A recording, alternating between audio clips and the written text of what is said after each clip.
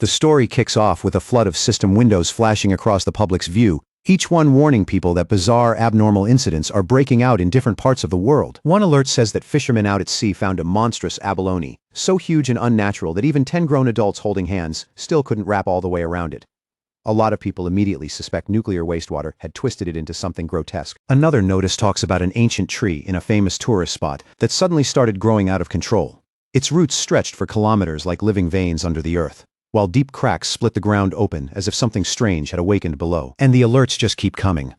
Giant vines are dropping out of the sky like something straight out of a fantasy story, while subway tracks in several areas are being torn apart, leaving chaos, destruction, and even casualties behind. But almost nobody takes any of it seriously. To most people, it just sounds like the usual sensational nonsense. No more believable than that ridiculous zombie bite panic from years ago that turned out to be absolutely nothing. Over at the school gates, groups of students are already gathered around, chatting loudly and swapping gossip, clearly way more interested in local rumors and campus drama than the strange news unfolding outside their little world. Then in one moment, every wandering gaze and half-finished conversation snaps in the same direction. The person walking over is none other than the school's famous beauty, Chu Qingli. The crowd instantly starts buzzing, wondering if she's finally here to dump her boyfriend in their eyes. That relationship was never equal to begin with. It always looked more like pity than love. Chu Qingli had already locked in her future at Qingcheng University, while her boyfriend couldn't even get into a decent college. To everyone watching, the distance between them was already impossible to ignore, and with that cold gap hanging there, Chu Qingli walks right up to Fang Yi and calls his name, making him turn around with a faintly curious look. Her face is cold, without even the slightest softness, as she tells him she's thought it through carefully and that what they have between them just isn't realistic anymore. She says school love stories always seem to end the same way.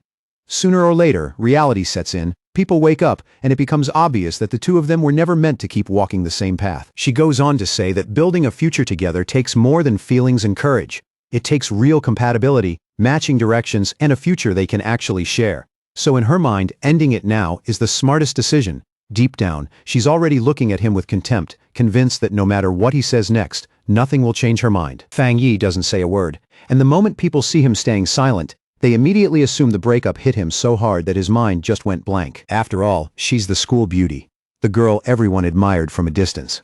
So naturally, they expect him to throw away his pride, drop to his knees and beg for another chance. But as they look at him, all they feel is disdain, thinking he was never worthy of a rich, beautiful girl like her in the first place. Just a toad dreaming of a swan. But Fang Yi just looks at her calmly, steady as ever, without the slightest sign of panic, and simply agrees to the breakup as if it's something minor, something that should have happened a long time ago. That one easy answer leaves Chu Qingli and everyone around her completely stunned.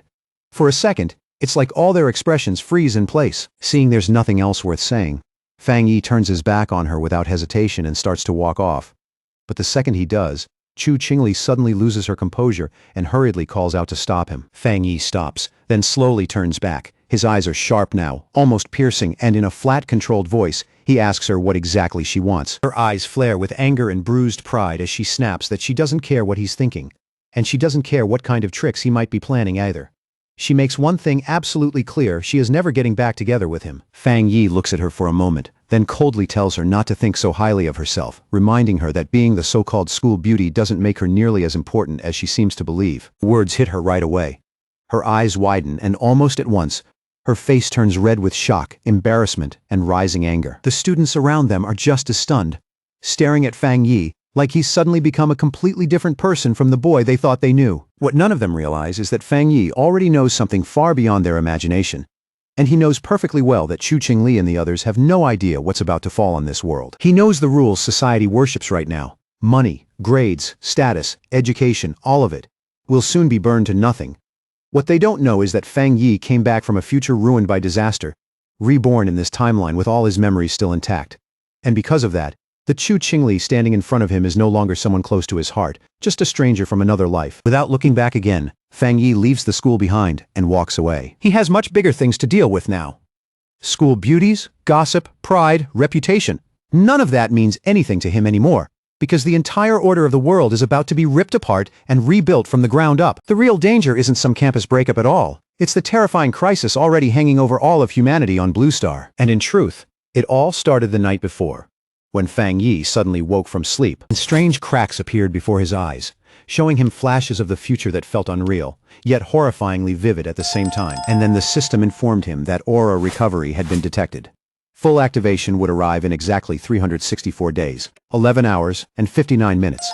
And once that countdown reached 0, the world would transform into something humanity had never seen before. At that moment, Fang Yi is still half dazed, struggling to figure out whether what he's seeing is real, a dream, or something even stranger. Then several figures appear before him, and the system calmly tells him that from this point on, the rules of human society are destined to be rewritten. The age of cultivators is about to descend on the world, and from that day forward, strength, pure, undeniable power will become the standard everything is judged by. Wary but curious, Fang Yi slowly raises his hand and asks who or what is speaking to him out of the darkness. The very next second, a strange eerie light starts gathering in front of him, glowing with an otherworldly shine that suddenly makes the whole room feel cold and unreal. A system window appears and explains that it comes from the outer universe, built from top-tier algorithms fused with cosmic mysteries. Its purpose is to automatically generate cultivation techniques based on any spiritual material the host touches. And almost mockingly, the screen also shows that his current number of techniques is 0. Fang Yi carefully reaches out, and his eyes widen when his fingers pass straight through the system window like it's made of nothing but light. Then, without any warning at all, a terrifying monster bursts into view and lets out a deafening roar. Its presence so violent it seems to shake the air around him. Fang Yi freezes on the spot. His whole body stiffens. Fear flashes into his eyes, and a cold chill runs through him. Inside the monster's gaping jaws hangs a corpse, and the system coldly tells him that this is the fate waiting for him as an ordinary person, the same doomed end that will swallow billions across Blue Star. Fang Yi swallows hard, his throat completely dry, and no matter how he tries to steady himself, he can't push down the fear rising inside him. He presses a hand against his chest, like he's trying to calm his pounding heart, while worry and dread settle heavily in his eyes. As the shock lingers, Fang Yi falls into deep thought, and memories from his previous life begin surfacing one after another with painful clarity. In that past life, he was never anyone special. Just an ordinary man swept along by the chaos, struggling day after day to stay alive while clinging to the faint hope that he might somehow survive what was coming. But he saw his nation collapse with his own eyes. He saw people suffer through misery, and in the end, even he couldn't escape the jaws and claws of the mutated beasts. He remembers dying in absolute despair, his heart filled with rage, helplessness, and a hatred so deep that even in his final moments it still burned like a curse. A sharp light slowly returns to his eyes, now filled with resolve, as he realizes that maybe this is exactly why the system chose him and sent him back 1 full year before aura recovery begins. He slowly lifts his hand again, fully aware that at this moment, most of the world is still living in complete ignorance, with no clue that a massive and terrifying change is already closing in. Fang Yi reaches out to the fragments of the system and makes up his mind. Every anomaly born from the aura, he's going to seize it first and turn it into his own advantage before anyone else can react. And right then, the system begins initializing a brand new evaluation, as if the first real step toward rewriting his fate has finally begun. A bright, eager light rose in Fang Yi's eyes when the system told him the connection had been completed successfully, like some sealed door in his fate had finally swung open. A completely new road had opened up in front of him. From now on, anything in existence could become material. And the mission in front of him was as clear as it was heavy. Gather powerful techniques, claim extraordinary abilities, become a true cultivator, and one day save the world from the disaster ahead. All across the city, notices spread fast, warning people that humanity was now facing a crisis unlike anything it had ever seen. There were no old answers to fall back on, no past experience to copy. The only thing left was to adapt and survive on your own strength. Everyone who saw those warnings froze in confusion, except Fang Yi. His expression barely changed, because he already knew this terrifying future was real. When he turned on his phone, one fresh notification after another filled the screen. At a glance, he understood what the government was doing.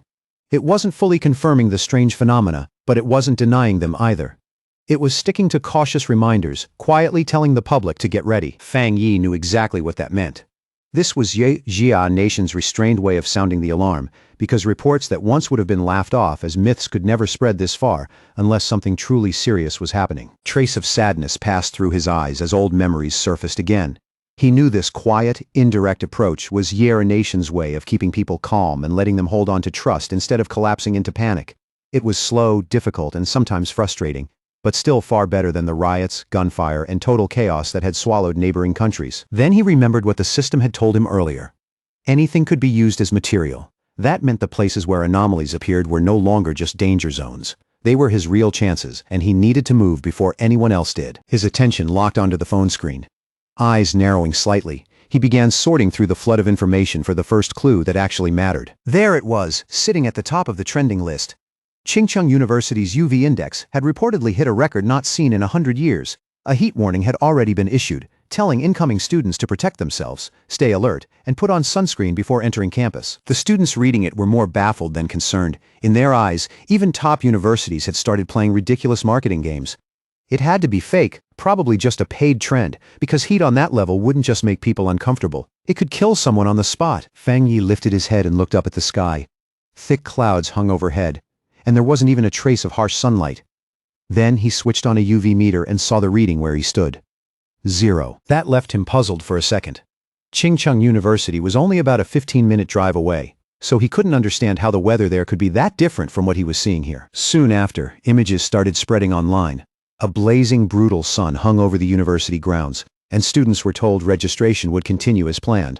But they were strongly warned to stay away from the north gate because of the terrifying UV levels, while the other entrances would stay open. When Fang Yi saw that, a faint smile tugged at his mouth. Though there was more certainty in it than amusement. He knew how this always went. When anomalies first appeared, most people brushed them off as publicity stunts, cheap marketing, or fake news. Only he understood what was really hiding underneath. And as that realization settled in, a glint of excitement rose in his eyes. His first real chance had finally arrived. Fang Yi quickly changed clothes and headed straight for Chingcheng University. Along the way, almost everyone had an umbrella up against the oppressive heat, and the temperature was so unnatural that even the leaves on the roadside trees had already shriveled and dropped. Once he arrived at Chingcheng University, he headed directly for the north gate.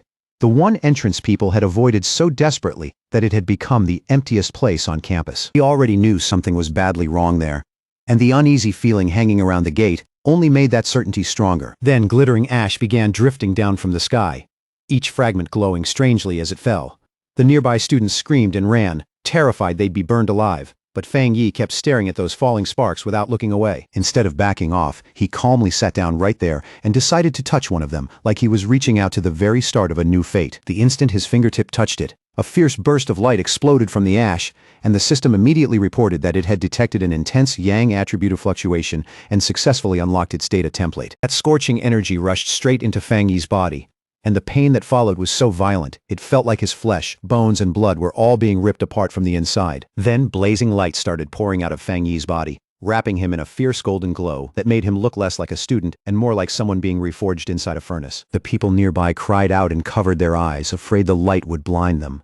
No one understood what they were looking at, and for a moment some of them even wondered if the heat and panic had pushed them into seeing things. The yang energy kept burning through Fang Yi's clothes, and the pain was so intense that he clenched his teeth until his jaw started trembling. He grabbed the top of his head and nearly lost control, his whole body shaking as he had no idea whether the system had finished compiling or not.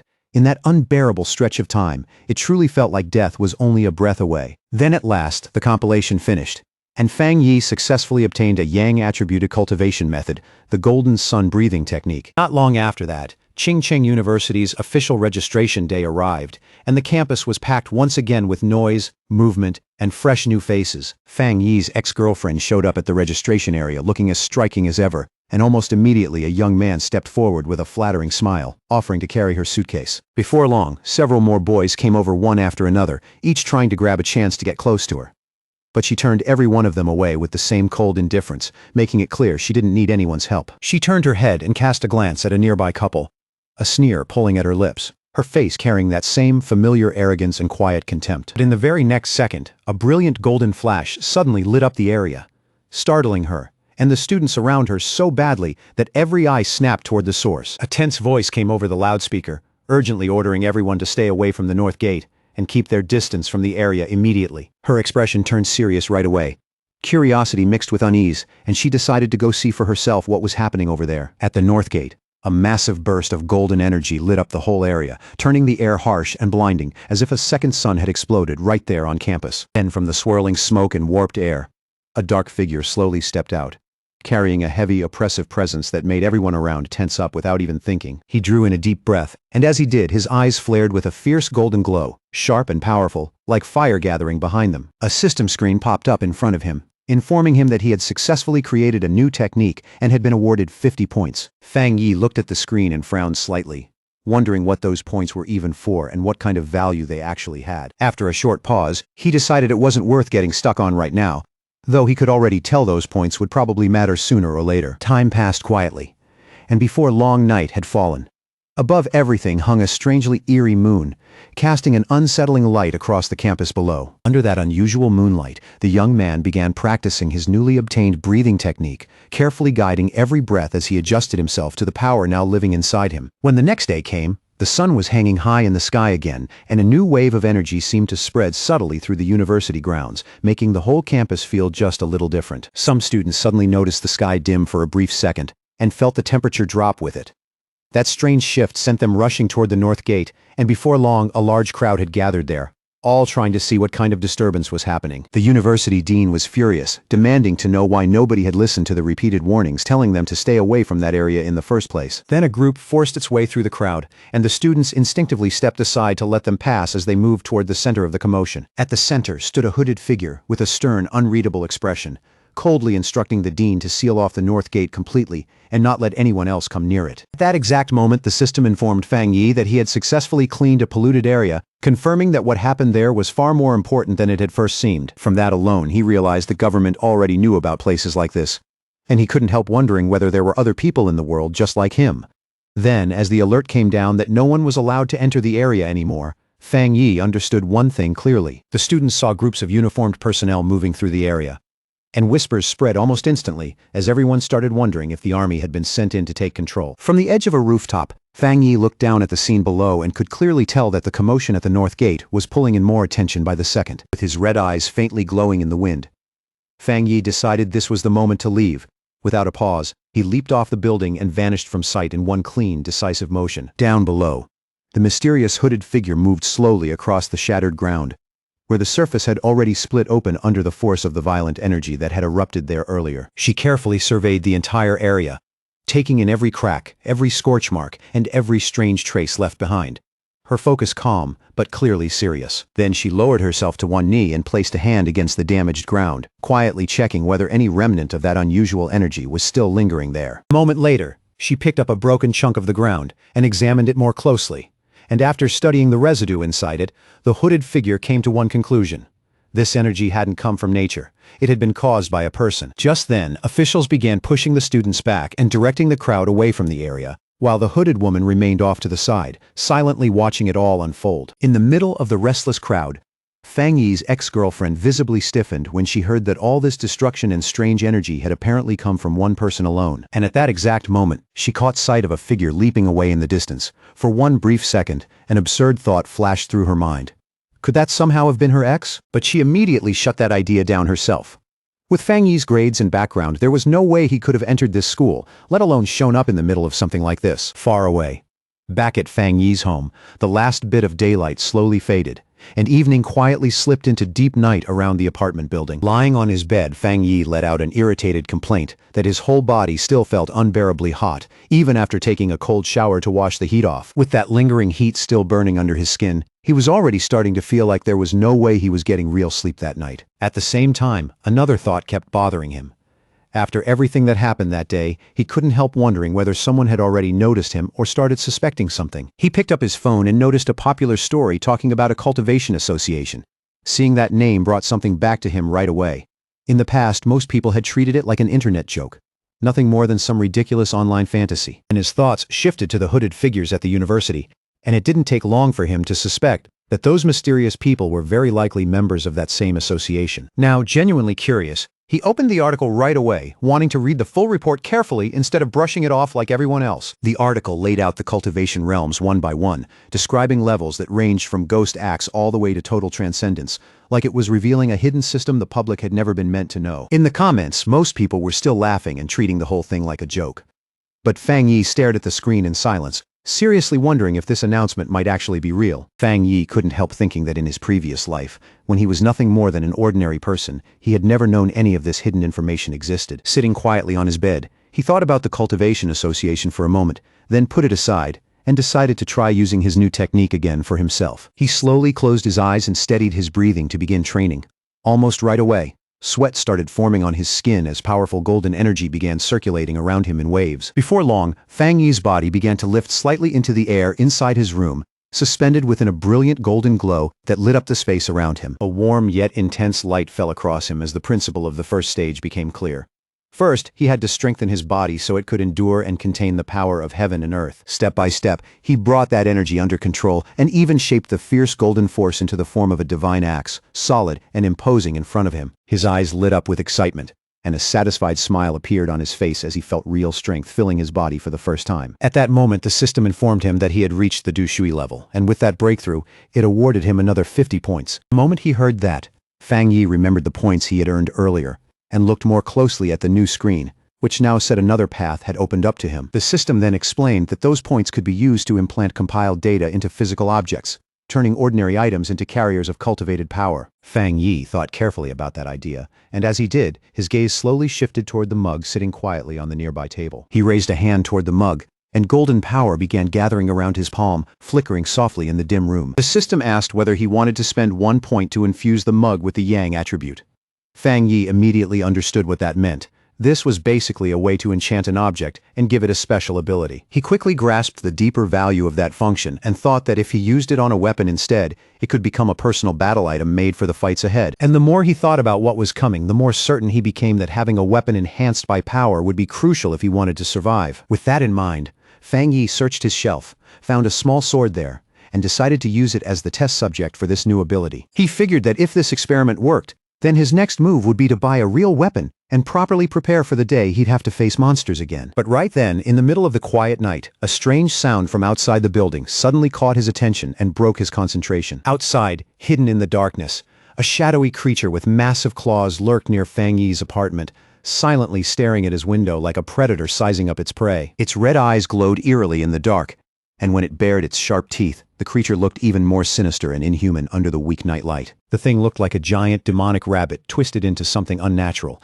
and it lowered its body as if it were about to launch itself straight at the building. But inside the apartment, Fang Yi still had no idea that danger had already reached his building and was getting closer by the second. Lying in bed, Fang Yi only felt restless and uncomfortable from the after effects of his new cultivation technique. Not realizing that wasn't the only reason he couldn't sleep. His red eyes narrowed slightly as he listened again, wondering where that strange noise was coming from. Something faint and scratchy, almost like a rat. At first he reasoned that it probably wasn't coming from inside his room or from the pipes, and guessed it might belong to some neighbor's pet nearby. As he slowly walked through the living room, he told himself that with his hearing improved the way it was now, it made sense that he could pick up sounds from nearby apartments much more clearly than before. Then he focused even harder and listened more carefully to the strange sound. But after only a moment, he realized something was wrong, and his whole body instantly went on alert. Fang Yi moved toward the door, and the moment he reached it, he came face to face with the terrifying creature standing right outside in the dark hallway. There in the narrow hall, the red-eyed beast stared straight at him with a savage glare,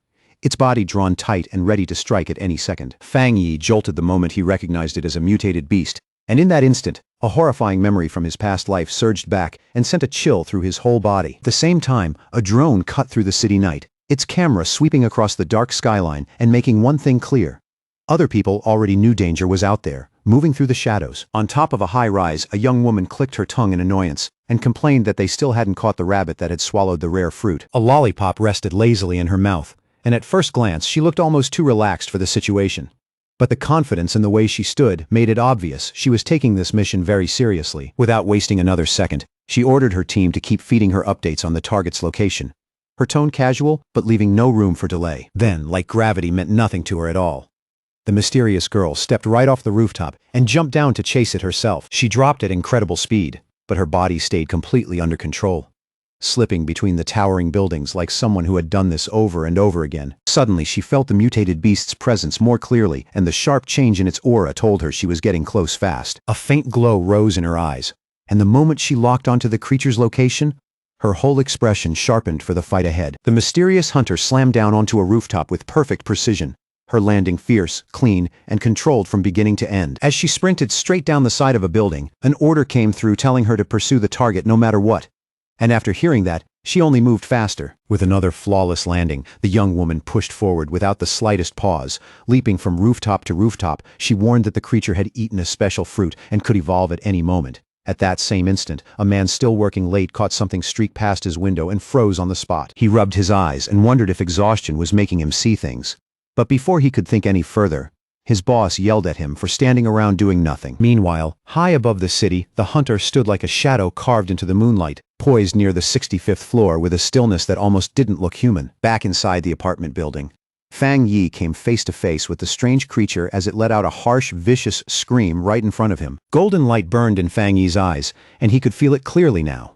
His body wasn't the same as before, and that change gave him the confidence to face this monster head-on. The creature slashed at him with savage claws, but Fang Yi twisted aside with astonishing speed and dodged the attack cleanly. And in that instant, Fang Yi realized just how much his body had changed, because the beast's once deadly strikes now seemed to crawl through the air in slow motion. Golden sun energy gathered in his hand as he stared at the beast, wondering why a mutated creature had appeared this early, far sooner than it should have. Even so, memories from his previous life surged up inside him, and Fang Yi steadied himself instead of backing down. He knew this creature hadn't fully evolved yet, but he also knew the night made it more violent, more unstable, and far more dangerous than it would be during the day. So Fang Yi moved first without hesitation, because he knew that if he failed to stop it here, everyone in this building would die. In the middle of the clash, Fang Yi managed to catch the creature with a hand wrapped in concentrated energy, stopping its movement by force. Then, with shocking ferocity and zero hesitation, Fang Yi bit into the creature and fought it at point-blank range with raw desperation. He locked the monster down in a tight hold, and the golden light in his eyes turned cold and sharp, filled with total focus and killing intent. As he swung the creature through the air, Fang Yi noticed something important and realized the beast's tail seemed to be its weak point. The second he saw the opening, he grabbed the creature's tail with everything he had and refused to let go no matter how violently it thrashed. Then Fang Yi hurled the monster straight into the window, and the glass exploded on impact, sending shards everywhere. Golden light flared around his fist as Fang Yi pulled back and prepared to throw one heavy, decisive strike. In the next moment, he unleashed a beam of energy that ripped through the air and hit the creature head-on while it was still suspended there. The monster was swallowed instantly by the brilliant golden beam, its whole body vanishing inside that fierce light. But the creature suddenly lashed out with its claws and grabbed at the golden energy itself, trying to seize it and devour it. Fang Yi realized at once that the beast was trying to steal his yang power, and he pushed back with everything he had. At that moment, Fang Yi understood that the power of the sun was far too violent for this thing to endure, and that the rabbit was basically destroying itself by trying to absorb it. Not long after, a golden explosion burst across the monster's body, completely engulfing it when it failed to withstand that overwhelming force. In the neighboring building, a couple jolted awake from the noise, and the man frowned sleepily as he asked if that sound had just been thunder. He got out of bed and walked over to the window to check for himself. But when he looked outside, the night seemed completely normal. Back at the scene, Fang Yi dropped to the floor, breathing hard as the last traces of golden energy flickered and drifted around him. Staring at what was left, he thought the creature had acted like a starving ghost, crazily trying to swallow his power no matter the price. After the fight was over, one of the monster's eyes rolled across the floor and came to a stop, releasing a strange strand of black smoke into the air. Fang Yi fixed a serious, unblinking gaze on the remains of the creature he had just killed, staying on guard even now. Without any hesitation, he brought his foot down hard on the eye and crushed it completely, destroying the final remnant of the beast. That was when he understood it. This creature of the night had been frantically drawn to his opposite Yang-type power, almost as if instinct itself had driven it insane. Fang Yi knew very well that if he were still an ordinary person, this monster would have torn through the building and devoured everyone inside without much effort. And with that in mind, he became even more certain that he had to master more techniques as fast as possible if he wanted to survive the much greater dangers still waiting ahead. Meanwhile, under the pale moonlight, the mysterious girl kept leaping through the air like a true hunter tracking prey through the night, moving at incredible speed. She ran straight down the side of another building as if vertical walls meant nothing to her. But the instant she arrived at the scene, the hunter's eyes widened in open shock at what she found. Standing there silently in the middle of the night, she stared at the aftermath and wondered if someone else had really killed her target before she got there. Kneeling beside the remains, she quickly confirmed that the target had indeed been destroyed, then quietly said she would try to recover the night attribute from what was left. But the moment her hand touched the remains, she stiffened. A trace of golden energy was still lingering inside them. In the very next second, a fierce wave of heat and burning force slammed into her senses so sharply that she recoiled at once and pulled her hand back. The young woman instantly remembered the lingering energy she had sensed earlier at the university gate, and in that moment, she knew for certain this wasn't some random overlap. It was definitely no coincidence. Once that connection clicked into place, her expression turned serious. With a steady look in her eyes, she raised her communicator and switched it on without hesitation. She reported back to base that the target had already been taken out by a powerful new forerunner, someone with a rare and clearly unusual ability that couldn't be ignored. A voice came through the communicator at once, asking if this same unknown person was also the one who had cleansed the university gate and killed the mutated rabbit. Then a man's voice confirmed.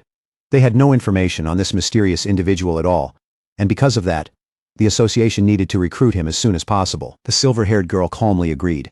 After that, she carefully gathered the small flame-like trace of energy and sealed it inside a container attached to her clothes. Her superior then gave her a new order, clear and direct.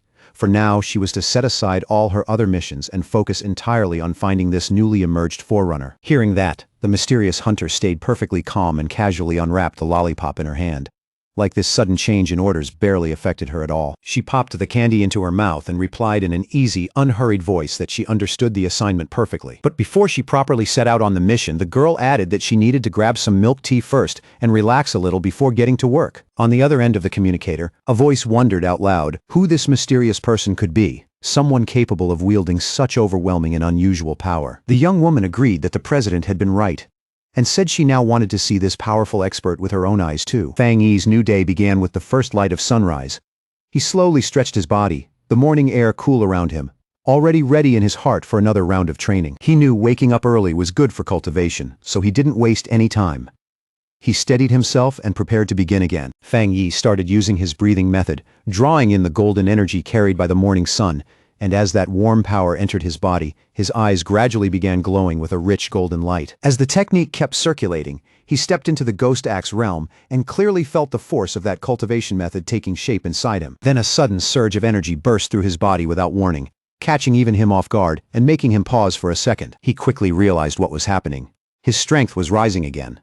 Power flooded through every part of his body, and he immediately focused to steady it and bring it under control. Fang Yi slowly tightened his hand into a fist, clearly feeling that condensed energy gathering and stabilizing in his palm. When he summoned his key axe again, he noticed right away that it felt much lighter in his hand than before. He gripped the handle firmly, his posture drawing tight as he prepared to test what this new strength could really do. The young warrior lifted the golden axe high over his head, gathering force through his whole body as he prepared to bring it down in one heavy strike. And in that moment, he broke through into the two-star Ghost Axe realm, and the power bursting out of him was far stronger than before. His eyes looked like they were burning with golden fire now, a fierce sign of the new level he had just reached. After that breakthrough, Fang Yi could clearly feel the change in his body. He was stronger, tougher, and far more capable of enduring the pressure that came with cultivation. He had advanced this quickly because he was still drawing on the leftover energy from his earlier power-up, using that stored force to push himself forward in a short time. Even so, Fang Yi made up his mind that from here on he would cultivate more carefully, moving forward step by step instead of blindly chasing speed. But his rapidly growing strength was already drawing too much attention, which meant he needed to find a more secluded place where he could keep training in peace. Meanwhile, inside the association's office, a man suddenly sensed something unusual shift in the air around him. The disturbance in the sun-attributed energy didn't escape him for a second, and he immediately wondered if that troublesome new guy was making another scene already. Not long after, Fang Yi found a quiet, isolated spot by a river, a place where he could calmly continue setting his next plan in motion. A system screen appeared in front of him, and after reading it, he confirmed that he was ready to add a special property to his weapon. He remembered testing this process on another object before, but that item had been too weak and simply couldn't withstand the force being poured into it. This time, though, the new blade resonated smoothly with his energy and formed a solid connection with it. Soon after, a system message confirmed that the item encoding had succeeded. Excited by the success of his newly empowered weapon, Fang Yi immediately got into position to test just how terrifying its power really was. The result stunned even him.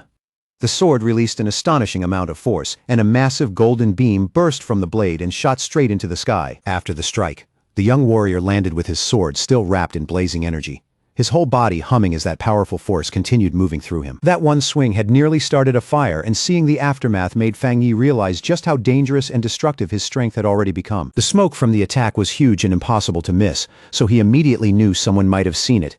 He needed to leave, fast. Elsewhere, a girl was already racing at high speed toward the thick smoke he had left behind, rapidly closing the distance. As she ran, she complained in frustration that she had only stepped away for a moment, yet somehow still managed to miss everything important. Then all at once the young woman stopped in her tracks, her expression changing the moment she saw what was ahead. The river itself was boiling, hovering over the damaged area, The agent stared in disbelief and wondered what exactly that new guy had done to this place. She could already picture herself getting scolded later, because ever since this mysterious person showed up, nearly everything around her had started going wrong. Just then, a flash of golden light in the distance caught her eye, and her gaze sharpened immediately with fresh curiosity. What she sensed next genuinely shocked her.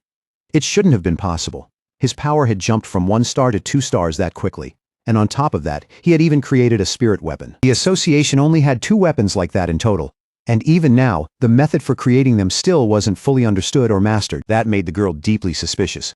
And she couldn't stop wondering how someone working completely on his own could have gained this kind of power. Still, after thinking it through, she told herself she might be mistaken and decided to clean up the mess he had left behind first. Far away from all of that, Fang Yi thought about how his weapon now successfully carried the Yang attribute, but even with that achievement, one thought still stayed with him. Since the system could encode nearly anything, he decided not to stop there. He pushed the blade even further and started adding more traits into it. Then his phone suddenly buzzed. A message from a total stranger popped up, and that was when it hit him. He had completely forgotten to stay hidden. Now some unknown person was inviting him into a pioneers group. He was genuinely caught off guard when he learned that official members were supposed to be at least in the Ghost Axe realm. The stranger quickly explained the situation. A brand new pollution zone had just appeared, and they wanted him to join a group hunt there. After asking for the location, Fang Yi received a file in return. Inside was detailed information on the lava dragon of the Shadow River. The zone was filled with lava, and it carried the same Yang attribute as his own power. Fang Yi thought it over briefly, then accepted the invitation. Meanwhile, far away in Binmu district, a team had already gathered on site, waiting for Old Lee's friend to finally arrive. One of the members mentioned that the girl's map had been incredibly precise, which was why he had been able to find this place so easily. The blonde girl thanked everyone for coming, then calmly reminded them that if they wanted this to work, they would need to cooperate. She came from the Cultivation Association, and to be honest, she was a little disappointed. The pioneers who had shown up were not nearly as strong as she had hoped. What most people didn't know was that the Cultivation Association was actually tied to the government. It had taken a huge effort for her to get in, and her family had even called in favors to make it happen. That was exactly why she couldn't bear the idea of failing here. Right then, one of the explorers looked up, spotted the newcomer approaching, and immediately called out his name, Fang Yi. Fang Yi arrived with a powerful presence, his newly forged sword in hand, and introduced himself in a calm, confident voice. The agent visibly stiffened at the pressure coming off him, but when she focused on his aura more carefully, she realized it wasn't crushing at all. It felt warm, steady, and strangely reassuring. Now that everyone was finally here, the leader gave the signal, and the whole group began moving toward the cave entrance together. Fang Yi stepped to the front without hesitation and told the blonde agent to take care of the lighting from behind him. The team went deeper into the cave. One of them warned Fang Yi to watch the loose rocks overhead, while the others quietly found it strange that the place still wasn't as hot as they had expected. As he led the way, Fang Yi couldn't help thinking about how quickly these people had accepted him. In a time like this, that kind of trust and companionship felt unexpectedly real. Fang Yi kept moving forward, and before long the ground under his feet began to change color. That alone was enough to tell him danger was close. A moment later, they stepped into a massive open chamber and froze. Stretching across the cavern was a river of boiling lava. Before anyone could react, Fang Yi rushed straight toward it, making the blonde agent shout for him not to do anything reckless. To everyone's disbelief, he drove his sword straight into the lava. The explorers panicked instantly and cried out in alarm. A violent blast of fire exploded outward, throwing the whole team backward, while Fang Yi's system suddenly detected a worldwide anomaly and began analyzing the data pouring in. As Fang Yi forced his sword deeper into the lava, the system broke the anomaly apart and uncovered a new power called Inner Flame. It was a force with terrifying internal heat and explosive properties. At the same time, it derived a new move, the Scarlet Flame Sword Technique, which released that power the moment the blade was drawn, covering the sword in blazing fire and crackling lightning. No more hesitation left. Fang Yi tightened his grip on the sword. Both his eyes and the blade flared with burning power, as if this technique had been made specifically for his Tang sword. Down below, the other explorers were still sprawled on the ground where the blast had thrown them, and all they could do was stare in shock as Fang Yi stood completely unharmed inside a swirling vortex of fire. Only then did they realize his weapon was pulling in the power of the lava itself. Fang Yi then spent his script points and permanently engraved the Scarlet Flame attribute into the sword, leaving it blazing with a fierce new power. When the flames finally faded, his teammates assumed he had only gone through a small cultivation accident and had already recovered from it. The whole group lit up with excitement when they realized the cave's spiritual energy had stabilized. One person happily celebrated that he could finally absorb it without trouble. while another, just about to step onto the cultivation path, excitedly shouted Zhang Xiaoya's name. The blonde agent Zhang Xiaoya told them to take full advantage of the chance and cultivate while she kept watch. The team thanked her at once for giving them that opportunity, but that brief calm didn't last. Zhang Xiaoya suddenly sensed several figures approaching the entrance and quickly warned everyone that other pioneers had arrived. 3 heavily built men stepped into the cave. Leading them was a one-eyed man with an eye patch and glowing red eyes, who arrogantly declared that this resource-rich place belonged to them now. Zhang Xiaoya's heart dropped immediately. She recognized at once that all 3 of the newcomers had reached the 1-star Ghost Axe realm, far beyond what her current team could handle. Even so, Zhang Xiaoya kept herself calm and tried to reason with them. She politely pointed out that her group had arrived first, and even offered to let them join in. Her attempt at diplomacy was met with pure contempt. The eye-patch-wearing leader mocked her weak cultivation and told them to leave if they knew what was good for them. Zhang Xiaoya's expression turned cold. She understood better than anyone the brutal rule of the strong devouring the weak in this new age. But as a member of the Xia Nations Association, she also knew she couldn't just stand there and accept it. Just as the standoff was about to break into violence, Fang Yi stepped forward and placed himself between Zhang Xiaoya and the hostile leader, his sword already burning in his hand. He looked straight at the huge man and coldly asked if he really had nothing better to do than bully a young woman.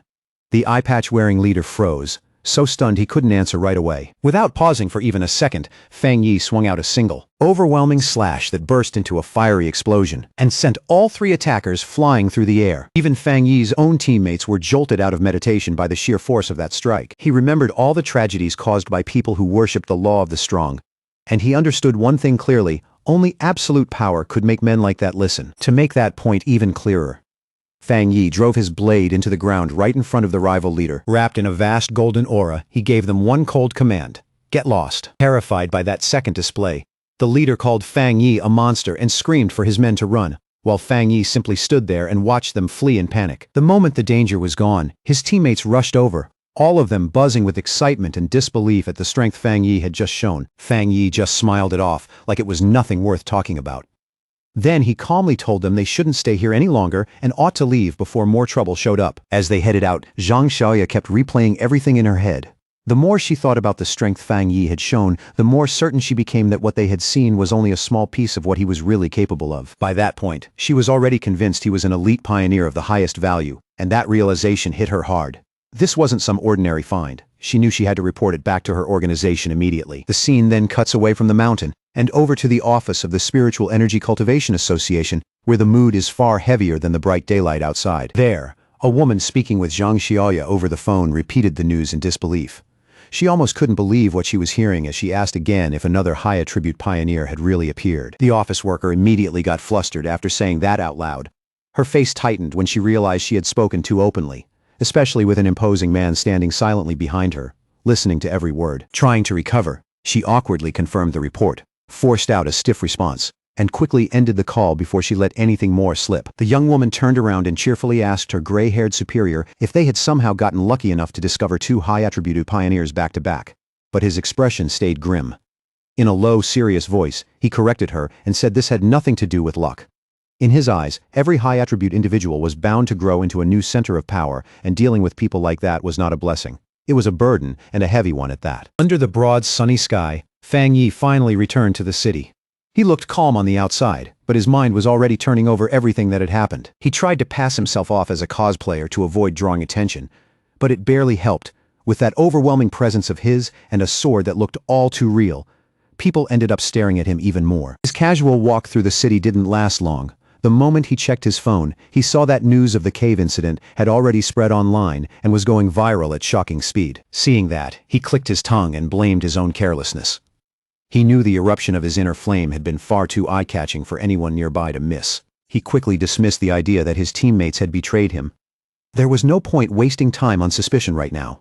Instead, his attention shifted to the much more urgent problem building inside his body. The massive surge of yang energy he had absorbed was already forcing him toward another breakthrough. Fast. There was no time to hesitate, so he immediately headed for the back mountain in search of a quiet place where he could advance without interruption. Only 5 minutes later, on that same mountain beneath the open sky, someone else happened to be nearby. That person was a silver-haired young woman named Su Qingying. On the surface, she worked in garden restoration, but behind that calm appearance was strength far beyond what her gentle profession suggested. While going about her work, Su Qingying suddenly felt a powerful presence erupt in the distance. It was so sudden and intense that her whole body tensed on instinct. She looked up and saw a burst of light blooming ahead like a miniature sun. In that instant she recognized it for what it was. A cultivator was breaking through into the 3-star Ghost Axe realm. The sheer scale of that energy made her stop cold.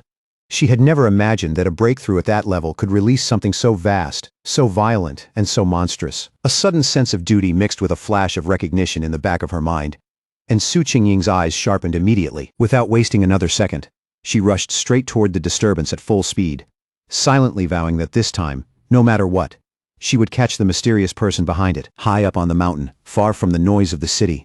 Fang Yi had already settled down and fully focused on breaking through, shutting everything else out. He drew in huge torrents of golden energy from every direction. The power spun wildly around him, then gradually gathered above his head into a radiant sphere that shone like a newborn sun. As he meditated in midair, the force building behind him condensed into a complex, star-shaped divine form. Golden arcs of energy crackled across his skin, his eyes burned with power, and every breath became part of the struggle to keep that violent surge under control. At last, all that raging power began to merge, layer by layer, until it formed a giant divine axe made of pure golden and pale blue energy, dazzling to look at and crackling with terrifying force. By then, Su Qingying had arrived. But the moment she saw the scene in front of her, she stopped dead. For a few seconds, she could only stare.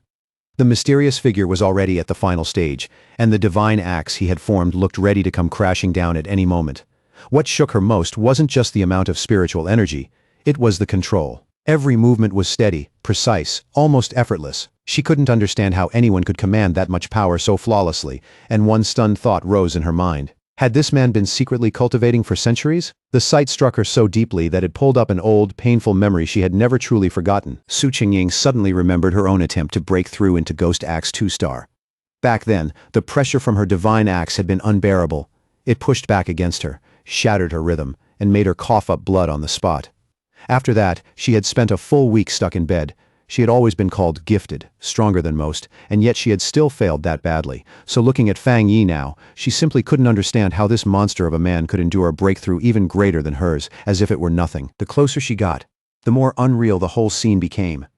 The air on the mountain was packed with spiritual energy, every movement of the axe was controlled with impossible precision, and even the force coming off it felt like it had been refined thousands of times over. There was no impurity, no instability, not a single bit of wasted power. At that point, Su Qingying couldn't even describe him as merely talented or monstrous anymore. In her eyes, he looked more like a god descending from the heavens than a human cultivator. She also noticed how calm he stayed through the entire process. Most pioneers, once they sensed a breakthrough coming, would rush through it in panic or excitement, afraid the chance might slip away. But this man moved with the quiet steadiness of someone who had already weathered countless storms. Every choice carried deep experience, and there was something about him that felt like an ancient master. Her thoughts were cut off in an instant when the giant, blazing divine axe finally began to move. She held her breath and watched as the overwhelming weapon shifted with clear intent, then swung out toward the east. At the very peak of his power, Fang Yi's eyes blazed with pure golden light, while thin cracks of raw energy spread across his face like glowing fractures barely containing what was inside him. He floated at the center of a blinding storm of golden force, his body surrounded by raging brilliance as he successfully brought that enormous mass of energy under control and forced it to evolve. Then a system window appeared before him, crisp and undeniable, confirming the result. He had officially stepped into the Ghost Axe realm, 2-star. Newly formed divine axe then slammed into the earth with unstoppable force, releasing all of its stored power in one massive shockwave that tore violently across the mountain. Su Qingying was hit head-on by that terrifying blast, and had to brace herself with everything she had just to stay on her feet against the sweeping wave of golden energy. The remaining force carved a massive path straight through the forest before gradually fading into silence. And by the time Su Qingying lifted her head again, the mysterious man was already gone without a trace. Breathing hard from the chase and the frustration of it all, Su Qingying could hardly believe she had missed him again, especially when she had reached the area in less than 30 seconds. A troubling thought soon crossed her mind. He must have realized someone was tracking him, and if he stayed this cautious, this elusive, and this hard to pin down, then her mission to recruit him into the association might be doomed from the start. Just as she was about to give up and pull back, she suddenly paused. An idea flashed through her mind. Instead of staring at the torn path left behind by the shockwave, she turned toward a giant old tree nearby, its trunk still faintly glowing with leftover golden light. That tiny detail gave her a new sense of certainty. Looking into the woods that seemed empty, she respectfully called out to him as senior, and asked if he was still somewhere nearby. From the deep shadows of the forest, Fang Yi finally stepped out. His hooded figure carried a quiet, almost chilling confidence. His red eyes were still faintly glowing, and the moment he looked at Su Qingying, he immediately understood that she was the one who had been investigating him these past few days. Now that she had been found out, Su Qingying forced herself to stay composed and introduced herself formally without backing away. She said she was the captain of the Firefly Squad under the Spiritual Practitioners Association of Jaya Nation, and also one of the nation's earliest pioneers. Then, on behalf of the association, she sincerely invited him to join them.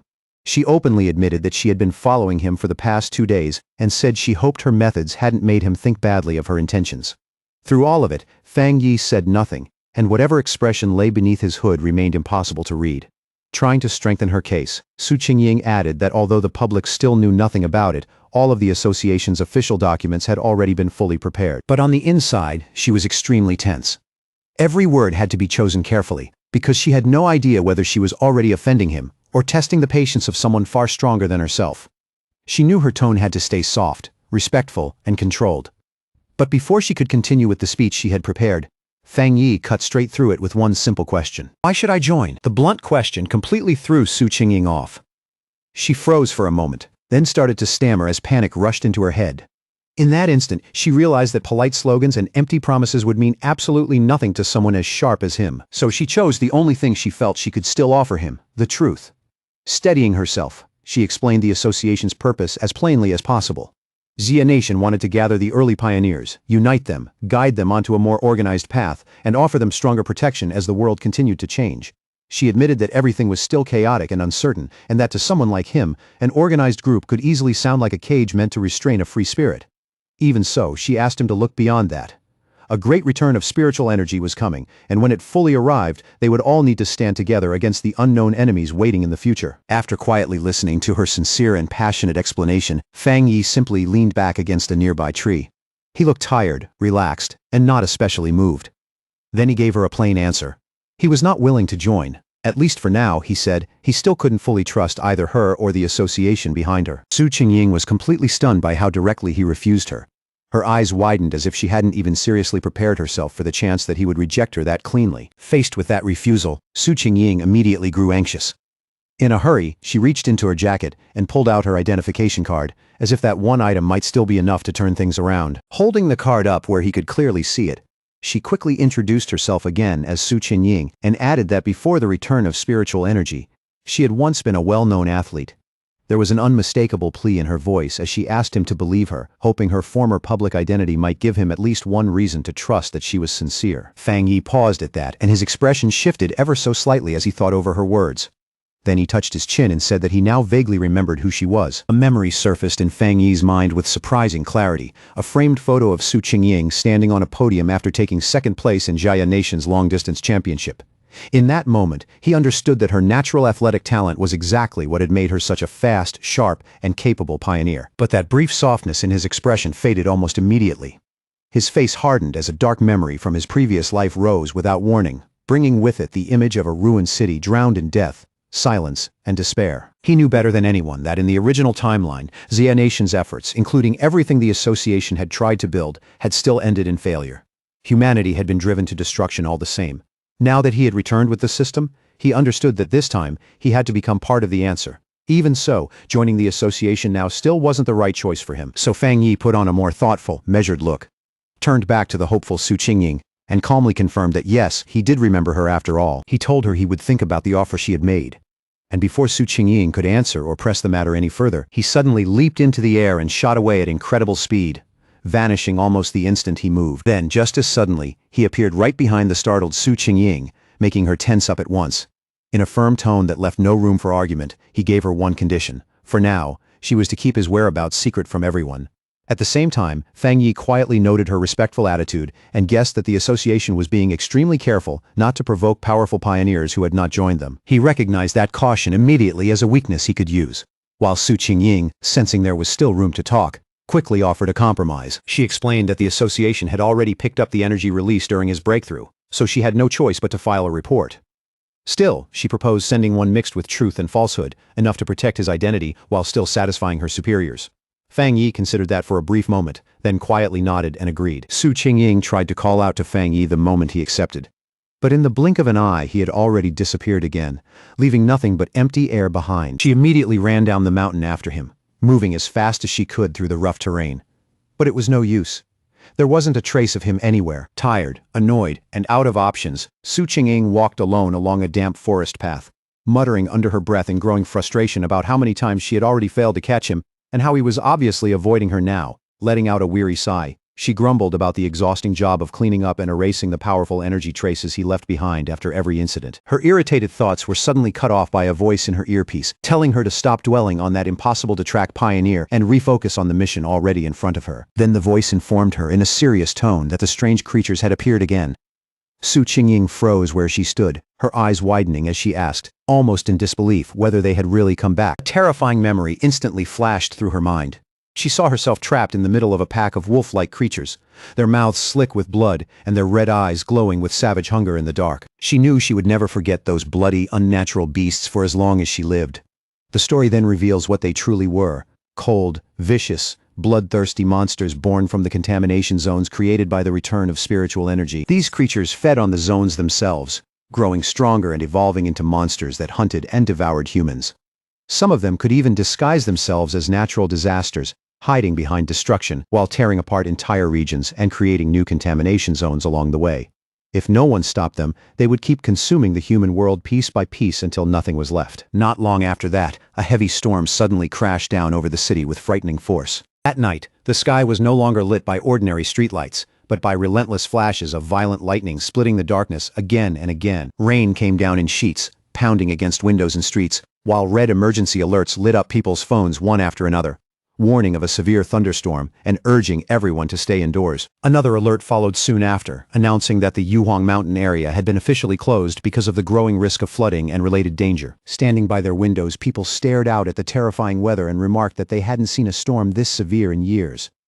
Some even joked nervously that maybe some powerful being was up on the mountain going through a lightning tribulation. Hidden in a narrow, rain-soaked alley, Fang Yi watched the storm with a grim, focused look, one red eye glowing faintly in the dark.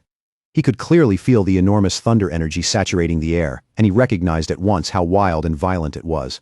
This was no ordinary storm.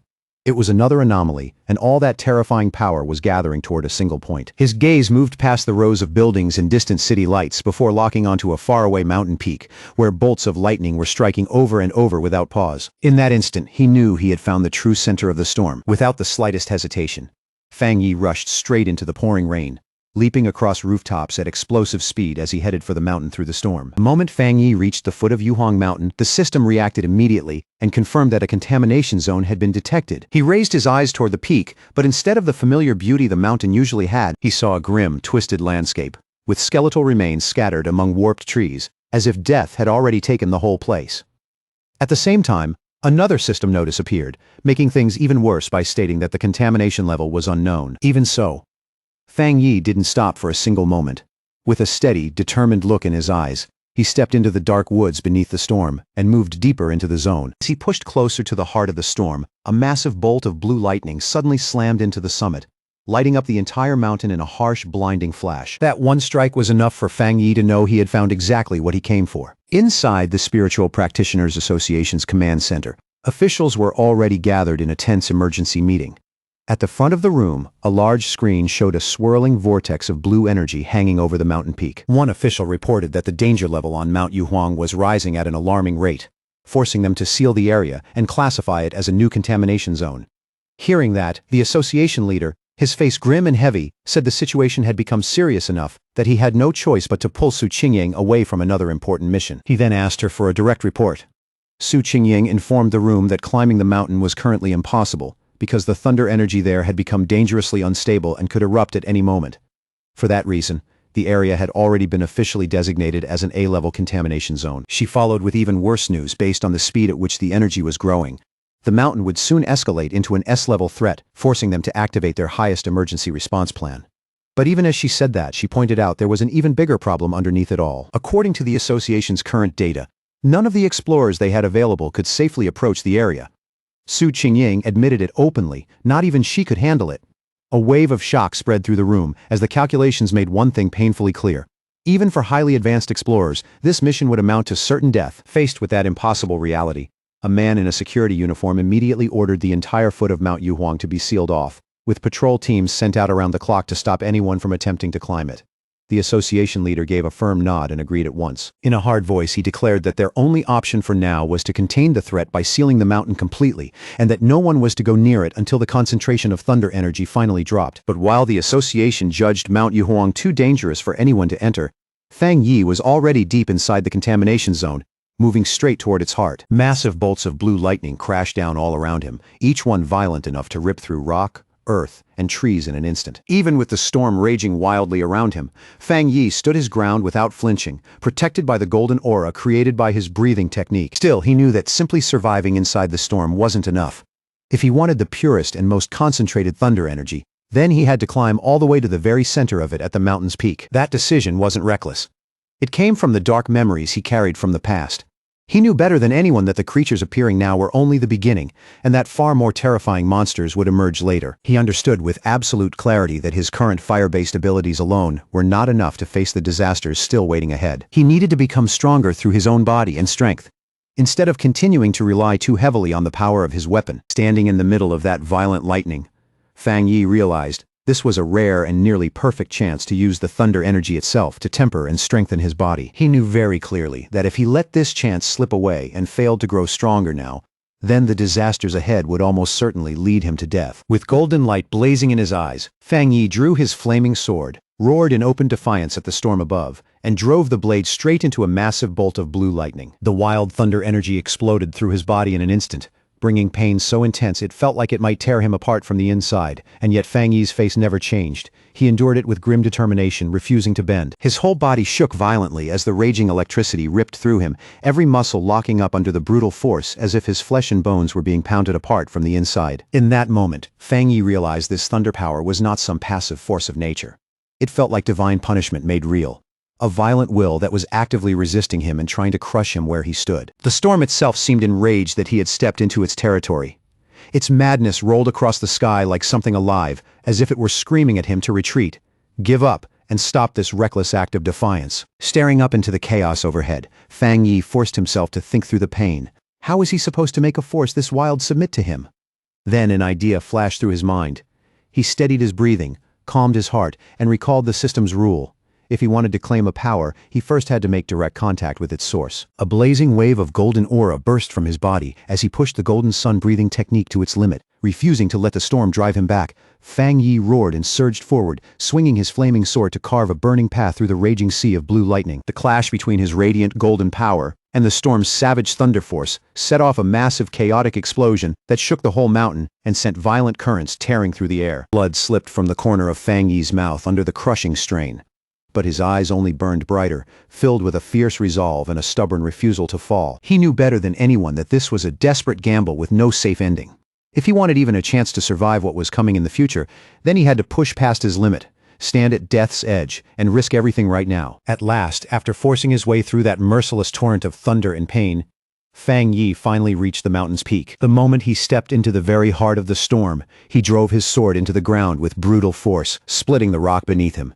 Here, the thunder power was far more terrifying than it had been below, a violent flood of raw energy so dense and oppressive that even breathing felt difficult. Standing there, Fang Yi could clearly feel the storm's full attention settle on him. It was no longer trying to drive him away, now it wanted him dead. As if responding to that challenge, the storm gathered all of its power into one terrifying strike and hurled a massive beam of white-hot lightning straight at him, a final blow so overwhelming it was clearly meant to erase him completely. Just as Fang Yi faced that ultimate strike head-on, the system suddenly activated. It detected an extremely powerful thunder attribute inside the attack and immediately began processing and analyzing it. Far below in the city, people stood by the windows of a tall building and stared at the distant mountain in shock. One man held up his phone to take a picture and muttered that he had never seen lightning that huge in his life. Another looked into the sky and half joked, half believed that maybe some god was undergoing a heavenly trial, even swearing he had seen the outline of a person inside the storm. At the mountain peak, the struggle ended in a blinding explosion of light that lit up the storm itself. Fang Yi had won, a system message appeared to confirm it, announcing that he had obtained refined divine thunder power and could now summon heavenly lightning to temper his body into something godlike. As an extra reward for surviving and succeeding, the system granted him 5 riding points. Now, floating in mid-air, surrounded by crackling blue lightning and the glow of his golden aura, Feng Yi quietly grasped the nature of his new power. Thunder was a top-tier attribute, terrifying in both offense and defense. Unlike his sun power, which leaned more toward protection and endurance, thunder could refine the body itself and turn it into a far more violent, concentrated form of energy. He quickly decided that from this moment on, thunder would become both his spear and his shield. And the more he understood it, the clearer it became that this power was not only about destruction. Hidden inside it was purification, rebirth, and the force of violent renewal. He could feel that new energy moving through him, sinking into his bones, muscles, and veins, strengthening his body piece by piece without bringing the pain he had expected. Then the system presented him with another choice, offering an upgrade called Punish Evil. It promised double critical damage and asked whether he wanted to spend riding points to unlock it now. After descending gently and landing without a sound, Feng Yi lowered his gaze and began thinking carefully about what to do with this newly gained power. His first instinct was to channel the thunder attribute straight into his Tang sword and strengthen the blade even further. But he didn't rush it. He paused and weighed the idea with unusual care. Doing that would definitely make the weapon stronger, but Feng Yi worried it might disrupt the purity of the sun attribute already stored inside it. He also understood that cramming too many different forces into one weapon could make it unstable, or worse, ruin it completely. Then, all at once, a sharper and much bolder idea came to him. Looking down at his own hand, Feng Yi made a different decision. Instead of placing the thunder attribute into the sword, he chose to implant it directly into his right hand. The system immediately responded, asking whether he wished to infuse the selected item with the thunder attribute. A confident, almost amused smirk spread across his face as he gave the command, without the slightest hesitation. In the very next instant, all the wild blue lightning still lingering in the air rushed toward his right hand in a violent stream, as if the entire storm had just been seized and claimed by him alone. By the next day, the immediate danger on the storm-shattered peak of Mount Yuhuang had already passed. Below a cliffside, Su Qingying stood beside an army officer named Han Li, and together they looked down at numerous body bags lined up in grim silence. Su Qingying reported that the contamination zone's energy had dropped in a strangely sudden way, falling from its highest danger level to a mild one in only 3 hours, though traces of electricity still lingered in the air. Han Li listened to her report, and almost immediately formed his conclusion. Someone had definitely been here. In his judgment, it had to be a seeker. Someone who hunted dangerous events like this instead of avoiding them. Su Qingying was visibly taken aback by that idea. She wondered out loud whether another seeker had really been involved, and more importantly, whether anyone could actually survive something like what had happened here. She crouched down and carefully searched the area for any clue that might have been left behind, but she couldn't sense anything useful. In the end, she could only guess that the heavy rain from the night before had washed away whatever traces had once been there. After piecing the timing together, she concluded that the seeker must have safely left the mountain at around 8 o'clock the night before. Han Li agreed with her estimate, noting that the strange event had first begun around 6 p.m. and that the army had sealed the mountain by 7 p.m., which meant the seeker must have climbed it before the lockdown began. He further pointed out that their instruments had predicted the threat would rise to S grade, yet after 8 p.m., the energy had suddenly started collapsing instead. Standing at the point where the lightning had once been strongest, Han Li gave his own theory. He believed the seeker had not only survived the storm, but most likely possessed a thunder-related ability and had turned a deadly disaster into an extraordinary opportunity. From that, he concluded that this mysterious person was the direct cause of the sudden change in the mountain's condition. Then, Han Li voiced his biggest concern. People like this were the most dangerous of all because no one yet knew whose side they would choose. Su Qingying agreed immediately, adding that if someone this powerful ever became a real threat, the disaster they could bring would be almost beyond imagination. That was exactly why they had to find this person as quickly as possible. Miles away from all of that, Feng Yi was sitting comfortably on his couch, completely unaware that a military operation was now starting to focus on him, when he suddenly let out a loud, unexpected sneeze. Back on the mountain, Han Li made his decision without delay. In a firm voice, he gave a direct order to his troops. Find this person immediately, no matter the cost. As soon as the order was given, he assigned the mysterious target a temporary code name of his own. From that point on, they would refer to him as the Tyrant. The investigation on Mount Yuhuang began at once. The army hoped the Spiritual Practitioners Association would be able to recruit the mysterious individual known as the Tyrant as soon as possible. Until then, they would keep every detail of the incident hidden from the public and quietly carry out a separate investigation of their own. On the rain-soaked peak, the association leader told Han Li that they already had a high-level pioneer trying to make contact with the unknown person. After saying that, he turned towards Su Qingying and ordered her to deliver her report directly to the major. Caught completely off guard by that sudden command, Su Qingying sucked in a sharp breath and visibly panicked for a brief second. Forced to think fast, she immediately began giving the half-true report she had already prepared in her mind. To make it believable, she tied the current mountain incident to the mysterious pioneer who had recently cleared the contamination zone at a local university. Inside, her nerves were in total chaos. She was terrified that one wrong word might expose her secret arrangement with Fang Yi. Even so, she forced herself to keep going, explaining that she had been trying to make contact with him but that he was extremely difficult to track down. She mentioned the corpse of the mutated rabbit he had killed and used that evidence to correctly identify his Yang Flame attribute. She finished by promising that she would do everything she could to get closer to him and learn how he had cleared the university's gate. All the while, she silently prayed that everything would go smoothly, knowing that mixing truth with lies was the only way to make the story believable. Han Li listened carefully to every word, his mind clearly turning over what it meant for a pioneer to possess a Yang Flame attribute. In the end, he seemed satisfied with her report. He thanked her for her hard work, and even praised her as a talented young pioneer.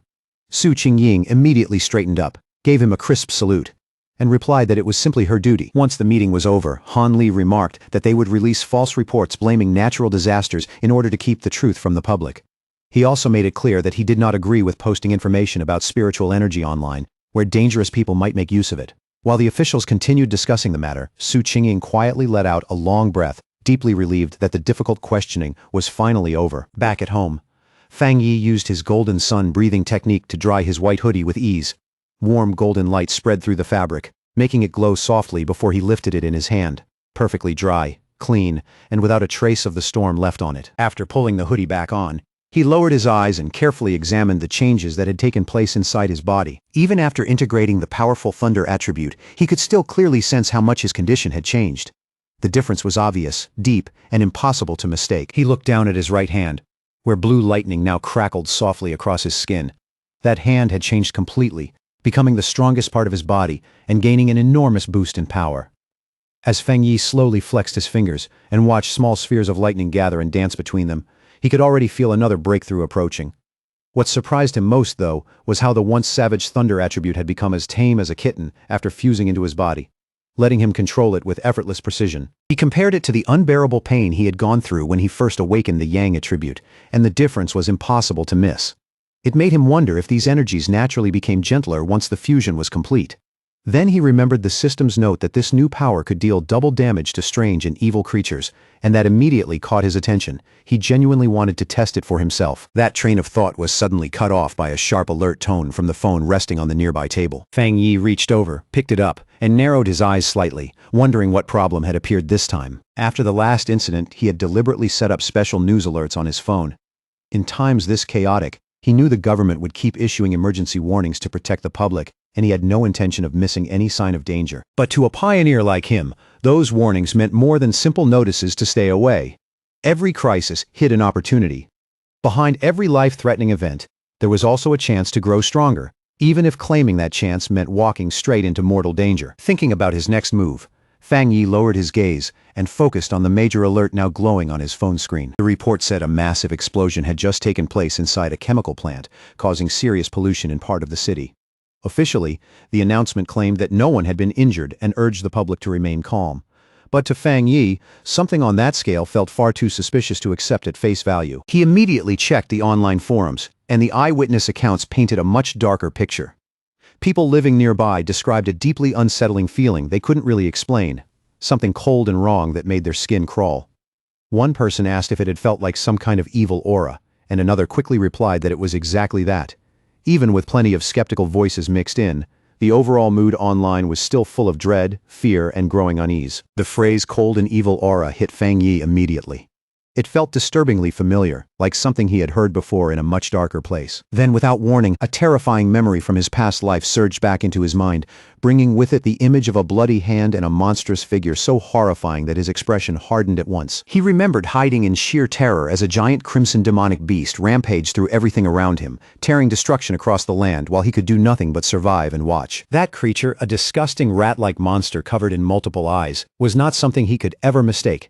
It was a threat he knew all too well. Back in the present, Fang Yi's face turned completely serious, and the last trace of casual calm vanished from his eyes. He remembered exactly what kind of beings these creatures were. They had once been ordinary plants or animals, but after gaining self-awareness, they underwent strange mutations. Their power spiraled out of control, and they developed terrifying abilities made for hunting and slaughter. Worst of all, they loved to appear under the cover of night, when fear already ruled the dark. The moment he realized this new threat was at least 100 times more dangerous than the mutated rabbit he had dealt with before, Fang Yi knew he couldn't just stay home and ignore it. He clenched his fist, and fresh blue lightning crackled across his knuckles as he made up his mind. He would go out that very night and make sure these creatures had no chance to survive, evolve, or grow stronger. As he rose to his feet, thin strands of electricity curled around him, and his eyes sharpened with purpose. It was time to test his new 200% critical strike ability in a real fight. On a dark night, heavy with storm clouds, rain fell steadily over the empty city streets, covering the world in cold reflections and restless silence. As a traffic light shifted in the wet darkness, a blur suddenly cut across the road below. A squad of cloaked figures moved through the rain at astonishing speed, so fast they almost didn't look real. These were the members of the Destroyer Squad, and tonight they weren't patrolling. They were hunting. One of them reported back to headquarters that they were currently tracking Anomaly, file number 7, codenamed Candle Night. But the target had slipped away, and they had temporarily lost it. According to the existing file, the creature had the ability to merge into darkness, making it extremely difficult to track once it disappeared from sight. The squad member then added several new and unsettling details to the record. The anomaly apparently gave off a faint sizzling sound whenever it was nearby, and it had a clear habit of feeding on humans. As lightning tore across the clouds overhead, the squad landed on a rooftop and paused there to survey the city below. Their leader, a stern man with pale hair and a scar across his face, stared into the storm and understood immediately that this weather was perfect for the creature's hunt. With grim certainty, he said they could not allow that to happen under any circumstances. Miles away, inside a brightly lit command center buzzing with activity, an operator received the latest field update and quickly confirmed that the new data for File 7, Candle Night, had been officially submitted. The situation was already being treated as serious. An extermination request was filed immediately as a high-priority matter, with a strict goal of eliminating the threat within 12 hours. Headquarters responded just as quickly. The Destroyer Squad was ordered to continue pursuing the target, but the command also made it clear that the team's own survival remained the highest operational priority. Without wasting another second, the squad launched back into motion, leaping from building to building through the rain-soaked city as the chase resumed at full speed. Their leader paused only briefly to study a glowing holographic map of the city where red markers spread across the screen showed numerous active anomalies. He knew a 12-hour response window was far from ideal, but it was the best headquarters could manage. The nation was vast, anomalies were appearing everywhere, and even their advanced system and manpower were being stretched dangerously thin. Just as the Destroyer Squad reached the edge of the target's last known location, a fresh warning came in from headquarters. The operator informed them that the zone they were about to enter was currently under observation by agents from the Spiritual Energy Cultivation Association. A photo of Su Chengying appeared on their screen as the operator explained that her team was stationed nearby to monitor pioneer activity in the area and could be contacted for support if needed. The Destroyer Squad leader acknowledged the message right away and asked headquarters to request her assistance, saying he had already heard of Su Chengying's impressive work. Elsewhere, when she received the notice, Su Chengying was caught off guard and mildly surprised to learn that her reputation had spread that far. Out in the rain, the Destroyer Squad stood waiting with grim patience, stormwater dripping from their cloaks as they held position in silence. Not long after, Su Chengying arrived with her own cloaked team and took position on a higher rooftop overlooking them. One hand resting on her hip, she looked down at the squad below with easy confidence and asked if they were the ones dragging her out here for overtime. The Destroyer Squad leader did not like her relaxed tone at all. With a stern look, he told her that the Candle Night anomaly hunted and ate people, and that this was far more serious than some simple overtime complaint. One of Su Chengying's teammates immediately fired back, asking if that was really how someone was supposed to ask for help. Su Chengying turned as if she were about to leave on the spot, lightly saying that the Destroyer Squad seemed so capable they probably didn't need any help after all. She announced that her team, the Ying Squad, would be taking their leave.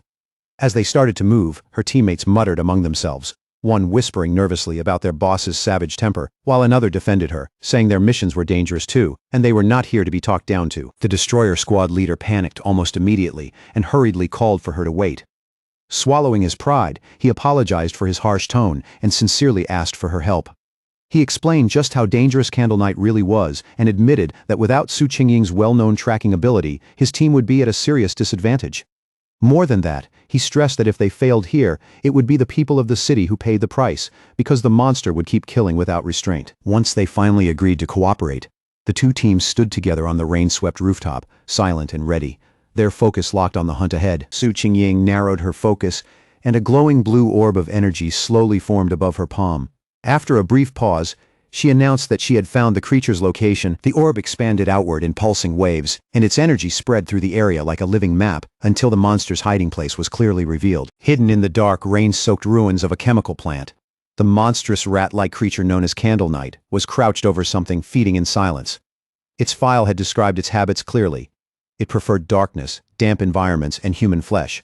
Seeing it there only made that description feel horrifyingly real. The moment the target was confirmed, Su Qingying's expression sharpened, and she gave the order for the joint operation to begin. The creature's senses were terrifyingly sharp.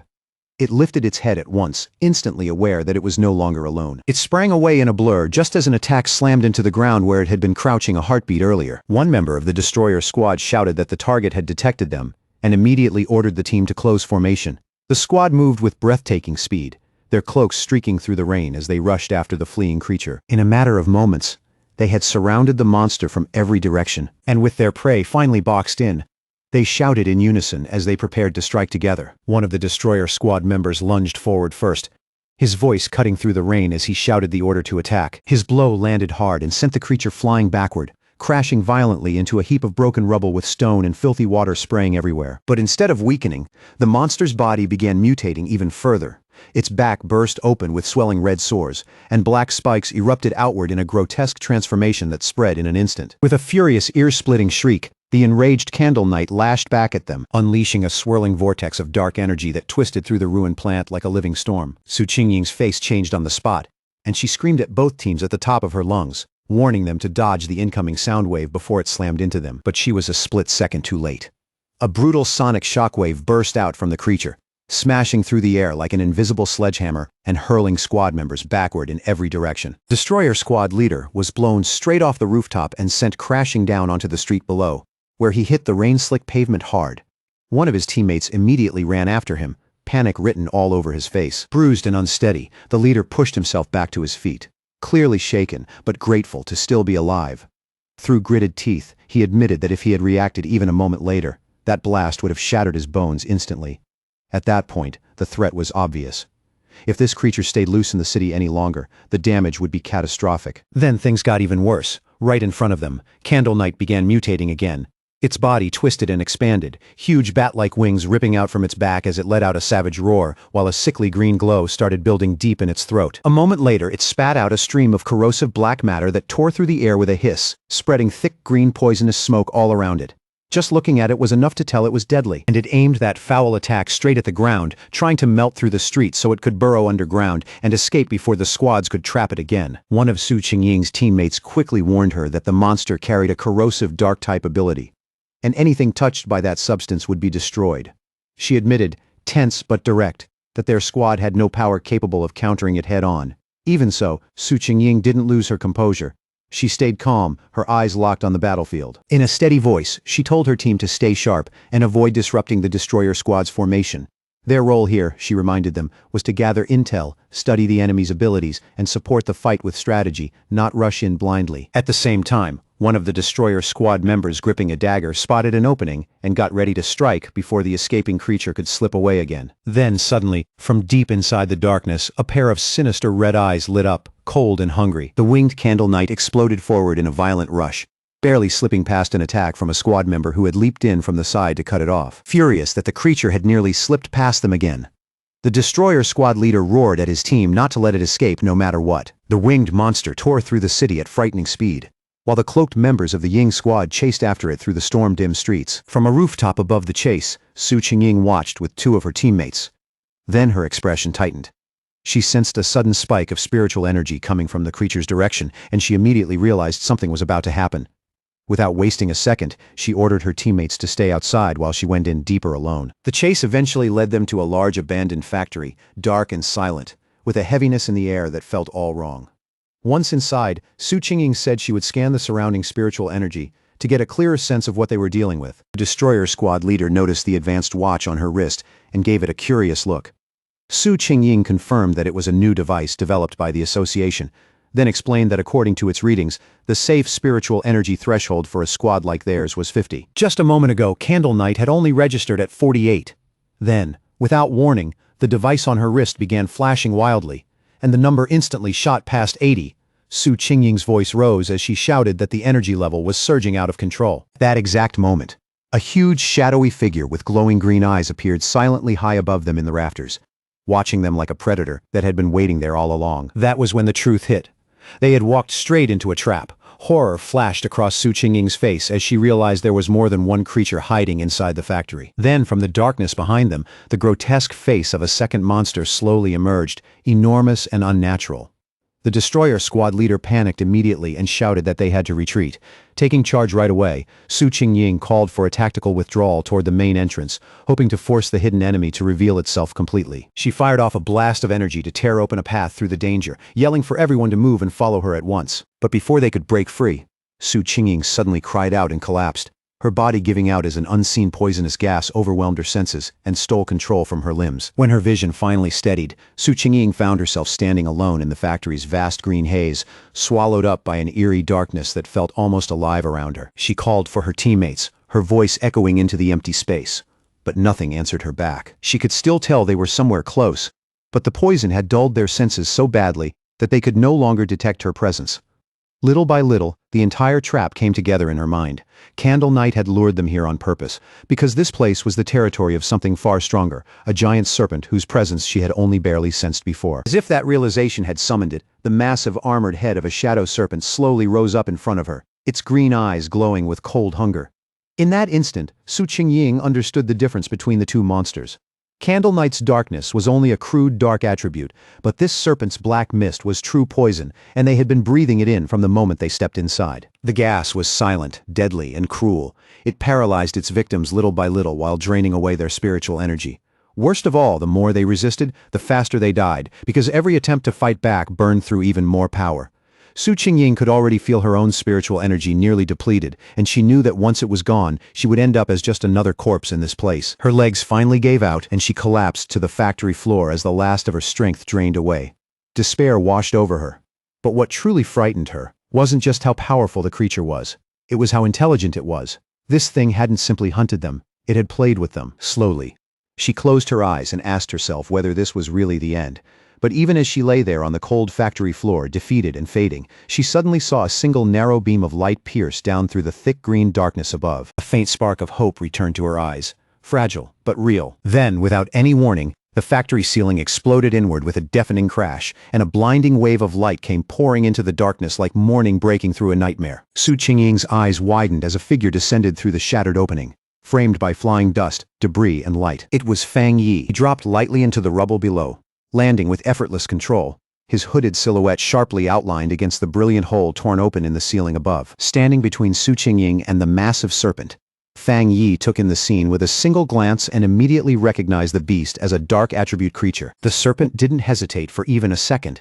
It lunged straight at him, jaws wide, its giant fangs aiming to tear through him in one bite. At the same time, Candle Knight burst out from the shadows behind him and attacked from the rear, trying to pin him between the two monsters.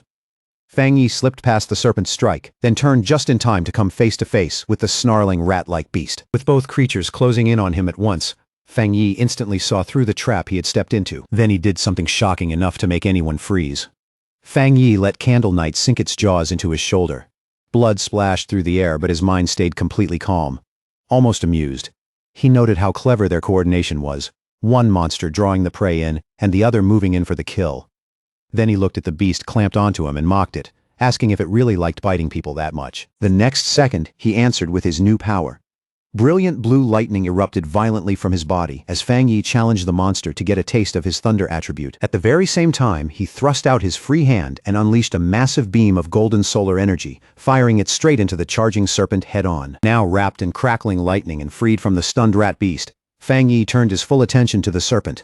Golden flames surged out from him in a fierce wave as he coldly challenged it to see how much fire it could really take. The giant serpent answered with a furious roar and lunged again. Its enormous mouth spread wide as it tried to swallow him whole. But Fang Yi moved with stunning agility, twisting clear of the attack and flipping through the air as his sword carved a glowing golden arc. When he landed, steady and controlled, he coolly told the monster to keep its eyes on his blade, the words carrying the weight of a direct challenge. For a brief second, the serpent seemed to pull back, instinctively wary of the glowing weapon and the killing intent behind it. Fang Yi caught that opening instantly. He launched himself forward and brought his sword crashing down across the serpent's face, the blade wrapped in the crackling blue force of his thunder power. The strike hit with tremendous force, enough that Fang Yi expected the creature's skull to cave in. But what happened next was far stranger. Instead of collapsing, the serpent's head split cleanly down the middle, and from inside it, a second identical head emerged, as if the first one had only been an outer shell. Fang Yi landed lightly on his feet. But even he couldn't hide the change in his eyes as he stared at that bizarre sight. In that instant, he realized this fight had just become far more troublesome than he expected. The split head finally peeled all the way open, shedding its ruined outer layer and revealing the real body underneath, already restored. Heavy pulses of green energy throbbed through its neck, and the moment Fang Yi saw that, he knew this fight was far from over. Then the giant serpent suddenly jerked, its whole body seizing in shock and pain as the thunder force left behind by Fang Yi's sword tore through it. It roared in fury. But the stronger the current surged, the more its dark energy was crushed beneath it. Watching the monster convulse, Fang Yi's lips lifted into a small, confident smile. By then, he already knew the advantage was his. The moment he sensed this serpent's dark aura, he realized it was even stronger than Candle Knight's. Only then did he reveal what he had really done. When he swung his sword earlier, he had deliberately held back the full force of his flames. Instead, he used the blade as a channel and drove the thunder power from his hand straight into the serpent's body through the strike. Comparing the two monsters in his head, Fang Yi became sure of one thing. This serpent was far more dangerous than Candle Knight, a more mature mutation and a much deadlier one. Then, without warning, a sharp pain suddenly stabbed through his shoulder, where the rat creature had bitten him earlier. He drew in a breath and looked down, only to see strange purple serpent scales spreading out from the wound. Fang Yi understood it immediately. Just like he suspected, this was an intelligent mutated species. The venom delivered through its partner's bite was meant to quietly paralyze prey and kill without noise. The wound burned with intense pain, but at the same time he could feel his Golden Sun breathing technique pushing back against the poison. His eyes sharpened. Luckily, he had the perfect answer for it. Yang Flame could burn away the poison, the Golden Sun technique could protect and restore his body, and Thunder Power could cleanse whatever traces were left behind. As those energies moved through him, Fang Yi suddenly realized how useful this combination had become.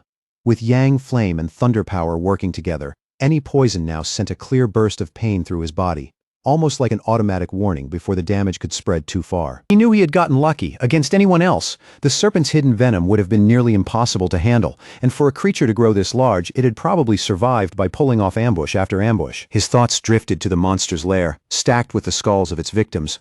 With Candle Knight acting as the perfect lure, the two creatures had built a deadly trap, one capable of wiping out even top pioneers without leaving a trace. That explained why so many people had vanished here, but now that reign was over. As he watched the serpent's massive skeleton burn down into ash under his holy fire, Fang Yi knew its long terror had finally come to an end. Standing before the blazing flames, Fang Yi felt a deep sense of satisfaction. His inner fire had dealt serious damage, but the move that truly decided the battle was the triple critical strike from his new thunder power.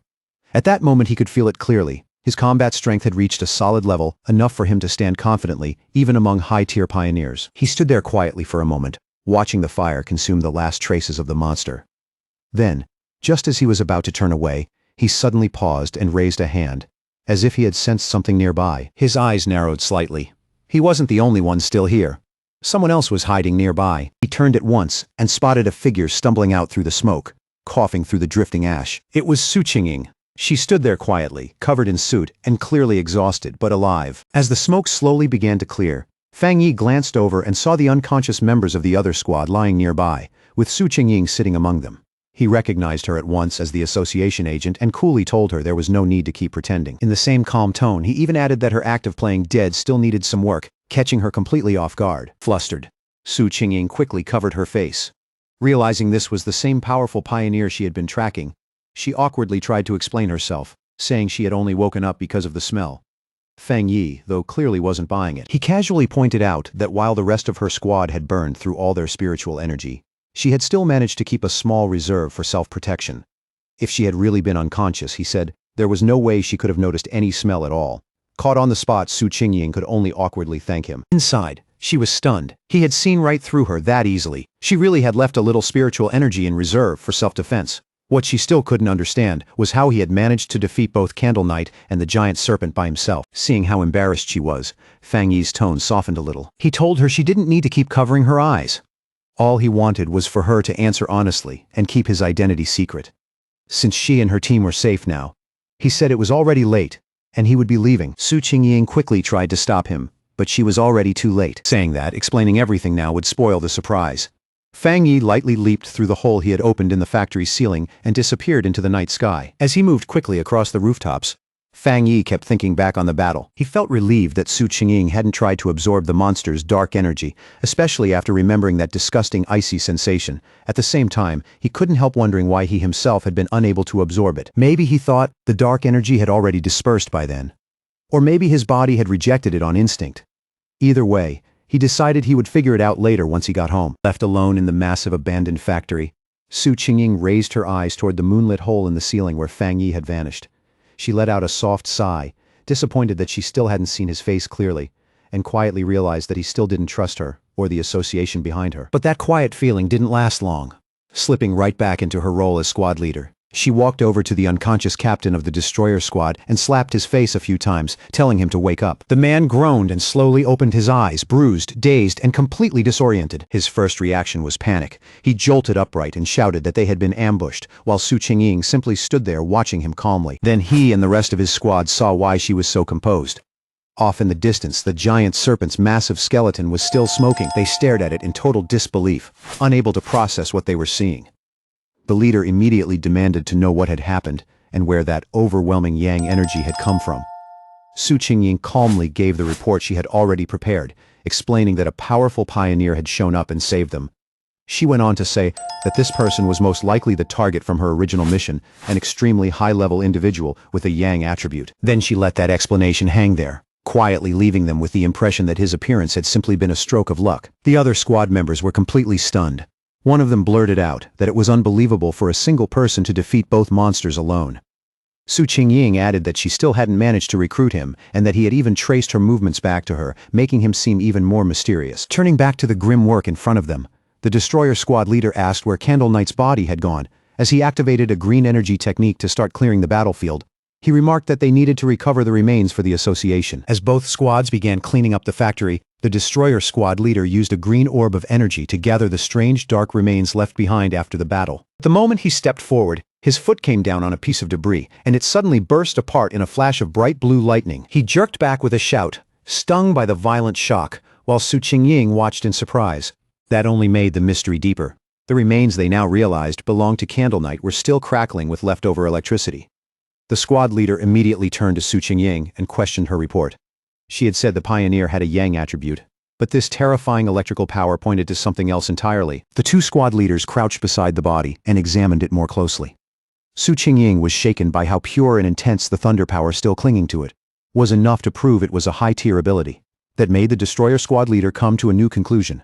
Maybe two high-level pioneers had appeared that night, one who killed the serpent and another who dealt with Candle Knight, before the two of them left together. Su Qingying knew that guess was wrong, but she had no idea how to explain the truth, because what she remembered so clearly was that lone figure standing there with crackling blue lightning in one hand and blazing golden fire in the other. She knew no one would believe it.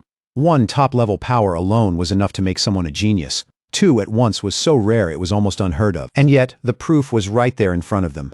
The giant serpent's burning skeleton carried the unmistakable mark of a Yang Flame Walker, while Candle Knight's electrified remains were the clear signature of a Thunder Tyrant. So the two squads could only stand there in stunned silence, staring at the aftermath and wondering what kind of terrifying monster this mysterious pioneer really was. As reinforcements from the association finally rushed in, Su Qingying felt a cold wave of relief move through her.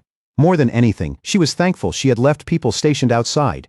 If too much time had passed without any word from her, they would have reported her missing almost immediately, and deep down, she understood the grim reality. The rescue team surrounding the area now had probably been sent here expecting to collect bodies, not save survivors. Her two subordinates who had been knocked out by the serpent's venom slowly came to as well.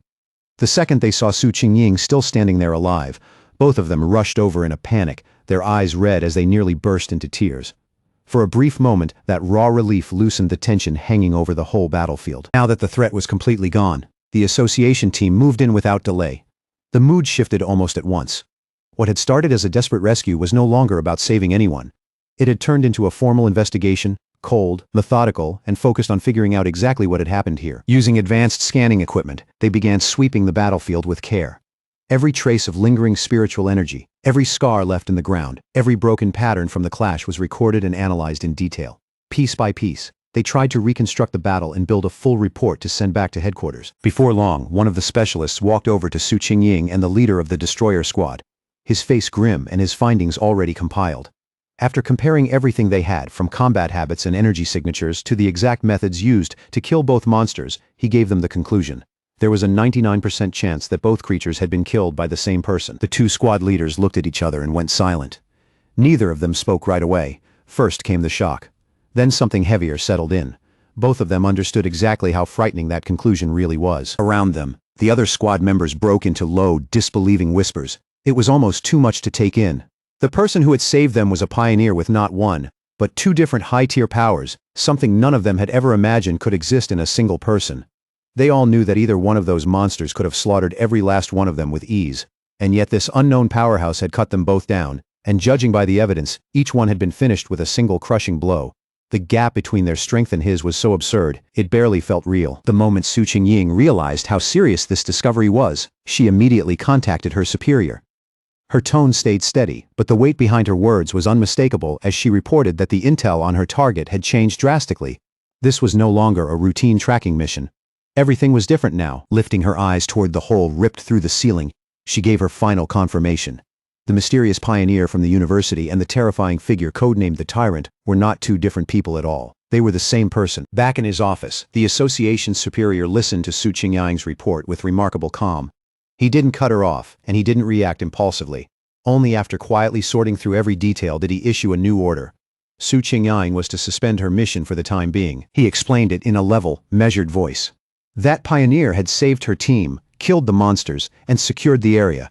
None of that was the behavior of an enemy. Then he added that he and Han Li did not agree on this matter. For Su Qingying's safety, and to avoid leaving a bad impression on someone who might become an extremely powerful ally, she was to stop all contact with the Tyrant for now. Even with the call still ongoing, Su Qingying couldn't stop herself from adding one more important point. Though she accepted the order to pause the mission, she said she still had a theory she needed to report.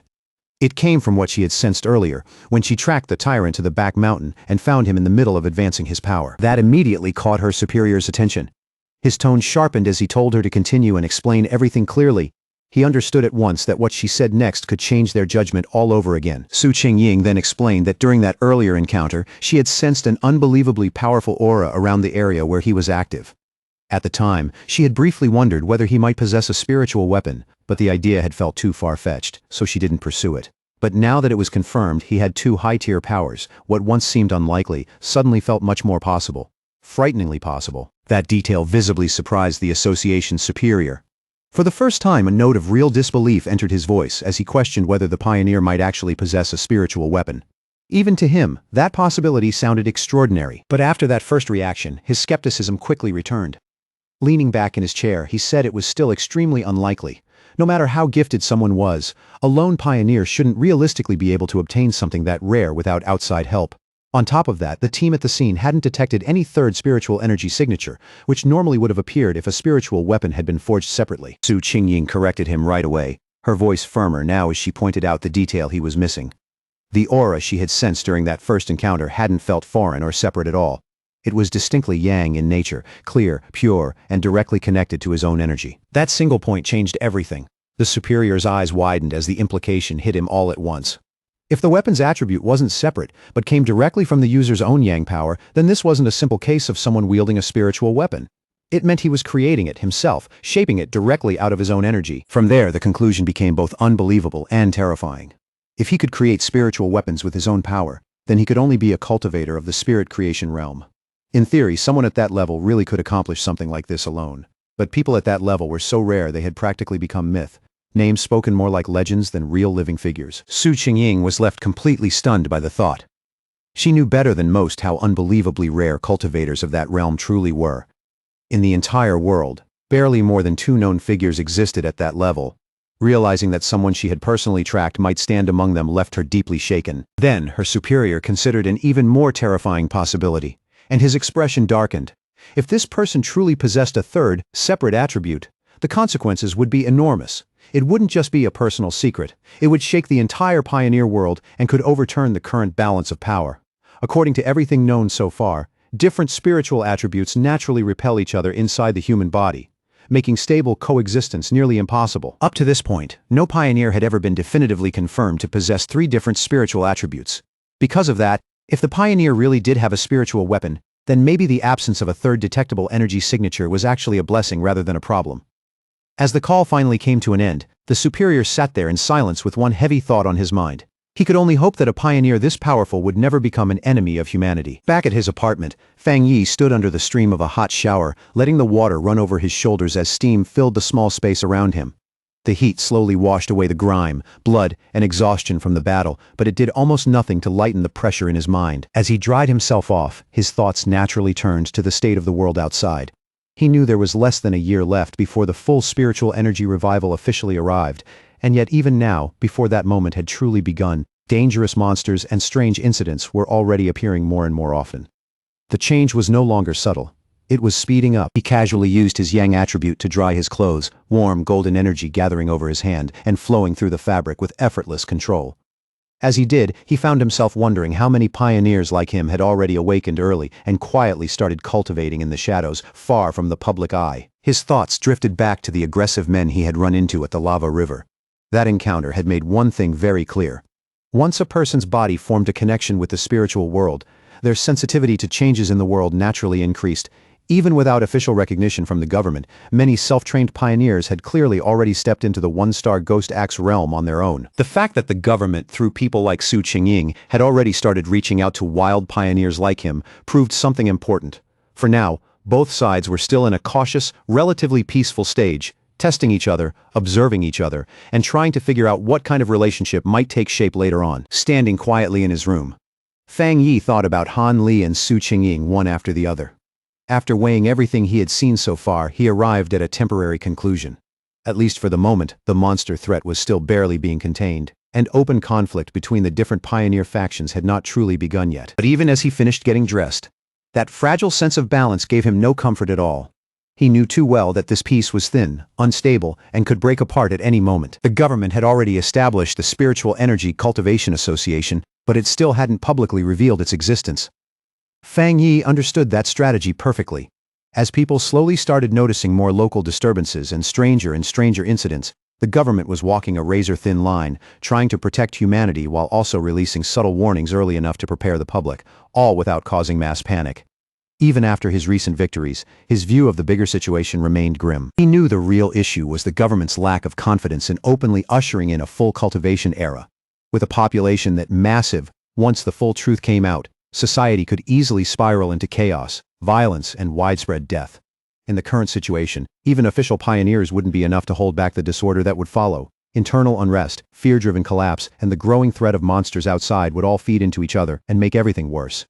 In the end, he had to admit the government's cautious restraint wasn't wrong. Once human panic was unleashed, it could become even more destructive than any beast. Still, none of that was what worried him most. What truly unsettled him was how fast the monsters were evolving.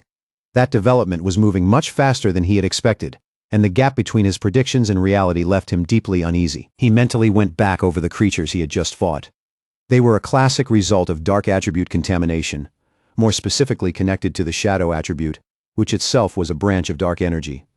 According to his system, that power was a natural enemy of pioneers, and at least for now, something he couldn't absorb for his own use. What troubled him even more was their intelligence. These were not mindless beasts charging around on instinct.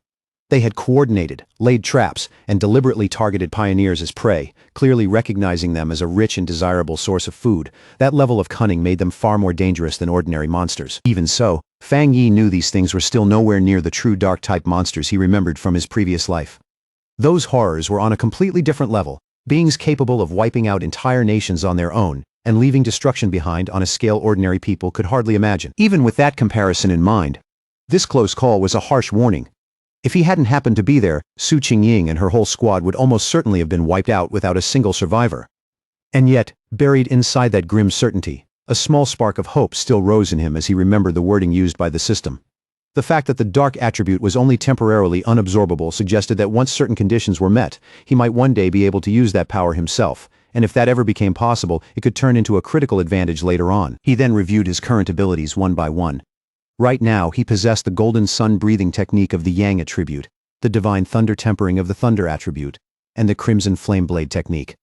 Any one of them would have been formidable on its own. Together, they formed a terrifying foundation. With such perfectly compatible high-tier techniques, and with his current strength as a 3-star Ghost Axe realm pioneer, Fang Yi knew there were very few people who could truly stand against him. And yet, even standing there with all that power in his hands, he felt no real comfort. Deep down, he knew with total clarity that it still wasn't enough. Just as his thoughts were sinking deeper into that realization, the sharp ring of his phone suddenly cut through the quiet room and snapped him out of it. He reached for it and glanced at the screen, then paused in surprise. It was his aunt calling. On the other end, his aunt first asked how he was doing in the usual warm, familiar way, then finally got to the real reason for the call. She told him his cousin was coming to the city to study, and because she was worried about the girl staying alone, she wanted to ask if the cousin could stay at his place for a few days instead of booking a hotel. The request caught Fang Yi completely off guard. His memory of this cousin was so vague, it almost felt blank, like she existed only as a distant outline from years ago. After thinking for a moment, all he could really remember was that she had been a quiet top student, the kind of person always buried in books and obsessed with studying. Beyond that, he couldn't even clearly recall what her face looked like. Even so, he agreed without much hesitation and told his aunt there was a spare room available. When he asked when his cousin would arrive, his aunt answered casually that she would just give the girl his address and let her head over on her own when the time came. Somewhere else, in a dark room, lit only by the pale glow of a computer monitor, a figure with long fingers typed rapidly across a keyboard. Those fingers were so slender and sharp they almost looked like claws. The blue-white light from the screen cut through the darkness and gave the whole room an eerie stillness. The person wore an oversized hoodie with a pair of bare ears sticking out beneath it, and had just finished a phone call with her mother. That mother was Fang Yi's aunt. During the call, she had been told to arrive at her cousin's place by tomorrow afternoon, and to bring some local specialty snacks along as well. She ended the conversation politely, saying it was no trouble at all, and that she still had other things to handle. On her screen was the chat window of a group called Spiritual Energy Revival, Martial Arts Vanguard Team.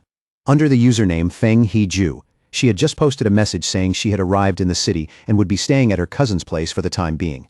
The message was short, but it clearly got the group's attention. After the call ended, she clicked her mouse again with practiced ease, and another window instantly popped open in front of her. It was a rumor alert about an internet-famous town people had started calling Death Town. According to the report, 3 more people had recently disappeared there because of something known as the Pork Beast Challenge.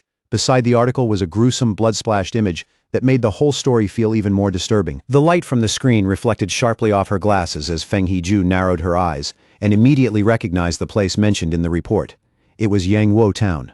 And right away, a clear spark of interest lit up in her expression, like she had just found something much too interesting to ignore. Her scrolling stopped cold when her mother stepped into the room and asked if she was done packing. Feng He-ju looked up and said everything was already ready, though she admitted she would honestly rather stay in a hotel than trouble her cousin. Her mother immediately shook her head. Staying with family was much safer than living alone somewhere else, she insisted. She trusted that cousin completely, and knowing Feng He-ju would be under his roof made her feel far more at ease. With a gentle but firm hand, her mother nudged her toward the door while giving a few last reminders. Don't cause trouble, and help out around the house whenever you can. Feng He-ju nodded obediently and assured her that she understood. The moment the door clicked shut behind her, Feng He-ju let out a quiet sigh, the kind people make when they're bracing themselves for something they can't avoid, and started mentally preparing for the visit ahead. In her eyes, this was just one more obstacle to get through. She pushed up her glasses, her gaze sharpening, and told herself that no matter what kind of person this cousin turned out to be, he couldn't possibly be harder to handle than a real monster. The next day, under a wide blue sky bright with clean morning light, a young woman with long dark hair and glasses slowly pulled her suitcase toward an apartment building, her quiet, tidy figure moving along the sunlit street. She lowered her eyes to her phone and checked the map again, making sure she had come to the right place and hadn't taken a wrong turn. Then she looked up at the building in front of her and softly told herself, this had to be it. A faint nervousness settling in as she prepared to meet the cousin she barely remembered. As Lin Yi stood outside the apartment building, Fang Yi just happened to come out with a bag in one hand. She quickly called out to him and, with a little uncertainty in her voice, asked if he was her cousin. He stopped on the spot, clearly caught off guard, then looked her over in surprise before asking if she was Lin Yi, wanting to make sure he had guessed right. Even though Fang Yi admitted to himself that he didn't recognize her at all, neither of them spoke for a second. A brief, awkward silence hung between them, light, but impossible to miss. Later, once they were inside the apartment, the two sat on the couch and went through the usual polite small talk. Fang Yi asked if she was in the city for a summer camp, and she confirmed that she was. He told her that if she needed anything while she was staying there, She could just ask, and she thanked him with practiced politeness. Once that short conversation was over, Fang Yi handed her the key to the room across from his, briefly told her which one was hers, and then turned and headed back to his own room, watching him go. Lin Yi quietly felt some of the tension leave her. At least from that first impression, her cousin seemed easy enough to live with, and more importantly, he didn't seem like the kind of person who would pry into her business. But Fang Yi was far from unaware. From the moment she sat down across from him, he had already picked up on a faint but distinctly unusual spiritual aura coming from her. For a second, he wondered if his perception was off, or if she was simply too inexperienced to fully hide her strength. Almost immediately, he began to suspect that she was a pioneer too. The aura around her was faint, but real, and that made him realize her story about coming for a summer camp was probably just cover for why she had actually come to the city. Meanwhile, inside her room, Lin Yi sat with her phone in hand, and what she did next quietly confirmed every one of Fang Yi's suspicions. She opened her chat with the martial arts vanguard team and reported that her cousin seemed nice, easygoing, and unlikely to interfere with her movements. Before long, the conversation shifted to recent events, especially the powerful pioneer who had appeared at the lava river. Lin Yi warned the others to be careful, reminding them that many truly strong people were still hiding in the shadows. After the group agreed to wait for her signal before making any move, she logged off. For now, she decided it would be safer not to cultivate at all, worried that even a small mistake might expose her secret to her cousin. 3 days passed in a blur. Before long, Fang Yi realized that having his cousin living under the same roof made cultivation far more inconvenient than he had expected.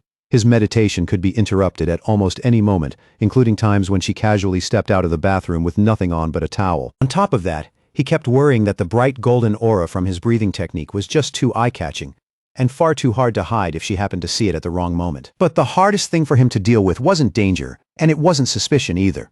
It was her overwhelming kindness. One evening, she set a carefully prepared dinner in front of him with obvious pride. The dish is warm, fragrant, and unexpectedly good. He tried to insist that he would wash the dishes afterward, but Lin Yi refused right away, saying it was the least she could do while staying there, and that he should just leave it to her. Her flawless politeness and almost excessive neatness slowly started to feel a little strange to him, as if every move and every gesture had been carefully controlled. Even so, Fang Yi decided to go along with it for now. He figured that if he let her keep acting so considerate and helpful, she might gradually lower her guard around him without even noticing. As far as he was concerned, that was the only reliable way to find out what she was really doing here, and what kind of secret she was still hiding behind that well-behaved front. Their quiet dinner was suddenly interrupted when the phone beside her on the table began to vibrate, the sound sharp in the otherwise calm room. Both cousins glanced toward the message almost at the same time, and for a brief instant, surprise flashed across both their faces. Fang Yi immediately used the moment as an excuse to get up, saying he would head back to his room and leave her to talk in peace. Lin Yi could only answer softly as he walked away. Left alone at the table, she watched his back for a thoughtful moment, her eyes lingering with quiet caution before she finally turned back to her phone. Sitting on her bed, she accepted the call, and her expression turned serious almost immediately. As she listened, she repeated the key point out loud to confirm it. The great change of heaven and earth would happen again tomorrow at 3 in the afternoon. Then she firmly promised that she would be there on time. From his room, Fang Yi overheard the conversation easily. He heard her agree to meet at the entrance of Manhwa town. The name registered in his mind right away as that internet-famous town out in the suburbs, about an hour away by car. With his suspicions now basically confirmed, he focused fully on the room beyond the wall, his own spiritual energy quietly rising as he observed her movements. At that point, he was certain his cousin was also a pioneer. Even so, he remained completely confident that with her current level of strength, she would never be able to notice him spying from the other side. What really impressed him was her talent. She was still only a middle school student, yet she had already stepped into the 2-star Ghost Axe realm and was even close to another breakthrough. That was no small thing. He couldn't help wondering whether that frightening natural talent had something to do with her slightly unusual personality. But now, her real reason for coming to the city was obvious. The summer camp story had only been an excuse. She came because she knew the next great change of heaven and earth was coming, and she wanted to be as close to its center as possible. Fang Yi understood exactly what that meant, because every one of those great changes was also a chance to obtain a new technique and push his strength even higher. For a moment, he found himself wondering what kind of power might appear this time. But after only a second, he realized the exact nature of it barely mattered. A determined look settled in his eyes. Whatever power emerged when the moment came, he had already decided that he would take it for himself no matter what. Inside her room, Lin Yi suddenly paused in the middle of her preparations, a strange sensation brushing over her skin. Slowly, she lifted her head and looked around, unsure whether it was just her imagination or if someone had really been watching her. When she found nothing but the moonlit mountains outside the window, still and silent in the night, she gradually let the feeling go and resumed what she was doing, convincing herself she had simply been overthinking it. The next day, Yanghuo town was lively and full of noise, its streets packed with movement, while the layered mountains stood quietly in the distance behind it. At the entrance to town, Lin Yiyi met up with one of her friends from the pioneer group, the two of them falling into step naturally, like this had been arranged long before. That friend immediately started teasing her in a playful voice about her cousin, grinning as she asked whether he was at least handsome. Lin Yiyi answered without much emotion that he seemed like a decent person, but as far as looks went, he was really just an ordinary guy. Hearing that, her friend let out a disappointed sigh, clearly hoping for something a lot more interesting. Just then, another woman from their group arrived. She was a redhead in a purple dress, the kind of person who stood out the moment she appeared.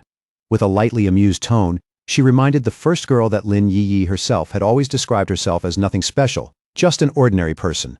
Once the rest of their team had gathered too, the redhead's expression sharpened, and she announced that it was time to get to work. One of the male members looked around, then asked whether a certain person wasn't coming after all. The redhead confirmed that today it would be just the 6 of them, and added that the missing member had always been mysterious, rarely showing up in person, and never easy for anyone to predict. None of them realized Fang Yi was watching the whole thing from the balcony of a nearby cafe, sitting in the shade with his sword resting quietly beside him, his eyes tracking every move below. After watching them for a while, he noticed that his cousin's little squad was surprisingly restrained. They weren't loud or sloppy, like a lot of rookie teams.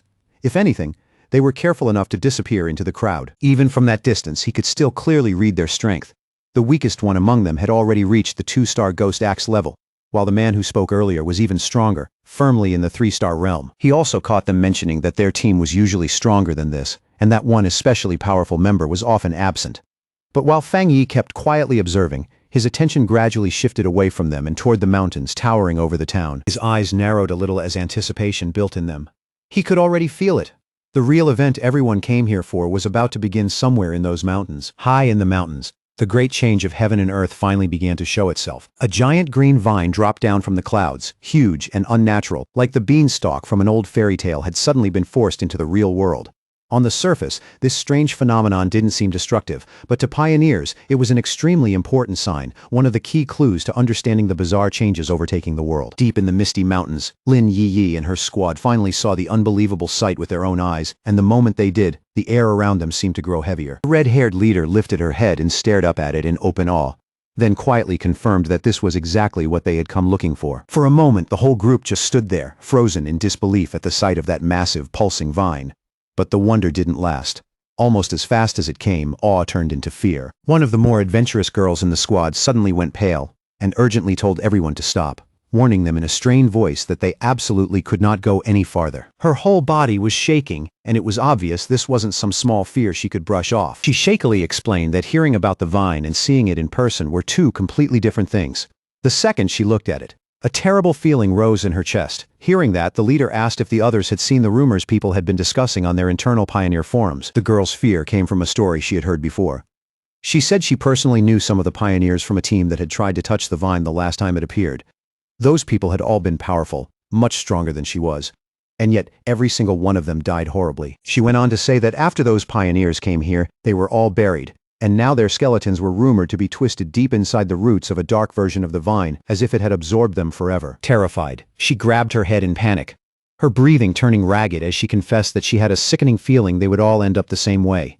And the instant those words left her mouth, the reality around the group seemed to warp, and suddenly they were no longer standing on a mountain path. Instead, it was like they were trapped inside a horrifying red cavern made of living flesh, its walls pulsing, while the ground beneath them writhed with grotesque organic tendrils. But that horrific image was only a terrifying premonition. Back on the misty mountain path, the squad's adventurous friend scammed in online romance out of 50 cents was still visibly shaken by the dread pressing down on her. She admitted that when she first came here, she was ready to take a pioneer's gamble and either come back rich or die trying. But the moment she actually saw the vine, an overwhelming fear swallowed her whole. Her instincts were screaming that this thing was some brand new, unknown high-level monster, a mutation far beyond anything she could handle. Tears welled up in her eyes as she admitted she wasn't ready to die in a place like this and wanted to back out while she still had the chance. The red-haired leader and Lin Yiyi looked at their panicked teammate with understanding, not blame. They admitted that the moment they saw the vine they had felt that same crushing oppressive presence too. Lin Yiyi explained it more carefully. To her, the feeling was like total emptiness hidden inside that wood-type vine. It was deeply unnatural. Like all the life inside, it had long since been erased, leaving behind only a hollow shell. That was why the fear came so naturally. After hearing that, the group reached a chilling conclusion. The vine was trying to devour their life force, just as their terrified friend looked ready to completely fall apart. Lin Yi reached out and grabbed her hand, her expression firm with steady resolve. She said this was the road of the martial pioneer, a path they had chosen for themselves, and it was a road that demanded they face danger like this head-on instead of turning away in fear. Unseen by the group, Fang Yi watched everything from a nearby cliff. Even he could clearly feel the heavy, suffocating death aura rolling off that giant vine wave after wave. He noted to himself that of all the world monsters he had encountered so far, aside from pure dark attribute creatures, this vine gave him the worst feeling of them all, he had to admit. It took real guts for that little squad to even think about cultivating somewhere this dangerous, but the closer he studied the monster, the more disturbing the contradiction became. It was clearly a plant, something that should represent life and growth, yet it felt completely lifeless. It wasn't truly alive at all. It felt more like a dead thing pretending to be alive, with no spiritual energy of its own. And from what he could sense, it was soaked in the blood, remains and lingering traces of the people it had killed before. Back with the squad, Lin Yi quickly took charge. Standing near the edge of a cliff, she spoke to her teammates with renewed focus and told them they didn't have much time to keep standing around hesitating. Now that they understood the danger more clearly, she proposed a different plan. Instead of rushing in recklessly, they would carefully sense the energy in the area and study the monster from a distance, learning what they could without getting close enough to trigger an attack. Lin Yi was confident in that decision. In her view, if they stayed back and only observed the monster's energy from afar, then the team should still be safe enough while getting something valuable out of the trip. She chose a spot high up in a tree, settled herself there, and began to meditate.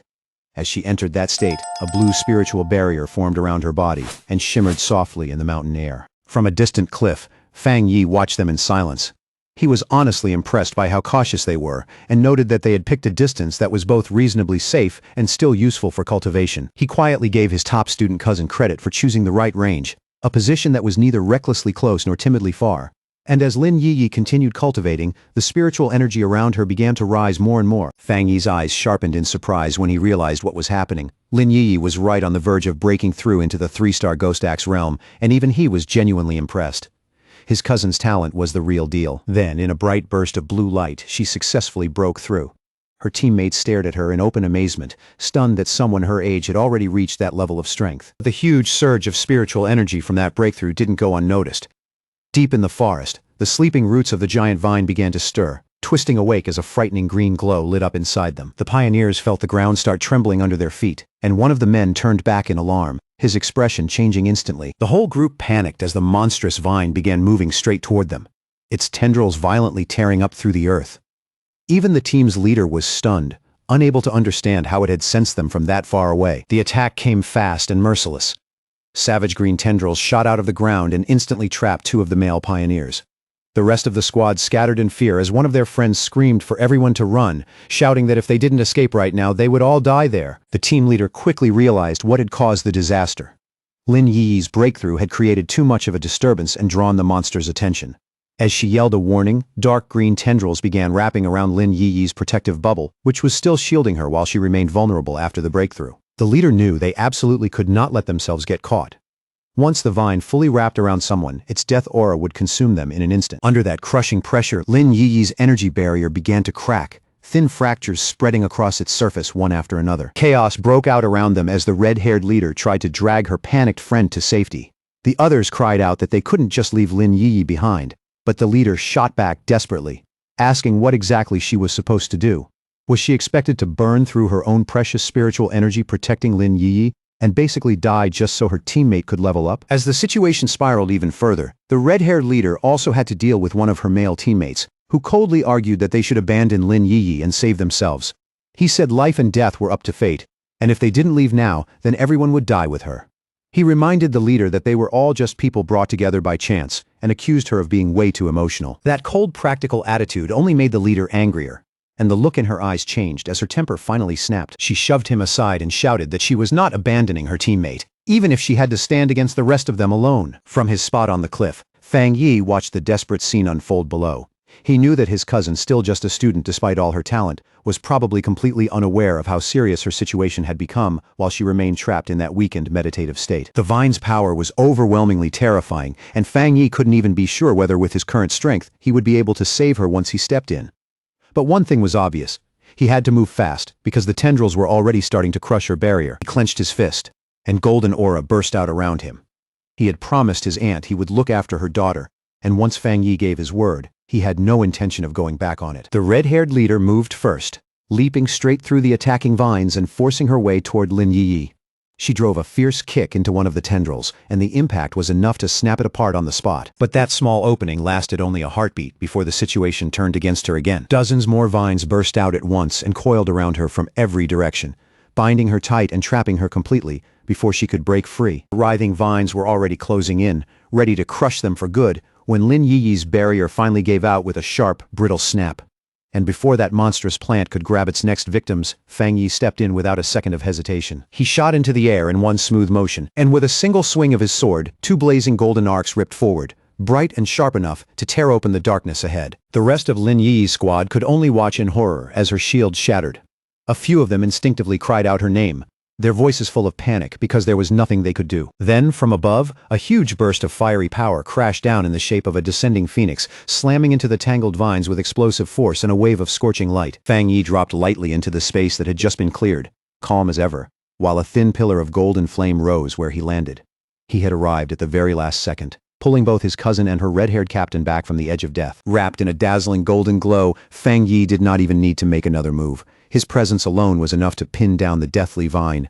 The surviving pioneers stared in stunned silence as the monster that had nearly killed them all suddenly stopped, then began shrinking back under the crushing pressure of that overwhelming yang energy. Tendrils recoiled from that fierce light, with a harsh hiss, pulling back as smoke rose off them.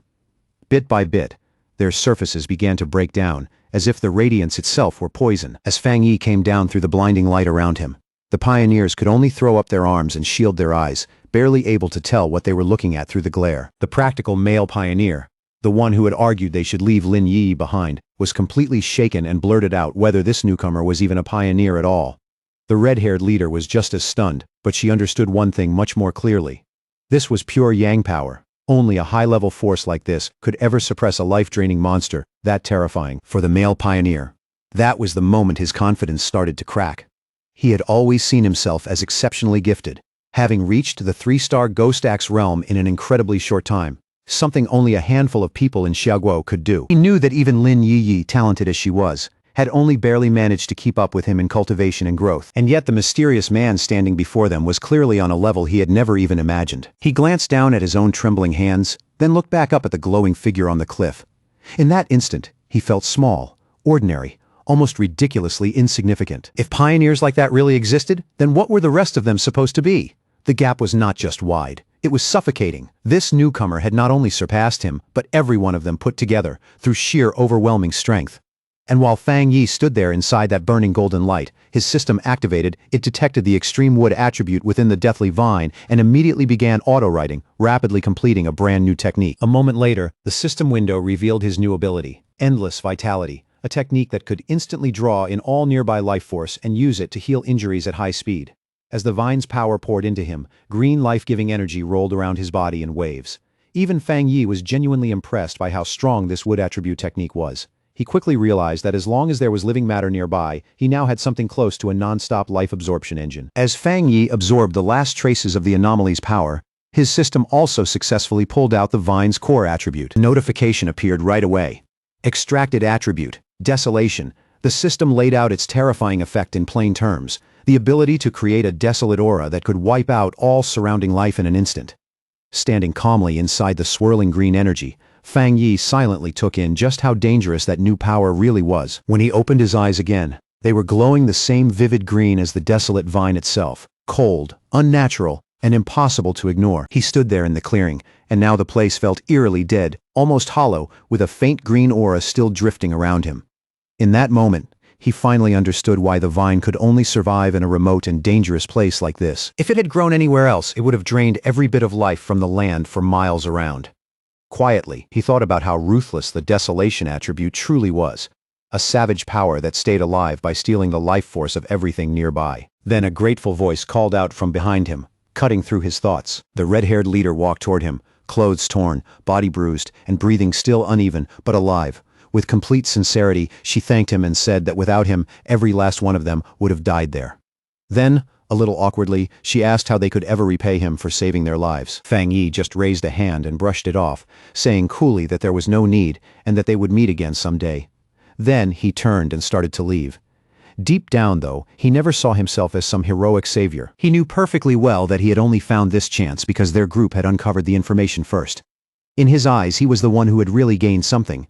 And as for the selfishness and infighting he had just seen among those pioneers, he felt no particular concern at all. With one final leap, he launched himself into the air and left the stunned squad behind in the ruined clearing. He understood better than anyone that a person's true nature shows most clearly in a life-or-death moment, and a team already cracked like that would never truly be safe in the brutal new era ahead. Back in the empty clearing, scammed in online romance out of 50 cents, and the shaggy-haired man could only watch him disappear. Still pale from shock, the girl asked what they were supposed to do now.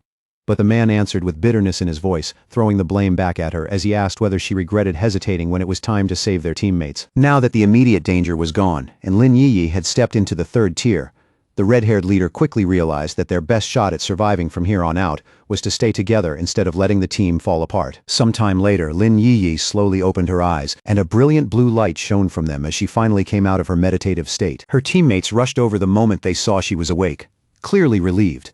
The male pioneer who had earlier suggested abandoning her immediately started praising their leader's judgment. But another teammate cut him off and said the real focus should be the mysterious man who had saved all of them. Still dazed and not fully aware of everything that had happened, Lin Yiyi asked what was going on. But when she noticed some of her teammates lying unconscious on the ground, she stood up at once, only to be hit by the fierce lingering heat of yang energy still clinging to a nearby tree. Even from several steps away, she could still feel that intense heat against her skin, like the power had only just passed through moments ago. At that point, the shaggy-haired man stepped forward and offered to explain everything that had happened while she was unconscious and defenseless. Later that same day, outside her cousin's apartment building, Lin Yiyi was still trying to sort through everything she had just experienced. It was hard for her to believe someone that powerful could really exist in the real world. Her teammates' words kept replaying in her head. He had called that mysterious pioneer a monster. He had described how the vines they could not even damage, no matter how hard they tried, were effortlessly forced back by that man's power, and how even that enormous beanstalk-like vine had withdrawn deep into the sky, no longer daring to come near them after he appeared. That was the kind of overwhelming presence the man who saved them carried. Lin Yiyi understood that even though he was long gone, the vine was still strangely quiet, which could only mean that some trace of his power was still hanging in the area. She opened the apartment door and froze for a moment when she saw Fang Yi there, greeting her like nothing unusual had happened all day. He looked at her with quiet concern and immediately noticed that her face was a little pale and that she seemed more tired than usual. Lin Yiyi quickly steadied herself and forced out a small smile, brushing off his concern by saying she was just tired from studying all day. Fang Yi accepted that answer without pressing her, simply telling her she had worked hard and should get some rest. He casually offered to order takeout for dinner, and after agreeing, she quietly went back to her room. The moment she stepped inside, she dropped onto the bed, all the strength draining out of her at once from pure exhaustion. She knew better than anyone that breakthroughs burn through an enormous amount of mental energy and demanded absolute focus. Right now, she felt even more drained than if she had gone a full month without sleep. Lying there with her phone in hand, scrolling absent-mindedly, she felt an odd mix of relief and fatigue. She was no longer an ordinary person. A few sleepless nights would not kill her now. And somewhere deep down, she had already accepted that this constant life and death struggle was simply part of a pioneer's fate in a world that had already started changing. Then she thought of Fang Yi and the calm, ordinary life he seemed to be living. And she quietly understood that kind of life was no longer possible for her anymore. Her thoughts were suddenly interrupted when a new message popped up in the Pioneer group chat. It came from Jialan, the mysterious and powerful member who was almost always absent and barely ever spoke. Jialan's message was short and direct. If there are any more traces of that strong man, please inform me. It was the first time Jialan had ever spoken in the group, and it instantly caught Lin Yiyi's full attention. She quickly replied that she would, then asked a question of her own. She wanted to know whether the man who saved them could be the same person connected to the Dark River Lava Dragon incident, and if that was true, why someone like him would choose to help them. The group chat lit up immediately with a post about the mysterious high-tier Yang attribute master. It described his sun-splitting slash in vivid detail, saying the witness had been driven out of the cave by a burst of white-hot light. The writer even stated with complete certainty that no other pioneer in Xiaoguo could match that level of power, and warned everyone that if they ever ran into him, they should stay as far away as possible. Meanwhile, Fang Yi was already out for the evening, riding his bicycle with a completely relaxed look on his face, as if nothing earlier had mattered at all. He was sure that after everything that had happened that day, Lin Yi would trust him even more than before, which would make it easier for him to come and go without drawing suspicion. Now that he could move more freely, Fang Yi immediately set his sights on a new goal. He needed to find a proper carrier for the desolation attribute he had just acquired. He already understood that this kind of power matched plants best, so without wasting any time, he pushed his bike forward into the deepening night and went searching. As he rode beneath the night sky, Fang Yi kept turning the problem over in his head, thinking about the best way to use this newly gained desolation attribute. Strong as it was, its core nature was still dangerous, built on decay, destruction, and the stripping away of life itself. That was exactly why he did not want to fuse it straight into his own body.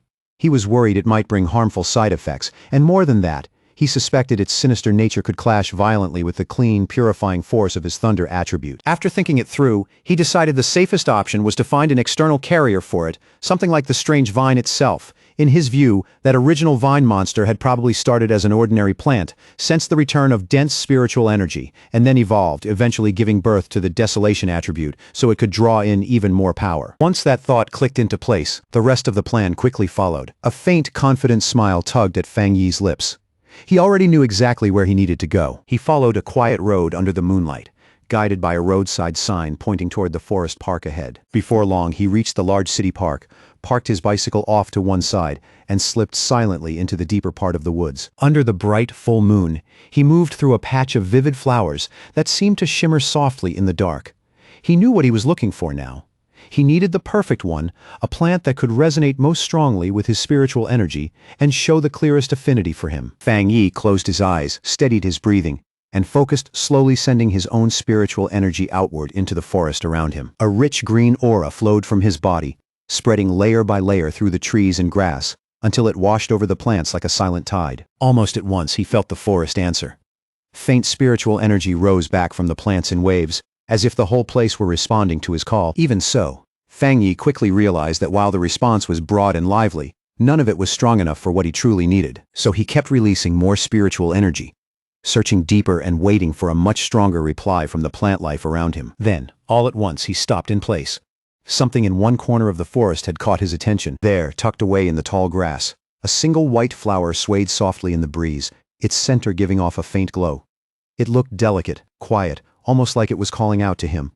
Fang Yi narrowed his eyes slightly and wondered if this was the one he had been searching for. He walked over with unusual care, then slowly reached out one finger toward the little flower. The moment his fingertip touched it, the petals folded inward around him, and he could clearly feel the flower drinking in the spiritual energy flowing from his body. A moment later, it bloomed open again, almost cheerfully, like it had just eaten a satisfying meal and was already asking for more. Fang Yi knelt beside it with a small, amused smile. He could tell right away that its spirituality was unusually strong. Even though it was only a plant, it reacted to him like a greedy little puppy, eagerly swallowing his spiritual energy, then rubbing against his fingers for more. At that moment, he knew he had found exactly the carrier he was looking for. Out of the entire forest, this tiny flower had shown the strongest response to his aura, which made it the perfect vessel for the desolation attribute. Fang Yi looked at it and quietly told it that it had been chosen, then asked if it was ready. Without waiting for any answer, he released a swirling vortex of green spiritual energy and focused it all onto the small white flower. At once a system window appeared in front of him and asked for final confirmation. Do you want to forcibly implant the desolation attribute into this plant? With vivid green light glowing in his eyes, Fang Yi gave his approval. Brilliant light burst from his hand, and the flower began changing right in front of him, its petals unfolding into a larger, more intricate, and far more powerful shape. Then the implantation finished in a sudden flash of intense green light that briefly lit up the surrounding woods. Even Fang Yi was caught off guard for a second by the strength of that burst and the sheer force that came with it. The small, ordinary white flower had been completely transformed. Its petals had opened into a beautiful lotus-like bloom, while its leaves grew thicker, brighter, and fuller, all of it wrapped in a strong, eerie green aura. And almost immediately, the newly empowered flower began showing what it could do, not giving the surrounding area even a moment to recover. A massive wave of desolation energy burst out from it, and as its roots dug greedily into the soil, it started drawing more and more power from the earth below. The result was instant and terrifying. In just seconds, the once lush forest around Fang Yi lost all life. Trees withered where they stood, and the ground dried out and crumbled into lifeless dust. Fang Yi could not help being impressed by the pure, vicious force of the desolation attribute. In only a few brief moments, that spreading energy had already swallowed the entire stretch of forest around him, and it was still pushing outward at an alarming speed. As the flower's glow slowly dimmed, and its transformed body shrank back down, Fang Yi immediately understood he had to leave. If this went on any longer, the huge disturbance in spiritual energy would definitely draw the Spiritual Energy Association. Without hesitating, he bent down and pulled the glowing flower out of the ground, roots and all. He had already known this park was a risky place for an experiment like this. Being so close to the city center, it was almost certainly under constant surveillance by the association, who were already wary of how spiritual energy revival could turn even ordinary plants into dangerous threats. Fang Yi had noticed the unusually high number of security cameras as soon as he arrived, along with the fact that there were no other visitors anywhere in the park. As he walked away with his new prize in hand, he noticed something remarkable. Even after being uprooted, the flower was still absorbing spiritual energy from the air around it, staying alive and even thriving without its roots touching the ground. He looked at it more closely, and a smile of genuine surprise appeared on his face. What fascinated him was that its spirituality had not weakened at all after being pulled up, especially when just moments ago it had been nothing more than an ordinary wildflower. That realization led him to a deeper conclusion. By implanting the desolation attribute into it, he had awakened its dormant evolutionary potential and pushed it onto a path far beyond what it had ever been meant to become. Just as Fang Yi was about to leave the park completely, a harsh alarm suddenly rang out through the woods, followed by flashing red warning lights. Then a cold robotic voice issued an alert. Abnormal value exceeded. Fang Yi instantly understood that even though he had moved fast, he had still triggered the park's monitoring system. Knowing he had no time to waste, he grabbed the newly obtained desolation flower and quickly withdrew from the area. Miles away, inside a high-tech control room labeled Spiritual Energy Revival Plant Research Department, those same alarms were blaring just as loudly. Technicians rushed from station to station, shouting that the anomaly value was spiking out of control and demanding to know what had happened. The order came down immediately. All staff were to put on their protective bracelets, enter the park, and seal off the entire area at once so no one could get in or out. Not long after that, a team in full protective gear stepped into the now lifeless section of forest, moving carefully through the deadened landscape. One of the team members glanced at the reading on his wrist device and saw the number jump to a dangerous value of 30. Even through his mask, his voice tightened as he said the reading was terrifyingly high. For comparison, the anomaly at Qingqing University had only been between 8 and 10. While even the powerful Dark River Lava Dragon incident had peaked at just 25. Another member nervously added that before this incident, the park's spiritual energy value had never even gone above 10. As one researcher crouched down to collect a soil sample, another reported his findings in confusion. The air humidity, the surface temperature, and even the sunlight levels all looked completely normal. And yet every plant in the area seemed to have had its life drained away in an instant. The team leader decided they needed to move closer to the center to find out what kind of spiritual attribute had caused this phenomenon. But just as one member started forward, another researcher wearing glasses, clearly a senior figure, sharply ordered him to stop and not take another step. In a grave, authoritative voice, he warned them not to touch anything, identifying the lingering energy in the area as the desolation attribute. Then he asked the others if any of them knew about the vine that had recently descended from the sky. The younger researchers froze. After a moment, one of them finally found his voice, realizing with growing horror that the senior researcher was talking about the infamous devil-like vine that had already been classified as an A-level mutation. The senior researcher confirmed it without hesitation, standing before a ghostly projected image of the vine, with the trapped souls of its victims clustered horribly at its base. He explained where its terrifying power came from. The reason it was so deadly, the reason it had killed so many pioneers, was its innate desolation attribute. A parasitic and monstrous force that devoured the life force of everything around it, and turned all it touched into nourishment for itself. The young researcher who had nearly stepped into the dead zone clutched at his chest, sweating heavily and struggling to breathe as the meaning of those words finally hit him. With a shaken voice, he thanked his superior, realizing he had just been pulled back from certain death. The senior researcher then explained that any area around a plant awakened with the desolation attribute became a true dead zone, a place where anyone who entered would have their life force consumed almost immediately. He remembered reading about another plant like this somewhere in Xiaguo. A rotten ancient tree buried deep inside a forbidden zone in Wan City, a monstrous thing that could erase any living creature the moment it got too close. His eyes slowly swept across the dead, silent clearing, and his expression grew heavier with every second. Plant mutations in this new era were no small issue anymore. From everything they knew so far, desolation was the most terrifying attribute a plant could awaken. First, there had been that ancient tree. then the celestial vine, and now a third one had appeared right in front of them. He had barely finished his grim explanation when a firm hand suddenly landed on his shoulder, cutting him off in the middle of the sentence. The whole research team turned around in surprise and came face to face with Han Li, his expression hard and unreadable, with a full squad of soldiers standing behind him. Han Li had already been brought up to speed. Without wasting a second, he ordered every researcher there to put on the advanced protective suits his men had brought, then told them to follow him straight into the contaminated zone. With Han Li leading from the very front, the newly re-equipped research team moved out in a tight formation, and with Su Qingying joining them as well, they stepped steadily into the eerie dead zone without a hint of hesitation. But the deeper they went with their scanners, the stranger things became. They could not find any real source of the desolation energy at all, and even more confusing, the lingering aura was fading at an unnatural speed. In the few minutes since they had arrived, the level had already dropped to 25. That made no sense based on everything they knew, because the celestial vine was supposed to be capable of moving on its own. Han Li turned to Su Qingying and suggested that they stop relying only on the instruments and take a closer look at the area themselves.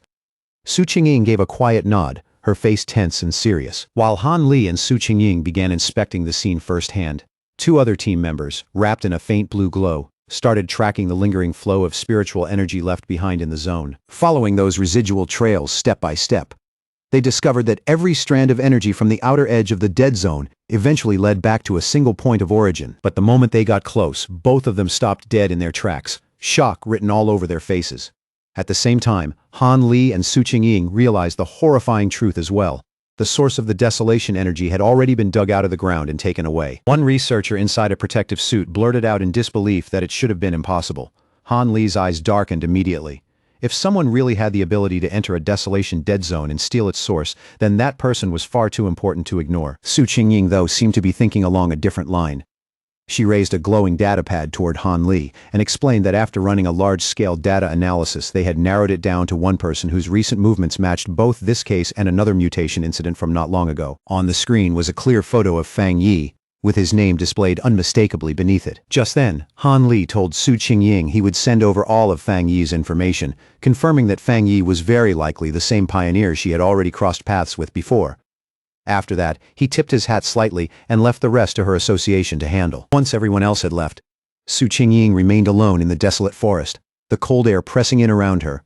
She held the datapad in silence, her expression darkening as if several scattered clues had finally started connecting in her mind. 2 hours later, back in the quiet safety of his apartment, Fang Yi carefully placed his newly acquired desolation flower into a small flower pot, handling it with surprising patience. A faint smile touched his face.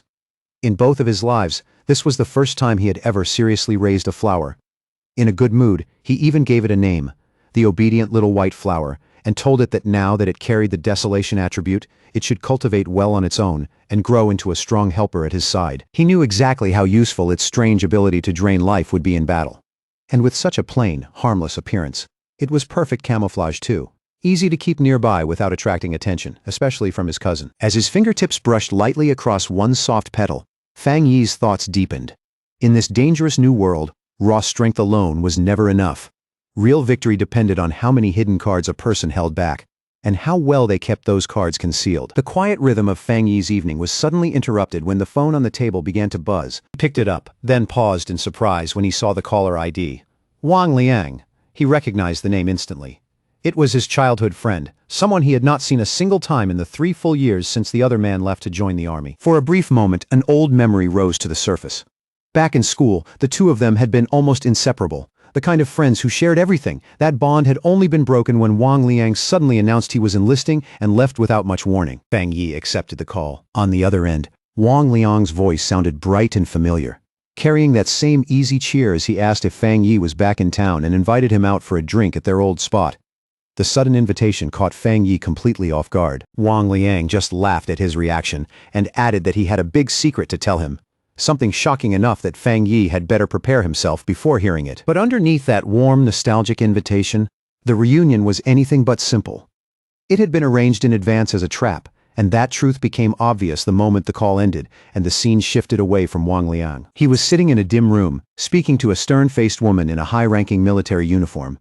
Her long red hair and scarred, intimidating features only made her presence feel sharper. Su Qingying was there too. Wang Liang respectfully reported that he had done exactly as ordered. Then, after a brief pause, he made one personal request.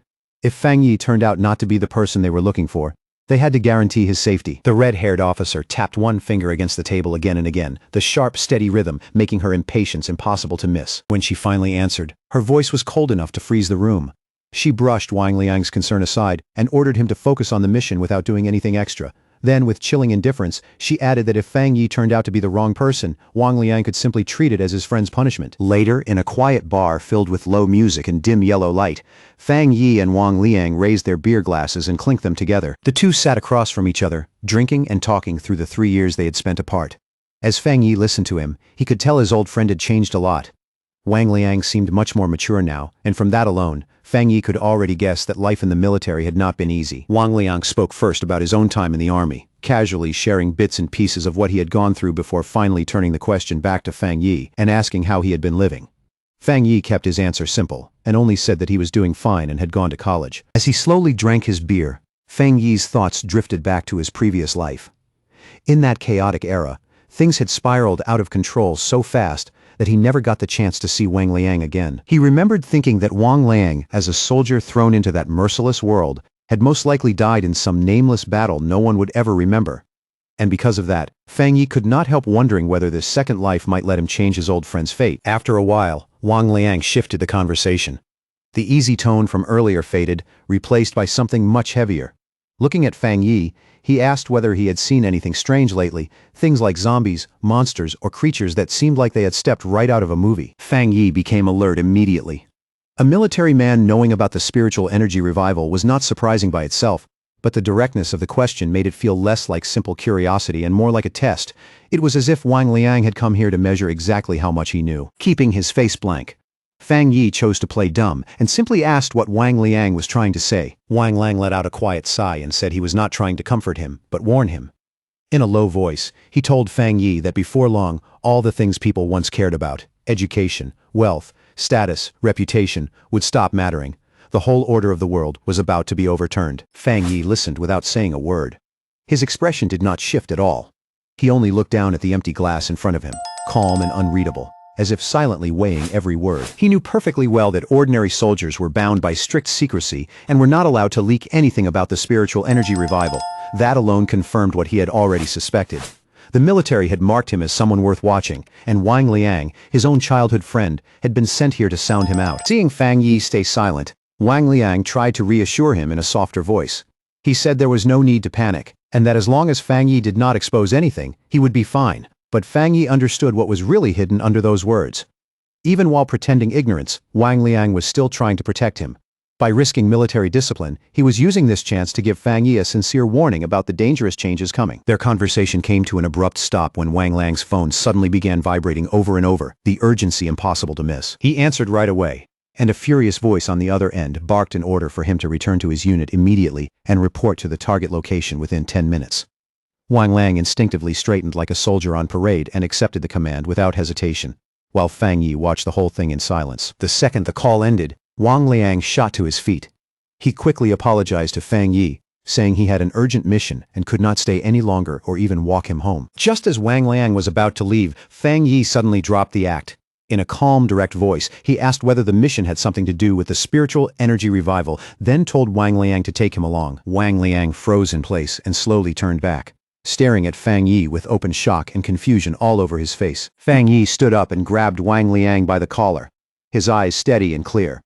He told Wang Liang to take him to meet his superiors, making it obvious that he had already seen through the real purpose of tonight's meeting. At the same time, he reassured his friend that even if he did not know exactly how much those people had already learned, he was sure of one thing: Wang Liang would never truly try to hurt him. He went on to say that what interested him most was whatever the military was dealing with right now, because it had to be connected to the huge changes sweeping across the world. Since the Spiritual Energy Association was already responsible for handling monsters, he wanted to know what part the military was playing in all of it. More than that, he wanted to see it for himself. Wang Liang agreed without another word, and the two of them headed together toward a huge military base hidden deep inside a mountain valley. The place was sealed off tight, lined with guards and heavy defenses, and above it hung a clear designation: Military Number 19 Spiritual Forbidden Zone. As they got closer, Fang Yi immediately felt the spiritual energy in the area pressing against his skin like something real and physical. It was so dense that he could tell at once it had already gone beyond an ordinary pollution zone. Before he had time to study it further, a squad of soldiers intercepted them. and one of them sharply ordered Wang Liang back to his assigned unit. After a brief but thorough identity check, the soldiers allowed Fang Yi into the base. From there, he was escorted deeper inside, through a brightly lit corridor, its cold walls and sterile glow making the whole place feel even more tense and secretive. Inside the base, Fang Yi and Wang Liang were brought into an enormous training ground that felt less like a normal combat facility and more like a hollowed-out cavern, vast, harsh, and oppressive under the lights. There, a large group of soldiers was already locked in a frantic life-or-death battle. Blue energy crackled across their bodies as they tried to contain a monstrous black creature covered in jagged spikes, its single glowing red eye burning with savage hostility. The beast hit back with terrifying force, unleashing a devastating red beam that tore straight through the soldiers' formation. Painful cries and alarmed shouts rang out immediately as several men were thrown into chaos by the sheer violence of the attack. From a raised platform above the battlefield, the stern red-haired officer watched everything with a sharp, merciless gaze. The moment Fang Yi looked over, he sensed something unusual and realized right away that the creature's strength came from a fusion of two different attributes. The officer confirmed it without hesitation, stating that the monster was a full blend of dark and flame attributes, which made it exceptionally violent, savage, and hard to control. She added that several of her soldiers had already been badly wounded by it. A caption identified her as Ji Ruoyan, a 3-star officer at the Ghost Axe realm. The second she noticed Wang Liang, she barked out his name, and he instantly snapped to attention. Anger flashed in her eyes as she demanded to know why he had brought an unauthorized outsider into a restricted zone. But before he could even begin to explain, she cut him off. Her expression eased only a little as she told him to forget the explanation for now. The situation was too urgent, and she needed him back in formation immediately. There was no room left for discussion. Then she shifted her gaze to Fang Yi and sized him up with a quick, measured look. At first glance, there was nothing especially remarkable about him. His spiritual energy only showed slight activity, nowhere near the overwhelming presence she had expected. For a brief moment she wondered whether he could really be the powerful pioneer they had been searching for. But the thought passed quickly. Right now, the battle in front of her mattered more. In a stern voice, she gave Fang Yi a clear warning. Since he was Wang Liang's friend, she would keep it brief, but he was now inside a restricted military zone, and from this point on, his life was his own responsibility. On top of that, everything he saw here was confidential, and he was forbidden from speaking about it afterward. Fang Yi simply replied that he understood. With that settled, Ji Ruoyan immediately resumed command. She lifted a massive energy cannon with practiced ease and shouted out the names of 2 soldiers, her voice cutting across the battlefield like a blade. The 2 men reacted at once and rushed forward without the slightest hesitation. Blue energy flared over their bodies as they closed in on the monster at close range, trying to pin it down. Ji Ruoyan took aim with the cannon and fired, sending a huge blast of concentrated energy roaring straight toward the creature with overwhelming force. The attack hit the monster head-on and erupted into a violent explosion that shook the training ground. But when the smoke and light cleared, it was obvious the creature had not gone down. Instead, it let out a furious roar, its shadowy body pulsing with an even more dangerous red glow. Its mouth stretched wider, exposing more savage fangs, and its whole presence turned darker and more unstable. It was clear Ji Ruoyan's attack had not weakened it at all. It had only pushed the mutation further and made the beast even more dangerous. The enraged monster swung out with one massive claw, and one soldier immediately shouted a desperate warning to the comrade closest to the strike. The other soldier managed to raise a defense in time and block the hit, but the impact was still so violent that it sent him flying backward through the air. Ji Ruoyan took control of the situation immediately, shouting for her team not to get careless and ordering everyone to widen the distance. She knew perfectly well that they had to kill the creature before it fully completed its evolution. Watching from the side, Fang Yi could not help feeling a trace of admiration. What he saw was not some scattered group of fighters, but a disciplined unit of comrades who trusted each other completely. Their coordination was tight, their movements were clean, and every person clearly knew their role. He understood that each individual mattered, and when they worked together like this, they could unleash a force far greater than any one of them alone. That thought was shattered almost immediately when Fang Yi felt the monster's power spike upward at a frightening speed, much faster than before. His expression changed on the spot, and he shouted for them to run, warning that in its current state, they were no longer a match for the creature. But his warning was swallowed by the chaos of battle. In the very next instant, the monster released a huge blast of dark purple energy that tore through the area and sent soldiers flying in every direction. Even then, Ji Ruoyan refused to pull back. Her eyes hardened as she ordered the squad to raise their alert level immediately and upgrade the mutation classification of the restricted area. With a furious shout, she gave the harsh order that no one was allowed to retreat. But by then, it was already too late. The monster's transformation was complete. It had become a towering demonic beast wrapped in black and crimson flames, its eyes glowing with pure viciousness. One terrified soldier blurted out the truth. The evil dog had fully fused with the dark attribute and completed its mutation. The creature's single eye, now glowing like a burning red orb, slowly shifted and locked onto a new target. Its gaze fixed directly on Wang Liang, who could only stand there staring back, his whole body frozen by sudden fear. The moment the monster prepared to strike, both Ji Ruoyan and Fang Yi reacted at once. In that same instant they both realized the same thing. Wang Liang was standing right at death's edge. Just as the fully evolved monster lunged forward in an explosive burst of power, one soldier was violently hurled backward by the shock of that surge, tossed aside like he weighed nothing. Ji Ruoyan immediately shouted for everyone's attention, announcing that the C-level evil dog had now fully mutated and must be reclassified as a B-level threat. That meant their entire battle plan had to change on the spot. The soldier, who had been smashed to the ground, coughed violently, spitting out a mouthful of blood as he struggled to draw breath. Fang Yi rushed over without hesitation, caught the injured man, and steadied him as he asked if he was still all right. Through the pain, the wounded soldier forced out an explanation. He said he had been trying to channel spiritual energy into the monster's restraining collar, but the moment the creature evolved, the device exploded violently in response. Even while coughing up thick black fluid, the soldier still tried to act tough. He told Fang Yi not to worry about the officers of Restricted Area 19, clearly trying to stay brave no matter how badly he was hurt. Fang Yi could only stare at him with a dark expression, anger and frustration quietly building in his eyes. Realizing that her usual weapons had become useless against the newly evolved monster, Ji Ruoyan let the heavy energy cannon drop to the ground with a hard metallic thud. Then she stepped forward in front of her remaining soldiers, posture firm and resolve completely unshaken, and from there she gave one final order, desperate but absolute. No matter what it cost, even if it meant their lives. They could not allow this B-level mutation to break out of the restricted zone and escape. But just as Ji Ruoyan and her team were preparing to make their final stand, Fang Yi suddenly stepped forward and placed himself directly in front of her, blocking her path without a second of hesitation. Ji Ruoyan sharply demanded to know what he thought he was doing, but Fang Yi did not answer at all. His hand and eyes began glowing with a brilliant blue light, and arcs of raw lightning started snapping around him. Everyone there could see it instantly. He was about to enter the fight himself. Wrapped in violent blue lightning, Fang Yi looked at the monstrous creature with open contempt. His eyes shone with power as he coldly mocked it, questioning just how tough it thought it really was. Then he moved. Fang Yi charged straight at the mutated beast, his arm blazing like a bolt of blue energy as he drove directly for the creature's head. The instant the hit landed, a massive explosion of divine thunder erupted outward. The impact was overwhelming, and the monster was swallowed whole by the violent burst of lightning. The force of that single strike sent a brutal shockwave across the battlefield, blasting nearby soldiers off balance and throwing others backward. One stunned soldier could only mutter in disbelief. This was the same B-level monster their commander, Ji Ruoyan, had not been able to suppress alone, and yet Fang Yi had just overpowered it head-on. Just as shaken, Wang Lang turned toward Ji Ruoyan and asked if his friend really was the person they had suspected all along. With a grave look, she confirmed it. There was no doubt anymore. Fang Yi was the pioneer known as the Tyrant. Fang Yi stood calmly in front of the beast, his figure steady and unmoving.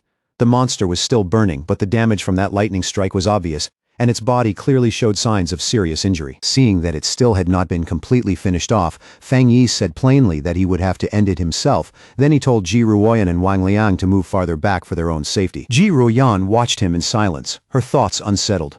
Her entire squad had needed a carefully coordinated formation just to resist a B-level threat.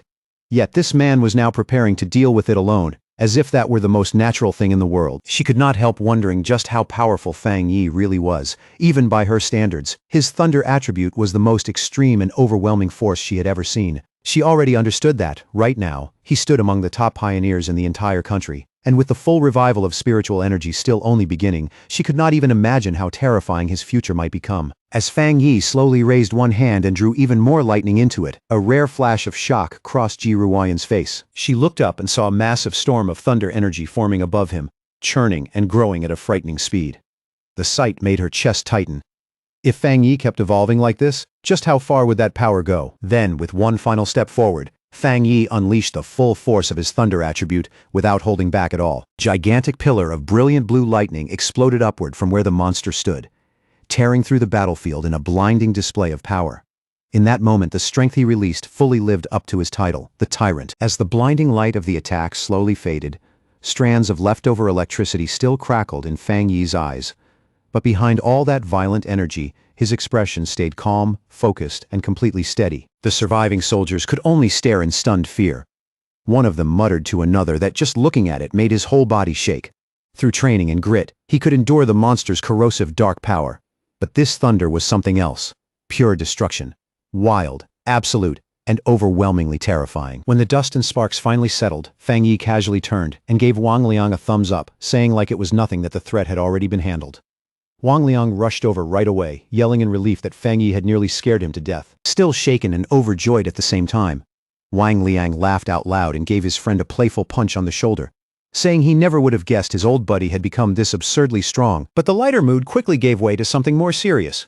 Wang Liang apologized, admitting that he had suspected Fang Yi might be a pioneer, but still had no choice except to follow orders.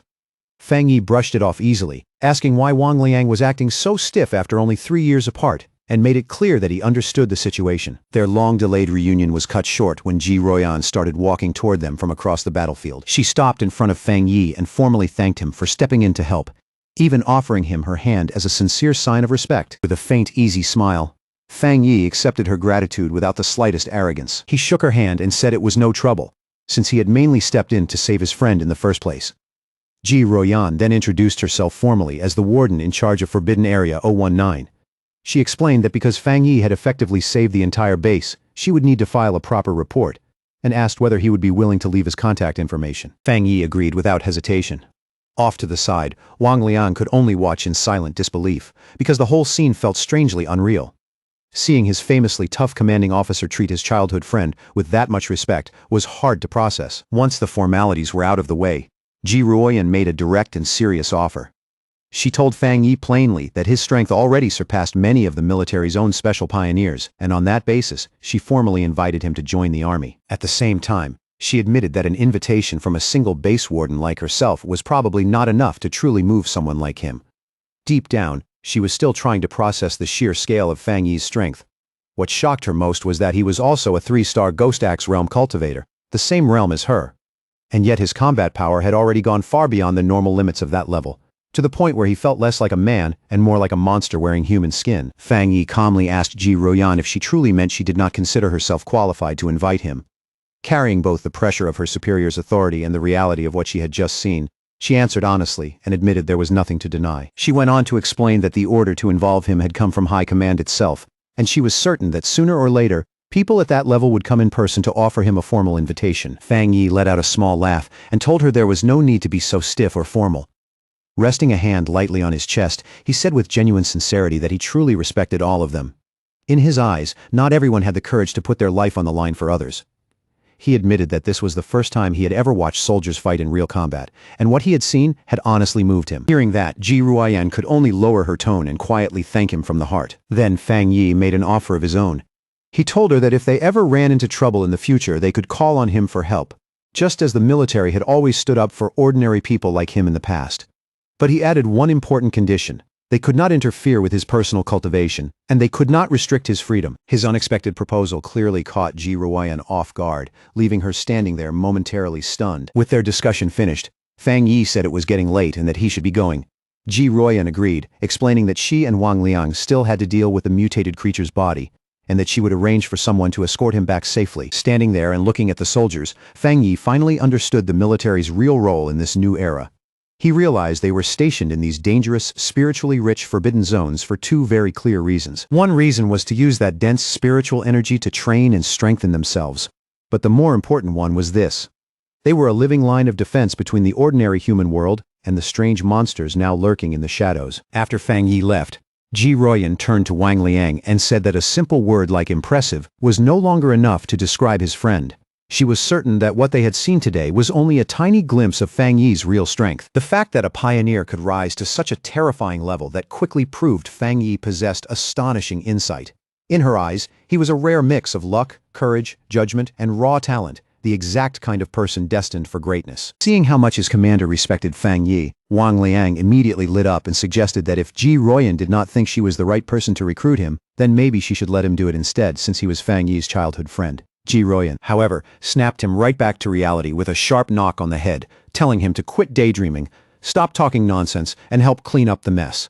Wang Liang could only agree helplessly before getting dragged off to work. Later that same night, back at his apartment building, Fang Yi sat cross-legged on the rooftop in meditation, his body surrounded by a brilliant golden aura that lit up the darkness around him. His thoughts drifted back to the meeting with the military.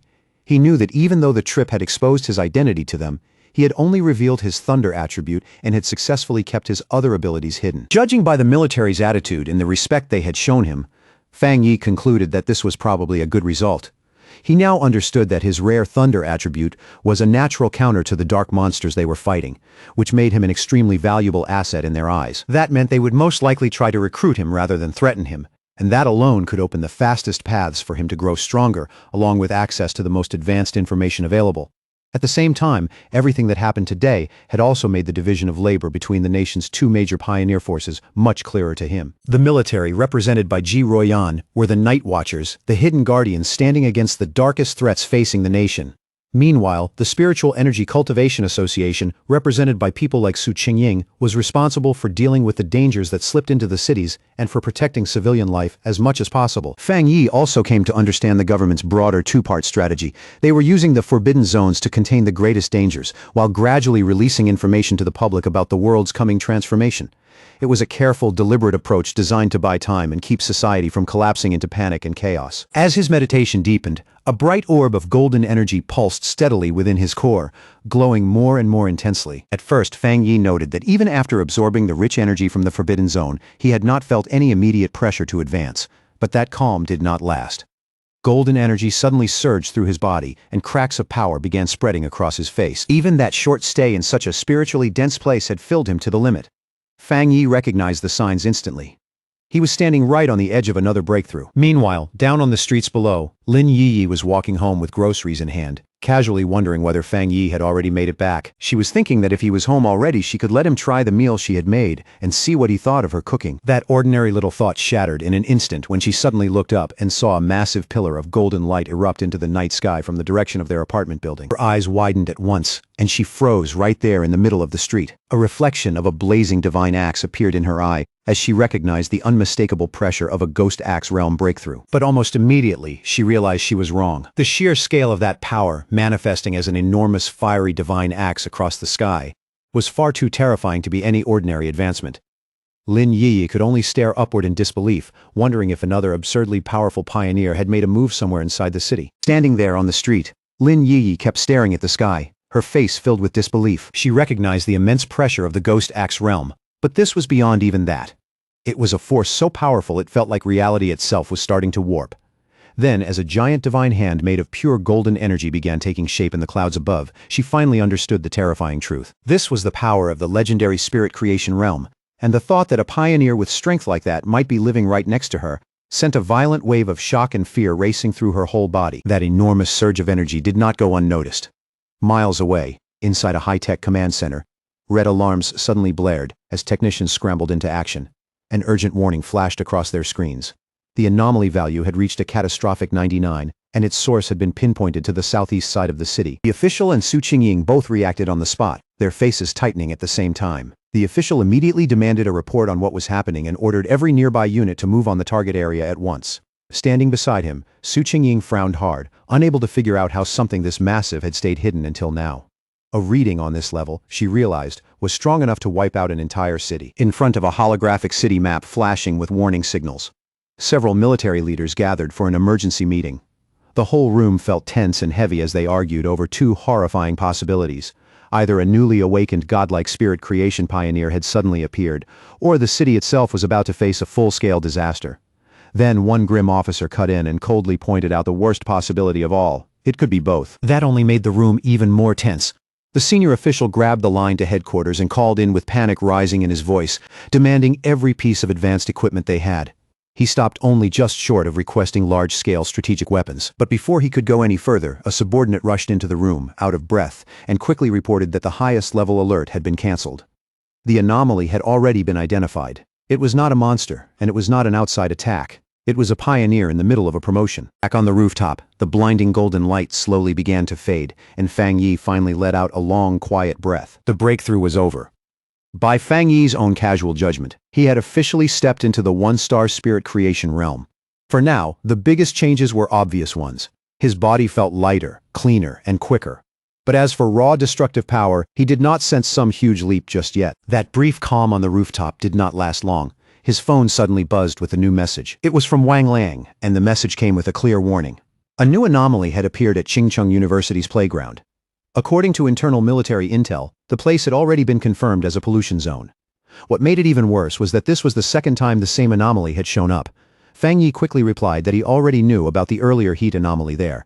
Wang Liang confirmed it was the same one returning, then jokingly told Fang Yi not to sell him out as the source. Fang Yi teased him right back and threatened to report him anyway, but Wang Liang soon dropped the joke. This time, he admitted he was genuinely worried about Fang Yi and told him to be extra careful. Fang Yi lowered his phone and went quiet, his expression turning more serious. Wang Liang's warning only pushed him further toward the plan he had already made. This was exactly why he stayed so careful around both the military and the association. The faster he became known, the more trouble would come with it. That was why he had deliberately kept both his powerful Yang Flame attribute and his Crimson Flame Blade technique hidden. Those were still his real trump cards. He sent Wang Liang one last reply, telling him not to worry and promising he would stay careful. He also added that he still had more cards left to play if things got bad. Right then, Lin Yi opened the apartment door and called out that she was home. When she saw Fang Yi already sitting on the couch, she asked if he had eaten and held out the takeout she had brought back. Still focused on the phone in his hand, Fang Yi only told her to leave it on the table.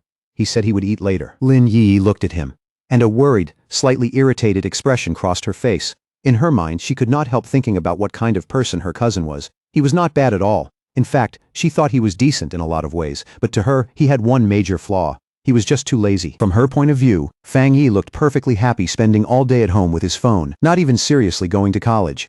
The contrast felt almost ridiculous. While she and other pioneers were constantly out chasing opportunities, taking risks, and hiding their true identities, her cousin seemed to be drifting through life without any real direction. Worn out from the day, Lin Yi went back to her room and dropped onto her bed.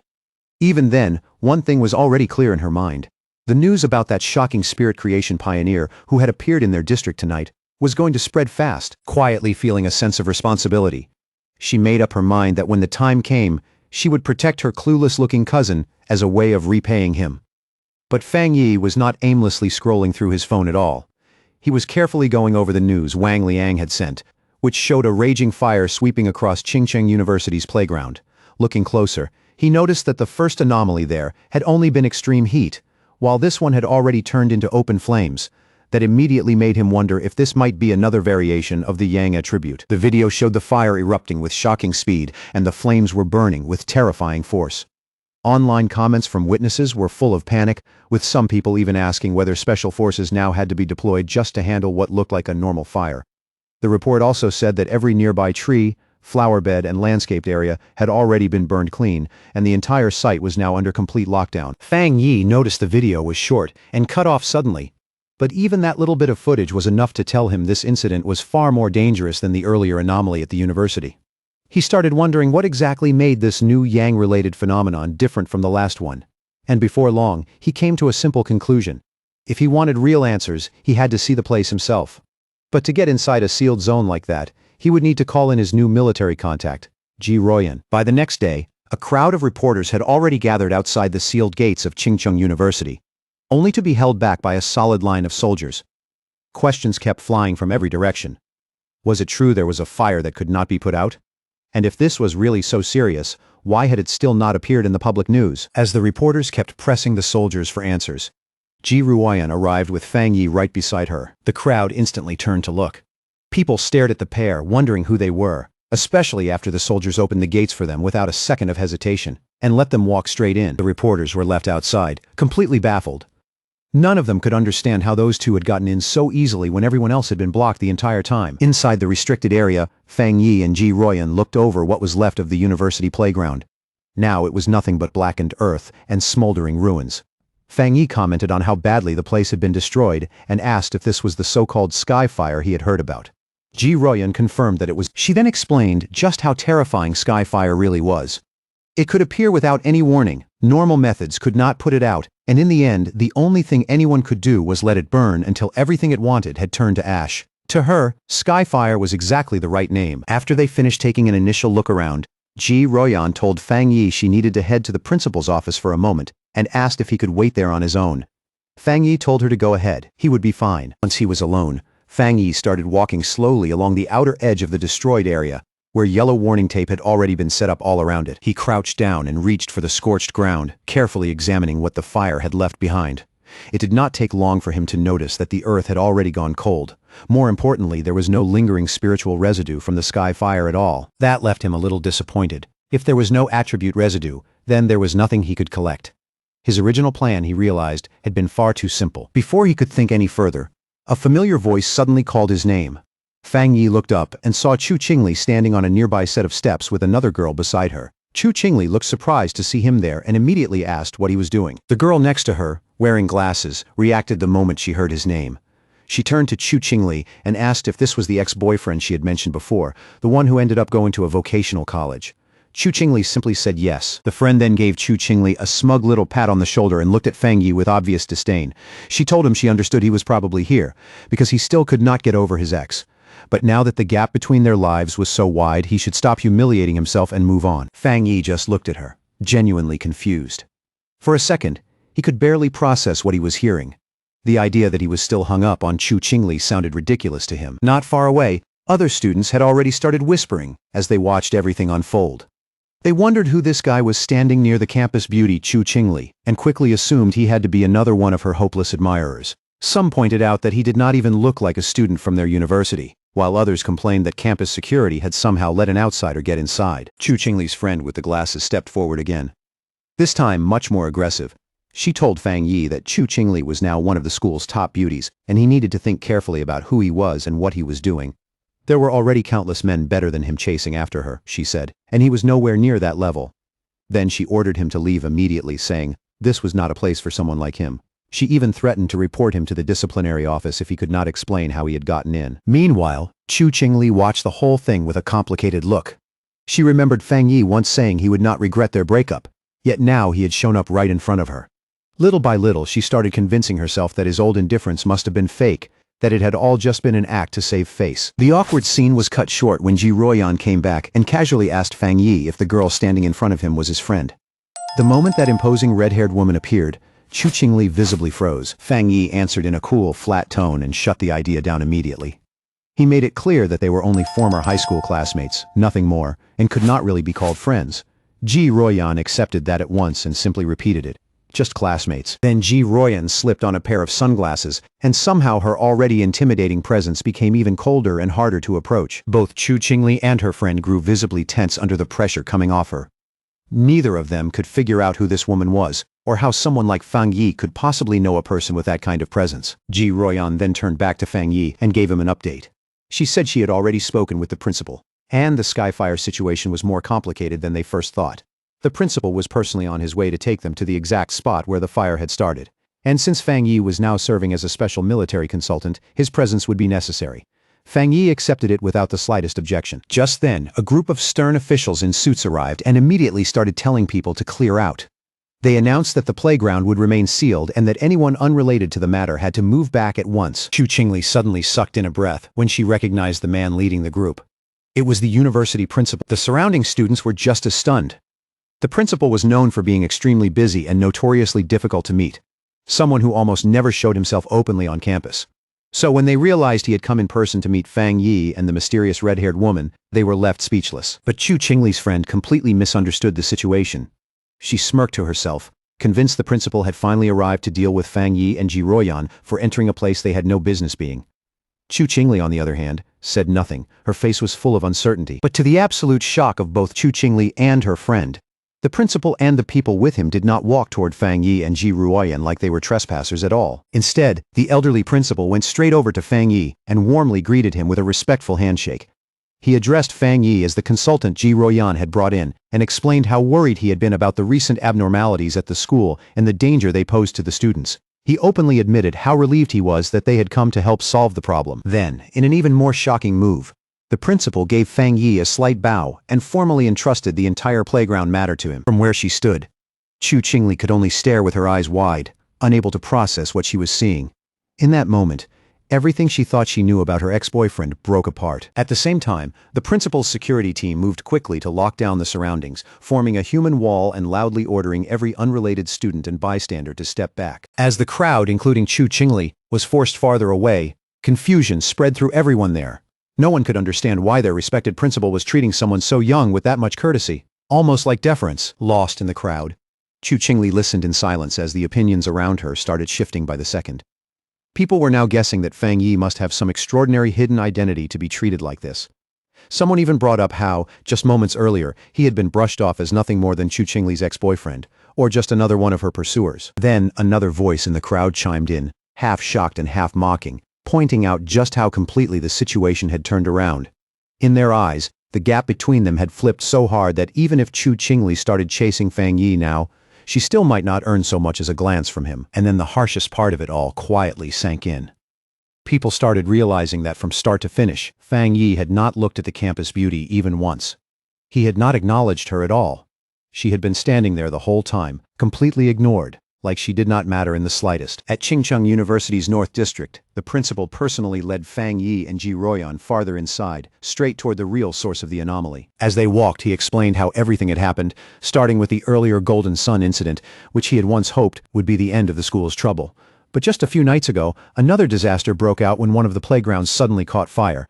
The flames were so fierce and so unnatural that even the fire department could not put them out. Luckily, it happened late at night when no students were around, so the school was able to lock the area down in time. The principal kept talking, his face growing heavier with every word. One fire could have been written off as bad luck or some freak accident. But not long after that, 2 more playgrounds caught fire too. He said he had personally seen a crimson flame fall from the sky and hang there in midair, so strange and impossible that there was no doubt anymore. This was something supernatural. He went on to say that while the other fires had eventually burned out or been brought under control, one of them was still going. And as they got closer to that final spot, Fang Yi could already catch the sharp, suffocating smell of something still burning in the air. Before long, they arrived at a basketball court where a single hoop was still wrapped in raging, undying fire. The principal lowered his voice and confirmed that this was the original point of eruption, the one place where the flames simply would not go out. As the 3 of them stood there looking at it, Ji Ruoyan glanced at the device on her wrist.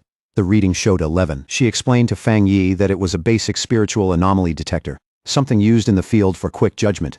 Then she added that for ordinary civilians, any reading over 10 already qualified as a disaster-level threat and was enough to justify a full lockdown of the surrounding area. Then, without warning, the detector started flashing and beeping like crazy. In an instant, the number on the screen shot up, climbing all the way to 60. Ji Ruoyan cried out at the sudden spike, clearly alarmed by how absurd the number was.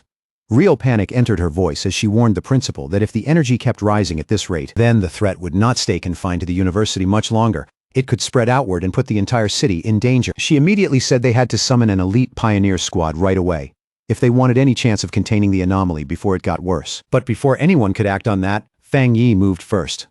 Without a word, he suddenly vaulted over the chain-link fence, ignored every warning sign, and went straight toward the center of the fire. The flames swallowed him almost immediately, wrapping around his body in blazing light, while Ji Ruoyan and the principal stared on in complete shock. At that exact same moment, the number on Ji Ruoyan's detector surged again with another violent jump, and this time the display shot up to a staggering 110. She shouted that the anomaly had just been raised to S level, disbelief ringing in her voice. The principal went pale and asked in panic what they were supposed to do now that Fang Yi had already gone inside. Ji Ruoyan could only stare into the flames, stunned by what he had just done. Under her breath, she muttered that he had lost his mind. Not even the strongest soldiers from a forbidden zone would dare charge into a place like that alone. But inside the inferno, Fang Yi was completely unharmed. He stood there calmly in the middle of the flames, his figure steady and almost unreal against the fire raging all around him. He already knew the reason. Just like his Yang attribute had protected him from divine thunder before, it could now shield him from the burning force of this sky fire too. But almost right away, he ran into a serious problem. His power was protecting him. Yes, but that same protection was also stopping him from making direct contact with the source flame, and without touching it, he could not trigger the system to generate a new technique. Realizing his defense was helping him and getting in his way at the same time, Fang Yi knew he had to reach the core no matter what. As he watched the fire coil around the basketball hoop like a massive flaming dragon, he understood one thing clearly.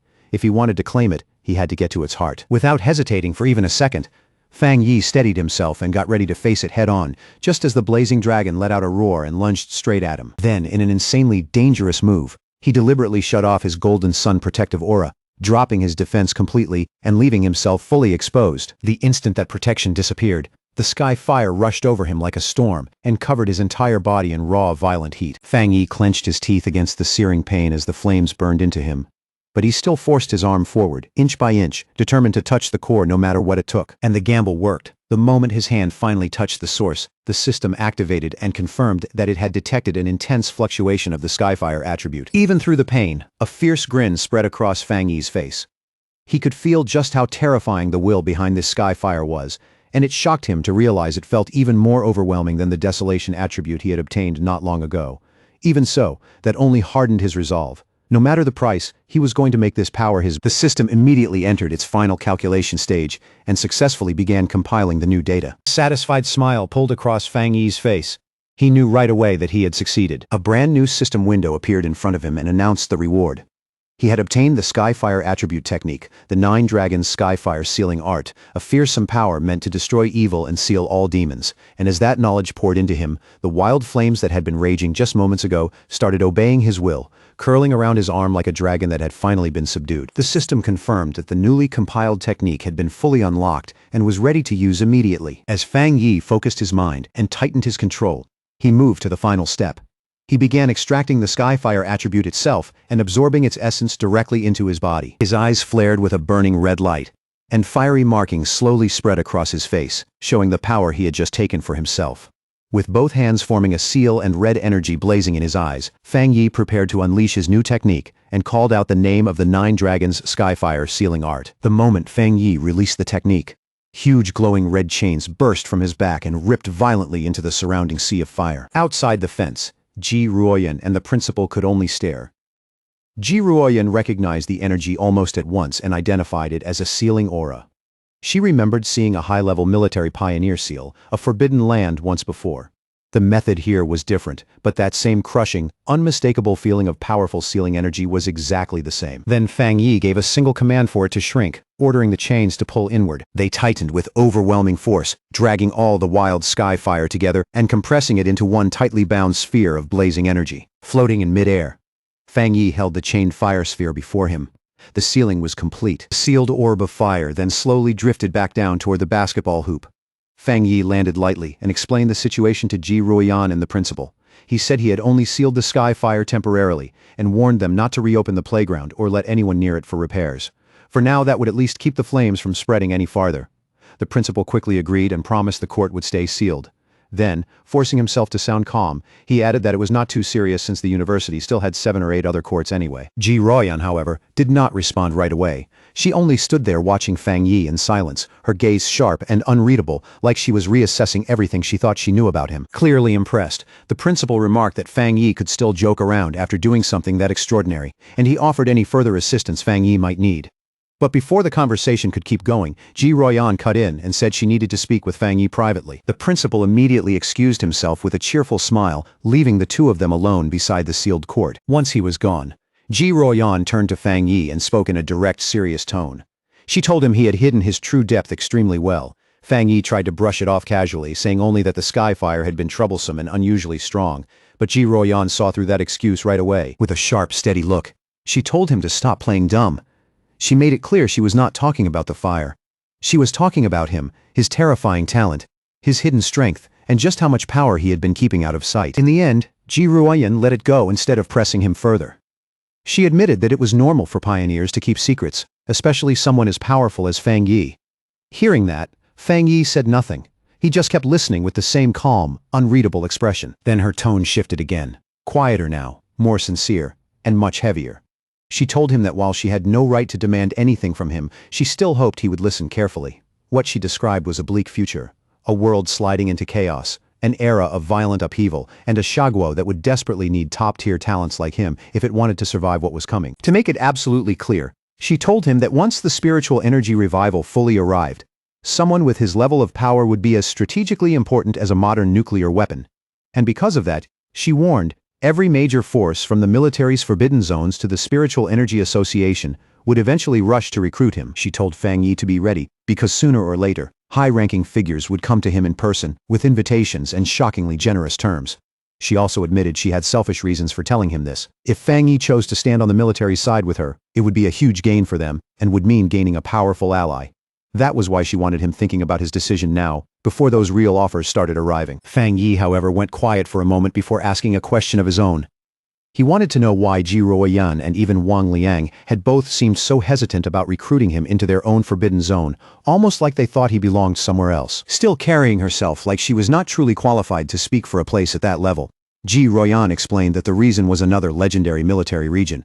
One so overwhelmingly powerful and absurdly formidable that, in her eyes, Fang Yi fit there far better than in any ordinary forbidden zone under her command. A faint, knowing smile touched Fang Yi's lips as he looked at her and quietly asked if she meant one of those top-level units, the kind of force most ordinary people would never even hear about. She gave a small nod and said yes, that was exactly what she meant. But even as she said it, her voice dropped a little. Truthfully, she had barely ever seen those people herself. All she knew came from what she had heard. And lately, the stories were all the same. They had been moving non-stop, so intensely that even officers from other military regions were starting to feel the pressure their operations left behind. Then, like she had no interest in staying on that heavy subject any longer, she changed the topic and told him to stop standing around chatting. The principal had invited them to eat at the university cafeteria, so they should get going. Fang Yi walked beside her in silence, his face calm as ever, but in his heart he had already reached a conclusion.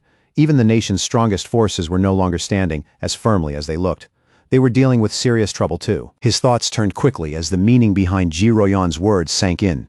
If what she said was true, then it meant terrifying anomalies had already begun appearing in the dark, far beyond what the current pioneers could handle.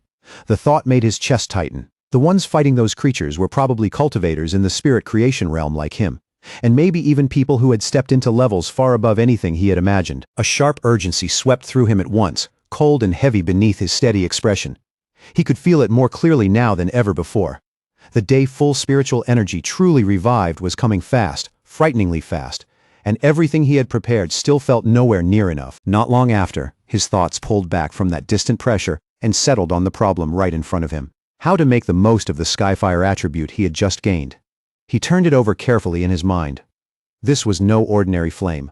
It was violent, uneven, wild, and ravenous, a fire that devoured everything it touched and left nothing behind, and the more he thought about it, the clearer it became.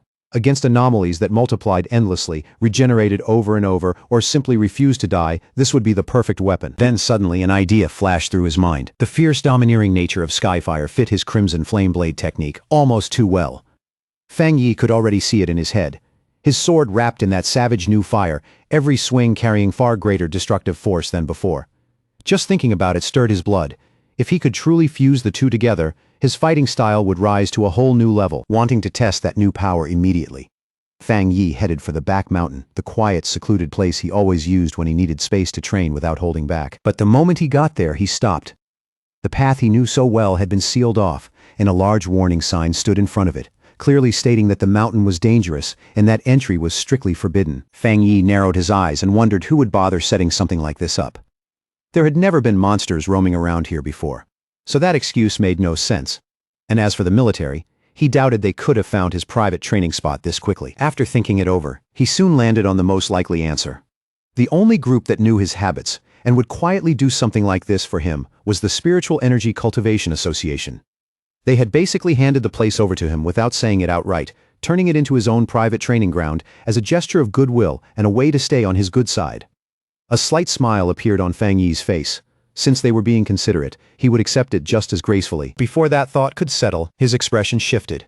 His sharpened senses had already picked up a presence that absolutely should not have been there. In that instant, Fang Yi realized someone or something had slipped onto the mountain and was now hiding somewhere in the stillness of the woods. He focused for a moment and caught a familiar trace in the air. The aura felt extremely close to the one he had sensed back at the factory, only this one was weaker, far less oppressive. Not far away, hidden among the thick trees and broken shadows, a monster crouched in silence. Its shape was roughly like a monkey's, but the body was twisted and unnatural, and its glowing red eyes were locked straight onto Fang Yi with a feral, unsettling stare. Fang Yi quickly realized this was no mindless beast. It knew how to hesitate, how to watch, how to measure his strength instead of rushing in blindly. That made it even more dangerous. Spiritual energy was already gathering along his sword, and as he raised the weapon slightly, he decided this was the perfect chance to show exactly what he could do. At that moment, a system window appeared before his eyes, asking whether he wanted to infuse the newly obtained Skyfire attribute into his Tang sword. The description was short, but it stood out immediately.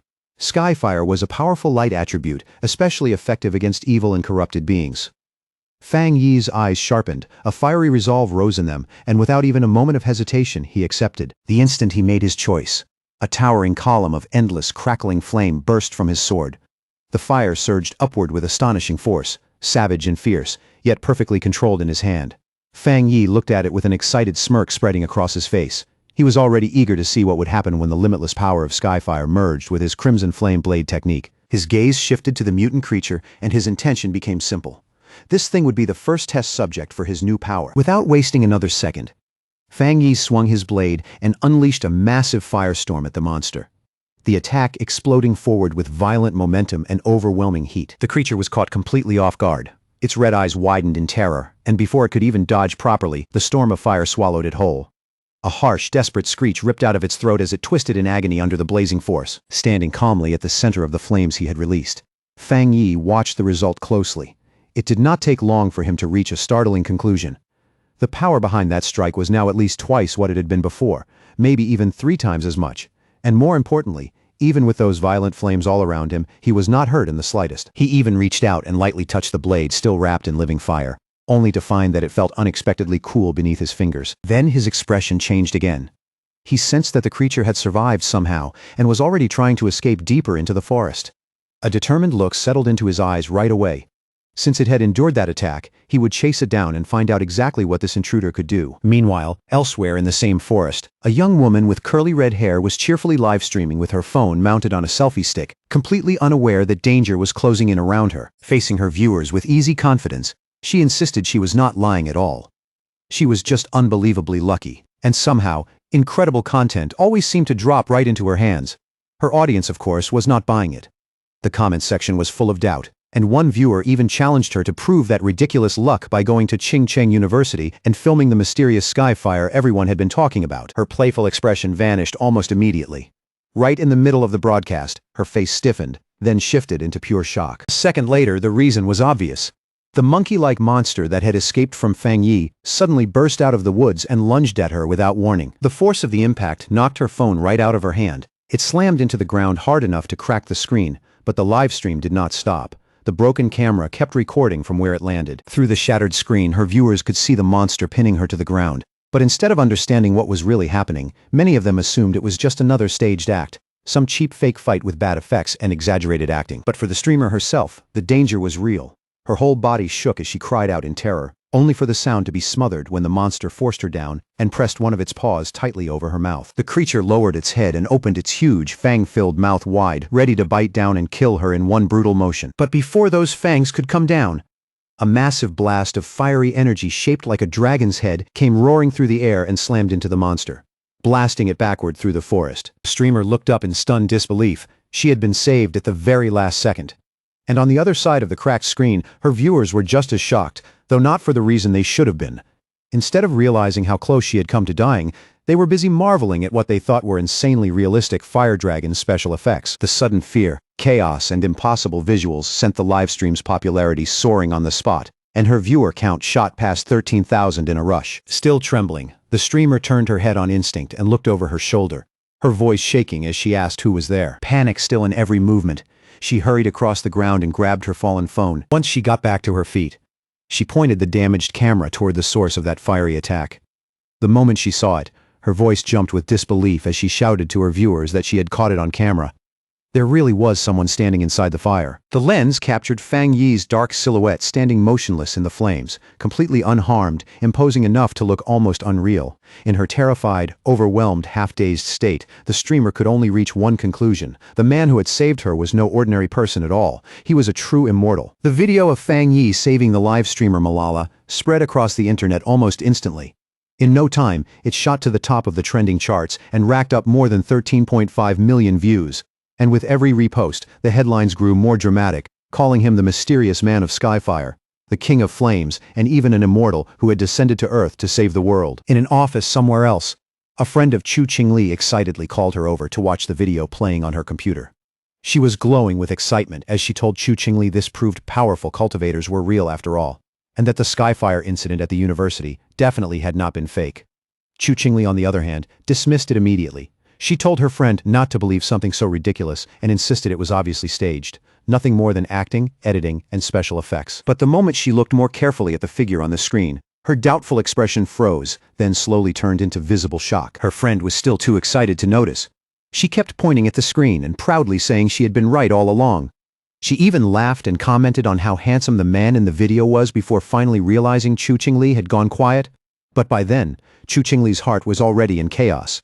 She kept forcing herself to believe the video had to be fake, that it simply could not be real, and that the figure inside the flames only happened to look like Fang Yi. She tried to reason it out, clinging hard to that denial. If that person were really Fang Yi, then flames like those should have reduced him to ashes long ago. But that excuse quickly started falling apart, and denial gave way to fear. What if it really was him? What if he truly had become that powerful? The thought made her stomach tighten. After everything that had happened between them, she could not help worrying that he might use that terrifying strength to get revenge for their breakup. Even so, her stubborn pride rose up just as fast, and she swore to herself that no matter what happened, she would never lower her head to him. Elsewhere, the red-haired leader of Lin Yi's pioneer squad was showing the same video to Lin Yi on her phone. Looking at the figure standing in the flames, the leader asked if the man seemed familiar, suggesting he might be the same person who had saved them from the monstrous vine before. Lin Yi agreed that the resemblance was real, but then she added something even more surprising. She had recently learned that a powerful master who had broken through to the spirit creation realm was living right in her neighborhood. As that thought settled in, she could not stop herself from wondering whether her quiet cousin and this astonishing pioneer might actually be one and the same. Somewhere else, Zhang Xiaoya and the male pioneer who had survived the lava cave incident with her were watching the viral video together. The man recognized Fang Yi's fighting stance right away and pointed out that his strength had clearly risen to an entirely different level from before. At the same time, Zhang Xiaoya noticed that the way he handled his blade was exactly the same as she remembered. That realization sent a lingering chill through both of them. They had truly been unbelievably lucky to once fight alongside someone that powerful. Fang Yi's public display of overwhelming power quickly reached the highest levels of the nation's two major organizations. Inside a sleek modern skyscraper, most likely the association's headquarters, the atmosphere had already grown tense. The crisis in the city was clearly getting worse, and the current pioneers were starting to struggle just to keep up with the chaos spreading around them. In a high-level meeting room, Su Qingying spoke to a group of officials with calm confidence. She told them the military had already been in close contact with Fang Yi, and she firmly believed that when the time came, he would agree to help. Meanwhile, in a military command center, Ji Ruoyan, Han Li, and several other officers were discussing the latest intelligence. They were stunned by how quickly Fang Yi had grown. Openly calling him a monster for reaching the spirit creation realm so fast, the discussion soon shifted to how many high-tier attributes he might possess, and one officer concluded the number had to be 3, maybe even more. In the end, they all reached the same uncomfortable conclusion. Trying to intimidate someone like Fang Yi had been a complete mistake, and now their only realistic option was to recruit him. Han Li lowered his voice and seriously asked if High Command had finally decided to meet Fang Yi face to face.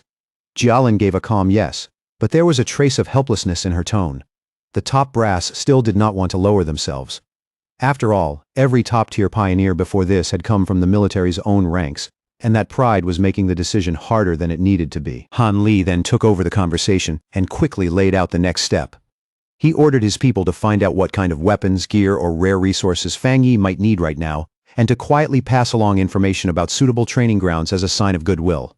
Then his face turned even more serious as he gave one last key order. The viral livestream video, along with all the rumors and online noise surrounding it, had to be handled and brought under control before it spread any further. By this point, almost the entire spiritual energy world in Xiaguo had started watching Fang Yi. Both Su Qingying and Jialin found themselves thinking about what was waiting ahead for him. Su Qingying looked troubled, as if she could already feel the enormous pressure gathering around his path, while Jialin wore only a faint, confident smile. Their thoughts were different, but both women, each standing at the head of a powerful force, were quietly waiting to see what this extraordinary young man would do next. Inside a quiet hospital room washed in pale light, the steady beeping of a heart monitor sounded especially clear, breaking the silence one measured note at a time. Seated beside the bed was a mysterious woman with long purple hair, calm and elegant, as she looked at the unseen patient and softly called that person teacher. Her voice was gentle, almost tender, as she said Xiaguo seemed to have finally found a new glimmer of hope. With someone as powerful as Fang Yi appearing at such a critical time, she whispered, the chances of her teacher waking up had become just a little better than before. A day later, back at the apartment, Fang Yi sat at the table eating breakfast. His face looked calm, but his mind was still going over everything that had happened the day before. As he ate, he thought about how the fight on the back mountain had somehow spread all over the internet overnight. All because one reckless live streamer had sneaked into the restricted area chasing views and excitement. Between bites, he casually checked what happened afterward and saw that the video had already been wiped from the internet while the streamer's account had been banned completely. He instantly guessed what had happened. Whether it was the military or the Spiritual Energy Cultivation Association, someone with enough power had clearly stepped in and cleaned everything up fast. His thoughts had barely started to settle when his expression suddenly shifted. A small but unmistakable sense that something was wrong cut straight through his casual mood. He quickly realized what had been bothering him.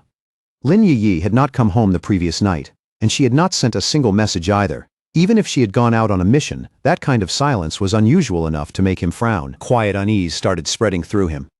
He picked up his phone and called her, only to be met right away with an out-of-service message. That cold, mechanical response made the room feel even quieter. Now truly alarmed, Fang Yi stopped treating it like a minor issue. Something was clearly wrong, and without wasting another moment, he decided to go find her himself. At the same time, deep inside a dark forest covered in thick mist, Lin Yi and the red-haired leader of her pioneer squad were still trapped, wandering through the endless gloom with no clear way out. Breathing hard, the red-haired leader asked Lin Yi if she had any idea how long they had been stuck in that cursed place. Lin Yi gave a rough guess of around 10 hours, though even as she answered, she admitted she could barely keep track of time anymore inside that oppressive fog. The red-haired leader looked pale with exhaustion, her body bruised and worn down. She kept apologizing, clearly blaming herself for dragging Lin Yi into this nightmare. When they came here, she said, she thought they were only investigating some strange phenomenon, not walking straight into a death trap. As she spoke, she pressed a hand to her side and winced from the pain. Lin Yi firmly told her to stop apologizing. The real problem, she said, was that she herself was not strong enough. Regret would not help them now. She urged her leader to stay alert, stay calm, and preserve whatever little spiritual energy and stamina they still had left. Even while forcing herself to stay composed, Lin Yi could not help thinking back to that overwhelmingly powerful master she had once seen. In a moment like this, with death closing in from every side, she found herself wishing she had even a tiny fraction of that person's strength to save both of them. Their tense exchange was suddenly cut off when something stirred in the fog behind them. A massive shadowy monster slowly emerged from the gray mist, its red eyes glowing, its spiked outline menacing, and its very presence thick with danger. The creature burst out of the fog and slashed straight at the red-haired leader with its claws. Lin Yi reacted on pure instinct. She shoved her companion out of the attack's path and shouted a warning at the same time. In the next instant, she thrust out her hand and released a burst of bright blue spiritual energy. It condensed into a sharp blade of light that sliced through the air and cleanly took off the creature's head in a single strike. But even as they struggled back up, more of those shadowy, zombie-like figures began stumbling out of the fog one after another. The moment Lin Yi saw them clearly, horror crept into her chest. These were not normal monsters. They had to be the reanimated remains of other people who had been trapped here and died. After cutting down one of the creatures and watching it melt into a puddle of black mist, Lin Yi quickly explained what she had figured out. The real monster was not even trying to kill them outright yet. It was playing with them, turning dead victims into these grotesque puppets and sending them forward one by one.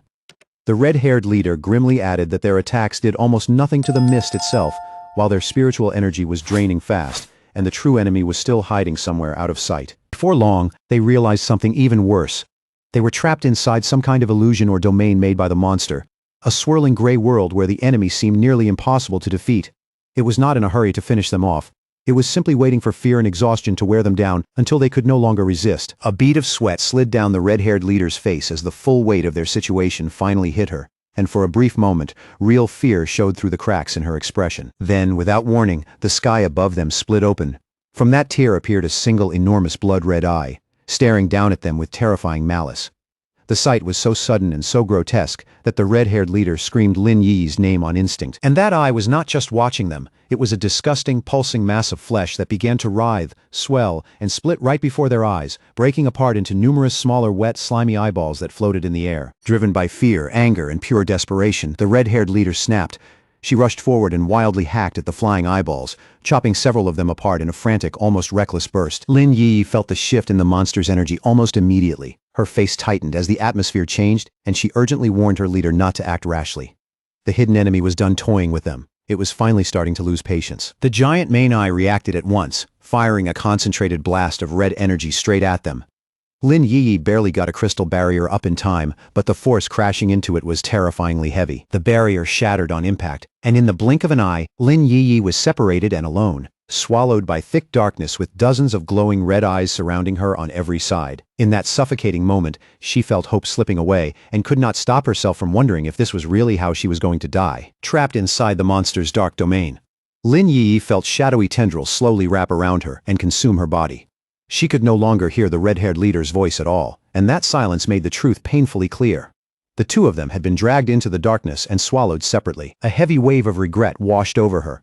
Deep down, she blamed herself for being too confident and too careless, bitterly admitting that she had been wrong to think the two of them could handle a mission this dangerous on their own. As the darkness closed in and her resistance kept weakening, her thoughts drifted helplessly toward a future she would never get to see.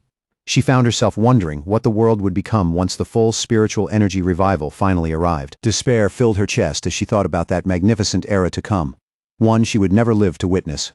Her hand reached weakly into the abyss while her body kept sinking deeper into that sea of glowing red eyes. Tears ran down Lin Yi's face as she finally closed her eyes. Her lashes trembled, and little by little, her whole body gave in as she quietly prepared for the end. Just when it seemed like all hope had disappeared, a massive explosion of brilliant blue light suddenly tore through the darkness with overwhelming force and ripped the domain apart. A figure burst through the shattered shadows, wrapped in an immense aura of crackling blue energy that lit up the entire space like lightning given human form. It was Fang Yi. Power shone in his eyes, and even in that urgent moment, he muttered to himself that he had almost come too late. There was relief in that thought, but only barely. Lin Yi stared at him in total shock, tears still clinging to her cheeks as recognition hit all at once. Her lips parted, and in complete disbelief, she gasped his name. The person who had saved her was actually her own cousin. Without pausing for even a second, Fang Yi raised his power and unleashed a violent blast of divine thunder, smashing straight through the monster's shadowy domain and shattering the false darkness that had trapped them. He landed lightly in the now cleared forest, one hand still crackling with leftover arcs of electricity. Both Lin Yi and her unconscious leader had been saved. Lin Yi could only stare at him, her mind thrown into chaos as the truth overturned everything she thought she knew. Her lazy, ordinary-looking cousin was actually an unbelievably powerful pioneer. But the battle was not over yet. From the shadows behind Fang Yi, the anomaly's true body finally revealed itself, a grotesque fleshy orb covered in eyes and radiating something deeply unnatural. Lin Yi snapped out of her daze and immediately shouted a warning, telling Fang Yi that the creature's real body was right behind him. Fang Yi, however, did not panic at all. Golden-red skyfire ignited in his hand, bright and fierce, while a confident smirk slowly spread across his face, as if the whole situation was already in his grasp. To him, this was not a crisis.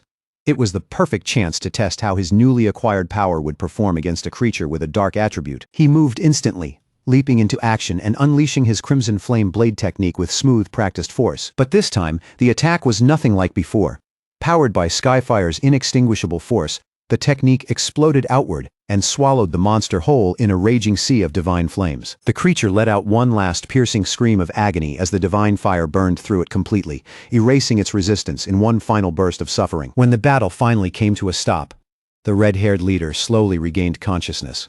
Blinking in confusion, she found herself sitting safely on the ground beside Lin Yi, surrounded by a protective ring of flames. The fire looked terrifying, but somehow it was not hurting them at all. Dazed and frightened, she asked Lin Yi if they had died and been dragged down into hell together with the monster. Now, much calmer, Lin Yi gently reassured her and told her to look carefully. They were still alive. The leader, still struggling to process everything, repeated those words in disbelief, almost like saying them out loud might finally make them feel real. Then she asked the question weighing on her most: who had saved them? As the protective flames slowly faded, Fang Yi casually walked over to Lin Yi and her leader with a small, easy smile, as if what had just happened was nothing too serious. He told them the problem had already been handled, and then, noticing the time, casually remarked that they probably had not eaten breakfast yet. The red-haired leader stared at Fang Yi, and little by little, her eyes widened as recognition suddenly flashed across her face. The memory had clearly clicked into place. She sprang to her feet in one motion, her whole face lighting up with excitement and awe. Pointing straight at Fang Yi, she blurted out that he was the very same person who had saved them back in Yanghuo Town from the monstrous death vine. Fang Yi could only blink, a little surprised himself, thinking that he had been recognized much faster than he expected. Lin Yi was left completely stunned by this new revelation. Looking back and forth between the two of them, she asked in disbelief if her leader was really saying that the powerful fire attribute master who saved them from the vine was also her cousin. The red-haired leader turned right back to Lin Yi with equal shock and demanded to know how a supermaster like this could possibly be her cousin, especially when Lin Yi had always described him as nothing more than an ordinary person. Faced with both of their stunned looks, Fang Yi could only scratch the back of his head and give them an awkward, helpless smile. Still overflowing with excitement, the red-haired leader grabbed Lin Yi by the shoulders and reminded her, that this was the very man who had cut down the desolation vine with one unbelievable slash. Her voice was practically shaking from the excitement. Meanwhile, Lin Yiyi's thoughts were already racing as she tried to piece everything together. Bit by bit, the truth became impossible for Lin Yiyi to deny. Her cousin really was that high-level fire user. But the more she thought about it, the more confused she became, because she had just watched him use an incredibly pure and terrifyingly powerful thunder attribute to tear apart the monster's dark mist. Her mind spun faster and faster as the implications hit her. The sheer strength of both his fire and thunder abilities meant he was not just talented, he was a true super genius with dual high-grade attributes. Then, another even more shocking thought struck her. She remembered the overwhelming spiritual disturbance near her neighborhood before, the one that clearly signaled someone breaking through into the legendary spirit creation realm. Could that astonishing breakthrough have also been her cousin? Seeing how tangled their thoughts had become, Fang Yi finally stepped in and calmly confirmed that yes, it really had all been him. Then, without letting the shock drag on too long, he shifted the conversation and asked about the dark attribute anomaly instead. His tone grew more serious as he said they should have known a creature like that was not something to take lightly. Then he asked why only the two of them had come and where the rest of their teammates were.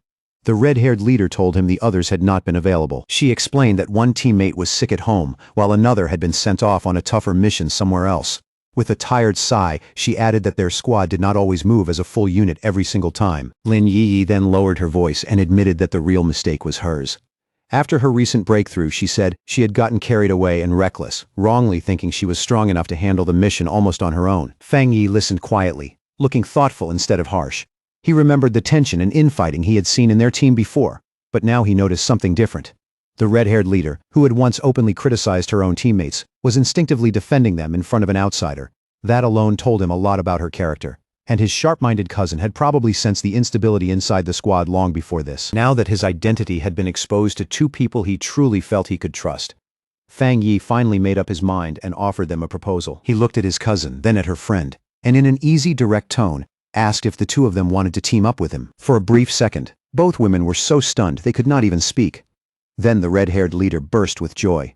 She clasped her hands together, almost unable to hold it in, and excitedly shouted about how unbelievably lucky she was to get the chance to team up with a master this powerful, all thanks to Lin Yiyi's connection. Lin Yiyi, though, felt something deeper than simple excitement. In that moment, she realized that a pioneer as powerful as Fang Yi must have known her secret for a long time, and had probably been quietly watching over her the whole way. The thought hit her hard. On this dangerous and lonely road of cultivation, where every step came with uncertainty, she had unknowingly had a strong and reliable family member nearby the entire time, protecting her without asking for anything in return. That realization filled her with warmth, relief, and a deep sense of happiness. Before she could stop it, a single tear of gratitude slipped quietly down Lin Yiyi's cheek. She quickly wiped it away, then looked up and flashed Fang Yi a bright, genuinely happy smile, along with a playful peace sign. Laughing through the emotion, she thanked him sincerely and promised to make him 2 extra eggs for dinner. Just then, Lin Yiyi's phone buzzed with a new notification. She glanced at the screen and announced that Jialin, the mysterious and powerful member of their pioneer group, had just posted a brand new mission. The message was an alert for a high-risk collection mission in a place called the Boundless Dark Realm, and it clearly stated that the task was tied to the dark attribute. At the end of the post, Jialin added a stern warning, telling everyone to think very carefully before choosing to sign up. Fang Yi immediately asked if they knew anything about the place.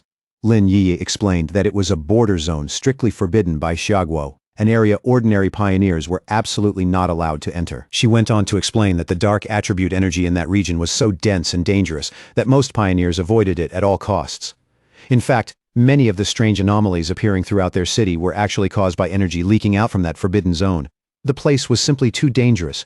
Even the government had never managed to explore it deeply because earlier attempts had ended in serious accidents and heavy losses. Instead of being intimidated, Fang Yi grew even more interested. He said they should try it and asked Lin Yiyi to message Jialin for more detailed information about the mission itself.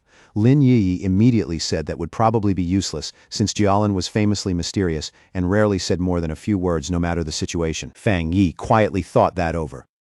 Based on what he knew, if Jialin was openly posting a mission tied to a top-secret area under government control, then there were really only 2 possibilities. Either she was some extremely bold rogue acting against the authorities, or she held a very high-ranking position in the military or the Spiritual Energy Cultivation Association. After thinking it through, he decided the second option was much more likely. Even though she doubted it would do much, Lin Yiyi still sent Jialan a message under her online handle, Feng Hiju. In the message she said she was interested in joining the mission and asked for more specific details. To the surprise of both Lin Yiyi and the red-haired leader, Jialan actually replied with an unusual amount of detail. She explained that the mission was to collect something called a shizai flower. She warned them that while the rewards were much higher than normal, every danger inside the boundless dark realm was tied to the dark attribute, and the risk level was far beyond anything they had faced before. She also clearly advised all pioneers to form teams before attempting it. The two women stared at the reply in shock. This kind of detailed response was nothing like Jialan. Only a moment later, another message from Jialan came through, and this one was even more direct. She warned that the mission might involve an S-level anomaly and that the death rate would be extremely high, once again urging them to think carefully before committing. Then, right at the end, she added one last line that barely tried to hide its real meaning. If they had a strong and reliable pioneer to team up with, it still was not too late to sign up. Elsewhere, the mysterious purple-haired woman from the hospital, now clearly revealed to be Jialan, walked down a corridor with guards lined up on both sides. She lowered her eyes to the phone in her hand and quietly thought to herself that she had already done everything she could. From here on, it all depended on whether that person was willing to accept the challenge. Back in the park, Fang Yi gave a faint smirk, instantly understanding the meaning hidden beneath Jialan's words. He told Lin Yiyi that the message was not just a warning. It was a direct invitation. Then he put the subtext into plain words for them. I know who you are. I know someone of your level will be interested in this, and I'm openly daring you to come. At that point, Fang Yi was sure this entire mission posting had been aimed at him from the beginning. As he looked ahead and imagined the dark, barren landscape of the boundless dark realm, the whole thing started to feel strangely interesting. Far from backing away, he decided without much hesitation that he really would make the trip, using her online name Feng Hiju. Lin Yi officially accepted the mission and sent Jialan a reply saying that her team had 3 people. The scene then shifted to a hospital waiting area, where Jialan was walking with 2 female assistants by her side. One of them voiced concern about the team that had just signed up, worried that 3 people was far too small a group for a mission this dangerous, but Jialan stayed calm and completely unmoved. She said that if Fang Yi was truly a pioneer Xiaoguo could place its trust in, then he would come. The assistant pressed further, uneasy about what would happen to the other pioneers if Fang Yi chose not to show up. Jialan's answer was simple and cold. If he did not come, then it only meant their fates were never meant to continue. As they kept walking, a faint smirk appeared on Jialan's lips. She asked her assistants if they really believed a mission to collect the shizai flower existed just to send powerful pioneers to their deaths. Then she explained that the true purpose of this extremely dangerous mission was actually the exact opposite of what it seemed on the surface. A vision revealed the flower's true nature. It bloomed from a dark, corrupted pool, nourished by the bodies and souls of fallen pioneers, beautiful and unsettling at the same time. Jialan said that obtaining this flower was a necessary step if the nation wanted to grow stronger, because it was the only way to save even more pioneers in the future. She went on to explain the real reason behind the mission.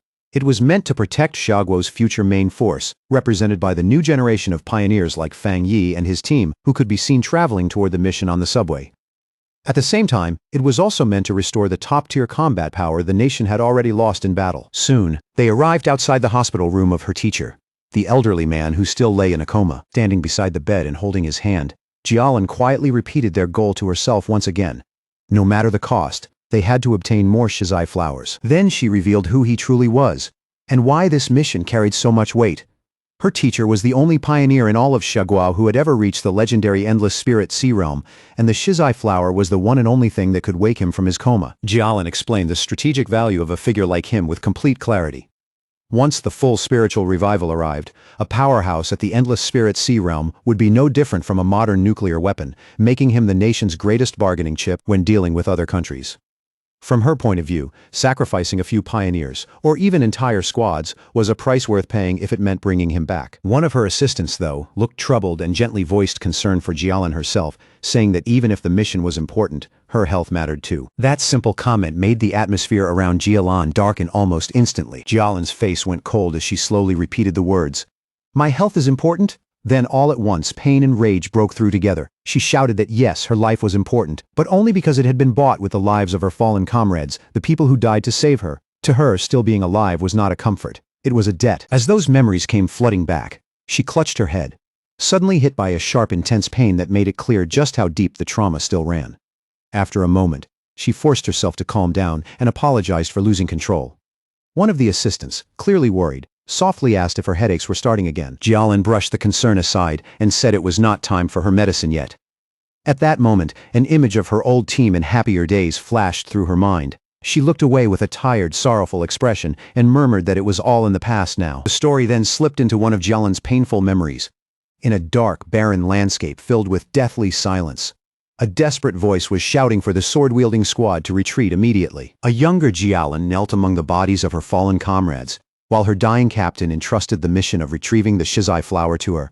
Trembling in despair, torn between thoughts of her teacher and the fate of her country, she finally understood with brutal clarity that the boundless dark realm was a place that showed absolutely no mercy. She cried out in refusal, her voice breaking as she insisted that she would not leave her captain behind. In his final moments, the captain placed his hand over hers and transferred his spiritual energy into her.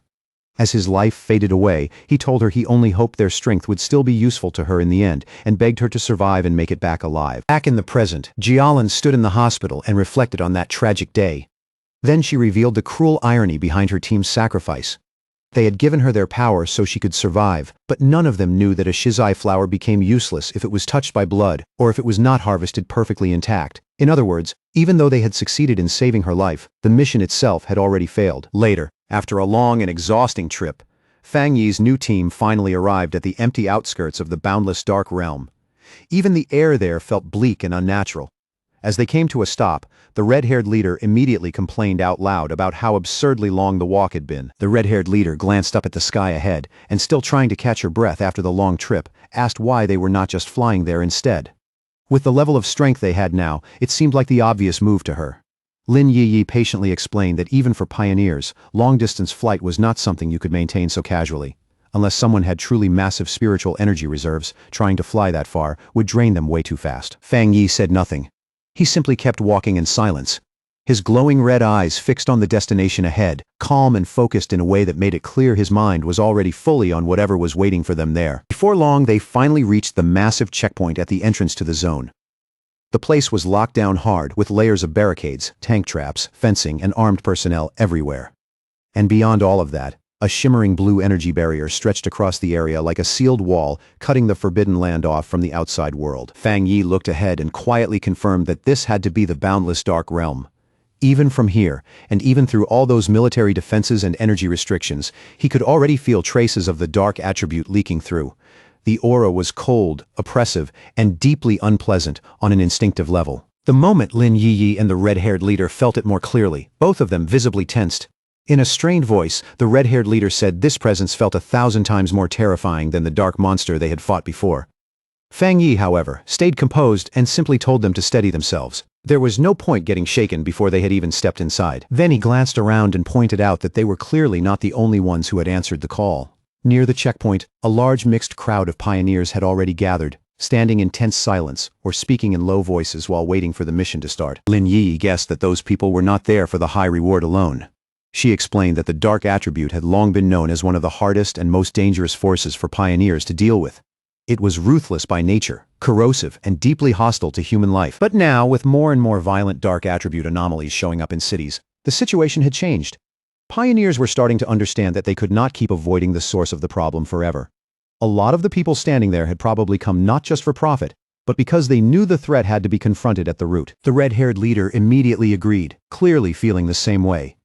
Fang Yi watched the two of them with a faint smile, visibly impressed by his cousin's clear-headed and practical judgment. All around them stood pioneers of every kind, each in different gear, each carrying their own distinct style, giving the checkpoint a restless, dangerous energy while everyone waited for the gates to open. As they stood there, Fang Yi explained why he had chosen to come on a mission this dangerous in the first place. He said he had already run into dark attribute creatures twice before.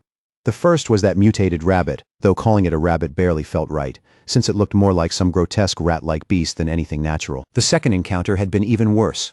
It was the serpent and its rat-like partner, Candle Knight, an intelligent pair that worked together to lure, mislead, and trap pioneers with frightening coordination. That mission had nearly wiped out an entire squad from the Spiritual Energy Cultivation Association. Then Fang Yi pointed out what mattered most. Like Lin Yi had already observed, these creatures did not seem to be entering the city by accident. They looked like they were deliberately finding clever ways around the military defenses set up around the urban borders. That meant they were probably using some unknown method to infiltrate populated areas, and by now it had happened far too many times to be written off as coincidence. For Fang Yi, that pattern alone was enough to make the whole situation impossible to ignore. The problem had already grown serious enough that if nobody stepped in to deal with the source, the cities would eventually be facing far more than scattered incidents. Sooner or later, they would be overwhelmed completely. That was why in Fang Yi's eyes there was no real choice left. No matter how dangerous it was, they had to come to the boundless dark realm and face whatever was hiding inside. At the checkpoint, a military officer stood watching the gathered pioneers while Su Qingying addressed a group in front of the energy barrier, briefing them on the situation before entry. Her expression was grim and focused, and every part of her posture showed she understood exactly how dangerous the mission ahead would be. But in the middle of that tense atmosphere, her concentration broke the moment she spotted a familiar group approaching from the side. The instant she recognized Fang Yi walking over with Lin Yiyi and the red-haired leader, Su Qingying nearly froze where she stood. Beside her, the green-haired Zhang Xiaoya was just as startled and immediately called out to her. But Su Qingying was already covering her mouth in alarm, too shocked to react naturally. Inwardly, she could only pray that the great master somehow would not notice her in the crowd. But that hope shattered almost at once. Fang Yi looked straight at her with a slightly puzzled expression and calmly called her out by name, identifying her on the spot as Captain Su. With no way around it now, Su Qingying could only walk over with her cloaked squad members. She had already received military information on Fang Yi's team, so there was no room left to pretend otherwise. The red-haired leader, still mischievous even in a place this tense, looked the beautiful silver-haired girl up and down and grinned as she asked Fang Yi if this was Lin Yi's future sister-in-law. That one teasing question instantly threw both Lin Yiyi and Su Qingying into visible panic. Su Qingying blushed hard and hurriedly waved both hands, flustered as she insisted it was a huge misunderstanding and absolutely not what it sounded like. Fang Yi, on the other hand, answered with complete calm and said no, she was not. He explained matter-of-factly that Su Qingying was Captain Su from the Spiritual Energy Cultivation Association and that she helped him deal with miscellaneous matters from time to time. Somehow, that only made Su Qingying even more flustered, because being described that way irritated her even more than the romantic teasing did. Before the awkward exchange could go any further, it was suddenly cut off by a loud, arrogant voice slicing right through the scene. An imposing older man in heavy red armor stepped forward with two other armored pioneers at his side and sneered at them as a bunch of shameless brats. In a booming, condescending voice, he complained that the newer generation of pioneers kept getting younger and more disrespectful, to the point that they did not even know how to greet their elders. He scolded them for chatting so casually in a place this dangerous, then finished with a sarcastic remark that he hoped they would all be able to rely on each other once they were inside the boundless dark realm. The red-haired leader immediately bristled at his tone and looked ready to fire back.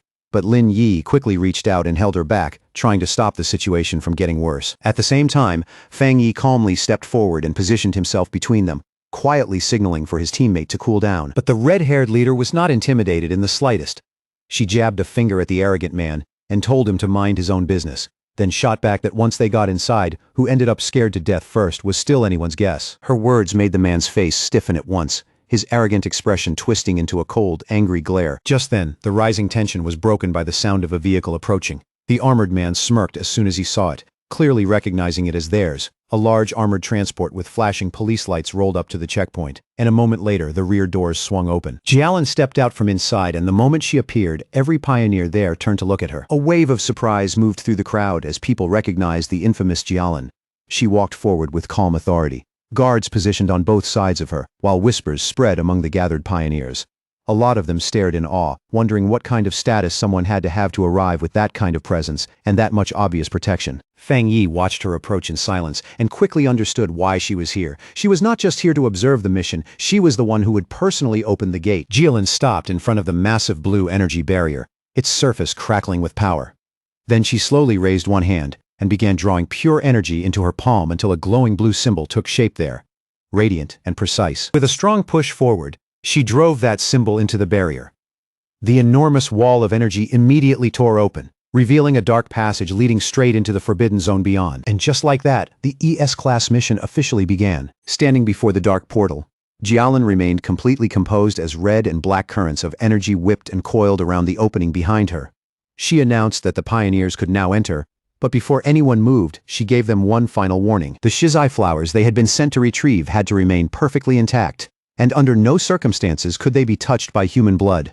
If the flowers failed to meet those conditions, then no reward would be given, no matter what risks people had taken. Once she made that clear, she gave the order for the mission to begin. With that, the crowd of pioneers started moving in groups.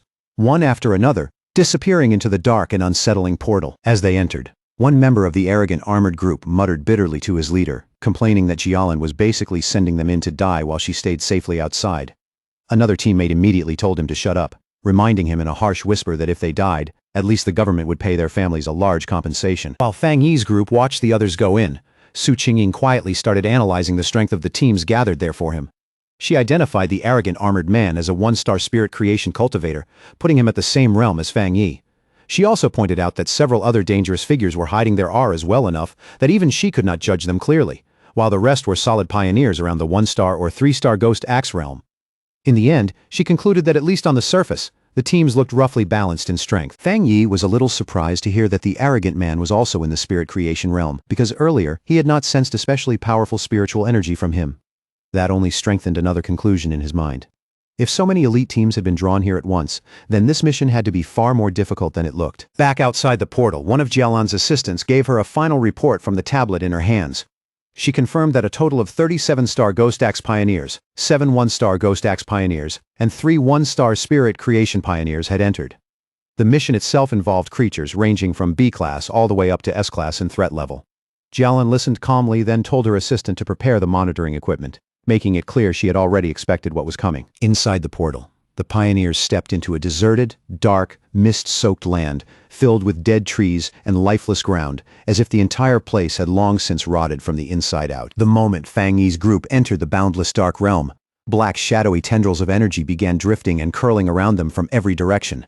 Fang Yi immediately told everyone to stay close, explaining that the overwhelming dark attributes saturating the area would distort sight and perception so badly that they could easily get separated and lose track of one another. No sooner had he said that, than the red-haired leader suddenly bent over, hit by a wave of nausea so strong she dropped to her knees.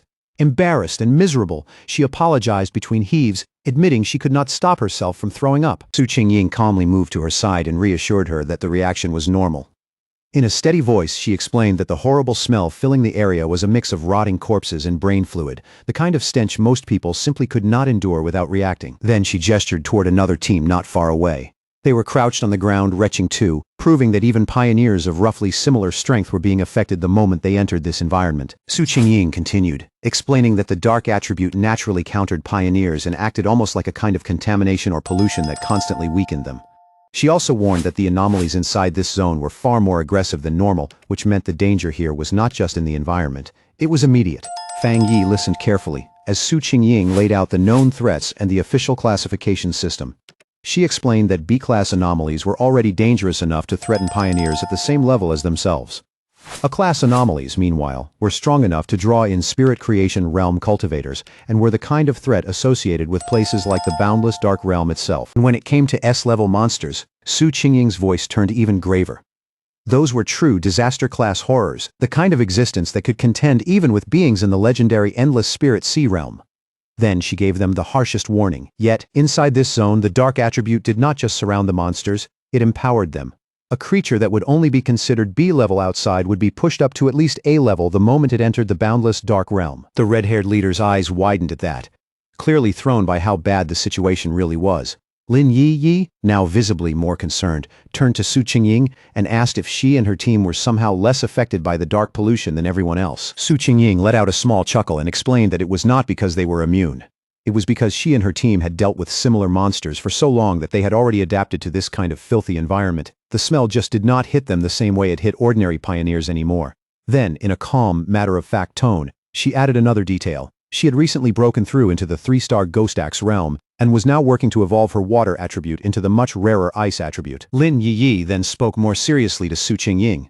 Since they were now both in the same realm, she wanted to know if Su Qingying also felt her spiritual energy being heavily suppressed here, even more than on earlier missions.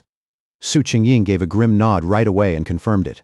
She added that many high-level masters had already died in this zone before, including one-star spirit creation elites from the military, so nobody here could afford even a second of carelessness. As they moved deeper into the bleak, abandoned landscape, Su Qingying naturally took the lead. After a while, she noticed they could no longer see the pioneer group that had been ahead of them, and she urged everyone to pick up the pace a little. Then she lowered her voice and gave an important instruction.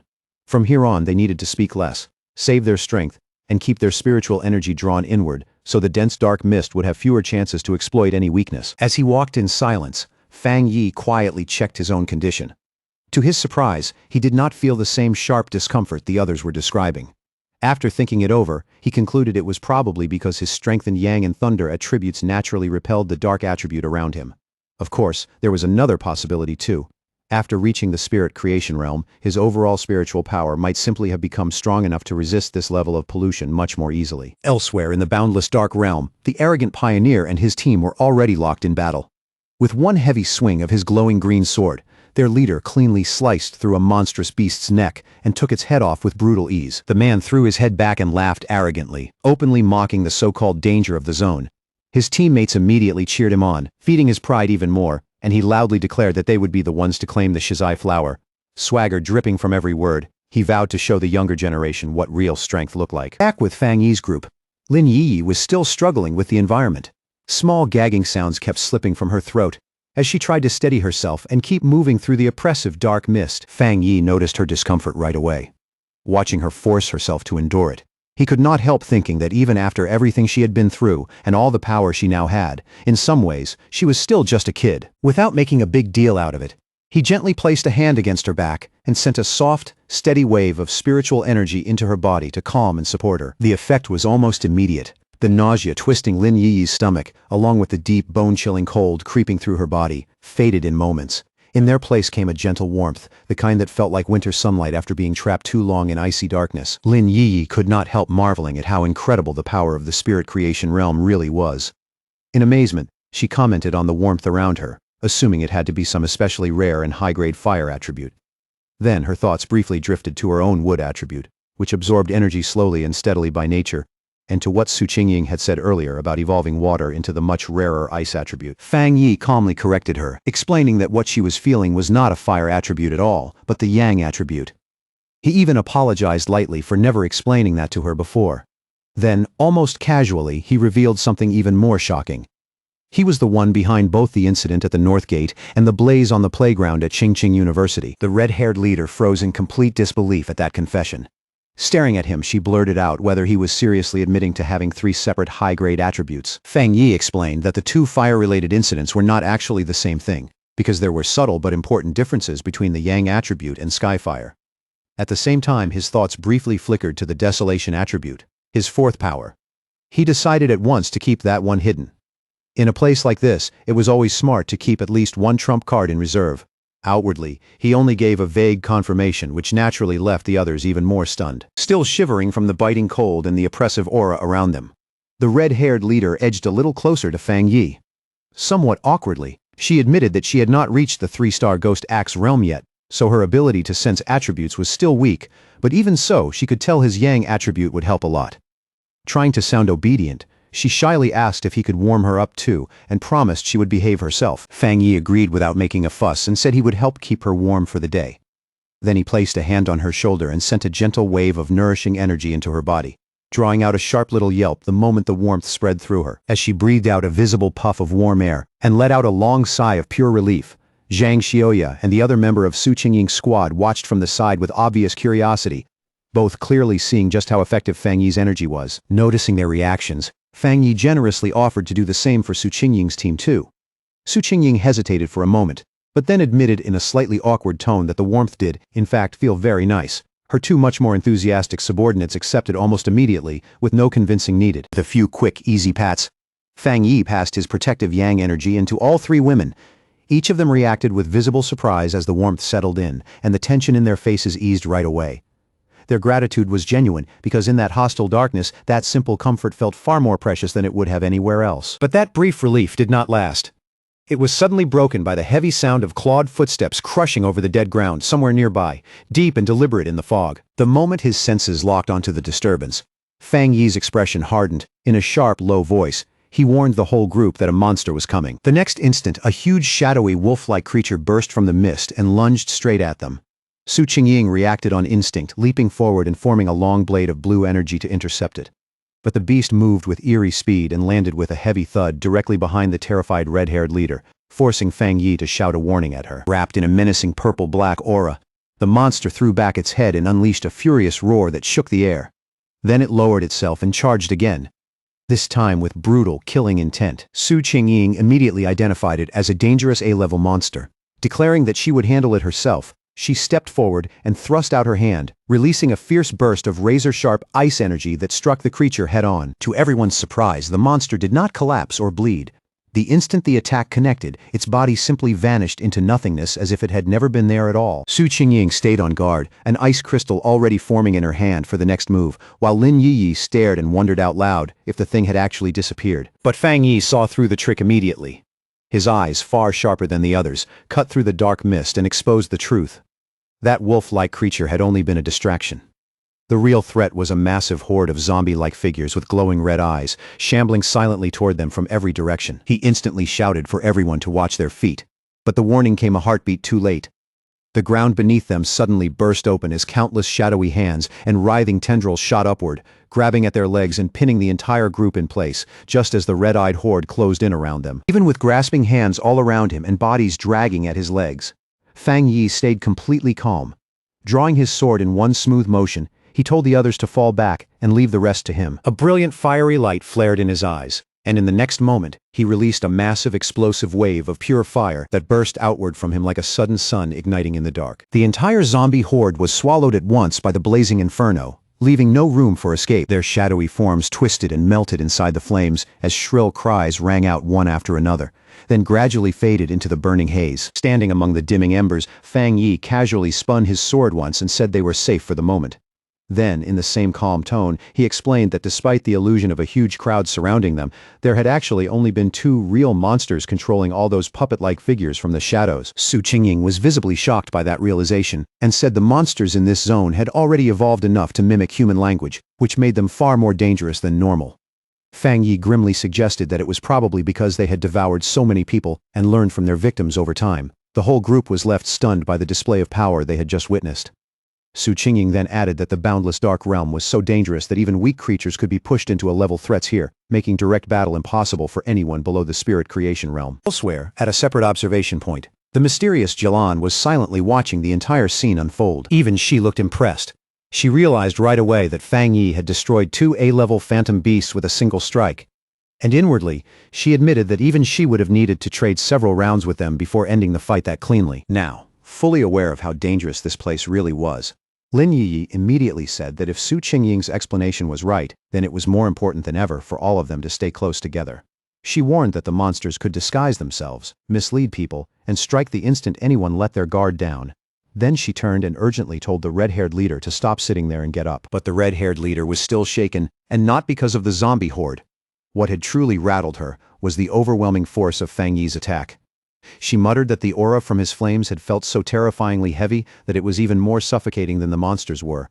In her eyes, even the slightest touch from that fire probably would have killed her on the spot. Just then, a deep rumbling sound rolled across the empty landscape, low and heavy enough to make everyone instinctively lift their heads. Lin Yi frowned and asked if the others could hear it too, because what she was hearing sounded strangely like distant ocean waves crashing somewhere in the dark. A moment later, the ground started shaking violently beneath them, the tremors so strong the whole group staggered and nearly lost their footing. Off in the distance, they could see other pioneer teams running in full panic, their formations broken and their faces full of terror, as they fled through the dead forest. One man was screaming desperately at his companion to stop fighting and run. His voice cracked with fear as he shouted that the thing coming toward them was pure evil, that they were seeing ghosts and that staying to fight would only get them killed. Fang Yi, Su Qingying, and Lin Yiyi all watched the chaos with grim, tightening expressions. Then they saw it clearly.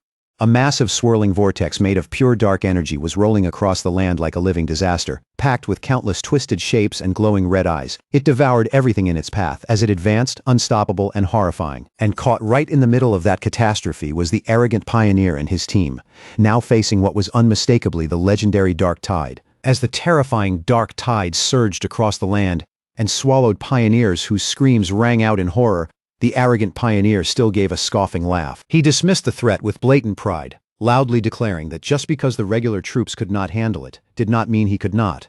With a defiant roar, he raised his sword and summoned a huge barrier of green energy, arrogantly proclaiming that everything within this zone was his for the taking. And with that reckless confidence still burning across his face, he charged straight into the heart of the swirling red and black storm. The moment he stepped into the tide, all his confidence broke apart.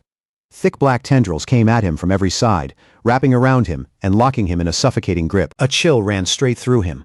Only then did he realize the monsters hiding inside were far more terrifying than he had imagined, not just above A level. Not even just above S level. Panic hit him instantly. He knew he couldn't let himself get caught, but by that point, it was already too late to run. He, along with many other pioneers, was swallowed by that overwhelming darkness. Their screams rang out as they were dragged down into the depths. From farther back where it was still barely safe, Fang Yi and the others could do nothing but watch the nightmare unfold. The red-haired leader stared ahead, visibly shaken, and muttered in disbelief, wondering if those people were already dead, and if any of them still had a way out. Beside him, Lin Yi quickly turned to Su Qingying and pressed her to explain what this so-called dark tide really was. With a grim look on her face, Su Qingying explained that this was the ultimate form of the dark attribute, a corrupted tide that devoured everything in its path, even other monsters. There was fear in her voice, but confusion too. Their mission was supposed to have been arranged specifically to avoid the day of the tide, and now that this was happening right in front of them, she could only fear that every pioneer who had gone ahead was already gone. Lin Yi suddenly remembered seeing the dark tide mentioned on pioneer forums, where people described it as a disaster capable of wiping out an entire city. Her face tightened with fear, and she immediately told Fang Yi they needed to retreat while they still could. But Fang Yi stayed completely calm. He told everyone not to panic, then raised a huge protective barrier around the group, golden spiritual energy pouring out as blue lightning crackled across its surface. In a steady voice, he explained that this spiritual shield naturally countered dark energy. And if things really got desperate, they could all pour their power into the barrier together, hold it in place, and survive the tide head-on. Su Qingying looked at him in shock, and immediately asked what exactly he was planning to do. She warned him that the dark tide was not ordinary dark energy, but a terrifying concentration of the dark attribute itself. Even if all of them combined their strength, they still wouldn't be able to stop it. She reminded him that even that spirit creation realm pioneer had been swallowed without putting up any real resistance. Fang Yi didn't look troubled at all. Golden flames burst across his sword, while blue lightning flared wildly in his other hand. Then, with complete confidence, he said he was going in to destroy it. Before anyone could respond, he kicked off the ground and shot forward like a streak of fire and thunder, heading straight for the towering wall of darkness.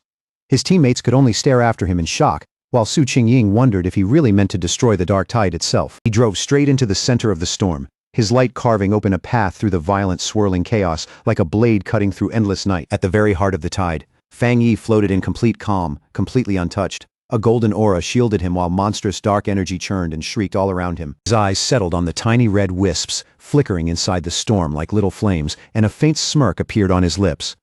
One of his suspicions had just been confirmed. Suspended in the center of the dark tide, Fang Yi found himself surrounded by a grotesque horde of monsters, their twisted bodies covered in countless eyes as they writhed through the darkness.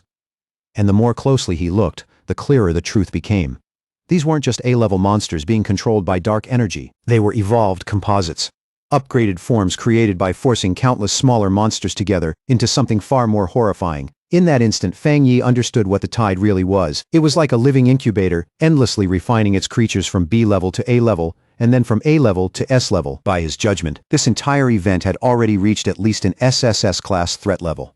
That alone explained how it had swallowed even spirit creation realm pioneers so easily without giving them any real chance to fight back. Then one of the monsters suddenly lunged out of the darkness and rushed straight at Fang Yi. Golden fire flashed in his eyes. With one clean swing of his flaming sword, he unleashed the crimson flame blade and effortlessly cut down the charging A-level composite beast. He couldn't help noticing just how much stronger he had become.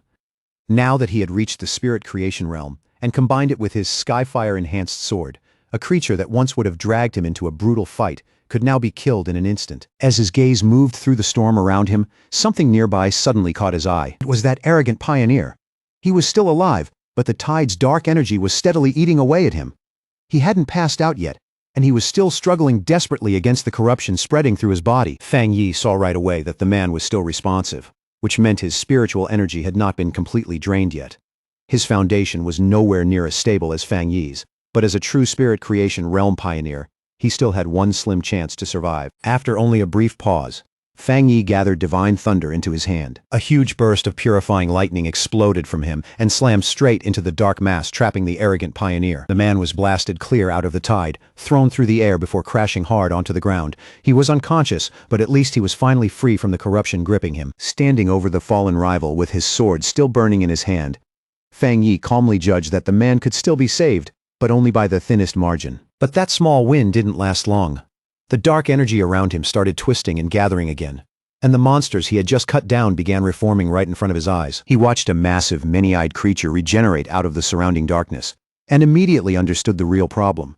The tide could keep reproducing its minions endlessly, and for a moment he couldn't help wondering if this terrifying power of regeneration was what defined monsters beyond the S-level threshold. Facing that endlessly reviving horde, Fang Yi quickly gave up on his original plan and settled on something far more dangerous. Even so, a confident smirk still rose on his face. He was ready to try a different approach. Without the slightest hesitation, he deliberately withdrew his protective spiritual aura and left his entire body exposed to the crushing power of the dark tide. The instant that protection vanished, his system reacted and detected the extreme dark attribute surrounding him, but almost immediately it returned a failure. The attribute was too unusual, too complex, and couldn't be extracted for now. Fang Yi felt disappointed but not surprised. Even after stepping into the spirit creation realm, the dark attribute was still beyond his reach. If anything, that only confirmed what he had already started to suspect. This power was fundamentally different from every other attribute he had encountered. As his options narrowed by the second, panic still never showed on his face. Instead, a determined smile slowly appeared. Since he couldn't destroy the tide outright, and couldn't absorb its power either, then there was only one thing left to do. He would have to find another way to deal with it. As the monsters began closing in again, he briefly regretted not bringing Little Flower, the Desolation Flower, with him. Its life-draining power would have been the perfect answer to something like this. For one short moment, he wondered what choices he still had left. Then his eyes widened slightly. A sudden realization hit him. The answer had been right in front of him the entire time. Outside the tide, the rest of the team stayed inside the golden barrier, staring nervously into the darkness. Still rattled, the red-haired leader asked Su Qingying if she had ever seen anything like this before. With a tense expression, she could only admit that she hadn't. Then, all at once, the violent chaos of the dark tide went still. Instead of raging wildly, it pressed silently against their protective shield. And somehow, that unnatural silence felt even worse than the storm. That eerie calm only made everyone more uneasy. Lin Yiyi admitted with a trembling voice that even when they had faced the monstrous desolation vine, she had never felt this afraid. Her worry for Fang Yi weighed so heavily on her that she could barely think. Su Qingying tried to calm her down. She pointed out that Fang Yi's barrier was still holding, even if it was flickering under the pressure. Taking Lin Yiyi's hands, she told her they should focus their own spiritual energy into the shield and help reinforce it. Then, with grim honesty, she added that if someone as strong as Fang Yi really fell here, then their own fate would be sealed soon after anyway. Su Qingying kept trying to steady everyone's nerves. She reminded them that Fang Yi was a spirit creation realm cultivator who wielded several terrifyingly powerful attributes, and she strongly suspected that his real strength went even deeper than anything they had seen so far. Someone at his level simply wasn't a person pioneers like them could save, no matter how much they worried. Her calm tone, and even that slight touch of humor, slowly eased Lin Yiyi's nerves, and Lin Yiyi softly thanked her. Su Qingying just smiled and admitted that her own teammates often said she was too serious. Then she gently asked Lin Yiyi if she felt a little better now. Their tense waiting was suddenly shattered when a towering pillar of pure fire erupted from deep inside the dark tide, instantly forcing the oppressive darkness back. From the blazing center of that inferno, Fang Yi unleashed his ultimate technique, the Nine Dragons Skyfire sealing art. He rose out of the flames like a god of war, his entire body shining with a fierce mix of blue and golden energy. Outside, his teammates could only stare in awe. The red-haired leader excitedly pointed him out to the stunned Lin Yiyi, while Su Qingying stood there in open disbelief, unable to process the sheer scale of the power unfolding in front of them. The technique took form as 9 colossal fire dragons, twisting and circling through the sky with overwhelming majesty, their combined light swallowing the darkness of the dark tide whole. Elsewhere, Jialan, who had been quietly watching the mission from afar, was nearly thrown off balance by the immense wave of spiritual pressure that suddenly erupted outward. She recognized that power instantly as the legendary Skyfire attribute, and she immediately realized the technique itself was a sealing art of terrifying power. In utter disbelief, she watched the 9 dragons converge and compress the city-destroying dark tide into a single unstable orb of blazing energy. She could hardly believe he might actually have sealed the entire event, but Fang Yi still wasn't done. After sealing the tide, he gathered divine thunder into both hands and released it as a massive vortex of crackling blue energy, spiraling violently around the sealed sphere of fire. With a roar that shook the air itself, Fang Yi called out the name of his fused technique, the 9 Dragons' Edict, and the force in his voice made the whole battlefield tremble. In the next instant, those 2 overwhelming powers, fire and thunder, slammed into each other head-on. The collision exploded outward with terrifying force, blasting through everything around them and shaking the very foundation of the extreme dark zone. Then Fang Yi gave one final command to Seal. Bringing his hands together, he forced that raging chaotic power to collapse inward under his control. The violent vortex of fire and lightning compressed tighter and tighter, shrinking into a smaller, steadier sphere until it finally settled into a glowing orb, bright, stable, and packed with perfectly contained power. After that unbelievable display of strength, the arrogant pioneer lay unconscious on the ground, like a hollow shell of the man he had been before. Fang Yi glanced at him and figured that, for now at least, the danger had passed. In the end, he had even saved someone by accident, which left him quietly wondering what he was supposed to do with the man now. Lin Yi hurried straight to Fang Yi, relief written all over her face now that she could see he was safe with her own eyes. Nearby, Su Qingying stood beside the unconscious pioneer and calmly said her team could take care of the injured man from here. A little later, Su Qingying walked over and asked Fang Yi why he still didn't look the least bit pleased, even after sealing something as terrifying and high-level as that dark attribute phenomenon. But inwardly, she was stunned. He had actually done exactly what he said he would do and crushed the dark tide itself. To her, that made him a truly frightening force. Fang Yi quickly told them this was no time to relax, and that they needed to move immediately. He explained that the seal he placed was only temporary, and the dense dark attribute energy still lingering in the area remained extremely dangerous. They had to find the Shizai flower before the seal weakened and broke. Su Qingying understood at once and nodded, saying her team would carry the unconscious man back to the association for treatment, while several of her teammates lifted him onto their shoulders. Before long, the group stopped at the edge of a cliff and looked out over the silent, empty land ahead. Su Qingying's heart sank as she realized none of the other pioneers who had gone ahead were coming back.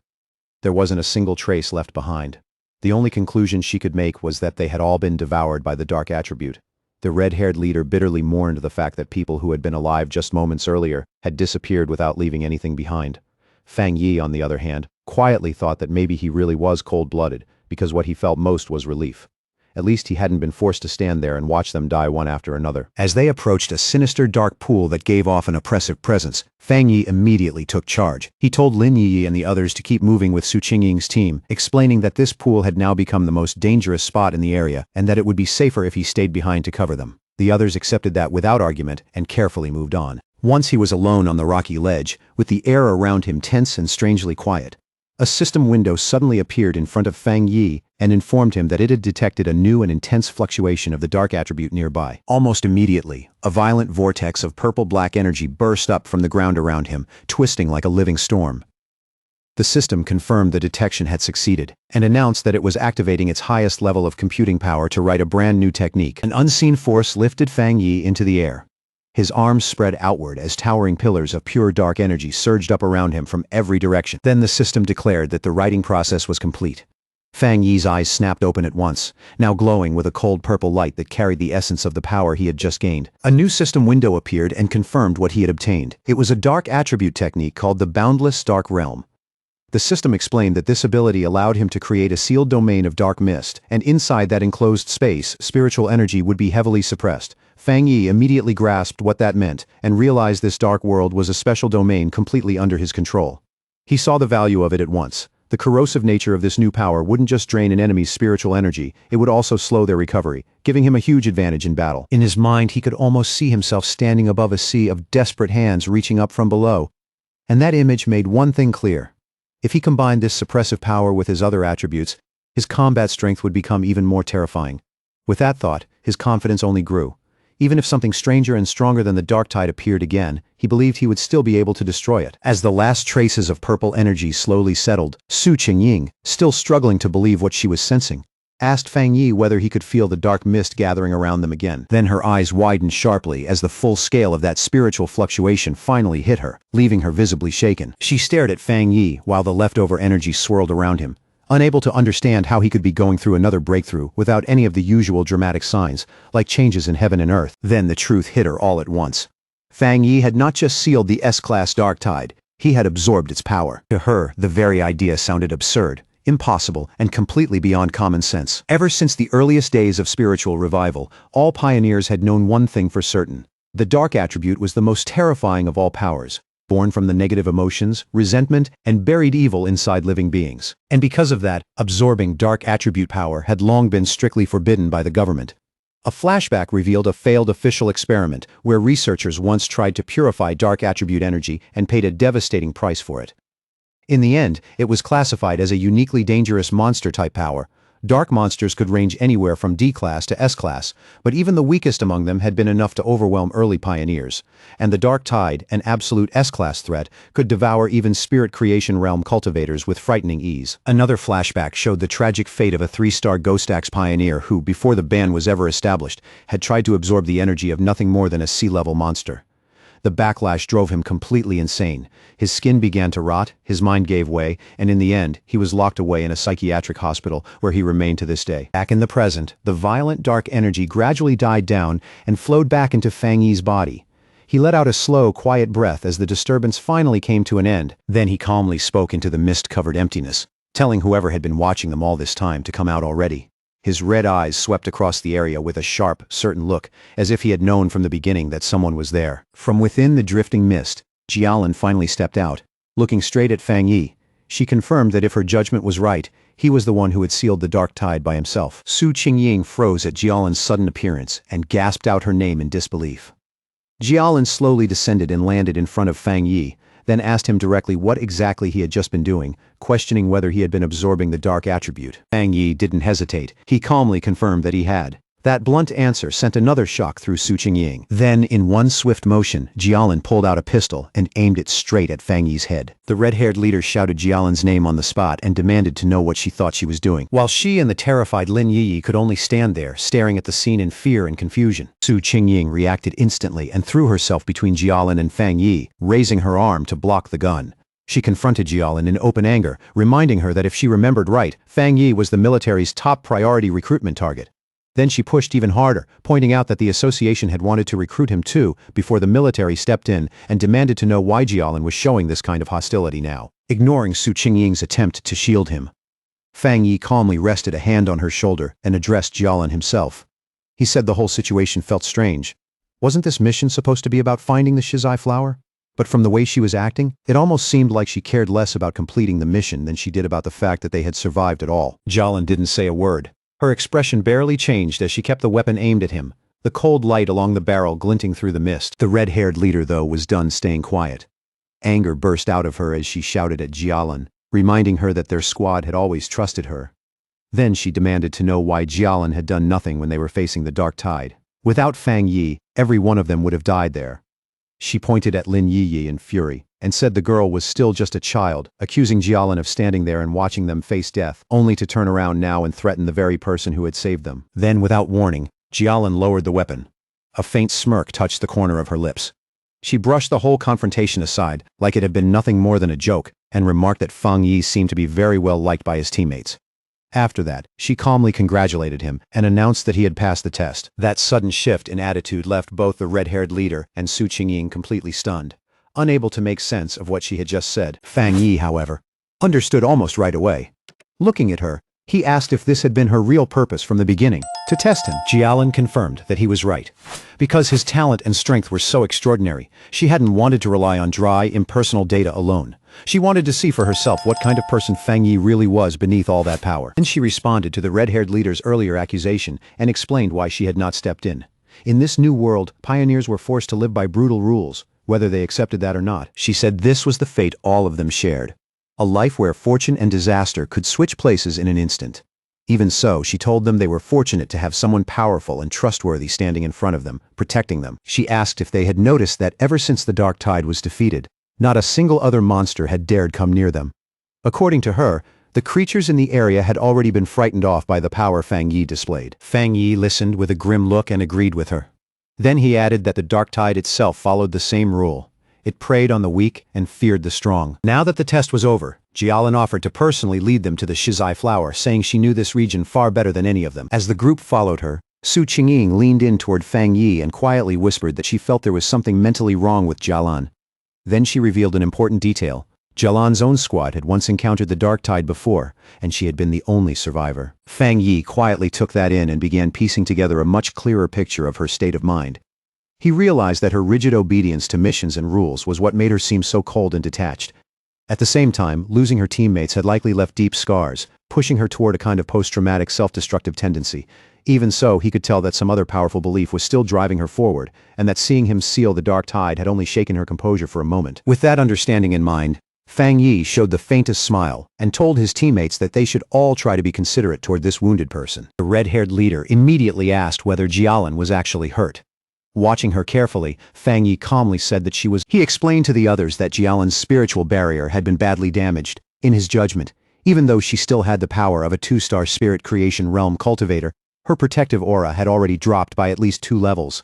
The crumbling state of her spiritual energy only confirmed it further and made it clear that she had suffered a serious internal injury. She even stumbled a little as she walked, and that tiny misstep made it impossible to miss just how weakened she really was. Noticing the concern in everyone's eyes, Jialan glanced back over her shoulder and thanked them in a quiet voice. Even then, she brushed it off and insisted her injury was nothing serious, nothing that would slow her down. With Jialan leading the way, the group moved deeper into a barren, mist-covered wasteland scattered with dead trees, broken bones, and the remains of fallen creatures. It was a bleak, silent place known as the chaotic burial mounds. As they walked, Fang Yi suddenly caught something subtle in the stillness around them. Something wrong. His eyes shifted, and before long, he spotted the half-buried skeleton of a fallen pioneer hidden beneath the dirt. At last, Jialan came to a stop and said they had arrived. In a small clearing ahead, a single shizai flower stood glowing softly on its own, its petals giving off an ethereal purple light through the mist. As Jialan started walking toward the flower, Fang Yi kept his eyes on her.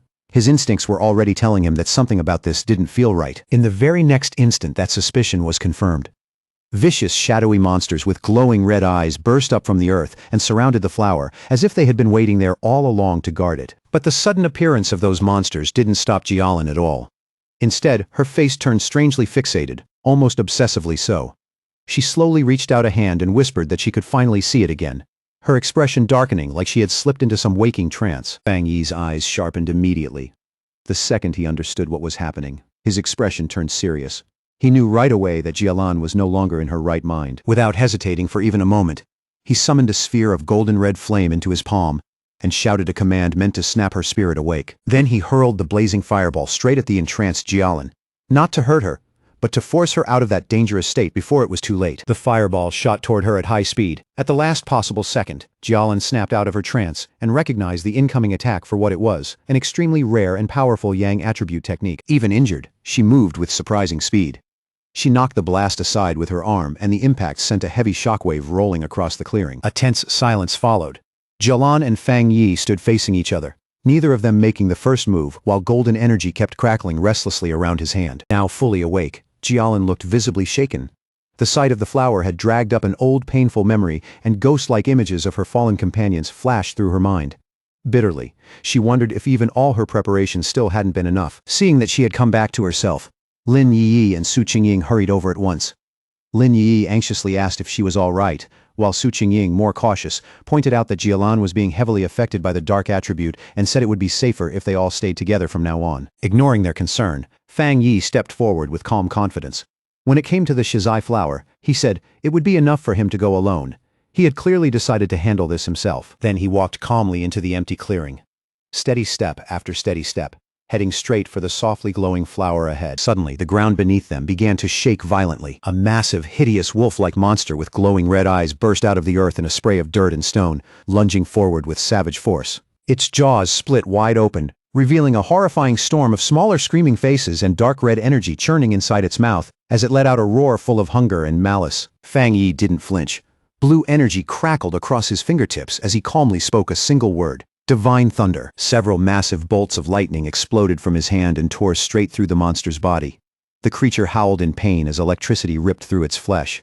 But even after taking the blow head-on, it still refused to go down. Fang Yi watched it closely and quickly understood what he was dealing with. This fox demon had clearly devoured countless other monsters and mutated into something this twisted and powerful, making it yet another S-class threat. Knowing the seal on the dark tide was only temporary and that every second mattered now, Fang Yi understood he had to end this fast, but when he sensed the monster's abnormal vitality, a confident smirk slowly formed on his face. If it wasn't going to die easily, then it was the perfect test subject for his new power. With that thought, he gathered the ominous purple energy of the dark attribute into his hand. Still wearing that calm, confident look, Fang Yi unleashed his newly acquired technique, the boundless dark realm, directly on the S-class fox monster. A massive storm of swirling purple energy erupted outward from him and instantly trapped the startled beast inside. That raging power quickly compressed and solidified into a huge dark purple sphere, sealing both Fang Yi and the monster inside its enclosed space. Inside that newly formed world, shadowy purple tendrils whipped in from every direction and wrapped tightly around the EOS-class beast like living chains. The monster thrashed wildly and let out pained whimpers as its enormous body started shrinking under the crushing pressure of Fang Yi's domain. Then a system window appeared and confirmed just how terrifying the technique really was. Under the effect of the boundless dark realm, the S-class anomaly had been forcibly downgraded by 2 entire levels, all the way down to a B-class threat. Standing in front of the weakened creature, Fang Yi calmly remarked that an S-class anomaly like this must have had a very unstable foundation if it could be downgraded so easily. Now that the monster had been reduced to something manageable, his sword burst into blazing golden-red fire once again. He declared that the battle was over, and with that, he brought down a single massive slash of fire, engulfing the creature completely and destroying it in one overwhelming strike. Outside the sphere, Su Qingying and Lin Yiyi stared at the enormous orb of dark energy in front of them. Su Qingying found it strange. Even though it was clearly dark attribute power, it felt different from the kind she knew. Lin Yiyi immediately agreed, saying it didn't have that usual disgusting heaviness or bone-deep chill she expected from it. Jialan gave them the answer. She explained that what they were seeing was Fang Yi's personal domain, a space he had created on his own after mastering the dark attribute without any teacher to guide him. As she said that, Jialan couldn't help thinking about just how incredible that really was. Creating a domain was an extremely difficult ability, something far beyond what ordinary pioneers could ever hope to achieve. Before this, the only person she had ever known who could form a spatial domain through spiritual power was her teacher. Other than him, she guessed there were no more than 3 people in the entire world who could do the same. Then a painful memory rose up in her mind. She saw a vision of a massive disaster once spreading across an entire city, and remembered how her teacher had tried to stop it with his own domain, only to fail in the end. Their thoughts were cut short when the purple sphere vanished, revealing Fang Yi standing alone in the clearing, as if the battle had ended in the blink of an eye. Jialan and Su Qingying could only stare, stunned by how quickly he had finished it. With an easy wave of his hand and a reassuring smile, Fang Yi told them that the chaotic burial mounds shouldn't be giving them any more trouble for the time being. With the surrounding area finally secure, Fang Yi calmly turned and walked toward the softly glowing shizai flower. He carefully cupped his hands around the plant and gently pulled it from the ground with its roots intact, making sure not to damage it. Holding the glowing flower in his hands, he gave it a quick look and concluded that this should be enough to complete the mission. Jialan watched him with a tense, nervous expression, as if the mission had only just reached its most important moment. Fang Yi came back to the group and handed the flower to Jialan, who quietly remarked on how small it was. He then confirmed that the mission was complete and urged everyone to leave immediately, explaining that the sealed dark tide was unlike ordinary monsters and could become a major problem again at any moment. He added that they still had to deal with the unconscious arrogant pioneer and the rest of that man's team as well. At that, the tension finally drained from Jialan's face, replaced by genuine gratitude. Holding the glowing flower carefully in her hands, she thanked Fang Yi from the heart and admitted that it was only because of his overwhelming strength that they had succeeded. Then she turned and thanked the others as well, announcing that it was time for all of them to leave. As the group started moving away, Jialan paused for a moment and looked back at Fang Yi to thank him one more time. Then she finally revealed why this mission mattered so much.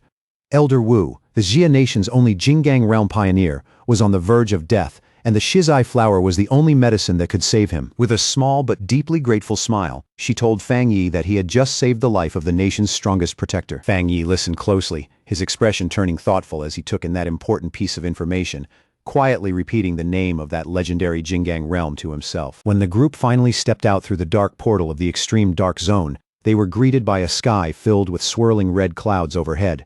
The red-haired leader threw both fists into the air and shouted in overwhelming relief that they could finally see the light again and had made it out alive. Beside her, Lin Yiyi nodded right away, deeply thankful to be standing under daylight once more. The moment they returned, the large crowd of officials, who had been waiting in tense silence, broke into loud cheers. Relief swept through the entire scene as people celebrated the successful retrieval of the shizai flower, with some openly admitting that when Jialan first reported it, they could barely believe it was even possible. As the team moved ahead through the path, the crowd quickly opened for them. The red-haired leader looked around in surprise at just how many people had gathered, and somewhere in that crowd, someone couldn't help asking out loud who it was that had actually brought the flower back. Then, Lin Yiyi suddenly paused, her expression shifting the moment she saw what was waiting directly in front of them. Parked right in their path was a massive armored military vehicle, with elite soldiers standing in rigid formation on both sides. The red-haired leader recognized it instantly, along with the unmistakable emblem of the legendary Star God War Zone, the strongest and most famous military force in all of Zaya. The realization hit her at once, followed immediately by embarrassment. Jialan belonged to that unit, which meant yelling at her earlier suddenly felt like a terrible idea. Star God War Zone was the #1 military district in the entire nation. Ever since the spiritual revival began, its unique advantages had allowed it to claim the most resource-rich forbidden zones, turning those deadly areas into priceless grounds for cultivation and military growth. As the group got closer, one of the officials carefully took the shizai flower, now sealed inside a glowing blue container, and respectfully handed it over to the high-ranking officer waiting nearby. That officer turned out to be Han Li, and the small, satisfied smile on his face made it clear just how important this delivery really was. Then came a stunning sight no one expected. Han Li, along with every soldier behind him, snapped to attention and gave Fang Yi a sharp formal salute. It was such a solemn display of respect that even Fang Yi looked caught off guard. Han Li then turned to Jialan and told her he would personally deliver the shizai flower to the hospital right away, assuring her that she could finally put her mind at ease. Jialan gave a slight nod and said she would follow shortly after. With the precious cargo secured at last, the armored vehicle roared to life and sped off without a second of delay. Once the urgent situation had settled, Jialan turned back to Fang Yi. He asked her directly if she was from the Star God War Zone, and she calmly confirmed it. Then she added that news of his incredible strength had already spread across her entire military district.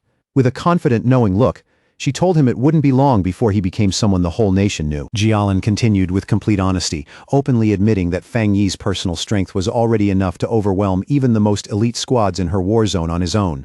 Then she formally invited him to join the Star God War Zone, pointing to his near-limitless potential and promising him access to the best cultivation resources the military had to offer. She also assured him that the rewards for this mission, for both his team and Su Qingying's squad, would be delivered soon. Fang Yi listened with a faint smile, though it was obvious he was still thinking it over. Then Jialan's tone grew noticeably more serious as she began explaining the real danger facing the world. With everything changing so quickly, she told him, the nation's most urgent threat now came from dark attribute anomalies. A grim image of an entire city being swallowed by a massive cloud of purple-black energy seemed to give shape to her warning. She said the number of these anomalies was rising at an alarming rate, and their influence would keep spreading like a malignant tumor, ready to trigger catastrophe at any moment. Because the danger was that great, she explained, they had no choice but to establish forbidden zones and place organizations like the Spiritual Energy Association in charge of guarding them under the strictest control. She made it clear she wasn't saying all this to pressure him into joining the military. Rather, she believed someone as exceptional and powerful as Fang Yi had earned the right to know the truth about the world they were living in. Understanding the sincerity behind her words, Fang Yi smiled and gave her a calm answer. He said he understood, and if he ran into anomalies again in the future, he wouldn't just stand by and do nothing. On that point, he told her she could rest easy. At those words, the stern exhaustion on Jialan's face finally softened into a real smile of relief. Formally introducing herself again, she said it was a pleasure to truly meet him, and then she offered him a small dark token. Fang Yi took it, and saw that it was a black tablet engraved with a dragon emblem, and the words Star God War Zone. Jialan explained that this token would give him unrestricted access to any forbidden zone for cultivation, and that the gates of the Star God War Zone itself would always remain open to him. Then she made one last request and asked whether he would like to come meet Elder Wu. Fang Yi asked if she meant the Jinggang Realm Pioneer. Jialan explained that Elder Wu was her teacher, and she felt Fang Yi should meet him. Still, she added that this was only a personal wish because she genuinely wanted to be his friend. Fang Yi accepted both the invitation and the token, then calmly slipped it into his pocket. He agreed to go with her, saying in an easy tone that it was always good to have more friends. Then, as a gift to mark their new friendship, he raised a hand crackling with blue lightning and told her he had something for her first. Jialan looked confused, but Fang Yi explained that he believed he could clear out the remaining dark attribute, poison still lingering in her body. Before she could say anything else, he released a surge of blue lightning that instantly spread around her, leaving her startled in place. As that energy moved through her body, she was stunned to realize that this thunder attribute carried a healing effect. The cold, deep pain that had been lingering inside her gave way to a warm numbness, and she quickly felt the discomfort fading away completely. Deep inside her body, the old damage left behind by the dark attribute began to heal as the energy purified her from within. To her, it felt like being reborn, as that rare and powerful thunder attribute washed every last trace of poison from her system. When it was over, Fang Yi asked Jialan how she felt, a few sparks of lightning still flickering around her. She answered without hesitation that she felt great. and that the remaining dark energy inside her had been completely cleared out. Nearby, Su Qingying watched as paramedics worked on the unconscious arrogant pioneer, quietly wondering whether someone hurt that badly could even still be saved. Then she turned and noticed that Fang Yi and Jialan were still there, which already surprised her. But what caught her eye even more was how different Jialan's aura felt now. The weakness and damage she had shown before seemed to be completely gone. Jialan explained that Fang Yi had used his rare and pure thunder attribute to completely cleanse the dark attribute poison from her body. Su Qingying was openly stunned by that revelation, and finally understood what Fang Yi's power really was. It wasn't just meant to destroy enemies. It could save lives too. She pointed at him in disbelief, and Fang Yi simply looked back at her and asked what exactly she was staring at. At that moment, a brilliant idea suddenly hit Su Qingying, and she immediately waved the paramedics over. She hurried over to Fang Yi and proposed a partnership. If his spiritual power could be combined with their advanced medical equipment, she explained, then they might be able to save many more pioneers suffering from dark attribute corruption. To show how serious she was, she bowed deeply and earnestly asked him to demonstrate his power one more time. Fang Yi didn't answer right away. He fell quiet for a moment, thinking it over. In the end, Fang Yi agreed. He released a carefully controlled burst of blue lightning from his hand and calmly asked if that was enough of a demonstration for them. After seeing that pure thunder energy up close, one of the paramedics excitedly confirmed that it really could work. A thunder attribute at that level, he said, was indeed capable of resisting and countering dark attribute corruption. Jialan added that when Fang Yi treated her earlier, the power had been sent directly into her body and destroyed the corruption from the inside. Su Qingying immediately suggested that maybe all they had to do was let Fang Yi and the patient hold hands. But the paramedic quickly explained that not every cultivator, not even one in the spirit creation realm, could necessarily withstand such pure and intense energy. Then, while Su Qingying was still holding on to that hopeful smile, he added that even though Jialan's injuries had been serious, they were still minor compared to the condition of the other patient. He estimated that healing the arrogant pioneer would require at least 10 times more spiritual energy. Even then, he said, simply saving the man's life would already be a major success, while a full recovery was probably out of reach. Fang Yi agreed to try the procedure and asked the paramedics how he should transfer his spiritual energy. They quickly guided him toward the waiting ambulance. Inside, one of the paramedics instructed him to place his hand into a special device and steadily release his spiritual energy into it. And Fang Yi agreed without hesitation. From a distance, Lin Yiyi watched everything play out, while thinking to herself that she never would have guessed Jialan was such a high-ranking member of the elite Star God War Zone. What amazed her even more was that her cousin was so powerful that even this legendary military force was trying to recruit him. She thought back to how the usually cold and distant Jialan had personally asked to become Fang Yi's friend, and had even handed over her own personal token. After some time passed, Fang Yi turned toward Lin Yiyi and the red-haired leader and checked on how the two of them were doing. Lin Yiyi replied that she and the red-haired leader were both feeling fine now. Then she explained that the two of them had already decided to head out for more training and start taking missions on their own. They felt they couldn't keep relying on Fang Yi forever and needed to grow stronger through their own efforts. Having just finished transferring his energy, Fang Yi nodded and agreed with their decision. All he did was remind them to be careful out there. As he watched them, a faint proud smile appeared on his face, and he quietly thought that his cousin had really grown up. Su Qingying and her team also started getting ready to leave. She waved goodbye and told Fang Yi and Jialan that they would see each other again on the next mission. After that, Jialan turned to Fang Yi and said it was time for them to go visit Elder Wu. As the ambulance carrying Su Qingying's team drove off, her voice could still be heard complaining in frustrated protest that the military's Star God War Zone had stolen such a powerful person away from them. Her teammates could only laugh awkwardly and try to calm her down as the vehicle kept rolling off into the distance. One last thought made the deeper problem inside the Spiritual Energy Association impossible to ignore. The whole organization was far too chaotic, and even its strongest elite squads had no real willingness to work together. Fang Yi and Jialan arrived at a large modern hospital that served as the highest security ward inside the Star God War Zone's medical base. Looking over the heavily guarded facility, Fang Yi asked if this was where Elder Wu was being kept. Inside the hospital room, the two of them stood quietly at the bedside where Elder Wu lay unconscious, surrounded by softly humming machines and flickering monitors on every side. Fang Yi looked at the scene and couldn't help saying how strange it felt. The legendary powerhouse of the Jinggang realm, the kind of person people spoke of like a myth, was really just a withered old man lying silent in a hospital bed. He looked more closely at the elder's condition. Red veins spread across the old man's face and neck like cracks under the skin, and every breath he took depended on the respirator beside him. Jialan explained in a low voice that his condition had been much worse before, to the point where he had almost looked like a corpse. She added that even after using the precious shizai flower on him, he still hadn't regained consciousness. Fang Yi's expression grew more serious as he wondered what kind of disaster could have reduced someone as powerful as Elder Wu to a state like this. Jialan then began recounting the battle that had left her teacher in a coma. She described how a massive dark attribute anomaly had appeared above the capital, and how Elder Wu had stepped forward alone to seal it before it could swallow the whole city.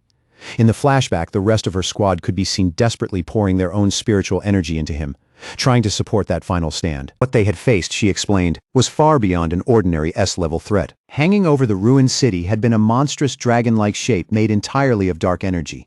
So vast it made the whole sky feel like it was caving in. Jialin kept speaking, her tone growing heavier as she explained just how terrifying that moment had been.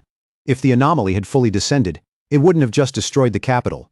The surrounding cities would have gone with it, and the entire nation would have fallen into chaos. In that desperate final battle, Elder Wu had used his own personal domain to forcibly seal the S-level anomaly. But the disaster turned out to be even worse than any of them had imagined. That overwhelming dark attribute power rebounded into his body and corrupted him from the inside. Jialin grimly concluded that if her teacher hadn't been a master of the Jingang realm, he would have been burned to ash on the spot. Back in the present, Fang Yi lowered his eyes to the comatose hero with a new sense of respect. To stand alone and stop the destruction of an entire city, Elder Wu truly deserved to be called a great pioneer. As Fang Yi looked at the unconscious Elder Wu, his thoughts drifted back to his past life. He remembered how so many pioneers had sacrificed everything so he could become the last surviving human. Then a quiet realization crossed his mind. In his original timeline, Elder Wu had most likely already died by now. A new determination rose in Fang Yi's chest, and without hesitating, he reached a hand toward the elder. Jialin was caught off guard by the sudden move and immediately shouted, demanding to know what he was doing to her teacher. Fang Yi calmly told her not to panic. He explained that although the Shizai flower was already working, he wanted to try removing some of the stubborn dark attribute power still left inside Elder Wu's body. He placed his hand against the elder's chest, and a forceful stream of blue lightning immediately began flowing into the old man's body. Fang Yi explained that it should help him wake up faster. Jialin stared in shock and blurted out that the power he was trying to cleanse had come from an S-level disaster. After hesitating for a brief moment, she finally gave in and told Fang Yi to go ahead. Maybe, just maybe, he really was the miracle they had been waiting for. Before long, the whole room was filled with the sharp crackling of Fang Yi's power as he steadily poured more and more energy into the elder's body. Jialin warned him to be extremely careful, explaining that the dark attribute left inside her teacher was even more terrifying than the dark tide itself. She added that without the Shizai flower, Elder Wu's recovery never would have reached even this point. With a serious look on his face, Fang Yi said he understood perfectly. He could clearly feel how terrifying the darkness inside Elder Wu's body really was. Even though the Shizai flower had already weakened and purified part of it, the remaining dark energy still carried an immense oppressive force. Then, all at once, a violent burst of dark energy exploded out from the hospital bed and blasted both Fang Yi and Jialin backward. Jialin shouted for Fang Yi to be careful and steady his mind immediately, because the dark energy had already begun affecting his consciousness. In response, a brilliant golden aura burst around Fang Yi as he instantly raised his own spiritual protection against the invading force. His eyes lit up with golden light. But then he suddenly realized something. The dark energy had already dragged his consciousness into a vision from the past. He found himself standing alone on an abandoned street in a ruined city, lifting his head toward the massive, terrifying red eye of the anomaly that had once swallowed the entire sky. Inside that mental world, the giant red eye hovered over the wrecked city and asked Fang Yi who he was. Fang Yi quickly understood what had happened. By touching the dark attribute residue left inside Elder Wu's body, his spirit had been pulled into this dangerous illusion. Completely unfazed, Fang Yi answered with calm confidence that his identity didn't matter, because he was simply the one who had come to destroy it. As blue lightning gathered into his glowing hand, he judged that this anomaly wasn't nearly as strong as it looked. In response, the giant eye shot a massive razor-sharp red spike straight at him, moving so fast that even Fang Yi was caught off guard for a split second. Fang Yi reacted at once and activated his golden sun breathing technique, his eyes blazing with golden power as he prepared to defend himself. He moved swiftly through the ruined street, dodging the barrage of red spikes that came raining down from the sky one after another. Then the anomaly released strange red-black lightning tendrils. Fang Yi immediately noticed that this bizarre lightning was every bit as powerful as the divine thunder he had absorbed on Yuhuang Mountain. Then the anomaly revealed its true form. It shifted into an enormous swarm of countless insect-like creatures made entirely of dark attribute energy, circling around a central red eye. Fang Yi immediately realized that every one of those creatures was as strong as the monsters from the dark tide, and there were tens of millions of them. In the next instant, the whole swarm came crashing down on him like a monstrous vortex, blotting out everything around him with sheer weight and terror. Facing that overwhelming threat, Fang Yi calmly summoned his flaming sword into his hand. Looking at the monstrous swarm rushing toward him, he declared that there was only one thing left to do now: wipe out every last one of these pests. With a determined shout, Fang Yi charged forward and unleashed a massive blazing slash that tore a brilliant path straight through the center of the swarm. That overwhelming strike cut the creature's central eye cleanly in half. As he sized up the enemy, Fang Yi identified it as an S-level collective anomaly. Even so, he guessed its current strength had already been greatly reduced, either because this was only an illusion, or because the shizai flower used on Elder Wu had already purified part of its power. The two severed halves of the swarm crashed toward the ruined city below and exploded violently the moment they hit the ground. Fang Yi landed steadily on a rooftop and looked over the aftermath below. He estimated that the anomaly's current strength was only around A-level, and for a brief moment, he felt real awe at the thought that this was the city-destroying disaster Elder Wu had once faced entirely on his own. Fang Yi realized the danger was even greater than he first thought. Dark swirling energy gathered into his palm, and without hesitation, he unleashed his own dark attribute technique, the Boundless Dark Realm. A massive vortex of pure darkness erupted from him and began swallowing up the insect-like anomaly. The creature was visibly shaken, as if it had realized the one standing before it was no ordinary human. With a confident smirk, Fang Yi simply answered, "Guess so." Then he shouted a command to open, and his dark vortex completely absorbed whatever remained of the S-level anomaly. As the last traces of its energy faded away, a final warning echoed through the emptiness like a dying whisper. "We will be back soon," floating inside a sphere of his own dark energy. Fang Yi thought that final message had to be a leftover fragment of the anomaly's consciousness. But one word immediately stuck with him: "we."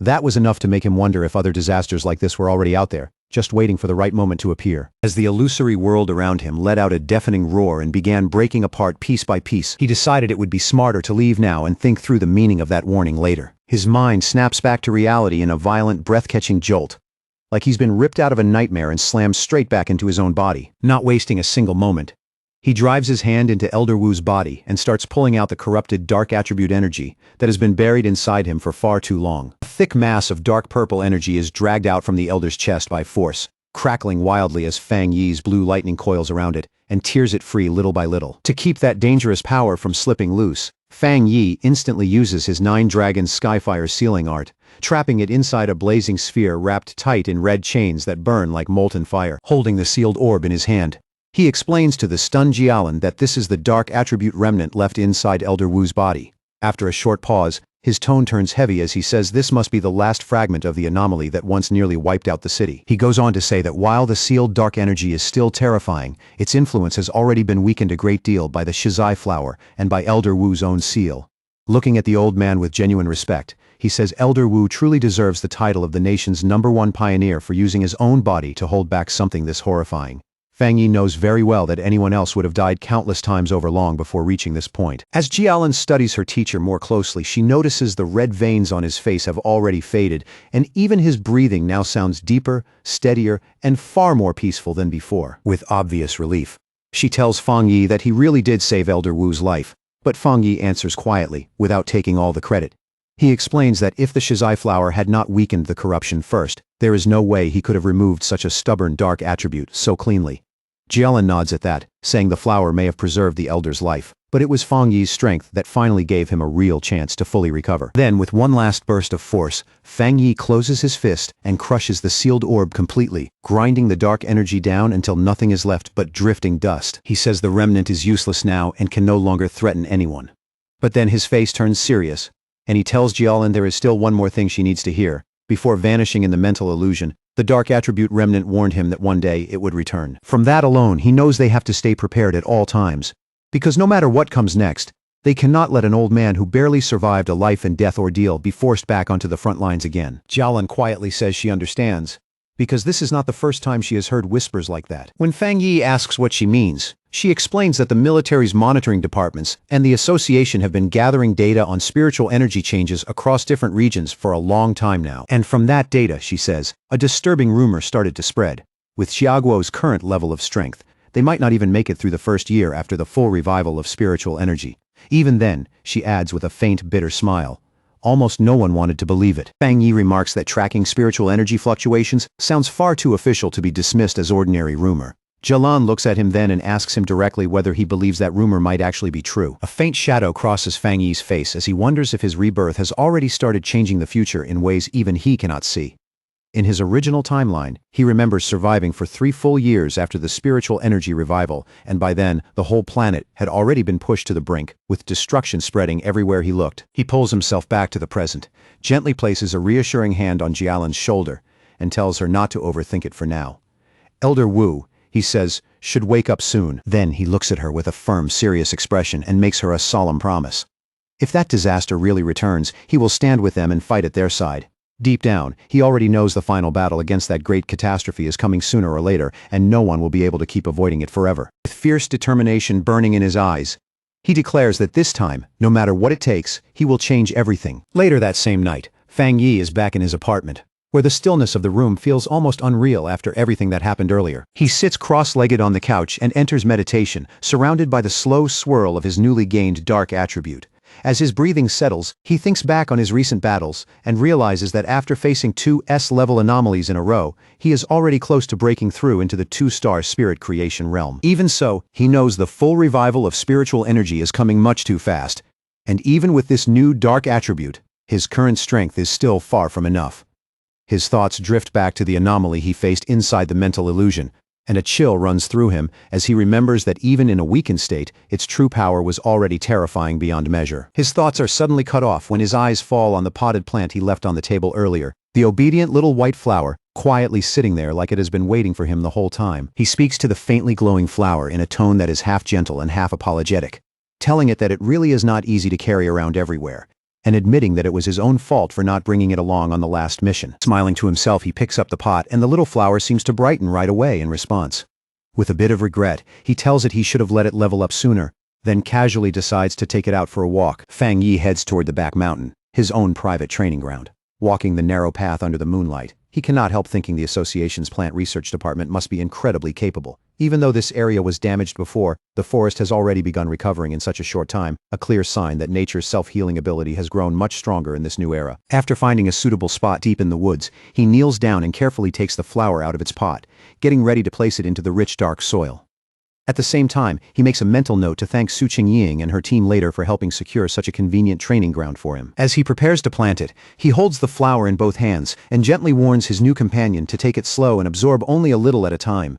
In an almost teasing tone, he reminds it that if it gets too greedy, not even every forest on the planet would be enough to fill its appetite. The instant it touches the soil, the obedient little white flower roots itself in place at once, as if it has been eagerly waiting for this exact moment. Then in the very next instant, a massive vortex of green, life-draining energy erupts from the plant and races through the forest at frightening speed, devouring the vitality of every nearby tree within reach. A few moments later, Fang Yi stands there with his arms crossed in a stretch of woodland that has already turned gray, dead and empty, calmly deciding that the flower has had enough for now. With a small, satisfied smile, he bends down and gently pulls the glowing flower back out of the ground, roots and all, then tells his companion it is time to move on and find somewhere else to feed. Holding the plant in his hand, Fang Yi watches it bloom with fresh power and starts wondering where it would rank among all the evolved plant-type spirits now roaming the world. After giving it some thought, he decides that with its terrifying desolation attribute, it has to be at least an A-level threat.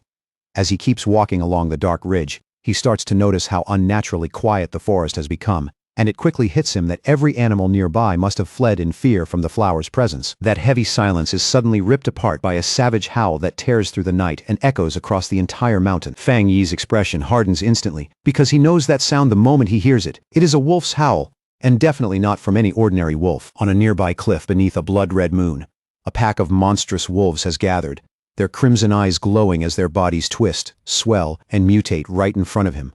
The moment Fang Yi sees it, he realizes with alarm that the whole pack is in the middle of a dangerous evolution. Standing before the gathered wolves, Fang Yi quickly picks out the largest beast on the cliff as the Wolf King, and from the aura pouring off it, he can tell its evolution is already nearly complete. Another thunderous howl shakes the night air, and with it, the Wolf King finishes transforming.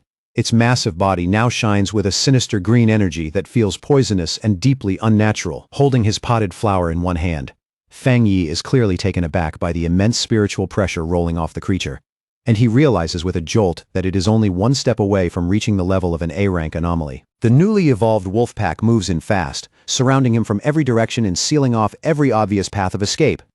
In that same instant, Fang Yi realizes the Wolf King has awakened a new, powerful poison attribute from its original wood attribute. most likely after absorbing lingering dark attribute energy from the area and mutating under its influence. Even with that danger right in front of him, Fang Yi stays completely calm, dismissing the whole threat in his heart as nothing more than A-level strength, something he can still handle. He calmly removes the obedient little white flower from its pot and speaks to it almost like a partner, telling it that it is time for the two of them to deal with this problem. Then he kneels and plants the flower in the ground, thinking that while the anomaly itself is only A-level, the sheer number of wolves makes this situation troublesome.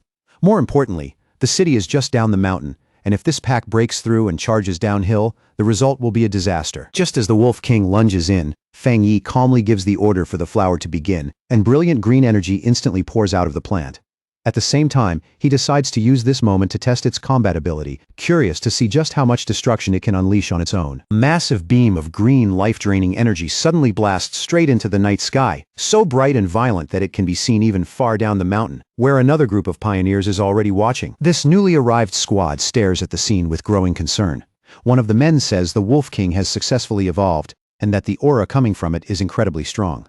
He immediately asks for the contamination level, and the cloaked figure beside him answers in a low voice that it has already reached 90%. Both of them are visibly shaken by that dangerously high reading, and their expressions turn grim on the spot. The blonde-haired squad leader tenses immediately as he realizes the danger is still rising.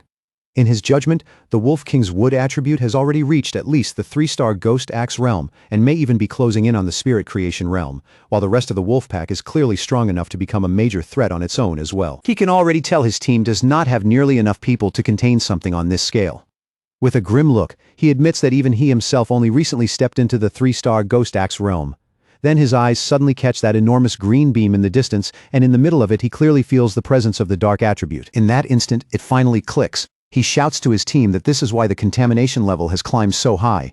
The Wolf King, he realizes, has evolved dual attributes, something so rare that even veteran pioneers might go their whole lives without seeing it. At that exact moment, the reading on the squad leader's watch jumps again, the display flashing wildly as it spikes all the way to 100%. The leader clenches his teeth, knowing they have to stop the wolf pack's evolution before everything below the mountain is lost. Those beasts were already vicious enough before, and with this new power, they will only become even more savage and harder to control. Realizing the situation is beyond what his team can safely handle on their own, he makes the call to contact the Spiritual Energy Association for immediate backup. Just then, the ground under their feet starts shaking violently, the tremor rolling through the mountain without any warning. One of his men blurts out in panic, asking if it is an earthquake, but the leader knows right away the wolf's evolution should not be causing something on this scale. A cold weight settles in his chest as he realizes with growing dread that an entirely different anomaly has appeared. His watch confirms that fear in the worst way possible. The contamination level does not just rise, it explodes, shooting up to an absurd, almost impossible 1,000. Pioneers stare in open fear as a massive eruption of green desolation energy bursts from the mountaintop like a living disaster.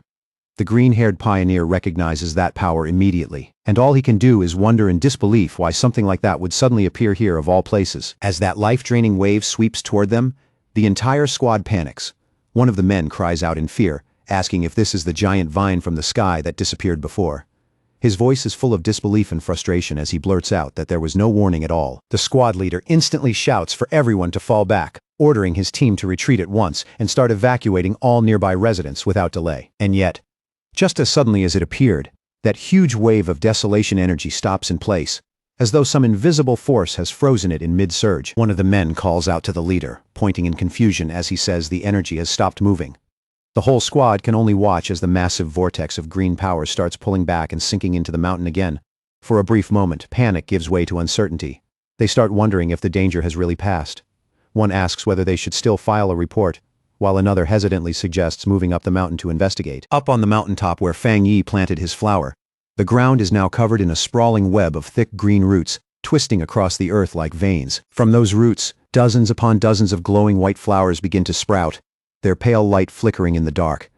Then in the next heartbeat, they burst with a massive surge of green energy, blooming together into a huge radiant flower-like structure that takes over the entire area. That surging power shifts again, scattering outward into a vast sea of white petals that spreads over the mountaintop and blankets everything in sight. The Wolf King lets out a furious howl as those soft, harmless-looking petals suddenly reveal what they really are, sharpening into deadly edges that slice through the air at terrifying speed. Fang Yi stands calmly inside that storm of swirling petals, completely at ease in the middle of the chaos, and begins explaining just how frightening his flower's power truly is. This sea of spiritual flowers, he says, will keep regenerating and multiplying without end, absorbing the enemy, wearing it down, and purifying it over and over until there is nothing left. Standing atop the massive root system of his flower, Fang Yi watches the wolf pack start collapsing under its power. Then he looks toward the Wolf King and coolly taunts it, asking how the rest of its pack is supposed to survive without the same kind of spiritual protection it has. The smaller wolves are quickly seized by vines covered in white flowers, pinned down and wrapped so tightly they cannot even struggle free. Their life force is drained away at a terrifying speed until nothing is left but bare skeletons, and before long, even those crumble into dust. After devouring the life force of the entire pack, both the flower and the countless petals surrounding it slowly begin to change color, deepening into an ominous red that feels far more dangerous than before. In one last desperate attempt to fight back, the Wolf King gathers up every bit of energy it has left, and fires a powerful green blast from its mouth, throwing everything into that single attack. But the red flower responds with effortless ease, raising a protective barrier that catches the full force of the blast and absorbs it completely without showing the slightest strain. Hidden among the swirling red petals and twisting vines, Fang Yi tells the beast in a calm, almost indifferent voice that an attack like that is completely useless. He explains that the desolation attribute of his spiritual flower has already rooted itself deep inside the mountain. The sea of flowers draws power from the mountain, he says, and then turns that same power back into the mountain, creating a self-sustaining cycle that feeds itself endlessly and never stops. Now, much more intelligent after completing its evolution, the Wolf King seems to fully understand how hopeless its situation has become. Even so stubborn and ferocious to the very end, it still refuses to back down. Locking onto the central red flower as the true core of all the power around it, the Wolf King makes its choice and charges straight at it with everything it has left. Fang Yi watches the beast rush in, and lets out a faint, amused smile. In a mocking tone, he asks his little flower what it plans to do now that its core has been found. As if answering him on the spot, the central red flower suddenly swells to an enormous size, its presence surging upward before it lunges forward to meet the charging Wolf King head-on. In one swift motion, it spreads open its massive petals and traps the beast completely inside, sealing it away like prey swallowed whole. The Wolf King howls in agony as the desolation attribute starts tearing away its life force, the pain so intense that even its furious cries begin to sound desperate. The giant red flower keeps absorbing the Wolf King without pause, devouring its green energy bit by bit as the desolation attribute consumes everything it can. Watching closely, Fang Yi's expression slowly turns serious, because even he did not expect his flower to allow the dark attribute into it, instead of rejecting it outright. Before long, the Wolf King is completely swallowed by the flower's pulsing red petals, its huge body vanishing entirely into that living mass of devouring power. Fang Yi is genuinely stunned by what he is seeing. Deep down, he marvels at how terrifying the desolation attribute has become in the flower's hands. He never expected that after he implanted the attribute, it would go on to develop and shape its own technique without any direct guidance from him. As the giant flower slowly shrinks back down, Fang Yi finally understands just how frightening this new ability really is. Once an enemy is trapped inside that sea of flowers, escape is not even an option anymore. Then the flower spits out the Wolf King's clean white skeleton, stripped so completely that not a trace of flesh remains. Seeing that, Fang Yi concludes that even if the spiritual flowers themselves are destroyed, they can simply regenerate again and again, using their desolation power to strip any enemy down to bare bones. Standing in front of the massive red flower, now surrounded by a whole field of smaller crimson blossoms, Fang Yi decides this newly born technique deserves a name. After a brief pause, he calls it Endless Spirit Sea. A system window appears before him, confirming his judgment and announcing that the spiritual flower has successfully created a desolation attributed technique of its own, Endless Spirit Sea. With the battle finally over, the flower slowly closes its petals again, its entire body glowing brightly from within, as if some new change is beginning to build inside it. Fang Yi watches in silence, a little worn out from the fight, as a single red petal drifts softly through the air and brushes against his cheek. Then the flower suddenly erupts with a tremendous burst of energy, and Fang Yi's eyes widen at once as he realizes his little flower is about to evolve too. Far away, inside a high-tech control room, alarms start blaring as an analyst urgently reports the appearance of an A-level anomaly. He explains that their instruments are picking up two completely different spiritual powers in the same location. Just as the Wolf King was evolving and generating a dark attribute, another separate and highly concentrated desolation attribute appeared there as well. Standing beside Su Qingying, the association's superior immediately demands the exact location, his voice turning sharp as the seriousness of the report sinks in. A technician quickly points to the map and explains that the signal is coming from an area that had previously been under Su Qingying's team's responsibility. The superior frowns at once and questions whether the destroyer squad had not already been sent there to deal with the wolf pack. Before he can even finish that thought, an incoming call from the squad on the ground cuts him off. The squad leader reports that a powerful wave of desolation energy suddenly appeared and wiped out the entire A-level wolf pack. But he also adds that the desolation power then pulled back into the mountain, and since then, a large number of strange flower-type anomalies have appeared there. The pioneers stand facing the mountain, now glowing red beneath a vast sea of flowers, and none of them can move any closer without feeling an overwhelming sense of danger forcing them back. The association superior keeps speaking with the squad leader as the situation grows more serious by the second. The leader warns that if this new and still unidentified anomaly erupts outward, it will be even more terrifying than the celestial vine ever was. He urgently asks for support, admitting that even with all the pioneers already gathered there, they probably still would not be able to handle any sudden change. After a brief pause, the superior agrees and decides to dispatch 2 elite teams immediately. Su Qingying, however, seems to be thinking something else. She turns toward her superior with a knowing look, and calmly says she has a strong feeling that the source of that desolation power is Fang Yi. She cuts into the call and points out that Fang Yi's home is in that exact area. Then, with complete confidence, she says that wherever Fang Yi is, he will protect everyone there. As she says it, an image seems to form in the mind's eye. Fang Yi hanging high above the city in a blazing aura, his whole figure wrapped in fire like a guardian descending from the heavens. Back on the mountain, the entire landscape has already transformed, swallowed up by a vast sea of red flowers spreading across the ground in every direction. Fang Yi stands before his obedient little white flower, which has now grown to an enormous size. Watching it closely, he confirms what he had already guessed. After devouring the Wolf King, the flower is now right on the edge of awakening a second attribute. The giant red flower slowly opens, and from deep within its center, a brilliant golden light begins to shine, bright and intense like a newborn flame. Fang Yi's eyes narrow slightly as he realizes what that new power is. The flower has awakened a fire attribute, something even he had not fully expected. He reaches out and places a hand on the massive plant, marveling that its way of evolving is absurdly simple. It just swallows enemies whole and turns them directly into strength. Once the evolution settles down, the huge flower gradually shrinks again until it returns to its original handheld size, though its petals are now a deep, heavy red. A system window appears in front of him, confirming that the spiritual flower has successfully completed its evolution.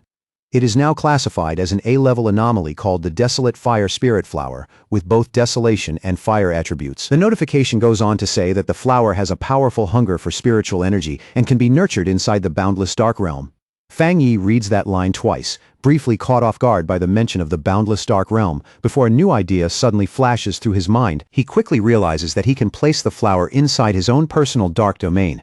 In his understanding, that domain holds a large number of dark attribute anomalies, and offers exactly the kind of environment this flower could use to grow stronger. And once that thought appears, another follows right behind it. If the spiritual flower keeps feeding on the energy inside, then it might even evolve a third attribute, one tied to darkness itself. But just as he lifts the orb of his dark domain into his hand, the sky above suddenly begins to shift, and a massive storm starts gathering overhead at an alarming speed. Golden light flashes through his eyes as it hits him.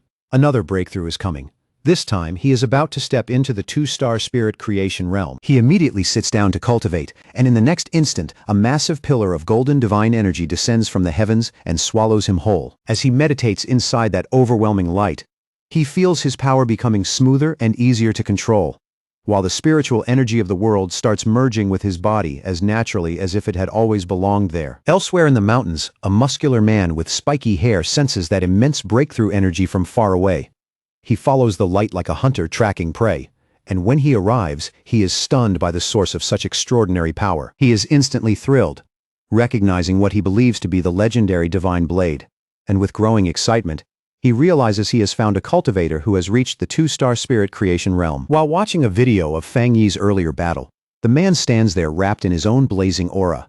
With open arrogance, he declares that he will crush this new fire attribute pioneer and prove to everyone that he is the true number one. Back where he is cultivating, Fang Yi's sharpened senses pick up a new presence hiding nearby. Without the slightest panic, he raises his voice and coldly demands to know who is there. The mysterious man does not answer with words. Instead, he hurls a massive fireball straight at Fang Yi, shouting as he attacks, and asking if Fang Yi is a fire attribute pioneer. Completely unfazed, Fang Yi gathers dark energy in front of him and casually swallows the attack with his own vortex. A faint smile touches his face, clearly satisfied as he realizes he has finally forced this hidden enemy out into the open. Fang Yi recalls that he had already sensed the man hiding nearby for quite a while, and the idiot had not even bothered to properly conceal his spiritual energy. He quickly judges the newcomer to be a wild pioneer, the kind who belongs to no organization and lives only to challenge others. From the aura coming off him, Fang Yi can tell he has only just broken through into the spirit creation realm. The muscular man finally reveals himself and drops in front of Fang Yi in a burst of heat, his body wrapped in a fierce fire aura. He looks Fang Yi over with open interest and remarks that he is surprisingly interesting, adding that he can feel a strong spiritual pressure from him. Then he introduces himself as Jiang Lu and aggressively demands to know how Fang Yi managed to avoid that fire attack just now. Fang Yi says nothing. He just stands there, silently looking his new opponent over from head to toe, with a cocky grin. Jiang Lu says he forgot to introduce himself properly.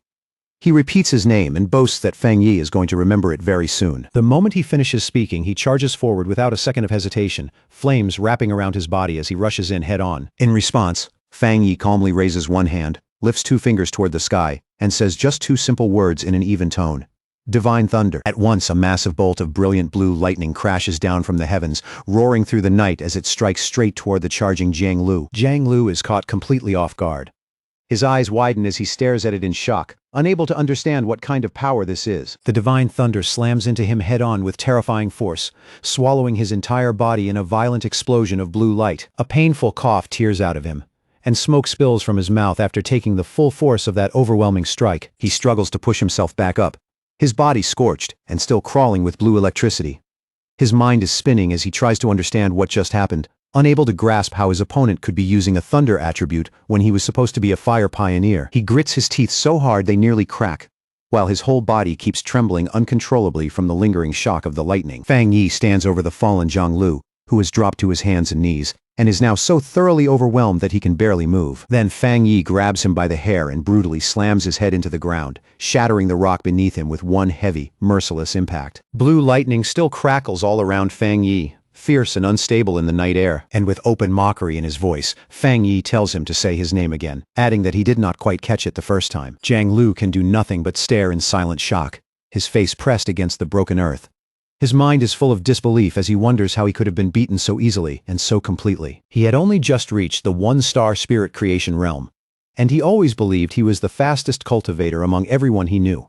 He cannot understand how he lost like this, especially when he never even got the chance to use his ultimate move. His thoughts flash back to the days when people praised and admired him, when his rare and powerful fire attribute made him feel untouchable. He truly believed that sooner or later, everyone would have no choice but to bow before him. A small, dismissive sound slips from Fang Yi's lips as he sends another surge of electricity through Jiang Lu's body, making him scream in pain on the spot. And still, Jiang Lu's mind stays stuck on the same impossible question: how can this man have a thunder attribute when he was supposed to be using fire? Fang Yi looks down at him with one eye glowing blue, disappointment plain on his face, as he says he honestly expected this opponent to be much stronger. With a cold, condescending smile, Fang Yi mocks the arrogance of the younger generation while pinning Jiang Lu helplessly to the ground with raw electrical force. Jiang Lu grits his teeth through the pain and humiliation, his thoughts racing. He realizes that even though Fang Yi is clearly only at the two-star spirit creation realm, the spiritual pressure coming off him feels vastly greater than his own, by at least 2 full realms. Then an even more terrifying realization crashes into him. No, it feels closer to the gap of 3 entire realms.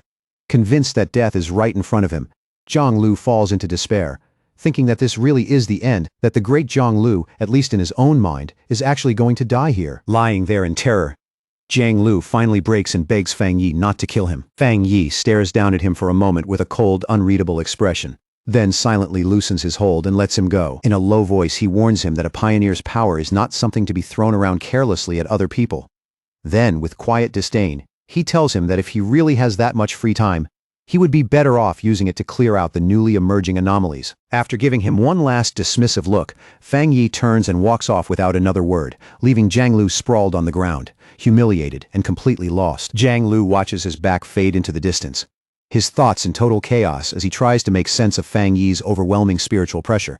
He cannot tell whether that crushing gap exists because Fang Yi is some unbelievable genius, or because he himself is far weaker than he ever wanted to admit. Later, inside a luxury apartment, a worn-out and emotionally drained Jiang Lu pushes open the door and walks into a room where 2 men have already been waiting for him. The moment one of them sees him, he greets him and after a brief pause, awkwardly jokes about his new hairstyle. The other man, with striking red hair and a much sharper temper, starts scolding him the second he steps inside. He reminds Jiang Lu that he already warned him before, over and over, not to go around picking fights so recklessly. The red-haired man keeps laying into him, saying Jianglu's aggressive attitude is way too dangerous, especially now, when the spiritual energy revival has not even officially begun yet. Acting like this, he warns, is only going to bring trouble straight to his door. But to his friend's surprise, Jianglu does not argue back or flare up this time.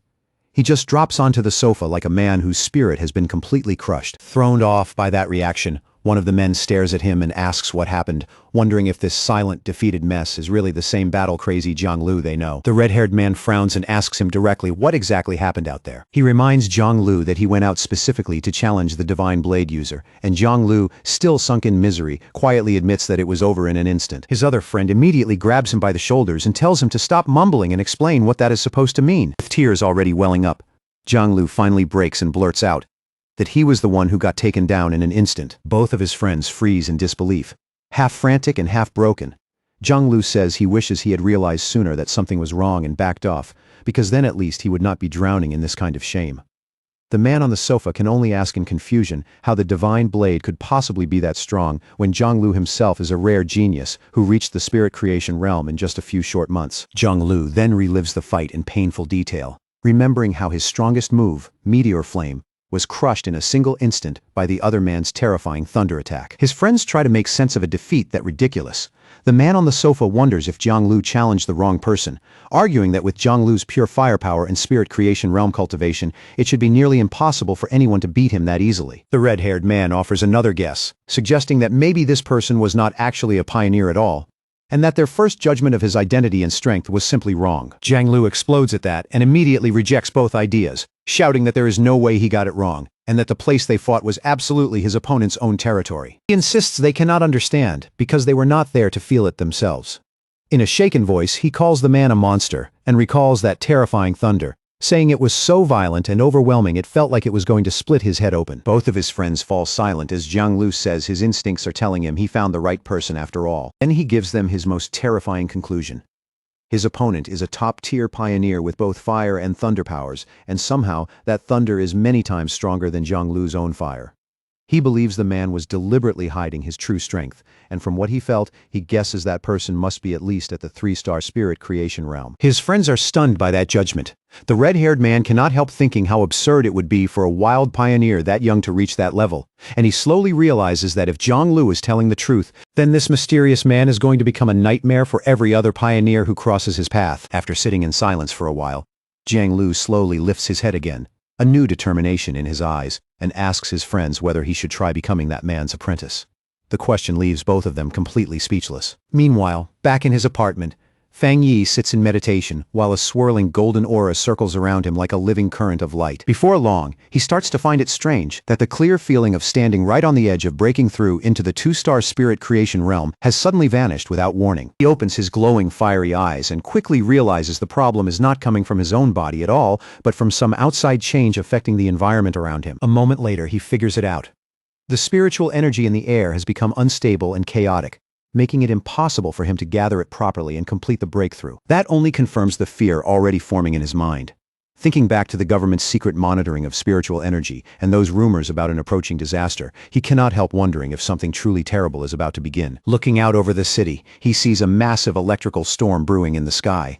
The sight tells him everything at once. The full spiritual energy revival is starting ahead of schedule, and it is beginning right here in his city. He immediately tries calling Jialan, wanting to know what the military has already found, but no matter what he does, the call will not connect. His face darkens as he considers the worst possibility that they may already have been forced into silence, which would mean the situation is even worse than he hoped. Just then, his phone suddenly rings and the incoming call is from Su Qingying. He answers through a burst of static, and on the other end, a panicked Su Qingying tells him the situation has changed drastically and that she needs his help immediately. As Fang Yi asks whether the terrible signal is being caused by monsters appearing inside the city, a monstrous bat-like creature with glowing red eyes suddenly slams into his window, sending cracks racing across the glass. Through the broken static of the call, Su Qingying confirms that the situation is enormous and tells him that she is already inside the city herself. Then, with one final explosive crash, the dark energy-wrapped creature smashes through the window completely and lunges straight at Fang Yi, who is still sitting there. Fang Yi does not look impressed in the slightest. In a calm, almost bored voice, he remarks that the creature is badly overestimating its own strength. In the same instant, Fang Yi summons a blade of pure blue lightning into his hand. The the sharp glow crackling violently around his fingers. He rises into the air and sends that lightning blade straight through the charging beast, piercing its body cleanly and destroying it in a sudden flash of brilliant light. The noise immediately sends Lin Yi rushing out of her room, shouting a warning to her cousin about the bat-like monster that just appeared. But she stops cold the moment she sees the shattered window and Fang Yi standing there calmly in the fading arcs of lightning. Stunned, she asks him what is going on. Looking out through the broken window, Fang Yi explains that while monsters usually appear at random, it is deeply troubling that they are now spawning directly inside their home, and not just one of them either. He says he believes the situation is still manageable for now. Then the two of them look out at the massive electrical storm spreading across the city, and Fang Yi quietly says this may be the start of a major disaster. What troubles him most is how abnormal all of this feels. A 2-star Ghost Axe Realm monster would normally stay hidden in the dark and wait for a better opportunity, not boldly charge into a pioneer's home in the middle of the city like this. Realizing a hard fight is coming, he tells Lin Yi to contact every pioneer she knows and gather them all at the apartment as fast as possible. She agrees immediately without a second of hesitation. Fang Yi then steps onto the ledge of the broken window and tells his cousin that since she is already close to her own breakthrough, he is trusting her with the safety of their home while he is away. He tells her clearly to guard the window and hold the apartment until he gets back. Elsewhere across the chaotic city, Su Qingying and her squad stand on a rooftop, while the violent storm overhead is already wreaking havoc on all of their communications. One of her teammates, Zhang Xiaya, looks at the failing equipment and wonders out loud whether their devices are just broken, though the tension in her voice makes it clear she already knows that is not the real problem. Su Qingying's face tightens as she says that if a real disaster has truly begun, then they may have no choice but to fight through it with only their own strength. Together, they look up at the enormous swirling vortex overhead, and even as she watches it twist across the sky, she can only hope this is still some kind of false alarm. Without hesitating, she steps fully into the role of captain, raises her communicator, and starts checking the status of every patrol unit. Her voice stays steady as she orders every team in the area to remain at the highest level of alert. But before she can finish giving those commands, Su Qingying, Zhang Xiaya, and the other squad member all lift their heads at the same time, their expressions locking up in pure shock and instinctive fear. A massive swarm of those dark bat-like monsters comes pouring down from the vortex above, and someone instantly shouts a warning that a large anomaly group has appeared. In that moment, it becomes clear the invasion has begun. All across the city, red alerts begin broadcasting emergency warnings about the heaviest rainstorm seen in 50 years, urging every citizen again and again to stay indoors and not go outside. The streets fill almost immediately with fear, confusion, and spreading panic as people stare up at the darkened sky, unable to understand what they are seeing and wondering if the world is ending. At the same time, Jiang Lu and his red-haired friend speed through the rain-soaked streets on their motorcycles, their tires slicing across the wet road. The friend yells over the storm that something about this feels seriously wrong and asks whether they should stay or leave, but Jiang Lu says nothing, his face dark and uneasy. Then, without warning, a monstrous bat-like creature wrapped in dark red energy dives straight down from the sky toward them like a spear. Jiang Lu reacts instantly, shouting in anger that the thing must be looking to die as he throws up a hand and summons a blazing fireball. He fires a fierce blast of flame straight at the monster, while his friend stares in confusion and blurts out that creatures like this should normally avoid pioneers as strong as Jiang Lu. So why would it attack them at all? To their horror, the creature bursts right back out of the flames with a shrill screech, completely unharmed. In that instant, Jiang Lu realizes with panic that it did not fail to burn. It regenerated the damage immediately. Shaken by how powerful the monsters appearing all over the city seemed to be, Jiang Lu makes a fast decision and says they need to head home right away. The scene shifts back several hours earlier to a high-tech control room inside the Spiritual Energy Association.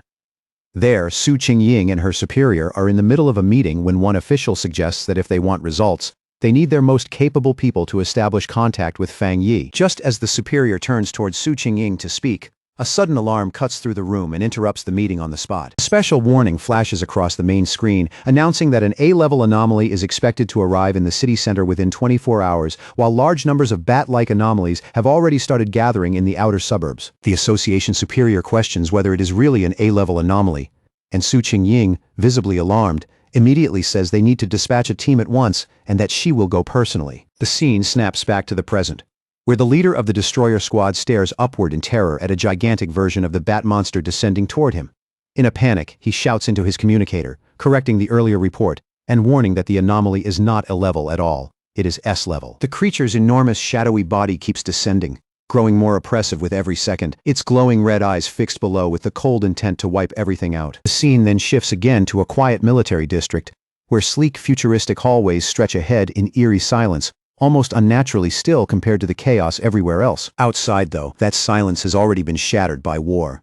A huge swarm of glowing red bat-like anomalies is swarming a military warship, and the vessel answers with massive blasts of energy in a desperate effort to hold them back. At the center of that raging swarm, Jialan fights fiercely, moving like a storm as powerful energy whips lash out from her hands and tear through wave after wave of the dark creatures. For one brief moment, Jialan pauses in the middle of battle and looks up, watching the endless stream of monsters keep pouring in with no sign of slowing down. She knows her unique ability lets her shape and reinforce her spiritual power however she needs, but no matter how many dark attribute bats she cuts down, more keep coming. It no longer feels like a random attack. It feels like a deliberate effort to keep her and her soldiers away from something important. Just then, a young blonde man wrapped in crackling yellow lightning drops down beside her, his arrival flashing across the battlefield like a strike from the sky. Even in the middle of the chaos, he gives her a quick smile and openly praises her strength, clearly impressed by what he just saw. Then his tone turns serious as he explains how bad things have become. He says the entire military district is being held by only a small number of high-level officers and asks for her orders. Jialan tells him their communications are being jammed so badly that contacting anyone outside the district has become impossible. She assumes the same thing must already be happening in the other military districts as well. As she stares up at the sky turning black beneath the swarm, Jialan silently makes a difficult decision. Then she raises her voice and gives the order, telling 2 squads to stay behind and defend the restricted zone no matter what happens. She declares that everyone else will follow her and force a path through the enemy lines so they can try to reconnect with the other military forces. And with that, she, the blonde lightning user, and the soldiers under her command throw themselves back into the fight, ready to cut their way out. But as they push toward the city, Jialan suddenly realizes something horrifying. Looking out over the urban skyline, now buried under a blood-red swarm, she finally sees the truth. The anomaly's real target was never just the military zone. From the start, it was the entire city. Elsewhere, under the pouring rain, frightened civilians scrambled desperately for shelter. At a bus stop, the live streamer scammed in online romance out of 50 cents waits beside a man. But unlike everyone else around her, she looks more excited than afraid. With eager eyes, she tells the man that this strange, oppressive rain is the perfect chance to make a stream that could blow up in popularity. With a determined smile, she adds that sometimes you have to take a risk if you want footage no one will believe. But that excitement lasts only a second before it twists straight into horror. In the very next instant, a shadowy, bat-like monster lunges out of the darkness and devours the man right in front of her, leaving scammed in online romance out of 50 cents screaming in shock. The whole street explodes into chaos as a huge swarm of those creatures descends from above.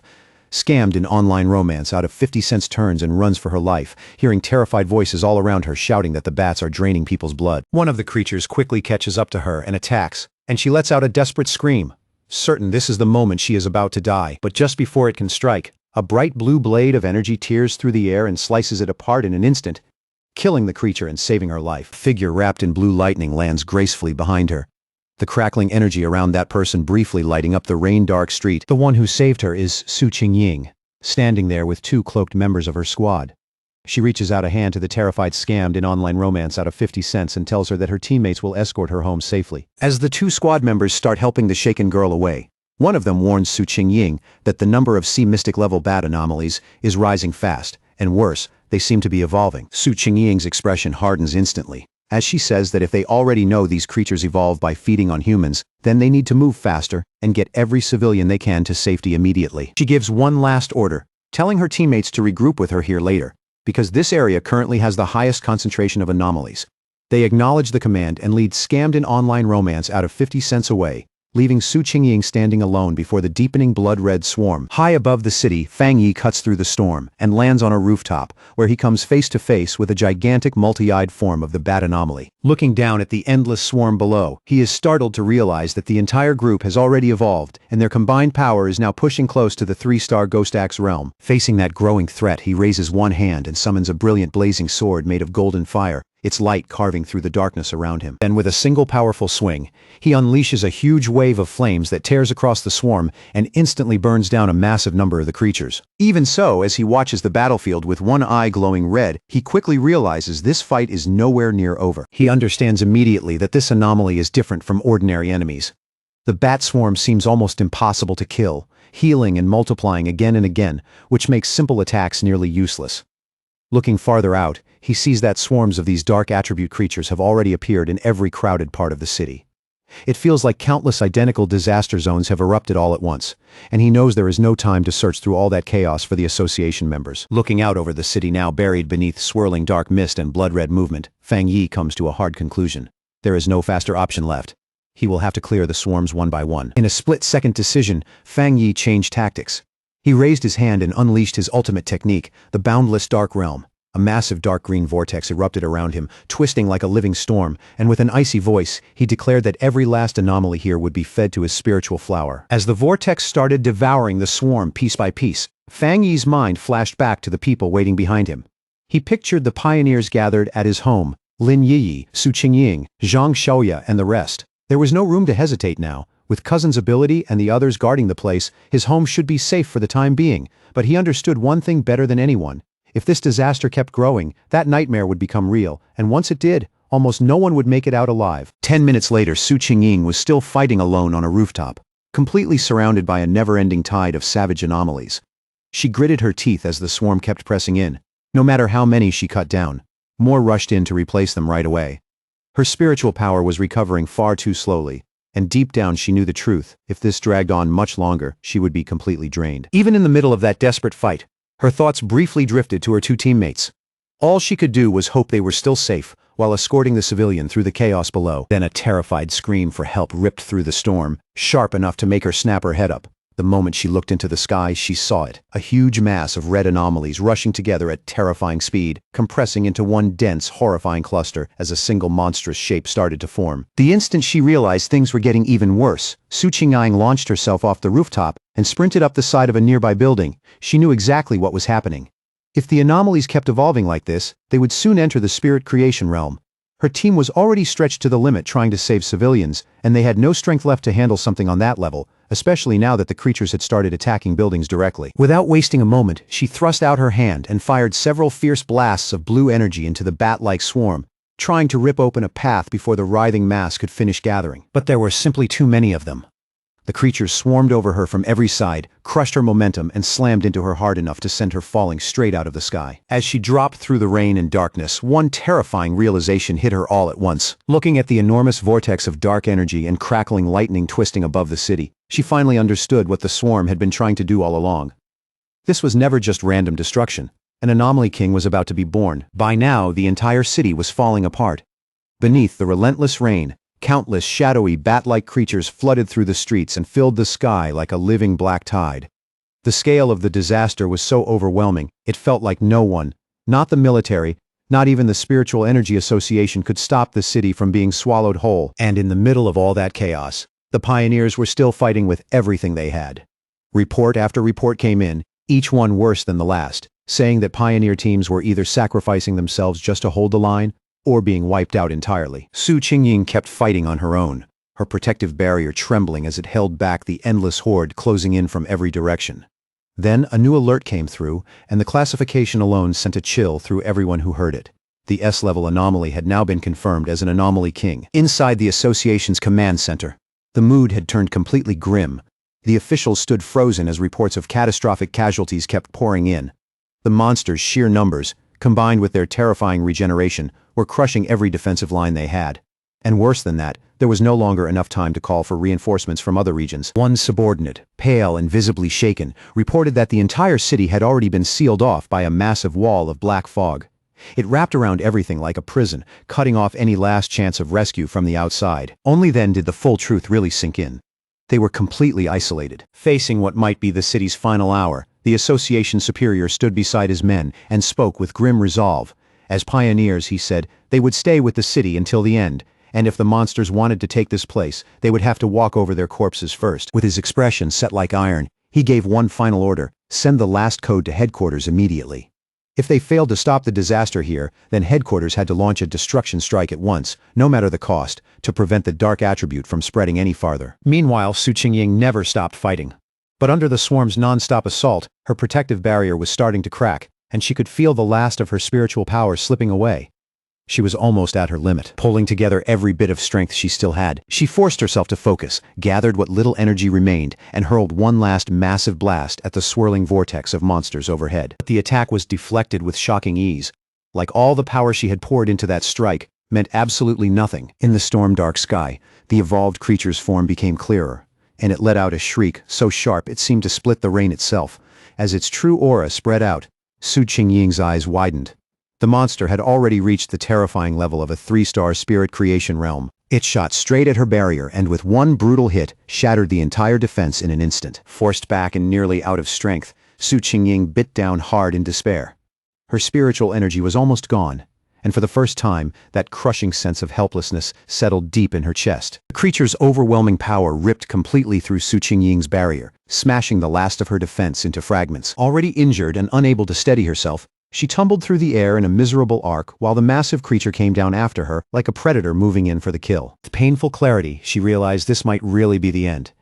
Even so, she still forced herself to gather the last traces of power left inside her, for one final, desperate strike, refusing to give up, even with death rushing straight at her. But just as she was about to attack, a brilliant streak of fire suddenly flashed past her, cutting through the darkness so fast it was almost impossible to follow, and then slammed into the monster with violent force, stopping its advance right there in midair. Through the fading flames and scattering sparks, Su Qingying stared in shock as Fang Yi appeared in front of her, his sword still burning with fierce light. He turned toward the monster without the slightest hesitation, and his eyes shone with overwhelming power, one blazing fiery orange, the other crackling electric blue, both bright enough to pierce straight through the storm. In a cold, steady voice, he declared that his power was divine thunder. Then he surged forward, pouring both fire and lightning into his blade until the sword itself looked ready to split heaven and earth. He met the creature head-on in midair, and with a single devastating swing carrying unstoppable force, he split the enormous monster clean in half. The severed halves exploded one after another in blazing bursts of fire, lighting up the rain-soaked city sky with a violent brilliance that almost didn't feel real. Once the clash was over, Fang Yi and Su Qingying both dropped back down, landing on a rain-slick road shining under the storm. Fang Yi calmly apologized for taking so long to find her, explaining that too many identical swarms had spread across the city. Still breathing hard, Su Qingying warned him not to let his guard down. These creatures, she reminded him, could revive. Almost the moment she said it, the monster's scattered remains started pulling back together in the sky, slowly reforming before their eyes. Fang Yi simply looked up and answered in an even voice that he already knew. Facing the regenerating swarm without a trace of panic, Fang Yi told Su Qingying not to worry. He always finished what he started.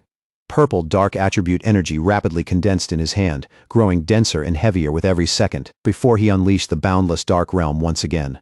A terrifying vortex burst outward and began absorbing the enemy, and Fang Yi declared with absolute certainty that he always kept his word. Watching that overwhelming scene unfold right in front of her, Su Qingying felt hope rise back up inside her. Only then did she realize she had nearly forgotten something important. The city still had a peerless pioneer like Fang Yi standing in it. The massive purple vortex spread wildly across the street and up into the sky, swallowing the entire bat-like swarm as if the night itself were being dragged into its center. Then, with nothing more than a single command from Fang Yi, the huge vortex suddenly compressed inward, crushing the countless monsters tighter and tighter, until they were forced into one stable orb of pure dark energy. Only after the swarm had been dealt with, did Fang Yi turn to Su Qingying and ask if she was all right. She thanked him for saving her life and said she was fine for now, adding that she had medicine on her that could help her recover. But the moment Fang Yi noticed the condition of her injuries, his expression visibly turned more serious. He placed a hand on her shoulder, and in the very next instant, blue lightning surged around her body, making her cry out in startled surprise. Fang Yi calmly explained that he had already cleansed the dark attribute invading her system, then told her to hurry and bandage the wound. Su Qingying was stunned by just how powerful his thunder attribute was.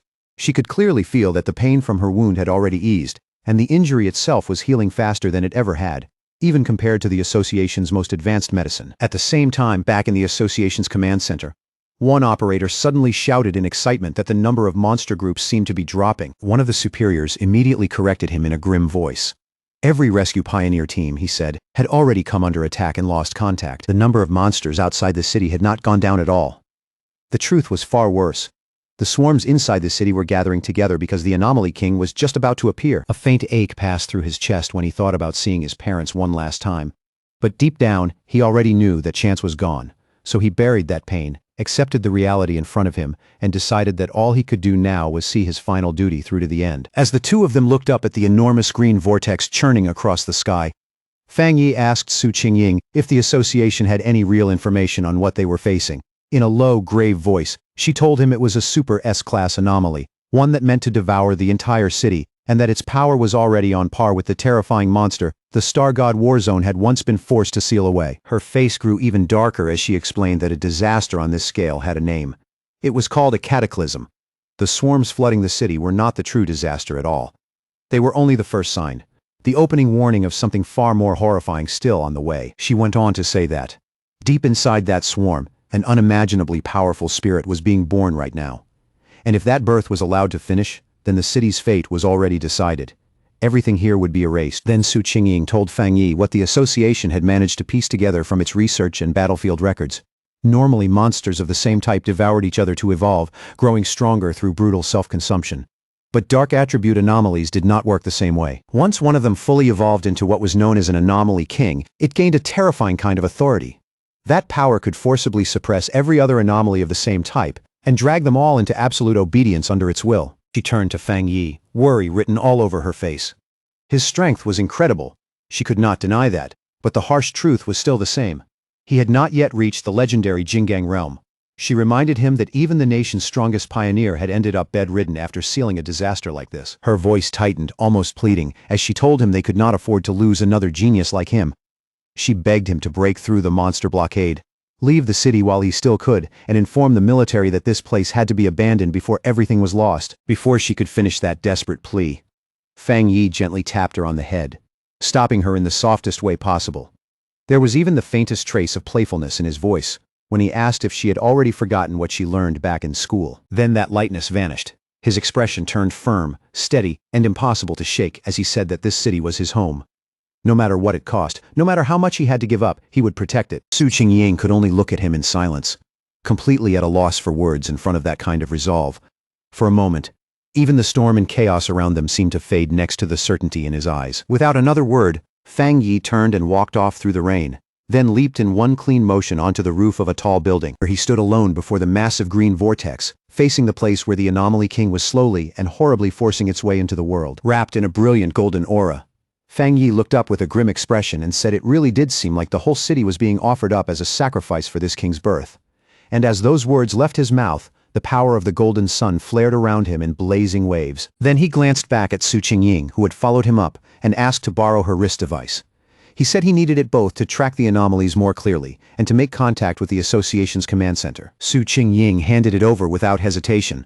Holding the device in one hand and his blazing sword in the other, Fang Yi lifted his eyes to the storm above and said he had to go up there himself and destroy the creature before it could fully take shape. He stood beneath the storm like a drawn blade, every muscle tight, while far above him the monstrous Anomaly King kept forcing itself out of the swirling vortex hanging over the city. Back in the association's command center, the suffocating tension broke all at once when an operator shouted that they had reconnected with the signal of a missing pioneer. It was Su Qingying's signal, and for a brief moment, the entire room just froze. A second later, that shock only deepened. The operators saw her tracker moving at incredible speed, heading straight for the very center of the storm, the most dangerous point in the whole city. They immediately shouted for her to turn back, because everyone there knew the same thing. Charging in alone was basically suicide. One official grabbed a communicator at once and desperately tried to reach her, raising his voice as he ordered her to stop immediately and hold her position until reinforcements from headquarters and the military could arrive. On the rooftop, Fang Yi held Su Qingying's wrist device in his hand while it crackled with bursts of static, the sharp, unstable sound cutting through the rain-soaked air. After fumbling with it just long enough to figure out how it worked, he spoke into the communicator and calmly asked whether the people on the other end could hear him clearly. The official in the command center was stunned and immediately demanded to know who he was and where Su Qingying had gone. Fang Yi ignored every question.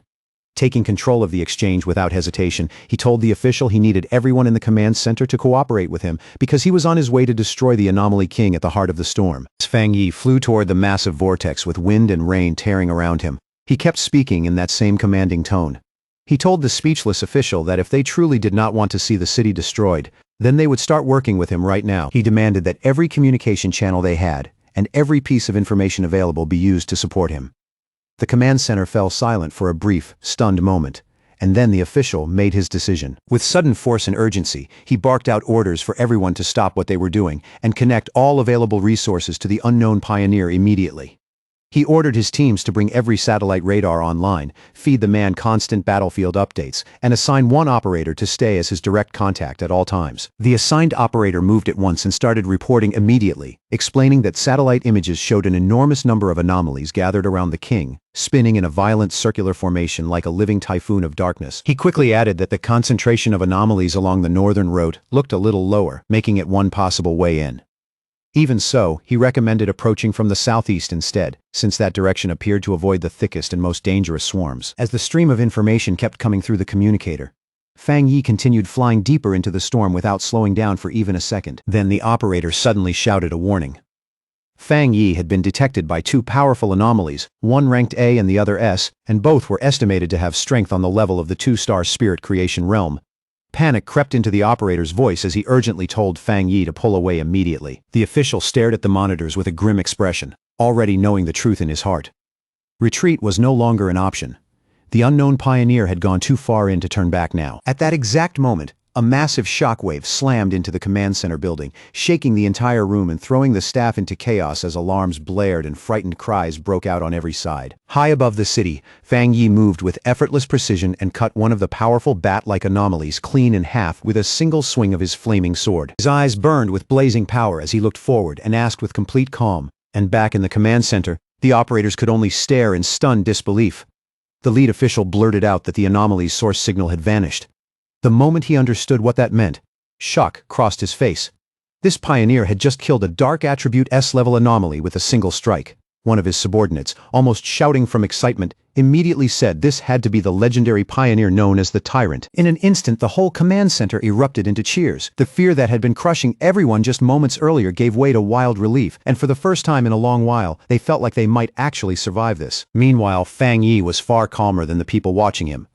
Even while flying through the storm, he was already breaking down the battle in his head. He understood that after enchanting his sword, the flames covering the blade could now directly suppress the dark attribute, which greatly slowed the anomaly's regeneration. But when the creature he had just cut down began reforming again from scattered dark energy, he immediately saw the limit of his current power. It still was not enough to erase that regeneration completely. With faint annoyance, he realized that if he had broken through just a little earlier, one strike would have been enough to finish it for good. Realizing brute force alone would not solve this, Fang Yi clenched his fists and drew both fire and thunder energy together inside his body. He switched tactics on the spot. If one strike could not fully destroy them, then speed and relentless pressure would have to make up the difference.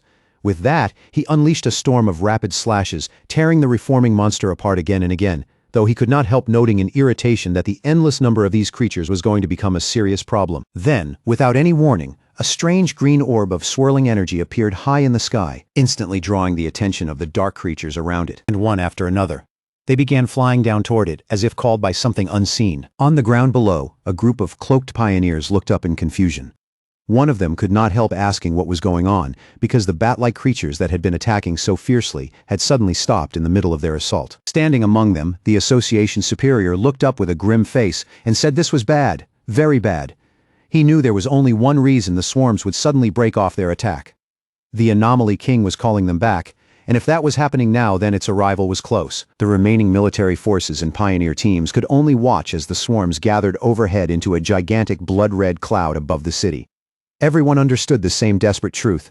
Their only chance left was to stop those swarms before they could be fully recalled and fused into the king's birth. Outside the city, where the encirclement battle was still raging, Jialan stood at a high vantage point and unleashed a powerful blast of energy into the mass of dark creatures below, the attack cutting brightly through the chaos. Her subordinate, the blonde lightning user, hurried over with a grim expression and asked how much longer it would take before they could finally break into the city. Without taking her eyes off the battlefield, Jialan answered that, according to their instruments, it would take at least another half-hour. The moment he heard that estimate, her subordinate fell into despair, because in another half-hour the anomaly king would most likely have fully hatched, and the city would be beyond saving. Jialan could only keep watching the huge blood-red swarm in the distance as she explained that they had no other option. The number of creatures was more than 10 times their original estimate, a threat equal to 10 S-class anomalies gathered in one place. Even with the military's heavy firepower and powerful weapons, they still could not fully wipe out those endlessly regenerating creatures. No matter how much force they poured into the battlefield, the dark swarm kept coming back, as if the city had already been sealed inside a living nightmare. Jialan kept her eyes locked on the battlefield, and the worry in them only grew heavier. If they failed here, she knew the disaster would not end with just one city. The spreading dark attribute would swallow the nearby cities too. With tension in her voice, she asked if they still did not have enough people to break through the blockade. Her subordinate answered with frustration and bitterness that they were hopelessly outnumbered. What angered him even more was that some pioneers were still standing back and watching from afar, acting like this catastrophe had nothing to do with them, not even realizing that the darkness would reach them eventually too. Then, all at once, Jialan's expression changed. Her eyes narrowed sharply as she caught something unusual, moving high in the sky. Her subordinate immediately asked what she had seen. The two of them looked up together and watched the bat-like swarms inside the city begin drawing together in long streams, rushing toward the place where the Anomaly King was being born. At that exact moment, a brilliant point of golden light burst from the very center of the massive vortex. It shone so fiercely it cut through the blood-dark sky like a signal fire. The subordinate recognized that energy instantly and asked in disbelief if that blazing light could really be Fang Yi. He turned to her, stunned and unsure, and called her name like he needed her to confirm that his eyes were not playing tricks on him. Jialan answered with a small, newly confident smile and simply said it was nothing. But the calm in her voice only made it more obvious that she already understood exactly what that light meant. Then she immediately took command, raising her voice and ordering all forces to increase firepower and keep pushing ahead without worrying about supplies. No matter the cost, they had to get into the city. The Star God War Zone, she declared, would never abandon a city to die. As her forces surged forward under that order, a lone figure wrapped in fire rose straight into the heart of the storm, glowing like a living beacon in the endless dark, and giving everyone who saw it a reason to keep fighting. Jialan and the still stunned Su Qingying could only stare at the vast sea of fire Fang Yi had created. The sight was so overwhelming that for a moment it barely even looked human, as if a piece of the sun itself had fallen into the storm. From the relative safety of a shattered apartment window, Lin Yi recognized her cousin's blade technique right away and shouted in excitement. Beside her, the red-haired leader could only stare in open amazement, clearly shaken by the scale of what Fang Yi was doing. High above the ruined city, the remaining bat-like swarms changed course and converged on Fang Yi from every direction, as if the entire dark sky had turned against him and was trying to bury him before he could go any farther. Fang Yi looked at the countless creatures rushing his way and did not look impressed in the slightest. In a calm, almost dismissive voice, he remarked that they had all gathered together just to stop him. A determined light flashed across his face. Instead of fearing that response, he said this was exactly what he wanted, and then he swung his enormous blazing sword with everything he had. The strike detonated into a colossal explosion of fire that spread across the sky in every direction, and in one blazing sweep, it tore open a massive path through the endless horde, ripping the black swarm apart. As firelight burned in his eyes, Fang Yi suddenly felt something shift inside him, and a sharp realization flashed through his mind. That familiar feeling had returned. He was back at the edge of a breakthrough. It was the same intense state he had lost earlier, and now it was surging back more clearly than before. He understood what it meant immediately. Even though the spiritual energy in the air was still thin and unstable, he had finally found the right moment to break through again. A confident smile touched his face. Since the chance had come back to him in the middle of battle, he decided he would not wait for it to happen on its own. He would force it forward. He raised one hand, and a swirling vortex of purple energy burst into existence as he unleashed the boundless dark realm. It opened across the sky like a massive dark eye, with Fang Yi himself shining at its center, like a star burning inside the void. Stretching his hand toward that vast darkness, he called for his spiritual flower to appear and answer him. A glowing red orb formed in front of him, bright and ominous, while fine cracks rapidly spread across its surface like something powerful was about to break out from within. From inside that orb, the massive red desolate fire spirit flower emerged, crackling with dark energy and radiating a savage predatory presence. The instant it appeared, it lunged at the swarms and began draining their life force as Fang Yi ordered it to devour them and drive his breakthrough forward. Newly summoned desolate fire spirit flower did not hesitate for even a moment. The second it entered the battle, it moved exactly according to Fang Yi's will. The huge red flower erupted with violent power, sending wave after wave of dark tendrils toward the bat-like creatures filling the sky. Those tendrils pierced through the monsters with terrifying ease, as if their bodies offered no resistance at all, and the flower immediately started consuming them one after another, using the dark energy torn from their bodies to feed Fang Yi's breakthrough and push his power to the next level. Once the swarms in that area had been cleared out, Fang Yi slowly descended and landed in the center of the now enormous red flower, standing there like it was a throne in the middle of battle. From there he looked up at the vast green and red vortex in the sky, where the Anomaly King was still taking shape. His eyes deepened to a darker red as he observed that, although the creature's giant form could already be seen, it still felt strangely unreal, almost like a reflection trembling on water instead of a fully solid body. Even so, a confident smirk slowly formed on his face. In that unstable, half-hidden presence, he had still managed to sense something crucial, the creature's true core. He could even hear it beating, low, heavy, and powerful. It sounded like distant war drums rolling through the storm and shaking the air around him. Fang Yi understood at once that this king carried an especially dangerous power. It could awaken the darkest, most twisted desires buried in people's hearts, turning it into something far worse than simple destruction. A fierce red light flashed in his eyes as he realized something else. The king was still holding part of itself back and deliberately hiding it, most likely because its evolution was not fully complete yet. Standing atop his flower in the middle of the storm, Fang Yi asked it directly whether it had already found the Anomaly King's exact location. The flower seemed to answer immediately, as if confirming that it had. In the next instant, it sent the detected location straight to the device fastened to Fang Yi's wrist. The device lit up with a sharp red glow and projected a beam into the sky, clearly marking the hidden core of the Anomaly King inside the swirling vortex above. Now that the target had been locked in, golden light began to fill Fang Yi's eyes as he pushed his golden sun-breathing technique to its absolute limit. A tremendous explosion of pure golden energy burst out from his body and surged upward like a rising sun tearing into the heavens, carrying enough force to completely destroy the dark creatures if the strike landed cleanly. Far below, among the broken remains of the city, Jiang Lu and his companions could only stare at the sky in disbelief. They wondered what kind of power could create a light like that, and first guessed it had to be some form of fire attribute. But one of them quickly realized ordinary fire could never be this overwhelming, and it definitely could not suppress dark power so completely. That left only one answer: it had to be a high-tier Yang attribute, the natural enemy of darkness itself. Meanwhile, inside the association's command center, the suffocating tension was broken by sudden shouts of joy. An operator reported that the number of monsters was dropping rapidly and that the containment field was shrinking fast. The officials stared at their monitors in stunned disbelief, barely able to process how quickly the whole situation had started turning around. Outside the trapped city, a military convoy was forced to halt. A subordinate hurriedly reported to Jialan that all the swarms blocking their path were turning back toward the city at once, as if they had just received a new order from something above them. From where she stood, Jialan looked toward the massive golden radiance blazing over the city and understood right away what Fang Yi was trying to do. He was attacking the Anomaly King's core directly. Her blonde subordinate stepped up beside her and confirmed that the overwhelming power filling the sky belonged to the tyrant. He recognized it as the purest and most refined Yang attribute he had ever seen. Jialan, however, did not look relieved. She admitted that she was worried about Fang Yi facing an enemy on that level all by himself. Her subordinate, burning with urgency, said they needed to enter the city immediately and support him.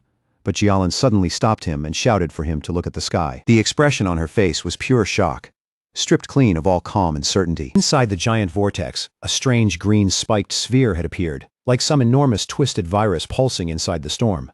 The instant Jialan saw it, horror flashed across her face. The Anomaly King was starting to hatch ahead of time. Down in the streets below, other pioneers saw the terrifying change too.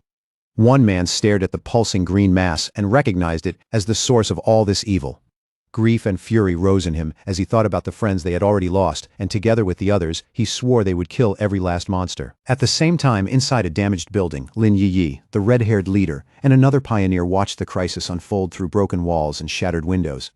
Lin Yi insisted they could not just sit there and wait to die. They had to do something to help her cousin. She understood it clearly now. The birth of the Anomaly King would demand the entire city as a sacrifice. Elsewhere, in the ruined city, Su Qingying used her power to treat an injured pioneer, showing that the desperate struggle was still raging everywhere at once. Even while Fang Yi fought in the sky, the people below were still battling, still bleeding, and still trying to keep each other alive. Lin Yi quickly gathered the other pioneers hiding inside the damaged building. Her voice was tight but steady as she reminded them that the creatures trying to stop her cousin were the same monsters that had already hurt their families, destroyed their homes, and taken people they cared about. And the moment those words left her mouth, a sudden idea flashed through her mind, like a spark in the middle of the chaos. She remembered the enormous flower Fang Yi had summoned earlier, the one devouring the bat-like swarms high above the city. Then it clicked. Its power felt strikingly similar to the desolation attribute of the ghost vine. The realization hit her hard, leading her to a shocking conclusion. Her cousin also possessed the power of the desolation attribute. That thought in place, Lin Yi immediately proposed a bold plan. She told everyone to pour their spiritual power into the network of vines created by Fang Yi's flower, feeding it with their energy, so it could grow even stronger for the final battle ahead. The other pioneers did not hesitate for even a second. One after another, they raised their hands and released their spiritual power, sending streams of energy surging toward the great flower in the sky. Down on the ground, the association's superior noticed those trails of blue energy rising into the air, like rivers of light cutting through the ruined city. At first, he thought other pioneers might be gathering their strength for a direct strike against the monster itself. But he dismissed that idea immediately, knowing full well that from that distance, their individual power was nowhere near enough to reach it effectively. Then he understood what they were really doing. They were not attacking the monster directly at all. They were sending their spiritual energy into the plant. Fang Yi had summoned, using it as the channel for their final support. Moved by their courage, the superior declared that he would join them too.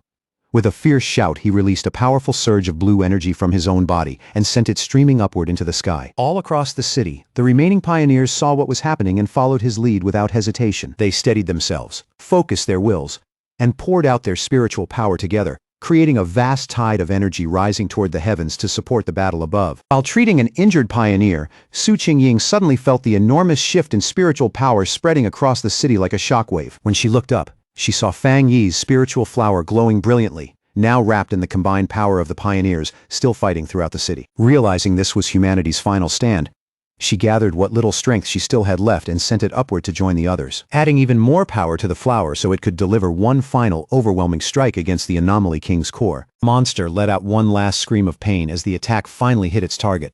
In that same instant, Fang Yi followed through without pause, delivering a clean, decisive slash straight through its body. After that massive clash, Fang Yi remained suspended in the air and lifted a hand to wipe the blood from his face. Then an urgent voice burst through the communicator, warning him that every bat swarm from outside the city was now converging on his position. The numbers were staggering. Tens of thousands of B-level, A-level, and even S-level monsters were rushing toward him together, forming what looked like an endless tide of red and black swallowing the sky. Fang Yi did not look shaken in the slightest. He simply raised his eyes to the pulsing green cocoon of the Anomaly King, and coldly said that no matter how many minions it sent, he would kill every last one. Then he openly mocked the creature, asking if it was trying to hatch early because it was afraid of him. The taunt worked. The Anomaly King finally began to emerge for real, and a monstrous shadow-green claw tore through the cocoon as its full body slowly started taking shape above the city. Golden flames wrapped around Fang Yi's hand as he watched the scene with a grave, focused expression, fully aware that his true enemy was finally showing itself. Now, fully formed, the Anomaly King appeared as a terrifying beast crowned by a single menacing green eye. It released one final horrifying scream that shook the air, announcing the beginning of the true final battle. The fully born Anomaly King twisted and circled through the sky, forming a dreadful vortex of dark green power and living shadow, with a bright green orb of terrifying energy burning at its very center. The instant its full power appeared, the entire city shook. The ground split beneath the streets as a violent earthquake tore through the ruins, sending the surviving pioneers stumbling and scrambling in panic. Despair spread among them as they realized the king was so powerful it could wipe them out simply by existing. Outside the city, Jialin and her subordinate watched the terrifying scene unfold with grim expressions, knowing that whatever hope remained was now resting on Fang Yi alone. Deep in the ruined city, Su Qingying also lifted her eyes toward the sky. Worry and hope sat side by side on her face as she silently prayed that Fang Yi would succeed. Inside the apartment building turned temporary shelter, Lin Yi clenched her fists tight, her face tense and determined as she held onto that same desperate hope, floating high above the city and wrapped in bright golden light. Fang Yi faced the monster head-on. Without a trace of fear, he named it for what it was, the king of the dark anomalies and the true source of the city's suffering. As his spiritual flower blazed around him with fierce fire, he made his reason for fighting perfectly clear. He said he had grown up in this city, that he loved the life he had here, and that this place was worth protecting with everything he had. In answer, the Anomaly King threw back its head and let out a furious scream so savage it seemed to shake the heavens themselves. With burning red eyes locked on the monster, Fang Yi gave it one final message. For the sake of his home, it had to die. Then their two immense powers slammed into each other, exploding into a violent storm of red, green, and golden light, as the fate of the entire city hung in the balance. The clash between Fang Yi and the Anomaly King created a colossal explosion so bright it lit up the whole sky like a second sun. When the blinding light finally faded, Fang Yi found himself floating inside a strange dark void. In front of him hung the giant green eye of the Anomaly King, staring without blinking. Its voice echoed straight into his mind, mocking him for daring to challenge it while he was still only at the one-star spirit creation realm. Before Fang Yi could even answer, the Anomaly King opened its huge, shadowy mouth, and a powerful vortex instantly formed inside it. Fang Yi sensed the danger at once, but the pull was too strong. Even as he braced himself, he could not stop the force dragging him inward. As he was pulled into the creature's mouth, Fang Yi quickly realized this Anomaly King was unlike anything he had faced before. Even after taking the full force of his attack, it still had enough strength left to swallow him whole. He landed inside the monster's revolting interior, a grotesque cavern of pink flesh, pulsing tissue, and thick purple digestive fluid clinging to every surface. He immediately understood that the liquid was not just fiercely corrosive, but also saturated with an enormous concentration of dark attribute power. He knew any ordinary pioneer would have been dissolved almost instantly in a place like this. At the same time, he found it strange that such an evolved intelligent creature would make the mistake of swallowing him alive. A determined look settled over his face as he realized the monster might have just made a fatal mistake. If it was not afraid of being attacked from the inside, then it was badly underestimating him. And Fang Yi knew better than anyone that a creature's insides were usually its weakest point. To test that thought, he gathered fire into his hand, clenched his fist, and slammed it hard into the fleshy floor beneath him. At once, the inner walls of the beast sizzled and burned from the impact, the flesh writhing violently under the damage. Fang Yi quickly judged the situation and noted that although the corrosive fluid was weakening his power to some extent, he could still inflict serious damage from the inside. That was enough. As long as his attacks were working, this fight could still be won. With his confidence returning, he called for his desolate fire spirit flower to assist him.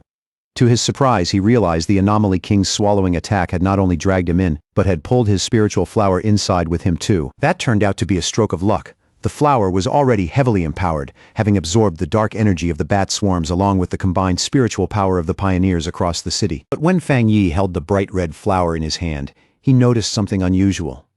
It seemed strangely hesitant. Frowning slightly, he asked what was wrong, wondering if it had started rejecting the Anomaly King's dark attribute. To his surprise, the Desolation attribute flower, which normally fed on dark energy without restraint, seemed to be repelled by the Anomaly King's unique power. Fang Yi had not expected that at all, because his original plan was to use the flower's life-draining ability to hollow the monster out from the inside. Realizing he would have to change tactics, he gripped the flower in one hand and drove his other fist into the fleshy walls of the monster's stomach once again. After that fierce clash, the Anomaly King's form suddenly broke apart and dissolved. But the victory only lasted for a moment. Almost right away, its shattered presence began pulling itself back together in the sky, twisting once more into a colossal vortex as it summoned every remaining bat-like swarm back to its side. Down below, Lin Yi and the red-haired leader could only stare up in confusion and fear. The leader asked what in the world was happening, but Lin Yi could only shake her head. She had no answer. The only thing she could think about was where Fang Yi was now. Elsewhere in the chaos, Su Qingying was still directing the evacuation of civilians. She kept her voice steady as she urged everyone to move in an orderly line, promising them that the pioneers would protect them for as long as they possibly could. But when someone anxiously asked where Fang Yi was, the calm on her face broke at once. Panic flashed in her eyes as she explained that he was still fighting the Anomaly King from inside its body. At that moment, the military finally arrived in force under Jielin's command. An officer quickly reported that both the swarms and the Anomaly King had started attacking the city in a chaotic, unpredictable pattern, then immediately ordered a rapid evacuation to cut down casualties as much as possible. Jialin stood on top of a military vehicle, issuing firm, precise orders to the soldiers around her. Yet even while keeping everything under control, she could not stop herself from looking up at the horrifying creature in the sky. Dread written clearly across her face. High above them all, the Anomaly King started drawing the swarms back into itself, pulling them one after another into its spinning form as it tried to restore the power it had just lost inside the monster's stomach. Fang Yi felt that change immediately and froze for a second, realizing at once that the creature was far from finished and still had enough strength left to turn the battle back around. As the monster's digestion intensified and that corrosive force pressed in on him from every direction, Fang Yi felt his own strength beginning to wear away. Even his body seemed to be slowly breaking down under the crushing weight of that terrible energy. Then he noticed the dark energy around him, starting to thin out and shift in a strange way, and for one brief moment, he closed his eyes. When Fang Yi opened them again, the stomach and all that flesh around him were gone. He was no longer inside the monster at all. Instead, he found himself standing alone in the ruins of a completely destroyed city. Broken skyscrapers leaned around him like graves beneath a dark, threatening sky, and the sudden change made him wonder where he was and what had just happened. Standing in that ruined city of illusion, Fang Yi's expression hardened at once.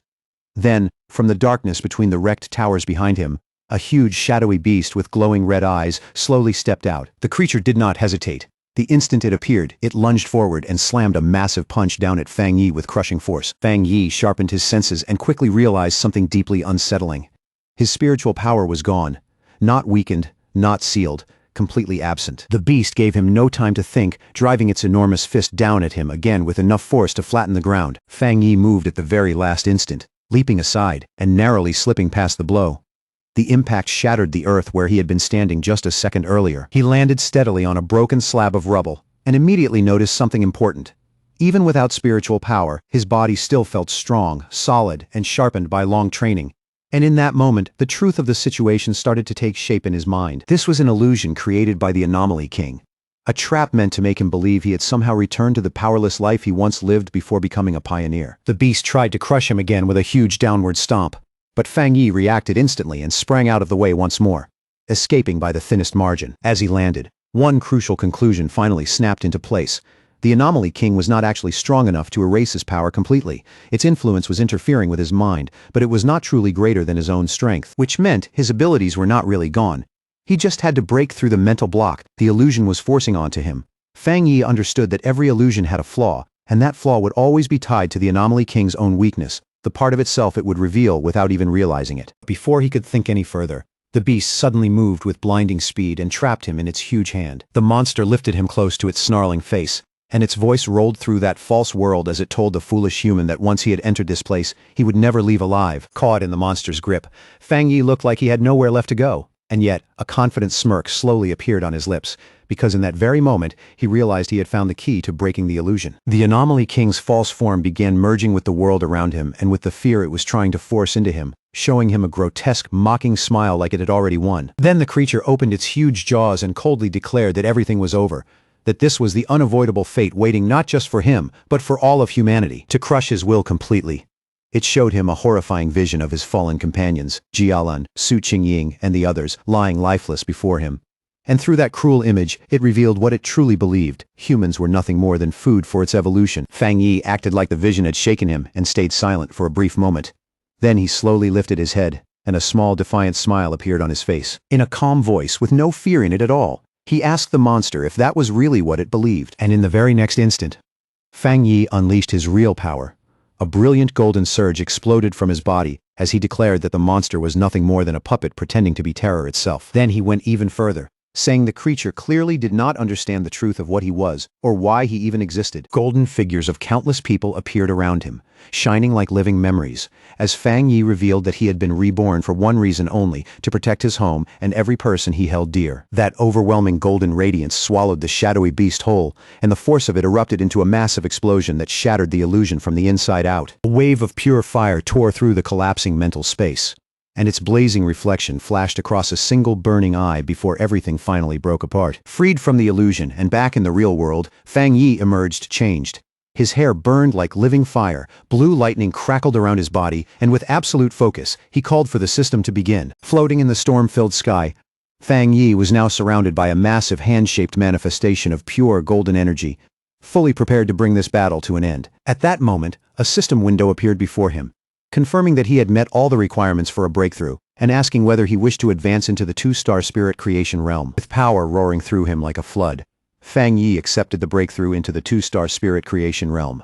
Then he declared himself the king of anomalies and charged forward in an explosion of golden light. In that surge of transformation, Fang Yi realized that because of the Anomaly King, he had gained an entirely new understanding of his own strength and of his own existence. Without hesitating for even a second, he drew on that immense new power and unleashed a devastating slash meant to split apart everything in front of him. In his new form, with golden flame-like hair and blue lightning coiling around him, Fang Yi declared that his rebirth existed to change the fate of the world, and that he was the chosen avenger. Back in the real world, the Anomaly King let out a mocking laugh, sneering at Fang Yi for being nothing more than a two-star cultivator. Fang Yi did not react at all. Without wasting even a heartbeat, he moved immediately and prepared for the monster's next attack. He twisted through the air with sharp, fluid precision and neatly avoided a powerful strike from the towering, shadowy creature. The Anomaly King loomed over him, its dark body swallowing the sky as it told him there was no way out and that he would soon become food for its growth. But even as it spoke, the monster's expression suddenly shifted into confusion,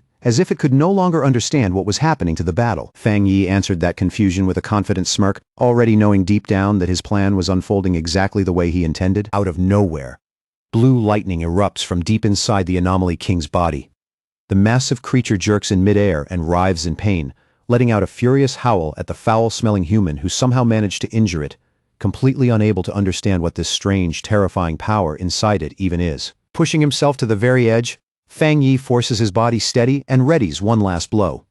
In a grim, unwavering voice, he declares that this monster will be sealed here and now, then calls forth the full power of 9 dragons' skyfire to burn away every trace of evil. As the flames explode around him, 9 colossal fire dragons burst into being one after another, roaring as they coil across the sky like living suns. Then all 9 surge forward together and slam straight into the Anomaly King's core, making the monster cry out in horror as it realizes this is far beyond the power any one-star cultivator should have. The instant the strike connects, a blinding explosion swallows the sky over the city. Down below, the pioneers can only look up in stunned silence, watching Fang Yi's overwhelming power finally wipe out the anomaly that had nearly driven the entire city into ruin. The Anomaly King lets out one final scream, sharp with pain and fear, as Fang Yi's power tears its very existence apart. That last cry hangs in the air like the dying echo of a nightmare finally coming to an end. At last, the final traces of the Anomaly King disappear from the sky. The darkness breaks away, and above the city, all that remains is a clear blue day, as if the disaster has finally released its grip on the world. High above the battlefield, a huge vortex of purple energy still lingers in the air, the last remnant of that dark attribute. It slowly twists inward and starts to be absorbed, as though the sky itself is being cleansed of the final stain left by the battle. Fang Yi's body has already returned to normal, but he still stands there with his blazing sword in hand, calm and unmoving. In front of him, the swirling purple energy is pulled together little by little, compressed into a dense sphere spinning with an unsettling force. He watches the whole thing with a calm but hardened expression, his face giving away nothing after such a brutal fight. Only the red glow in his eyes shows that not even for a second has his focus slipped. Then Fang Yi opens the boundless dark realm, forming a massive vortex that devours everything the battle left behind. All the scattered, chaotic energy in the sky is dragged inward, leaving no chance for the remnants of the disaster to spread any further. Down on the streets, the surviving pioneers and soldiers stare up at the now peaceful sky in disbelief. One of them murmurs, almost afraid to believe it, that maybe the nightmare is finally over, and another lets out a shaky breath and says, yes, the battle has really ended. Standing on top of a military vehicle, Zhao Lan is met by an overwhelming roar of cheers from the survivors around her. The whole crowd erupts with raw, exhausted joy, shouting that the city has been saved and that somehow, against all odds, they made it through alive. As the first light of dawn begins to spread across the horizon, Zhao Lan's blonde subordinate asks if she plans to go look for Fang Yi. Zhao Lan turns toward the rising sun and gives a soft smile, her tired face gentler now, before saying that from here on out, each of them has their own duty to carry. She says their job now is not to go chasing after heroes, it is to help ordinary people take their lives back. The city has to be rebuilt, order has to return, and the wounds left behind by this disaster have to be healed one step at a time. Below them, the survivors cling to one another in the pale morning light. Some are laughing, some are crying, and some just collapse into relieved embraces. After everything they went through, those tears and cheers say more than words ever could. Miles away, the staff of the Spiritual Energy Association are celebrating too. Their faces are full of disbelief and relief, overjoyed that they were able to play a part in stopping the Anomaly King, like people who have only just woken up from one long terrible dream. They gather by a window and look outside in quiet reflection as their emotions slowly begin to settle. More than anything, they feel grateful that Fang Yi showed up when he did and struck down the king, because without him, they know they would have been left to bear the humiliation and guilt of the city's collapse. Elsewhere, Su Qingying stands beside one of her superiors from the association, watching paramedics rush injured pioneers away on stretchers. With worry tightening her voice, she asks if those pioneers are still alive. Her superior gently rests a hand on Su Qingying's shoulder and tells her not to worry. Their medical centers were not destroyed in the disaster, so the wounded can still be treated, and for everyone who made it out alive there is still hope. Su Qingying knows very well that without Fang Yi, none of them would even have had the chance to save the injured.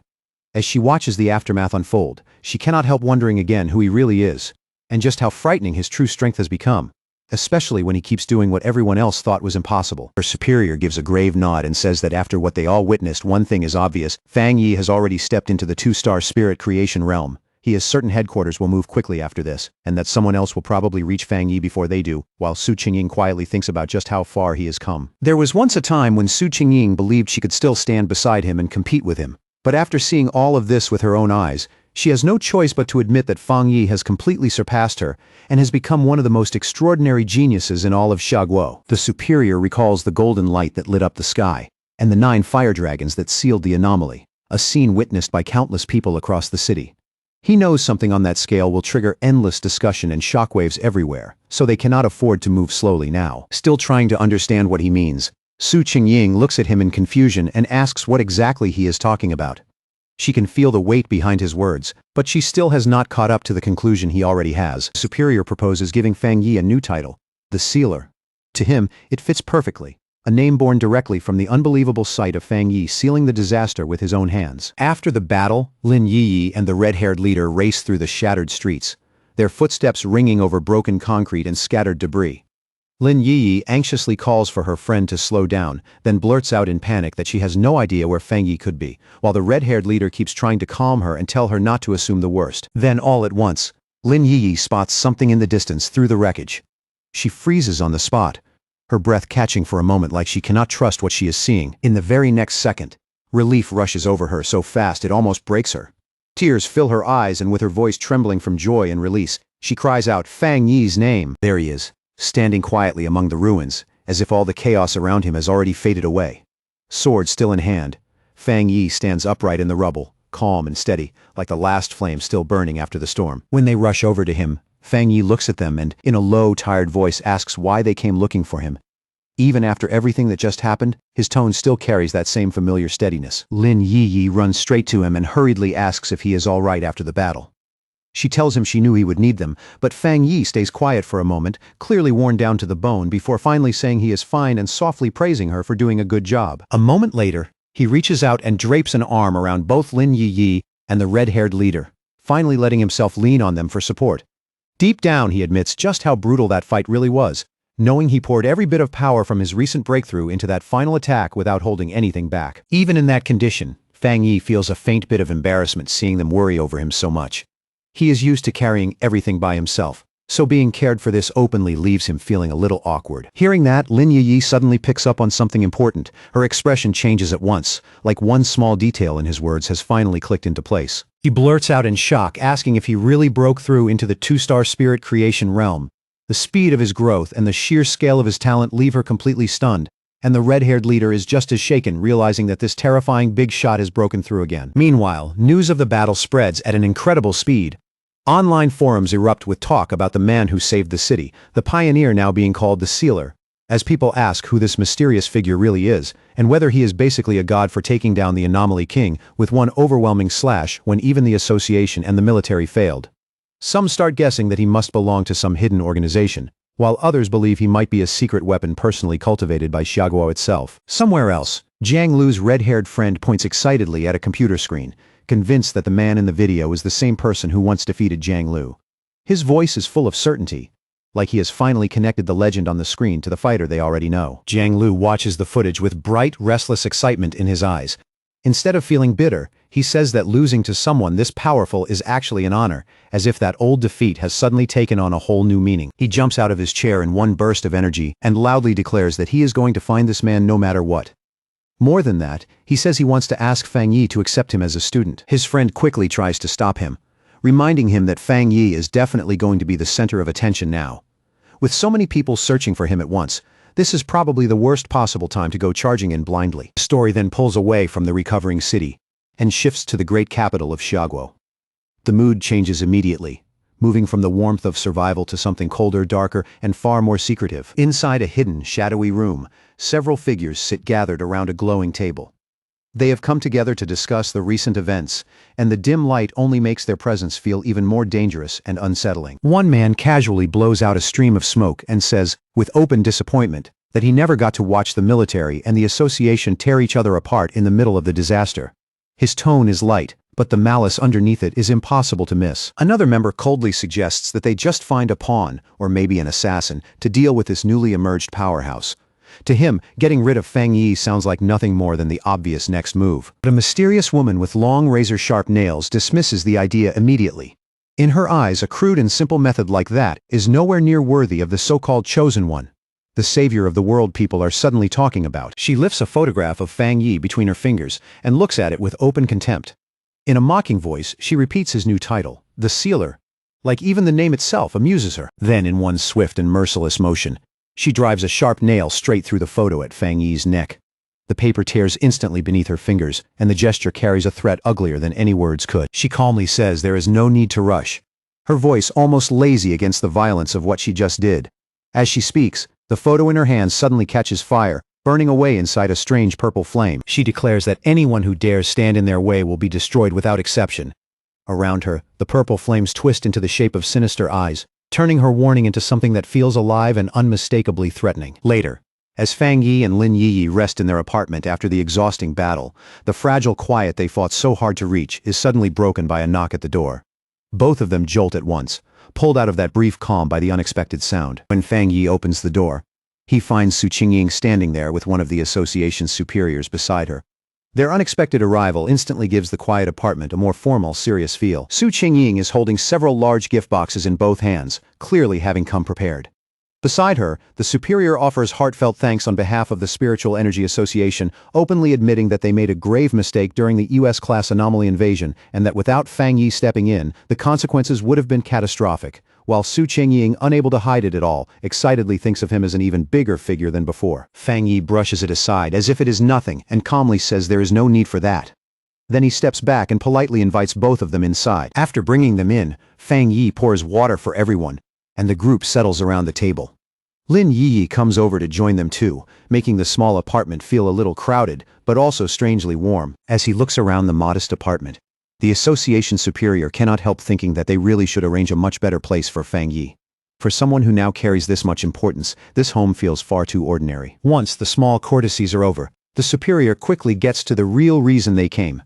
He explains that the association has another matter to discuss: their plan to publicly push the title of the sealer, and Fang Yi, clearly interested by the sudden turn in tone, asks him to explain exactly what he means. Superior brings up a map marking the powerful pioneers who have appeared across every major city, explaining that all of them are already well-known figures whose names carry real weight. Then he contrasts that with the recent ES-class anomaly, calling it the most terrifying disaster they have faced so far. He goes on to say that they want to use the name the Sealer as a symbol to help establish Tai Tai City as a key strategic city. In their eyes, this title could become more than just a nickname. It could become the city's banner. Fang Yi listens quietly as the proposal continues, his expression giving away nothing. Then the superior makes the main point clear. After what happened during the disaster, they have decided that their city needs a truly powerful pioneer at its center, someone whose very presence can hold everything together. Su Qingying adds that anomalies are only going to appear more often from here on out, not less. Because of that, they can never allow Tai Tai City to come that close to being abandoned again. When Fang Yi asks what she means by an abandoned city, Su Qingying answers him plainly. If he had not shown up when he did, everyone in the city would have died, and the city itself would have ended up as nothing more than an empty ruin. Hearing that, Fang Yi turns toward Lin Yi and says he understands now. He admits that his understanding of the world is still incomplete, though he gently reassures her and the others that there is no need to be too pessimistic about what lies ahead. At that moment, Fang Yi realizes something he had overlooked for a long time. By focusing almost entirely on his own training and growth, he had neglected the larger future and development of the city around him. As he looks out toward the city, he starts seeing it more clearly than before. Tai Tai City may once have counted as a major city, but compared with the true top-tier centers, its status and influence still fall well short. He recalls that among the more than 100 cities, the top 3 are Dushen, Tian, and Kang, while several other major hubs also hold enormous importance. Thinking it through, he realizes that this disaster, terrible as it was, might also become a rare chance for Tai Tai City to rise and gain greater significance. The superior nods and confirms that this is exactly how things stand now.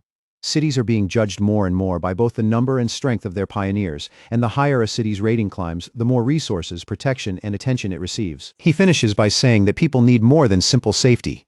They need a symbol of hope they can believe in.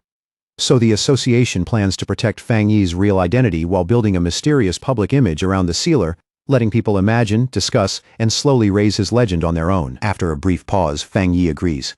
He understands that keeping some mystery around himself is much wiser than laying everything out in the open. In a world like this, being fully known can be more dangerous than being misunderstood. Lin Yi agrees too, adding that human imagination can sometimes feel even scarier than reality. Fang Yi calmly says he has no objection to the association's plan, especially since it protects both him and the people close to him, and he says he hopes this can become a strong, long-term partnership. With that, Fang Yi reaches his hand across the table to make it official.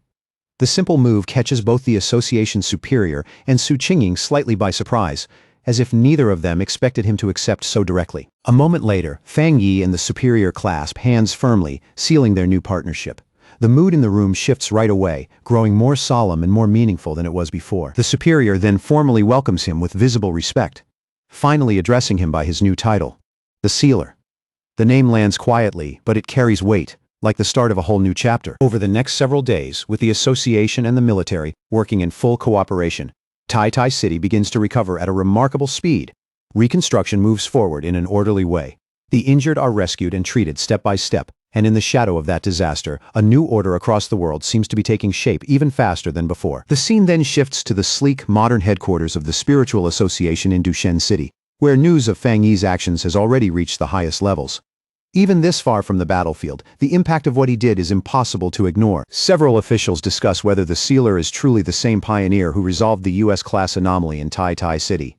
Inside one office, a group of men studies the reports, with one saying that Fang Yi is already the most outstanding figure among the newest generation of pioneers, while another adds that his high-grade Yang attribute alone makes him a chosen individual and a natural enemy of the dark attribute. Then one official points to a monitor showing footage of Fang Yi and reveals that the data suggests he has more than just a single high-grade attribute.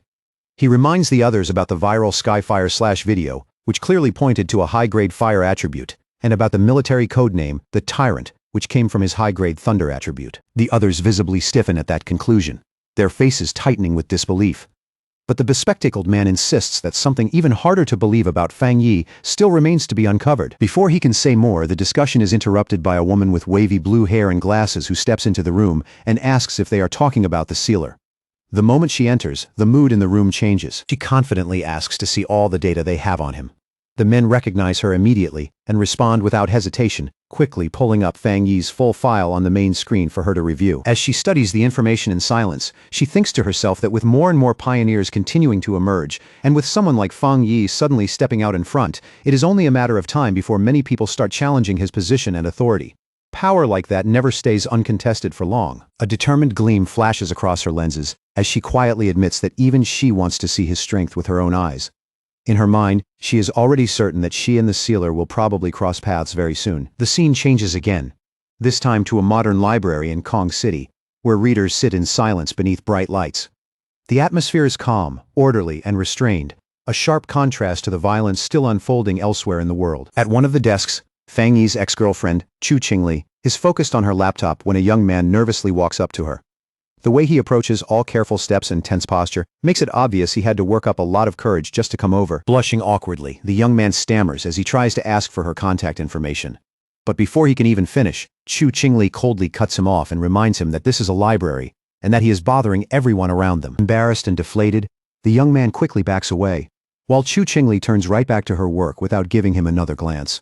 Inwardly, she dismisses him as dull and insignificant, thinking people like him have no idea how drastically the world around them is changing. Her thoughts drift to her own recent transformation, and she remembers how everything changed after an exam. That was when she unexpectedly awakened spiritual power and became a one-star Ghost Realm pioneer. She knows very well that becoming a pioneer is incredibly rare, something most people will never experience in their lives. In her eyes, that means she now belongs to a select few. A faint smile touches her face, as she convinces herself that this new power is the reason she survived the recent disaster in Tai City. At the same time, she inwardly scoffs at the thought of ordinary people trying to face anomalies with nothing but courage. Her mind then drifts towards certain men she has already decided are beneath her. In this dangerous new era, she wonders with open contempt what people like them could possibly accomplish. Then a sudden memory flashes through her mind, showing Fang Yi telling another girl that he and Chu Qingli were nothing more than classmates. That moment still stings her pride more than she wants to admit. Chu Qingli grimaces and tells herself that the old Fang Yi would have died quickly when the monsters invaded. She cannot understand how she ever managed to connect a useless man like him with a dazzling, unbelievably gifted sealer. On her laptop screen, she stares at an article about the sealer and silently compares the two men in her mind. To her, the sealer is 10,000 times better than her ex-boyfriend in every way. With a self-satisfied look, she decides that only a strong and handsome pioneer on that level could ever deserve to stand beside her. In her heart, that conclusion feels completely natural. Meanwhile, in a much lighter mood, Fang Yi flips through a real estate brochure. After everything he has gone through, even a normal task like this feels strangely refreshing. He and his cousin Lin Yi, both dressed in stylish new outfits, stand ready to head out for the day. Fang Yi announces that they are finally taking a proper break from training so they can go look for a new house. Lin Yi playfully asks if they really are not going to train at all today, sounding half joking and half serious.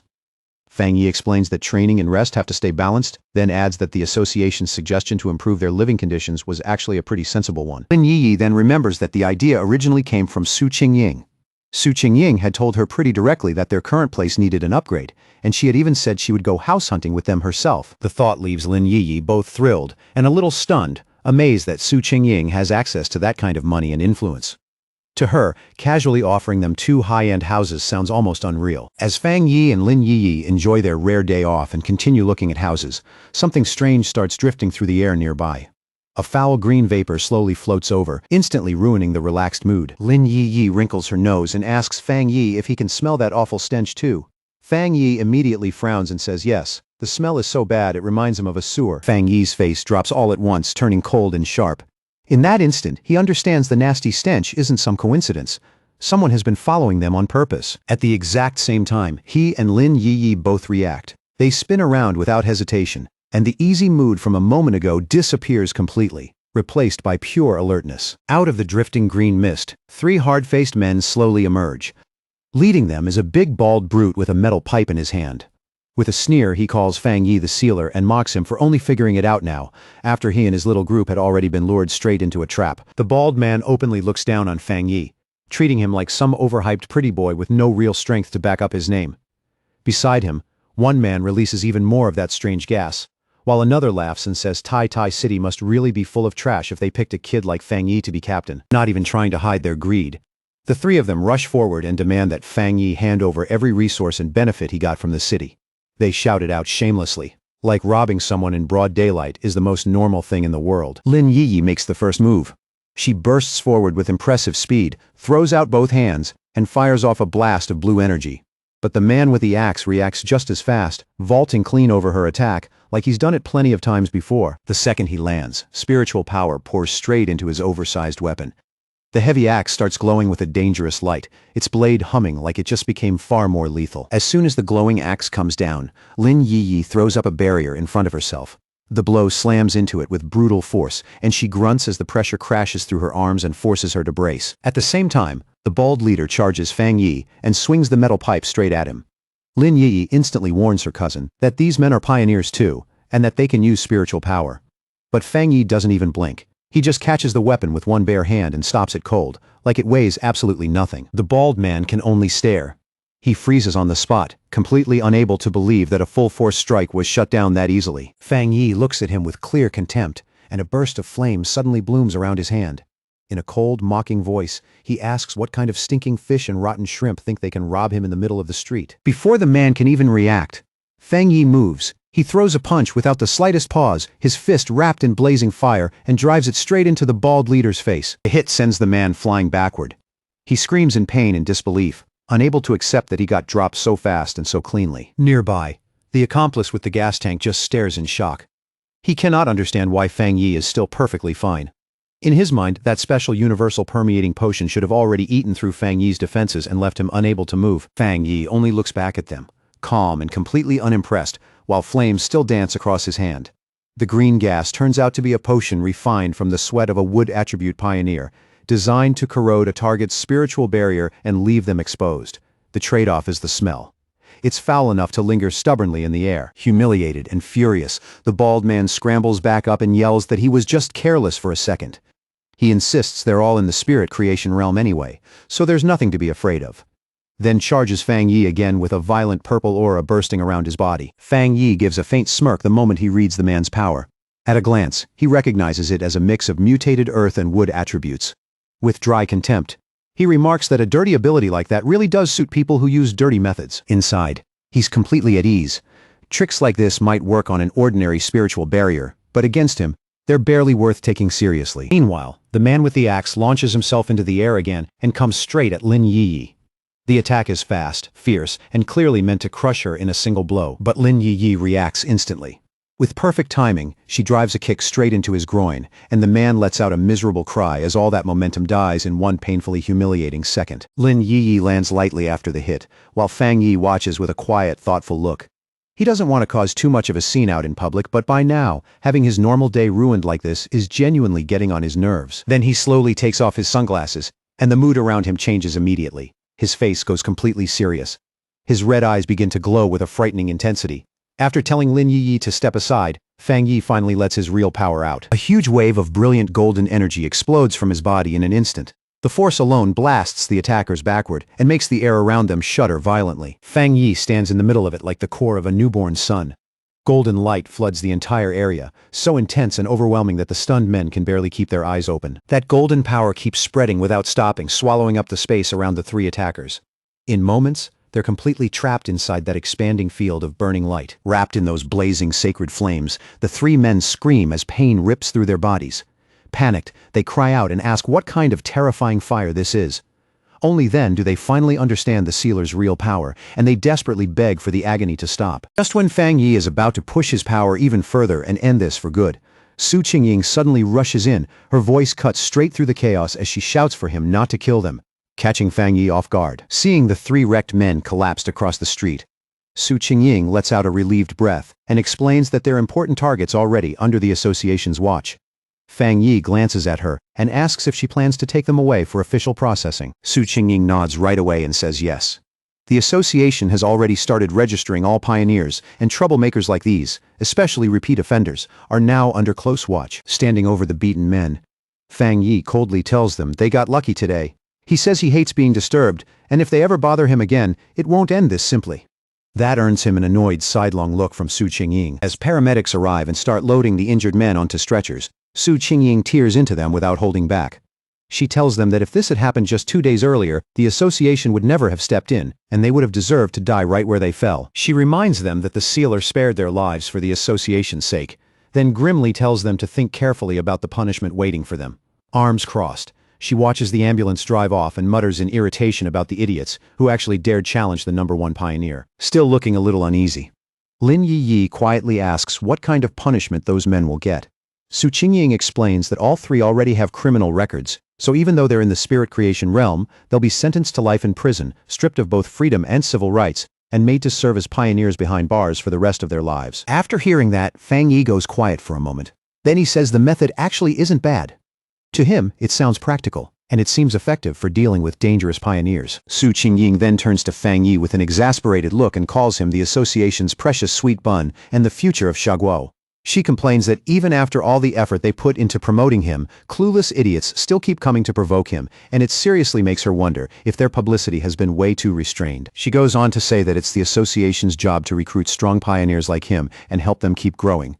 Her tone turns completely firm as she says they cannot let brainless troublemakers ruin the good relationship they've only just started building with Fang Yi. Then her whole mood flips in an instant. Su Qingying brightens right up and flashes a cheerful smile, excitedly telling Fang Yi and Lin Yi that she's taking them to pick out a new villa and a new car. Standing in front of a tall, sleek apartment building, Su Qingying says they need to make an example out of those attackers so nobody else gets the same idea. Then she lays out 2 housing options, a top-floor penthouse in the city center, and a private 3-story villa in the mountains that would be perfect for both living and training. Holding up a golden model of the villa, Su Qingying explains that both places are fully furnished and ready to move into right away. Lin Yi looks them over and honestly admits that both choices are really appealing. After listening quietly, Fang Yi lifts 2 fingers with a faint, confident smile. In the calmest tone possible, he says he'll take both. That answer leaves both Lin Yi and Su Qingying staring at him, speechless. Fang Yi playfully asks if that's allowed, saying he trusts Su Qingying's sincerity. She gets flustered for a second, but then quickly agrees with obvious delight and assures him it's no problem at all. After that, the 3 of them head together to a luxury car dealership. On the way, Su Qingying explains that the association has an ongoing partnership with the showroom, so they can choose any car they want. As they look around the cars, some people nearby can't help glancing toward Lin Yi and whispering to each other. They quietly admire her fair skin and elegant looks, clearly struck by how eye-catching she is. Outside the dealership, a few men watch the group from a distance and size them up in silence. To them, Fang Yi is the one who stands out the most. Even dressed plainly, he gives off the feeling that he might be the son of some powerful family. Inside the showroom, one of Chu Qingli's friends happens to be there too. Seeing the scene, the people around her start guessing that Fang Yi must be buying a car for his girlfriend. The moment Chu Qingli's friend gets a proper look at him, her expression changes on the spot. She clearly never expected to run into Fang Yi here of all places. She quickly realizes exactly who he is. Chu Qingli's ex-boyfriend, and the same young man the university principal had personally come out to greet before. That detail makes the whole situation feel even stranger. Her mind jumps back to the argument she had with him earlier, and irritation rises almost immediately. Seeing Fang Yi shopping for a car with another girl only makes that feeling worse. Trying not to draw attention, she quietly pulls out her phone and starts secretly recording Fang Yi, Lin Yi, and Su Qingying while they stand near a sports car. Her eyes stay locked on them, full of restless curiosity. Not long after, Her phone buzzes as she sends the photo she just took to Chu Qingli. The message goes out right away, carrying the beginning of a new round of trouble. Excited by what she just found, she quickly messages her friend that she spotted Chu Qingli's ex-boyfriend at a VIP dealership. And with obvious satisfaction, she adds that he looks like he's buying a car for a beautiful girl. Chu Qingli answers almost right away, but her reply is cold and flat. She just says, "So what?" like none of it means anything to her. But sitting there in the lecture hall, Chu Qingli is clearly more bothered than she wants to show. A hint of irritation settles on her face, as she wonders where Fang Yi suddenly got that kind of money. Then she sneers to herself and assumes he must have survived the disaster by pure luck and ended up under the care of someone rich. A cold, self-satisfied smile slowly forms on her lips. In her eyes, the distance between her and Fang Yi has already grown so wide that there's no way he could ever catch up. She walks through the lecture hall with a calm, proud expression. She tells herself that once she rises to the top of the pioneer world, things like this won't even be worth noticing. To her, Fang Yi is just a vulgar fool, not someone worth a second thought. After picking their new place, Fang Yi and Lin Yiyi arrive at the modern villa together. The second she sees it up close, Lin Yiyi lights up, runs up the stairs, and shouts in disbelief that they really do have a villa of their own now. Inside the elegant living room, she spins in place and stares all around in open amazement, taking in the polished floors and luxurious furniture. Fang Yi walks in behind her carrying their bags and teasingly tells her to wipe her drool, reminding her with a smile that they still have the penthouse in the city too. Too excited to stand still, Lin Yiyi announces that she's going upstairs to check everything out right now. Then she dashes up the grand staircase at full speed, while Fang Yi watches from below with a helpless little smile, clearly amused by how childlike she's being. As he watches her disappear upstairs, Fang Yi's thoughts slowly turn serious. He realizes she's finally acting the way someone her age should, and that small, lively moment pulls up an old memory from his past life, one tied to a fallen pioneer. Before his rebirth, he never saw his cousin again. So the only conclusion he can make is that she became a trusted pioneer and later died in the line of duty. The thought settles heavily in his chest. This time, no matter what happens, he swears he won't let her die again. Just then, his phone starts ringing and cuts straight through his thoughts. Fang Yi glances at the screen and sees the name, Zhao Lun. Fang Yi picks up, and Zhao Lan's voice comes through with easy confidence as she congratulates him on becoming Captain Fang. Then, in the same breath, she teasingly mentions that she already heard the association recently gifted him 2 houses. Leaning back on the sofa, Fang Yi answers with a lazy smirk that this is a very good habit, and one they should absolutely keep up. His tone is casual, but the joke lands perfectly. Zhao Lan tells him not to bother flattering her. She knows someone as strong as Fang Yi doesn't really care about things like that. Still, she admits that when it comes to improving someone's living conditions, there isn't a more practical reward right now. Then she adds that once the first spirit fruits born from the spiritual energy revival are ready, she'll make sure some are sent to him too. Deep down, Zhao Lan understands this new world far better than most people do. She knows there is already a huge divide between ordinary people and pioneers, a gap created by strength alone. And beyond that, there's an even greater gap between normal pioneers and someone at Fang Yi's level. Then she finally gets to the real reason for the call. Resting one hand on a top-secret folder in front of her, Zhao Lan tells Fang Yi that she has an internal mission and hopes he'll agree to join it. Her voice turns noticeably more serious. Fang Yi understands right away that this is what the call was really about. So without wasting time, he tells her to explain the mission. Zhao Lan asks if he knows Tianbao Building in Kang City. Fang Yi immediately recalls that it's the largest shopping mall in the city and one of the most recognizable landmarks there. Zhao Lan confirms that he's right, but then explains that the place was recently sealed off after a monster invasion caused a huge number of deaths and triggered intense public outrage. What used to be one of the city's busiest centers has now become a source of fear. Then, in a low and grave voice, she reveals the worst part. The building has now become a true ghost building. It isn't just dangerous anymore. It's turned into a real anomaly zone. Soon, Kang City becomes the center of attention as the massive Tianbao building looms over the area like a dark monument. It was once the city's most famous landmark and the busiest place in the entire district. Lately, after repeated strange tremors and other terrifying incidents, the building has become a place everyone fears. Wrapped in a swirling mass of dark red and purple energy, it has grown so dangerous that the Kang City Spiritual Association had no choice but to seal off the entire area. Fang Yi heads to Kang City to take part in the mission. When he arrives at the meeting point, he raises a hand toward the people waiting there and calmly introduces himself as the one who accepted the assignment. 4 other people are already gathered there. Fang Yi remembers Zhao Lan's warning not to reveal his real identity or true level of power yet. So from the beginning, he decides to stay quiet and keep a low profile. Without saying much, Fang Yi quietly looks over his temporary teammates one by one. His gaze moves calmly across the group as he starts sizing them up. It doesn't take him long to notice that this team is made up of very different kinds of people. Their temperaments, their bearing, even their equipment don't match. The whole group feels more like a forced mix than a polished unit. Just from their clothing and posture alone, Fang Yi guesses that two of them are military, even without introductions. The disciplined details give them away. The other two, a stern gray-haired man and a woman with short purple hair, introduce themselves as members of the Kang City Spiritual Association.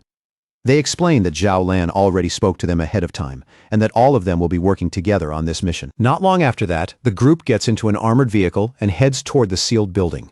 Outside, heavy rain pounds down the entire way, turning the trip into a grim ride through the storm. Inside the vehicle, the atmosphere is tense and awkward. The brown-haired man drives in silence, while the blonde girl sitting beside him looks visibly nervous, her unease obvious even without her saying a word. Eventually, unable to stand the silence anymore, she speaks up. Since none of them really knows what the others can do yet, she says they should at least agree to support each other once they enter the danger zone. Her tone is careful, but sincere. The back seat feels even more uncomfortable. Fang Yi sits there casually beside the stern man and the short-haired woman, while the two of them keep their arms crossed and stubbornly stay silent. Resting his chin on one hand, Fang Yi quietly judges the team. To him, the lineup feels messy, and the overall quality of Kang City's association members doesn't leave much of an impression. The stern man in the back seat throws Fang Yi a sharp, suspicious look. His eyes stay on the young newcomer, and the doubt in them is obvious. He leans closer and quietly asks the short-haired woman whether this young guy really is the expert Zhao Lan said she was sending. To him, Fang Yi looks way too thin and ordinary, more like a student than some hidden powerhouse. He also notices that Fang Yi isn't wearing any official device, and that his aura is hidden so completely that no one can read his level at all. Instead of reassuring him, that only makes him more suspicious, but the short-haired woman keeps staring at Fang Yi with a stunned look on her face. Unlike the man beside her, she isn't just doubtful. Her shock is clearly starting to build. In her mind, old rumors start surfacing one after another. Stories about a legendary figure wrapped in flames. A godlike being who stopped a natural disaster alone. She wonders if this student-looking young man could actually be the sealer, but when she looks at his age and ordinary appearance, the idea still feels almost impossible. The short-haired woman with purple hair keeps staring at Fang Yi, more intrigued by the second as the pieces begin to fit together in her mind.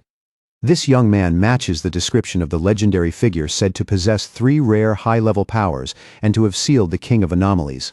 By now, she's almost certain the quiet person sitting beside her is the sealer himself. Meanwhile, back at the Star God Warzone office, a phone suddenly starts ringing. The sharp sound cuts straight through the tense atmosphere in the room. Zhao Lan answers, and terrible news hits her immediately. Tianbao building has fully fallen. Contact with everyone inside has been lost. The anomaly level has surged to 12,000. And according to the grim report on the other end, there are already 53 confirmed deaths. Zhao Lan's expression tightens at once. She realizes the situation is getting worse, even faster than they predicted. The speed of the collapse is clearly beyond their earlier estimates. Even so, she firmly says the person she sent, Fang Yi, will be fine. No matter what's happening inside that building, her trust in him doesn't waver for a second. Then she ends the call in a firm, unquestionable tone, saying that since the mission has already been handed over to them, there's no need for any more questions. Her decision is final. Back in Kang City, Tianbao building stands wrapped in a horrifying swirl of red and purple energy. The whole structure looks like it's been swallowed by a living nightmare. The armored vehicle finally pulls in, and the team steps out into a heavy, unnatural rain that falls thick and dark like blood. The second they leave the vehicle, the oppressive atmosphere crashes down on all of them. Fang Yi studies the area with a grave look and quickly judges that the situation is worse than expected. Just from what he can sense already, the creatures inside seem much stronger than the enemies he's faced before. The whole group lifts their heads toward the towering skyscraper. Dark stains smear the outside of the building, and when Fang Yi points them out, the others feel a chill run through them as they realize the entire side is splashed with massive amounts of blood. The short-haired woman tells Fang Yi that the building has 40 floors and is the tallest structure in the city. She adds that even though many people were evacuated, the narrow interior layout made the operation extremely difficult and chaotic. The moment he hears that, Fang Yi understands the problem. Some civilians must have refused to cooperate before the lockdown fully took effect, which means a considerable number of ordinary people are still trapped somewhere inside. Fang Yi asks if there's any way to contact the people still inside. The brown-haired driver tells him no. Ever since the anomaly first began, no information has come out at all. Then he adds that he personally took part in the operation on the second day of the lockdown. The driver recalls it with visible dread from the very start, he says. The whole building looked like a dead zone, like it had rotted for decades in the span of a few moments. And the worst part was what came from above. Mangled body parts kept dropping from the windows, some already torn open and half-eaten by monsters before they even hit the ground. He goes on in a strained voice saying that in less than a week, the dark aura around the building has only grown heavier. Day by day it feels thicker and more oppressive, like the entire place is sinking deeper into something monstrous. Hearing that, Fang Yi turns toward the group with a sharp look that instantly chills the air. He realizes at once that with no contact from anyone inside, the reported death toll of 53 is nothing but a rough estimate based on the body parts found outside. Coldly, he rebukes the Kang City Spiritual Association for taking the situation far too lightly, leaving the driver sweating as he nervously stammers that they really had no other choice. Fang Yi quietly turns that over and quickly sees the grim truth. The association's numbers are almost certainly far below the real count. For ordinary people, an anomaly on this scale is basically a living apocalypse. And once they're trapped inside a sealed place like this, they're nothing more than helpless sheep with nowhere left to run. Not wanting to waste another second, Fang Yi orders the team to enter the building immediately. In a firm voice, he explains that some anomalies grow stronger by feeding on humans, so the higher the death toll climbs, the more dangerous the monsters inside will become. But the second Fang Yi takes charge, the gray-haired man pushes back without hesitation and reaches out to stop him with a hand on his shoulder. Even while admitting the military told them to follow Fang Yi's lead, he insists Fang Yi explain the plan first before dragging all of them into what sounds like a suicide charge. Fang Yi turns his head and looks at him with cold impatience. "What plan is there to discuss?" he asks, when they know almost nothing about what's happening inside. To him, the answer is obvious. They go in first, and they see it for themselves. The gray-haired man still doesn't buy it and keeps pressing the issue. He argues that everyone there has experience dealing with anomalies, and as the acting commander, Fang Yi should at least understand the abilities of the people under him. Then he starts criticizing him more openly, pointing out that Fang Yi hasn't even joined the official organization and has no formal training at all. Before the argument can get any worse, the short-haired woman with purple hair suddenly steps forward. Her face is tight with anger, and the way she cuts in instantly snaps the tension in half. She moves between them and sharply tells the gray-haired man to shut up, reminding him that they are already out of time. Then she adds that Fang Yi only took this mission because Zhao Lan personally recommended him, so questioning Fang Yi now is no different from openly questioning a high-ranking officer. Fang Yi watches the whole exchange in silence, and doesn't say a word while the others argue around him. But inwardly, he looks down on it. For a team about to enter a life-and-death mission, internal conflict is the worst possible mistake. Without wasting another breath on it, Fang Yi turns and walks straight toward the dark entrance. In a cold voice, he tells them that if they don't want to come in, they can stay outside. That blunt resolve is enough to make the rest of the team, even the hesitant ones, hurry after him. The group steps into Tianbao Building and is greeted by a scene that feels ruined and deeply wrong at the same time. Wrecked cars are crushed where they shouldn't be. Garbage is strewn everywhere, and even in all that destruction, the blonde girl is the first to notice that something here feels unnaturally off. For all the devastation around them, there isn't a single sound. The silence is so complete, so unnatural, that it presses against their nerves harder than any scream could. Then, without warning, a dark shape drops from the ceiling high above. It moves so fast and so suddenly that it looks like a living shadow peeling itself out of the darkness. A split second later, the gray-haired man senses something and instinctively looks up. Confusion flashes across his face. He knows something is there, but he's already too late to react properly. Before he can do anything, a horrifying monster with glowing green eyes comes diving down from the darkness overhead, shrieking as it launches its ambush. The attack is direct and savage, aimed straight at him before the team can even get into position. Fang Yi moves first, faster than anyone can even shout a warning. In the same motion, a sword appears in his hand, and the blade erupts with fierce, blazing fire. With one clean, ruthless swing, Fang Yi sends a wave of flame straight at the descending creature. His expression never changes. Calm, cold, and completely focused. The monster doesn't even get the chance to resist. In less than a heartbeat, it's split apart by a flash of light and slashing sword energy, its attack ending before it ever really starts. Fang Yi lands smoothly, steady as ever, with the flaming sword still burning bright in his hand. Behind him, the monster's body is already breaking apart, completely destroyed before the others have even fully processed what they just saw. The gray-haired man and the short-haired woman with purple hair can only stare. They can barely believe the fight is already over. To them, the whole clash lasted no longer than a blink. The woman keeps staring at the massive blade of fire in Fang Yi's hand, her eyes wide. She can't stop wondering where he got a weapon that terrifying, or if the weapon itself is only a small part of what makes him so frightening. Ignoring the stunned looks around him, Fang Yi crouches beside the remains of the creature. His focus shifts immediately from combat to analysis, calm and efficient. He picks up a piece of the corpse, studies it closely, then rises to his feet again. From its twisted shape he judges that the monster looks like some grotesque mix of a bird and a gecko, and from how badly its body has mutated, he grimly concludes that it has already devoured a large number of humans. The short-haired woman with purple hair steps closer to get a better look, and the moment she does, something flashes across her face. A terrible realization hits her. What they're looking at is even worse than she thought. She identifies the dead creature as an A+ grade anomaly, and that alone sends a wave of fear through the team. But what truly shakes them is not just the monster's rank. It's the fact that Fang Yi killed it instantly, when a creature like that would normally require a full squad of elite pioneers to bring down. As the smoke and scorched residue around the dead anomaly slowly clear, the purple-haired woman and the gray-haired man remain rooted where they stand. The shock on their faces only deepens as the reality of Fang Yi's strength starts to sink in. The woman immediately realizes Fang Yi's power is far beyond the one-star spirit creation realm. And beside her, the gray-haired man breaks into a cold sweat as an even harsher truth hits him. If Fang Yi had wanted to, killing him earlier would have been effortless. The brown-haired man finally admits, looking embarrassed, that he was wrong about Fang Yi.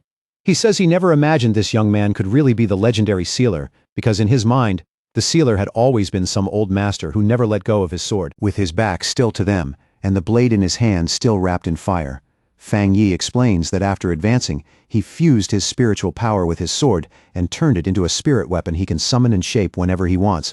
Even then, he says it modestly, as if it's not some impossible technique unique to him alone. Now that the team's earlier suspicion has turned into a mix of trust, awe, and fear, Fang Yi tells them to move faster. And as they follow him deeper into the darkness, the purple-haired woman quietly admits with real relief that she's glad Fang Yi is on their side. To light the way ahead, Fang Yi raises one hand and summons a sphere of fire that burns steadily above his palm. Its glow washes over the walls as he leads the team into a long, narrow hallway swallowed by darkness. He carries that flame like a torch, using it to cut through the gloom while the others follow carefully behind him. And with every step they take, the oppressive silence only seems to grow heavier. Before long, they reach a staircase soaked in blood that the sight alone makes the air turn cold. Looking at the sheer amount of gore covering the steps and walls, Fang Yi grimly realizes the truth is far worse than the official report. In his judgment, the dead number at least 500, not just 53. At that moment, Fang Yi's expression sharpens again. His glowing red eyes narrow as he senses something deeply wrong ahead, and his whole body goes alert in an instant. The group moves into what looks like a supermarket area, where the brown-haired association member and the purple-haired woman nervously scan their surroundings. The floor is smeared with blood and littered with trash, but there are no bodies anywhere. That absence forces the woman to wonder out loud if the monsters consumed the victims so completely that nothing was left behind. Hidden from their sight, a sinister shadow creature with glowing green eyes crouches in the darkness and gets ready to strike. It waits there in silence, like a trap just about to spring. Fang Yi senses the danger first and immediately warns everyone to watch their backs. The purple-haired woman spins around in terror, screaming the moment she sees the monster leaping out of the darkness at them. Fang Yi reacts without even pausing and hurls his flaming sword past his teammates with astonishing speed. The blade rips through the air like a streak of fire. The sword catches the shadow monster in midair and cleanly takes off its head in a single devastating strike. Black blood bursts outward along with sparks and flame as the creature is cut down instantly. As the burning corpse slams to the floor, the brown-haired association member stammers in fear. Only now does he realize another monster had been hiding right beside them the whole time. Fang Yi stands calmly in the middle of the dying flames and turns toward his teammates with a serious, almost severe expression. He asks if they really didn't notice anything strange, making the gap between his awareness and theirs painfully clear. Glancing at the fire still flickering in his hand, Fang Yi keeps analyzing the situation out loud.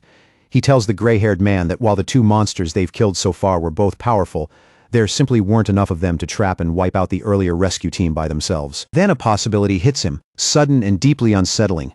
Fang Yi suggests that the place they're standing in might not actually be the real Tianbao building at all. The team freezes in the dark, blood-smeared hallway and stares at him in confusion. For a second, the silence around them feels even colder than before. Gray-haired man and the blonde girl both ask what he means, still unable to follow his conclusion. Their voices are filled with the same mix of confusion and unease. Fang Yi explains that even though the hallway is drenched in blood, the smell is all wrong. The strongest scent in the air comes from dark attribute energy and from the monsters themselves, but there's no matching stench of rotting corpses anywhere nearby. Once that thought clicks into place, Fang Yi decides he has to verify it right away. Guessing isn't enough anymore. He needs to test whether this whole environment is fake. The purple-haired woman watches nervously, her chest tightening as Fang Yi prepares to use a powerful technique. Even before he makes a move, she can already feel the air around him beginning to change. She gives a small nod and quietly agrees. The whole place feels unnaturally empty to her, like nothing truly alive has ever existed here in the first place. Fang Yi quickly pieces it together and guesses that this entire area is only a hollow imitation, a blank copy stitched together by the monster. He slowly lifts one hand, and a tremendous wave of purple energy begins pouring from his palm. If his judgment is right, he says, then this whole place has already been stripped down to nothing but an empty shell. A massive sphere of black energy gathers in his hand, the boundless dark realm, and the sight of that dark attribute power leaves his teammates visibly stunned. Then a system window suddenly pops up and confirms his suspicion. It detects a similar dark power called the Inner Dark World and asks whether he wants to view the details. The system explains that the Inner Dark World is a special space created by splitting the dark attribute, a nest-like domain that invades the original area and replaces it. It goes on to reveal that if they want to reach the true Inner Dark World, they first have to find the door that forms it and keeps it in place. Fang Yi understands immediately. He tells the others that if they want to enter the real Tianbao building, they first need to locate that door, and the same rule must have applied to the people who tried to escape earlier. He explains that everyone trapped inside was affected by the dark attribute and dragged into hallucinations.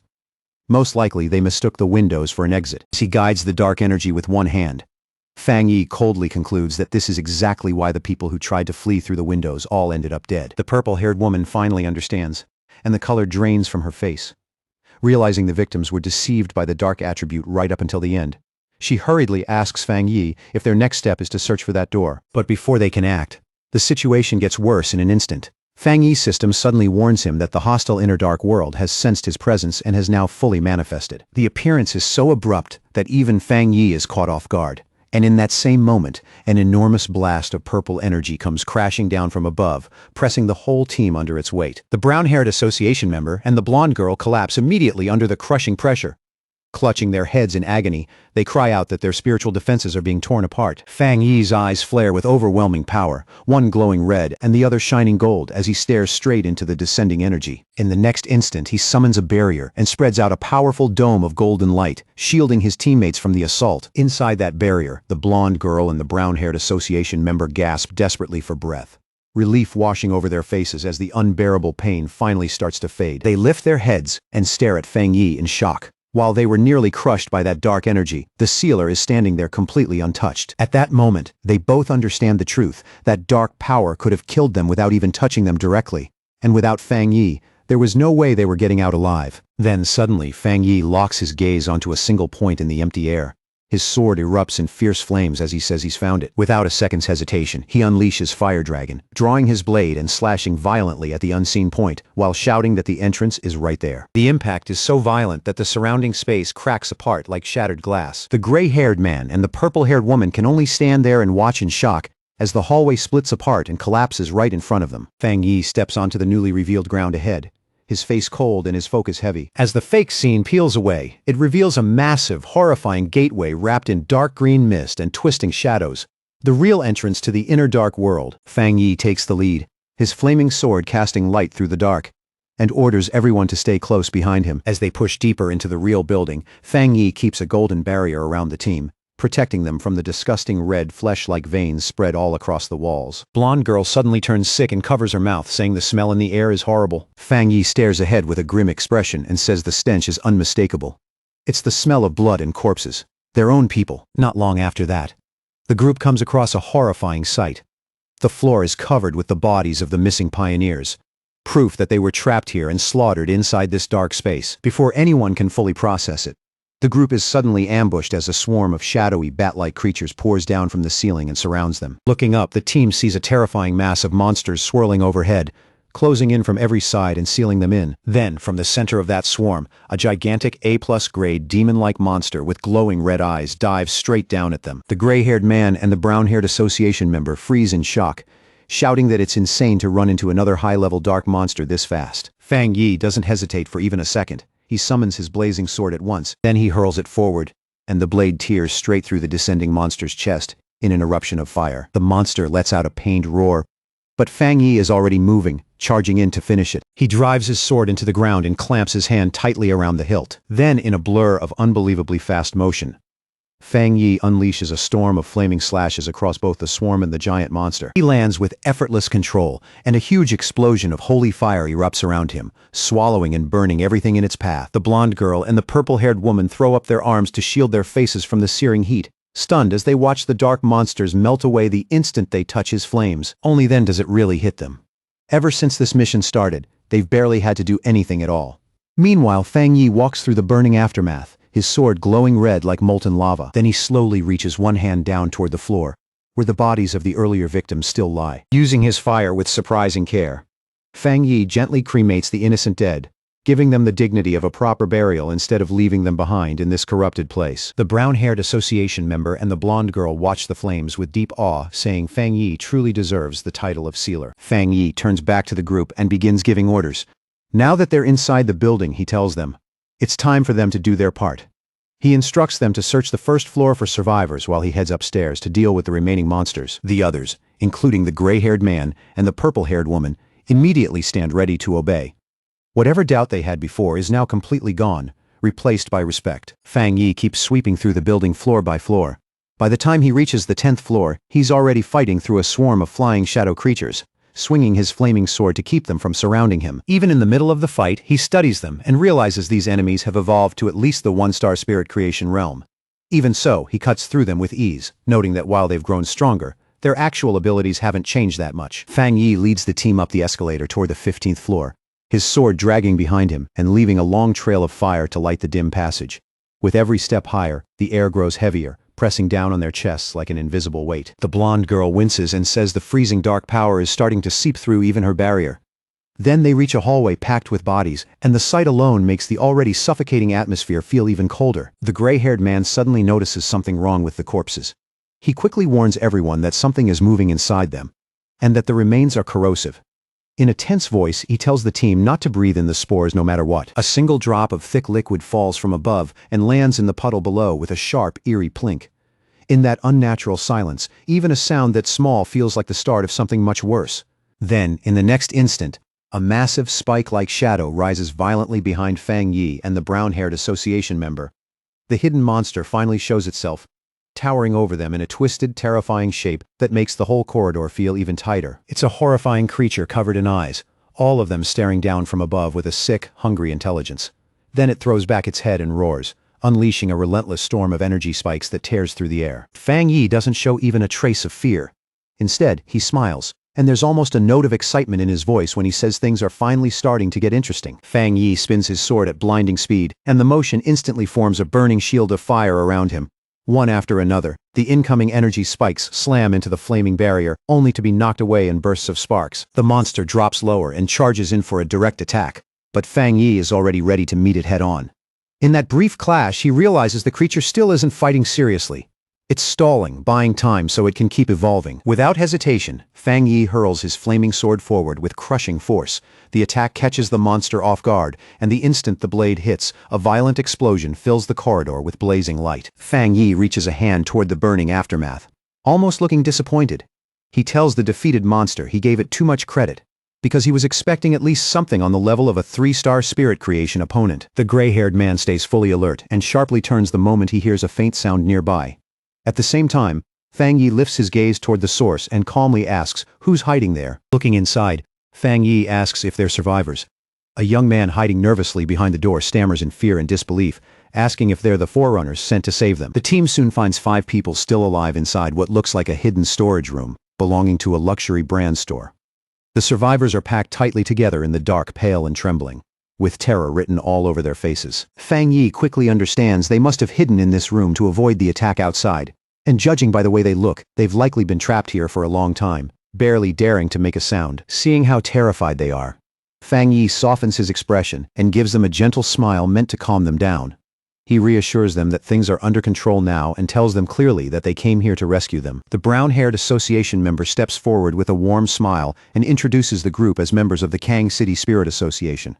He tells the survivors the monsters outside have already been dealt with and urges them to come out quickly while it's safe. The young male survivor stares at Fang Yi with wide eyes, clearly struggling to take it in. His lips tremble as he stammers, unable to believe that rescue really made it here. And he suddenly blurts out in shock, asking if Fang Yi really killed all those terrifying monsters with a single slash.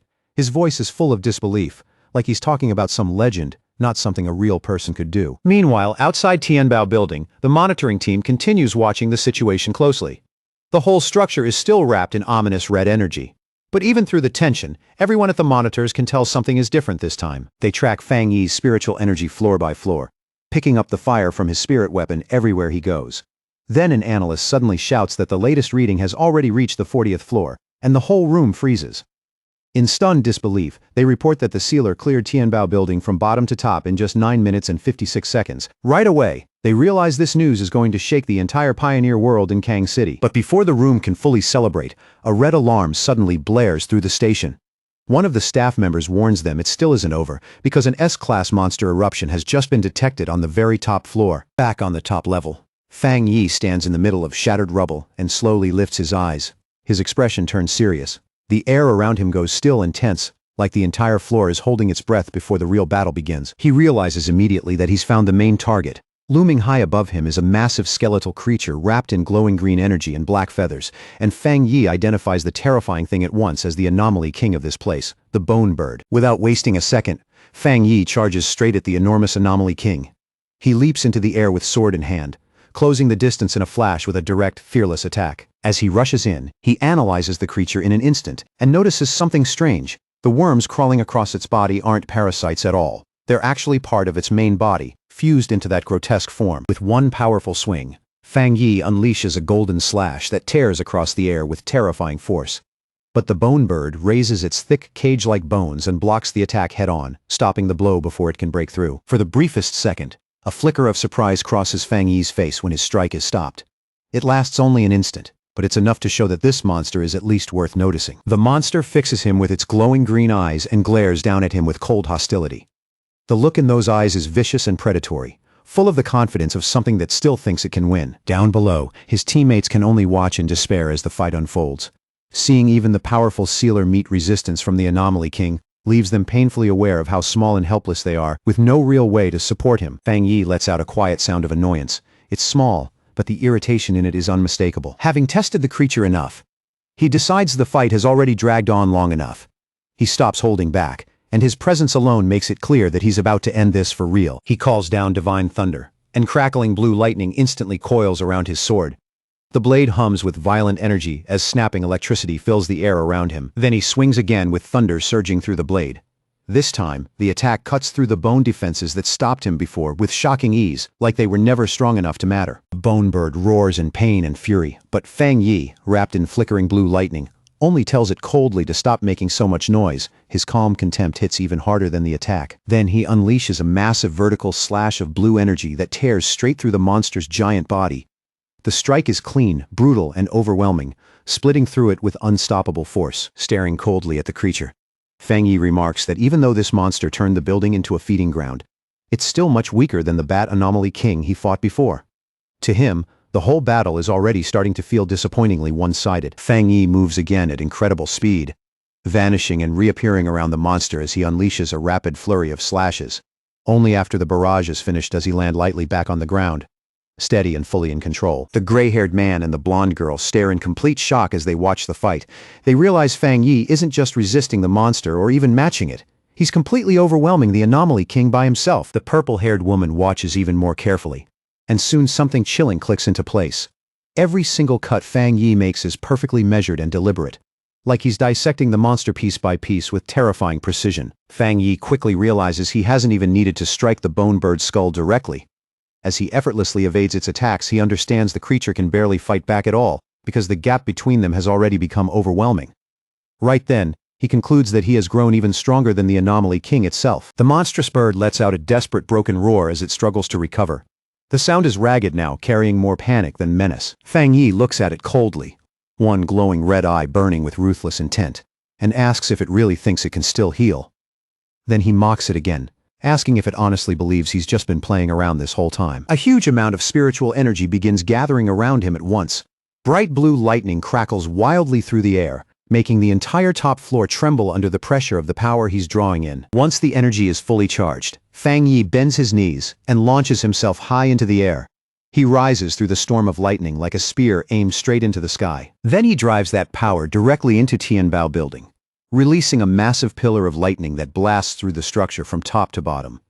The blinding strike rips into the dark red sky above and lights the whole area in a violent burst of blue-white radiance. The unleashed energy begins swirling into a giant vortex overhead, sweeping outward as it purges the darkness around it. Layer by layer, the corrupt atmosphere is stripped away by the force of his attack. At last, the attack comes to an end, and the dark clouds above split apart. Golden light from the setting sun pours through the broken sky, warm and clear, showing that the suffocating darkness has finally been wiped away. Outside the building, the association's monitors can only stare in stunned disbelief as the Anomaly King's energy signature disappears completely. In that moment, they realize Fang Yi is operating on a level far beyond anything they know, and they can't help wondering if this is the true gap between ordinary talent and a top-tier genius. They reveal that this S-class invasion has officially been classified as the King's Sacrifice Hell, and every detail of how it was resolved has been sealed away in top-secret files. But even among the stunned observers, one thing is already clear. What Fang Yi did here is something nobody else could possibly replicate. Fang Yi drops onto the shattered rubble without a stumble, while the last of the dust slowly drifts down around him. The brutal collision is finally over, and there he stands in the thinning haze, calm and completely untouched by the wreckage around him. He turns to the purple-haired woman and the gray-haired man, then tells them in a steady voice that the bone bird is dead. With the Anomaly King gone, he says, they can finally reconnect with the outside world. Purple-haired woman immediately raises her communicator and identifies herself as Song Yu, her tone turning sharp and professional. She reports that the incident has been resolved and confirms that with the sealer's help, the mission was completed smoothly and much faster than anyone expected. While she continues her report, Fang Yi quietly starts heading for the exit. Like a victory of this scale means almost nothing to him. Song Yue adds that she expects the Kang City Spirit Association to show proper cooperation and gratitude for the help he gave them today. Then Song Yue's face suddenly shifts. Shock flashes through her eyes at whatever comes through the communicator. She immediately asks about the newly elected Kang City captain, her voice rising in anger, as she demands to know why he is only arriving now, after everything is already finished. A streak of light rips across the skyline and shoots straight toward them. On the other end, the voice hurriedly explains that the captain heard the sealer was here, and even though they tried to stop him, he was too arrogant to listen. Song Yue instantly flares up. She snaps that this mission was assigned to the military zone, which means controlling the Tai captain was their responsibility. Then she declares that Fang Yi needs to be sent away immediately, already recognizing the new captain's arrival for exactly what it is, a direct provocation. Fang Yi keeps walking down the stairs like none of this concerns him at all. Song Yue coldly states that the sealer is the most important captain recommended by their zone, then warns that anyone stupid enough to provoke him will have to face the consequences themselves. Fang Yi steps out of Tianbao building, clearly ready to leave now that the fight inside is over. The crisis has already been handled, and he has no reason to stay a second longer. Then he slows ever so slightly. A faint look of confusion crosses his face as he senses something rushing down from above at incredible speed. The presence is sharp, reckless, and impossible to miss. A figure suddenly drops out of the sky like a meteor, diving straight toward him with explosive force. The pressure alone tears through the air and sends debris flying before the impact even reaches the ground. The man crashes down hard, gripping an energy weapon that hums with open hostility. He introduces himself as Yue Fengjiang, the new captain of Kang City, and immediately demands to know if Fang Yi is the sealer from Tai City. Fang Yi does not give ground by even a single step. He just stares back coldly. Yue Fengjiang moves closer and sizes him up at close range, wrongly deciding that Fang Yi must be a wind attribute pioneer. Still, he can tell Fang Yi is hiding his true strength, and guesses he is at least in the spirit creation realm. Without wasting another word, Yue Fengjiang shifts his energy weapon and turns it into a sharp claw-like form. The instant it changes, he lunges in and attacks. Fang Yi draws his flaming sword in one clean motion, and the clash begins on the spot. Fire and raw force slam into each other as the two launch into a fast, violent exchange across the ruined street. The captain suddenly leaps high into the air and brings down a crushing blow, trying to finish Fang Yi in a single strike. Fang Yi is forced to dodge aside as Yue Fengjiang slams into the street below, cracking the ground on impact. From the very beginning, Yue Fengjiang looks down on Fang Yi, convinced he is dealing with nothing more than some arrogant brat. In his eyes, this fight is the perfect chance to build his own reputation and tighten his family's grip over Kang City even further. On the surface, he laughs like he's being generous. He even thanks Fang Yi for resolving the crisis, but in the very next breath, he accuses him of crossing the line, smugly lecturing him about rules, rank, and seniority. Fang Yi is completely unmoved by the speech. In a cold, flat voice, he says he only came because the military asked for support, and when he arrived, there wasn't a captain anywhere in sight. Then he directly asks what this newly appointed captain actually wants. Yue Fengjiang gives him a smug little smile and claims he's a man of taste with no bad intentions. But the greed beneath the act shows itself almost immediately when he reveals why he stopped Fang Yi in the first place. He wants to borrow Fang Yi's sword. As the words leave his mouth, dark energy starts gathering in his hands. The aura around him thickens with hostility, making it obvious this was never a polite request. Wrapped in a purple and white aura, Yue Fengjiang openly threatens him. If Fang Yi refuses, he says, then he will never leave Kang City alive. Fang Yi stays calm the entire time. Not even the slightest trace of panic appears on his face. Instead, he smiles, like the whole demand sounds ridiculous to him. Across from him, Yue Fengjiang stares back with a twisted excitement in his eyes, clearly enjoying the thought of pushing this even further. Fang Yi decides the talking has gone on long enough. He releases his full presence, draws his sword all the way out, and flames erupt around him in a violent burst that instantly changes the air between them. Yue Fengjiang visibly stiffens at the sudden surge in Fang Yi's power. The pressure alone is enough to wipe that smug expression off his face for a moment. With his eyes glowing and his aura blazing around him, Fang Yi mocks Yue Fengjiang's shameless talk about borrowing his weapon. In a cold, cutting voice, he says he'll borrow Yue Fengjiang's whole family instead, making it painfully clear he's about to beat him without mercy. Fang Yi makes the first move with a heavy slash of fire. The blazing arc rips through the air and crosses the space between them in an instant. Yue Fengjiang narrowly slips past it with astonishing speed, barely avoiding the flames. But instead of fear, a grin spreads across his face, and he says with growing excitement that now the fight is finally getting interesting. Nearby, Song Yue quickly realizes the clash has cut off their signal again. She urgently tells her team they need to leave at once, report everything to the military and their superiors, and get the survivors to safety before this gets even worse. Surrounded by roaring flames, Fang Yi warns them sternly without even turning around. He tells them they have 10 minutes to get away, darkly hinting that if they stay any longer, they may end up watching a captain die. The brown-haired association member instinctively tries to say something, but Song Yue immediately clamps a hand over his mouth. She shouts that she understands, then drags him away without hesitation, determined to get everyone out before the battle turns even deadlier. As the group runs off, Song Yue curses Yue Fengjiang under her breath. Furious that he is stirring up trouble right after being elected, her teammates grimly agree that it might actually be good for their arrogant captain to get taught a painful lesson by the sealer. Once the others are gone, Fang Yi fixes Yue Fengjiang with a cold stare and raises one hand. In the next instant, he fires a powerful thunderbolt straight at him. Yue Fengjiang blocks the lightning with his weapon, but the force behind it still drives him backward. Even so, he shouts back at Fang Yi that if he really intends to kill him, then he should stop holding back and fight with his full strength. Fang Yi answers without saying a word. Instead, he brings down a crushing attack loaded with terrifying weight, and violent shockwaves burst through everything around them. A massive explosion erupts behind Yue Fengjiang, blowing apart the nearby buildings in an instant. Fire and debris surge upward, turning the ruined street into a chaotic field of destruction. Yue Fengjiang is forced to slide backward just to steady himself, his boots scraping hard against the ground. When he finally regains his balance, he can't help but think that the feeling behind that strike was genuinely terrifying. Sweat starts running down his face as he looks at Fang Yi again. A growing sense of alarm settles in as he realizes Fang Yi's yang power is not just overwhelming, but violently explosive in a way that's incredibly hard to defend against. For the first time since the fight began, the arrogant captain has to admit it to himself.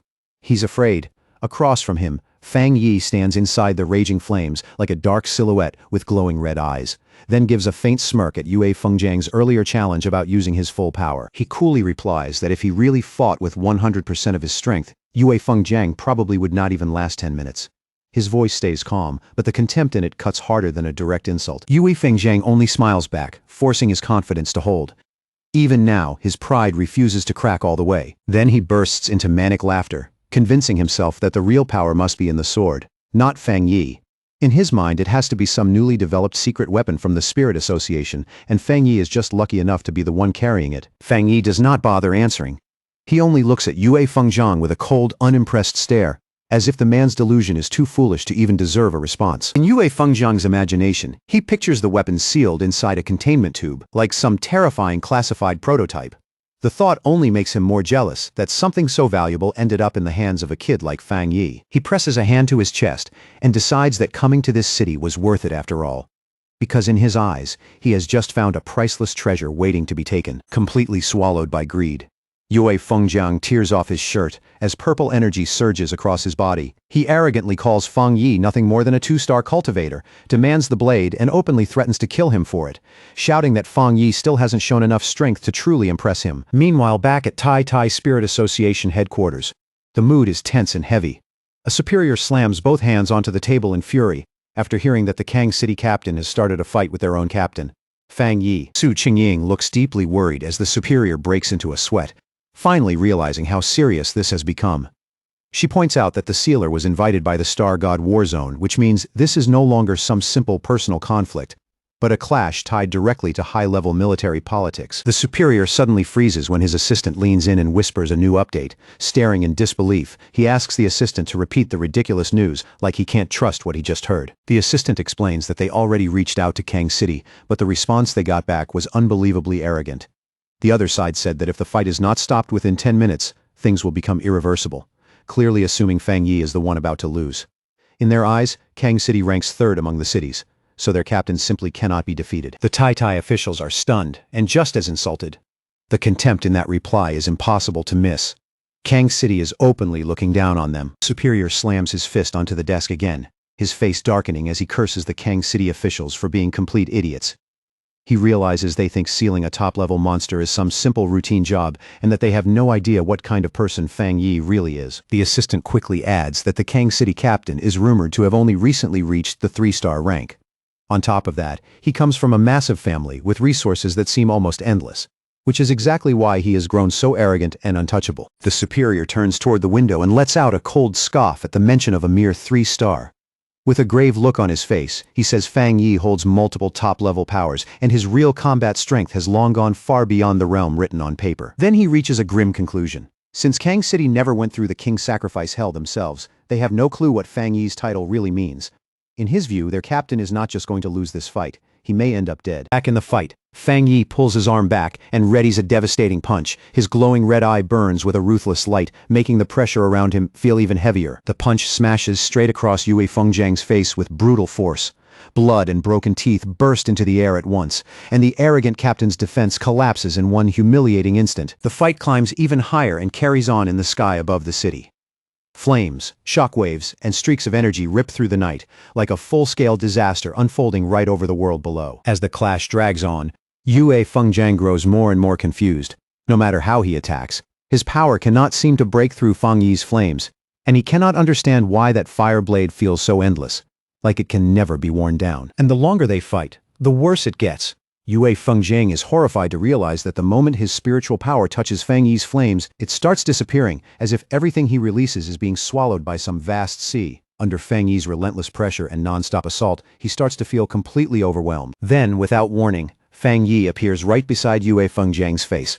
In a cold voice, barely above a whisper, he tells him they have arrived. Yue Fengjiang jerks his head to the side in shock. And right there beside them, he sees the Kang City Spirit Association building. The realization hits immediately. Fang Yi has dragged the battle all the way back to his own territory. Fang Yi hovers over him, his presence so heavy it feels terrifying. Then he tells Yue Fengjiang that out of respect for Kang City and the military, he is willing to give him one last chance. But before Yue Fengjiang can even respond, Fang Yi drives a brutal kick into him and sends him hurtling downward. And he is not stopping there. Right after that, Fang Yi unleashes a huge barrage of fire slashes toward the building below. He shouts that he is worried some people might still be hiding inside, so he decided to make sure his arrival cannot be ignored. The words sound mocking, but the warning behind them is deadly real. Yue Fengjiang is caught in the middle of the blast, and his face twists with shock and pain. The arrogance he wore so easily before starts burning away, replaced by raw fear. The explosion that follows is massive, bright enough to light up the whole skyline. Down on the streets, people stop where they are and look up in confusion, wondering if some giant fire just broke out in the middle of Kang City. Panic starts spreading through the crowd as the temperature suddenly spikes. A man in glasses points frantically at the sky and shouts that there are actually 2 people fighting above the city. High overhead, Fang Yi stands wrapped in blazing golden fire, ready to clash again with Yue Fengjiang, whose body is covered in dark purple energy. On the ground, one civilian suddenly recognizes those flames from the news and excitedly tells the people around him that the rumors about the spiritual energy revival must have been real the whole time. Fang Yi looks down at his opponent with an icy, emotionless stare. He checks the time and calmly tells Yue Fengjiang that he only has 5 minutes left. Then he throws the man's own words back at him and asks if he did not want to see 100% of his power. Beaten down, furious, and too shaken to answer properly, Yue Fengjiang can only let out a low growl. It comes out thick with humiliation and helpless rage. Fang Yi drops from the sky like a falling meteor, swinging his flaming sword on the way down. As a massive slash of fire explodes out from the blade, he mocks Yue Fengjiang and asks how he can already look this pathetic when Fang Yi is only using 30% of his strength. Yue Fengjiang's face turns to pure shock. He cannot understand how this is still not Fang Yi's full power, because in his mind, there is no way a mere 2-star cultivator should be this monstrously strong. That is when real fear finally takes hold. As he watches the attack rushing straight toward him, Yue Fengjiang feels his instincts scream louder than his pride for the very first time. The massive beam of fire slams into him head-on and blasts him across the sky. Wrapped in scorching flames, he is sent flying like a shattered projectile. Meanwhile, far away at Spirit Association headquarters in Shen City, the Situation Room has already fallen into chaos. Staff rush back and forth in alarm as fresh reports keep pouring in. An operator reports a huge energy spike somewhere in the country. The map is immediately enlarged and locked onto Kang City, where the readings show energy levels rising rapidly right around the Spirit Association building. The superior with glasses stares at the screen in confusion and points out that the energy signature is not dark attribute, meaning this is not a monster invasion. He immediately demands to know what is happening over there. Then a subordinate rushes in with a shocking report. The new Kang City captain, Divine Blade, is fighting the Tai City captain, the Sealer. And it gets even worse when the report explains that Divine Blade tried to steal the Sealer's weapon after Fang Yi helped save the city, and attacked with clear intent to kill when Fang Yi refused. The superior explodes in rage, shouting that Kang City must have a death wish. He orders his staff to warn Kang City immediately and force them to stop the fight at once, threatening to remove every senior official in the Kang City Spirit Association if they fail to act. Then he declares that someone needs to be sent there right now to take control of this incident. At that moment, the doors to the conference room swing open. A lone figure appears in the entrance and instantly draws every eye in the room. The blue-haired woman steps inside and volunteers for the mission without a second of hesitation. She is Gu Yuro, a headquarters forerunner of the Spirit Association, known by the codename Sea Mystic. Somewhere else in the city, a young girl standing by a window excitedly calls out to her mother that she can see a shooting star. The bright light from the battle shines clearly in her wide, innocent eyes. Her mother reacts immediately, yanking her daughter back to protect her. She stares out in horror as a huge burst of light flashes across the glass walls of the nearby skyscrapers, then urgently tells the family to run. Inside the apartment, the family starts hurriedly packing bags with shaking hands. The father makes the call right away and says Kang City is no longer safe, and they need to leave for Shen City immediately. As they take one last look out the window at the smoke rising over the city, the mother breaks down in tears.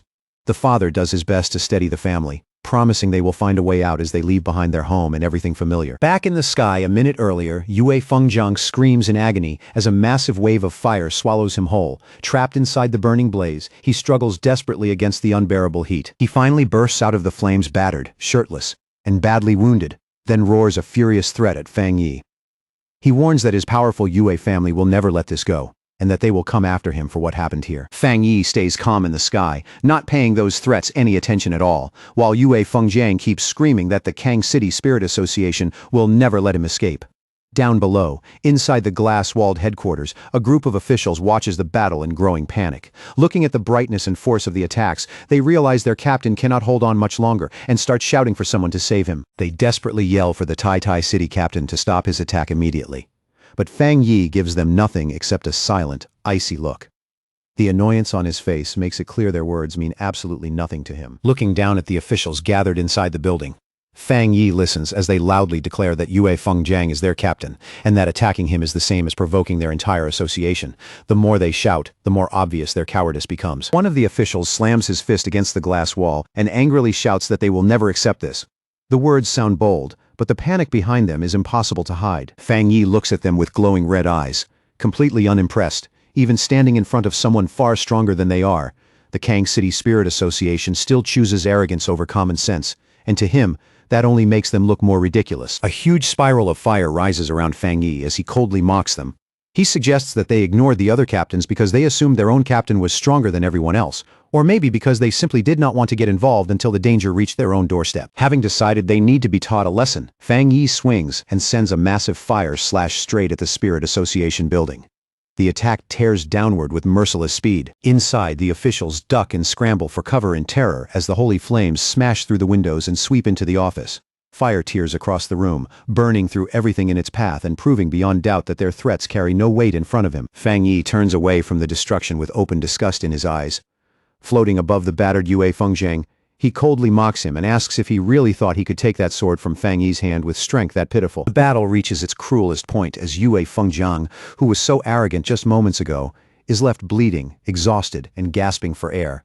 His whole body trembles under the strain, and it is obvious he is nearly at his limit. High in the sky, Fang Yi coldly asks Yue Fengjiang if he can endure what comes next. Then, like a meteor falling from the heavens, he hurls his flaming sword straight down at him with unstoppable force. Instead of dodging, Yue Fengjiang actually grins, his eyes shining with pure greed as he charges straight at the falling blade. While rushing in, he mockingly curses the local association for being useless, convinced that only someone like him deserves to claim a treasure this powerful. His face twists into something wild, almost insane, as he screams at the top of his lungs that this treasure belongs to him and him alone. By that point, reason is already gone. All that's left is obsession. Fang Yi watches him in silence, one glowing red eye fixed on him with cold, merciless calm. Deep down, he thinks he will never understand pioneers like this, people who were given power to protect humanity, only to use it to rob, kill, and take what was never theirs. To Fang Yi, people like that are nothing more than criminals hiding behind status and strength. Worse than that, he sees them as one of the reasons humanity keeps getting pushed closer and closer to ruin. With one last icy look, Fang Yi makes up his mind to end this for good. At the same time, Yue Fengjiang keeps charging forward in a fever of excitement, completely blind to the fact that he is running straight into his own death. The instant Yue Fengjiang reaches out and tries to grab the weapon, a massive explosion goes off. A giant sphere of fire engulfs the entire area in one terrifying flash, blasting heat and light across the ruined skyline. Standing calmly inside the roaring flames, Fang Yi reveals in an almost casual tone that he forgot to mention one thing. His Tang sword is not an ordinary spirit weapon at all. It is a special weapon he forged with his own hands, and it recognizes only one master. The shockwave sends the officials of the Kang City Spirit Association stumbling and screaming as they run for their lives. All around them, the building starts coming apart under the pressure, glass bursting, concrete cracking, and panic spreading everywhere at once. As they stare at the inferno in disbelief, confusion takes over their faces. The only thing they can think of is the report saying the sealer was just at the 2-star spirit creation realm, while Yue Fengjiang was supposed to be a full realm above him. The leader of the Kang City Spirit Association stands there shaking uncontrollably, his face pale with fear. In that moment, it hits him with crushing clarity that the information they trusted was wrong from the very start. He knows better than anyone that Yue Fengjiang was the city's only 3-star spirit creation expert, a celebrated genius backed by enormous family resources. He was already close to the Jinggang realm and was even seen as one of the top 5 captains in the whole country. And yet, even with all that talent, status, and support behind him, he was still no match for Fang Yi. As the dust slowly settles, Fang Yi descends lightly onto the rubble, calm and steady, as if that violent battle barely cost him anything. He stands there in silence, burning sword still in hand, and the pressure coming off him makes everything painfully clear. Fang Yi has already moved far beyond the level of an ordinary city captain. If he truly wanted to, he now has the terrifying power to wipe out an entire city by himself. Wang Zhong, the leader of the Kang City Spirit Association, is trembling so badly he can barely stay on his feet. Looking at the destruction around him, he wonders in horror if Fang Yi really plans to bury the entire Kang City Spirit Association along with their defeated captain. Overcome with fear, Wang Zhong collapses to the ground beside his terrified subordinates and begs the Tai City captain for mercy, shouting that this whole thing was their fault. Just then, the distant sound of an approaching helicopter cuts through the burning silence. That sudden mechanical roar breaks the suffocating tension and makes everyone look up at once. Inside the cockpit, the pilot quickly reports to his superior that there is an extremely pure and overwhelmingly strong Yang attribute source up ahead. At the same time, he notes in surprise that the flames around the Spirit Association seem to be weakening little by little. Standing at the open side door of the helicopter, Gu Yuro gathers a massive amount of blue water energy in her hands. Feeling the heat even from this distance, she narrows her eyes and wonders whether the fire below is really dying out, or if something even more dangerous is still hiding inside it. Afraid they may have arrived too late, Gu Yuro stops hesitating and releases her power. Streams of blue energy pour down from the sky like rain, washing over the burning ruins as she tries to put out the remaining flames. Looking down at the destruction below, even Gu Yuro has to admit how frightening Fang Yi's strength is. To herself, she thinks it is truly astonishing that one person came this close to wiping out the third largest city through sheer power alone. She quickly realizes that Fang Yi's strength has already reached the level of a true national-class pioneer. But as her rain keeps falling, she notices something even more important. Her water is only able to extinguish the flames because Fang Yi has already chosen to hold back. In other words, he showed mercy. If he had not pulled his power back on his own, her water alone would never have been enough to suppress those flames. On the ground, Wang Zhong looks up in sudden delight and shouts toward Fang Yi that headquarters has arrived to save them. His voice is filled with desperate hope, like a man who has finally found a lifeline. Fang Yi does not respond at all. He just stands there in silence, expression unreadable, and lifts his eyes toward the newcomer in the sky. From the helicopter above, Gu Yuro quietly stares back at him. As a water attribute pioneer herself, she can immediately sense just how astonishingly pure and dense the power around Fang Yi really is. The more carefully she feels it, the more certain she becomes that Fang Yi's pure energy far surpasses anything Yue Fengjiang ever had. The gap between them is not small. It's overwhelming. In her judgment, that alone puts Fang Yi among the strongest pioneers she has ever personally encountered. It is the kind of power that stays with you the moment you feel it. Then Gu Yuro's expression shifts, and a flicker of surprise passes through her eyes when she notices something specific. Her attention leaves the ruined battlefield and locks onto the weapon in Fang Yi's hand. She studies the flaming Tang sword in Fang Yi's grip with a sharp, trained gaze. From the purity of its power and the astonishing level of fusion inside the weapon, she immediately understands one thing. The Tai City Spirit Association does not have the technology needed to create a spirit weapon this advanced. As Fang Yi calmly sheathes the sword and draws the flames back into his body, like they naturally belong there, Gu Yuro arrives at the only conclusion that makes sense. That spirit weapon was not given to him by anyone.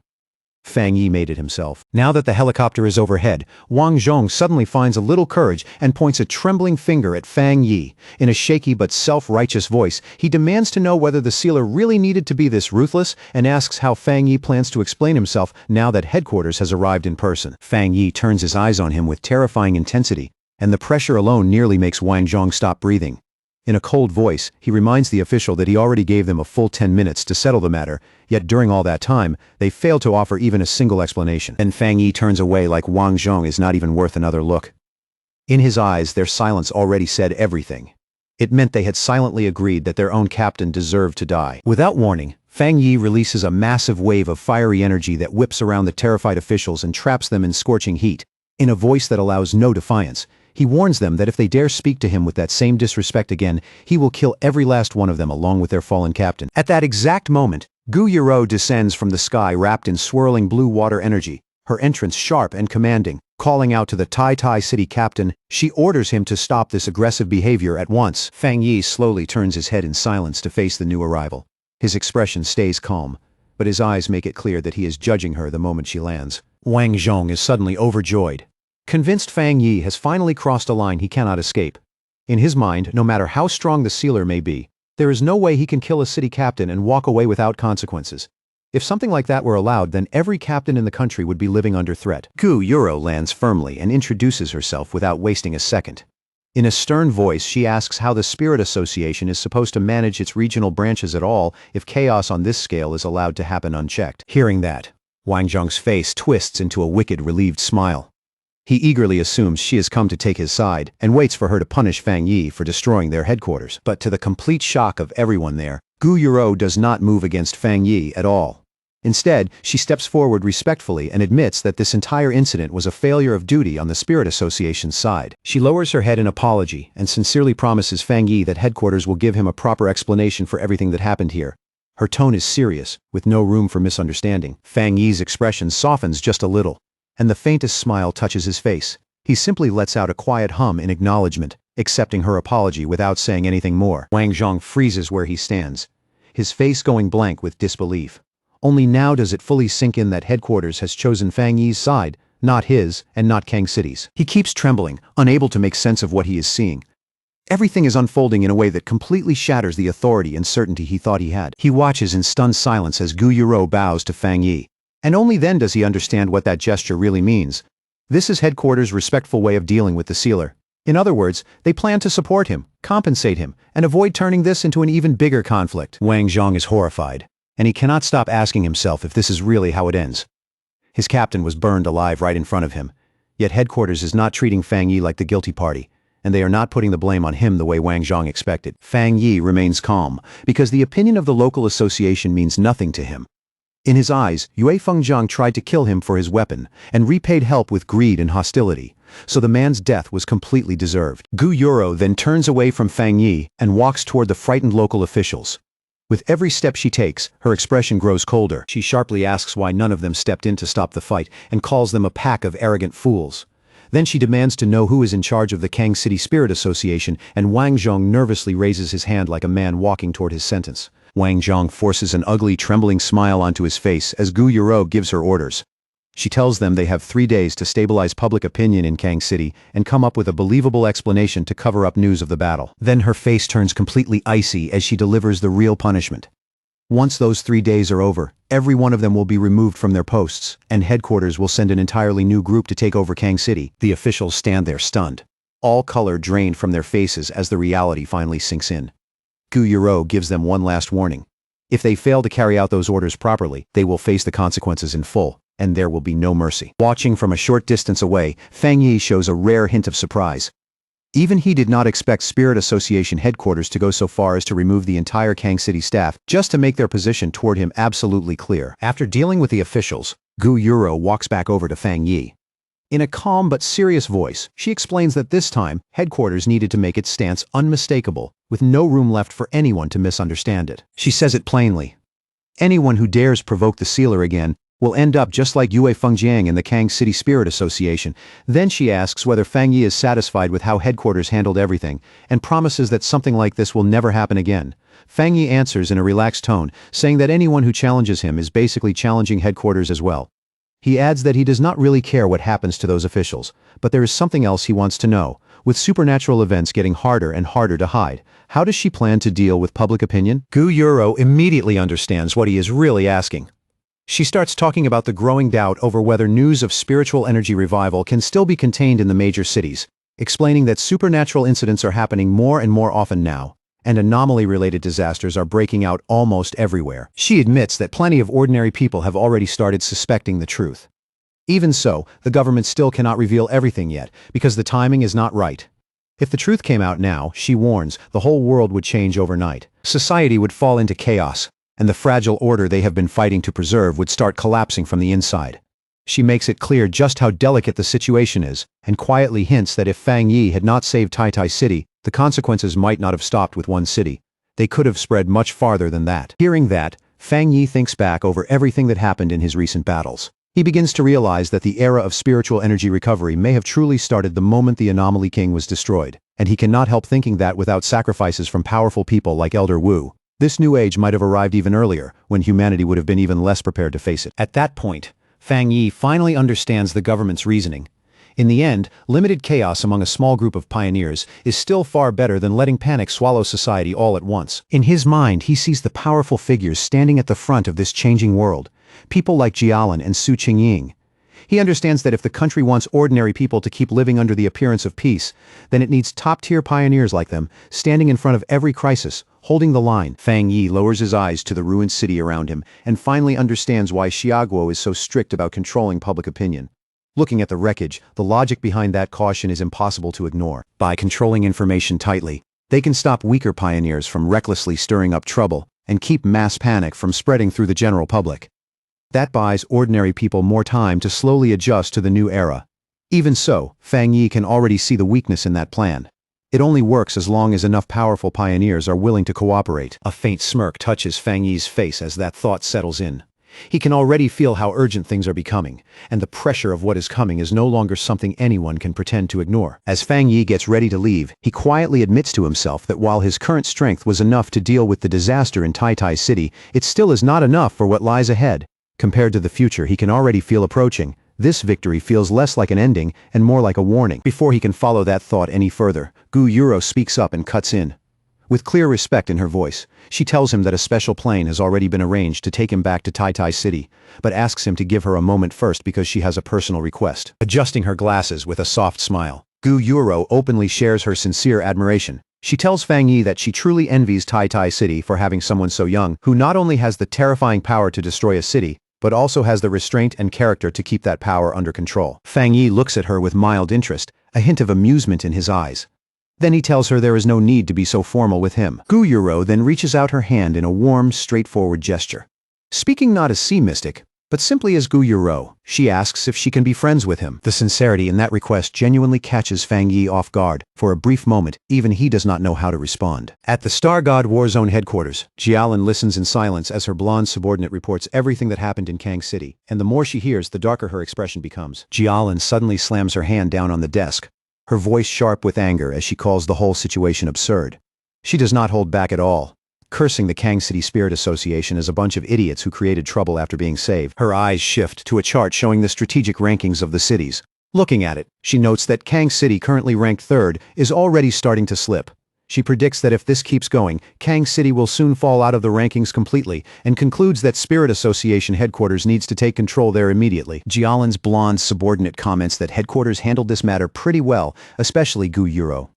He notes that Sea Mystic may already be trying to pull Fang Yi over to their side. Jialin gives a cold little nod and says that whatever reward they offer the sealer, it has to be better than anything the association can provide. Without any hesitation, she decides to double the original reward promised for Fang Yi's help in Kang City. The subordinate then openly praises Fang Yi's strength, saying that the balance he shows between ruthlessness and control is exactly what makes him fit to stand as a city leader. In his eyes, Fang Yi has already shown the kind of presence ordinary people simply cannot imitate. After that, he proposes a very specific reward, one he believes suits Fang Yi far better than money or ordinary resources ever could. From the sound of his voice, it is obvious he has thought this through carefully. He places a folder labeled Top Secret Restricted Area onto the desk in front of Jialin. The moment it lands on the table, the atmosphere in the room quietly changes. Jialin goes silent for a moment, immediately understanding how serious that suggestion really is. Her expression turns thoughtful as she weighs what it would mean. She dryly remarks that if she did not already know how much he admired Fang Yi, she might think he was deliberately trying to make things hard for him. The place he suggested is not something people bring up lightly. The subordinate only smiles and calmly says that crisis and opportunity always come together. In his view, Fang Yi is the only one truly worthy of entering a place like that to train and grow stronger. He adds that another genius from their war zone is already training there too. Then he explains that in the future, things even more terrifying than the king's sacrifice hell will appear, and if they want to face that unknown future, Fang Yi needs to become stronger as quickly as possible. Jialin slowly agrees and pulls the documents closer, her gaze growing deeper as she looks them over. She even wonders for a moment whether their restricted area might still be too simple for someone like Fang Yi. Right then, the door suddenly bursts open, and a staff member rushes into the room in a panic, loudly calling out for Jialin. The interruption cuts straight through the heavy discussion. Breathing hard, the staff member delivers a piece of shocking news that leaves both Jialin and her subordinate stunned. Elder Wu has awakened, and the very first thing he wants is to speak with her. Several hours later, back in Tai Tai City, warm sunlight spills over Fang Yi's new luxury villa. After all the destruction and tension in Kang City, the quiet scene almost feels unreal. Inside the villa, Fang Yi sits casually on the couch while checking his phone. The calm, ordinary silence around him feels like a complete contrast to the chaos he had just walked through. Then a bank notification suddenly pops up on the screen, telling him that 10 million yuan has been transferred into his account. He quickly figures this is most likely the reward Jialin promised him earlier. Just then, Lin Yi walks in and happily welcomes her cousin home. At the same time, she tells him she already saw everything about the Kang City incident spreading across the forums. Fang Yi lightly reassures Lin Yi and tells her not to worry so much, but she still looks uneasy. The internet is already full of wild rumors claiming that he brutally killed Kang City's captain, Divine Blade. Fang Yi says those rumors are obviously exaggerated, then flicks her forehead in a familiar teasing way. He tells her to stop wasting time reading forums all day and focus properly on her training instead. After that, Fang Yi gets to his feet and says he is going to train for a while. Calmly, he adds that he wants to try for another breakthrough. Lin Yi stares at him in shock, almost thinking she heard him wrong. She asks if he is moving too fast, because he only just advanced not long ago, and now he is already talking about reaching the 3-star spirit creation realm. Fang Yi just laughs and says nothing is certain yet. After he leaves, Lin Yi stays standing there alone, hands clasped together, worry written all over her face. Deep down, she can tell her cousin is carrying something heavy inside, even if he refuses to put it into words. Upstairs, Fang Yi sits cross-legged on his bed as dark energy slowly swirls around him in heavy currents. The room grows quiet and oppressive as his power starts drawing inward. In his hand, he holds a sphere of golden energy containing the purest dark attribute taken from the Bone Bird, the anomaly king he defeated. Even compressed down like this, the energy still gives off a chilling kind of purity. Fang Yi decides to merge that energy into his boundless dark realm and push the technique to a higher level. The moment he activates it, the spirit of the bone bird appears, as if the lingering will inside that power has just been awakened. A system window instantly appears in front of him and asks whether he wants to embed the dark attribute. The prompt glows quietly in the dim room. Fang Yi accepts without any hesitation, and a golden sphere of energy immediately blooms around him as the fusion begins. Power ripples through the room in silent waves. The system soon confirms that the fusion succeeded, and that his boundless dark realm has been upgraded. From now on, any enemy pulled into his dark domain will not only face the realm itself, but also the bone bird and the other anomalies sealed inside it. Fang Yi remains suspended in deep meditation, his body floating slightly as power glows around him. The energy moving through him feels denser now, and far more dangerous than before. Inside his mind, he starts seeing the shapes of the countless monsters he has absorbed. Their silhouettes gather in the darkness like a silent army, all of them now existing as part of the power growing inside him. He starts wondering if that means these beings can now fight for him directly. And in that instant, it hits him, just like the Anomaly King once did. He now has the power to command these anomalies himself. The moment that realization settles in, Fang Yi releases all of his strength. A gigantic golden avatar wrapped in fire rises into the sky. Many arms spread wide, towering over the sea of dark energy below. At once, a golden system notification appears. It tells him he has met the conditions for another breakthrough, and asks whether he wants to advance into the 3-star spirit creation realm. The force of Fang Yi's cultivation spills out over the city and takes visible form, creating a massive golden image of a fire god in the sky. People all across the city stop and stare upward in shock. One photographer excitedly points at it and says that figure is the immortal who saved them from the bat monsters, convinced their savior has appeared once again. Inside the villa, the power gathering around him can no longer be contained. A blinding burst of golden light erupts from Fang Yi's bed and floods the entire room. At the same time, inside Fang Yi's spiritual world, everything shifts into a dark purple void. Out of that darkness rise the spirits of the powerful monsters he once defeated and absorbed, including the enormous bone bird and the giant serpent, each one towering over him. Fang Yi looks at these reborn monsters with quiet confidence. To him they now resemble servants kneeling before their king, and their existence only makes his boundless dark realm even more terrifying. He sits upon a throne forged from dark energy, looking down as that monstrous army lowers itself before him and accepts him as its ruler. A system window appears and confirms his progress, announcing that the boundless dark realm has evolved and that he has gained a new ability. The system explains the new skill: anomaly warfare. Once Fang Yi drags an enemy into his dark world, he can summon these monsters out to fight for him, but there is a limit. The stronger the target, the more spiritual energy he will need to maintain those summons. Fang Yi holds a swirling sphere of dark energy containing the bone bird's essence. A faint smirk touches his face as he welcomes the newcomer into his boundless dark realm, praising the purity of the bird's spirit and saying it will greatly strengthen his own power. He tells the spirits to serve him well, and promises that as long as they do, he will not treat them badly. As he looks over this new army, Fang Yi realizes something else. If he wants to use this power the right way, then he will need to raise his spiritual energy even further. Back in the real world, the surge of power reaches its peak. A huge beam of golden light blasts up from the city, pierces the clouds, and lights up the sky, announcing his successful breakthrough to everyone below. Fang Yi floats above his bed, wrapped in a golden aura. The system confirms that he has successfully broken through to the 3-star spirit creation realm. As he feels the change settle into his body, he realizes all of his abilities now fit him perfectly, as though they have truly become part of him. His power feels cleaner, purer, and when he opens his eyes, they shine with a sharp red glow. He quickly notices one major change. The discomfort he always felt when using the dark attribute is now completely gone. Fang Yi steps down from the bed. Faint traces of golden energy, still glowing under his feet. Standing quietly in his room, he gathers flames into his palm and studies them with a confident look. He decides the only way to truly understand these new powers is to test them in real combat. Later, at the headquarters of the Star God War Zone, Elder Wu, now fully recovered, stands beside a huge window with Jialin as the two of them look out over the city. They talk about Fang Yi's shocking growth, noting that he has risen in rank yet again in an unbelievably short time. Elder Wu asks how long it has been since Fang Yi got the Shizai flower to save his life, and Jialin tells him it has only been half a month. Jialin cannot help thinking to herself that in a little over 10 days, Fang Yi has already done things most pioneers could never accomplish in an entire lifetime. Elder Wu admits that Fang Yi not only saved his life, but also helped preserve the future of Xiaoguo's pioneers.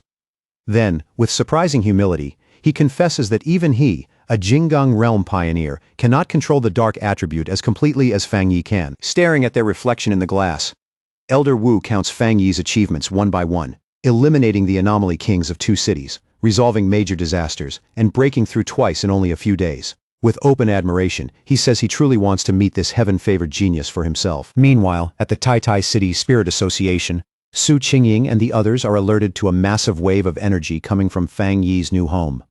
Su Qingying is stunned when she realizes he has advanced again.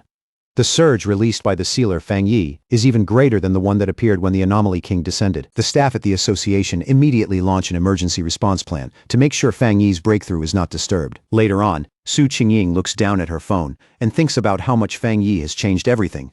Ever since the disaster, he has earned overwhelming respect. And now even ordinary people feel safer just knowing his spiritual power is there guarding them. She scrolls through the online discussions and quietly joins in from an anonymous account, telling people just how powerful the sealer really is. She even mocks the pioneers from Kang City for looking down on him before, and brings up how their captain ended up completely humiliated. The thought satisfies her. The stronger Fang Yi's reputation becomes, the less trouble he should have to deal with later. At the same time, in an office in Kong City, Chu Qingli sits in front of a computer with an irritated look on her face. She bitterly complains that cultivation is way too difficult, and that she has been stuck forever trying to break into the 2-star Ghost Axe realm. She searches for information about the sealer on the Pioneer Network, only to find that no one answers her messages. That only makes her more annoyed, and she curses the other pioneers as a bunch of mediocre fools. Deep down, she resentfully thinks the real problem is that she just does not know the sealer well enough. She even starts wishing she could meet him face to face, completely confident in her own beauty. But even then, a thought still nags at her. In this new era, her current status and position may no longer be enough to catch his attention. Looking out over the damaged city, she reads online that Kang City has completely offended the sealer, and is no longer a place worth staying in. The moment she sees that, she decides she needs to return to Tai City as soon as possible. With determination in her eyes, Chu Qingli turns and walks out, resolved to grab whatever future and opportunity she still can. Sunlight falls across the modern house as Lin Yi asks her cousin if he has finally finished breaking through. Inside, the two of them sit across from each other at a large dining table. Lin Yi asks whether he feels any different now, and Fang Yi casually replies that it is nothing too special. Other than his spiritual energy moving more smoothly, and his overall efficiency doubling, he says there are no dramatic changes for now. But in his heart, Fang Yi suspects the real transformation will only come once he reaches the legendary Jinggang realm. Lin Yi then holds up her phone and shows him a message. She explains that Jialan asked whether she wanted to go to Tianhai Forest, because New World anomalies seem to have appeared there. Fang Yi says he received the same invitation. He guesses the Star God Warzone is trying to make up for what happened in Kang City. Since both of them were invited, he decides they should go together, and Lin Yi immediately cheers with delight. Not long after that, they arrive at Tianhai Forest. It sits on the border of the Star God Warzone's territory, with warning signs posted everywhere forbidding entry. The forest used to be ordinary, but over the last 5 years it has grown wildly out of control. The spiritual energy inside is incredibly dense, causing plants and animals to mutate at a very high rate. It is both an ideal training ground and a place full of unknown danger, which is why it remains under military control. Under the bright sunlight filtering through the forest, Fang Yi and Lin Yi are greeted by a familiar face. The purple-haired woman from the Kang City mission waves at them and warmly welcomes the captain from Tai City. She asks whether he still remembers her, then explains that she is stationed here right now. She adds that Jialan specifically told her to receive them and brief them on the current situation. She tells them that not long before they arrived, a strange new change appeared in the forest. A mutated flame emerged, but unlike the dark attribute, this fire feels deeply gloomy and cannot be extinguished. Fang Yi guesses that it may be some new and unknown type of fire attribute.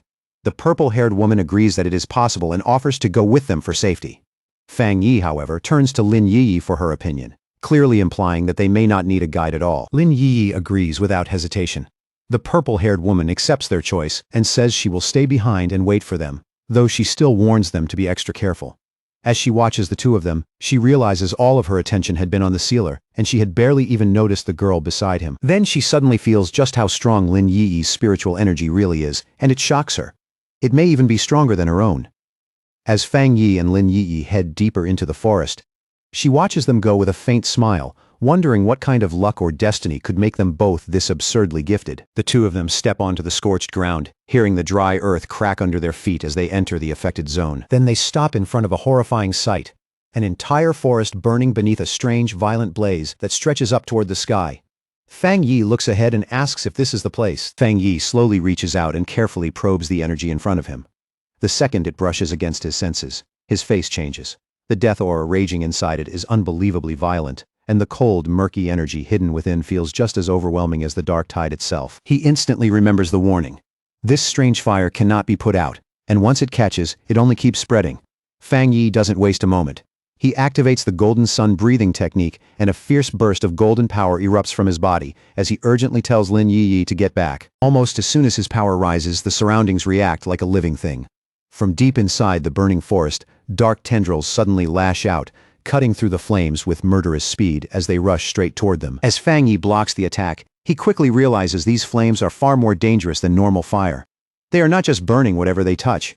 They seem to crave human spiritual power, as if they want to consume cultivators from the inside. The dark energy slams directly into his own power, and the resistance is harsh and violent. Fang Yi narrows his eyes when he notices that even his supreme yang attribute is not suppressing it as easily as he expected. That only makes this strange fire even more troublesome. Fang Yi immediately raises a golden barrier around Lin Yi, enclosing her in a warm, protective glow. He tells her the source of the black fire is somewhere up ahead. Since her spiritual power is wood attributed, she is naturally at a disadvantage against fire, so she has to stay inside his protection, no matter what. Lin Yi nods at once and says she understands. With danger closing in from every direction, Fang Yi calls out his spirit sword. The blade appears in his hand with a sharp hum, shining brightly as he lowers his stance and prepares to cut away through the burning forest. Then he swings with one heavy slash. He cuts straight through the blackened trees ahead. The trunk split apart in an instant, sliced clean through even with those violent dark flames still wrapped around them. Fang Yi and Lin Yi move through the path he just opened. Flames roar on both sides like living walls, but under his protection, they pass down the burning corridor without being touched. The farther they go, the thicker the death energy becomes. The air turns colder and heavier, pressing down on them like an invisible weight until even breathing starts to feel grim. At last, they reach the edge of a cliff and look down. Beneath them is a huge black pit, deep and unsettling, with glowing red veins running through it like blood pulsing beneath cracked flesh. Then Fang Yi notices something dripping from the rocks above. His eyes begin to glow red and he fixes his gaze on it, studying the substance closely. It only takes him a moment to recognize it. It is magma, thick, scorching, and packed with unstable heat, slowly seeping from the stone like the earth itself is breathing. Only then do they fully understand where they are. They have reached the very heart of the anomaly, standing above a lava-filled pit where heat, darkness, and death energy have all fused into one terrifying source. A system window suddenly appears in front of Fang Yi. It tells him that a major change in heaven and earth has been detected. The system identifies the power as the Twilight Fire attribute and announces that it will automatically begin gathering data to create a brand new technique. Fang Yi does not pull back. He reaches his hand straight into the flowing magma, and the moment he touches that strange source of power, another system window appears, informing him that he has obtained the Twilight God domain. The system immediately explains what this new power does. It can absorb nearby attribute energies and refine them, then use those surrounding forces to strengthen Fang Yi's own Yang attribute even further. Floating above the pit in midair and wrapped inside a sphere of blazing fire, Fang Yi is bathed in red, black, and gold light. Against the boiling heat below, he almost doesn't look real. As he senses the nature of this power, Fang Yi wonders if it is related to the fire attribute tied to his desolation flower. The feeling is familiar, but at the same time deeper and far more specialized than he expected. The system quickly adds another explanation. This power was specifically formed to amplify his main Yang power. In other words, it is not just another element. It exists to push his core strength even higher. All of a sudden, a horrifying red aura bursts out around him and twists into the shape of a demonic face. At the same time, the system alerts him that he has gained a new ability called Death Brand, while warning him that it is a special and extremely dangerous power. Fang Yi's expression shifts in confusion when the system states that this ability grants infinite death. Then the system explains further in chilling detail. If Fang Yi is killed, the brand will be placed on the killer, trapping that person in an endless cycle of death. Yellow spring flames will burn them forever. Death collapse will tear their body apart piece by piece, and a vision of hell will rise around them as evil spirits welcome them into the grave. Hearing that, Fang Yi does not get excited. Instead, his expression turns serious. He can tell right away that this ability is terrifyingly powerful, but something about it feels too extreme, too sinister, and not suited for him to use right now. After a brief pause, he gives the system a clear command. The Death Brand ability will be stored for later, but he will not learn it or activate it now. With that dangerous ability set aside, Fang Yi turns his attention back to the Twilight Fire itself. As he absorbs it, red and black energy begins spiraling together, condensing into a swirling orb that slowly settles once the process is complete. Watching from a safe distance, Lin Yi is completely stunned. Even from where she stands, those flames feel like something out of a nightmare. Yet Fang Yi is handling them with shocking ease, as if even this hellish power cannot truly threaten him. As Fang Yi stands within the newly obtained twilight fire, surrounded by that strange and ominous glow, Lin Yi quietly realizes that he has gained yet another power. Right before her eyes, the gap between him and everyone else seems to widen again. Then Fang Yi's expression suddenly changes, and a sharp smile appears on his face. One of his eyes glows red as he warns Lin Yi to stay focused, telling her that something else is already nearby and closing in fast. A massive shadowy creature with glowing red eyes suddenly emerges from the smoke behind Lin Yi. She freezes on the spot, and the first thing she can force out is a trembling question, asking if that thing is a dragon. Fang Yi moves instantly, dropping down between his cousin and the monster without the slightest hesitation. Power gathers in his glowing hand as he calmly corrects her. That is not a dragon, it is a mutated lizard. The creature finally reveals itself completely. A gigantic demonic lizard with wings, a twisted body, and a savage presence thick with mutation and death. Fang Yi looks at it with clear disgust, and coldly mocks it as nothing more than a slightly larger four-legged bug. But instead of backing away, Fang Yi's interest only grows right there on the spot. He decides this creature is the perfect test subject for his newly acquired Twilight Fire domain in real combat. The huge demonic lizard does not wait for him to make the first move. It throws open its jaws and blasts a violent stream of lava straight at Fang Yi, the attack roaring forward with brutal heat and destructive force. Fang Yi reacts the instant it moves. His eyes flash red as he leaps into the air to avoid the attack, and at the same time, a blade of fire extends from his hand, sharp and blazing like a weapon forged from living flame. The fierce swing, he sends out a golden slash that crashes head-on into the monster's dark energy. The impact is so violent that it produces a massive shockwave, blasting heat, dust, and scattered fire in every direction. The collision is so overwhelming that the ground beneath them splits apart. Cracks race across the earth, and red energy bursts from those openings as if the volcanic pit itself is being forced awake. In the very next instant, a blinding burst of light erupts. The already unstable power inside the volcanic pit loses balance completely, and the compressed energy detonates with terrifying force. The explosion tears through the forest like a full volcanic eruption. Fire, ash, and shattered earth burst outward in a horrifying wave, making the whole area look like the mountain itself has exploded. At the forest's edge, the purple-haired woman Song Yue and Wang Liang are all thrown backward by the shockwave. Wang Liang panics and shouts that they need backup immediately, his voice cracking as he realizes just how bad the situation has become. At the same time, a monitoring station lights up with a flashing red warning screen. The staff are alerted that a new mutated lifeform has appeared inside Tianhai Forest. The readings show a 1000% spike in spiritual energy, and the threat is immediately classified as S-level. Back at Stargod Warzone headquarters, Jialin and Elder Wu receive the report right away. Jialin finds it strange that the forest's energy had remained stable until now, only to spiral out of control the moment the sealer entered to train. Elder Wu, already suited up in combat armor, says that while he trusts Fang Yi's strength, they should still go confirm the situation for safety. Neither of them wastes another second. Elder Wu and Jialin shoot into the sky at astonishing speed, streaking across it like two beams of light as they rush toward Tianhai Forest. As they get closer, Wang Lang and Song Yue are already fleeing the danger zone as fast as they can. In the middle of their retreat, both of them look up and spot two brilliant trails of light slicing across the sky above. They recognize who it is immediately. Relief floods their faces, and they shout out that Officer Jialan and Elder Wu have arrived. Elder Wu descends first, dropping like a meteor from the heavens. The impact is so heavy that the ground beneath him shatters the moment he lands, sending broken stone and dust exploding outward. As the dust begins to clear, Elder Wu is revealed standing at the center of the impact, wrapped in a dense yellow aura. His posture is steady, his expression calm, and he looks completely prepared to face an S-level threat head-on. Song Yu rushes forward, unable to hide her shock at the speed and presence of the man in front of her. She cannot help wondering if this is what the true power of a Jinggang realm pioneer looks like. In her mind, she compares him to Fang Yi. The sealer often brings huge, explosive visual impact, but Elder Wu feels completely different, restrained, heavy, and terrifyingly solid. Only a few seconds later, they reach the exact source of the disturbance. Jialin lands gracefully beside him, quickly scans the area, and confirms in a serious voice that the target is right in front of them. Elder Wu steps forward with a grave look on his face. He raises his armored hand toward the solid rock barrier blocking the path ahead, as if weighing it first and deciding exactly how much force it deserves. Then, with what looks like a simple swing of his arm, he unleashes a terrifying burst of force. The rock wall cannot hold for even a moment. It shatters on the spot, exploding into fragments as the path ahead is blown wide open. With the path now broken open, Elder Wu gives a firm order to move in. He goes first without a second thought, Jialan right behind him, while Song Yue and the other soldiers follow as the team pushes deeper into the danger zone. Deep inside the pit, Lin Yi throws up her arms to shield herself from the violent waves of energy still tearing through the air. Fighting against the pressure, she calls out to her cousin in a worried voice, asking if Fang Yi is all right. As the dust slowly thins out, Fang Yi comes into view, standing there completely calm with his flaming sword still in one hand.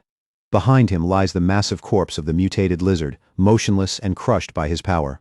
He tells Lin Yi he is fine, then adds evenly that it looks like someone has come looking for them. Fang Yi turns toward the entrance, one eye glowing red as he senses several powerful figures closing in from outside.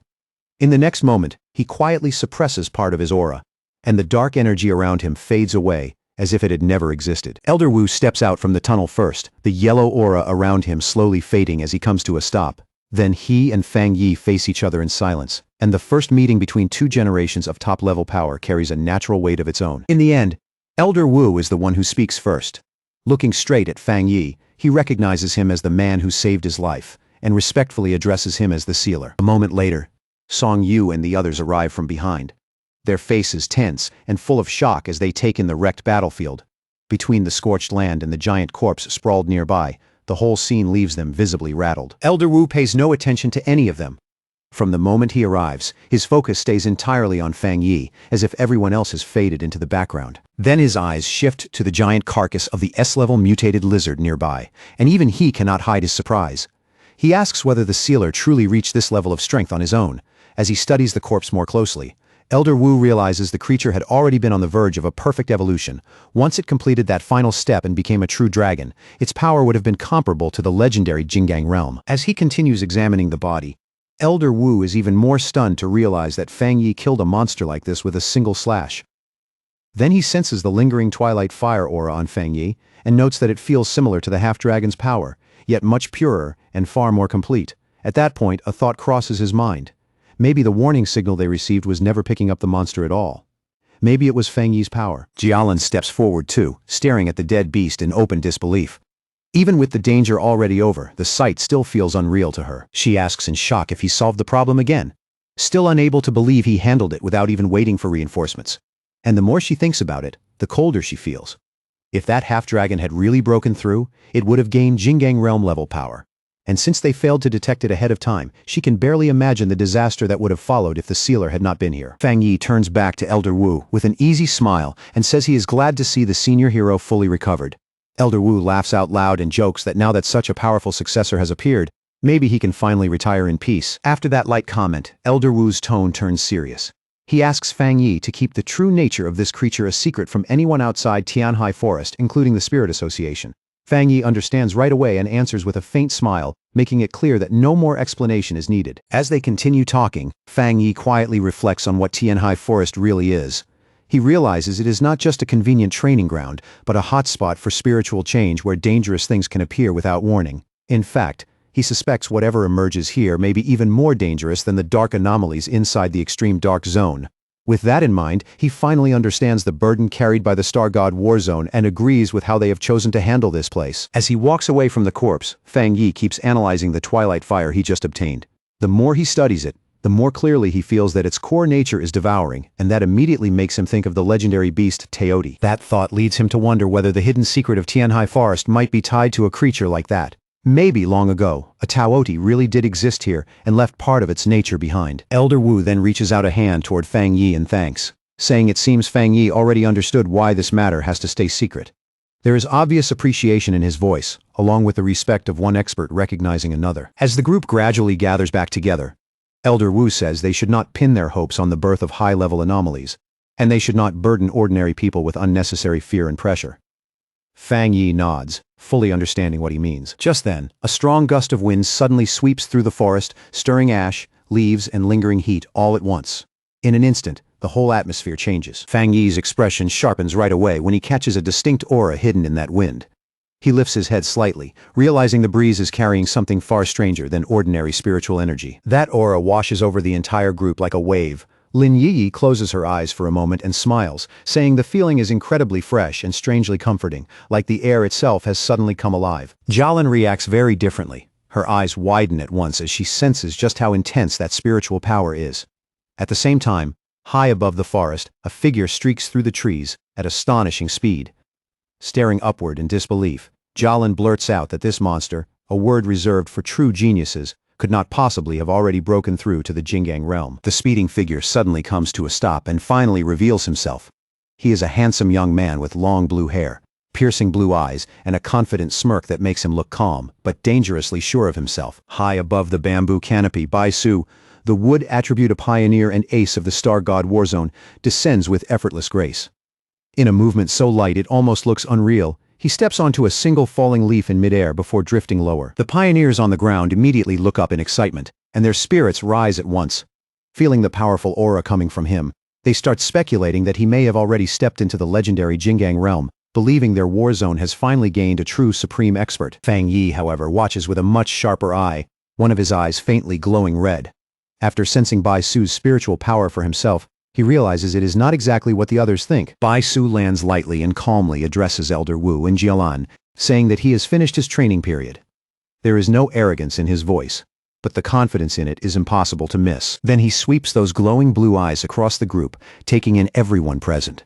When his gaze finally stops on Fang Yi, he pauses and asks who this unfamiliar person is. Elder Wu introduces Bai Su as the ace of their war zone and explains that he had been in seclusion while trying to break through to the next level. Bai Su greets them simply, but makes it clear that he has only reached the half-step Jingang stage and has not completed the true breakthrough. Fang Yi smiles with easy confidence and introduces himself in return as the captain of Tai Tai City and the Sealer. His tone stays calm, but his presence alone gives those words weight. As Fang Yi studies the green energy around Bai Su, he notices it feels different from what he usually senses in other people. Bai Su's power is clean, steady, and unusually comfortable to be near. From that alone, Fang Yi judges that their strength is probably on a similar level, which only confirms how difficult it truly is to step fully into the Jingang realm. Bai Su shows a trace of skepticism when he hears Fang Yi's title, clearly unsure what to make of it. But Elder Wu immediately corrects him, explaining that Fang Yi not only saved his life, but also resolved the Tai Tai City disaster and has already become a vital partner. His voice turns stern as he tells Bai Su to show proper respect. Bai Su is visibly surprised to hear that so much has happened while he was cut off from the outside world. Elder Wu then explains to Fang Yi that Bai Su is a rare prodigy who awakened early and was raised with the nation's best resources, allowing his growth speed to rival Fang Yi's own. That is also why he spent so long in isolation, and knows very little about recent events. Elder Wu goes on to explain the harsh truth of this new world. Human cultivation, he says, goes against the natural order itself, which is why mankind evolves more slowly than the monsters and creatures they are forced to fight. He reveals that even though pioneers may seem numerous on the surface, truly top-level power is still incredibly rare. Right now, only 5 people in the entire world have reached the peak 3-star spirit creation level known as the Jingang realm. Fang Yi listens quietly as Elder Wu admits that hidden talents may still exist somewhere, just as Fang Yi once did. Even so, the gap between this stage and the next is unimaginably vast. Elder Wu describes the Jingang realm as a sheer cliff that most pioneers will never be able to climb in their lifetime. Many do not just fail there, they die trying to break through. But he also says that once someone truly crosses that threshold, the transformation is complete. Their body changes on a fundamental level, becoming almost like the immortals described in old legends. Then Elder Wu turns toward Bai Su, clear pride showing in his eyes. With a smile, he says that reaching the half-step Jingang stage with such calm and pure energy is already an extraordinary accomplishment, one worthy of real praise. Fang Yi says nothing for the moment. He simply watches the exchange in silence, observing both Elder Wu and Bai Su with steady interest. Then Bai Su suddenly steps closer to Fang Yi and fixes him with an intense look. He reveals that while he was in seclusion, he felt the shockwave from Fang Yi's breakthrough. According to him, that burst of energy became the final push that helped him reach his current state. Because of that strange connection, he says, he has wanted to test himself against Fang Yi ever since. 2 powerful pioneers face each other head-on, and their auras rise without restraint. Around Fang Yi coils the image of a golden fire dragon, while Bai Su answers with a green dragon shaped from nature itself. Bai Su remarks that even though they look completely different on the surface, he can feel that deep down, they are the same kind of people. Fang Yi lets out a confident laugh and accepts the challenge without hesitation. Golden energy begins to glow around him as he agrees to the fight with the kind of excitement only a true powerhouse could have. Seeing that a battle is about to break out, Elder Wu steps in immediately and takes the role of referee. He orders everyone else to fall back to a safe distance and warns the 2 of them not to go too far or seriously injure each other. Fang Yi and Bai Su lock eyes, and the air between them turns hot with invisible pressure. Their gazes alone seem to spark as both men prepare to make the first move. Then, in less than a heartbeat, their powers slam together and explode. The collision unleashes a massive blast that rips through the forest, shaking the surrounding land, and sending spiritual force surging in every direction. Song Yu watches in total shock, hardly able to believe she is seeing a clash between two monsters like this with her own eyes.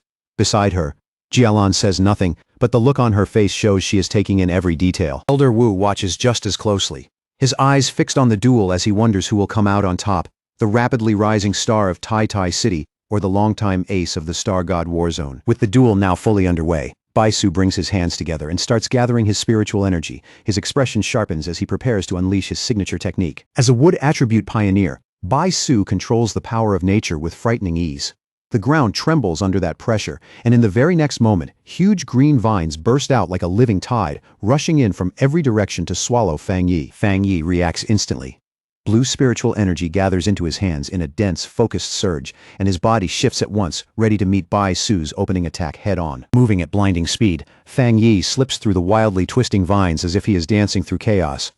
Sharp bursts of energy flash out one after another, cutting them apart, while he quickly realizes that Bai Su is not just using a technique, he is turning the entire forest into a weapon. But the assault does not stop there. More vines crawl out from the shadows and lunge at Fang Yi, trying to pin him in place. Seeing that, he only grins and says that with this much wood around, Bai Su has practically handed him the perfect fuel for a fire. With that, Fang Yi summons his sword. Flames ignite around his hand first, then race along the blade, throwing hot light across the battlefield. Then he swings hard, releasing a huge slash of fire that rips straight through the massive roots in front of him. Fang Yi fully expects the flames to catch and spread, turning Bai Su's own attack back against him. But instead, the severed vines suddenly glow green.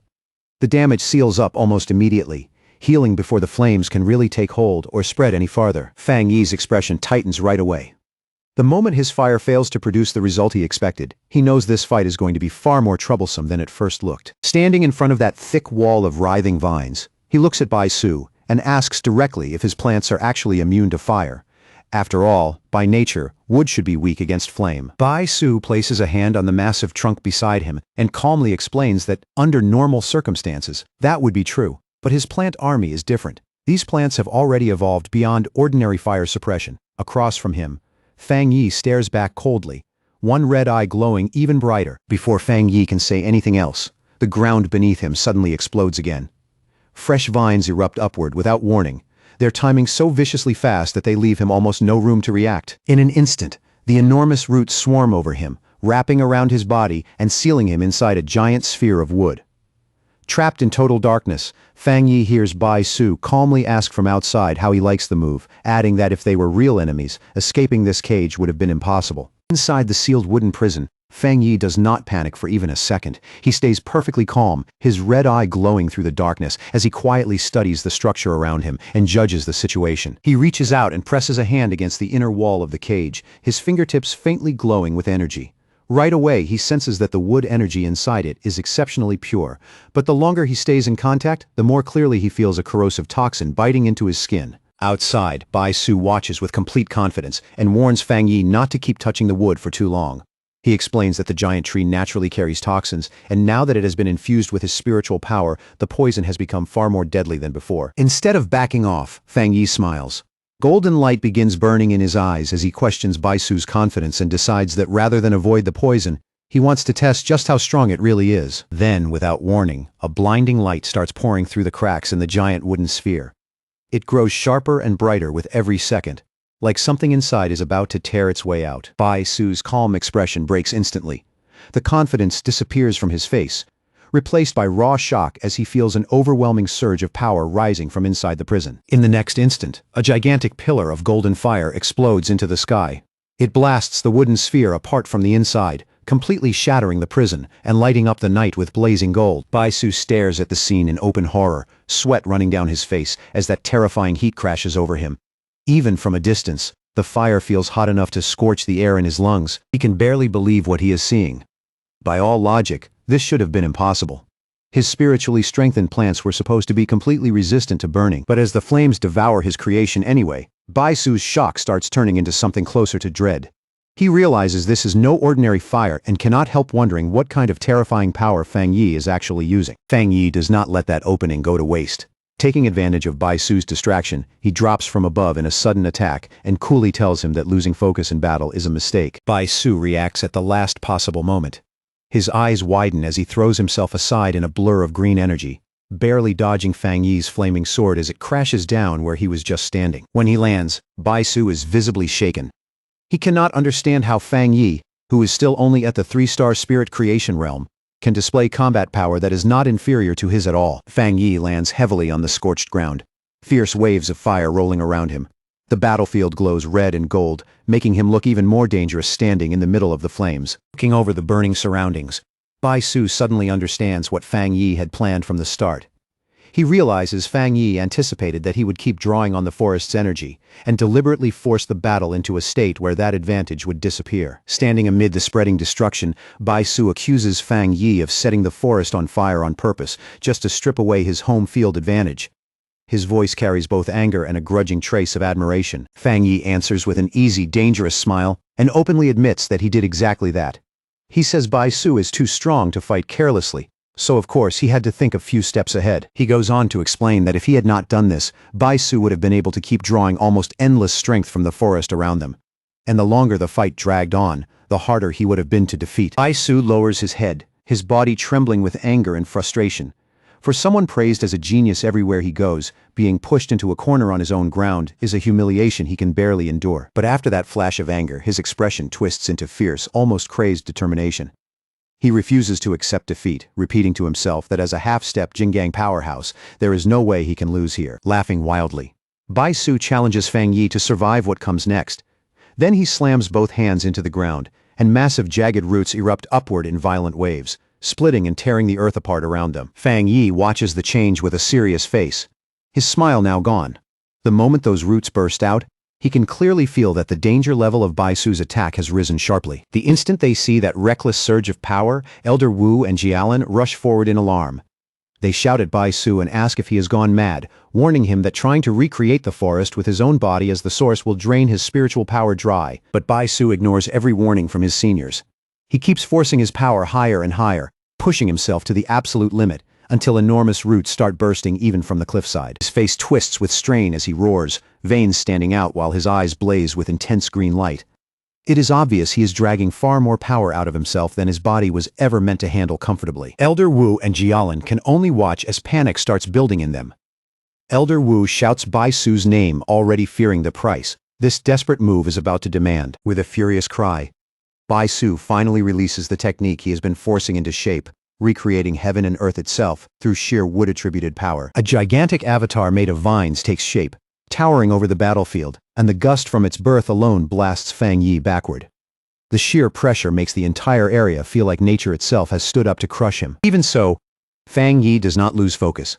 He gathers a fireball in one hand while carefully sensing the astonishing density of wood energy packed inside Bai Su's technique. Instead of retreating, Fang Yi charges straight into the incoming sea of vines. Without even looking back, he tells the worried people behind him that the match is not over yet, and that he will handle it himself. Elder Wu can only stare in silence. For the first time in several moments, even he cannot step in, and is forced to simply watch how this clash plays out. Then all at once, one of Fang Yi's eyes ignites with a golden flame.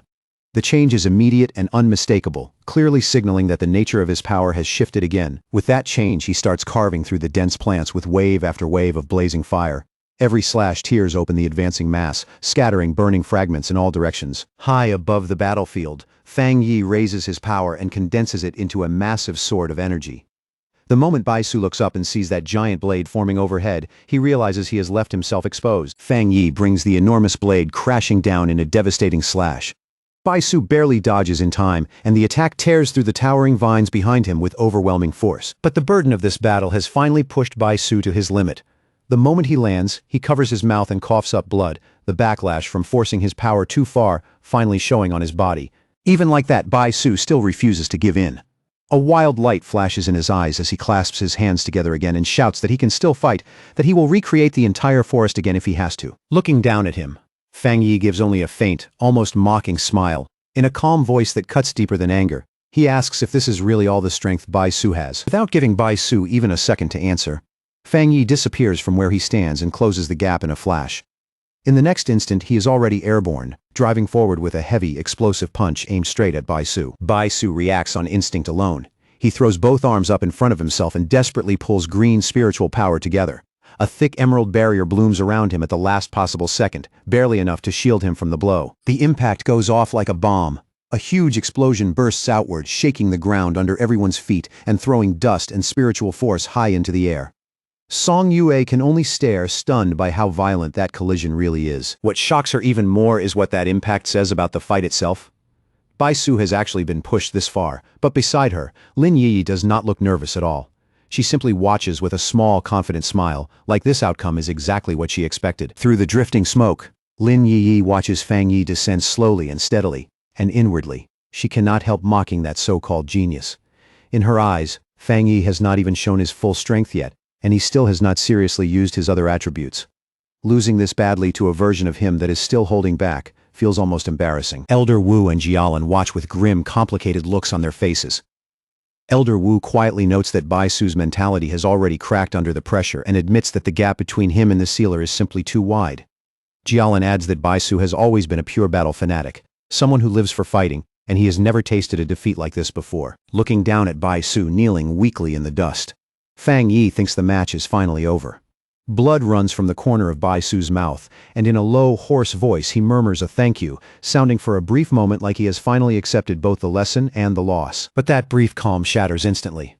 Bai Su suddenly jerks his head up and screams that he can still keep going. Green energy bursts wildly around his body as he refuses to surrender, shouting that his spiritual power has not been exhausted yet. Fang Yi stays where he is and lets out a quiet sigh.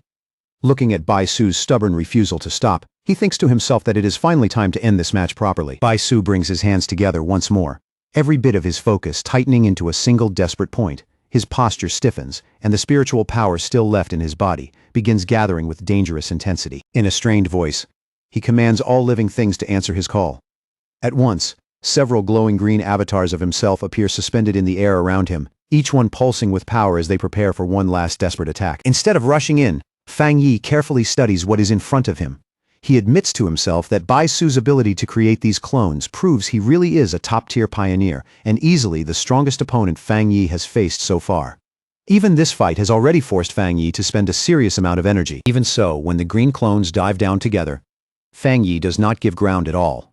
He plants himself firmly, moves with terrifying speed, and unleashes a storm of blazing slashes, cutting through the incoming figures one after another and destroying them almost the instant they reach him. The fire spreads wider and wider until it becomes a massive blaze that swallows the illusions whole. Bai Su is left briefly disoriented, unable to track Fang Yi through the light and heat, only to realize far too late that Fang Yi has already slipped right up beside him. Fang Yi strikes from that blind spot without warning, launching a sudden attack that catches the wood attribute of Pioneer completely off guard.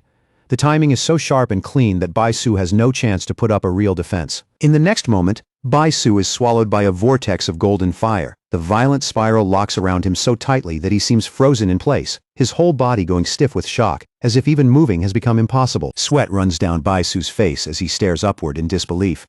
In that overwhelming heat and pressure, he finally sees the true gap between their power, and that realization hits harder than any strike. Above him, Fang Yi stands on the head of a massive dragon made of golden fire, its presence both majestic and crushing. Pointing his sword down at Bai Su, he calmly asks if they can finally end this match now. Elder Wu watches that astonishing scene in silence, already knowing Bai Su's defeat is no longer in doubt. All he can do is marvel once again at how the sealer keeps exceeding every expectation placed on him. Jialan lets out a breath and says that while she did expect Bai Su to lose in the end, she never imagined the defeat would be this one-sided.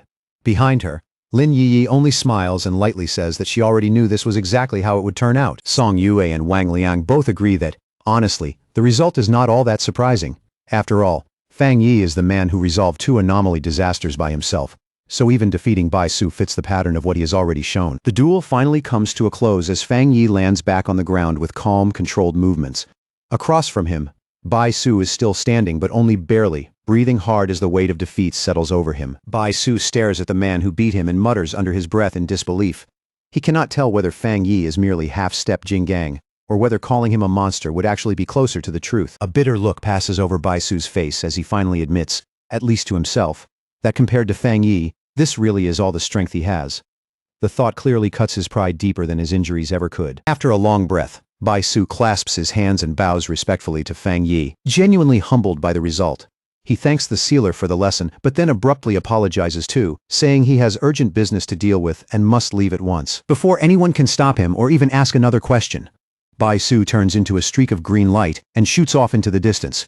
Jialan calls after him, but his voice drifts back through the air, saying that he is returning to seclusion to continue training. Jialan turns to Elder Wu in obvious frustration and says the war zone still needs Bai Su right now. Elder Wu, however, watches that disappearing streak of light with calm understanding and says that this is the first time that proud genius has ever felt frustration this deeply, so they should let him go. Only then does Elder Wu turn his eyes back to Fang Yi, who is casually putting out the flames still lingering around his hand. Even after a battle that fierce, Fang Yi still looks remarkably composed. Elder Wu walks over and makes a serious proposal.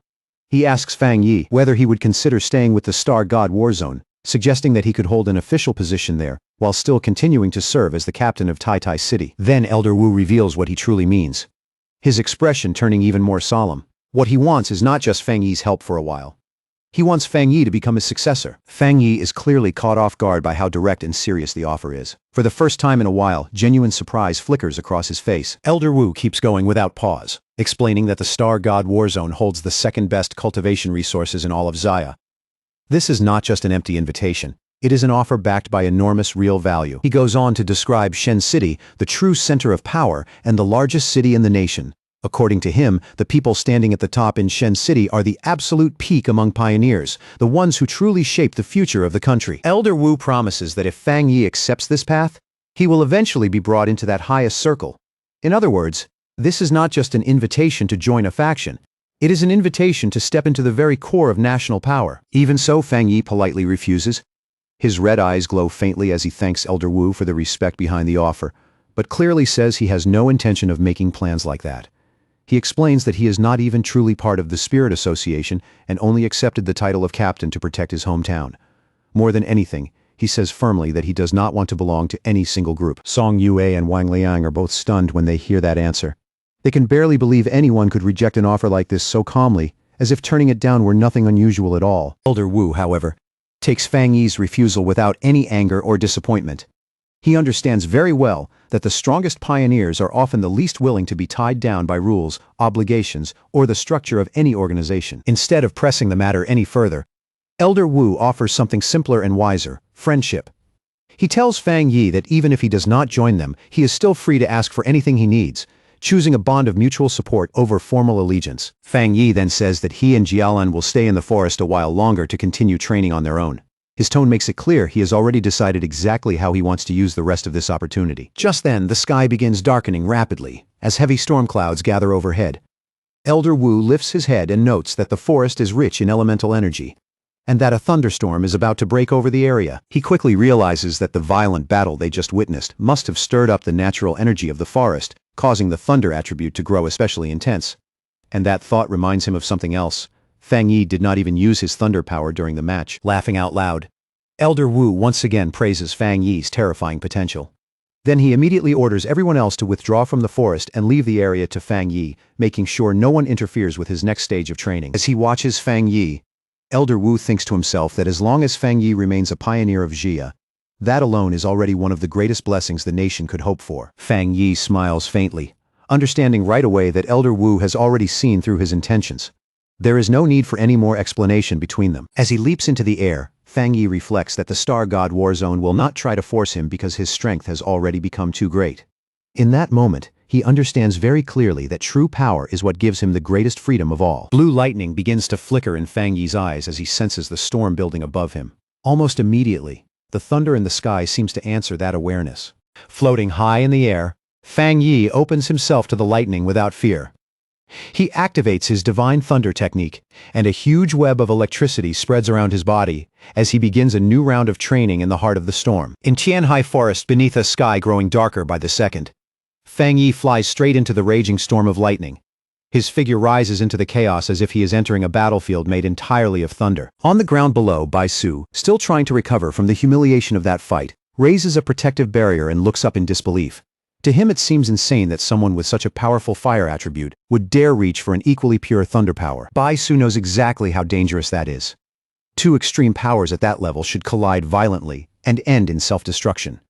Even pioneers with dual attributes usually have one dominant force and one supporting one. Never two pure opposing extremes this terrifying. As Bai Su watches Fang Yi get completely swallowed by violent lightning, disbelief floods his mind. He cannot help wondering if the sealer really does not understand something as basic as the clash between conflicting elemental powers. Then, without any warning, a massive bolt of lightning rips down from the sky and strikes Fang Yi head-on. The flash is so fierce it looks like it tears the storm itself apart, and yet Fang Yi is not hurt at all.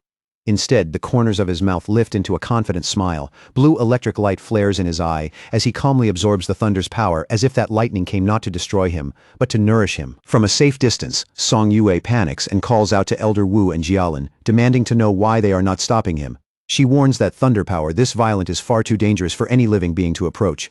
But to her surprise, neither Elder Wu nor Jialin looks concerned in the slightest. Jialin turns to the others and calmly reveals the truth. Fang Yi is not in danger because he also possesses a top-tier thunder attribute. Then she drops the real shocker. The pioneer known as the Tyrant and the Sealer are actually the same person. Song Yue and Wang Liang are left completely frozen by that revelation. Song Yue thinks that while dual attributes are not unheard of, Fang Yi's level of mastery is beyond absurd. At that point, calling him a monster no longer feels like an exaggeration at all. Seeing their reaction, Jialin gives a faint smile and admits that she felt exactly the same the first time she learned the truth. Even now, just thinking back on it still feels unreal. She reflects that everyone has been so focused on Fang Yi as the Sealer that they nearly forgot something just as terrifying. He is also the Tyrant, one of the most gifted geniuses of his generation. At the center of the storm, Fang Yi steadily reigns in the berserk current swirling around him. In his mind, the logic is simple. The stronger the lightning, the more power he can absorb, and the more thoroughly he can temper and strengthen his body. Wrapped in a raging whirlwind of crackling electricity, Fang Yi throws his voice up toward the heavens and demands more.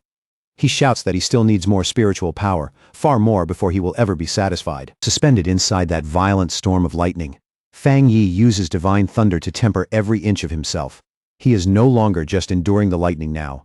He is forging himself inside it. He feels that immense force rush through his bones, muscles, meridians, and flesh, refining everything it touches. The sensation is painful and exhilarating at the same time, like being torn apart and rebuilt in a single breath. As the tempering continues, the different attributes within Fang Yi, fire, yang, and even dark, begin settling into one another with greater balance. The forces that once clashed inside him now start harmonizing far more naturally. One system notification after another appears, confirming the changes happening inside him. Every attribute has been tempered, and every one of them has grown more refined than before. At last, a final message appears, announcing that the divine thunder tempering is complete. It states that his body and spiritual power now fuse together more smoothly, and even the energy he previously spent has already been restored. A confident smile spreads across Fang Yi's face as he feels the change for himself. In that moment, the sensation is so overwhelming that it feels like he has been reborn all over again. To test this newly tempered power, Fang Yi casually flicks a bolt of thunder toward a distant mountain. The strike lands with terrifying force and instantly blows the peak apart in a roaring explosion. Looking at that shattered mountain in the distance, Fang Yi quickly realizes that the thunder inside this forest is no ordinary force. There is something unusually pure and unusually powerful about it. From the ground below, Bai Su watches in open awe. He knows the spiritual stones in the forest are nourished by this same thunder power. Yet Fang Yi just destroyed a mountain with a single strike. And even more frightening, Bai Su can clearly sense that Fang Yi did not use even a third of his full strength. That realization leaves Bai Su badly shaken. As far as he knows, no other pioneer could possibly do something like that from such a distance. As the storm gradually starts to calm, Bai Su watches Fang Yi descend from the sky. Just from the way the atmosphere changes, he knows this round of training has come to an end. His eyes harden with determination as he tells himself that one day, he and the Sealer will fight again. This defeat has not broken that desire. It has only planted the seed for a future rematch. Nearby, Elder Wu watches everything with a smile touched by both admiration and amazement. This young man, he thinks, really never stops surprising him. His desire to bring Fang Yi into the Star God War Zone grows even stronger than before. The more he thinks about Fang Yi's achievements and that terrifying rate of growth, the more he feels the young man's talent is practically limitless. In Elder Wu's heart, one thought becomes clearer and clearer. If someone like Fang Yi could truly become his successor, then he would have no regrets left in this life. As the storm fully dies down, Elder Wu laughs out loud, while Jialin calmly points out a simple truth. The Star God War Zone needs the Sealer's support far more than the Sealer would ever need theirs. Elder Wu then turns to Jialin and comments on how much she has grown as well, which only makes him feel even more confident about the future. Slightly flustered by the praise, Jialin asks if he truly means it. Then Elder Wu's attention shifts again. When he notices Lin Yi meditating peacefully nearby, a new idea comes to him at once. If Fang Yi will not join them, maybe they can invite her instead. With his training finished, Fang Yi lands gently near his cousin. Lin Yi is still seated there, quietly absorbing the rich spiritual energy left behind by the storm, his red eyes faintly glowing. Fang Yi tells her this is a rare chance and urges her to make full use of it. His tone is calm, but the encouragement in it is unmistakable. At that moment, Fang Yi notices that Elder Wu and Jilan still have not left. Their continued presence tells him right away that they still have something else they want to say, so Fang Yi asks them directly why they are still here. Elder Wu answers that he has one more proposal to make, and this time it will ask nothing at all from Fang Yi himself. He then formally invites Lin Yi to train at the Star God War Zone.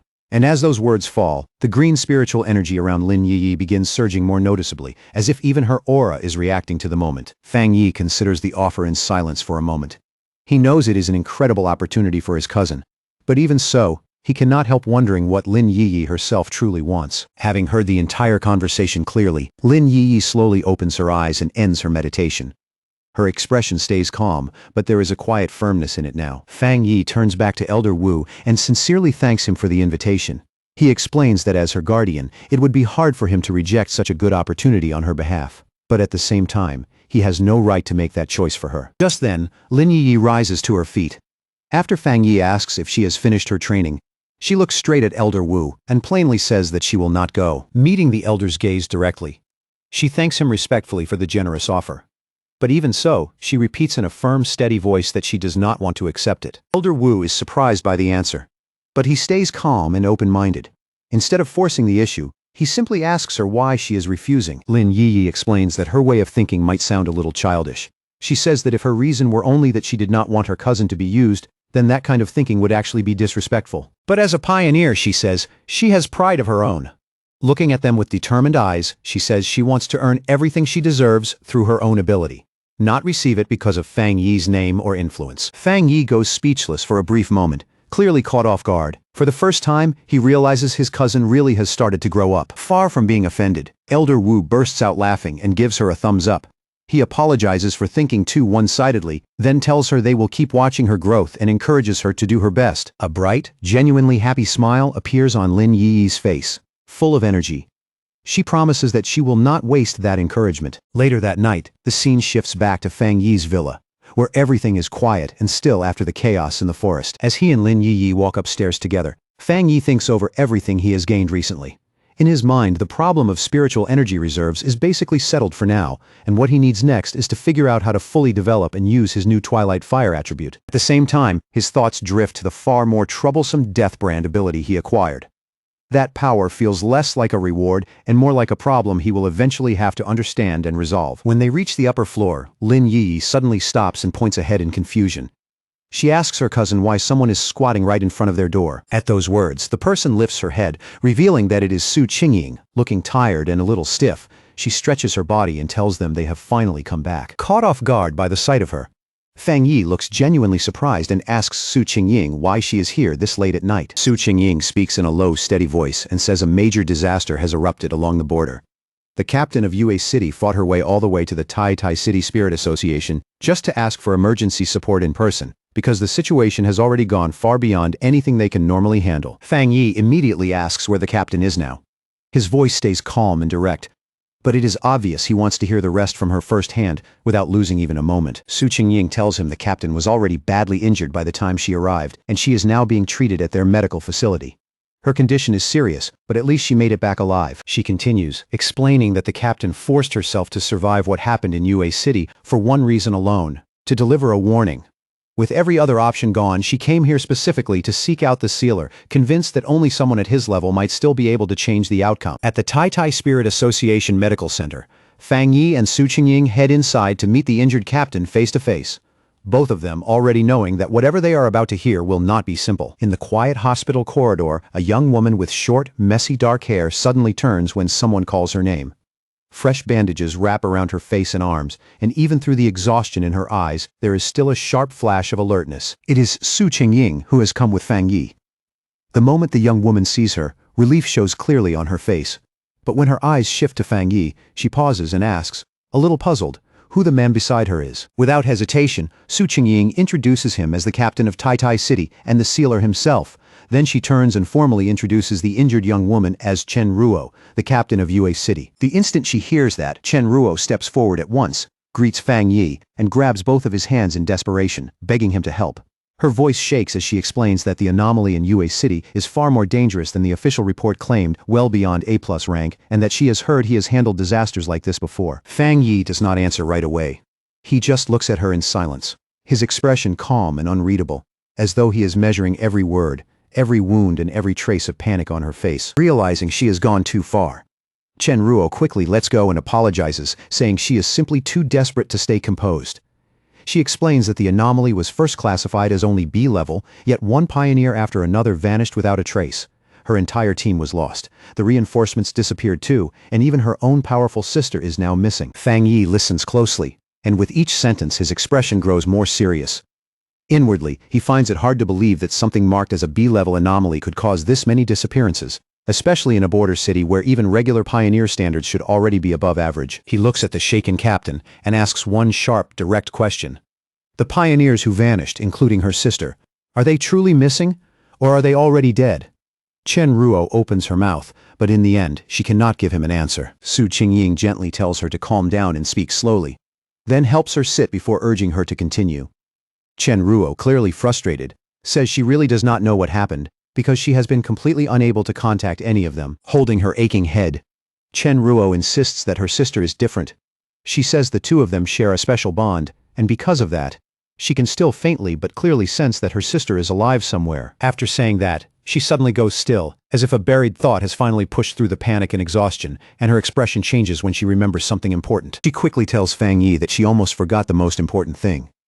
She brought him a gift, both as thanks and as an offering in exchange for his help. With hurried, slightly trembling hands, she takes a small dark brown box out of her bag and offers it to him with both hands, quietly pleading that she truly has no other road left. Fang Yi takes the box and immediately senses that whatever is inside has been sealed with great care. Even so, something still leaks through. Beneath the layers of restraint, he feels a familiar Yang-attributed energy coming from within, warm and sharp enough to catch his attention at once. He asks what it is, and why it had to be sealed in the first place. The moment she sees the change in his expression, hope lights up in Chen Ruo's eyes. For the first time since meeting him, she starts to believe her gamble might actually pay off. Chen Ruo explains that the gift is a spirit crystal formed from a mountain in Yue City after a massive eruption of Yang energy. It contains an enormous amount of spiritual power, and has long been considered one of Yue City's rarest and most valuable treasures. She opens the box, revealing a glowing yellow crystal inside. Then she explains that they once hoped to use it to cultivate a Yang-attributed pioneer, but no one in the city could absorb its power. Some people were even burned the moment they tried to touch it. Standing beside Fang Yi, Su Qingying stares at the crystal in open shock. Even for her, seeing a real spirit crystal with her own eyes is enough to make her pause and catch her breath. She quickly explains that spirit crystals are extraordinarily rare and valuable. For pioneers who have not awakened a specific attribute yet, absorbing one can trigger that awakening, which is exactly why treasures like this are so fiercely sought after wherever they appear. With a small, confident smile, Fang Yi closes his hand around the crystal and absorbs its golden glow straight into his body as if it were nothing. He tells Chen Ruo they have a deal, then asks if they should leave right now. Chen Ruo stares for a second, clearly startled by how easily he handled it. But the relief on her face is even stronger as she hurriedly says there is no problem at all. Later, the group rides by car along the winding mountain road toward Yue City, the vehicle cutting through the dim landscape while the mood inside grows heavier with every mile. Inside the car, Fang Yi asks Chen Ruo to describe the anomaly from the very beginning. She steadies herself and explains that it all started when strange tombstones began appearing in the mountains out of nowhere. The villagers who found them first said they could hear disturbing sounds coming from inside the tombstones, like something was moving within. But when pioneers were sent to investigate, the tombstones showed no obvious abnormal signs at all. They sealed off the area just to be safe. But that same night, a skeletal arm suddenly burst out from one of the tombstones and dragged a villager straight inside before anyone could even react. Just as Chen Ruo finishes that part of the story, the car comes to a stop beneath pounding rain, the sound hammering against the roof and making the whole moment feel even heavier. They arrive at a village now surrounded on all sides by a vast field of gray tombstones stretching through the rain and mist. In a low voice, Chen Ruo tells Fang Yi, "This is the place," then asks what he thinks. Fang Yi quietly looks over the eerie scene in front of him. But the thing that stands out most is how wrong it feels.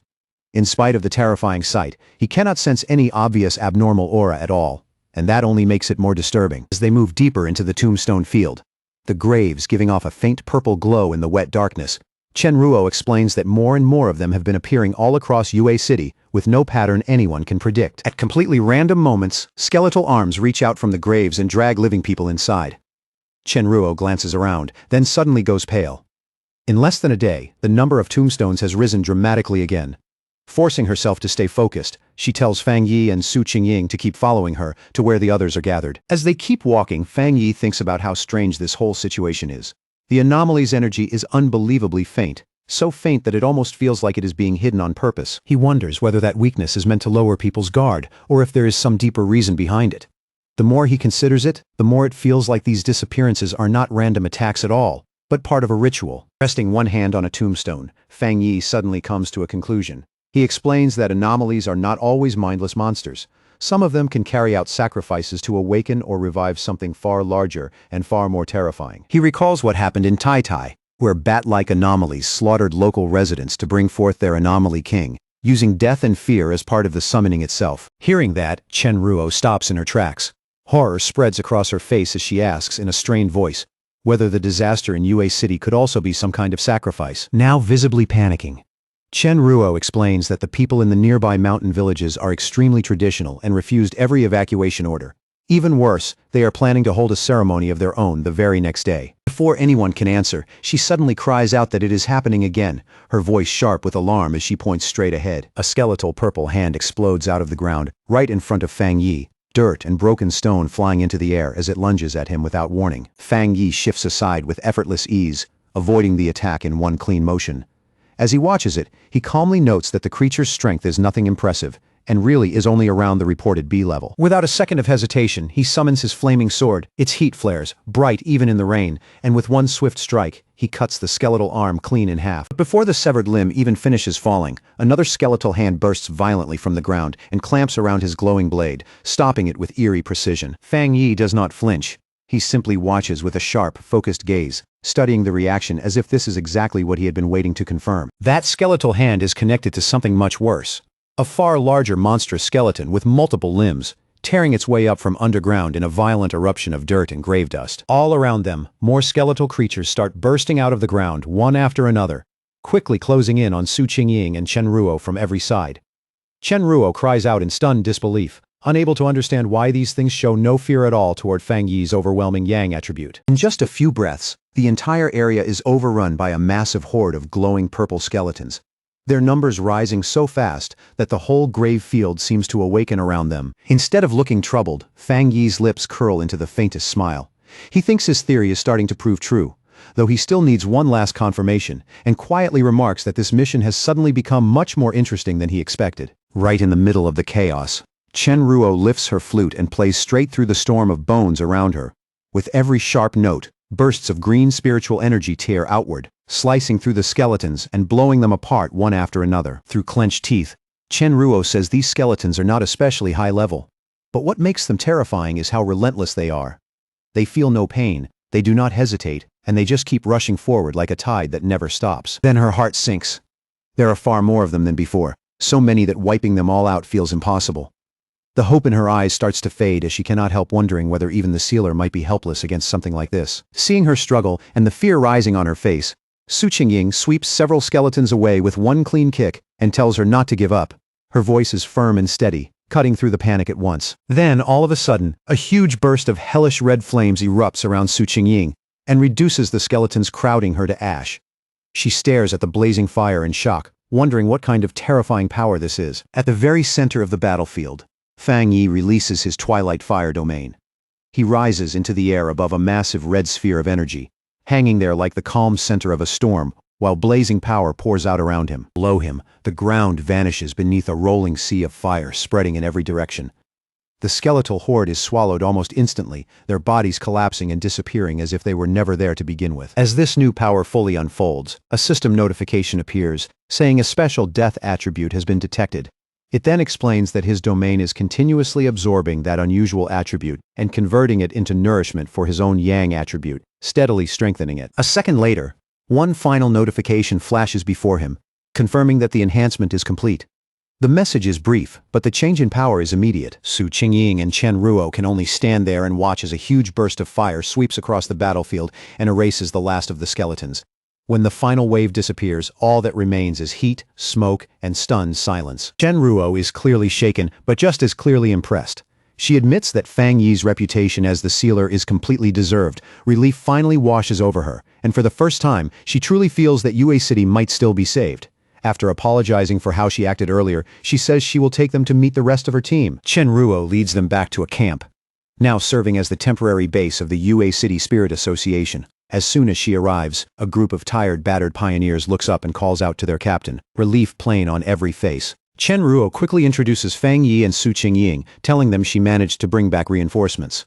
Then she makes it clear exactly who came with her, the famous sealer himself, along with the captain of the Tai Tai Association. Her three teammates, Chen Feng, Chen Xing and Chen Shi, all stare at Fang Yi in disbelief.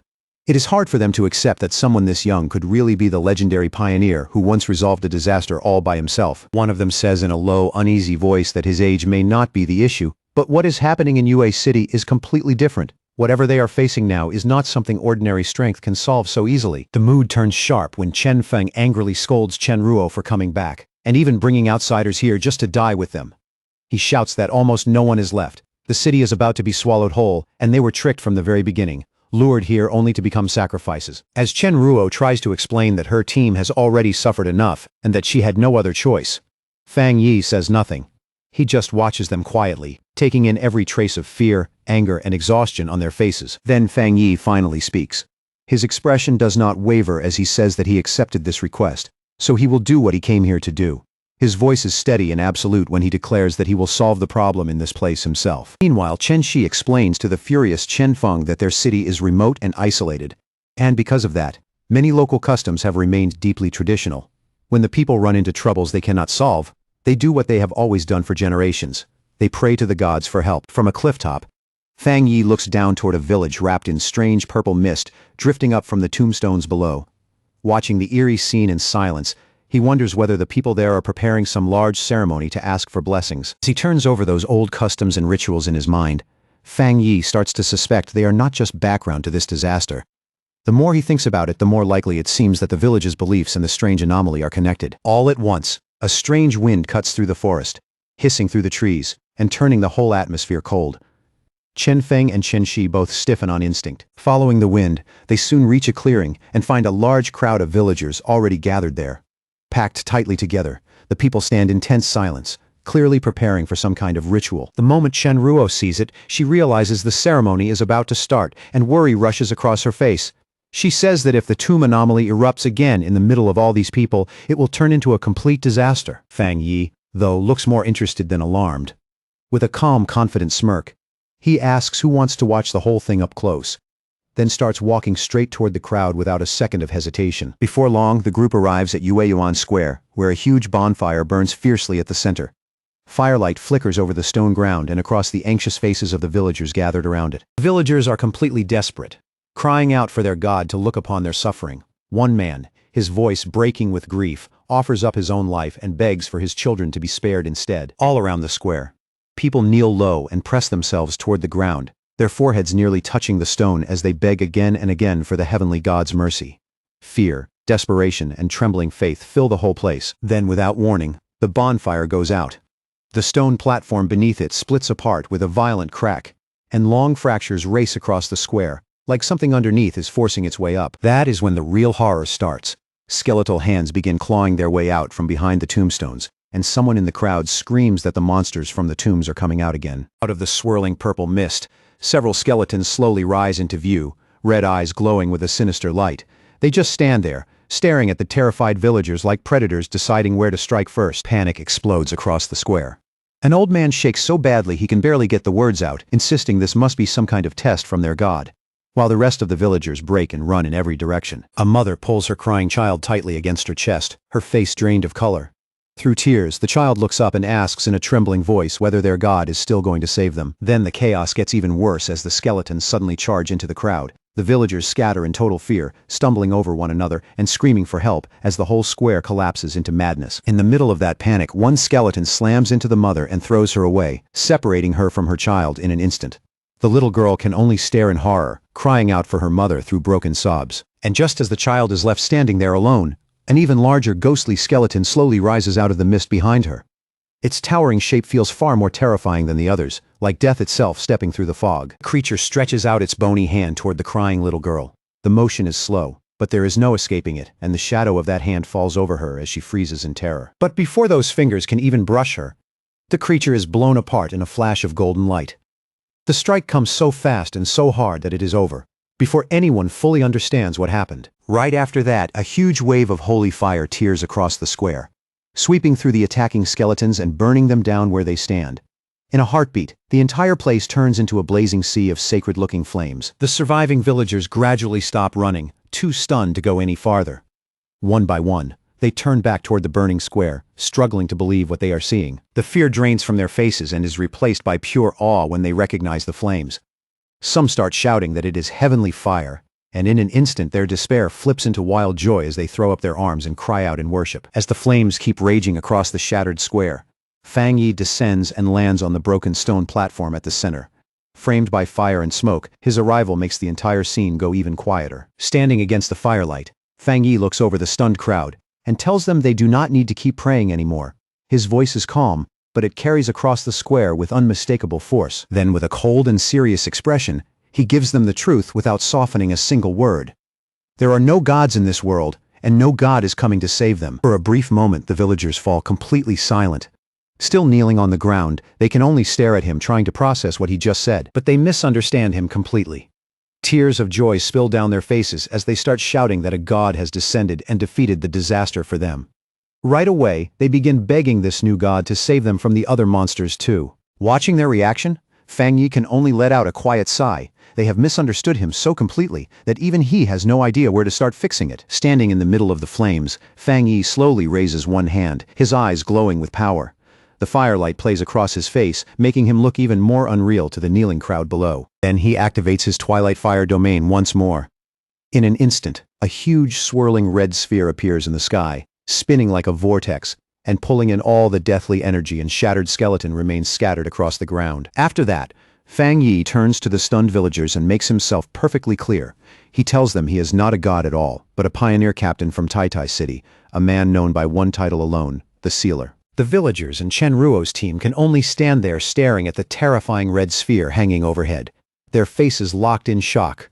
The sight is so strange and so overwhelming that for a moment nobody can even find the words. Still shaken by what he just saw, Chen Feng asks in disbelief what Fang Yi is even doing. Already fed up with her teammates' doubts, Chen Ruo snaps back that she told them from the start Fang Yi was never some ordinary pioneer. She goes on to remind them that Fang Yi is the very man who resolved the disasters in both Tai Tai City and Kang City on his own. Even the highest-ranking authorities treat him like an honored guest, and to her, that alone should tell them exactly what kind of person they are dealing with. After clearing away the immediate threat, Fang Yi shoots into the sky like a blazing golden comet and heads straight for the main village.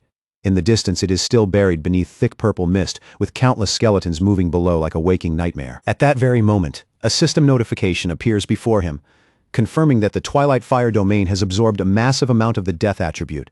Because of that, his own Yang attribute has grown even stronger, clearly more powerful than before. Looking down from above at the sea of skeletons crawling through the village, Fang Yi narrows his eyes and quietly gathers his strength. He is already getting ready to use the power he just gained. He summons his blazing sword again, and this time the flames along the blade burn brighter and fiercer than ever. The whole weapon hums with heat, as if it too has sharpened after that surge in power. With one powerful swing, he sends out an enormous wave of fire and declares that he will free Yue City once and for all. His voice cuts through the chaos with absolute certainty. The flames, now mixed with a strange purple hue drawn from the absorbed energy, roar through the village like a storm. They sweep across the streets and the tombs alike, burning through everything in their path with terrifying speed. From a safe distance, a group of survivors watches the scene in stunned disbelief before suddenly breaking into cheers. Through tears, they cry out that the tombstones and skeletons are gone, celebrating that heaven has not abandoned their city after all. Once the attack is over, Su Qingying quickly checks the readings on her device and reports that the anomaly levels in the Anding district have returned to normal. Her voice stays steady, but the relief underneath it is obvious. Standing beside her, Chen Ruo confirms that the Baimu district has been cleared as well. She explains that only the Jinming district is left now, and that area has always had the strongest concentration of the anomaly's power. But just as they are about to move again, Su Qingying's expression suddenly changes. The relief drains from her face and sharp shock takes its place. She urgently asks whether none of them have noticed that something is seriously wrong. The tension in her voice makes everyone turn their attention back toward the village at once. Pointing toward the village, she explains that the pillars of purple light have not disappeared at all. If anything, there are more of them now, which means the situation has not improved in the slightest and may actually be getting worse. Chen Ruo also cries out in alarm as she confirms that a massive surge of energy is erupting from the Jinming district. She can clearly feel the anomaly's power gathering and compressing into a single point. Right in front of them, a horrifying change begins. A swirling vortex of dark green and purple energy twists through the mist, slowly taking on the outline of something huge. Then, out of that rolling mist, a giant skeletal being finally emerges, a newly born anomaly king with empty eye sockets glowing a menacing green. And even in front of that crushing presence, Fang Yi does not back away. He stays right where he is, calm and completely fearless. As Fang Yi faces the new threat, two system windows appear one after another before him. The first says an unknown power has been detected and is being analyzed. Then the second delivers the result and identifies that strange force as the death attribute. The enormous anomaly king, wrapped in layers of green and black energy, glares down at Fang Yi from above. Its size is so overwhelming that it dwarfs the entire village below, turning the scene into something almost apocalyptic. Floating in midair inside his golden aura, Fang Yi stares right back without blinking. As he measures the monster, he senses something deeply strange from it, heavy and hostile in a way far worse than anything he has faced before. Watching from farther back, Chen Ruo and Su Qingying are both left speechless. Chen Ruo finally stammers out, "What kind of creature this thing even is?" saying its bizarre energy feels even more oppressive than the S-class disaster in Tai City.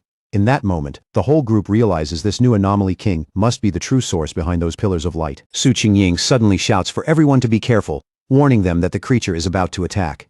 Her voice cuts sharply through the stunned silence. The anomaly king releases its power at once, sending out a swarm of shadowy black tendrils rushing forward like a living flood. They twist through the air in violent waves, fast and vicious. That strange energy crashes over Fang Yi in an instant, and even he is visibly shaken by what it does. The impact comes so suddenly that his expression changes for the first time. He feels a sickening force invade his body, something foul and oppressive, that seems to reach straight into his thoughts, like his brain itself is being poisoned just by the creature's presence. In that instant, Fang Yi realizes with real alarm that this is a fully evolved anomaly king. The death aura pouring off it is far more complete and far more terrifying than anything he has encountered before. Then the black tendrils come crashing down toward Fang Yi from every direction, trying to bury him under their sheer numbers. They close around him like a net meant to swallow him whole. His expression hardens at once, and his red eye burns with sharp focus as he prepares to strike back. The momentary shock is gone, replaced by cold concentration. He moves with astonishing speed, swinging his flaming sword through the air and cutting apart the shadowy arms one after another. Every strike is clean, forceful, and bright against the darkness. Even while fighting, Fang Yi is already working through the battle in his head. Yang power should naturally suppress dark and deathly forces, which means his flames ought to be highly effective here. But what troubles him is that, even with that advantage, his powerful Yang energy still is not completely shutting down the enemy's attacks. Just as Fang Yi cuts through one wave of tendrils, the anomaly king's power surges again with even greater force. At the same time, the surviving villagers in the distance begin chanting and praying once more, desperately calling for their god to descend and save them. Then the anomaly king releases its full power. The pressure in the air spikes so violently that the entire battlefield seems to shake under it. From outside that storm of power, Su Qingying can only watch with wide, disbelieving eyes. The shock on her face only grows as the situation turns more dangerous by the second. Inside the violent storm of energy, strange green tendrils suddenly erupt and wrap tightly around Fang Yi's body, locking him in place. The moment she sees him bound like that, Su Qingying screams his name, no longer able to hide her panic. A moment later, Fang Yi's sword slips from his hand, drops to the ground below, and shatters apart. The sound is brief, but to everyone watching, it feels devastating. Far away in Tai City, Lin Yiyi is suddenly hit by a wave of dread so intense that she instinctively cries out for her cousin. It is as if, even from that distance, she can somehow feel his pain reaching her. Pacing anxiously through a forest, Lin Yiyi tries to steady her breathing and tell herself she is only overthinking it. She cannot understand why she feels this afraid when, on the surface, this should have been just another mission for Fang Yi. She keeps reminding herself how strong Fang Yi is, how many impossible situations he has already survived. And yet that heavy feeling of worry refuses to leave. Regret starts creeping in, and she finds herself wishing she had ignored his advice and gone with him anyway. As she keeps staring at her phone, That unease only gets worse. Then suddenly, her phone rings. The screen lights up with an incoming call, and the name that appears is Jialan. When Lin Yi answers, Jialan's voice is serious, heavier than usual, as she delivers the bad news. They have received word that Yue City is now completely surrounded by a massive sea of tombs, and an official lockdown order has already been issued. Then she bluntly tells Lin Yi that Fang Yi is in danger. As those words hang in the air, a large convoy of military vehicles races through the mountain roads, clearly moving fast for a major emergency operation. The report that Fang Yi may have died sends a shockwave through the Tai Spirit Association. Officials who had only recently started to feel hopeful are suddenly crushed by despair again. Gathered around a table, they ask in disbelief whether their greatest hero, the sealer himself, has really fallen. Some even start wondering whether humanity's fight means anything at all, if someone as powerful as Fang Yi can still be brought down. At the Spirit Association headquarters, a high-level meeting is already in progress. One senior official speaks with visible regret about what happened in Yue City and says that the appearance of an anomaly king from what began as a B-level threat confirms an important theory. Those kings must be destroyed before they are allowed to fully evolve. Before he can go any further, Gu Yuro cuts him off without warning. Rising from her seat, she coldly asks whether this is really the time to be calmly discussing theories. Without a moment of hesitation, she states that she will go to Yue City herself. Another official immediately tries to stop her, reminding her how important she is to Shen City and insisting that the military has already taken control of the situation. Gu Yuro turns her gaze away, her thoughts darkening as she considers the price of their current strategy. First, they had nearly lost Elder Wu, and now it feels like they are prepared to sacrifice Fang Yi too. Her frustration finally spills over, and blue energy begins to glow around her body. She angrily confronts the official, accusing them of being willing to abandon an entire city, just because the battle has become too difficult. Shocked by the force of her outburst, the man demands to know what exactly she means. He shoots back that Fang Yi went to Yue City by his own choice. In this brutal new era, he says, one wrong move is enough to get someone killed. And it should not surprise anyone that even a hero like Fang Yi might die. That is when Gu Yuro's anger fully erupts. Her blue aura surges outward as she glares at the officials and demands to know what the point of fighting even is, if all they are going to do is sit back and wait to die. She throws Shen City back in his face and asks, anger plain in her voice, why Elder Wu would have risked his life back then if their real answer now is to abandon any city that cannot be saved easily. To her, that is not strategy, it is cowardice pretending to be reason. Ignoring the voices calling after her, she brushes past the officials, trying to stop her and talk her down. Their words do nothing, and she does not slow for even a second. With open disgust, she calls them a pack of fools in her heart. She is sure of one thing. She has seen the sealer's real strength with her own eyes, and she refuses to believe someone like Fang Yi could go down that easily. Out on the outskirts of Yue City, a massive military convoy has already formed a blockade. Vehicles line the roads in layers, lights flashing through the gloom, while the whole area feels tight with the pressure of an approaching catastrophe. Inside one of the command vehicles, Elder Wu watches the battlefield feed on a monitor, his expression grave. He explains that this new anomaly king carries a mutated form of the dark attribute, a strange power they are now identifying as the death attribute. Seated inside the vehicle with Jialan and Lin Yi, Elder Wu gives his judgment in a low voice. He believes Fang Yi was most likely defeated because he ran into some unavoidable rule, some fatal law imposed by the monster that raw strength alone could not escape. Elder Wu and Jialan step out of the vehicle and are immediately met by waiting soldiers. One of them quickly reports that none of their military units have been able to break through the outer zone at all. Jialan tells the soldier to explain everything clearly from the start. Her tone stays sharp and controlled, but the urgency underneath it is impossible to miss. The soldier reports that even after deploying all available forces, every push forward has failed. Yue City, he says, is now buried under an overwhelming number of tombstones, so dense that the entire place has turned into one enormous grave field. Whenever they send troops in, an equal number of tombstones rise up in response and attack them directly. Then he delivers the worst part with grim finality. Every frontline soldier they sent forward has already been dragged into the graves. The soldier adds that the anomaly king's influence is still spreading outward from the city even now. Hearing that, Lin Yi starts trembling uncontrollably, fear tightening across her face. With a dark expression, the soldier says the odds of restoring Yue City to normal are effectively zero. Then he asks Elder Wu whether they should issue a retreat order before the spread reaches any farther. He goes on to say that the Anomaly King appears immune to every power they have used against it. Worse still, it has already captured all the pioneers stationed at the front, including Fang Yi himself. The moment she hears that, Lin Yi lets out a sharp cry and refuses to accept it.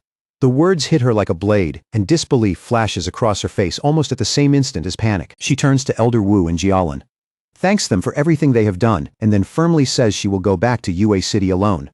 She makes it clear she will not drag anyone else into what she believes may be a suicide mission. Deep inside UA City's anomaly zone, the land has already changed beyond recognition into a silent, terrifying graveyard. The whole place is soaked in eerie green light, making everything feel cold, dead, and cut off from the living world. Then the ground starts to shake, and massive tombstones burst violently out of the earth, one after another. Carved into those newly risen stones are two names that land like a curse: Su Qinying and Chen Ruo. Above that ghostly graveyard, the Anomaly King manipulates the thick death energy like a weaver working threads. The power twists and braids through the air with sinister precision. As the energy keeps gathering, it condenses into the shape of a stone coffin, standing upright in the middle of the graveyard. It looks ancient, oppressive, and deeply unnatural, like a tomb prepared for something that should never come back. Inside that coffin, Fang Yi hangs motionless, trapped in place. From the outside, it looks like all strength has already drained out of him. Clusters of ghostly green centipedes crawl across his body, wrapping around him layer after layer. They bind him there with slow, horrifying persistence, as if they are determined to keep him sealed forever. He looks completely lifeless inside that monster-made tomb, sealed away like a corpse being offered to death itself. His eyes are hollow and dark, making it seem, at least on the surface, that the sealer has truly died. But in the deepest part of that death-like silence, a system notification suddenly lights up. The Death Brand ability Fang Yi obtained earlier has now activated successfully, and the system confirms that he has gained a new power: infinite death. Not long after that, the system announces that the Death Brand trial has officially ended. The message is simple, but it carries the weight of something enormous having just been completed. Fang Yi is completely exhausted, but he is awake. Letting out a long, strained breath, he thinks to himself that the Death Brand trial was far more brutal than he ever expected. He raises his eyes toward the giant green skull-like face of the Anomaly King looming above him, and notices with dry irony that the King of Death feels a lot less threatening now. Even so, with power glowing in his eyes, he admits to himself that he never wants to go through a rebirth trial like that again. Just before he was sealed inside the coffin, Fang Yi understood what had happened. The Anomaly King had hit him with an unavoidable death ability, a fatal rule that could not be dodged or blocked by normal means. Faced with certain death, he made a desperate gamble. He chose to implant the dangerous Deathbrand skill into his own body by hand, the same ability he had obtained earlier from the magma, but hesitated to learn because of how risky it was. The system immediately confirmed that the implantation had begun and started the learning process. From that point on, there was no turning back. Then a violent burst of red agony exploded out from Fang Yi's body as the skill fused into him. The pain was overwhelming, like something alive was being carved directly into his soul. While the system prepared to activate the skill completely, that terrible energy compressed tighter and tighter around him. Every second felt like he was being crushed from the inside out. At the same time, Fang Yi could only stand there in front of the Anomaly King, unable to escape, while the monster calmly prepared to kill him. It was a brutal moment, helpless and balanced right on the edge of death. Then the system informed Fang Yi that the Anomaly King's inevitable death rule had started taking effect. The warning came with cold precision, leaving no room for hope. In the very next instant, Fang Yi really did die. His eyes rolled back, his body went limp, and every sign of life vanished. The system confirmed his death and announced that step 1 of the ability was complete.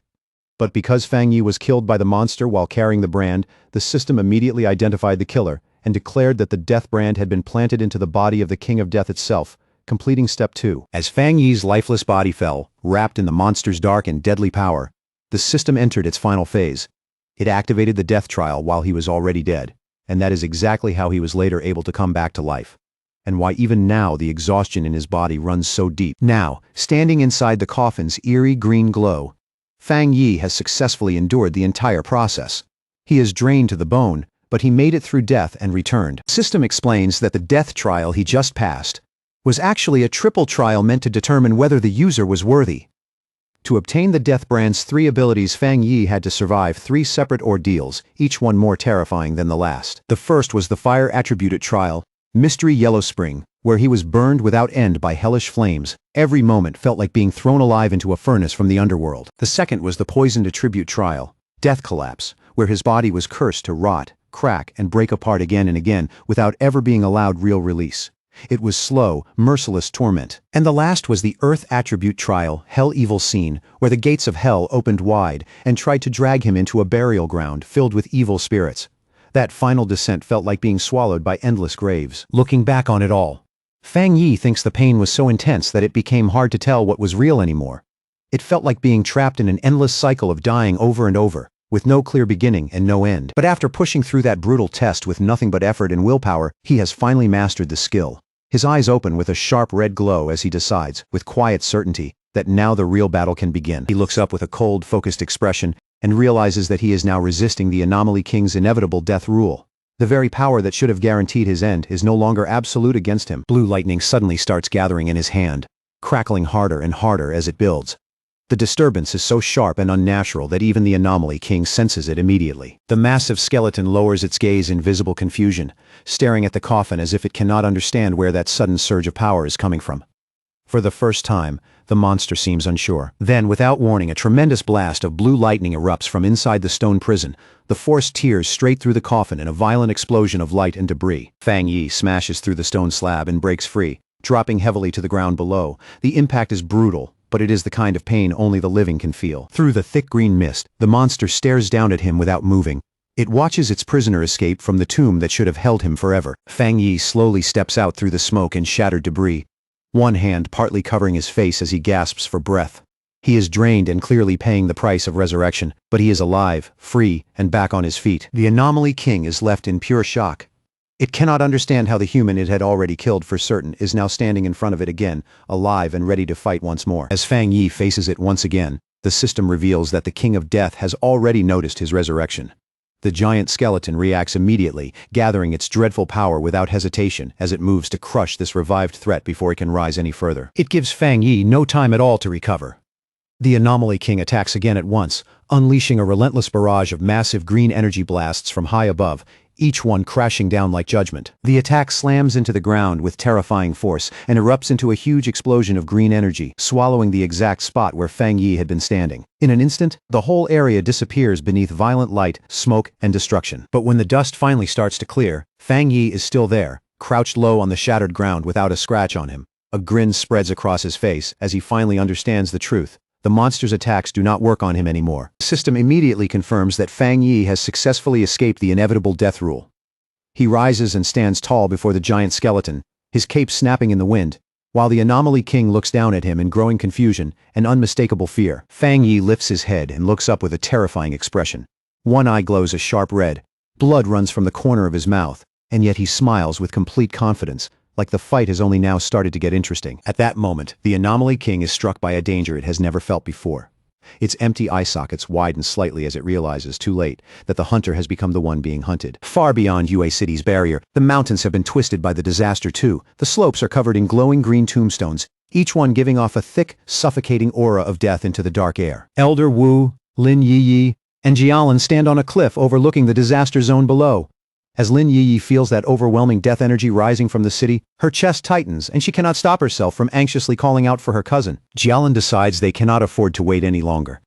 Telling the others not to worry, she raises her hands and summons purple flames that coil around her palms, ready to blast through the tombstones, break the barrier, and force a path to Fang Yi. But before she can fire, a massive surge of blue water tears across the air and cuts her off. The force is sudden and overwhelming, instantly interrupting her attack. A woman descends from the sky wrapped in spiraling water energy, her arrival sharp and commanding. It is Gu Yuro, and the moment she lands, she declares without hesitation that she is here to fight alongside them. Jialan looks up in clear surprise and recognizes her at once. She blurts out that it is the sea mystic from headquarters, unable to hide her shock at seeing Gu Yuro here in person. Gu Yuro shouts that she is joining the battle, and both women move immediately. Combining Gu Yuro's crashing blue water with Jialan's blazing purple fire, they unleash a huge joint attack straight at the barrier of tombstones. The combined strike detonates in a chain of massive explosions that tear through the darkness and light up the entire area. Fire, water, and shattered stone burst outward in a violent storm. When the blast finally settles, two soldiers buried under the rubble begin to stir. Weak and confused, they open their eyes and wonder in a daze what just happened. The anomaly reacts instantly to the intrusion. The ground shakes violently, and enormous green tombstones burst up from the earth like jagged spikes, sealing off the area again in a heartbeat. Gu Yuro, Jialan, and Lin Yi end up back-to-back, completely surrounded by a ring of towering tombstones. Jialan clicks her tongue in annoyance and says the trap is activated again. She warns the other two to be extremely careful, explaining that this anomaly can drag any living person directly into the tombstones. Her voice is tight, because she knows exactly how dangerous that power is. Then, without warning, skeletal hands burst out from both the ground and the stone surfaces around them. The whole grave field suddenly feels alive in the worst possible way. A swarm of skeletons drops from above next, diving through the air and attacking the three women all at once. Their numbers are overwhelming, and they come down like starving beasts. And yet, right in the middle of that charge, the skeletons suddenly stop. Their bodies start trembling, and they look terrified, like they have sensed something far more frightening than the enemy standing in front of them. Instead of attacking, the skeletons panic and hurl themselves back into the ground and the tombstones, scrambling desperately to hide. It is not a retreat so much as blind fear taking over. Gu Yuro and Lin Yiyi stare at the scene in total confusion, unable to understand why the monsters would suddenly run like that. The change is so abrupt it almost feels unreal. The group carefully moves through the battlefield, which has gone eerily quiet, wondering why the Anomaly King suddenly pulled all of its forces back. None of them can tell what it is planning now. Then a heavy military boot drops to the ground with a dull thud. The sound cuts through the silence and makes everyone turn at once. It is Elder Wu, carrying 2 unconscious soldiers over his shoulders, as if he pulled them straight out of the jaws of the disaster.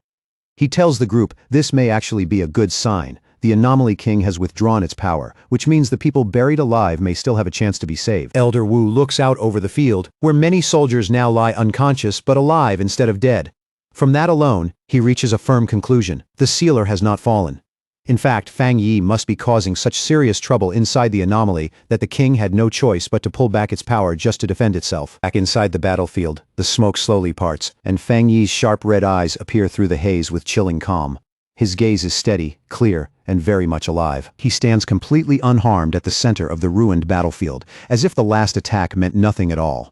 At that moment, the system updates his status and displays a new number, Death Count 2. The system explains that because the King of Death used its own power to kill Fang Yi, it has now been dragged into a cycle of death itself. As punishment, the monster's strength has already been reduced by 10%. Fang Yi quietly thinks over what that means, noting that being targeted by the King of Death would normally guarantee certain death. He understands now that this inevitable death rule is exactly what makes the creature so dangerous and so hard to fight. Then a dark, satisfied smile curls across Fang Yi's face as he realizes he has completely turned the situation around. The inevitable death rule that once belonged only to the monster is now going to come back and haunt it instead. High above, the creature stares down in shock, unable to understand why the human it killed is still alive. Panicking now, the Anomaly King attacks again. From inside its giant ribcage, it fires a storm of green energy beams, each one screaming down through the air with desperate violence. The beams rain down on Fang Yi in a merciless barrage, but he does not even try to dodge. He simply stands there and lets the attack come, as if he is daring the monster to keep going. The assault hits head-on with full force, creating another massive explosion of green energy that completely engulfs Fang Yi. For a moment he vanishes inside the blast. The monster grins, convinced it has finally done it. But before it can celebrate, the system appears again. The death count rises to 3, and the system announces that because the king has killed Fang Yi again, its power has now been weakened by another 30%, and its body is starting to collapse. At once the monster's body begins to break apart from the backlash. Cracks spread across its face, and pieces of bone split loose and fall from its massive frame. Then, through the fading smoke, Fang Yi slowly walks forward. His body restores itself as he moves, whole and unharmed, as if the explosion did nothing except buy him one more step. The monster stares in absolute horror, its green eyes widening with raw fear as the truth finally sinks in. Every attack it uses against Fang Yi is only destroying itself. With a crooked smirk, Fang Yi wipes the blood from his mouth and mocks the creature without mercy.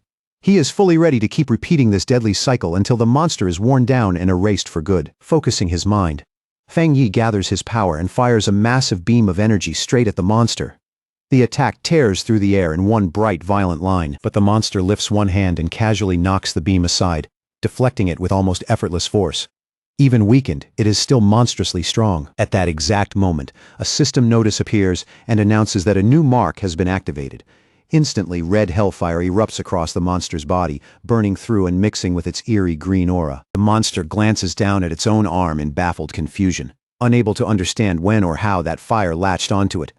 For the first time, it looks thrown off balance. The moment that opening appears, Fang Yi leaps high into the air and draws his sword.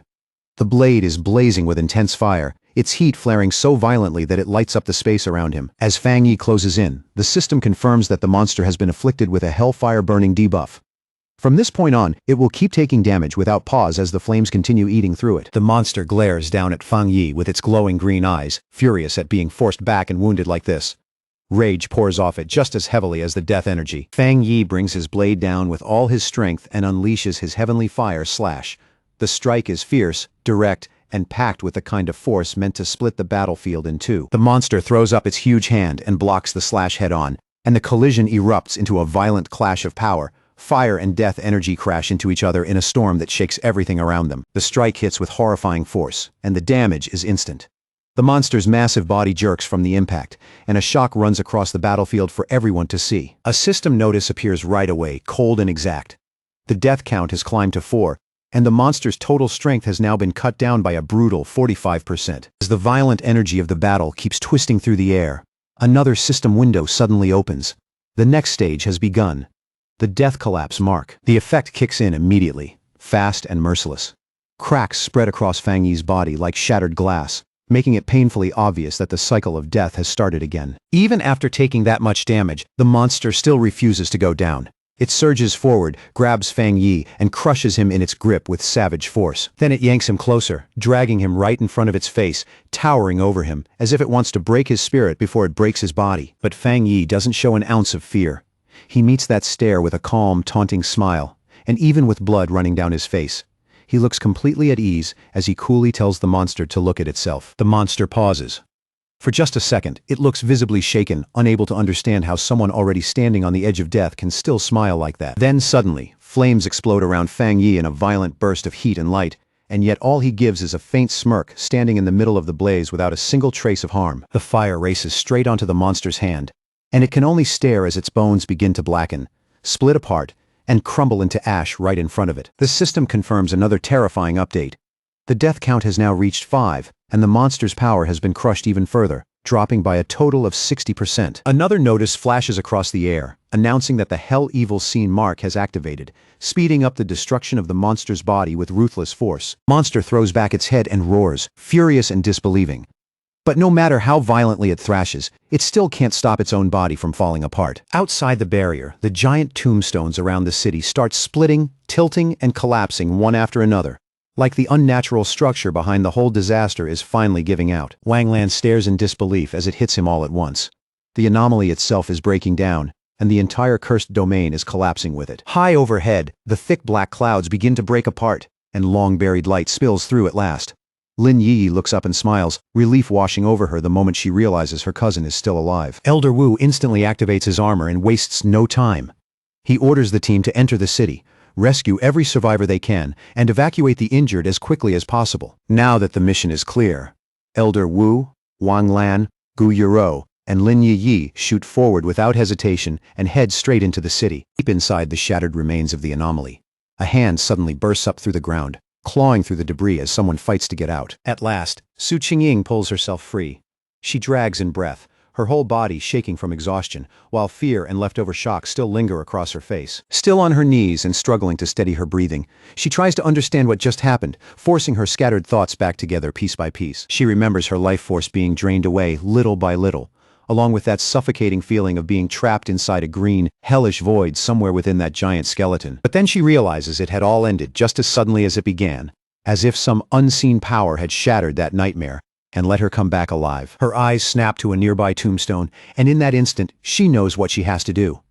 Panicked, she rushes over and starts digging frantically at the grave, marked with Chen Ruo's name, calling out to her the entire time. Su Qingying tears through the dirt and finally finds Chen Ruo beneath it. Unconscious but alive, relief floods through her when she sees Chen Ruo is really here, unlike Chen Ruo's sister, whose body had once disappeared without a trace. Then Su Qingying suddenly stops and looks up, her expression shifting as she feels something enormous changing in the air around her. She stares upward in shock as the swirling green vortex above begins to split open, cracks spreading across it like a fragile shell finally breaking apart. A moment later, the monster's enormous skull drops from above and slams into the ground with a thunderous crash that shakes the ruins. And even in that ruined, collapsed state, the monster still refuses to admit defeat. It glares upward in blazing hatred and declares itself the noble king of death, demanding to know what Fang Yi even is to stand against it.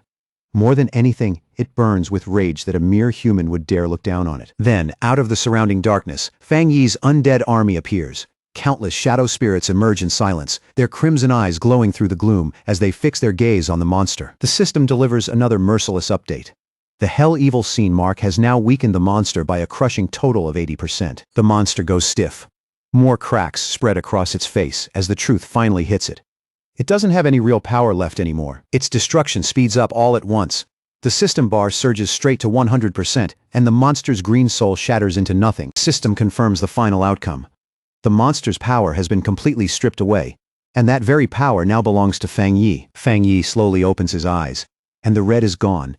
In its place is a strange purple glow, mystical and overwhelming, distant but impossible to ignore. And the system coldly announces the result for all to hear. The old king has fallen, and a new king has risen. Fang Yi stands victorious atop a high cliff, wrapped in swirling purple energy. The newly claimed power of death coils around him like a living storm, while behind him, the dark clouds split open and golden sunlight pours down on the new king. Then Fang Yi slowly descends from the churning purple energy above. Divine light washes over him as the clouds continue to part, making it clear that this long nightmare is finally ending. Down below, the survivors can only stare in stunned silence. Su Qingying helps support the injured Chen Ruo, while Gu Yuro adjusts her glasses with trembling fingers, still shaken by everything she just saw. She can't understand how Fang Yi managed to survive the Anomaly King's inescapable death rule, let alone summon those hellish spirits that rose up and swallowed the monster whole. Elder Wu looks up at Fang Yi, awe in his eyes, and a heavy thought settling in his chest. Fang Yi's true strength may be far beyond anything any of them had imagined. Fang Yi has done the impossible. Since he couldn't escape the rule of death, he broke it apart instead and seized the very power that controls life and death. Gu Yuro turns to Elder Wu and asks in a shaken voice whether a human being should really be able to wield power on a level like this. As she stares at Fang Yi, she suddenly thinks she sees the ghostly skeletal face of the King of Death overlapping his own. Panic rises instantly, and she wonders if the Anomaly King has awakened inside him. But Wang Lan steps forward with a calm, confident smile and tells Gu Yuro not to panic and to take a closer look at the battlefield. Across the barren ruins, something incredible is happening. The shadow spirits, Fang Yi summoned, aren't attacking anyone at all. Instead, the people believed to be dead are slowly sitting back up, completely unharmed. The power of death itself is now being used to save them. Amid the scattered rubble, the villagers find Chen Xing. He's bruised, battered, and barely conscious, but he is unmistakably still alive. As Chen Xing slowly wakes up, still dazed and out of it, he weakly asks if he wasn't already dead, making it clear that he really has somehow been brought back. All across Yue City, the surviving villagers lift their eyes toward Fang Yi's floating figure, staring up at him like they're looking at something no longer bound by human understanding. Some people in the crowd stare at the dark aura around Fang Yi and, with fear in their voices, call him a god of death. But others immediately push back, saying no.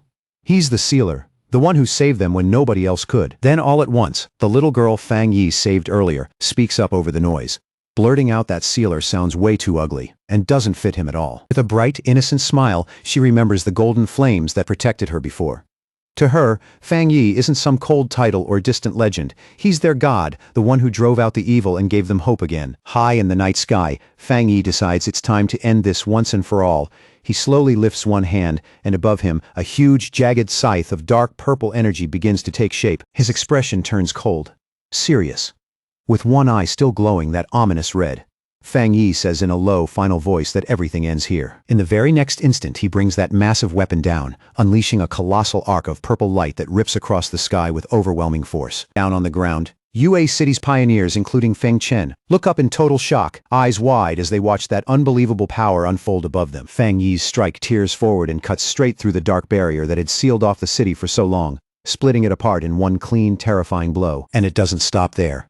The slash drives straight into the swarm of red ghostly spirits in the air, shredding through them and dragging them along with a force none of them can resist. In the middle of that violent storm where red and black energy churn together and light and shadow twist through the air like they're tearing the sky apart, Fang Yi gives a calm, absolute order, commanding the spirits to return to where they belong and bring this unnatural chaos to an end. Then he shifts the power inside his body and calls on his Yang attribute for a large-scale purification. Stretching out his hand, he releases a blinding wave of golden light that sweeps across the battlefield and wipes away the last of the death energy. The survivors can only stare as that brilliant gold radiance tears through the darkness and lights up the night sky like a second sun rising over the ruins. When the technique finally ends and the last traces of corruption disappear, Fang Yi quietly lets out a breath, relieved that the fight is finally, truly over. Nearby, Chen Ruo breaks down crying and throws herself into Feng Chen's arms, overwhelmed by the simple fact that the two of them actually made it out alive. But Fang Yi knows the fight against the King of Death drained an enormous amount of spiritual power from him,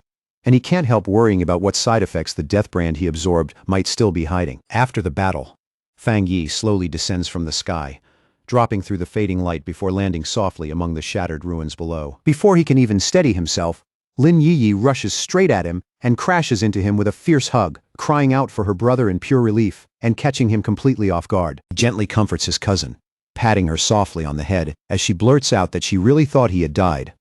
Fang Yi just gives a faint smile and tells her it's all right now. The worst is over. Just then, Fang Yi's eyes catch on someone nearby, and his expression shifts slightly when he notices a figure standing not far away. He turns and sees Su Qingying smiling at him, open and sincere, as she thanks him from the heart. Fang Yi looks a little puzzled by the sudden gratitude. Then Su Qingying looks past him toward the survivors, where Yue City Captain Chen Ruo is sitting on the ground, crying in relief as she clings tightly to her teammate. Watching that scene, Fang Yi smiles quietly and asks if Chen Ruo's sister is still alive. Inwardly, he thinks that after so much death and so much bad luck, being able to save her is at least one piece of good news. But away from that emotional reunion, the mood among the leaders is much heavier. Elder Wu receives the final damage report, and the weight of what's left behind settles over everyone at once. What they see is grim. Body bags and coffins line up in painful silence. According to the report, nearly half of Yue City's population is gone, most of them ordinary civilians.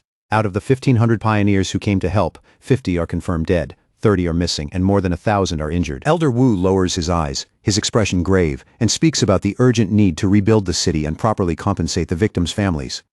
Behind him, Gu Yuro adds that Shen City will also send support to help Yue City recover. Wang Lan looks down, guilt and frustration written all over her face. She asks her teacher whether they can finally make the truth about spiritual energy recovery public, saying it feels unbearable to keep so many secrets when they still couldn't save everyone. Elder Wu looks at her, kind but firm, and explains that a decision that big is far beyond the authority of any of them. He tells her ordinary people aren't nearly as fragile as she thinks. In fact, many of them have already begun figuring out the truth for themselves and are quietly preparing for what's coming. Then he places a steady hand on her shoulder and gently reminds her that she doesn't have to carry the weight of the whole world alone. Gu Yuru gives a small smile and says she originally came here just to meet the sealer. But looking at things now, it seems her help isn't needed after all. The leaders watch as Fang Yi is surrounded by cheering pioneers, and in that moment, they all understand the same thing. This battle has turned him into a central figure for the entire nation. The crowd starts chanting Fang Yi's name again and again, calling him their god and thanking him with raw emotion for saving them when all hope seemed gone. And already, the impact of this battle is spreading far beyond Yue City. Elder Wu understands that once word gets out that Jia Nation's pioneer, the Sealer, defeated the Anomaly King, every other country will take it as a warning. Spies from multiple nations immediately start scrambling for information, growing more frustrated by the minute because they still know almost nothing about Fang Yi's real abilities. Elder Wu knows that once the truth of the Yue City incident is revealed, the whole world will believe Jia Nation became the first country to understand the king's deadly rule through Fang Yi, something no one else has managed to do. And because of that fear and uncertainty, no other nation will dare move recklessly against Jia Nation. Fang Yi's victory has earned his country a massive strategic advantage. Elder Wu turns to his team and orders them to return at once and study every bit of data gathered from the scene. Then he reminds them firmly that the road ahead is still long, and they can't rely on the sealer to solve every crisis for them. Wang Lan and Gu Yuro smile and agree with their teacher. Gu Yuro says with confidence that people like them don't get to retire, and that whatever comes next, the Shen City team will handle it. Later, back at his villa in Tai Tai City, Fang Yi finally gets a chance to relax a little, lying in a large bathtub and casually scrolling through his phone in the quiet aftermath. His thoughts drift back to the battle. After the area was cleared, the officials found a dark attribute spirit crystal left behind by the King of Death and handed it to him as a gift of thanks. With his phone in one hand, Fang Yi quietly goes over everything he gained from the fight. He also remembers the Yang attribute spirit crystal Chen Ruo gave him earlier. Soon, two glowing crystals appear before him, the purple dark crystal and the golden Yang crystal. Looking at them, he realizes he now holds two top-tier attribute crystals at the same time. Fang Yi rises from the water and makes up his mind right away. Light and dark attributes normally clash, but since the system recognized him as the new King of Death, he figures absorbing the dark energy shouldn't be a problem. Without another second of hesitation, he presses the purple crystal to his chest and lets the dark energy inside pour out and swirl around his body. A system window appears instantly, confirming that a dark attribute has been detected and identifying the spirit crystal. Then it announces that an ultimate calculation is beginning and starts generating a brand new technique. Not long after, the process finishes, and the system announces the creation of a new dark attribute technique called Death Walk. The moment Fang Yi activates it, purple shadows spread across his body, and the system explains that this skill lets him move by teleporting directly through darkness itself. Fang Yi thinks to himself that, fancy name aside, it's basically teleportation, just with a much darker, cooler style. To test it out, Fang Yi vanishes from the second-floor balcony in an instant, then appears on the floor below, as smoothly as if he had just stepped through the air. He gives a satisfied nod, immediately realizing that a skill like this, one that combines mobility and evasion, would be incredibly useful in a real fight. Fang Yi then looks inward and carefully checks the state of his own body. It doesn't take long for him to notice that after surviving the Death Brand trial, something at his core has changed. His body can now absorb dark attribute energy directly, almost as if it had always been built for it. He summons his skeletal avatar, and right away, he can feel how much sharper his control over dark spiritual power has become. After taking in the Anomaly King Spirit Crystal, Fang Yi knows one thing for sure. He is now only a single step away from entering the legendary Jingang realm. His eyes drift toward a nearby cabinet where a soft golden glow is quietly spilling out. Resting inside is the Yang Attribute Spirit Crystal, the reward Chen Ruo had promised him. That brings a faintly amused look to Fang Yi's face. After the battle, the city officials thought it was far too casual for Chen Ruo to hand over something that valuable in private. So they ended up arranging a huge formal ceremony just to present it to him properly, and he even heard they put up a statue in his honor afterward. Letting that thought pass, Fang Yi reaches out and takes the golden crystal into his hand. Even to him, holding two top-tier spirit crystals at once feels like absurdly good luck. He slowly raises it to eye level and watches the pure yang energy moving inside. It swirls like liquid sunlight, bright and steady, overflowing with fierce vitality. The instant he pours his own power into it, fiery red energy erupts around his body in a violent spiral. The whole room turns scorching hot, and the air grows heavy with a burning pressure. The system activates again at once, immediately picking up the crystal's powerful yang energy. Just like before with the dark crystal, it announces that an ultimate calculation is underway to create a brand new technique from this power. Fang Yi concentrates fully on refining the crystal and guiding the process forward. After a tense pause, the system finally gives its answer. The new technique has been successfully formed. Then, without any warning at all, a blinding wave of golden light bursts out from Fang Yi's body. It spreads in every direction, shining with an intensity that rivals the sun. The system announces the name of his new Yang attributed technique. Sun God, surrounded by roaring, swirling flames. Fang Yi releases the full force of this newborn power and feels its terrifying heat rising all around him. The system explains that Sun God lets him summon a solar avatar capable of burning through anything in its way. At the same time, a radiant golden mark appears on Fang Yi's forehead, glowing with a divine brilliance. High above the city, a massive golden bird made entirely of blazing fire suddenly appears in the night sky. Its light spreads in all directions, pushing back the darkness below. Down on the streets, a reporter hurriedly covers the unbelievable sight, while online comments flood in by the second. Some people joke that the light is so strong they are getting blinded from cities far away. The reporter tries to reassure everyone, saying their guardian, the sealer, is probably just getting even stronger. Online, others guess that the godlike figure who saved them before is now facing yet another terrifying trial. Over on a Pioneer forum, users quickly confirm that the event is happening in Tai City. A lot of them recognize that familiar yang energy right away and start guessing that the sealer has awakened another new power. Elsewhere, deep inside a forest glowing with strange spiritual light, a small group of pioneers is resting. Among them is Fang Yi's ex-girlfriend, Chu Qingli. One of the male pioneers excitedly praises the sealer for being completely overwhelming and for humiliating Country B. He angrily brings up the so-called Great Prophet from Country B, the one who had boldly claimed that Jia Nation would not even survive the first year after spiritual energy recovery began. Chu Qingli looks uneasy and quietly asks whether that prophecy might still come true. The male pioneer immediately bristles and shuts the idea down with obvious irritation. But even with his confidence, Chu Qingli lowers her gaze and stays uneasy. In the back of her mind, she knows too many dangerous and unsettling things really have been happening across Jia Nation lately. The atmosphere around the group quickly turns cold. Before long, several people start directing their frustration straight at Chu Qingli, and the male pioneer openly mocks her weak cultivation. Another man lets out a sneer and asks if she is some kind of traitor. Then he cruelly mocks her for still being stuck at one-star Ghost Axe realm. With obvious satisfaction, he points out that she used to be a rich young miss, but in this new world, she is nothing more than trash in everyone's eyes. Chu Qingli folds her arms tightly and forces herself to keep her pride intact. She fires back that their strength means nothing compared to the sealers, and unless they can become as powerful as him first, they have no right to laugh at her. The male pioneer bursts out laughing and mockingly asks if she seriously thinks she could team up with the sealer. The three men laugh at her together and remind her that the sealer is known for acting alone. Then, without the slightest hesitation, they coldly tell her she is no longer part of their team. As the men turn and start walking away, Chu Qingli reaches out in desperation and shouts after them. If they are throwing her out, then they at least need to give her the share of the reward she earned. The leader glances back with a greedy, contemptuous smile and coldly tells her she should be thankful they are not asking her to pay them instead. Then, without another word, he releases a blast of wind energy. It slams into Chu Qingli and sends her flying backward as he yells for her to get lost and disappear. Chu Qingli trembles on the ground, her whole body aching, her chest tight with humiliation and anger.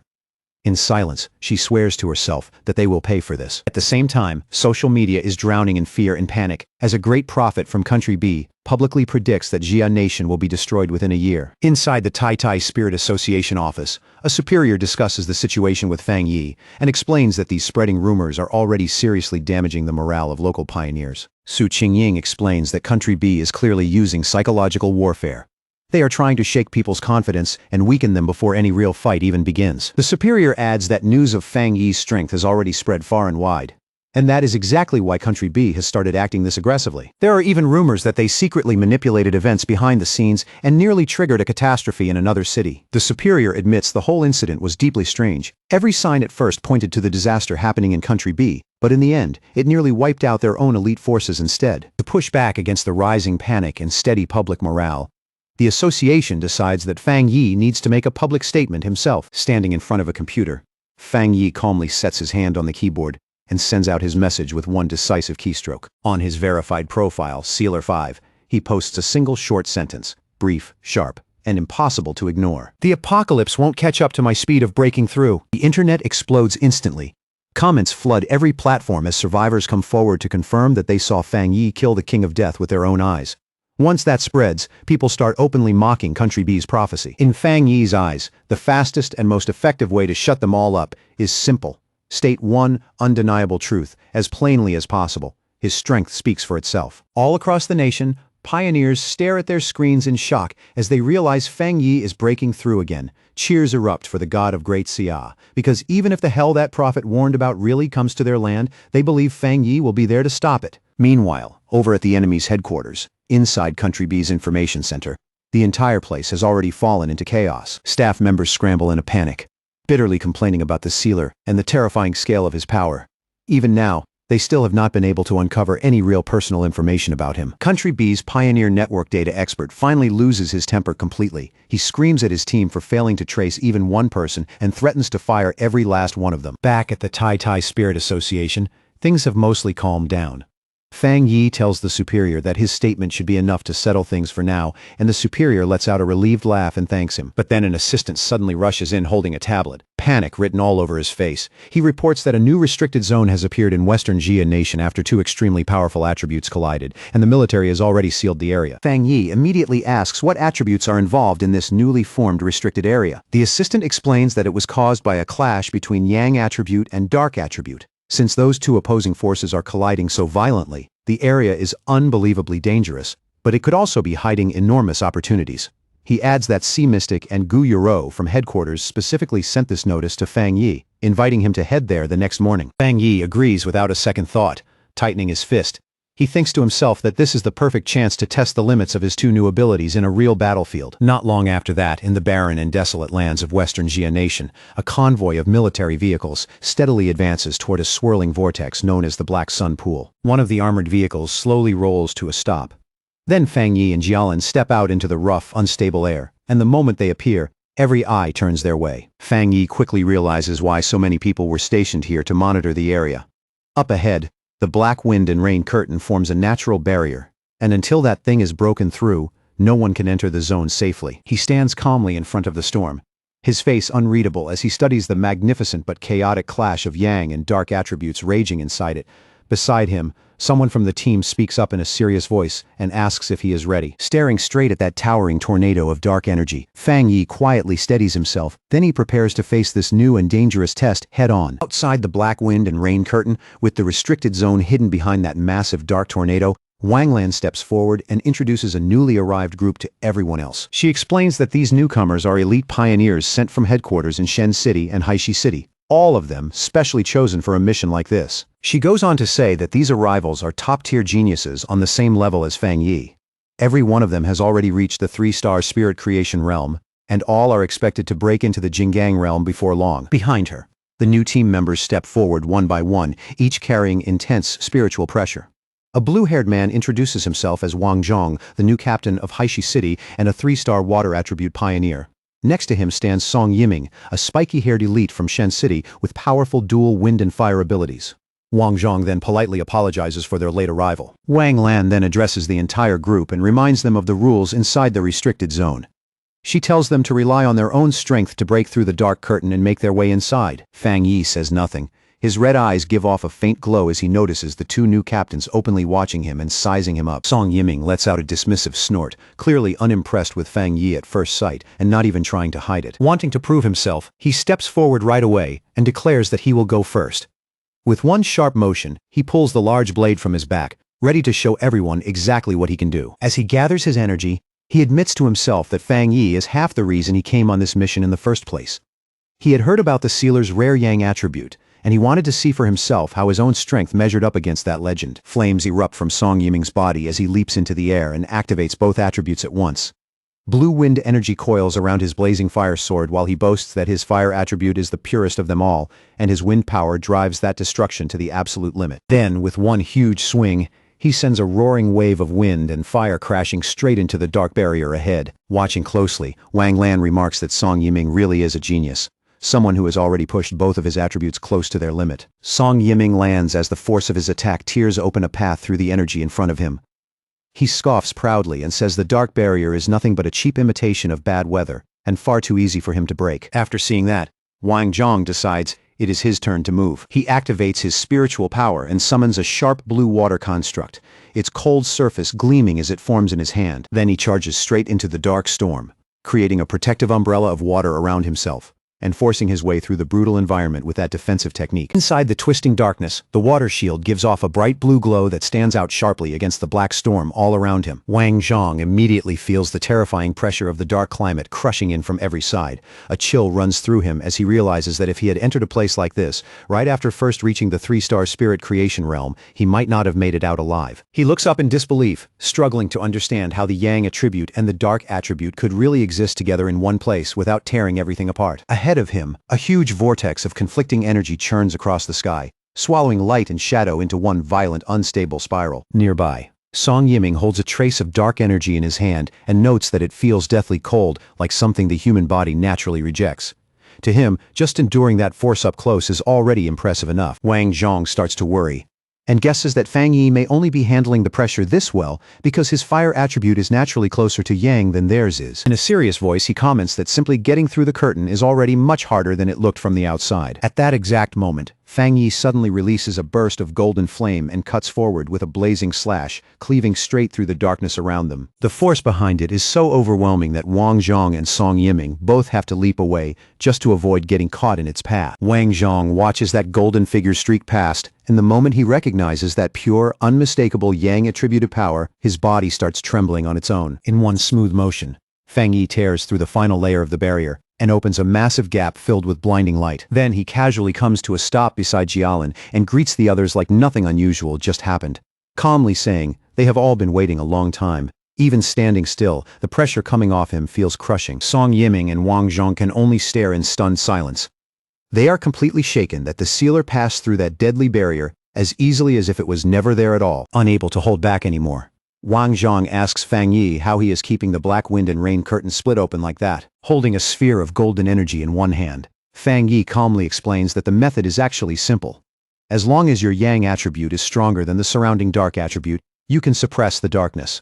He admits it burns through a huge amount of spiritual power, but says it can be maintained as long as the user has enough reserves. Song Yiming is immediately annoyed that Fang Yi would call something so outrageous simple.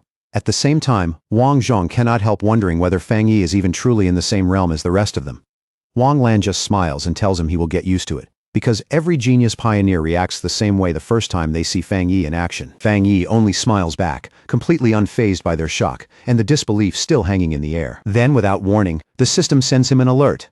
A source of pollution and an A-level dark anomaly have just appeared nearby. At the same time, the ground under their feet starts shaking violently. Song Yiming's eyes light up at once. He says that if it is only an A-level dark attribute anomaly, then he wants to test himself against it personally. With Fang Yi in the lead, the whole group immediately rushes toward the source of the disturbance. Up ahead, 3 mysterious figures slowly emerge from the mouth of a cave, walking out without the slightest sign of fear. Fang Yi narrows his eyes immediately and knows at once from their presence and the way they carry themselves that these people are from Country B. Wang Lan and Song Yiming are both stunned to find other people already inside the area. While Jilan quickly realizes these strangers are the ones who killed the anomaly first, she immediately shouts that no other pioneers were cleared to enter today, which means these people have to be stowaways. Then Jialan demands to know exactly who they are. The three intruders stand there boldly, not showing a hint of unease. One is a blond man in a purple shirt, another is a muscular man with long black hair, and the third hides beneath a hood. With open arrogance, the blond man smiles and introduces them as pioneers from Country B who came here to train. Song Yiming is furious on the spot. He shouts that this is Jia Nation's territory, and they have no right to enter a restricted zone here without permission. Wang Lan immediately backs him up and orders the intruders to leave at once. But the three outsiders do not budge. Instead, they coldly reply that the times have already changed. Then the blond man arrogantly declares that if the people of Xia do not want to claim the resources here, his group will gladly take them instead. In his eyes, that is only natural because he believes they are stronger than Fang Yi's team. Hearing that, Fang Yi steps forward without the slightest rush and calmly asks the intruders if they really believe opportunities belong only to the strong. The blond man answers with a smug smile, clearly convinced that his country sent their elite team here for exactly this reason: to provoke a clash and take the advantage for themselves. Fang Yi looks at him and gives him a cold, unsettling smile. His red eye glows like a warning in the dark as he tells them plainly that if strength is really the only rule here, then they can get lost. While Fang Yi faces them down, Jilan quickly tries to report the situation back to headquarters. But before she can finish, the enemy suddenly makes the first move without any warning. The blond man throws out a surge of eerie green energy and sneers that they were offered a polite way out. Since they refused it, there is no need to keep acting civilized anymore. Song Yiming and Wang Lan both react in shock, immediately realizing what they are looking at. The enemy is using a rare and extremely dangerous dark attribute, something far worse than an ordinary opponent. Blond man throws his head back and laughs, openly declaring that a place overflowing with dark attribute power is the perfect battlefield for someone like him. Jialan studies that foul, sickening energy for a split second and realizes what it is. Alarmed, she identifies it as a nether poison attribute, a mutated power born from rotting corpses and dense death energy. Panic spreads through the team when she suddenly shouts that the enemy's attack has already destroyed all of their communication devices. Just like that, they are completely cut off from the outside. Fang Yi's expression hardens immediately as the truth becomes clear. These intruders never came here to negotiate. From the start, they planned to kill every last one of them. Song Yiming refuses to wait another second and charges forward with his flaming sword in hand. He shouts that if they cannot absorb dark energy, then they will just burn it away and destroy it. Wang Lan tries to stop him, but Song Yiming ignores her completely. With an angry roar, Song Yiming hurls a massive fireball at the enemy, sending blazing heat crashing through the dark air. But it does not go the way he expected. The green nether poison energy swallows the fire, twists it out of shape, and then detonates the fireball in midair, sending a brutal shockwave crashing right back at him. Even so, Song Yiming forces himself to stay on his feet. His eyes widen as he stares at the failed attack, too stunned to believe what just happened. That explosion immediately sets off an even more dangerous counterattack. A heavy tide of green energy surges toward the Izaya team, and Jialan shouts a desperate warning as the deadly mist rushes in. The green energy closes in from every side. At the last possible moment, Wang Lan reacts and throws up a massive blue water barrier, desperately shielding the group from the toxic assault. Inside the barrier, everyone else is tense and bracing for the worst. Fang Yi, though, stays completely calm. His red eye glows steadily as he watches the enemy's power, with a cold, focused stare, not showing the slightest hint of fear. The fight escalates fast as the blond man from Country B presses forward and starts hammering directly at Wang Lan's water barrier. Then a huge shadowy claw suddenly rips through the shield and tears it open with terrifying force. Fang Yi steps forward at once and orders the others to move and spread out. At the same instant, he releases a powerful slash of golden energy that tears through the dark mist, splits the pressure apart, and forces the enemy backward. The blond man is visibly thrown off, clearly not expecting his attack to be shut down that cleanly and that quickly. He recovers in an instant and rises into the air, mocking Fang Yi as nothing more than a fire attribute pioneer from Xia Nation.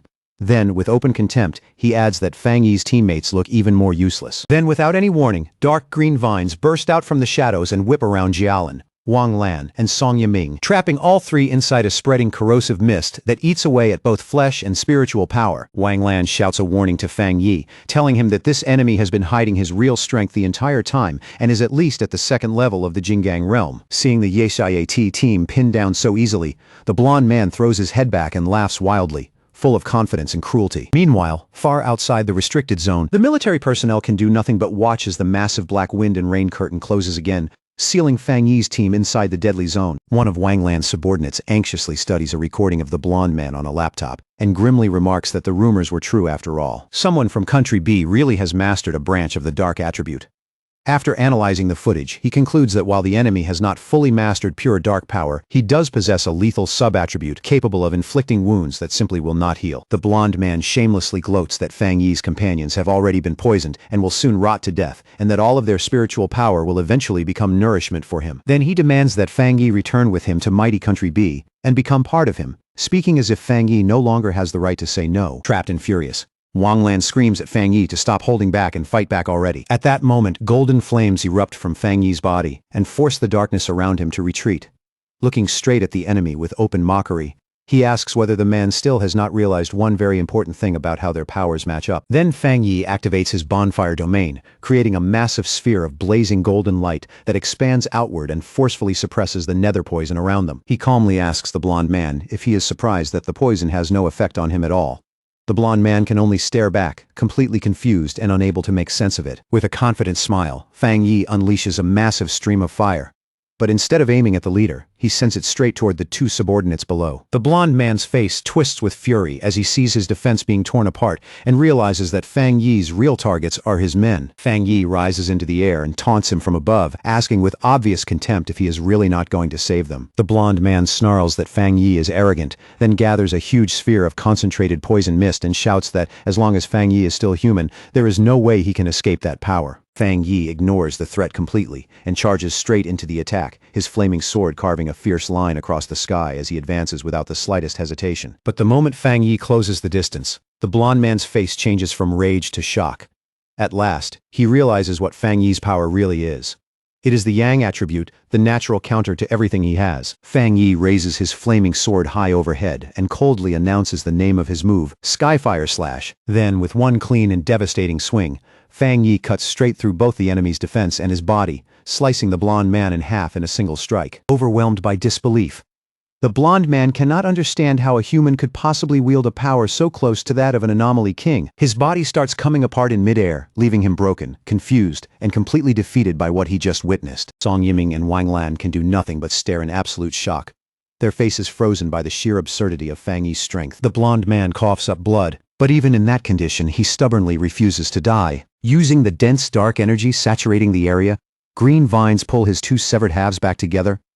He madly shouts that as long as the dark attribute here stays this rich, Fang Yi will never be able to kill him. Fang Yi floats there in the air with a bored, almost disappointed look on his face, quietly judging that this nether poison attribute is far too weak, and that even its regenerative ability is pitifully low. In Fang Yi's eyes, this opponent is so underwhelming that he decides the man is not even worth using his ultimate move on. All of a sudden, the blonde man looks down at his own hands, and his face twists in confusion.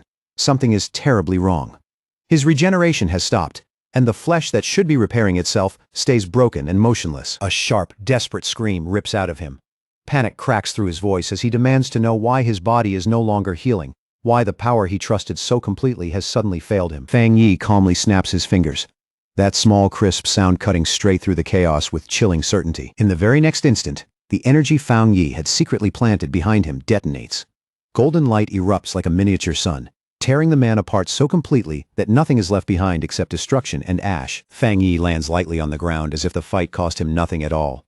Then he turns and walks away from the blackened remains with cold indifference, and somehow that calm makes the whole scene feel even more overwhelming. He raises a hand toward Wang Lan and Song Yiming, and crackling blue lightning immediately coils around their bodies with precise control, locking onto the green poison-like marks still spread across their skin. In an even voice, Fang Yi explains that he is stripping away the dark attribute contaminating them. The two pioneers can only stare at him, clearly shaken by both the method and how effortlessly he is doing it. Then he reaches over and taps Jialin on the shoulder, purifying her just as easily. Still trying to process everything she just saw, she voices her disbelief, stunned that Fang Yi killed a Jinggang realm pioneer that cleanly and with so little trouble. As the dust settles, Fang Yi quietly replays the fight in his head.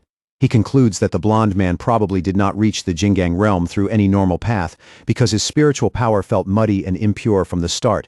At the same time, Fang Yi finds it even stranger that the enemy side seemed to know almost nothing about someone like him. Jialan admits she is confused too. But then she recalls an old internal rumor. Years ago, Elder Wu supposedly used his own body to block a bizarre disaster that had been meant for Country B, stopping it at a terrible personal cost. The more they think about it, the more it seems possible that the long rivalry between the two nations never really eased, and that Elder Wu, because of what he once did and what he stood for, likely became a marked target in Country B's eyes a long time ago. The heavy mood finally loosens a little when Song Yiming suddenly blurts out in excitement that from now on, he is going to hang a portrait of the sealer right next to his bed so he can look at it every day and push himself harder. Wang Lan turns to him with a straight face and asks if the Yang attribute completely fried his brain. Fang Yi, however, simply turns away from the group and tells them that even though he removed the dark attribute from their bodies, they are still in no condition to enter the true core of the restricted zone. He tells Jialin to take the others back, or at the very least keep them training only in the outer area.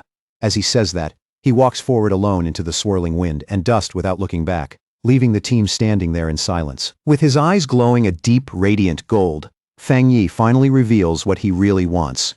He wants to see the true face of this restricted zone's core with his own eyes. Alone. He stands before a monstrous storm of blue lightning and dark energy, vast enough to twist the sky itself. Power cracks across the heavens as he prepares to step into a deadly center no one else there could even hope to reach. As Fang Yi walks deeper into the storm-filled heart of the restricted zone, Jialin, Song Yiming, and Wang Lan can only stand back and watch his figure disappear further into the chaos. Song Yiming stares after him in total disbelief, so stunned by Fang Yi's courage that for a moment, he cannot even find the words. After a long pause, Wang Lan turns to Jialin and quietly asks what their chances really would have been if they had come here alone, without Fang Yi. Jialin gives a bitter, self-mocking smile and admits that she once believed she was the strongest candidate to inherit Elder Wu's position. But ever since the sealer appeared, she has already accepted that she can only stand in second place. Song Yiming and Wang Lan are both visibly stunned. Neither of them expected their proud, fiercely competitive leader to say something like that so calmly, and the shift in her attitude feels almost unreal. Without warning, the dark energy high above them suddenly starts crackling and churning violently, as if the entire sky is being ripped open. Song Yiming panics instantly and shouts out in alarm, demanding to know what is happening now. The moment she senses the danger, Jialan's expression changes and she screams at her teammates to dodge immediately. The defensive barrier rises just in time, shimmering into place a heartbeat, before a massive wave of dark energy erupts outward in a gigantic explosion that swallows the surrounding area. Even with their defense up, Jialin, Song Yiming, and Wang Lan are blown away like leaves in a storm, their bodies sent helplessly through the air by the sheer force of the blast. When the explosion rips across the land, it carves huge burning trails through the earth, leaving scars stretched all across the battlefield. Bruised, disoriented, and sprawled across the scorched ground, the three pioneers finally understand with chilling clarity that this devastating force is the true face of the restricted zone's core. Slowly, they lift their heads and stare in awe at the scene in front of them. A landscape shaped like a giant burning eye, eerily identical to the satellite images they saw before entering. Jialin points through the storm ahead and says Fang Yi is still out there, floating right at the center of that terrifying maelstrom. Fang Yi hangs in midair, his body seeming to bridge two extremes. Behind him, golden fire wings blaze wide, while jagged spikes of dark purple energy twist and surge around him like living weapons. He lowers his eyes to the sphere of dark power gathered in his hand, and for the first time, his expression turns uncertain as he senses a strange, unfamiliar reaction starting inside it. Very quickly, Fang Yi realizes the two opposing attributes, Yang and Dark, are not just clashing. They are slowly beginning to fuse into an entirely new kind of spiritual power. The two forces spiral together in a chaotic, unstable vortex, purple and gold grinding against each other in violent waves. At that moment, the system alerts Fang Yi that it has detected a major change in heaven and earth caused by the collision of the Yang and Dark attributes. The reaction grows even more intense, and Fang Yi's body almost looks split in half, with one side turning into a skeletal shadow while the other burns with pure golden light. Then the system announces the birth of a completely new and previously unknown attribute, Turbid Yang. Fang Yi steadies the fused power in his hand, and once it finally stabilizes, the system immediately begins gathering and analyzing data to build a brand new technique from this unprecedented energy. Fang Yi narrows his focus and draws the swirling vortex of purple-black energy toward himself, guiding it into his head and absorbing the newborn attribute directly into his body. His eyes suddenly blaze with a blinding white radiance. The system confirms that he has obtained a new technique, the Spirit Turbid Eye technique, a power capable of governing endless transformations and touching both illusion and reality. At the same time, all the dark energy filling the crater suddenly vanishes, drained away in an instant, as if the vortex swallowed the entire abyss dry. Watching from far away, Song Yiming is completely dumbfounded. In shock, he mutters to himself, wondering if the dark attribute really fused with the yang attribute just to create some kind of monster. Jialun, however, quickly notices that something in the atmosphere has changed. Frowning, she asks the others if they can feel it too. The three of them soon realize that although this new spiritual power looks frightening and oppressive on the surface, the instinctive revulsion and fear that normally came with the dark attribute are completely gone, leaving behind a force that feels strangely pure instead of corrupt. Wang Lan immediately suggests they should try cultivating with this energy, sensing that even a small amount of it could bring huge benefits. Jialun agrees right away, and the three pioneers sit down inside protective spheres to meditate, each of them eager to absorb even the slightest trace of this rare high-level power. Meanwhile, outside the restricted zone, the military observers are left deeply confused. The massive energy readings have suddenly stabilized, yet every signal from Country B's intruders has disappeared without a trace. Before long, the soldiers reach the same conclusion. The sealer must have already wiped out the enemy forces inside. Thinking back on all the rumors surrounding Fang Yi's ruthless methods, they decide Country B's intruders simply met the end they deserved. The soldiers hurry to contact headquarters, relieved that they managed to preserve video evidence of Country B's actions. In the diplomatic conflict that is clearly coming, that footage could become a powerful bargaining chip. Far away, inside the highest military intelligence office of Country B, a group of men in black suits stands in rigid silence, too nervous to even breathe loudly. Then a blond man with a mustache slams his fist down hard and demands to know what happened to their strongest pioneer. He roars at his subordinates, his voice echoing through the room as he demands to know how their agent could just disappear without a trace, as if a living person had been erased out of thin air. Standing in complete contrast to the panic around him, a man with long, wavy gray hair calmly suggests that their missing agents are most likely already dead.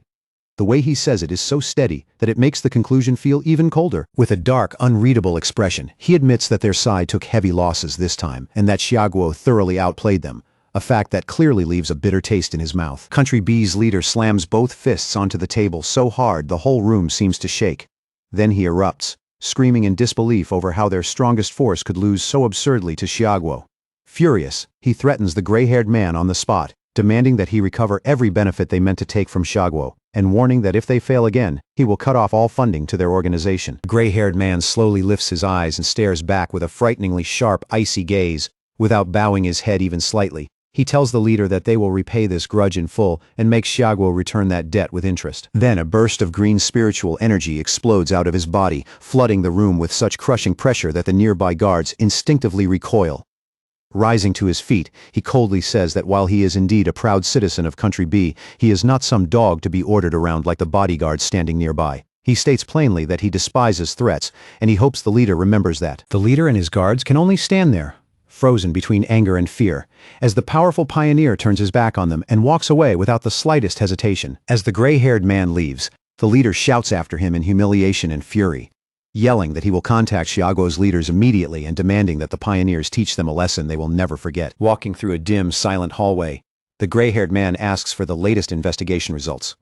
Three cloaked figures follow close behind him like shadows, and one of them reports that they were unable to enter Xiaoguo's restricted zone and completely failed to locate the second young master. The subordinate goes on to explain that the tracking instrument implanted in the target's body was most likely destroyed, though they still cannot completely rule out the possibility that the massive energy fluctuations in the area interfered with the signal. The moment he hears that, the gray-haired man's face twists with naked hatred. In that instant, he finally accepts that the loss is real, and silently swears that Xiaoguo will pay for it. Meanwhile, deep inside the core of the restricted zone, Fang Yi floats alone in the violent center of the storm, surrounded by unstable power and an eerie silence. The system starts feeding him detailed information about his new ability, the Spirit Turbid Eye technique. It describes it as a terrifying illusion art, capable of dragging any living creature into a realm of despair, so deep they may never escape.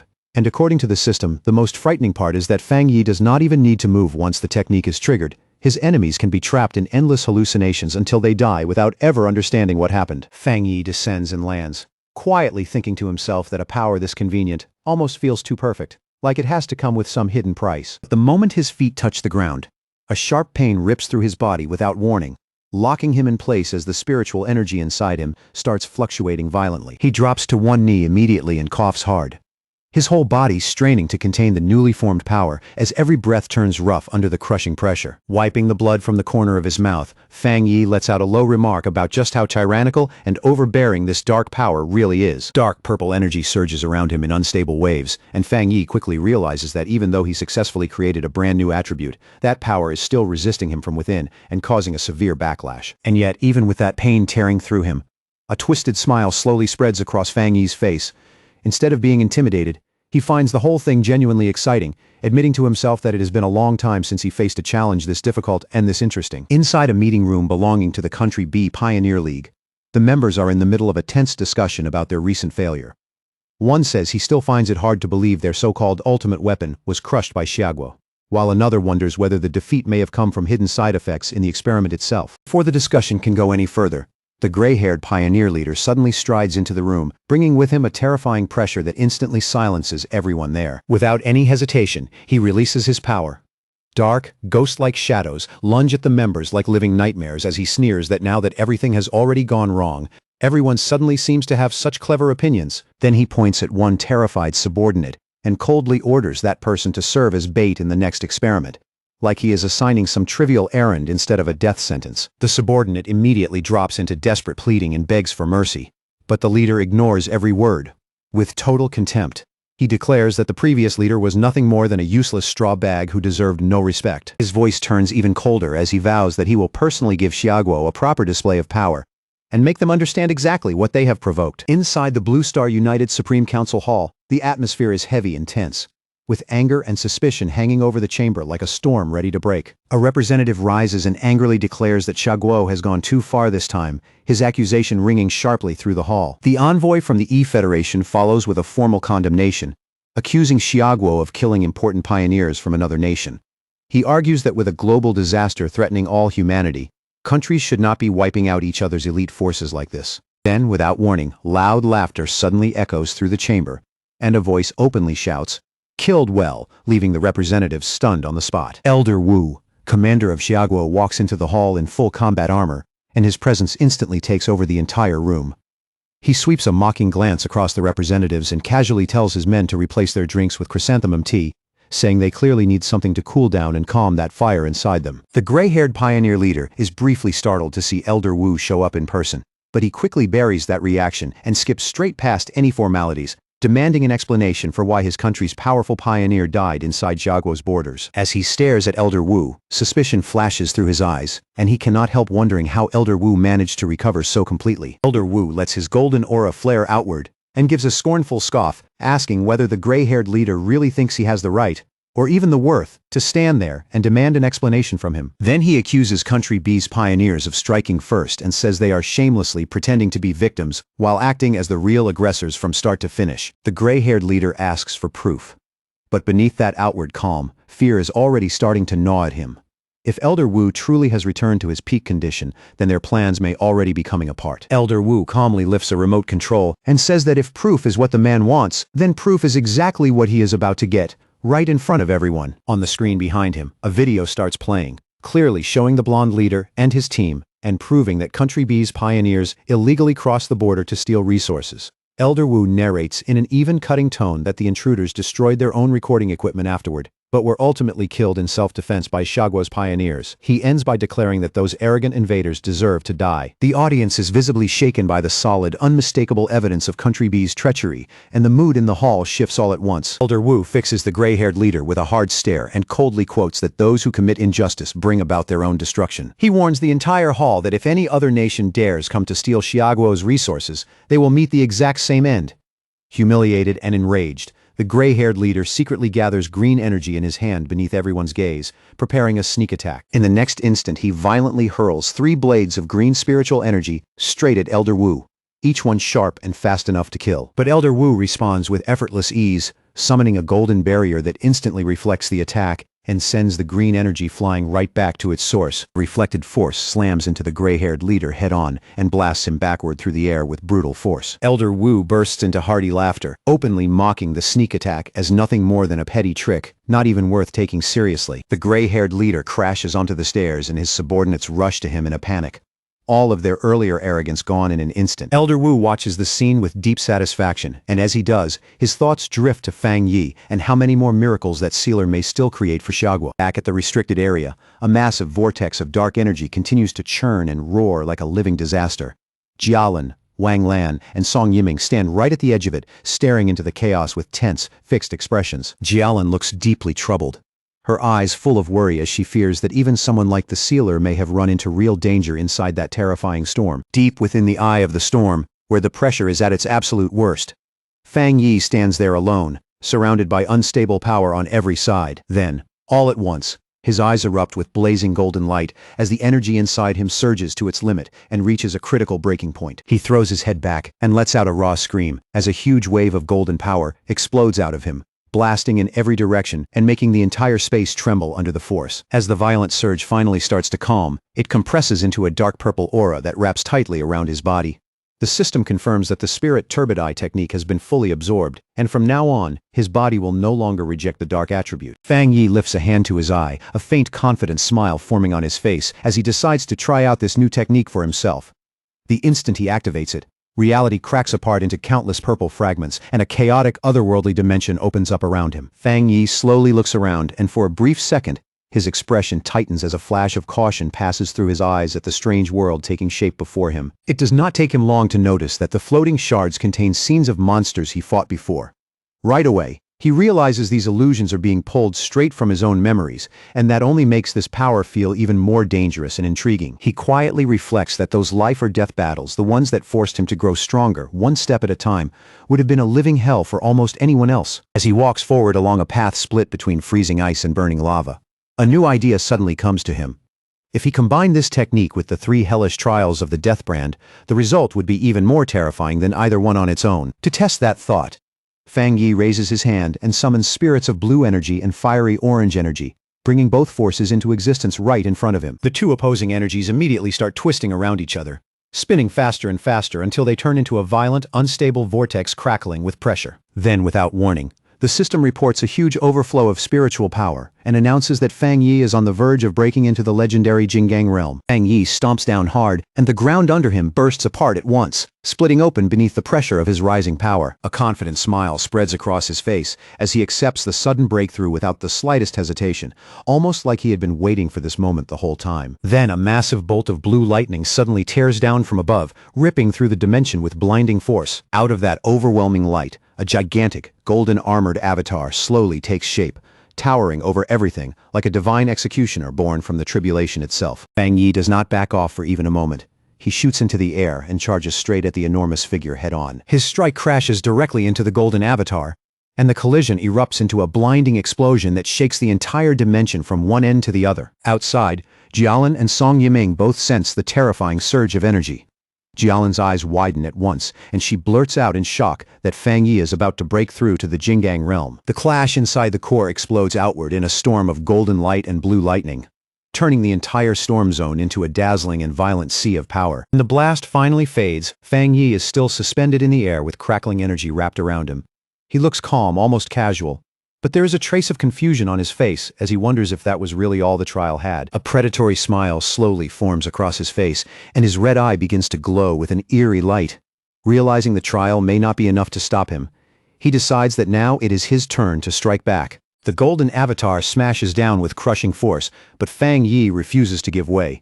He plants his feet, raises a barrier in front of himself, and unleashes his limitless dark world at full power. With a determined shout echoing through the shattered dimension, he activates his divine thunder tempering technique and drives his power even higher, channeling that enormous force through his body.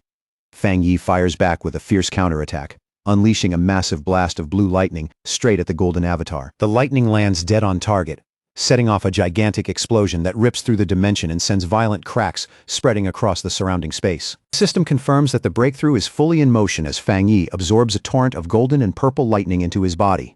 In that instant, he successfully steps into the first level of the Jinggang realm, wrapped in a golden aura. Fang Yi slowly descends from the sky, clearly a little surprised that he managed to break through to the Jinggang realm right here of all places. He gathers an enormous amount of power into one hand, his eyes glowing red, and with one simple swing, he releases a devastating force that instantly blows the surrounding rocks into fragments. The pressure is so overwhelming that Jialin and Song Yiming can barely keep their footing, with the sheer weight of Feng Yi's spiritual power bearing down on them even from a distance. Storm born from his breakthrough tears through the area, hurling dust, stones and shattered debris wildly in every direction, and even flinging an armored vehicle into the water like it was nothing more than a toy caught in a flood. An observer watching the situation stares at the readings in disbelief as the energy data instantly blasts past the maximum measurable limit, making him realize that a major breakthrough must have just happened. As they watch the golden glow burning on the horizon, the team finally understands that the sealer has truly advanced into the Jingang realm. Standing at the edge of the massive crater, Jialan says in shock that the spiritual energy inside the restricted area has been almost completely drained. Feng Yi absorbed nearly all of it, leaving only the tiniest bit behind. Wang Lan, still visibly stunned, says Feng Yi is like a bottomless pit when it comes to absorbing energy. Even so, he admits it is far better for the sealer to take that power than to let the enemies from Country B steal it. The three pioneers then move together and land near the center of the phenomenon, heading in to see Feng Yi for themselves. But the moment they draw closer, Song Yiming is completely shaken by the terrifying presence that suddenly presses down on him. Then, from inside the blinding light, Feng Yi walks toward them one step at a time, releasing an aura so heavy and overwhelming that it feels like an entire mountain is crashing down onto their shoulders. Even under that suffocating pressure, Wang Lan still grins, pulls out his phone, and snaps a photo, already planning to use it as wallpaper to bless his own future breakthrough. Beside him, Song Yiming breaks out in a nervous sweat, wondering just how monstrously strong Feng Yi has become now. Feng Yi steps out of the golden light, looking perfectly calm and composed.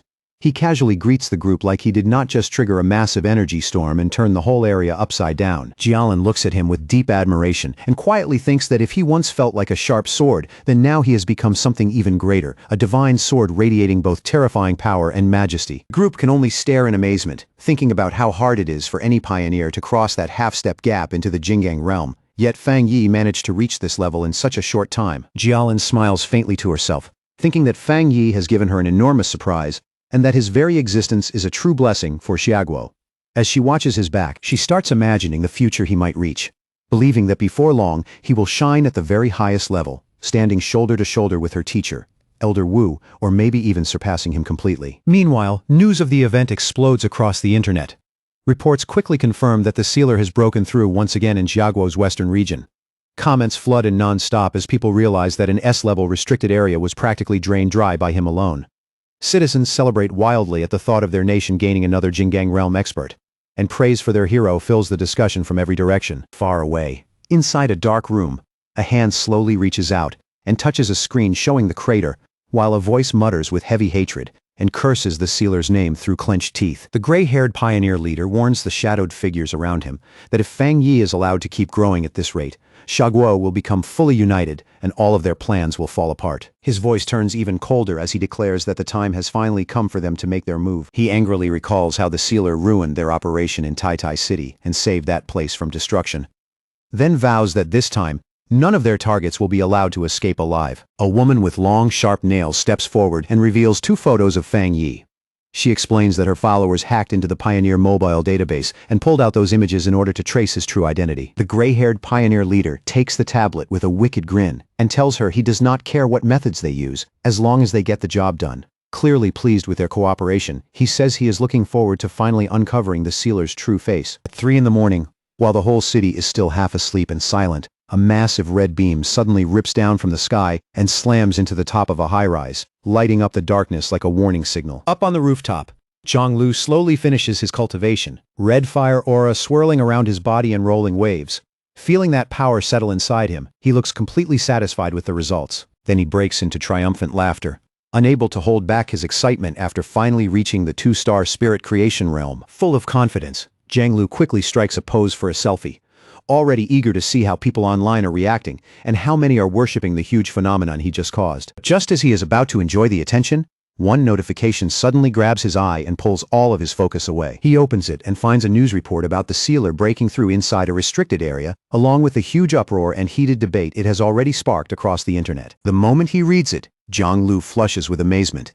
He can barely believe it as he realizes Feng Yi has grown stronger again and widened the gap even further. That news lights a fire in him. He punches the air and tells himself that if a genius like the sealer is still pushing forward that hard, then he has no right to be proud of such a small breakthrough. Staring at Feng Yi's image on the screen, Zhonglu feels his motivation surge. In that moment, he convinces himself that one day he really can follow in Feng Yi's footsteps. The next morning, Jiang Lu walks through the streets of Tai Tai City, with excitement written all over his face, shouting at the top of his lungs that he has finally returned, like he is announcing his comeback to the entire city. Still riding that energy, he keeps walking and accidentally bumps into a woman in high heels, making both of them stop in place. But instead of apologizing, Jiang Lu turns around with an annoyed look and snaps at her, asking if her mother never taught her the basic manners to say sorry after bumping into someone. The woman stays perfectly calm. With smooth, measured grace, she adjusts her sunglasses and politely apologizes, her tone so even that it almost makes Jiang Lu look like the unreasonable one. But behind those dark lenses, a complex purple pattern quietly flickers to life in her eye. A strange wave of psychic force washes over Jiang Lu before he even has time to notice. Before he can react, the hypnosis takes hold completely. His eyes go dull, then begin glowing with a faint purple light as his will is swallowed up and he falls totally under her control. A sinister smile curls across the woman's lips.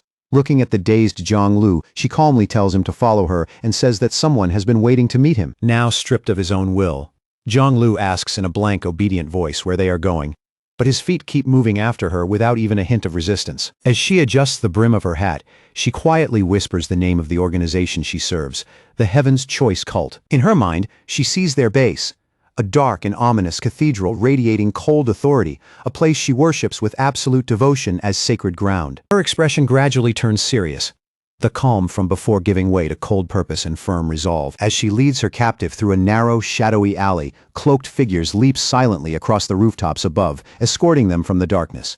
Deep down, she reminds herself of her mission: infiltrate Tai Tai City successfully and do not disappoint the leader she reverently calls father. The woman makes a silent vow that Fang Yi's home ground will become their next territory, fully convinced that the Heaven's Choice cult will soon spread its light across the entire nation. Jiang Lu wakes up in a dark and terrifying place, only to learn that he has been brought to the repentance room inside the Tai Tai City headquarters of the Heaven's Choice cult. He screams in agony as the torture continues, his voice breaking while he desperately cries out that he truly does not know the person they keep questioning him about. Then horror hits him.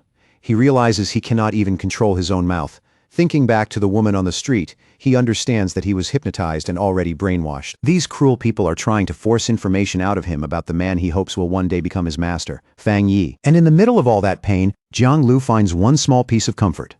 He honestly knows almost nothing, which means there is very little he can actually give away. Elsewhere, inside a grand hall drowned in oppressive silence, a subordinate reports to a woman dressed like a nun and respectfully asks whether the prisoner has said anything useful yet. The woman keeps praying as she answers that although she forced him to talk, the boy seems far too ignorant to offer anything of real value. Hearing that, the subordinate grows uneasy and questions whether Jiang Lu is even worth using as bait in the first place. He openly worries that someone like the sealer may not come in person to save a person who seems this unimportant. The woman answers without a moment of hesitation.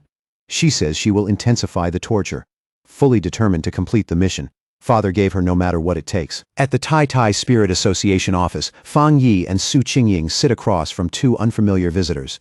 Su Qingying gets straight to the point and asks if they came to Tai Tai City looking for help to find Jiang Lu. One of the men, who is Jiang Lu's friend, quickly explains that Jiang Lu came to the city hoping to find the sealer and ask to become his disciple, but vanished not long after arriving. The red-haired man adds that they later received a tip saying Jiang Lu had been taken by a mysterious group called the Heaven's Choice Cult. The moment those words come out, both Su Qingying and Fang Yi visibly react.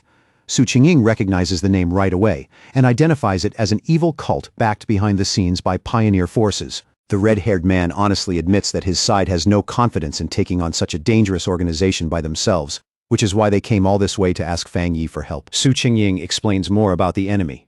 She says they oppose the Spirit Association and specialize in spiritual and mental attacks. On the surface, they hide behind the image of an ordinary church to blend in with the public, but their real headquarters is in Chuanxi City, where they already have nearly 1 million believers under their influence. She goes on to say that even though the local Spirit Association has tried more than once to suppress them, the cult is incredibly slippery and hard to pin down. Fang Yi's expression hardens at once. If their real headquarters is in Chuanxi City, then their appearance here means they have already infiltrated Tai Tai City. Su Qingying quickly adds that she needs to inform the association immediately so a citywide search can begin. A sharp smile appears on Fang Yi's face as the pieces fall into place. The cult slipped into the city without being noticed, then kidnapped the very person who came looking for him. That means Jiang Lu was never their real target. They came for him. Fang Yi falls silent and thinks it through. If an elusive organization like this was willing to come thousands of miles just to target him, then they would never leave obvious traces behind if they meant to stay hidden. Then his expression turns even more serious. He starts to suspect that the idea of them merely infiltrating Tai Tai City might itself be a false trail. Su Qingying and the red-haired man both look at him in surprise. Fang Yi asks them to confirm whether Chuanxi City is currently the place in Xiaguo with the fewest spiritual anomalies. Su Qingying confirms that it is. She explains that the city is so widely known as a peaceful retirement destination for the elderly that many people living there do not even realize how much the world has already changed. Fang Yi quickly works through the enemy's strategy and theorizes that the cult likely plans to create scattered weak points in Tai Tai City first, then use those openings to slowly spread and seize control bit by bit. And in that entire plan, he realizes that his own existence is the biggest obstacle standing in their way. Suddenly, Fang Yi rises from his seat and reaches a conclusion. Zhang Lu has most likely already been transferred to the cult's headquarters in Chuanxi City. Instead of sitting around and waiting for the enemy to make the next move, he decides to take the initiative himself and tells Zhang Lu's friend to book the earliest possible tickets to Chuanxi City so they can confront the cult head-on. Two men agree on the spot, their faces lighting up as they eagerly declare that they are more than willing to follow Lord Sealer without hesitation. Fang Yi then turns to Su Qingying and tells her to contact her superiors immediately, and at the same time push anti-cult warnings across the city so the people stay alert and safe while he is away. Su Qingying answers with cheerful confidence and says she will take care of it right away. As he prepares to leave, Fang Yi silently reaches one conclusion. This cult cannot be allowed to keep existing. It has to be wiped out as soon as possible. He admits to himself that he is genuinely surprised such a powerful organization stayed out of his notice for this long, and then he suddenly remembers that his aunt is currently living out her retirement in that very city. Meanwhile, back at the Heaven's Choice cult headquarters in Chuanxi City, a subordinate steps forward and approaches the leader with careful respect, reporting that the sealer and his companions are already on their way and are flying toward the city at this very moment. The leader, dressed in spotless white religious robes, reveals a sinister smile. She sounds almost amused that such useless bait actually worked, and even more pleased that Fang Yi is walking straight into her territory on his own. She slowly tightens her fist, crushing the energy gathered inside it, and decides that since such an important guest is coming, they need to prepare a proper welcome. Summoning a glowing white clock into her hand, she studies it with a wicked grin and wonders whether even a powerful heretic like Fang Yi can be broken down and turned into a useful tool for her church. She coldly remarks that heretics are always stubborn by nature. Standing nearby, the subordinate reassures the leader that she has no reason to worry. The woman answers with a sinister smile. Then she turns away, and thick waves of dark purple energy begin pouring out of her body. As she declares that there is only one fate waiting for heretics, their bodies will be burned away and destroyed completely. At Chuanxi Airport, which feels far more peaceful than expected, Fang Yi finds it genuinely surprising that flights within Xiaguo are still running after everything that has changed in the world. As they move through the terminal, one of his companions explains that flights have become rarer and rarer these days, and if the Spirit Association had not stepped in to secure tickets, they probably would not have made it here in time. Later, after arriving at a quiet wooded area, Zhang Lu's friend asks Lord Sealer where they should go next. Fang Yi calmly tells them, there is no need to go anywhere. All they have to do is wait. The two companions glance at each other in confusion, clearly thrown off by that answer when they had been ready to keep moving. Fang Yi raises one finger and signals for silence. His eyes sharpen as he tells them to listen carefully, because he has already sensed the enemy nearby. He calmly says their hosts have arrived. The moment those words leave his mouth, cloaked figures begin emerging from the seemingly empty air around them. The enemies hover in the air under dark hoods, their faces wrapped in bandages, with only exposed eyes glowing in eerie purple spirals that seem to pull people in just by looking at them. Fang Yi immediately warns his companions to stay sharp.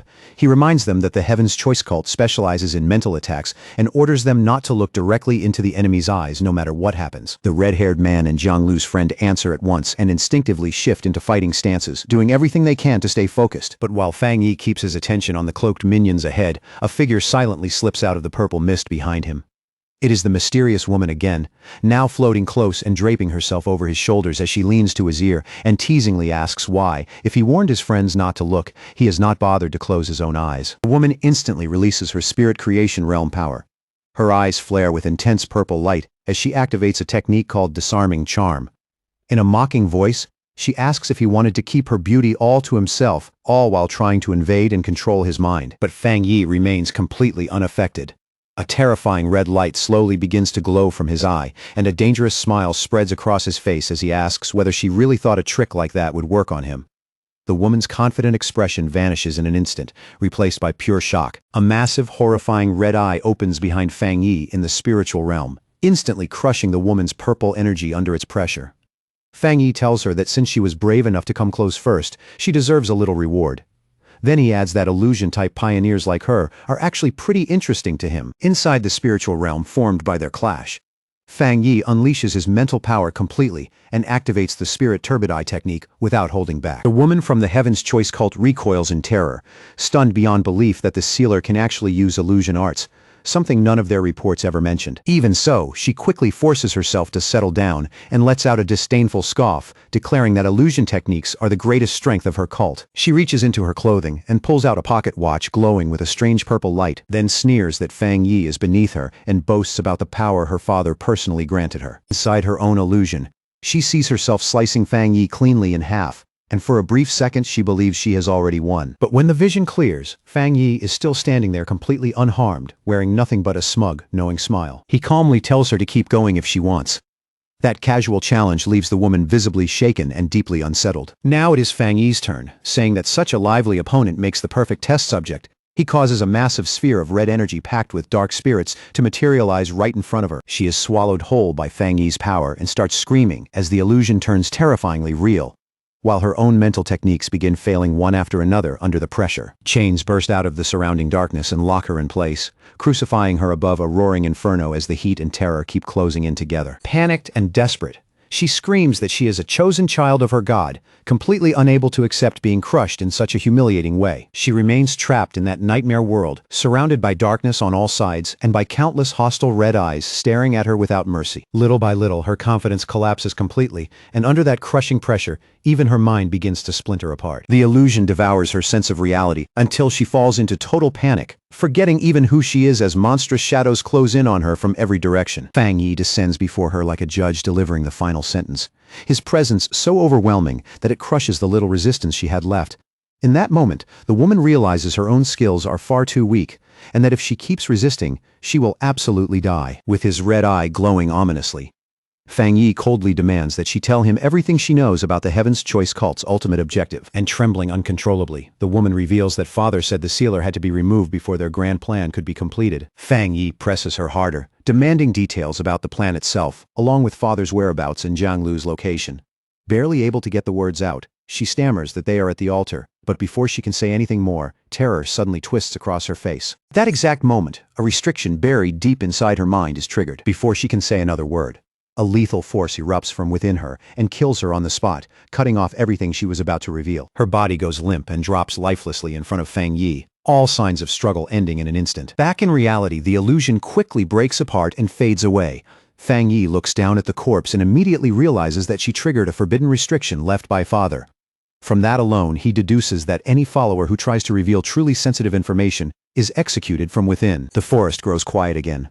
Fang Yi walks forward through the aftermath of the battle, where his companions lie defeated on the ground around him. Sensing a hidden gaze fixed on him, Fang Yi calmly calls out into the darkness and asks the unseen observer if they were the one who just silenced their own subordinate. Cult's minions burst out of the shadows one after another, moving fast and hard as eerie purple energy coils around the strange clock-like devices in their hands, filling the air with a sinister glow. They shout that they will capture Fang Yi and use him to make their cult's name shake the entire land. Then, in the very next moment, they close in from every direction and threaten to kill his companions on the spot if he dares resist or refuses to surrender. Fang Yi lets out a cold, dismissive scoff, then raises his hand and summons a blade made of pure fire, its burning edge roaring to life with heat fierce enough to warp the air around it. Just as he is about to strike, the strange glow in his eyes sharpens, calmly sweeping across every enemy in front of him as he sizes them up with frightening precision. On the surface, their power looks impressive enough, but Fang Yi sees through it almost instantly.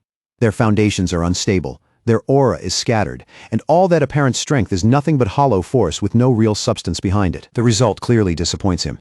Tightening his grip on the flaming sword, Fang Yi's expression turns even colder, like these opponents are not even worth the trouble. Then, with one huge slash blazing down like heavenly judgment, Fang Yi tears straight through their defenses in a flood of fire. As the attack rips through them, he coldly remarks that their actual combat ability is laughably pathetic. The cultists are blown away by the overwhelming flames, their screams echoing through the area as they tumble helplessly through the air, completely crushed and defeated in a single exchange. Fang Yi steps over one of the fallen cultists and looks down at him, his terrifying red eye still glowing, pressing down on the man with a weight that feels even heavier than the flames. Under that gaze, the cultist starts trembling uncontrollably, finally understanding just how monstrous the gap between them really is. Every trace of his earlier arrogance disappears, replaced by raw instinctive fear. At that moment, another terrified subordinate slowly walks forward, his hands shaking as he presents a strange oval mirror wrapped in flickering purple energy, as if even he is afraid of the thing he is carrying. Fang Yi turns his eyes toward it with a hint of curiosity. The moment he focuses, he senses a presence hidden inside, and soon a dark silhouette begins to emerge from the mirror's murky glow. Then a voice drifts out from within the mirror and addresses the sealer directly, speaking in a calm, composed tone as it claims this whole matter is just a misunderstanding. The voice goes on to insist that the heavenly chosen cult exists for one noble purpose alone: saving humanity. It even proudly boasts that they have already resolved 3 spiritual anomalies in Chuanxi City, as if that alone proves their righteousness. Growing more arrogant by the second, the leader declares that compared to the cult's so-called sacred mission, the Spirit Association is useless, incompetent, and far beneath them in both vision and action. Fang Yi lets out a mocking laugh, clearly unimpressed by the whole act. He bluntly tells her not to get drunk on her own propaganda or start believing the lies she feeds other people. In a calm, almost casual tone, Fang Yi tears her argument apart piece by piece. He points out that Chuanxi City has long been classified as a secure zone with no record of beast-related disasters, which means the so-called anomalies they claim to solve were never real in the first place. From there, Fang Yi lays their scheme bare without hesitation. In his eyes, the cult creates fake crises, plays savior to frighten civilians, and uses that fear to gather followers and wealth for their own cultivation. To him, the entire operation is filthy, shameless, and utterly despicable. Hearing that, the woman inside the mirror lets out a low, condescending laugh, the kind dripping with disdain instead of amusement. Then she reveals a glimpse of her real power, taking what looked like an ordinary pocket watch and turning it into a vessel overflowing with thick, sinister dark energy. Her voice sharpens with fury as she declares that Fang Yi completely misunderstands their noble cause. In her eyes, pioneers like him, who keep risking their lives for the Spirit Association, are nothing but hopeless fools who have been brainwashed beyond saving. She sneers at the very idea of protecting ordinary weak people, questioning what sense there is in preserving burdens who contribute nothing. To her, they should simply be abandoned and left to die, while the strong pioneers rise up and rule. Her face twists more and more with fanatic obsession until she is nearly shouting, screaming that they are walking a glorious road of evolution and that history itself will prove them right. Fang Yi remains completely unmoved. Blue lightning begins crackling along his flaming sword, weaving violently through the fire, and in the next instant he surges forward so fast he becomes little more than a blinding streak. The cultist holding the mirror lets out a terrified scream and nearly drops it on the spot, while the leader watching through the connection can only stare in visible shock at Fang Yi's sudden charge. With an expression as cold as winter steel, Fang Yi says that if she truly believes the weak deserve to die first, then she should lead by example and be the first one sent on her way. Without wasting another motion, he swings. His blade turns into a savage blur of fire and lightning as it cuts toward both the cultist and the mirror in one merciless strike. The leader watches in utter disbelief as Fang Yi's attack seems to cut through reality itself. The mirror explodes apart. The connection is severed on the spot, and even the sacred link she relied on is torn open like fragile glass. She screams in outrage and disbelief, unable to understand how Fang Yi managed to break something they regarded as holy and untouchable. The woman jerks back on instinct as the fire slash seems to pass dangerously close to her, and for one brief second, even she is shaken by the feeling of imminent death. Then, still reeling, she realizes the attack was not truly physical at all, but an incredibly powerful illusion. Even so, the shock does not fade. She thinks with alarm that she had nearly been pulled completely into Fang Yi's illusion, and only luck spared her because her real body was not there in person. Inside her mind, the cult leader had already lived through a horrifying scene where an enormous red-eyed Fang Yi dragged her into his mental domain and cut off her head without mercy. And even though it was an illusion, the damage is not entirely fake. A real wound appears on her forehead in the form of a purple energy crack, clear proof that Fang Yi's strange power can cross the line between mind and reality. Back in the forest, one surviving cultist still holds up a mirror reflecting his leader's shocked face. After a brief silence, the woman remarks that Fang Yi's methods are quite interesting, though her tone carries both caution and reluctant attention. Once she regains her composure, she slowly smirks and tells Fang Yi that he really is very strong. Then, with her voice smoothing out, she asks whether the two of them should sit down and talk. Fang Yi notices immediately that the mark on her forehead is not blood. It looks more like corruption, tainted by some dark attribute. From that, he concludes that his illusion still was not strong enough to fully trap her from such a distance, while her real body remained elsewhere. So he gives her a direct ultimatum. She and the heavenly chosen cult must leave Chuanxi City within 3 days. The warning is clear, and Fang Yi already knows that if she refuses, then in 3 days he will make his move himself. Blue electric energy crackles in Fang Yi's hand as he demands that they release the person they captured.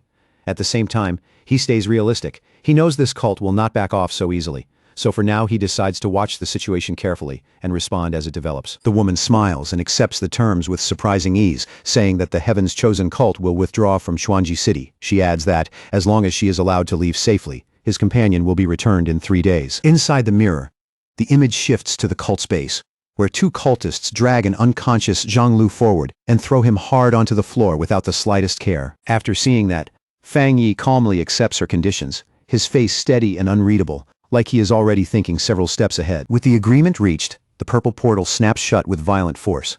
As dark energy surges and twists, the cult leader gives Fang Yi one final farewell before the connection collapses completely. The severed connection triggers a brutal backlash that instantly swallows up the remaining minions.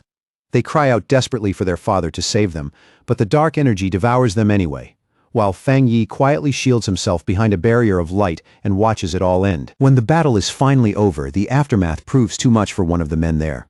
The mental pressure shatters his composure, and he starts screaming in pure terror. Fang Yi then turns his attention to Zhang Lu's friends, who are still rattled and frozen by everything they have just seen. To snap one of them out of his panic, Fang Yi walks over and slaps him clean across the face, jolting him out of that stunned, half-broken state. Keeping his voice calm and steady, Fang Yi explains the situation to them. He assures them that Yang Lu is not the cult's main target, which means there is a strong chance he will be returned safely in 3 days. He tells them to come with him to the Xuanxi City Spirit Association and wait there for now. Then, with both hands casually tucked into his pockets, Fang Yi turns and prepares to leave the scene behind. As the three of them walk away, exhausted, shaken, and still trying to process the nightmare they just lived through, Fang Yi glances at his phone. After a brief pause, he decides it is safer to wait until everything is truly settled before contacting his aunt in the city. Not long after, they arrive at the towering Xuanxi City Spirit Association building, its imposing structure rising in front of them like a final refuge after all the chaos they just survived. Inside a tense conference room, Fang Yi meets face-to-face with the local Spirit Association officials. The branch leader, already briefed by Su Qingying, offers full cooperation right away. But Fang Yi calmly refuses any direct combat support, saying with firm confidence that he alone is enough to handle this so-called father. Even so, he raises a hand toward Yang Lu's friends and makes one practical request. Since they are independent pioneers who got dragged into this mess, he asks the association to keep them safe and look after them for the time being. The branch leader agrees almost instantly, relieved to be useful in some way. But before the room can settle, the door suddenly slams open and a staff member rushes in, out of breath, shouting for his boss to check the Pioneer Forum immediately. The staff member hurries straight over to Fang Yi in visible panic, his face pale and his voice shaking as he bows again and again, desperately begging the sealer not to take what he is about to see too personally. He hurriedly explains that people online are deliberately stirring up hostility toward Fang Yi, fanning negative emotions and pushing the crowd to turn against him. Fang Yi barely reacts on the surface. He simply extends his hand and asks to see the phone himself. On the screen, post after post flashes past in an ugly flood of hate. They say the sealer is unfit to lead the pioneers, accuse him of killing innocent people, and paint him as arrogant and cruel. But in the middle of all that noise, one detail jumps out right away. Every one of those hateful posts comes from IP addresses inside Xuanxi City. Inside the Spirit Association, the atmosphere turns chaotic in an instant. Phones start ringing, voices overlap, and the whole office feels like it has been shoved into sudden disorder. Local superior is already on the phone, barking orders to block all local IP addresses from posting any further. Even as he speaks, dread settles across his face. He realizes the Heaven's Chosen cult has to be eliminated immediately, or this situation will grow into a full-blown disaster for the entire city. At the same time, deep inside the cult's headquarters, the cult leader stands before her followers in a dark cathedral-like hall, preaching from the shadows like she is delivering some sacred revelation. She claims she has seen a future where the chosen ones are trapped inside a cage of fire. Twisting the truth with practiced ease, she tells them the lightning and flames they encountered were not judgment at all, but cruel oppression from their enemies. Floating high above her kneeling followers, she keeps up the act, deliberately painting Fang Yi as the villain. She accuses the sealer of murdering their people in cold blood and declares that this evil obstacle must be removed no matter the cost. Then the cult's propaganda machine fully kicks into motion. A giant hologram appears on the side of a skyscraper, showing a manipulated video of Fang Yi attacking someone, carefully edited to make him look like a monster. Down below, the crowd erupts in cheers, welcoming the cult's so-called justice. The propaganda takes hold fast. Before long, the streets are packed with a massive protest, citizens waving banners that praise the cult as the savior of the world, while accusing the Spirit Association of throwing the city to demons. The furious crowd surges all the way to the front of the Spirit Association building, shouting that harming the cult is the same as harming Chuanxi City itself, their anger growing louder with every chant. High above the chaos, Fang Yi stands beside a window and looks down at the brainwashed citizens below. His expression is cold and unreadable, but the silence around him feels heavier than open anger ever could. Inside the office, the mood is grim to the point of suffocation. The branch leader sits there with his head buried in his hands, bitterly admitting that the association has now lost nearly all public support. After letting out a long breath, he walks over to Fang Yi and helplessly explains that as pioneers, they are not allowed to use force against ordinary civilians, no matter how badly the situation gets. Fang Yi cuts him off before he can go any further, bluntly telling the official not to worry. His tone is flat, almost dismissive, as he adds that he never expected much from them in the first place. By this point, Fang Yi already sees the cult's plan clearly. They are using the people of Chuanxi City as both weapons and hostages, trying to tie his hands with public outrage.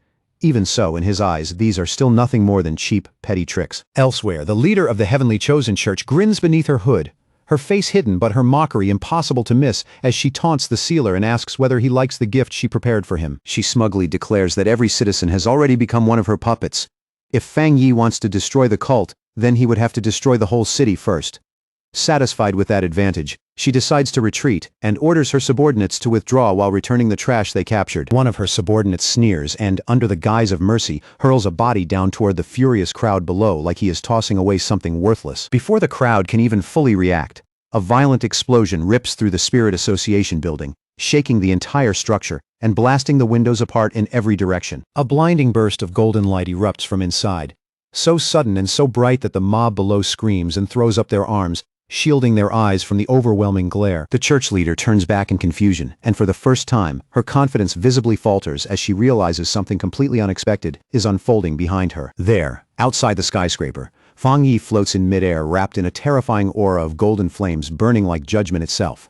His voice is ice cold as he reminds them that he already warned them. If they failed to leave within 3 days, they would face the consequences. The cultists can only stare up in shock, their faces going stiff with disbelief as they wonder whether he truly is not afraid of turning the whole scene into a massacre. At that moment, it becomes painfully obvious that the cult leader made a serious miscalculation. With violent energy twisting around her, she screams in frustration and blurts out that she should have killed the hostage earlier while she had the chance.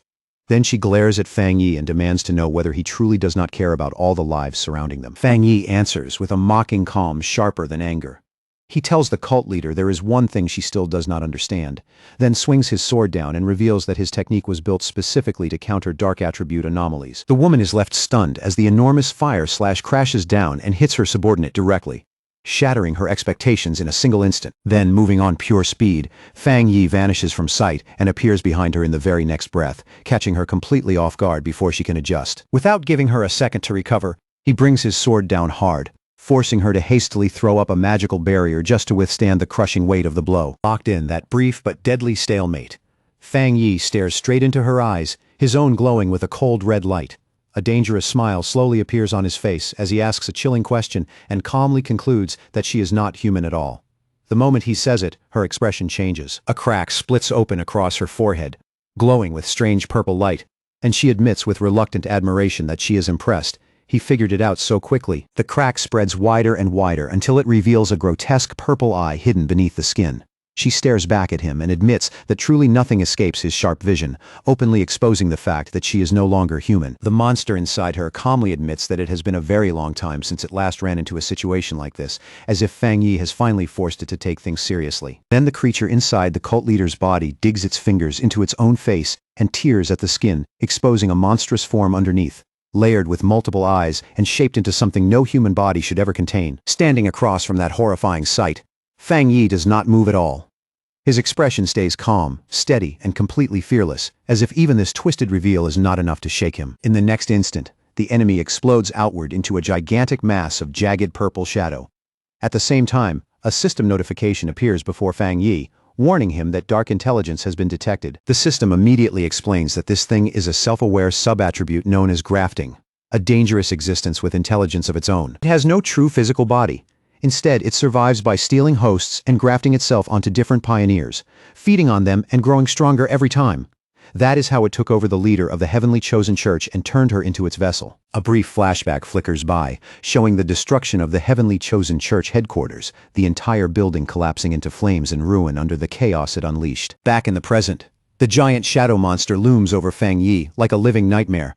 It tells him that his body is perfect, rich with powerful spiritual energy, and greedily demands that he hand it over. The monster then calls out to its remaining followers, coldly declaring that the time has come for them to finally be used. Once, the cultists let out agonized screams as their life force is violently ripped from them.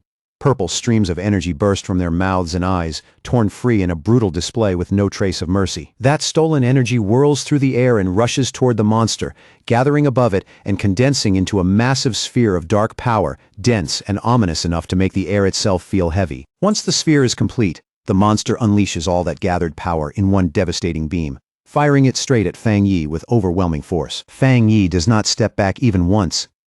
Facing the incoming destruction head-on, he raises his sword already wrapped in blazing fire and swings without the slightest hesitation. The blade rips through the darkness with unstoppable force, cleaving the massive sphere in two, in a single swing and shearing off one of the monster's huge arms. Like its body was never as solid as it wanted everyone to believe. The creature just stares at its severed arm, frozen for a moment, like its mind still hasn't caught up. Then, in a warped voice full of disbelief, it mutters that the pain is far worse and far sharper than it ever imagined. With the flaming sword still burning in his hand, Fang Yi walks straight toward the wounded monster without slowing down once. His voice stays calm, but absolute, as he says this much damage still isn't enough, and he plans to wipe the creature out completely. As he moves in, Fang Yi quickly figures out what this dark intelligence has really been doing. It was hiding its true nature the whole time, wearing a human identity and using that stolen face to slowly build an entire faction for itself. Fang Yi lifts a hand slightly, his eyes sharpening as he measures the threat again. To himself, he realizes taking this thing down may be even more troublesome than killing the last anomaly king. Then, all of a sudden, a gigantic claw made of crackling blue lightning drops from the sky, tearing through the air with terrifying speed and crushing force. From a nearby building, the branch leader and another pioneer watch in horror. In that instant, they understand the truth. This dark attribute hasn't just grown intelligent. It can even graft itself onto pioneers. Knowing how dangerous that is, they immediately decide headquarters has to be warned. The massive lightning hand slams down with overwhelming force and clamps around the shadow monster, locking it in place as violent currents explode across its body. Fang Yi slowly closes his fist, controlling the giant energy hand as casually as if crushing the monster is nothing more than a simple decision. But even inside that crushing grip, the monster curls its mouth into a nasty grin. In a shrill, ugly voice, it mocks Fang Yi, shouting that no matter how special he is, he'll still end up as just another body for it to wear. The next second, dark energy surges toward Fang Yi and starts swallowing him whole. The monster sounds almost delighted as it tells him not to be afraid, promising it will take very good care of his body. A gigantic sphere of darkness suddenly blooms over the city, spreading across the sky like a living nightmare. And right at its center, a bright golden light still burns stubbornly, while wild, maniacal laughter echoes in every direction. But inside that raging darkness, Fang Yi actually smiles. Instead of panicking, he calmly admits that this dark intelligence really is powerful, far more interesting than the enemies he usually faces. As the darkness closes in and tries to consume him completely, Fang Yi can feel its suppression pressing down from every side. Even though his yang attribute naturally restrains it, he still has to admit this creature's ability to hold him back is impressively strong. Then Fang Yi's face goes completely still. In the middle of the shadow storm, his red eye begins to glow with an ominous light as he tells the monster, there is still one thing it doesn't know about him. Behind him, a massive red demonic face made of energy slowly rises into view, towering over the darkness with an unnatural presence. In a chilling voice, Fang Yi declares that he cannot be killed, and the monster instantly screams in confusion, demanding to know what he just said. The purple sphere of energy suddenly starts churning violently, its balance breaking apart as the situation flips, and the monster begins losing its grip on the fight. Outside, panic spreads fast. The red-haired man shouts in disbelief, asking if the sealer was really swallowed whole. Beside him, Jiang Lu's friend holds the injured Jiang Lu tightly and stares up in fear, while the woman forces herself to stay hopeful, insisting Fang Yi can survive, even as she admits this dark intelligence is nothing like any enemy they've seen before. Branch leader raises his voice and cuts straight through the panic, shouting that they have no choice but to trust Fang Yi. And right in the middle of all that confusion, Jiang Lu finally wakes up groggily and asks in a dazed voice, "What's happening?" His first clear thought is fear. Looking around in alarm, he blurts out the question he's most afraid to ask, wanting to know if his master has already been defeated. But inside that chaotic purple space, Fang Yi is neither dead nor cornered. He's still alive, perfectly calm, walking through the violent storm like it can't truly lay a hand on him. He looks around at the warped space and quickly realizes what this place really is. He wasn't just swallowed by darkness, he's inside the dark intelligence's body itself. A system window appears in front of him, confirming that everything went exactly according to plan. His death count rises to 1 and activates his death brand, because he let himself be devoured on purpose. The system places a debuff on the enemy, cutting the dark intelligence's abilities by 20%. Fang Yi lowers his gaze to his own hand, a faint frown touching his face. Even though he's clearly inside a spiritual space, he realizes he isn't here in spirit form, which makes the whole situation even stranger. Then his glowing red eye catches something beneath him, and his attention immediately shifts downward toward a faint stir of movement in the dark. There, floating in the black void around him, Fang Yi sees glowing blue ghostly figures drifting in silence like lost souls abandoned in the dark. Fang Yi steps toward one of them, his expression tightening as he recognizes the outline and starts to understand what he's really looking at. He asks if she is the pioneer the monster grafted most recently, the same woman who once led the heavenly chosen church.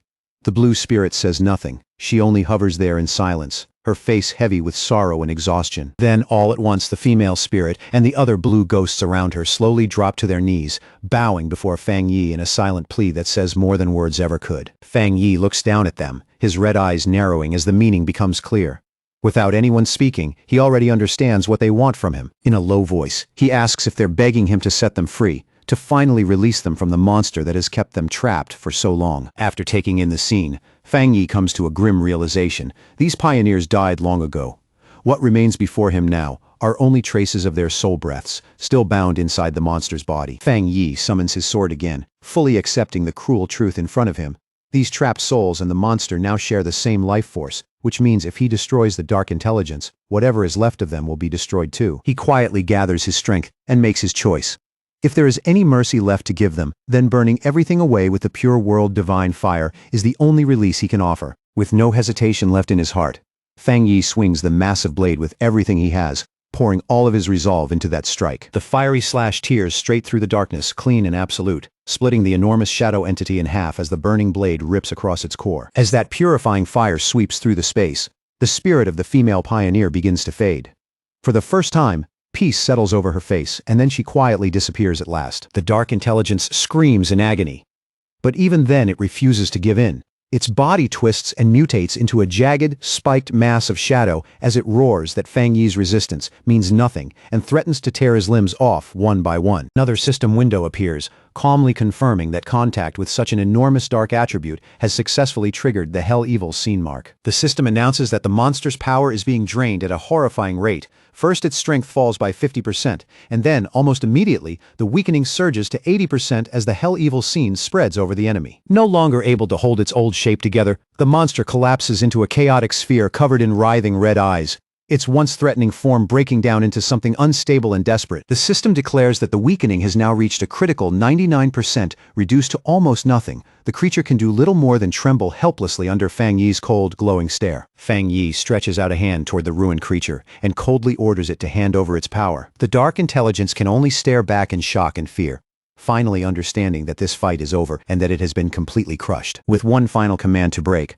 Fang Yi unleashes a tremendous burst of light that rips through the darkness and tears the entire dimension apart, while the monster screams in despair as everything around it starts collapsing. The whole dark dimension shatters, and that collapse erupts outward into a massive explosion of fire above the city, lighting up the sky like the end of a nightmare. Down below, the branch leader and Zhang Lu brace themselves against the violent shockwave, raising their arms to shield their bodies as they stare upward and wonder if Fang Yi has finally destroyed the dark intelligence. Zhang Lu keeps his eyes locked on the sky, too stunned to speak.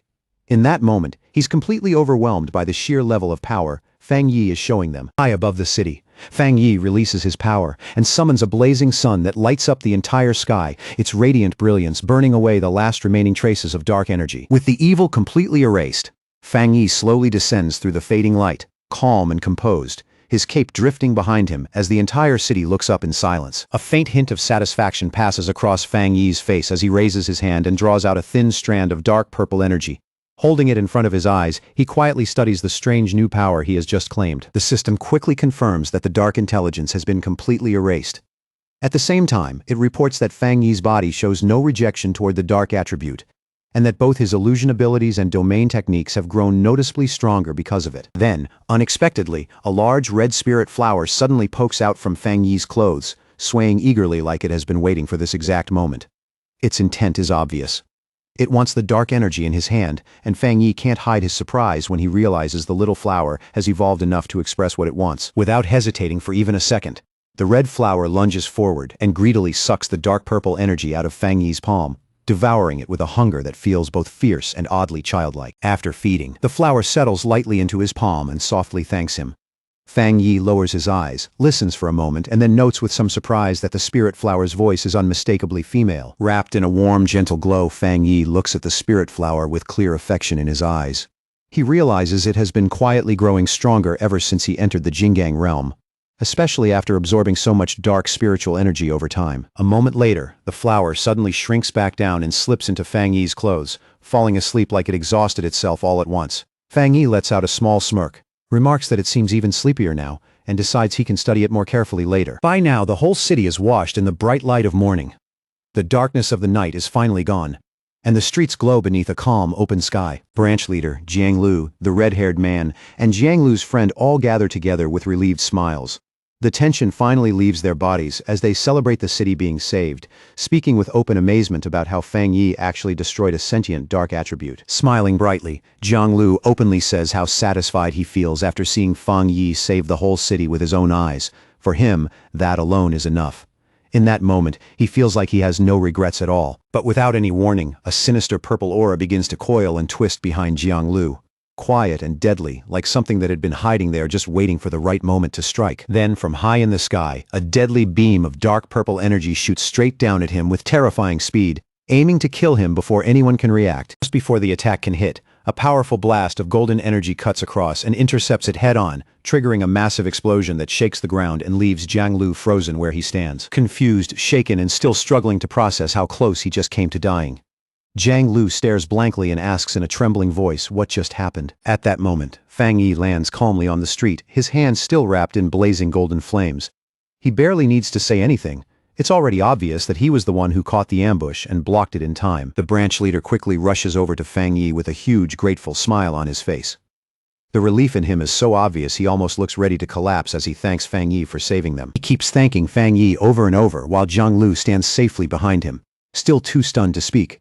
Around them, the concrete is split and cracked from the intercepted strike, making it painfully clear how terrifying Fang Yi's counterattack really was. Jiang Lu stares at Fang Yi with wide, shining eyes, then blurts out with complete sincerity that Fang Yi is the greatest idol he has ever had. With the crisis seemingly behind them, the branch leader warmly shakes Fang Yi's hand to say goodbye, while Jiang Lu and his friends stand nearby, deeply grateful that the evil cult has finally been wiped out. Fang Yi, however, doesn't match their relaxed mood. His face stays serious as he warns them that destroying the cult is not enough, and that from this point on, they still need to stay alert. He explains that even if the city looks peaceful on the surface, its location is rich in natural resources and spiritual conditions. Because of that, a large-scale spiritual mutation isn't just possible, it's inevitable. The moment those words leave his mouth, the branch leader freezes in place, and the relief on his face drains away almost instantly. Cold sweat starts forming on the branch leader's face as he hurriedly assures Fang Yi that they are always prepared, insisting that the restricted zones are patrolled every single day without fail. But before any of them can steady themselves, the branch leader, Jiang Lu, and Jiang Lu's friend are all left stunned when Fang Yi reveals that a trace of the dark attribute had nearly grafted itself onto Jiang Lu's body without anyone noticing. And before they can fully absorb that shock, Fang Yi simply turns around, already moving on to the next issue. He walks off calmly and tells the branch leader to take him to the city's restricted mountain area immediately, because he believes the coming spiritual mutation is already close. As he walks, Fang Yi checks his phone with a serious look and quietly decides to postpone visiting his aunt, choosing instead to deal with the danger in front of him first. Not long after, an official SUV tears up a dirt road winding through the mountain forest, its tires kicking up dust as it pushes deeper into the highlands. Inside the vehicle, the branch leader drives while trying to lighten the mood, cheerfully asking Fang Yi if he wants to see pandas or eat hot pot after they finish the mission. Sitting in the passenger seat with his eyes closed, Fang Yi politely turns him down and reminds him that their focus needs to stay on official business for now. Even so, Fang Yi can't help reflecting on how relaxed the locals seem. At the same time, he quietly wonders whether all this dense spiritual energy might someday cause even pandas to mutate into terrifying beasts. Then suddenly, a sharp flash of energy cuts across Fang Yi's forehead as his senses kick in. His eye glows red at once, signaling that he's picked up something unusual. He turns to the window and looks toward a dark mountain peak in the distance.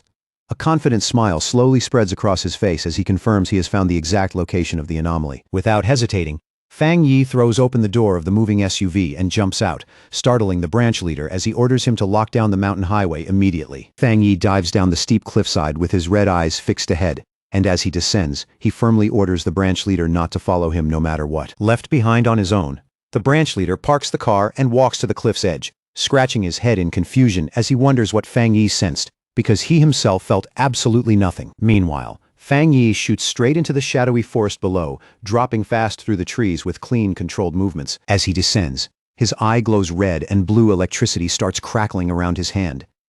He can feel an immense power nearby, and he notes that the resonance from that lightning aura is getting stronger and stronger the closer he gets to the peak. With practiced control and effortless agility, Fang Yi lands lightly on a huge tree branch, settling onto it as naturally as if he had stepped onto solid ground. The moment he straightens up, intense blue lightning surges up his arm and wraps around his entire body, making him look like a figure forged from stormlight. That raw power crackles loudly as it races down the giant tree trunk, spreading a deep blue glow through the surrounding woods and making the whole forest tremble under its light. Fang Yi lifts his eyes and finally sees it, a massive, terrifying vortex of purple and pink lightning swirling overhead like a violent wound torn open in the sky. The system immediately confirms what he's looking at, identifying it as a massive thunder attribute boundary. Narrowing his eyes, Fang Yi slowly raises his glowing hand toward the violently churning sky, calmly measuring the force gathering above him. Then he unleashes his divine thunder tempering technique, firing a colossal blast of blue lightning upward with explosive force and perfect precision. His blue energy slams hard into the descending purple storm clouds,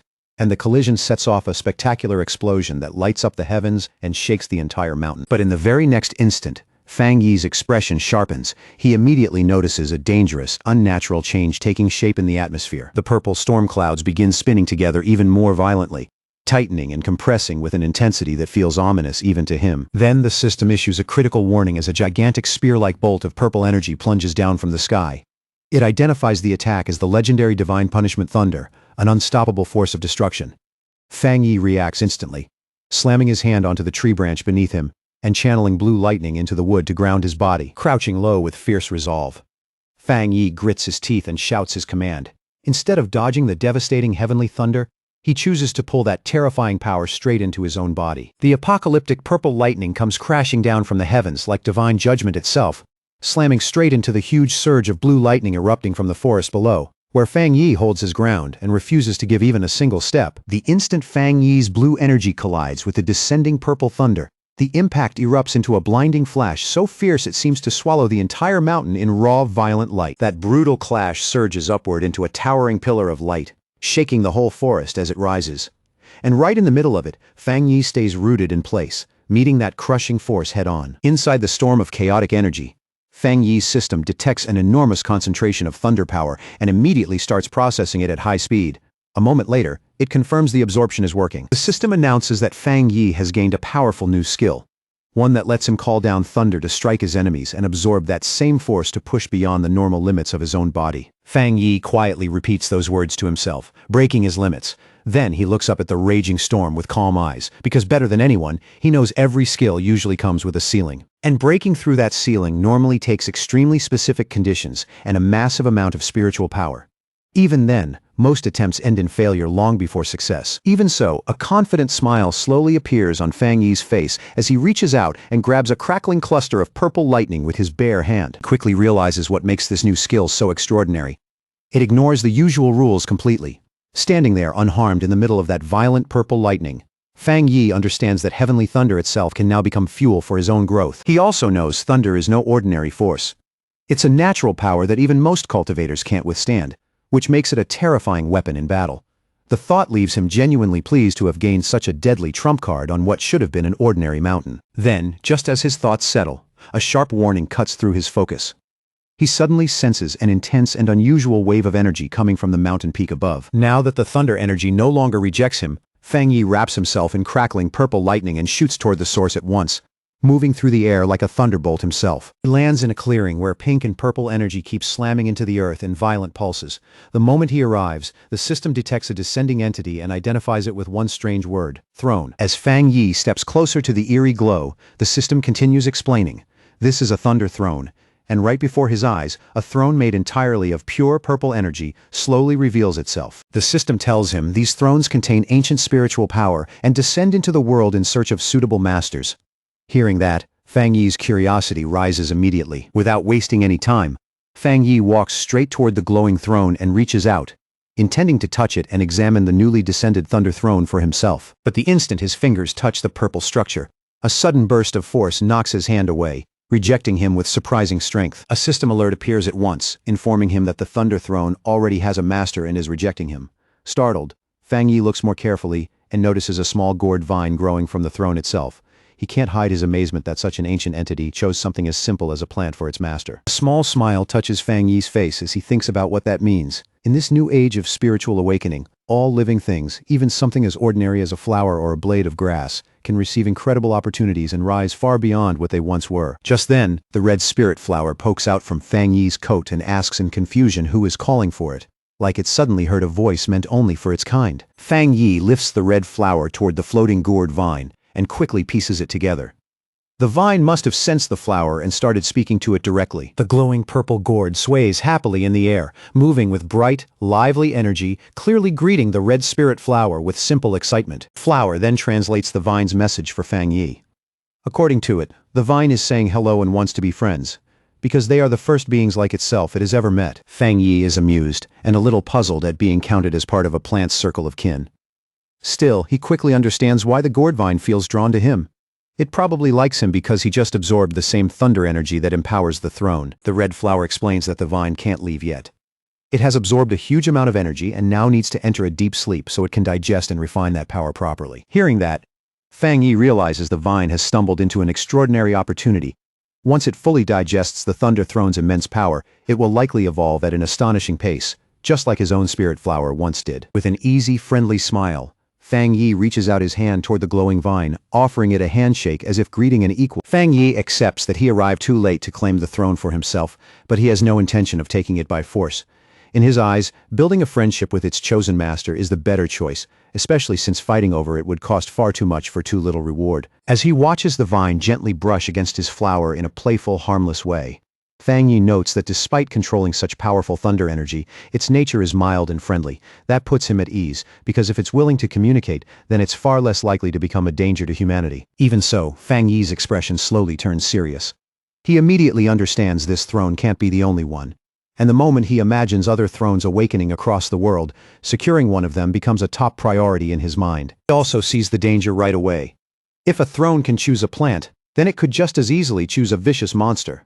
And the moment he pictures some lightning-born beast attacking a city after receiving that kind of blessing, Fang Yi knows humanity's survival would become far more difficult. Rising to his feet, he decides he has to report the existence of these thrones to the Spirit Association and the military so they can begin monitoring them as soon as possible. At the same time, another thought crosses his mind. Can one person claim more than one throne? Before he can think any further, the red flower suddenly interrupts and passes along another message from the vine, telling him to head west. Fang Yi lowers his gaze, surprised. The flower explains that the Thunder Throne has sensed another throne descending somewhere to the west, and this one is a wood throne. A confident smile appears on Fang Yi's face at once, as the thought of chasing down another throne stirs his fighting spirit all over again. But just before he can move, the green vine gently curls around his ankle and stops him, like it's asking him not to rush off just yet. Fang Yi looks down in confusion, and the red flower quickly explains that the vine wants him to stay a little longer and practice his new thunder skill here first. The vine explains that this place is saturated with exceptionally pure thunder energy, and training here right now would bring Fang Yi enormous benefits.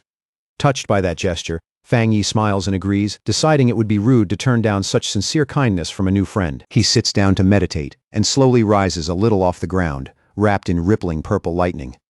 As he begins training, Fang Yi feels a quiet sense of gratitude, knowing the vine is treating him like a real friend by sharing such a rich spiritual treasure with him. Fang Yi fully activates his new skill, Thunder Divine Limit, and the moment it begins, a vast storm of purple lightning starts spinning around him like a living vortex. Wanting to test exactly where his new limits are, Fang Yi thrusts out his power and fires a massive blast of thunder energy straight into the dark sky above. Intent on seeing just how far this force can raise his strength, he keeps pushing harder, and the purple lightning around him crackles, spreads, and expands with frightening intensity. In the middle of that violent storm, Fang Yi's eyes begin to glow as he activates his golden sun breathing technique at the same time, stacking one terrifying power on top of another. Triggered by the surge of his energy, a giant pillar of golden thunder suddenly drops from the clouds and crashes into the forest, swallowing the entire area in a massive explosion of light. Sweat beads across Fang Yi's body under the overwhelming pressure, and even he is struck by how terrifying the thunder's force truly is.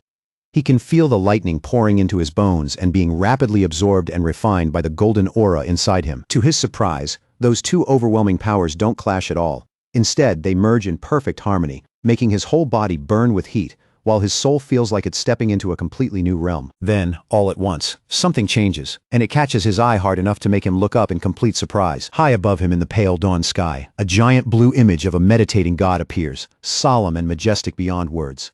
The system immediately informs him that his golden sun breathing technique has broken past its limits and fully evolved. Fang Yi lowers his gaze to his own hand, quietly staring at the radiant golden energy now wrapped around him after his skill's evolution. The system identifies the evolved technique as the divine sun swallowing heaven technique.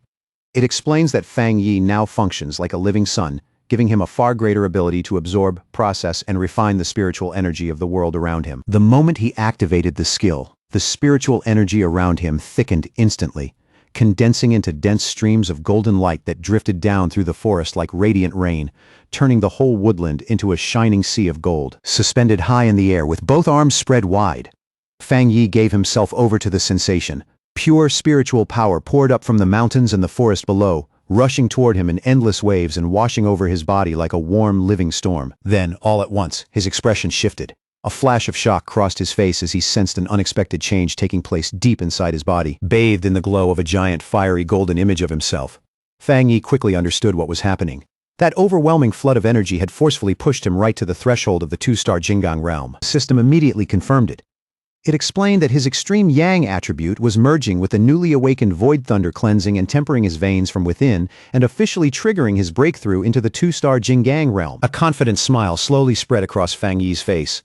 Golden light burned in his eyes as he stood there, genuinely struck by how quickly his strength had risen in such a short span of time. Wrapped inside a roaring vortex of golden lightning, Fang Yi kept drawing in the violent power around him, absorbing it into himself, while the storm cracked and churned with terrifying force. Before long, his eyes began glowing with a brilliant yellow light, sharp and blazing, as raw power surged through every part of his body and made the air around him tremble. At that moment, a towering golden silhouette of Fang Yi rose up behind him like a divine shadow, majestic and overwhelming, making it clear that his breakthrough into the two-star Jingang realm had succeeded. After that, he drifted back down and landed lightly in the golden forest below, where sunlight poured through the trees in dazzling sheets.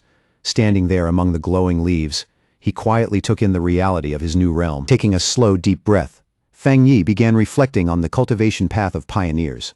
He understood that while they could absorb spiritual energy from nature itself, not all of that power could be used the moment it entered the body. In his mind, he traced the complicated circulation process needed to refine that energy properly.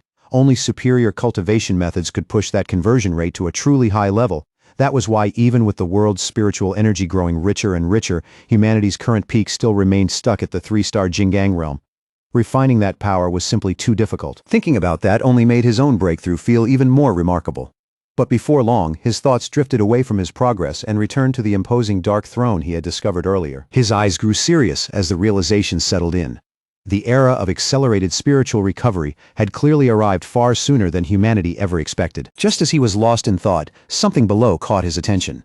Looking down, he noticed his sentient red spirit flower swaying insistently, clearly trying to get him to focus. Through the flower, the sentient gourd vine passed along a message. First, it congratulated him, then explained that the throne also needed to begin its own cultivation now that he had broken through. It gently urged him to leave soon as well, since it was deeply afraid of being discovered by other humans. After thinking for a moment, Fang Yi agreed. He knew his breakthrough had caused an enormous disturbance, one that wouldn't stay hidden for long.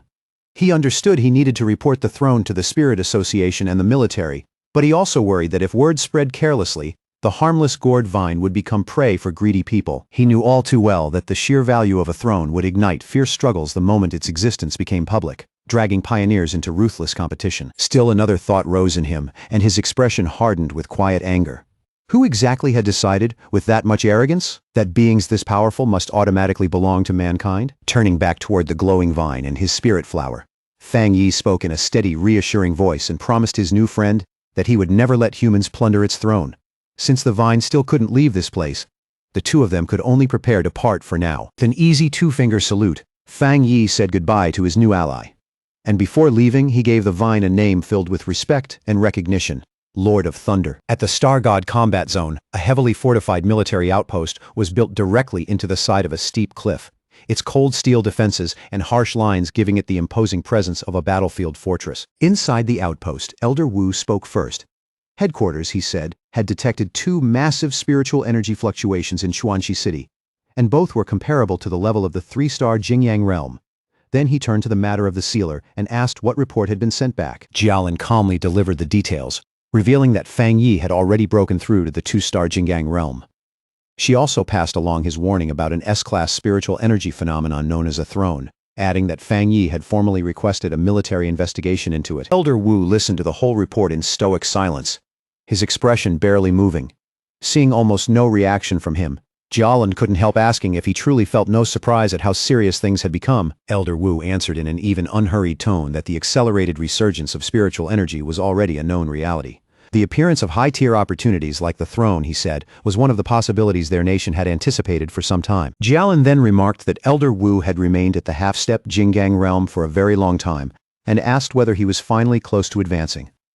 Elder Wu confirmed it plainly, noting that as abnormal activity across the world intensified, many pioneers were entering periods of breakthrough, and now, he admitted, he could finally feel signs of his own advancement as well. Jialin's eyes widened slightly, clearly caught off guard by how calmly and directly he confirmed it. Looking over the entire base with a solemn expression, Elder Wu reflected that times like these would bring both great opportunities and equally great dangers. He reminded Jialin that before they were pioneers, they were soldiers, and their duty was to face those dangers head-on and secure the nation's safety, even if it cost them their lives. As he spoke, he seemed to picture a united force made up of the nation's strongest pioneers, including Fang Yi and Su Qingying. In a firm voice, Elder Wu declared that their country had to seize this historic opportunity, and that even an old veteran like him would ride this rising wave of power. Clenching his fist tightly, he stated their objective with absolute clarity. They had to make sure the sealer obtained a throne, and that their other loyal pioneers secured as many thrones as possible. With unquestionable authority, Elder Wu issued a direct order to fully coordinate with Fang Yi and the Spirit Association and maintain total unity. Any independent pioneers or rogue factions driven by selfish ambition, he said, would be forced to stand down under the combined pressure of both the military and the association. At Spirit Association headquarters, Gu Yuro stood before a monitor displaying the purple throne.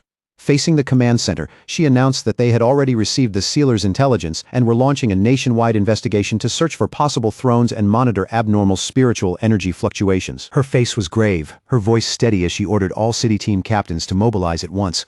But under that composed exterior, Gu Yuro couldn't stop worrying about how terrifyingly fast the crisis was escalating and whether humanity could truly survive this turning point. At the Taishi Spirit Association, the local superior received a phone call that left him stunned. His face changed on the spot as he reacted in disbelief to the news that Fang Yi had already advanced into the two-star Jingyang realm. Sweat began forming on his forehead as he quickly assured the caller that the Taishi branch would keep its jurisdiction fully stable and under control, allowing Fang Yi to act freely in Chuanxi without worrying about trouble behind him. After lowering the phone, the superior turned to Su Qingying and confirmed Fang Yi's breakthrough. Su Qingying smiled with obvious pride and said that Fang Yi was now the second strongest pioneer in the entire nation, surpassed only by Elder Wu. She added that even Taishi City itself was benefiting from the prestige attached to his name. But then she rubbed her head with an embarrassed look and admitted that after reaching the half-step Jingyang realm herself, she had gotten a little too arrogant and completely failed to anticipate the enormous worldwide spiritual energy surge Fang Yi ended up triggering. The superior's expression soon turned heavy. He feared that if Taishi were hit by another catastrophic spiritual anomaly, maybe even worse than the last one, the city might not survive at all. No matter what, he said. They had to protect Taishi and make sure they did not become a burden to Fang Yi. 10 hours later, an emergency meeting was convened at the Chuanxi Spirit Association, bringing together all pioneer captains from the surrounding cities in an atmosphere thick with urgency and tension. Gu Yuro stood at the head of the conference table, with a projection of the throne displayed before everyone. She reported that based on the intelligence Fang Yi had provided, headquarters had already detected more than 20 similar spiritual energy anomalies around the world, though they still couldn't confirm whether every single one was truly a throne. Then a map of the nation appeared on the screen, clearly marking 7 confirmed locations within their borders that were showing similarly dangerous energy signatures. Song Yiming, the captain of Fengshi who had recently stepped into the first-level Jinggang realm, leaned back in his seat with his boots openly resting on the conference table. Grinning broadly, he pointed out the obvious in a provocative tone. There were only 7 possible thrones, but far more captains gathered in the room. Still smiling, Song Yiming directly asked how the association planned to divide such scarce and coveted resources among so many ambitious people. Across from him, Wang Lan, the captain of Haishi who had recently reached the half-step Jinggang realm, calmly prepared tea as if the tense mood meant nothing at all. Without the slightest shift in expression, he coolly reprimanded Song Yiming and told him to take his feet off the table during the meeting. That rebuke instantly set Song Yiming off. Being corrected by someone from a lower realm felt like a direct insult, and he shot Wang Lan a fierce glare, openly demanding to know what gave him the right to speak that way. In the next moment, Song Yiming released a burst of wind energy across the table, sharp and oppressive, trying to intimidate Wang Lan while mocking him for daring to covet a throne too. Wang Lan didn't even blink.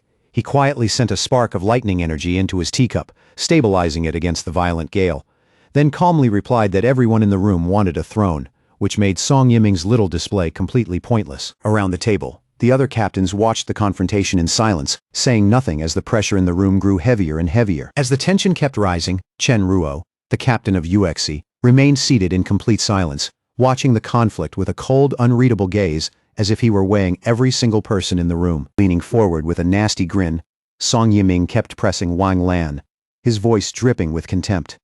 He mocked the captain of Haishi without holding back, sneering that someone with Wang Lan's attributes had no business dreaming about a throne, and even ridiculed Haishi itself for ever choosing him as its leader. At that point, Wang Lan's patience finally gave out. A cold look settled in his eyes as water and spiritual energy gathered in his palm, twisting into a dense vortex that made it clear he was done tolerating the disrespect, for the clash could spill into open violence.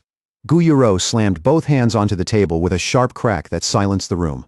Furious, she ordered both captains to sit down immediately and banned any fighting during the conference. But in the very next instant, an overwhelming aura suddenly crashed down over the entire room. Gu Yuro, Wang Lan, and Song Yiming all froze where they stood. Shock flashed across their faces as that pressure descended like a mountain, so heavy and oppressive that even breathing suddenly felt difficult. Song Yiming was slammed hard back into his chair, pinned in place by massive phantom-like hands of dark purple energy. The crushing force locked him down so completely that terror flooded his face, and all he could do was gasp under that overwhelming presence. Cold sweat streamed down Song Yiming's face as his thoughts spun out of control. In frantic disbelief, he wondered if Elder Wu from the Star God Combat Zone had personally shown up to suppress the conflict. Then Fang Yi stepped through the doorway, golden energy crackling around his body like living fire. The moment the captains felt the terrifying scale of that power, their hearts sank, because it was frighteningly close to the peak of the 3-star Jinggang realm. Song Yiming started trembling uncontrollably.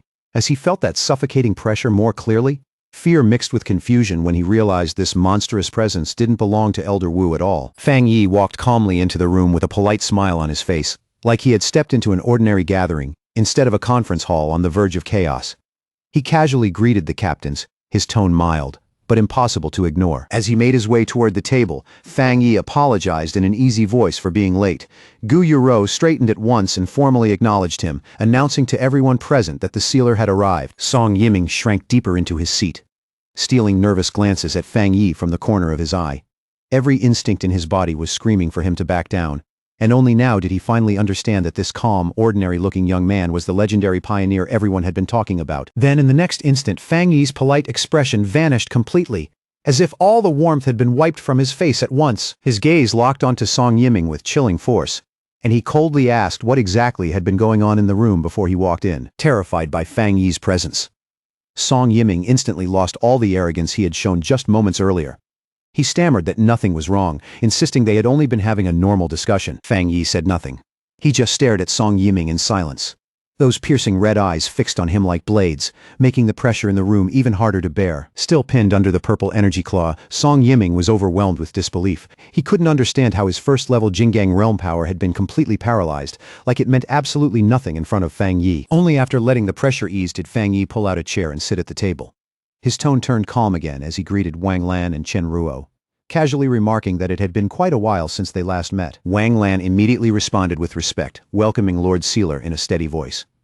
He explained that they had only been discussing the matter of the newly discovered throne. Leaning back slightly, Fang Yi said he had come specifically to share what he had learned. As a member of the Spirit Association, he confirmed that the Chuanqi Mountain Anomaly was a thunder attribute throne, a phenomenon with truly world-shaking power. Then he revealed the most important detail of all. The master of the Thunder Throne was not human, but a sentient gourd vine that had already awakened its own consciousness. That statement instantly threw the pioneer captains into an uproar. Several of them argued in outrage that leaving such divine power in the hands of a mere plant was a ridiculous waste, and that a capable human should be the one to take it instead. Song Yiming eagerly jumped in, slamming both hands onto the table with excitement burning across his face. He insisted they had to seize the throne by force, arguing that their nation would become a laughingstock if something as absurd as a plant were allowed to control it. Fang Yi's expression hardened immediately, and every trace of warmth disappeared from his face as he coldly declared that he would never allow that to happen. Looking around the room, Fang Yi addressed every captain present and made it clear that this was the real reason he had come. He wanted his position understood without even the slightest room for misunderstanding. In a calm but unmistakably dangerous voice, he warned them that if anyone tried to snatch the Thunder Throne, then he, as the sealer, would personally take it back with his own hands. The warning was so direct and so serious that the entire room dropped into stunned silence. No one dared speak, and more than one captain sat rigid in their seat, sweating under the weight of Fang Yi's words. Just then, a bandaged arm slowly rose into the air, cutting through the heavy silence hanging over the conference room. It was Chen Ruo. Calmly raising her hand, she broke the tension by saying she agreed with Fang Yi's decision, her voice steady and without a trace of hesitation. Gu Yuro followed immediately, warning the captains not to underestimate plants favored by spiritual energy. She revealed that even before the meeting began, the mountain region surrounding the throne had already turned into a deadly purgatory, packed with raging lightning that made getting close nearly impossible. After that, Wang Lan raised his hand as well and openly voiced his agreement with Fang Yi, making his stance clear without wavering for a second. Seeing the room turn against him, Song Yiming could only grit his teeth and give in for the moment. In a bitter tone, he muttered that they should just focus on finding new thrones that hadn't already been claimed. Gu Yuro quietly let out a breath of relief. Deep down, she had to admit that Fang Yi's intimidating presence had been incredibly useful in forcing the room back under control. At the same time, she couldn't help thinking about how difficult it had become for the Spirit Association to keep these top-tier pioneers in line. As their strength kept rising, handling them was becoming more and more dangerous. Gu Yuro then turned toward the map and started assigning search zones, dividing the captains across 4 regions based on the abnormal energy fluctuations detected there. She made one thing especially clear: the association would not interfere in fair competition, but anyone who found a throne and tried to hide it would be directly violating the rules. Right at that moment, a panicked staff member burst through the doors and interrupted the meeting, breathless as he shouted that the Lord of Thunder had already evolved. The staffer hurriedly explained that their drones could no longer get anywhere near the mountain. On top of that, the entity's power readings were still climbing fast, far beyond what anyone had expected. Then he delivered the most alarming detail of all. The plant's power had already reached the level of the 3-star Jingang realm. Fear spread through the captains at once, because they instantly understood that an entity like that could dominate the entire nation if left unchecked. Unlike the rest of the room, which had fallen into alarm, Fang Yi stayed calm and composed. To him, that kind of rapid growth wasn't surprising at all, considering the Thunder Throne carried immense ancient power from the start. When he noticed the forecast calling for severe thunderstorms, Fang Yi quietly decided he should head back to the mountain himself and check on the progress of his plant friend. The decision came naturally, like he had already made it in his heart. Gu Yuro brought the meeting to a close. As the captains rose from their seats with determination in their eyes, she wished them luck in securing thrones of their own in the dangerous days ahead. After the meeting, just as Fang Yi was about to leave, Gu Yuro called out and stopped him. She told him headquarters had sent a message asking him to remain in Chuanqi City for the time being. Fang Yi paused and turned back. Gu Yuro explained that headquarters feared rogue pioneers might try to attack the Thunder Throne, and she added that even though the Dark Intelligence incident appeared to be over on the surface, they still weren't willing to let their guard down. Hearing that, Fang Yi narrowed his eyes slightly and asked whether the association suspected the shadow monster had actually survived. Adjusting her glasses, Gu Yuro confirmed that his suspicion matched their own concerns. She explained that both the throne and that shadow creature were products of the world's rapidly accelerating spiritual recovery. While the association could keep monitoring the ancient powers surrounding the throne, what truly worried them was the possibility that fragments of the Dark Intelligence were still hiding somewhere out there. Since Fang Yi had only weakened and trapped it in Chuanqi, it could still grow into a catastrophic threat again if it recovered. Glancing down at his phone, Fang Yi swiped past his aunt's contact for a moment, then locked the screen again. Quietly, he decided that his planned visit to see family would have to wait. He agreed with Gu Yuro's caution, admitting that it was better to prepare for the worst than get caught off guard. He said he had already been thinking along the same lines and confirmed that he would stay in the city for now. Later, Fang Yi returned to the restricted mountain zone and calmly walked straight into the forbidden area. Violent purple lightning crashed all around him in wild streaks, yet he remained completely unfazed, as if the storm itself couldn't threaten him at all. Feeling that fierce power rolling through the area, he smiled instead of backing away, taking the raging storm almost like a form of welcome. He even decided on the spot to use that thunder energy to further strengthen his cultivation skills. As he moved through the storm-lit mountain and approached the glowing Thunder Throne, a voice suddenly rang out. With a hint of amazement, it remarked that Fang Yi's cultivation speed had already surpassed even its own. Now fully intertwined with the throne itself, the sentient gourd vine softly thanked Fang Yi for everything he had done.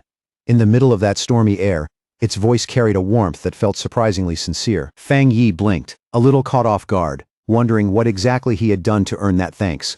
But when he looked more carefully at the Lord of Thunder, he quickly understood. This being had already developed intelligence nearly on par with a human, which made perfect sense for something standing at the very peak of cultivation. The vine explained that the throne's own consciousness had already told it everything that happened at the meeting, including how Fang Yi had protected them from greedy hands. Wanting to return that favor, it offered him spiritual energy without hesitation, though it also admitted honestly that it had been afraid he might never come back. The second it said that the sentient red spirit flower suddenly popped out from Fang Yi's clothes, it swayed excitedly in front of him, obviously hoping to get a share of that rich spiritual energy too. A soft golden flame flickered in Fang Yi's hand as he smiled at the sight. In a relaxed voice, he admitted that he had already planned to include the little spirit plant in this round of cultivation from the start. Taking the offer, Fang Yi sat down cross-legged right away and slipped into meditation. Beside him, the red spirit flower settled down as well, happily soaking in the throne's dense aura like a child basking in sunlight. In response, the gourd vine began releasing its power for real. Waves of purple lightning and condensed spiritual energy surged out at once, rushing toward Fang Yi and the spirit flower with violent, crackling force. Inside that swirling storm of power, the red spirit flower spun through the currents with pure delight. It absorbed the fierce energy far more easily than expected, using that crushing spiritual pressure to fuel its rapid growth. Wrapped in lightning and blazing golden light, Fang Yi sharpened his focus completely. He intentionally used the overwhelming pressure around him to force his red fire blade technique toward the next level. As power surged through his body and lit up his glowing eyes, Fang Yi gave his weapon a silent command. Above him, a fiery golden blade began to take shape, vast and radiant, like a heavenly weapon forming in midair. Then that massive sword came crashing down. It burned with blinding heat and overwhelming pressure as it slammed straight into the storm, colliding head-on with thunder and lightning in a spectacular clash. At that moment, a notification from the system appeared, reporting that an enormous amount of thunder power had been detected in the surrounding environment. As the blade kept drawing in the wild lightning pouring into it, the system confirmed that the red fire blade technique had finally reached the point where a true breakthrough was possible. Keeping his mind steady, Fang Yi refined that chaotic power wave after wave, pulling order out of violence. At the same time, the system announced that his blade technique had entered the process of evolution. He stayed deep in meditation, while columns of golden fire and blue lightning rose around him like twin tempests. The skill kept climbing higher and higher until it was pushed all the way to its limit. Then Fang Yi's eyes snapped open, burning with fierce red light. At that exact instant, the system confirmed that the red fire blade technique had finally evolved. Gripping his newly upgraded sword, Fang Yi swung with devastating force. The technique had changed completely. It was no longer just fire, but a terrifying fusion of flame power and thunder. That strike erupted in a monstrous blast of fire and lightning, roaring across the mountain and ripping through the ground in one terrifying sweep. Earth, stone, and scorched debris were wiped out under the sheer violence of his new strength. The system then informed Fang Yi that heavenly thunder had successfully tempered his blade technique, broken through its former limits, and evolved it into a fully fused thunder fire attribute skill. As Fang Yi lifted the weapon and felt its transformed power humming through his hand, the system gave its final confirmation. The blade's enhancement was now completely finished. Force released by that breakthrough triggered a huge and dazzling eruption of fire and lightning at the mountain peak. It lit up the night sky so brightly that it looked as if the mountain itself had awakened. Watching from afar, Wang Lan and Chen Ruo instantly recognized that fiery display. Both of them stared toward the restricted area of the Thunder Throne, wondering what exactly Fang Yi was doing inside that forbidden zone, not far away. The already uneasy Song Yiming narrowed his eyes and suspected that Fang Yi had gone back on his word and returned to seize the throne for himself. But his subordinate quickly reminded him that Fang Yi had never treated that entity like prey. He treated it like a friend. Back at the Spirit Association, red warning alarms started blaring through the building. Staff members hurried in with reports that the energy concentration inside the restricted zone had risen past observable limits, forcing them to withdraw every surveillance drone they had sent in. The branch leader stood there, watching the distant glow with a heavy look on his face. The scene clearly worried him, and he could not help wondering whether Fang Yi was already locked in a brutal fight with the throne itself. Back on the mountain, Fang Yi tightened his grip on his newly evolved sword. The blade shone with such intense brilliance that it was almost hard to look at, as if it had been reborn in the very heart of the storm. With his eyes still glowing red, Fang Yi smiled in open satisfaction. The sword in his hand felt as though it had been reforged by a master smith, tempered and perfected by the overwhelming force he had just endured. And Fang Yi was not the only one benefiting from the dense spiritual energy filling the area. His sentient red spirit flower was pushed into a new stage of evolution as well, growing smarter while further strengthening its already unusual attributes. Thrilled by the surge of power flowing through it, the now much larger flower playfully wrapped itself around the glowing structure of the throne. Surrounded by drifting flames and crackling light, it moved with pure childlike excitement. The flower quickly conveyed its delight to Fang Yi, and after sensing that joy, he decided it was time for them to move fast and start searching for the next throne. Just then, the sentient gourd vine floated down and hovered above him, clearly trying to stop him for a moment before he left. The vine spoke to Fang Yi warmly, sincerely congratulating its friend for achieving such a powerful breakthrough in so little time. Then it told him about a premonition it had received during cultivation. Very soon another throne would descend, and the aura of that new entity shared a deep connection with his spirit flower, one that felt opposite in nature yet strangely complementary at the same time. The moment he heard that mix of opposition and complement, Fang Yi quickly understood what it meant. In his view, the incoming entity had to be a wood attribute throne. The glowing gourd vine immediately confirmed his guess and told him that the new throne was already descending somewhere in the distance, even now. Then the vine sent a wave of green spiritual energy toward Fang Yi, offering to share the general location it had sensed through the psychic link between them. Fang Yi closed his eyes and focused, quietly opening his mind and accepting the vine's sensory transmission without any resistance. A confident smirk slowly appeared on his face. Then he opened his eyes again, already sure that he had grasped the exact coordinates. The scene shifted to a vast neon-lit metropolis at night, which Fang Yi immediately recognized as Yuan City. He noted that Yuan City was an autonomous municipality about a 2-hour drive from Chuanxi City. Across the country, it was famous for its extreme luxury, extravagant lifestyle, and dazzling reputation. But beneath all that glamour, the city had another face, one far uglier and far more dangerous. Hidden under the glitter was a chaotic and brutal underworld. The city was notorious for the ruthlessness of its locals, and for years it had held the grim distinction of having the highest crime rate in the nation. When Fang Yi arrived downtown, he walked calmly through the crowded streets beneath the dim neon glow. Around him, the whole city pulsed with noise, shadows, and restless energy. As he moved forward, Fang Yi recalled the intelligence reports from the Spirit Association. Their efforts to establish a local branch here had been stalled again and again, mainly because the city remained tightly controlled by deeply entrenched local gangs. Looking around at the rough-looking pioneers hanging beneath the flashing signs, Fang Yi reflected that none of the awakened people in this city had any interest in joining official authority. Because of that, Yuan City had remained a lawless place, with no proper Spirit Association branch and no captain assigned to keep order. Then, without warning, Fang Yi noticed the atmosphere around him shift. It was subtle, but unmistakable, like something powerful had just stirred in the darkness. His sentient red spirit flower immediately slipped out from his coat and tugged urgently at his sleeve, trying to point him in the right direction. Fang Yi quickly confirmed the reaction, realizing that both of them could clearly sense the new energy source rising from the west. To the west, at the foot of a dark-looming mountain, stood a massive private mansion blazing with extravagant lights. Even from a distance, its scale and luxury were impossible to miss. Inside the estate walls, a lavish pool party was in full swing beneath the night sky. Music, laughter, and money filled the air as the local elite indulged themselves in shameless luxury. A bodyguard in sunglasses stepped over to the host and leaned in to quietly report some news. The host immediately raised an eyebrow, clearly intrigued by the word that other pioneers had appeared nearby. That host was Zhang Gensheng, the notorious kingpin of Yuan City.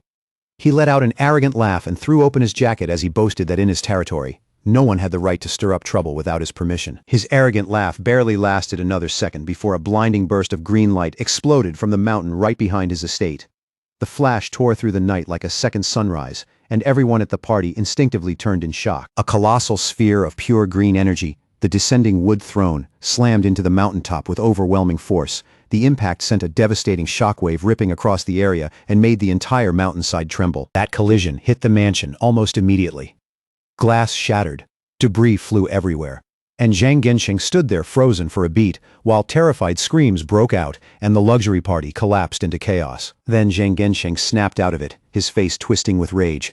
With his bodyguard right beside him, he stormed toward the mountain, cursing whoever had dared stir up trouble on what he viewed as his property. 2 minutes later, Zhang Gensheng and his bodyguard were already climbing the forested mountain. Thick green spiritual energy still swirled across the slope, turning the dark woods into something eerie and unnatural. Before they could get much farther, Fang Yi appeared and calmly stepped into their path.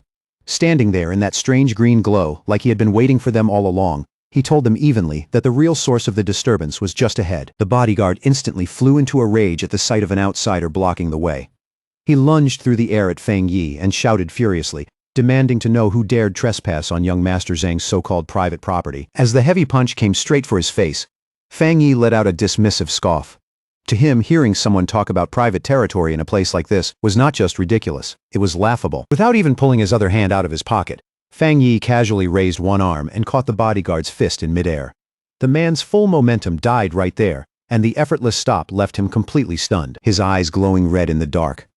Fang Yi looked at them coldly and spoke as if correcting a pair of children. He told them this mountain was national land, property of all the people of Yuan City, and declared that from this moment on, the area was under the strict jurisdiction of the Yuan City Spirit Association. The next second, Fang Yi released a burst of fiery power from his palm and blasted the bodyguard away with ease. As the man went flying, Fang Yi coldly mocked the absurd idea that they could treat public land as their own private property. Meanwhile, deeper in the forest, Zhang Gensheng was already facing the newly descended wood throne. He fought violently against the dark green vines, the sentient entity used to drive him back, struggling in open frustration as they wrapped around him and lashed through the air, refusing to accept being rejected. The arrogant kingpin shouted that the throne had no right to resist him. In his mind, the moment it landed in his territory, it should have submitted to him automatically, forcing his way through the thick vines with brute aura alone. Zhang Gensheng stubbornly insisted that the seat of power belonged to him.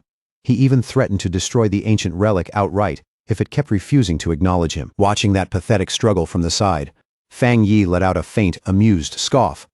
The whole scene was so desperate and ugly that he did not even bother hiding his contempt. Startled by the sound, Zhang Gensheng spun around immediately, fury flashing across his face.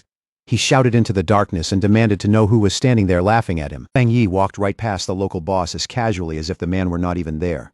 In a calm voice, he explained that high-tier treasures had minds of their own and chose their own masters, then bluntly told Zhang Gensheng that he simply lacked the qualifications to command the wood attribute. Those words hit Zhang Gensheng right at the core. He stood there fuming in disbelief while Fang Yi calmly moved toward the throne, stepping into that chaotic mass of swirling green energy without the slightest hesitation. Zhang Gensheng could not swallow that humiliation. Pride wounded and murder in his eyes, he finally snapped, lunging at Fang Yi's exposed back while screaming that he would kill him. But in the very next instant, the kingpin stopped dead. His body froze so suddenly it almost looked unnatural, and his eyes widened in pure terror. Without even turning around, Fang Yi summoned his massive sentient red spirit flower and had it silently block the attacker's path. The moment Zhang Gensheng found himself facing that giant imposing spirit plant, his whole body started trembling, and fear locked him in place. Fang Yi only glanced back slightly and casually remarked that the gang boss somehow looked even weaker than his own bodyguard. The tone was light, but the contempt behind it was impossible to miss. With a faintly mocking smirk, Fang Yi dismissed the notorious kingpin of Yuan City as nothing but a complete letdown. For someone with such a fearsome name, Zhang Gensheng turned out to be pitifully unimpressive. Leaving the terrified boss behind without another glance, Fang Yi stepped forward alone and stopped in front of the colossal wood throne. Wrapped in crackling green energy, he quietly prepared to make contact, standing face to face with that churning green power. Fang Yi watched in silence as the system issued a notification. It announced that the ancient relic was now in the process of matching with a master. A moment later, the system confirmed the result without hesitation. Fang Yi's sentient red spirit flower had been recognized as the newly chosen master of the wood throne. At once, a massive surge of green energy burst from the mountain peak. The power exploded outward with such force that the whole summit seemed to light up like a living beacon. That energy quickly gathered into a towering pillar of brilliant green light and shot straight into the night sky. It was so bright and so enormous that even distant Chuanxi City could see it clearly. At the Spirit Association headquarters, Gu Yuro and Wang Lan both saw the sudden spike in energy. Gu Yuro immediately realized the wood throne had already chosen a new master, and her heart tightened at the thought that if some lawless pioneer from Yuan City had gotten it first, the consequences could be extremely hard to control. Anxiety rising fast, Gu Yuro did not waste a second. She immediately called Fang Yi, hoping to confirm what had happened before the situation spiraled any further. Fang Yi answered in a calm voice, sounding far more relaxed than anyone on the other end of the line. He noted that the pioneers in Chuanxi City must have already seen the massive energy wave, then told Gu Yuro that the wood throne had indeed finished choosing its master. Caught off guard by how calmly he said it, Gu Yuro asked in obvious shock whether Fang Yi himself had taken the throne, standing before his giant sentient red spirit flower. Fang Yi explained that the new master was not a human at all, but his spirit plant. He added that he himself controlled the desolate attribute and treated the flower as his pet, which only made the whole situation sound even more unbelievable. That answer left Gu Yuro completely speechless. For a moment she could not get a single word out as the absurdity and importance of that news hit her all at once. Then Fang Yi casually added one more detail, as if it were nothing worth dwelling on. He told her that he had already defeated Yuan City's notorious boss, Zhang Gensheng, who was now lying unconscious at his feet. He advised the Spirit Association to move into Yuan City immediately and take advantage of the opening. As for Zhang Gensheng's gang and the mess left behind, Fang Yi said that cleanup could be handed over to the association. After ending the call, Fang Yi turned back to his spirit flower with a smile and offered his congratulations. But he also understood that the flower needed to remain on the mountain and keep absorbing the throne's power, which meant the two of them had to part for now. As he watched the flower settle onto the wood throne, Fang Yi suddenly felt like a parent dropping a child off at school for the first time. The sentient flower then asked him, with obvious reluctance, when it would be able to return to his side. Fang Yi smiled gently and told it to focus on cultivating hard and making good use of the power it had been given. Based on his judgment, he figured they would meet again once the flower successfully reached the Jinggang realm. The next day, Fang Yi's cousin, Lin Yiyi, arrived in Chuanxi City after being transferred over by the Taishi Spirit Association. She stepped in just as news of the recent events was still spreading across the region. Walking through the neon-lit streets, Lin Yiyi thought about how the news of her cousin's spirit flower becoming the master of the wood throne had already spread through the pioneer community. What amazed her even more was how casually Fang Yi had revealed his rare desolate attribute to the public, as if it were no big deal at all. Her mind drifted back to a recent meeting where the Spirit Association had asked her to take over as Yuan City's new captain. Even with promises of full support, the promotion had come so suddenly and carried so much weight that she could not help hesitating. Letting out a long, heavy sigh, Lin Yi tried to steady herself and clear her thoughts as she kept walking beneath the city lights, rubbing her temples. She decided that before making any final decision, she needed to see things for herself and judge whether she was truly ready for that kind of responsibility. For now, she pushed work to the side and decided to visit her mother instead, assuming she was still living a quiet, peaceful life in Chuanxi City. Without any warning, a violent tremor suddenly shook the streets under her feet. The jolt startled Lin Yiyi and instantly sent the nearby pedestrians into a panic. Chaos broke out around her as people screamed about an earthquake and ran toward whatever looked safe. But the moment Lin Yiyi sensed the wild surge of spiritual energy in the air, she realized this was not a natural disaster at all. It was a dangerous spiritual anomaly. At the Chuanxi Spirit Association, red alarms flashed throughout the building while staff rushed around in confusion. Gu Yuro and her team could not understand how an anomaly on this scale had formed without triggering any of their early warning systems. A panicked staff member rushed in with a report, saying that a massive spike of spiritual energy had erupted inside the restricted mountain zone. According to him, the sudden surge had driven the wild beasts in the mountains into violent mutation. Soon after that, a terrifying horde of mutated beasts came pouring out of the forest and charged straight toward the Chuanxi urban district. Among them were giant armored flying creatures and enormous predators covered in savage spikes, each one looking like something out of a nightmare. The monsters flooded into the city streets, smashing through buildings and tearing apart everything in their path. All around them, terrified civilians screamed for their lives as the urban district descended into chaos. Caught right in the middle of the chaos, Lin Yi reacted on pure instinct. She twisted aside just in time, narrowly avoiding a savage strike from a huge beast covered in staring eyes, its attack ripping through the space where she had been standing a heartbeat earlier. As she weaved desperately between the rampaging monsters, Lin Yi kept trying to call her mother again and again, only to find the signal completely dead. Then a shadowy beast silently rose up behind her, and her heart sank. In that instant she realized with chilling clarity that her mother was in serious danger. The monster lunged with violent force, jaws wide open, and glowing eyes locked onto her like a predator that had already chosen its prey. Lin Yi whipped her head around, and the moment she saw the beast almost on top of her, her eyes flew wide. It was too fast, too close, and for one brief second there was nowhere to dodge. But just before it could reach her, a blinding arc of purple energy slammed down and split the monster cleanly in half. The familiar spiritual power hit her immediately, and she recognized it at once. Fang Yi stepped out through the dust and debris, calm even in the middle of disaster, and said that Chuanchi City had already fallen into a mutation outbreak. Relief hit Lin Yi so hard it almost made her collapse. She ran straight to him in panic, begging him to help find her mother since the phone lines were already down. Elsewhere in the ruined Chuanchi urban district, inside a shattered supermarket, a small trembling voice weakly called out for a father through the dim, broken silence. Not far away, under a collapsed metal shelf, a man lay completely still. A moment later, that same small voice cried out again, this time desperately calling for a mother. Terrified little boy stood there alone among spilled groceries, torn packaging, and flickering lights overhead. Pale with fear, he looked around helplessly, wondering where his parents had gone. The horror around him was too much. The boy trembled from head to toe, while tears streamed down his face. At last, unable to hold it in any longer, he dropped to his knees and burst into loud sobs, his cries echoing through the wrecked supermarket. Suddenly, a woman rushed over and gently covered his mouth before the sound could carry any farther. It was Fang Yi's aunt, Lin Yi's mother. And as she pulled him close, she whispered that crying that loudly would draw the beasts wandering nearby. The boy looked up at her with wide, tear-filled eyes, still shaking badly as he whispered that he missed his parents and did not know where they had gone. Trying to calm him, Fang Yi's aunt forced a warm smile and reached into the scattered goods beside her. From the mess, she pulled out a bright yellow packet of a popular snack. The boy's eyes lit up right away.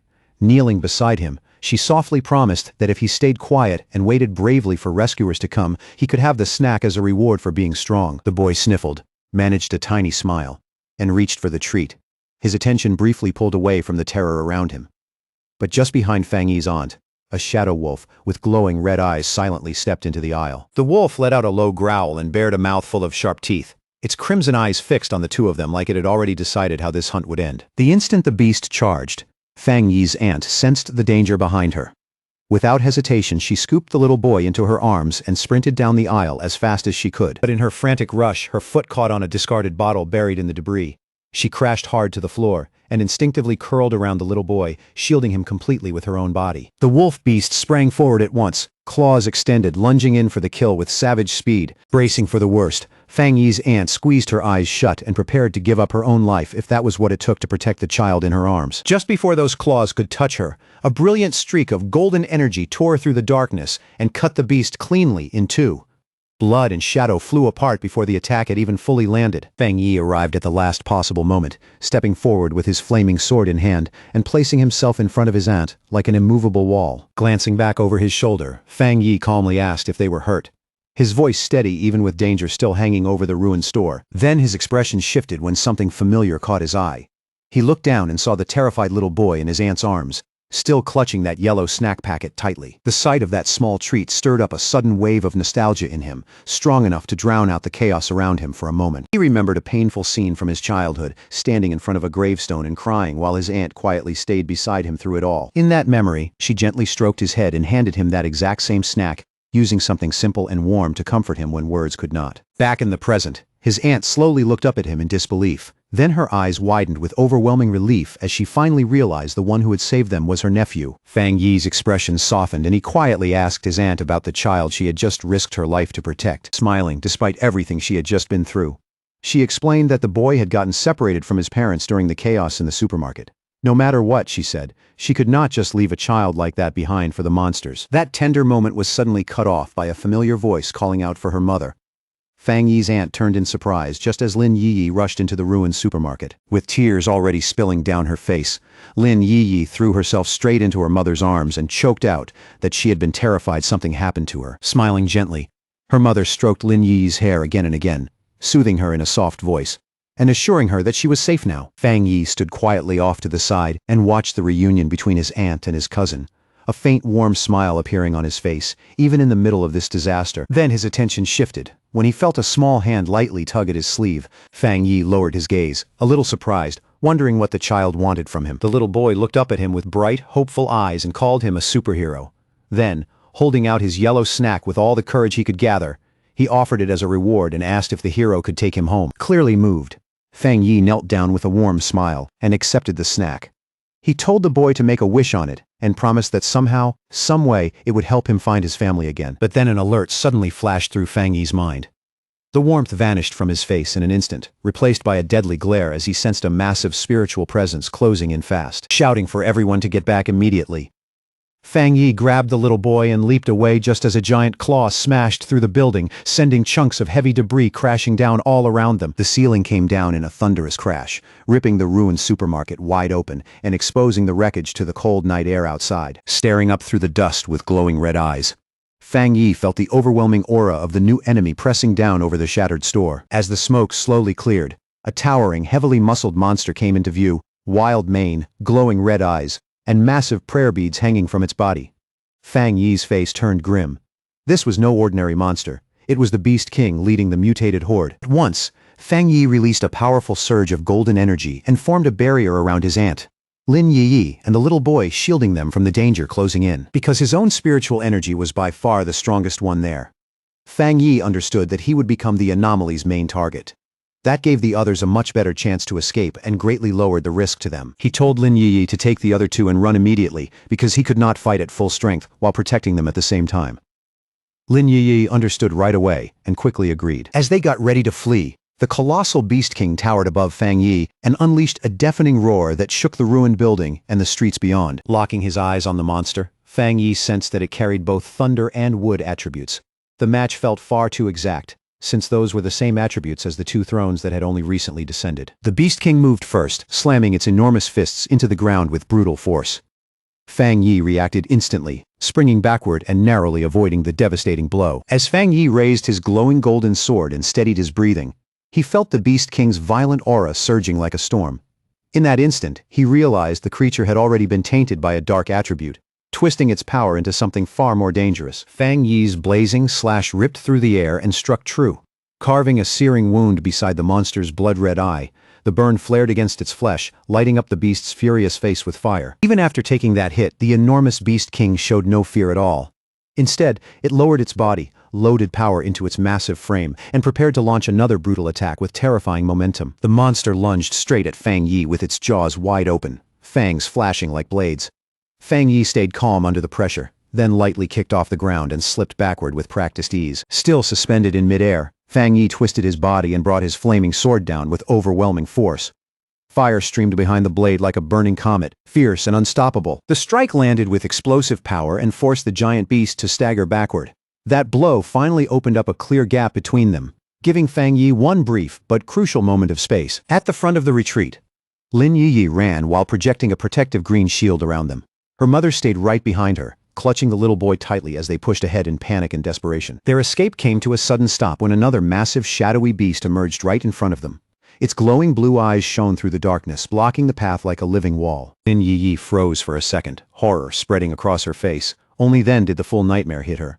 They were not facing one Beast King, but two. The second Beast King towered over them, its glowing blue eyes cold and menacing, its aura so heavy it was hard to breathe.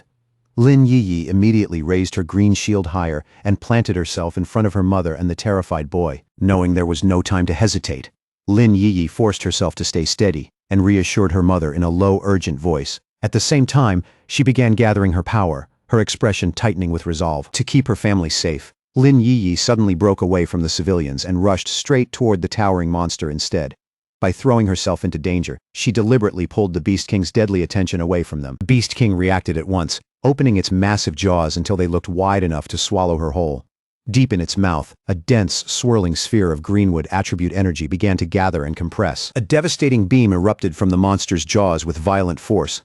Lin Yi met it head-on, her own green aura blazing as it slammed into the beast's overwhelming breath attack in a brutal clash of power. Driven to the edge of her limits, Lin Yi strained against the crushing force of that beam. Every second felt heavier than the last as the pressure threatened to break through her defense. Fear gripped her chest, and the strain burned through her body, but Lin Yi still refused to give ground. Behind her, her mother and the little boy huddled in terror, leaving her no room to retreat. Her mind raced as she judged the situation with painful clarity. Since both she and the monster were using wood attribute energy, she had no elemental advantage at all. And if her shield broke even for a moment, her mother and the child would die instantly. Faced with that cruel reality, Lin Yi made a desperate choice. She resolved to offer up her spiritually rich body to the beast, believing it would gain nothing from devouring ordinary humans, and hoped to trade her own life for theirs. Inside the chaotic control room of the Chuanxi City Spirit Association, staff crowded around holographic tables while alarms kept flashing.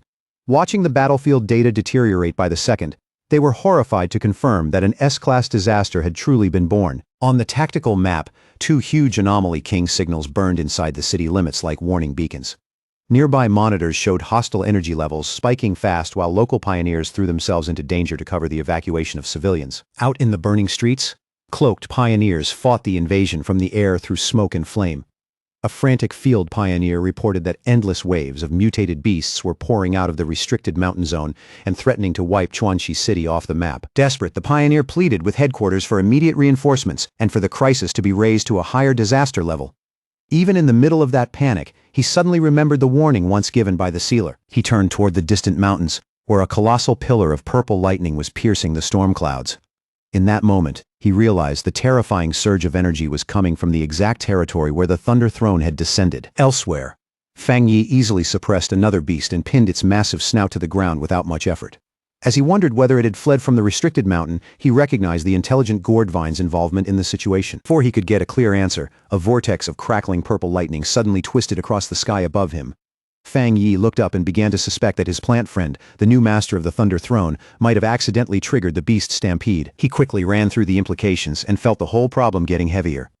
If claiming a throne could cause this much destruction, then every pioneer who approached one would be facing extreme danger, which completely clashed with his system's claim that thrones were beneficial, leaving him wondering what hidden issue had been overlooked. The second Beast King raised its enormous claw high into the air, murderous intent rolling off it like a wave. It was clearly preparing a killing blow meant to crush Lin Yiyi where she stood. Lin Yiyi gritted her teeth and poured even more power into her green barrier, forcing it to thicken and harden against the descending strike. Even now, she refused to let the monster devour her without a fight. She stole a quick glance over her shoulder and felt a flicker of relief. Her mother was crouched behind the barrier, using her own body to shield the boy from the falling rocky debris. The frustrated monster let out a furious roar that shook the air around them. Even so, Lin Yiyi did not move an inch, her green aura burning brighter and brighter as it rose against the beast's savage pressure, gathering every last bit of strength she had left. Her eyes shining with fierce light. Lin Yiyi declared that the beast would have to step over her corpse before it could touch her family. In that moment, she fully committed to a fight to the death. Then, without warning, a surge of purple lightning ripped open the darkened sky. The desperate battle was cut off in an instant by a force so overwhelming that everything seemed to pause beneath it. A colossal pillar of thunder crashed down from the heavens in blinding light. And from inside that descending brilliance, the glowing form of the sentient gourd vine slowly emerged, majestic and impossible to ignore. Not far away, two members of the Spirit Association looked up and froze in absolute shock. The moment they felt that overwhelming energy, they understood right away that the Lord of Thunder Throne had arrived on the battlefield. They could only stare in awe as the massive radiant purple vine unfolded above the city. Its presence dwarfed everything below, making the entire battlefield feel small beneath its power. Fang Yi lifted his gaze to the sky and went silent. For a brief moment, even he could only stand there and take in the unbelievable sight above him. But instead of attacking under that terrifying pressure, the ferocious Beast Kings suddenly faltered. Their bodies shrank back as they whimpered, completely overwhelmed and intimidated by the presence hanging over them. Watching the Beast Kings tremble before the giant vine, Fang Yi finally put the truth together. The beasts had never been following the throne's orders at all. They had only absorbed its leftover energy, mutated because of it, and now stood frozen before the true master of that power. From that, Fang Yi reached a clear conclusion. Neither the throne itself nor the sentient gourd vine had intentionally caused the beast stampede that threw the city into chaos. Huge glowing purple gourds hung from the ancient vine's branches, each one pulsing with dense and astonishing spiritual power. Their light washed over the battlefield with an eerie but magnificent glow. Without warning, one of the gourds split open and released a swirling stream of green energy. The current lashed through the air like a living ribbon and coiled tightly around the raging Beast Kings. That mystical energy began purifying the corrupted monsters the moment it touched them. In an unbelievable transformation, the terrifying Beast Kings lost all their menace and turned into harmless fluffy creatures. A softly glowing gourd lowered itself in front of Fang Yi, as if approaching him with care. Through their psychic connection, the sentient gourd vine apologized for causing such a disaster, explaining that it had only just completed its breakthrough and wanted to leave the mountain. While dangling the newly transformed helpless little animals in front of Fang Yi, the vine gently asked for mercy on their behalf. Instead of killing them, it wanted permission to take them back into the mountain and keep them as pets. Back inside the Spirit Association control room, the staff stared at the satellite feed in open disbelief. They were stunned to see the Lord of Thunder apologizing to Fang Yi, confirming that the entire disaster had been nothing more than an accident. One of the monitoring staff broke into a nervous sweat as he marveled at the throne's terrifying power, which let a mere plant purify S-class anomalies with ridiculous ease. Standing behind him, a younger staff member could only stare enviously and mutter that he wished he could be chosen by a throne too. At last, the officials arrived at a deeply shocking realization. Seeing an existence as powerful as the Lord of Thunder act so respectfully toward Fang Yi, they understood that the Spirit Association had to completely reassess the sealer's true strength and status. At the Chuanqi Spirit Association headquarters, the conversation quickly turned to just how fast the world was changing. Inside, the branch leader told Fang Yi, Lin Yi, and Fang Yi's aunt that the peaceful days they once knew were over. Even so, he promised that the combat zones and the Spirit Association would do everything they could to protect the people. Hearing that, Fang Yi's aunt could not hide her worry and asked whether humanity was really heading toward extinction. Branch leader gently reassures her and says things have not reached that point yet. He brings up Fang Yi's incredible record as the sealer, explaining that even S-class anomaly kings are afraid of him. Then he turns to Lin Yi and praises her as one of the core pioneers, even mentioning that Yuan City wants to bring her in as a captain. Sitting close beside her daughter, the aunt quietly says that in a world this dangerous praise like that does not really make her feel any better. She says the only thing she truly cares about is whether these two young people are hurt, exhausted, or pushing themselves too far. More than anything, she fears the day they might throw their lives away. Branch leader softly tells her not to think that far ahead.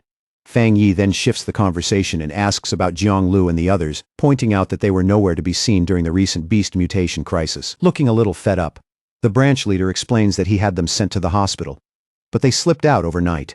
He says Jiang Lu in particular had been restless, desperate to keep training because he could not accept how powerless he had felt. All of a sudden, a panicked man and woman rush into the room, frantically calling out for Zhao Hao. The little boy lights up the instant he sees them and happily cries out that they are his parents. His mother immediately pulls him into her arms, tears streaming down her face.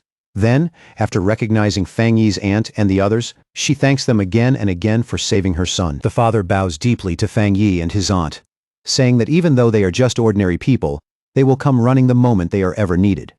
Fang Yi's aunt quickly shakes her head and humbly says they only did what anyone should have done. Not long after, the family leaves the building in high spirits, with the boy happily riding on his father's shoulders. As he watches them go, Fang Yi turns to his aunt and suggests that she move back to Taishi City with him and Lin Yi. Soon after that, a plane cuts across the sky, carrying Fang Yi, Lin Yi, and his aunt back to Taishi City. When they arrive, a crowd is already gathered outside a large modern villa, holding up a red banner to welcome the sealer home. Among the people waiting there is Su Jingying, who warmly greets Fang Yi as he returns with his family. Once inside, Fang Yi's aunt looks around the enormous living room in disbelief, stunned by how spacious and luxurious it is. With a playful smile, Lin Yi covers her mother's eyes, clearly setting up some kind of surprise. Fang Yi grins and asks his aunt to guess what they prepared for her. Still smiling, Fang Yi pulls out a property deed and reveals the truth. He tells her they bought this villa for her, so she can live safely near his home, and the family can see each other whenever they want. His aunt is left speechless by the gift, but Fang Yi keeps going. He explains that they also bought her a replacement home in Chuanqi City, so she will still be comfortable even if Lin Yi accepts the transfer to Yuan City. Deeply moved, the aunt says she could not be prouder of them. But as the moment settles, she notices the troubled look on her daughter's face and points out that Yi is clearly carrying something heavy in her heart. Fang Yi says his cousin is still struggling over whether to relocate to Yuan City. Yi admits that she still has not made up her mind about the Spirit Association's promotion offer. Yi explains why she is hesitating. She suspects the officials in Yuan City are less interested in her ability and more interested in using her connection to Fang Yi. On top of that, she knows cleaning up a corrupt city will be an enormous burden, and she cannot keep depending on Fang Yi forever. Her mother encourages her to go for it, reminding Yi that she has never been the type to hold back. Then, with a teasing smile, she brings up the time Yi used a fake cram school excuse just to go find Fang Yi. Yi freezes on the spot, realizing her mother had seen through that lie all along. With her mother's support behind her, Yi finally smiles and steadies herself. She admits that it is time for her to grow up and take on the challenge waiting for her in Yuan City. That warm family moment is suddenly broken by the ringing of a smartphone. Fang Yi picks up the call and hears Zhao Lan on the other end. He asks if the combat zone has found anything new, and she tells him Elder Wu has discovered a mysterious new territory and wants Fang Yi to join the expedition. Elsewhere, deep inside an underground black market, a hopeless group huddles in the shadows of a dark alley. A purple-haired woman looks toward a man with a cigarette and asks if there is really no way for them to return to Yuan City. The man snaps back without hesitation and says their exile is real. Thinking back to the fall of their boss, Zhang Gensheng, He realizes the Zhang family gang has completely lost both its territory and its influence. Then a strange, ominous laugh suddenly echoes through the alley. Everyone turns at once and sees a cloaked figure slowly walking toward them out of the darkness. The masked stranger gives a faint smirk and tells the Zhang family members not to be nervous. He says their goals happen to line up, then offers them a deal that feels anything but harmless. At the Star God combat zone, Fang Yi walks up to the towering metal gates of the military facility. But just then, his instincts flare. Sensing danger in an instant, he turns sharply toward the incoming ambush. Elder Wu comes charging straight at him and throws a heavy punch. Fang Yi stays perfectly calm and catches it with one hand, blocking the blow so cleanly that a massive shockwave erupts around them. Without even blinking, Fang Yi asks what that was supposed to mean.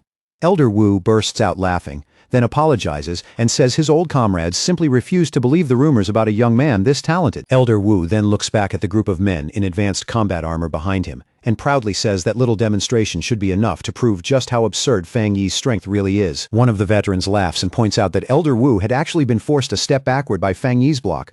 Another jokingly says the younger generation has already surpassed them and that Elder Wu might as well retire now. As Fang Yi looks over the relaxed, laughing veterans, he suddenly realizes something shocking. Every single one of them is carrying the overwhelming power of the two-star Jinggang realm. Elder Wu then turns back to Fang Yi and asks if he still remembers the extreme dark zone they had talked about before. He explains that far beyond their world, much deadlier domains have existed for a long time, and those places are deeply connected to the global return of spiritual energy. Then Elder Wu reveals a military secret. He says the nation's strongest fighters were missing during the recent monster outbreaks because they had been deployed to those domains. According to him, those places are the real front line, where humanity had already been fighting a hidden war long before the public even knew spiritual energy existed. Fang Yi recalls the intelligence he got from Jialan and remarks that these domains are like unstable time rifts. They are packed with chaotic forces, along with a dark attribute that constantly gives rise to horrifying monsters. Elder Wu confirms it and warns him that these classified domains have become especially active lately, with new rifts continuing to open across space. But with that danger comes an enormous opportunity. Elder Wu explains that entering these domains is the only way to build higher-level cultivation paths, allowing pioneers to advance into the ghost acts and creation stages. As he listens, Fang Yi begins to understand how far ahead the government had been thinking. He realizes this is why the nation had been restricting polluted zones long before spiritual energy fully awakened. Looking at the veterans in front of him, Fang Yi is struck by the weight they have been carrying all this time. To quietly step into those hellish places and protect the nation from the shadows takes a level of resolve most people could never imagine. And judging by how solid their two-star Jinggang cultivation is, he realizes the true military strength of the Star God combat zone is far greater than it appears on the surface. Elder Wu's face turns serious as he brings everyone back to the mission at hand. Then he reveals their destination. They are heading into the most dangerous zone of all, a monster-ridden cavern known as the Tomb Cluster. As Fang Yi stands there with Elder Wu and the veteran fighters, then another figure slowly steps out from the shadows inside the base. Elder Wu turns to Fang Yi and introduces the man beside them. It's Zhang Tian, an elder from the Star God combat zone. Zhang Tian gives a cold, dismissive snort, then turns his back and starts walking away without saying a thing. Elder Wu lowers his voice and quietly tells Fang Yi that old Zhang has always been stubborn and never easy to deal with. Even so, Elder Wu says that when it comes to pure combat strength, Zhang Tian ranks in the top 3 out of their entire group. He goes on to explain that they brought Zhang Tian along as extra protection because his loyalty is beyond question. Fang Yi stays composed and says he has nothing but respect for veterans who fight for their country. As for a difficult personality, that just comes with the man. Trying to smooth things over, Elder Wu calls out to Zhang Tian again. This time, he introduces Fang Yi properly as the captain of the Tai Chi Spirit Association, codenamed the Sealer. He also mentions that Fang Yi recently dealt with an S-class disaster entirely on his own. The second Zhang Tian hears that, he stops mid-step and looks back. His interest finally stirred. Now that everyone has gathered, Elder Wu announces that it's time to open the path into the mysterious domain. The team heads toward a massive blue vortex suspended in the sky. This is the door of the void, the gateway leading into that unknown realm. Fang Yi studies it in silence for a moment and notes that, on the surface, it looks surprisingly ordinary for something hiding such terrifying power inside. As Elder Wu leads them closer, Fang Yi notices a spiritual seal placed on the gateway. Right away, he understands what that means. Someone repaired this rift in the past. The moment his hand touches the swirling blue current, Fang Yi feels just how unstable the area really is, and quietly reminds himself not to let his guard down. But what surprises him even more is the sheer density of the power pouring out of the vortex. The energy is far stronger than he expected. A powerful force suddenly pulls the entire group upward and into the giant blue tunnel. As they drift through it, Fang Yi watches the strange images flickering around them and wonders if they're only a side effect of the overwhelming energy. But almost immediately, he senses something much deeper. Out in the void, he catches flashes of twisted space and ghostly shapes that look like giant whales. Their aura feels completely alien, like beings that were never meant to exist in this universe. As they pass by clusters of green energy vines, Elder Wu warns everyone not to get close and not to stare too long. The power inside those things is so violent, it could erase them in an instant. Fang Yi can feel the chaotic mix of elemental force and void energy pressing in from every direction. He knows even the slightest contact would be enough to destroy both body and soul. And because these dangers are made from pure elemental power instead of living beings, his death seal is useless against them. Looking out at the shattered reflections of countless worlds hanging in the void, Fang Yi finally understands just how massive this threat really is. If a rift on this scale ever broke loose, their world would be facing a disaster big enough to wipe out the planet. At last, the tunnel opens into a dark, empty stretch of space. Elder Wu's face hardens as he says they've arrived. The group comes to a stop in front of a massive black tear floating inside the blue energy. Elder Wu tells everyone to get ready. Wrapped in bright blue light, Elder Wu tells the team to release their power and keep themselves suspended before crossing into the dangerous domain ahead. The moment they come out of the portal, the team finds itself floating inside a dark, eerie cavern known as the Tomb Cluster. Right away, they feel a heavy aura of death hanging all around them. Below them, a thick pool of green energy begins to bubble, as if something underneath is about to rise. The instant he sees it, Elder Wu orders everyone into battle formation and says they need to finish this fast. Then without any warning, a massive pillar of dark green energy erupts from deep within the cave. That violent energy quickly starts taking form, turning into a terrifying shadow monster with glowing green eyes. Its sudden appearance leaves the whole team frozen in shock. Elder Wu and Zhang Tian don't hesitate for even a moment. The two of them charge straight at the giant creature. The shadow monster reacts instantly, raising its hand and firing a deadly beam of dark green energy. Elder Wu and Zhang Tian answer with golden power of their own, combining their strength to create a Jinggang realm barrier and block the blast together. But the monster's attack is far too overwhelming. The beam smashes through their defense on contact and sends both men flying backward, blood spilling from their mouths. The other veterans can only stare in disbelief, horrified that their two strongest fighters were crushed so easily. Realizing how serious this is, Fang Yi says they're in critical danger, and that everyone needs to strike the creature together. As the veterans rush forward to catch Elder Wu and Zhang Tian, they quickly notice something else. The monster's dark energy is suppressing a pioneer's spiritual power. One of the veterans points out that the suppression is so intense, Elder Wu and Zhang Tian couldn't even bring out a tenth of their true strength. Fang Yi, however, stays calm. Golden light bursts around him as he summons his sword and says he'll test the creature himself. Fang Yi shoots into the air and coats his blade in golden flames, readying a powerful dragon slash. His burning sword slams into the giant shadow monster, and the impact triggers a massive explosion where the two forces collide. When the smoke finally clears, Fang Yi is still hovering in the air, though it's obvious some of his energy has been drained away. He calmly remarks that the cave's dark energy weakened him badly. Otherwise, that single strike would have been enough to kill the creature. Watching from below, the veterans are completely stunned. One of them says Fang Yi nearly destroyed the giant monster by himself, proving his reputation is no exaggeration. Zhang Tian watches in silence, then repeats Fang Yi's codename, the Sealer. But this time, there's real respect in his voice. Elder Wu then adds that if the veterans knew what that title truly meant, they'd be even more shaken. Ignoring the pressure that's weakening everyone else, Fang Yi sharpens his focus. Dark energy surges out of him, forming massive shadow claws around his body as he activates his Twilight Fire domain. With a single swift motion, Fang Yi sends those giant shadow claws hurtling straight toward the green monster. His system confirms that the domain has opened successfully, and the dark claws immediately start ripping into the creature's raging energy. The system detects the dense dark energy, but it also tells Fang Yi that his special technique allows him to resist the weakening effect. As the monster lets out a howl of pain, the system locks onto it as a target, siphoning away its strength and cutting its dark power in half. Hovering above the weakened beast, Fang Yi's sword flares to life again. It spins in the air, wrapped in a deadly fusion of golden fire and dark twilight energy. With his eyes cold and steady, Fang Yi lines up the final strike and gives a single calm command, "Kill it!" Then he swings, sending a blazing arc of fire straight at the monster. The moment the strike connects, a blinding surge of power explodes outward. Fang Yi doesn't flinch. His eyes burn with a chilling red glow. Then a huge wave of golden energy bursts from his body and sweeps out in every direction. That brilliant light tears through the battlefield and burns away the last traces of the monster's dark presence. Off to the side, Zhang Tian can only stare, completely thrown by the sheer power unfolding in front of him. Beside him, Elder Wu watches closely and realizes what Fang Yi is doing.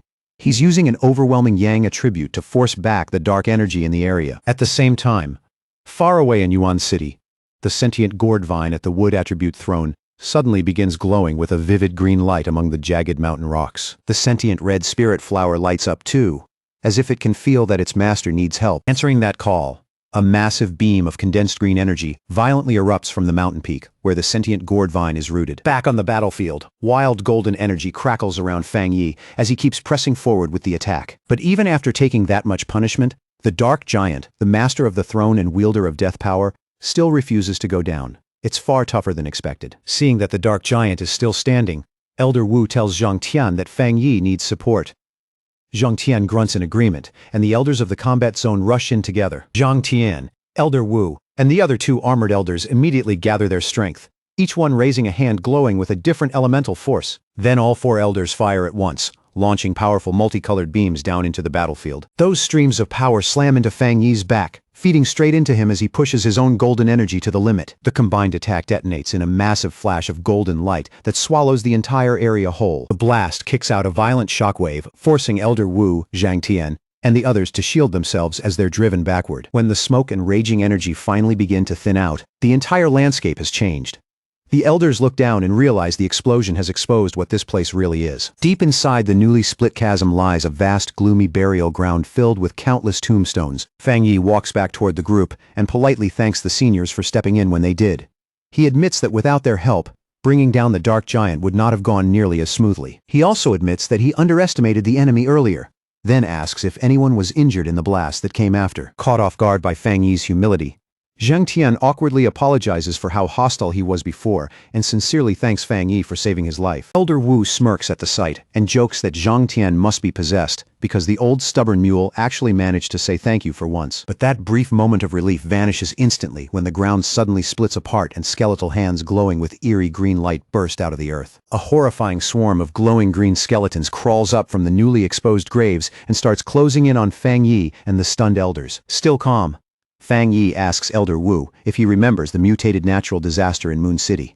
Elder Wu grimly says yes, then suddenly realizes with horror that they're staring at that same nightmare all over again. The moment Zhang Tian sees the undead, disgust flashes across his face.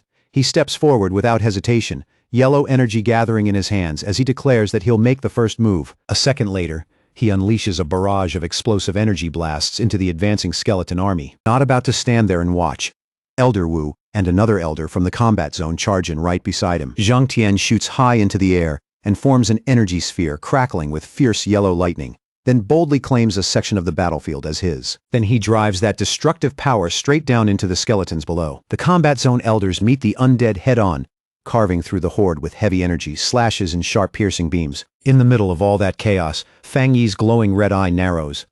Something has already pulled his attention away from the battle in front of him. Then the system suddenly warns him that a strong dark attribute fluctuation has appeared nearby and tells him to touch the source so it can compile a new technique.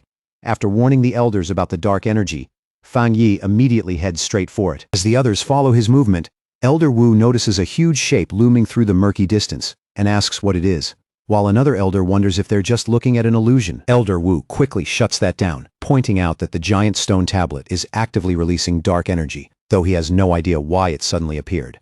Fang Yi concludes that it must be a physical manifestation of the area's dark power and decides to get closer. Ignoring Zhang Tian's warning shout, Fang Yi launches himself straight toward the towering monolith. Wrapped in his golden protective aura, he cuts through the dark mist and heads right for the target. He soon reaches the enormous, weathered face of the stone tablet, its surface wrapped in swirling shadows that feel deeply ominous. The moment Fang Yi places his hand against the cold stone, dark red energy reacts immediately and coils around his fingers. The system confirms that a dark attribute technique is now being compiled automatically. The process finishes, and Fang Yi obtains the Great Hell Saber method. The system explains that with a single slash, the technique can summon undead from the burial grounds to fight for him for 3 minutes, and their strength will scale directly with his own. Fang Yi quickly runs through the dark attribute techniques he already has. There's the boundless dark realm which traps enemies and wears them down over time, and the hellish evil scene, a dangerous move that only works by triggering his own death to call out spirits. He also realizes that his illusion-based eye technique works best against enemies with high intelligence, which makes it far less useful against a mindless skeleton horde. As a blade of red energy forms in his hand, Fang Yi feels the overwhelming power of this ancient burial ground, and instantly understands that the undead here are much stronger than the ones they faced in Moon City. He realizes right away just how absurd this new saber technique really is. it can not only command those terrifying entities, but their strength can keep rising along with his own, with no clear limit in sight. While Feng Yi is still turning over this new power in his mind, the elders from the combat zone gather around the enormous stone tablet. The moment they realize it's made of condensed dark energy, they immediately decide to take a piece back for the research institute. Zhang Tian, in particular, is fired up. He's convinced that if they can study this thing, it could change the future. But as he starts gathering energy into his hand to strike the stone, Feng Yi notices what they're doing and begins to feel uneasy. Zhang Tan drives a heavy punch into the monolith while Elder Wu watches with hope, thinking they may have finally found a solid sample of dark energy never seen before, one that could push their research forward and help them deal with dark attribute threats in the future. But the instant that punch lands, the entire cavern jerks with a violent tremor, and everything freezes for a beat. Elder Wu's face changes at once. Realizing they've made a terrible mistake, he shouts that the stone tablet should never have been touched. Cracks race across the giant structure, and before long, huge slabs of the dark stone start breaking loose and crashing down. Seeing the collapse begin, the elders yell for everyone to fall back and scramble out of the way as massive chunks of stone come raining down. Right in the middle of that collapse, Feng Yi suddenly feels a horrifying surge of spiritual energy spreading through the entire area. And in that moment, it clicks. He finally realizes the true and disastrous source behind the Black Sea anomaly. From the shattered remains of the tablet, a monstrous tsunami of red and black malevolent energy bursts upward. Without meaning to, the group has released an ancient dark tide from beyond this world, and its destructive force is beyond anything they've seen before. That enormous wave of dark red and black power, the dark tide, erupts straight out of the ruins. The second Zhang Tian sees it. He shouts out the first rule of exploration. If you encounter the dark tide, retreat immediately. Dark energy quickly twists itself into terrifying shadow beasts that flood the area. The elders of the combat zone immediately begin pulling back, cutting their way through the swarm as they retreat. In the middle of the chaos, Elder Wu turns and shouts for the sealer to wait, but Feng Yi doesn't move. He remains standing there, right in front of that towering wave of destruction. As the red energy rushes closer, Elder Wu desperately yells at Feng Yi, demanding to know what he's doing and ordering him to get back. Feng Yi ignores every warning and keeps staring into the tide with his glowing red eye. Then he hears it. A strange voice is calling to him from somewhere inside that dark energy. Curious, Feng Yi slowly reaches his hand toward the swirling red mass, determined to see what's hidden inside. As he faces that otherworldly power head-on, he quietly prepares himself for death. Then, without warning, a massive burst of red light explodes outward and swallows Feng Yi whole. Elder Wu and Zhang Tian can only watch in horror, shouting his name as the blast consumes him, unable to accept what just happened. Zhang Tian lunges toward the deadly wave, trying to save him, but Elder Wu instantly creates a glowing energy hand to stop him, shouting that Feng Yi cannot be saved and that rushing in now would only throw his life away too. Zhang Tian snaps back in fury, saying Feng Yi is the future of the nation. He blames himself and the other elders, insisting he would trade his own life without hesitation for those young pioneers. In obvious pain, Elder Wu says Feng Yi is most likely already gone. He warns that if they lose even more people here, the nation's future will be finished. Taking responsibility for bringing Feng Yi here, Elder Wu orders the remaining elders to retreat and stay alive. But just as the elders are about to run, a massive pillar of golden energy suddenly erupts from inside the dark tide. They all turn back in shock. The moment they recognize Feng Yi's signature golden power, a flicker of hope returns. Meanwhile, deep inside the abyss, Feng Yi calmly drops through a twisting tunnel of red and gold energy. The blast didn't harm him at all. And even stranger, there isn't a single monster anywhere inside the heart of the dark tide. As he drifts deeper into that dark red void, Feng Yi follows his instincts. Even though the voice has gone silent, he can still feel that if he keeps moving forward, he'll eventually reach whatever called out to him. Wanting answers, he tries to contact his system and have it analyze this strange place around him. Wrapped in a golden aura, he continues descending farther and farther into the endless abyss. He can tell his defenses are holding perfectly. The dark energy around him can't touch him at all. Then a strange voice suddenly echoes through the red emptiness and speaks directly to him. Startled, Feng Yi stops descending at once. His system interface flickers wildly under the pressure of that overwhelming power before finally stabilizing again. The system tells him that the ancient energy is interfering with its functions, but it still managed to detect the source, and the coordinates are straight ahead. Following the glowing blue prompt from his system, Feng Yi moves through the dark mist. At the same time, he wonders if this ancient power might be another world-changing artifact like the thrones. As he speeds up, the pressure in the air grows heavier and heavier, making it clear that he's getting close to the unknown source. The moment he finally sees where he's headed, his eyes narrow. He comes to a stop in front of a massive black vortex crackling with red lightning, and the crushing pressure pouring from it is so intense that even the space around him feels suffocating. From the center of that vortex, a hollow suit of demonic armor slowly emerges, covered in spikes and faintly glowing red from within.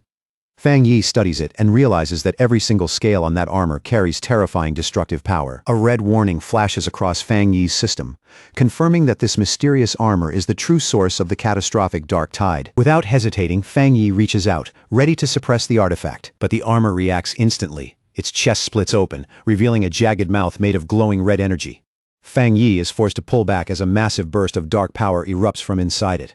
Even he is left stunned, realizing this relic carries far more energy than any of the thrones he had encountered before. Caught off guard by the armor's sudden attack, Fang Yi hurriedly throws up a golden energy barrier to shield himself. As the dark power slams against his shield and keeps grinding forward, Fang Yi starts to strain under the pressure. He's shocked to discover that the armor's killing intent is strong enough to weaken his protective yang attribute, even though that power should naturally suppress dark energy. But instead of backing off, that resistance only makes Fang Yi want the artifact even more. He releases a burst of golden energy to force the pressure back, then activates his boundless dark realm, enclosing himself inside a giant sphere of dark purple power. Fang Yi pulls out his blade and unleashes the great Hell Saber. In an instant, the attack tears open the abyss and summons an entire legion of glowing red undead, each one radiating a vicious, ghostly presence. With a single command from Fang Yi, that shadowy army dives from above and rushes the floating demonic armor in a perfectly timed assault. Fang Yi keeps his eyes fixed on the clash, but the confidence on his face quickly starts to crack when the armor strikes back. A violent burst of razor-sharp red tendrils erupts from the armor and tears through the spectral army like it's nothing, wiping them out in seconds. Watching his strongest move get crushed that easily, Fang Yi finally admits how terrifying this thing really is. Its dark aura is on a completely different level from his own, so overwhelming that it can shut his techniques down by force. The demonic armor follows up at once, unleashing a lightning-fast storm of red energy slashes that blasts Fang Yi backward. Even after seeing that kind of power, Fang Yi still refuses to give in. He fixes his eyes on it and declares that this battle will decide which one of them ends up subduing the other. The entity speaks again, trying to lure Fang Yi into giving in and becoming the same as it. At the same time, dark energy creeps across his face and forms a jagged mask, making him realize it's trying to corrupt his mind and take over his body. Fighting to stay in control, Fang Yi activates his Divine Sun Swallowing Heaven technique, using it to clear his mind and keep himself from slipping under. Fang Yi grits his teeth and roars that the entity has underestimated him. In the very next second, a huge surge of blue energy explodes out from his body. Pushed all the way to the brink, he orders his system to release every power and technique he has at the same time. The system immediately sounds a critical alert. It reports that although Fang Yi is only at the 2-star Jingang realm, his true combat potential can't even be measured. But the system also warns him about the cost. If he forces all that power out at once, his body will almost certainly collapse, with a 99% chance of total destruction. Even so, Fang Yi stares into the darkness without flinching, ready to risk everything. Forced all the way to the brink, Fang Yi has no room left to retreat. With everything on the line, he throws himself into one final, desperate attempt to suppress the demonic entity before it completely overwhelms him. Golden light and dark crimson power crash violently around him, tearing through the space like two storms colliding. In the middle of that chaos, Fang Yi grits his teeth and orders the system to draw out every power he has, staking his life on a single vow. Either he wins here, or he dies here. The system answers Fang Yi's command without hesitation. In the very next instant, every cultivation method he has mastered begins activating at once, surging through his body in a terrifying flood of power. But forcing so many opposing energies to run through him at the same time comes with a crushing price. The pressure inside Fang Yi's body becomes almost unbearable, as if every meridian and bone is being pulled in different directions. Fang Yi grabs his head with both hands, his face twisted in raw agony. The raging power inside him threatens to rip his body apart from the inside, and he can only struggle desperately to keep even the last thread of his sanity intact. At last, the burden becomes too much. Fang Yi's eyes lose focus, turning completely blank, and in the next moment, a catastrophic burst of red energy erupts from his body like a violent explosion tearing through the abyss. The system instantly detects the fatal overload consuming Fang Yi's body. With his life hanging by a thread, it triggers its emergency failsafe and activates the Death Seal technique. One after another, elemental forces surge around his lifeless body. Lightning flashes, a protective aura wraps over him, and dark chains coil into place, dragging him back from the edge of death and confirming that Fang Yi has somehow survived. Deep within the abyss, Fang Yi drifts silently through the darkness until his eyes suddenly snap open, glowing a fierce red. At that moment, the system declares that the ancient artifact has been defeated by the combined force of his cultivation methods. The system then confirms the impossible. The ancient entity has yielded.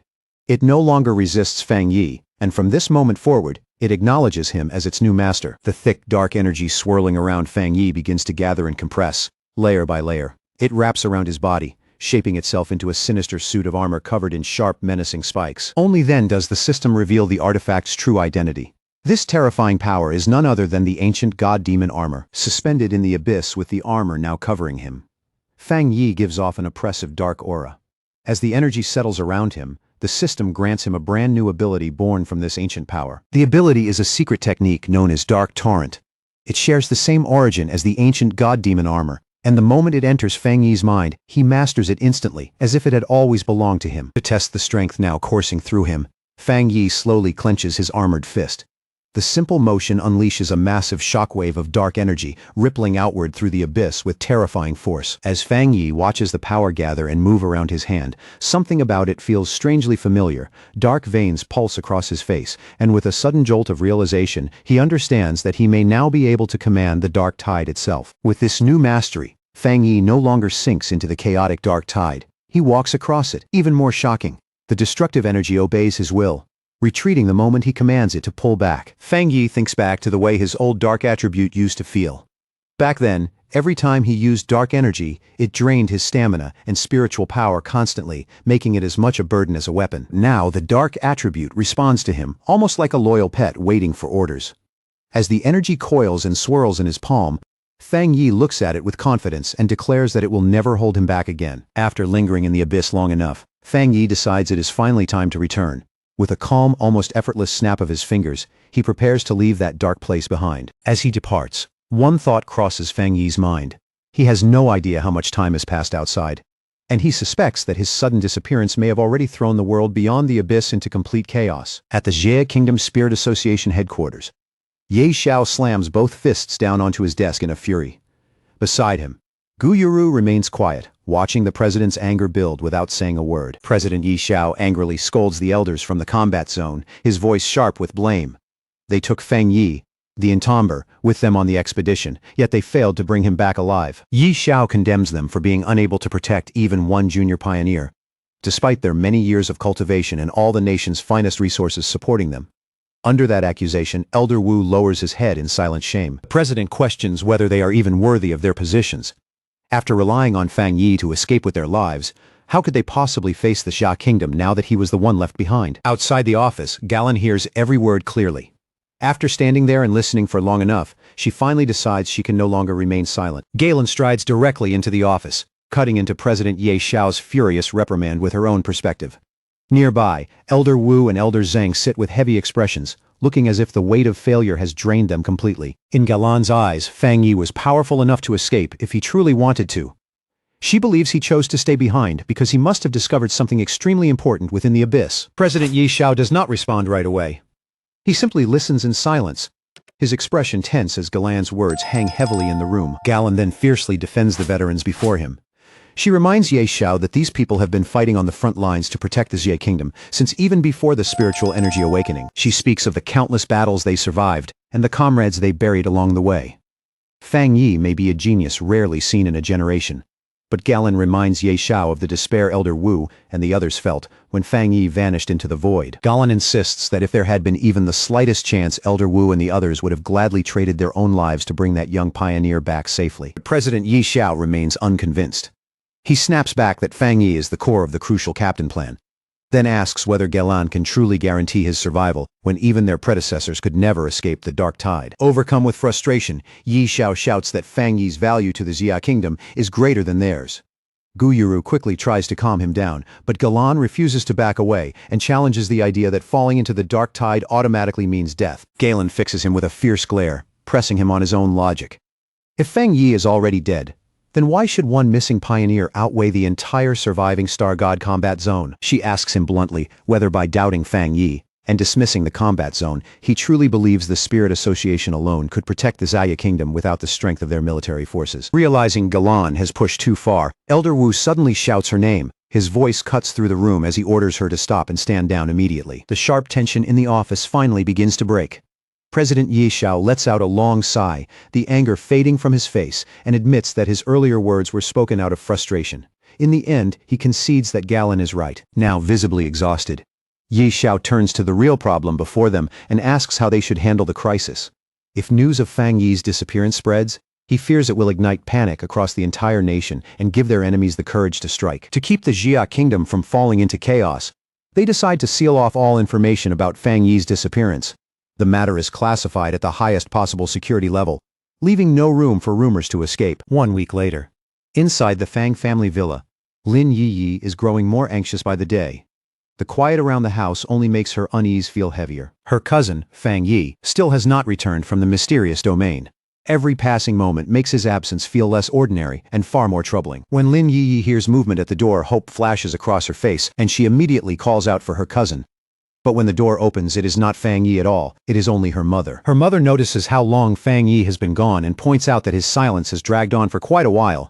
She gently suggests that Lin Yi should try calling him. Lin Yi explains that this situation is different from before.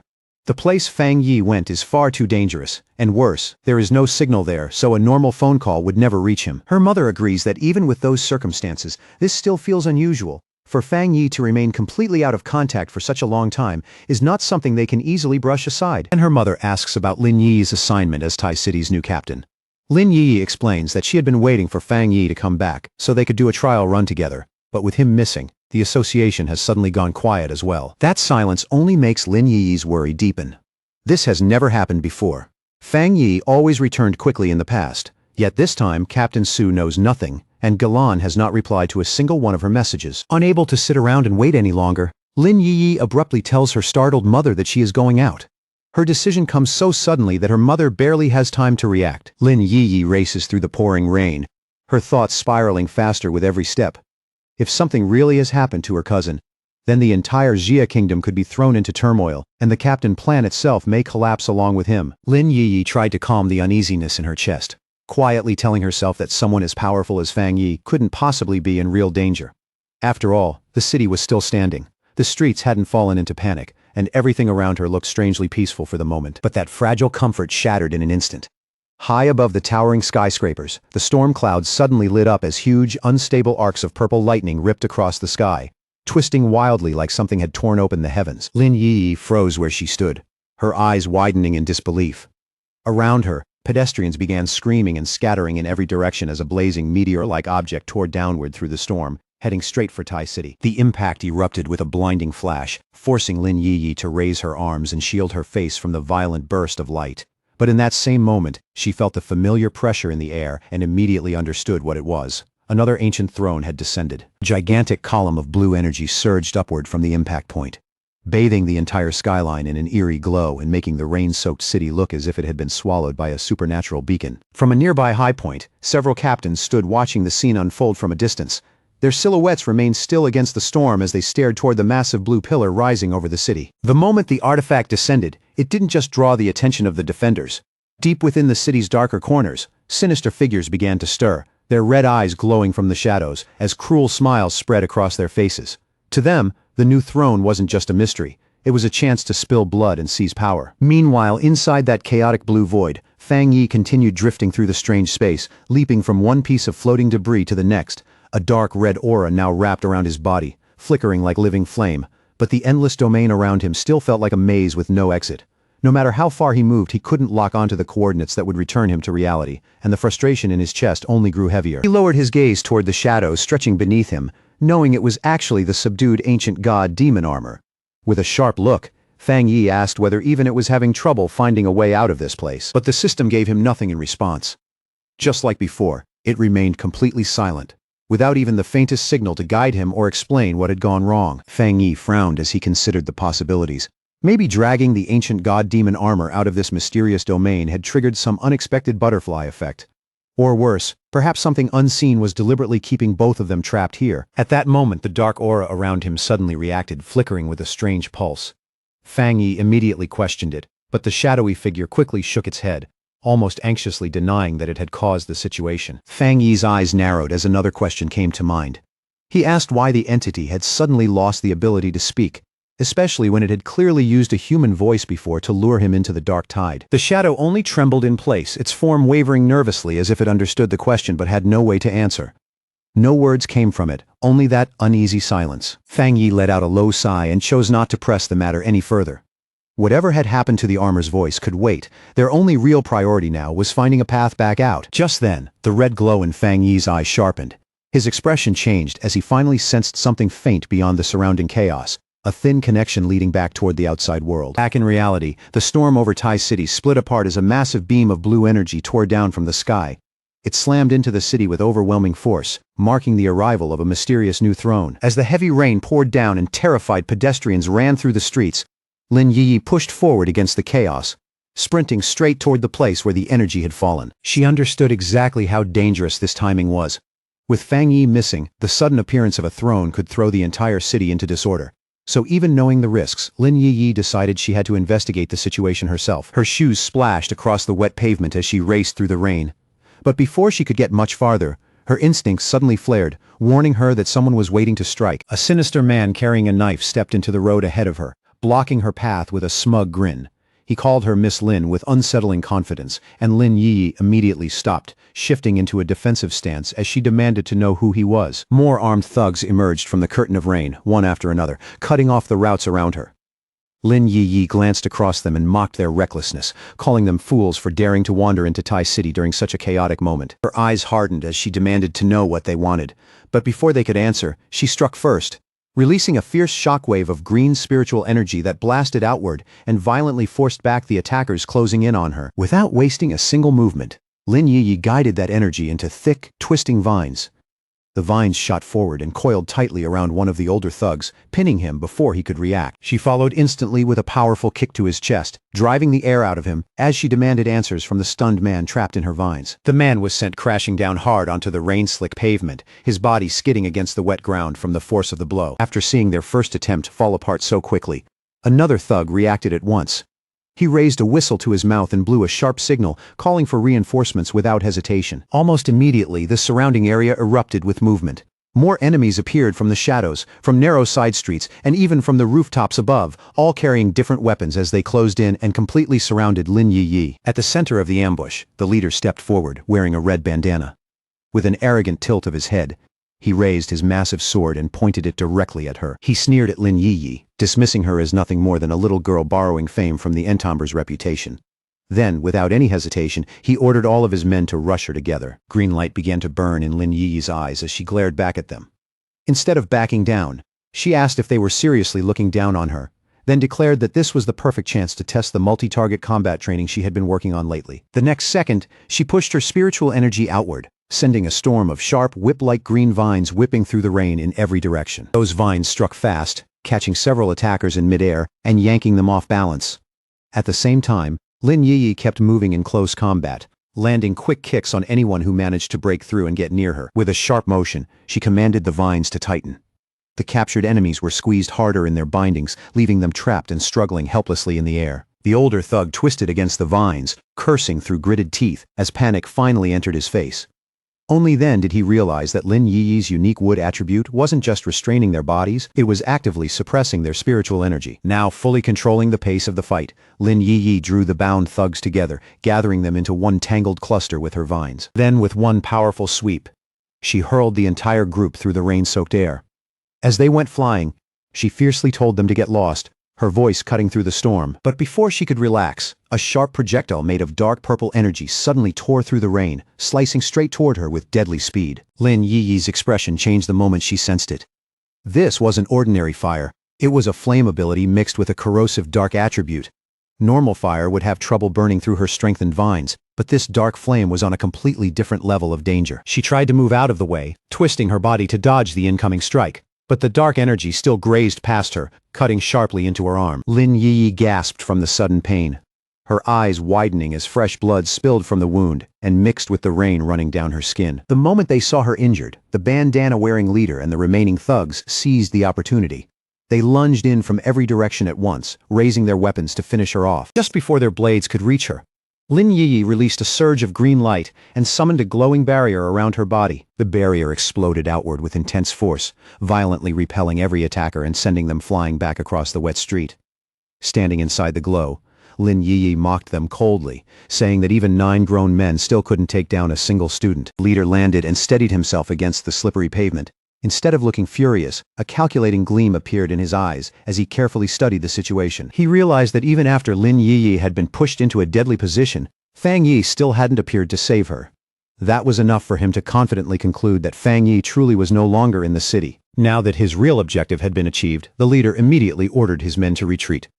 One by one, the thugs leaped away into the storm and vanished through the rain. Left alone in the street, Lin Yiyi caught her breath and suddenly understood that she had walked straight into their trap. Frustration surged through her, and she slammed her fist hard against a nearby wall. By defending herself so desperately, she had accidentally confirmed the very thing their hidden enemies wanted to know. Fang Yi was absent. Lin Yiyi cursed herself for being careless. Now that the enemy knew the truth, they would definitely come back even more prepared next time. And she realized she urgently needed a plan before the situation spiraled out of control. Before she could sort through her racing thoughts, the stormy sky lit up again. In the distance, a massive pillar of golden light pierced down through the clouds and struck somewhere within the city. The moment Lin Yiyi understood what that strange light was trying to tell her, her expression changed completely.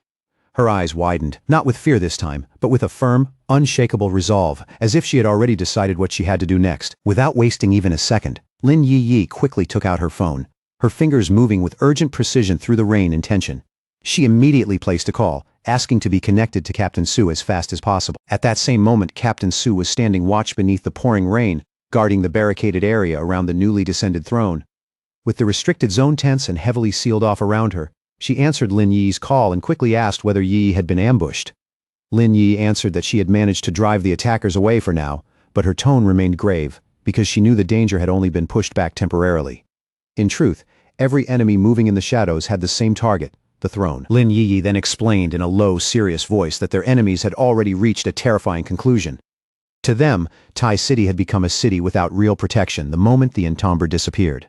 As the meaning behind those words sank in, Captain Su stood frozen in the rain, unable to respond right away, struck silent by the weight of what Yi had just said. Captain Su slowly turned her gaze toward the restricted forest, her face tightening with shock as the rain streamed down around her. On the other end of the call, Lin Yi's voice became steadier, and what she said next carried the force of a decision she could no longer turn away from. The young pioneer declared that she would personally approach the artifact and force it to recognize her as its new master. Her words were bold, almost reckless, but behind them was the desperation of someone willing to take the most dangerous path, if it meant protecting the city. When Lin Yi arrived at the restricted site, the storm was still beating down heavily around her. Facing the dangerous aura ahead, she said with firm determination that she had no other choice left if she wanted to protect Tai City. The instant Captain Su saw what Lin Yi intended to do, she rushed forward and pulled her into a tight embrace beneath the cold rain. Holding her close, Captain Su scolded her for being foolish, her voice filled with fear and anger. She warned Yi that this newly descended artifact carried the metal attribute, and that meant its power was unimaginably sharp, far more lethal than the anomalies they had faced before, perhaps 100 times more dangerous. Captain Su reminded Lin Yi that her own wood attribute offered almost no protection against metal. Trying to confront that kind of power head-on was no different from walking straight toward death.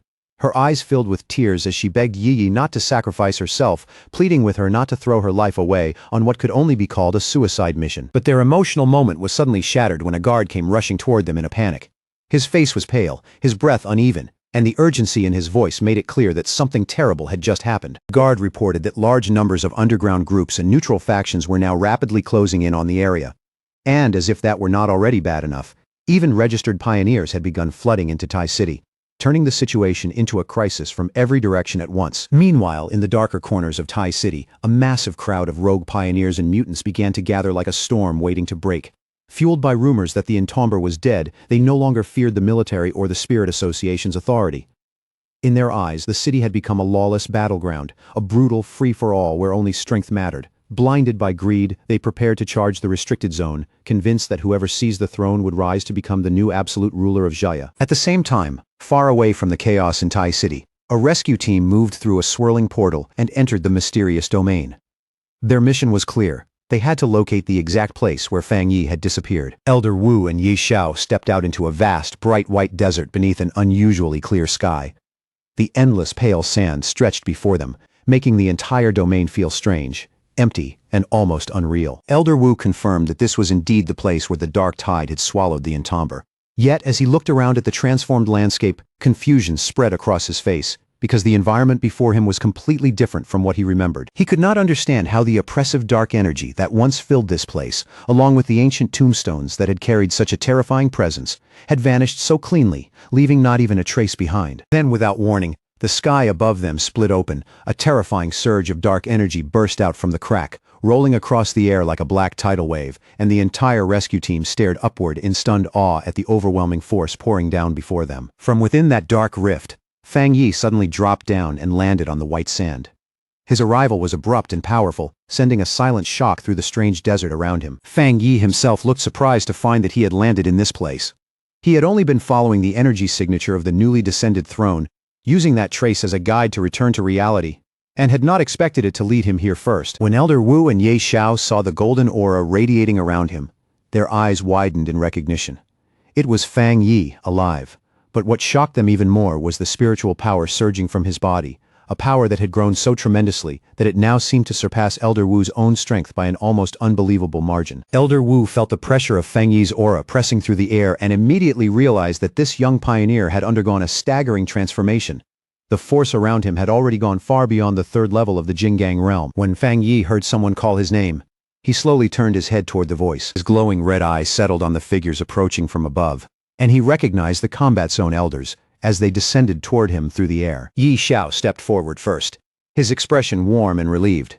Reaching out, he grasped Fang Yi's hand in a firm greeting, as though finally seeing him alive had lifted a heavy burden from his chest. He introduced himself as Ye Xiao, the president of the Xia Nation Spirit Association, and then spoke with unmistakable sincerity.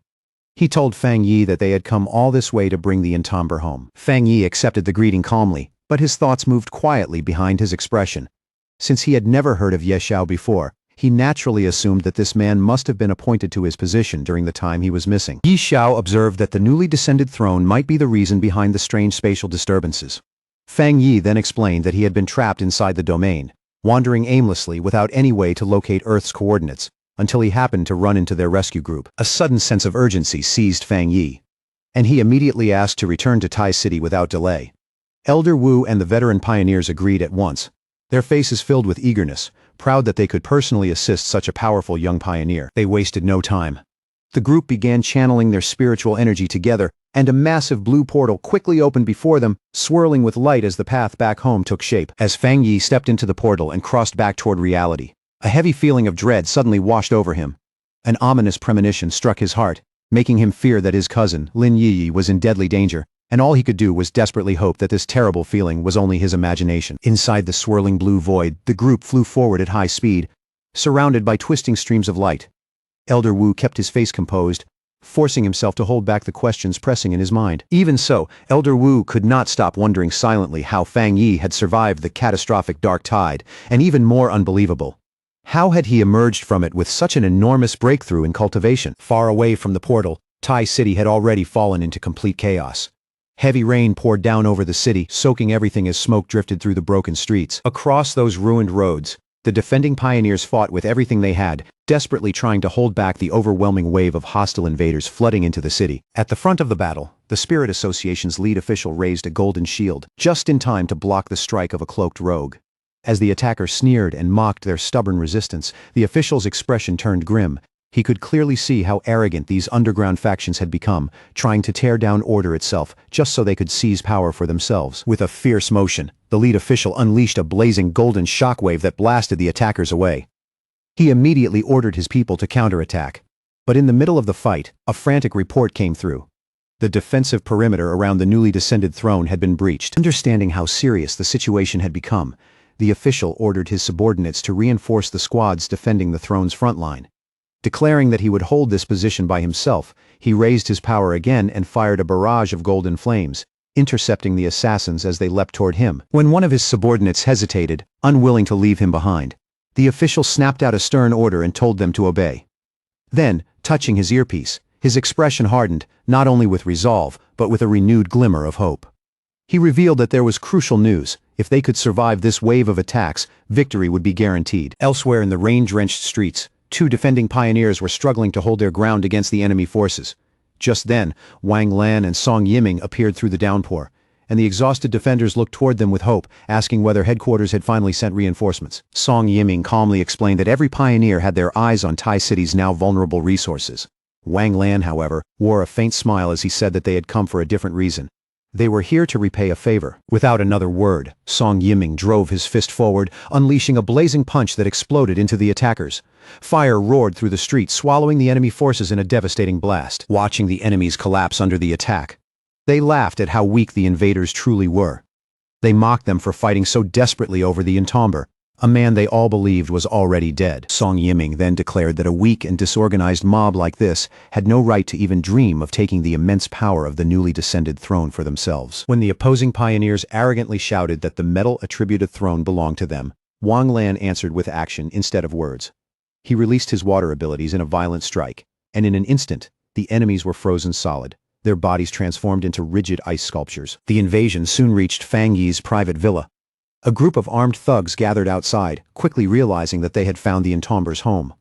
One scarred thug laughed with greedy excitement, already imagining Fang Yi's possessions as his own, and then his expression turned even more unsettling as he mentioned the two defenseless women inside. But before the thugs could break through the doors, a haunting melody suddenly drifted through the rain. Nearby, a pioneer lifted a glowing green flute and began to play, sending out waves of magical sound. The power struck the invaders at once, forcing them to scream and dance uncontrollably, their faces twisted with shock at such terrifying mind control. The one who had intervened was Moon City pioneer Captain Chen Ruo. Standing calmly on a nearby rock, she looked down at the struggling thugs with cold, unreadable eyes. As she watched them writhe helplessly under the melody's control, Chen Ruo thought back to her mother's teaching. People who were weak yet still driven by endless greed were, in their own way, truly terrifying. At the foot of the restricted mountain, a massive burst of blue energy suddenly erupted upward into the stormy sky. The brilliant surge cut through the rain and instantly drew the attention of countless rogue pioneers swarming nearby. Above the gathered crowd, an invader wrapped in roaring flames floated in the air. He laughed wildly into the storm, his confidence overflowing as he declared that the throne was already his. A blinding column of fierce blue light suddenly crashes down into the restricted zone, tearing through the air like a divine judgment from above. The moment it lands, a brutal shockwave bursts outward, slamming into the approaching invaders and forcing them back before they can take another step. The rogues stare in stunned horror, instantly recognizing the suffocating pressure pressing down on them. It is the raw, overwhelming might of the metal attribute throne. The invaders quickly realize that this artifact is not merely resisting them. It is powerful enough to push back even their strongest fighters.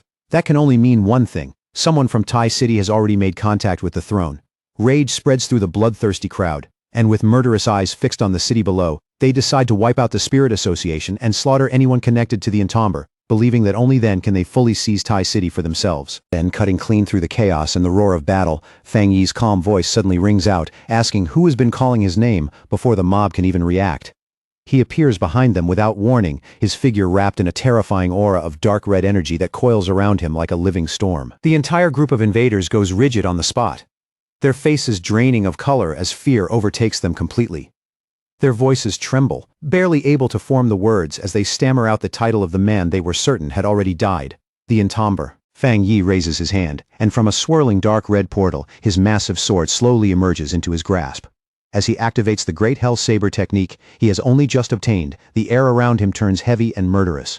The terrified invaders can do nothing but watch, frozen in place, as an overwhelming killing intent gathers around his body like a storm about to break. With no hesitation at all, Fang Yi grips the massive blade and swings it once across the battlefield. In that single motion, a colossal slash of blazing fire tears forward, carving through everything in its path with terrifying force. The moment the strike lands, the battlefield erupts into a towering explosion of flames and dark energy, swallowing the rogue pioneers before they can even scream. In an instant, the entire horde is obliterated, leaving behind nothing but scorched ground, rolling heat, and fierce flames crackling in the aftermath. As the raging fire slowly begins to settle, Fang Yi turns his gaze toward the restricted mountain peak in the distance. Feeling the familiar spiritual fluctuations coming from that direction, his expression sharpens. His earlier premonition was right. His cousin, Lin Yiyi, is on that peak, and she is trying to claim the dangerous new throne. High above, at the summit of the mountain, Lin Yiyi is suspended within a glowing green sphere of energy. In front of her stands the intimidating metal attribute throne, radiating a pressure so powerful that the entire peak seems to tremble beneath it. Even so, Lin Yiyi has already stepped into the throne's domain with no sign of backing down. Her resolve is absolute. and she is prepared to risk her life. Shencher sacrifice everything, if that is what it takes to protect Tai City. Down below, Captain Su is struggling with everything she has to maintain the protective barrier surrounding Lin Yi. Sweat runs down her face, her body visibly strained under the pressure. Yet she refuses to let the defense collapse. Even if she has to burn through her own life force, she is determined to shield Yi until her spiritual power is completely drained, silently begging the young pioneer to succeed. All of a sudden, Fang Yi pierces straight through the green barrier, breaking into the protected space and throwing the defensive formation into disorder. Captain Su immediately shouts in alarm, her eyes widening as she desperately tries to understand who could have slipped past their perimeter so easily. A sudden breach sends a violent backlash surging through the barrier and straight into Captain Su. Her body jerks under the impact, and in the next instant, she coughs up a mouthful of blood. As Captain Su's strength gives out and she begins to collapse, her blonde guard quickly catches her before she hits the ground. But when the guard looks up and sees the figure who has entered, shock floods her face, and she stammers out the entomber's title in complete disbelief. Fang Yi looks at Captain Su and greets her with a calmness that feels almost impossible in the middle of the chaos. Captain Su stares back at him, stunned beyond words, her expression caught between absolute disbelief and overwhelming relief as she realizes that Tai City's greatest protector has finally returned. Seeing that the broken barrier has left his cousin exposed and vulnerable, Fang Yi acts immediately. He stretches out his hand, and swirling red energy flows from him, reaching toward Lin Yi as she falls, catching her gently in midair before the dangerous forces around the peak can swallow her. Fang Yi's immense power spreads around Lin Yi, forming a huge glowing sphere of protective energy that completely surrounds her. Within that shield, she is sealed away from the chaotic elements raging around the mountain peak and from the deadly pressure of the metal attributed throne looming above her. High above the ruined chaos of Tai City, the entomber hung in the air, his gaze locked on the flames and explosions tearing through the streets below. His eyes burned a furious red, and every blast lighting up the city only made the rage on his face grow colder. As he stared down at the invading forces flooding through Tai City, one thought immediately crossed the entomber's mind. Were these people really so bold that they had come all this way just to seize the newly descended metal throne? Behind him, Su Qinying quietly corrected that assumption. Her voice made it clear that things were not quite that simple. When the metal throne first appeared, the entomber's name alone had been enough to frighten away most enemies. But the moment rumors began spreading that the entomber had died, the invaders stopped holding back. They came after the artifact, the Tai City Spirit Association, and even his family all at once. Su Qinying explained that Yi had only tried to claim the metal throne because she had been cornered, desperate to protect the city from an attack closing in from every side. The instant those words reached him, the entomber's expression darkened completely. His aura exploded outward, surging up around him like a blazing pillar of flame that seemed ready to burn the sky itself. Without wasting another second, the entomber spread his senses across every corner of Tai City. One by one, every hostile presence was locked into his awareness, and in that suffocating silence, he made a cold vow that not a single enemy would be allowed to escape. Then his overwhelming power descended over the city. The invading forces, who had been rampaging without fear just moments earlier, suddenly froze in place as terror gripped them from head to toe. Su Qinying watched the terrifying pressure roll out from him, and cold sweat immediately formed on her skin. For one brief instant as she stared at the entomber's back, it felt as though the man before her had stepped beyond anything human. At that moment, the entomber suddenly sensed several familiar auras entering the battlefield. Through the chaos below, presences he recognized began moving against the invaders. In the flooded streets, he caught sight of Zhang Lu, Ji Ruoyan, and a group of allied pioneers clashing with the enemy forces. Seeing them fight their way through the disaster brought him a moment of relief, because with reinforcements now defending Tai City, the situation on the ground could still be turned around. But that small relief shattered almost instantly when Yi Yi's agonized cry cut through the battlefield. Her voice carried pain so sharp that the entomber's attention snapped away from everything else. He turned and saw Yi coughing up blood, her body trembling as she struggled under the crushing force of the metal throne. The artifact's power pressed down on her relentlessly, leaving her barely able to endure it. Seeing her suffer like that, the entomber could not bring himself to blame her for acting recklessly. His sudden disappearance, the arrival of the metal throne, and the enemies attacking from every direction had left her with no choice but to stand up for the city. Memories of their childhood flashed through his mind, making the sight before him even harder to bear. No matter what it took, he had to save her. further because if Yi died here, he knew he would never forgive himself. Knowing there was no time left to hesitate, the Entomber launched himself forward, his body shot through the air straight toward the blinding blue glow surrounding the metal throne. He slammed directly into the massive sphere of raw power, forcing his way against the violent pressure. With fierce confidence in his voice, he declared that a mere single elemental attribute would never be enough to block his path. The pressure tore into him and left visible damage across his body,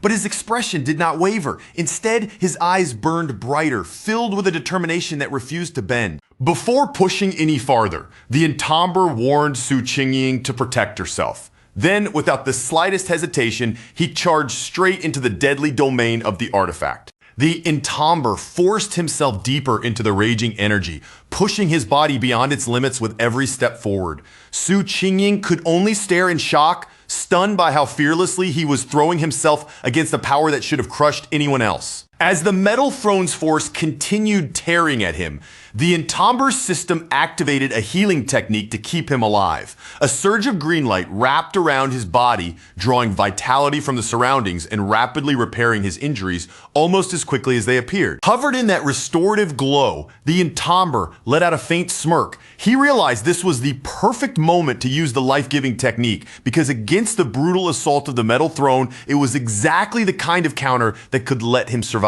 His forced entry triggered a violent reaction from the artifact. A colossal eruption burst outward, sending a blinding blue pillar of energy shooting straight up through the storm clouds. Far from the center of the blast, Zhang Lu and the other defenders looked toward the sky in awe. The metal throne's energy was fluctuating wildly, and the sheer force of it felt as though it was trying to pierce the heavens. Down in the flooded streets, the Association Superior also noticed the sudden spike in energy. Recognizing that unique signature, he immediately understood that the critical moment had arrived, and he ordered his men to carry out their strategic plan without the slightest delay. Back at the heart of the disaster, the Entomber endured the storm of blue energy around him. Step by step, he pushed through the raging force until he stood directly before the glowing metal throne. With a mocking calmness, the Entomber offered a casual apology for interrupting.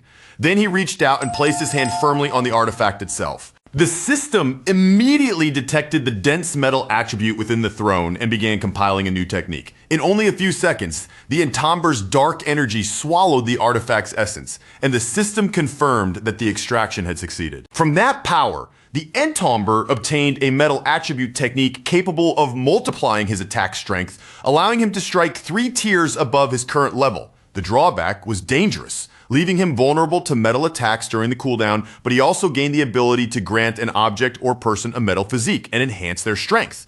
With the core power now extracted, he looked down at the glowing diamond-shaped construct resting in his hands. Without any hesitation, the Entomber chose Yi as the target for his new implantation skill.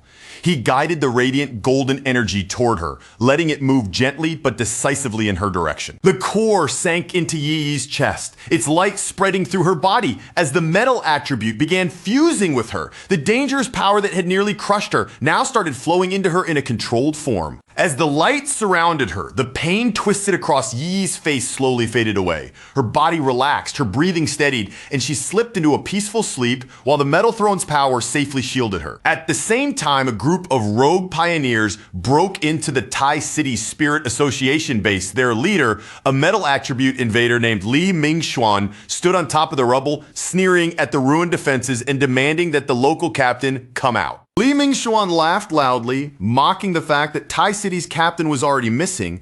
To him, the entire city looked pathetic and fragile now that the Entomber was no longer there to protect it. Inside the wrecked lab, Li Mingxuan grabbed a terrified researcher by the throat and lifted him off the ground. He sneered in the man's face, asking where the association members had gone and mocking them for losing their courage just because the Entomber was believed to be dead. The researcher trembled in his grip, his face pale with fear. In a shaky voice, he asked if the invaders had come for the spirit crystals. Before Li Mingxuan could press him much further, the researcher quickly gave in. He pointed them towards safe number 3, surrendering the information as if he had no strength left to resist. Li Mingxuan was surprised by how fast the man broke, and he asked if the researcher was not afraid of being punished by the association. The researcher cried that keeping quiet would only get him beaten, and that the invaders would find the crystals sooner or later anyway. Satisfied with the answer, Li Mingxuan threw him down without concern. His thugs rushed to the vault and cracked it open, revealing a massive stash of glowing blue spirit crystals packed inside. The moment Li Mingxuan saw the treasure,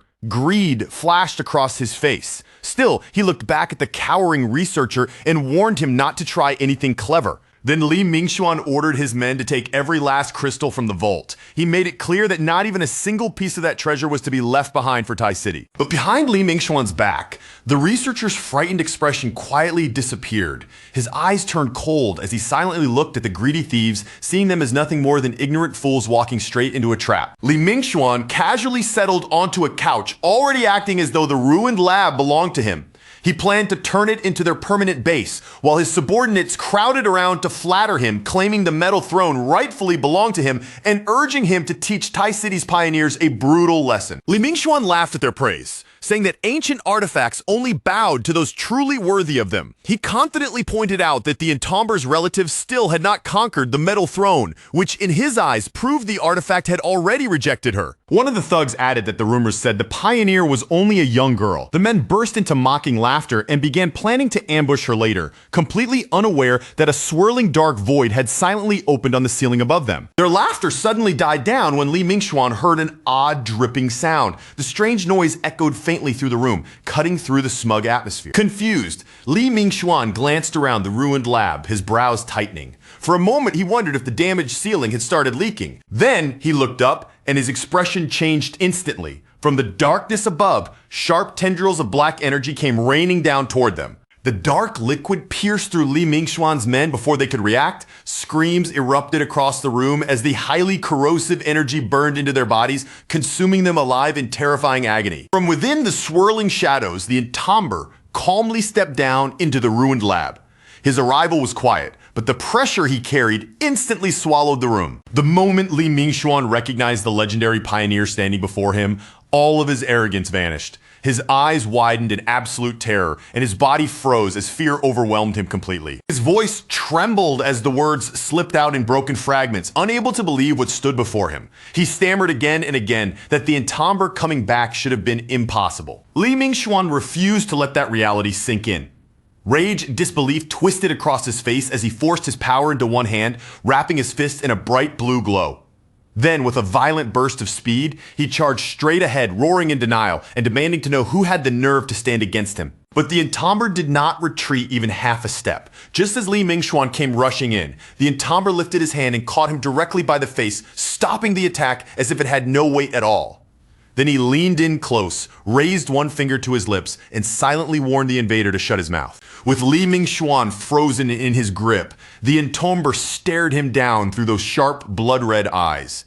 His expression stayed cold and unmoved as he delivered the judgment reserved for anyone who dared to trespass into Tai City: death. Fang Yi's voice dropped cold as ice as he looked down on the intruders, and with no hesitation at all, he handed down Taishi City's absolute law. Anyone who dared trespass here would pay for it with death. Before Li Mingxuan could even steady his breath, Fang Yi struck him with brutal force, the blow crashing into him so violently that the terrified man was sent sprawling hard onto the ground. Fang Yi stepped over the fallen leader like a shadow of judgment, and as he towered above Li Mingxuan, a radiant golden sword slowly formed in his hand, blazing with overwhelming power. Li Mingxuan stared up at him, sweat pouring down his face as fear twisted his expression. His voice shook uncontrollably as he stammered out the sealer's title, unable to accept that the man he believed was dead was standing right in front of him. Fang Yi's eyes burned with a dangerous red glow, and without the slightest trace of pity on his face, he coldly cast Li Mingxuan aside, as though the man was already nothing more than ash. In the next instant,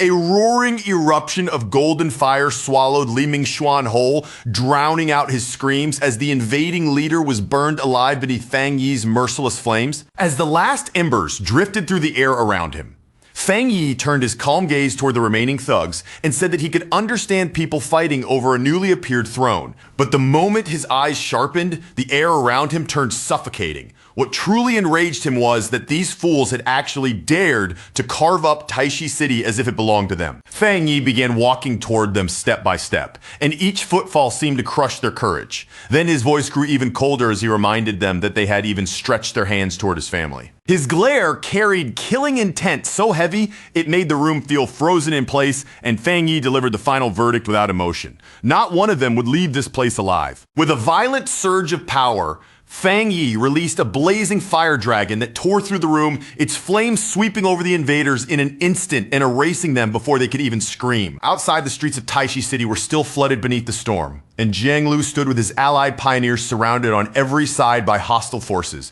Then, from the direction of the Spirit Association building, a colossal explosion of fire erupted into the sky, the golden blaze tearing through the storm clouds and lighting up the entire city. The enemy thugs froze where they stood, their faces draining of color as horror spread through their ranks. At that moment, they finally understood that the sealer had truly returned.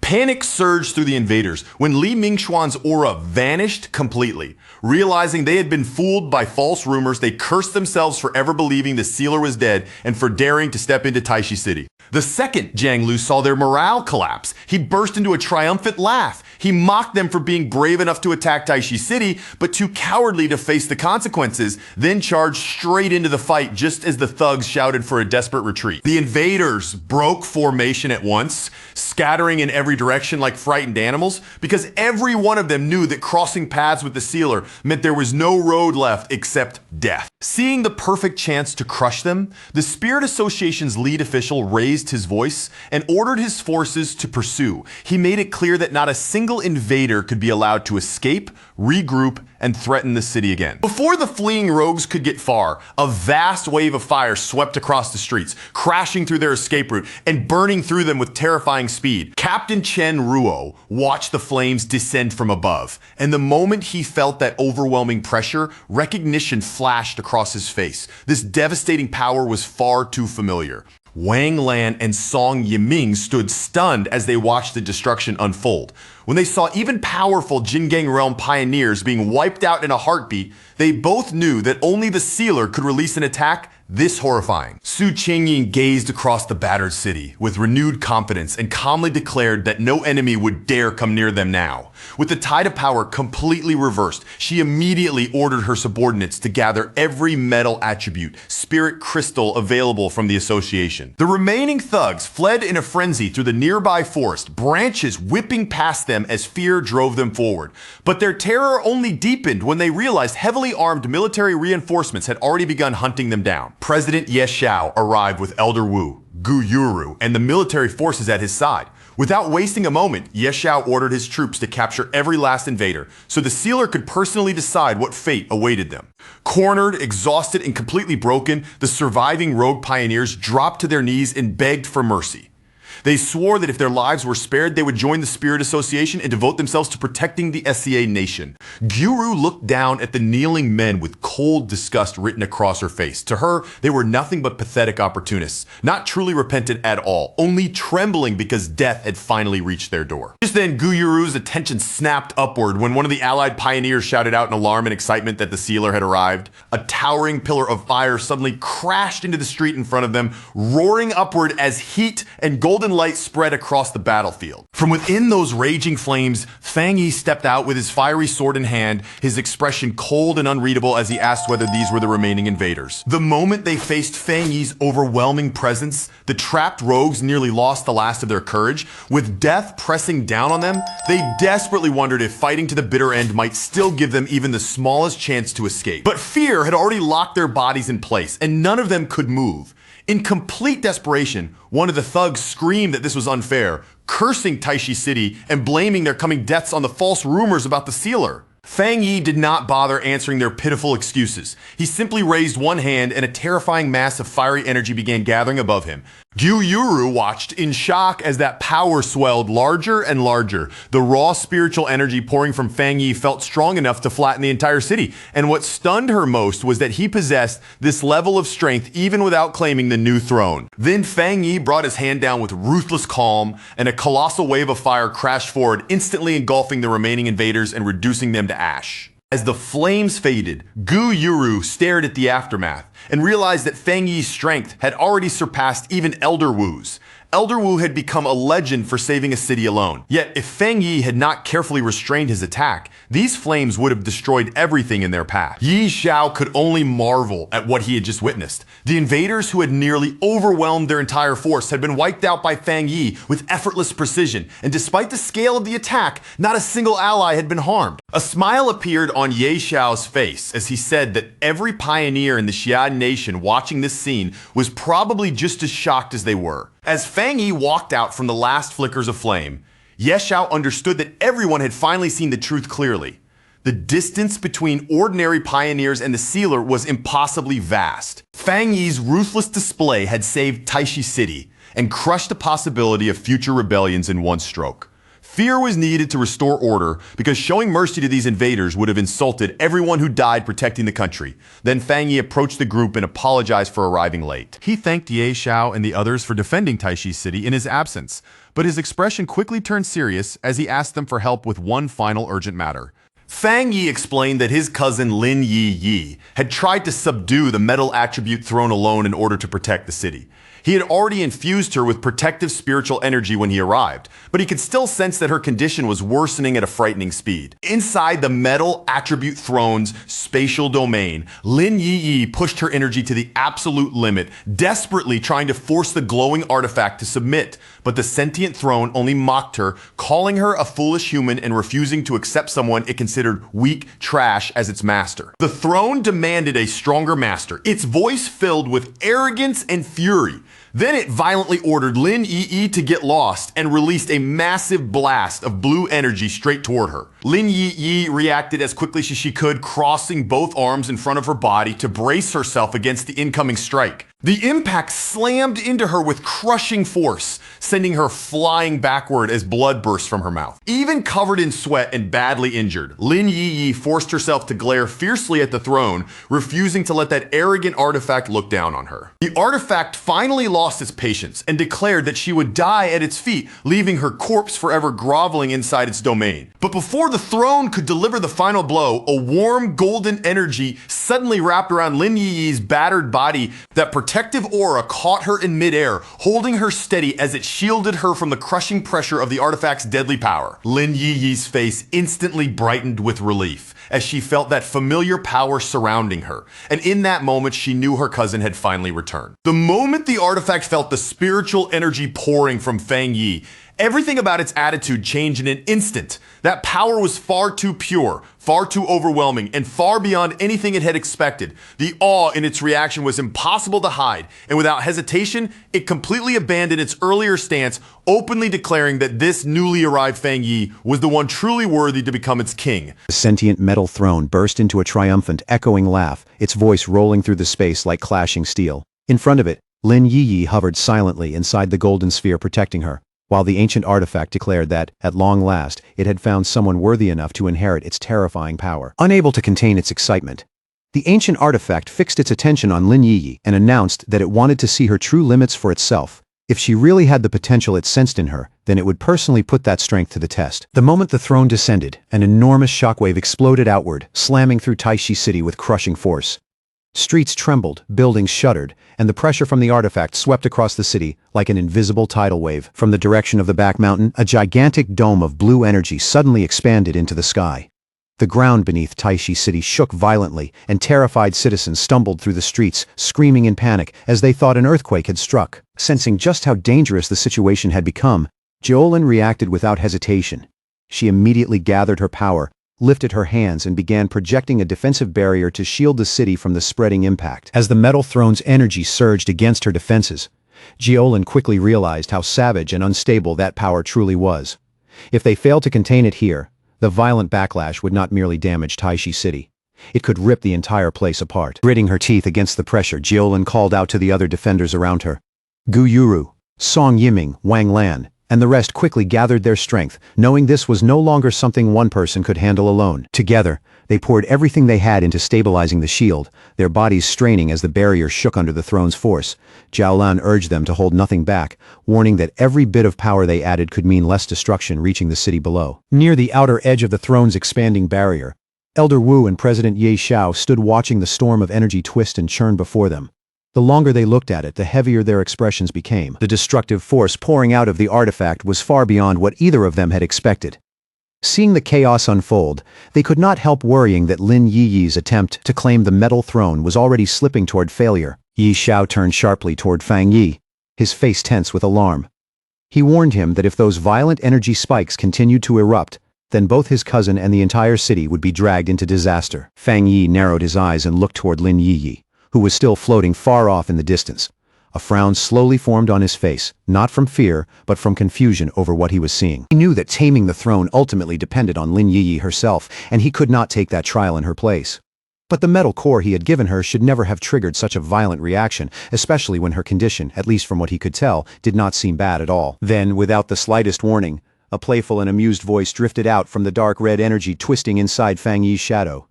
The sound seemed to rise from the darkness itself, calm and entertained by the chaos around them. The ancient god-demon armor spoke from within that crimson shadow, revealing the truth behind the throne's strange behavior. According to it, the metal throne was not actually testing Lin Yiyi at all. Instead, the artifact had been creating all this commotion because it wanted Fang Yi to notice it. The metal throne had already set its sights on him and had chosen him as the master it truly wanted. Fang Yi's expression shifted with surprise the moment he heard that. He immediately understood the problem.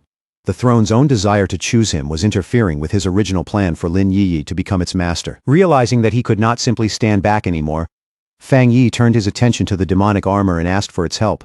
The ancient entity, clearly pleased by the chance to act, agreed without the slightest hesitation. Fang Yi seized the opportunity and summoned the ancient god-demon armor around himself. Jagged dark metal spread over his body piece by piece, while glowing red energy flared through the gaps like burning veins. A confident smirk tugged at Fang Yi's mouth as the armor settled into place.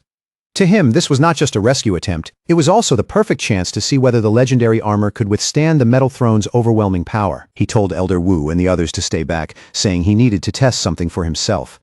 Then, without showing any fear, Fang Yi stepped forward and calmly walked toward the swirling blue barrier surrounding the metal throne. Before entering that raging field of energy, Fang Yi looked back and warned his companions not to move from where they were. Even if something unexpected happened inside, he told them not to recklessly charge in after him. Outside the barrier, President Ye Xiao stared in absolute shock. The moment Fang Yi stepped into the metal throne's violent energy, the wild pressure suddenly settled down, as if the artifact itself had recognized the person it had truly been waiting for. Fang Yi landed safely within the artifact's inner space, and quickly took in his surroundings. All around him was the core domain of the metal throne, filled with its strange, overwhelming presence. He was a little surprised that a living person with a physical body could actually enter this kind of space. But before he had much time to think about it, his eyes locked onto Lin Yiyi, who was struggling desperately beneath the crushing pressure of the throne. Fang Yi rushed in immediately, wasting no time at all. As attacks shot toward Lin Yi in rapid succession, the armor around him absorbed and blocked them with ease, shielding her from the throne's assault. He raised his voice and called out to the sentient throne directly. The artifact answered with eager excitement, saying that it had been waiting for the chance to speak with him properly. Floating in the middle of that chaotic space, Lin Yi stared at Fang Yi in disbelief. Shocked and confused, she called out to her cousin, asking how he had possibly managed to get inside the barrier. The throne did not pay any attention to her question. Its focus remained locked on Fang Yi, fascinated by the dense spiritual energy within him and the ancient noble aura surrounding his body. The artifact proudly declared that its instincts had been right to choose Fang Yi. But just as it boasted, Lin Yiyi suddenly shouted out in alarm, desperately warning Fang Yi to be careful. In an instant, massive spheres of pure energy appeared around Fang Yi, surrounding him from every direction. Yet instead of launching an attack, the throne began proposing an alliance, insisting that humanity desperately needed a weapon as powerful as itself. The throne's energy wrapped tightly around Fang Yi like chains made of light. With almost feverish enthusiasm, it promised that if he accepted it, it would make him the absolute ruler of their world, the vast universe beyond it, and even realms he had never imagined existed. The artifact went even further, declaring that together they could reshape the laws of reality itself and place Fang Yi above all others, as the one true king. But faced with such an enormous temptation, Fang Yi merely smiled. Without even taking a moment to consider it, Fang Yi rejected the offer outright. Then, with effortless force, he shattered the energy binding him, leaving the proud sentient artifact completely stunned by his refusal. Fang Yi calmly told the metal throne that he had no interest whatsoever in claiming it for himself. He also pointed out that there was a serious problem with all those grand promises it had just made. Since several other ancient thrones already existed on Earth, Fang Yi remarked that the metal throne had no real way to prove it was the strongest among them. Its confidence alone was not enough to make that claim convincing. Then, as casually as if he were asking about something ordinary, Fang Yi wondered whether the ancient artifacts had some kind of ranking system. The question struck the throne like an insult, making it stammer in anger as it demanded to know whether Fang Yi truly dared to doubt its power. Fang Yi did not rise to its anger. Instead, he simply pointed toward Lin Yiyi and laid out a deal for the metal throne to consider. If the throne wanted to prove its strength and cooperate with him, then it would first have to accept his cousin as its master.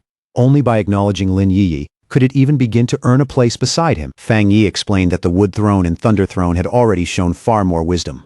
Unlike the metal throne, they had chosen to form useful partnerships with him and the people around him. With a faint smirk, Fang Yi reminded the throne that it could not force him into a pact no matter how powerful it was. If it truly wanted to fulfill its purpose, then it needed to stop clinging to impossible standards and seriously think over the offer in front of it. When the metal throne suddenly went quiet, Fang Yi felt a flicker of disappointment.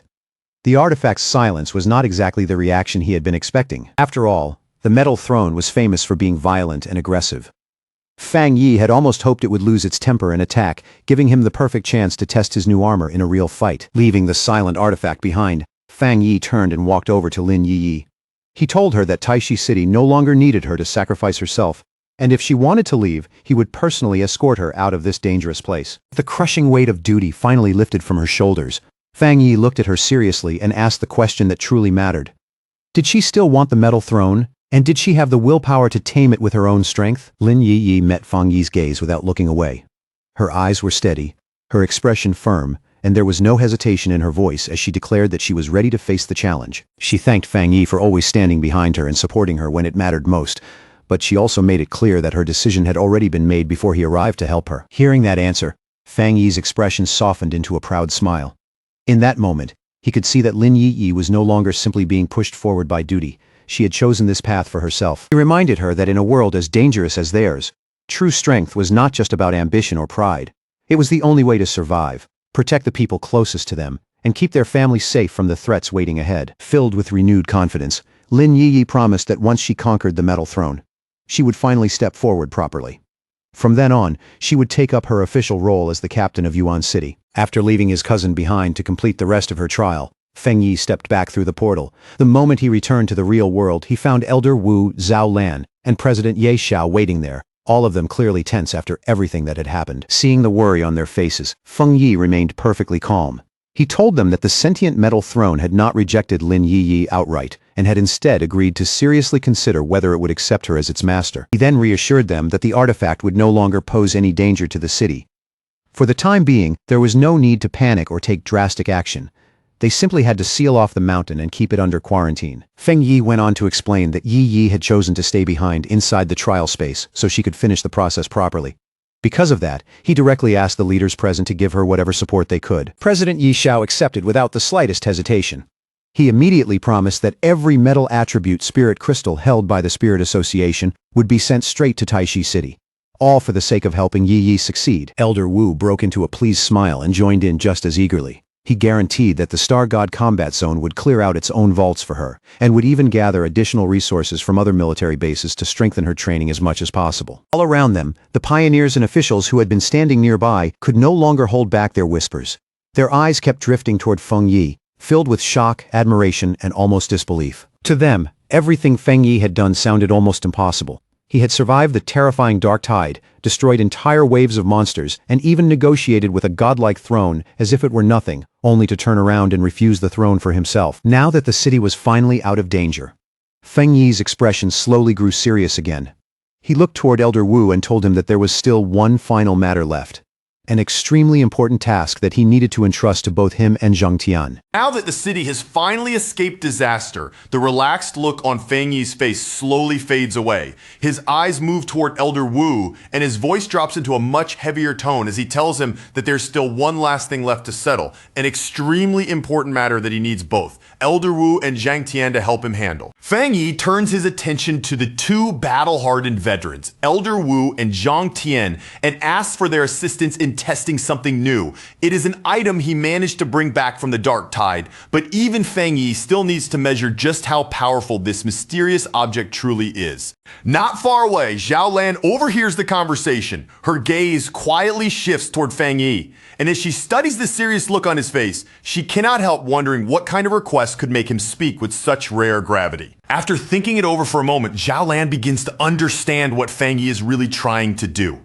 The elders still carry guilt over how close he came to death, and if they're allowed to exchange blows with him face to face, even in a controlled sparring match, it may finally loosen the weight that has been pressing on their hearts. At the same time, Zhao Lan remembers just how terrifying the dark attribute truly is, a power capable of devouring life force itself.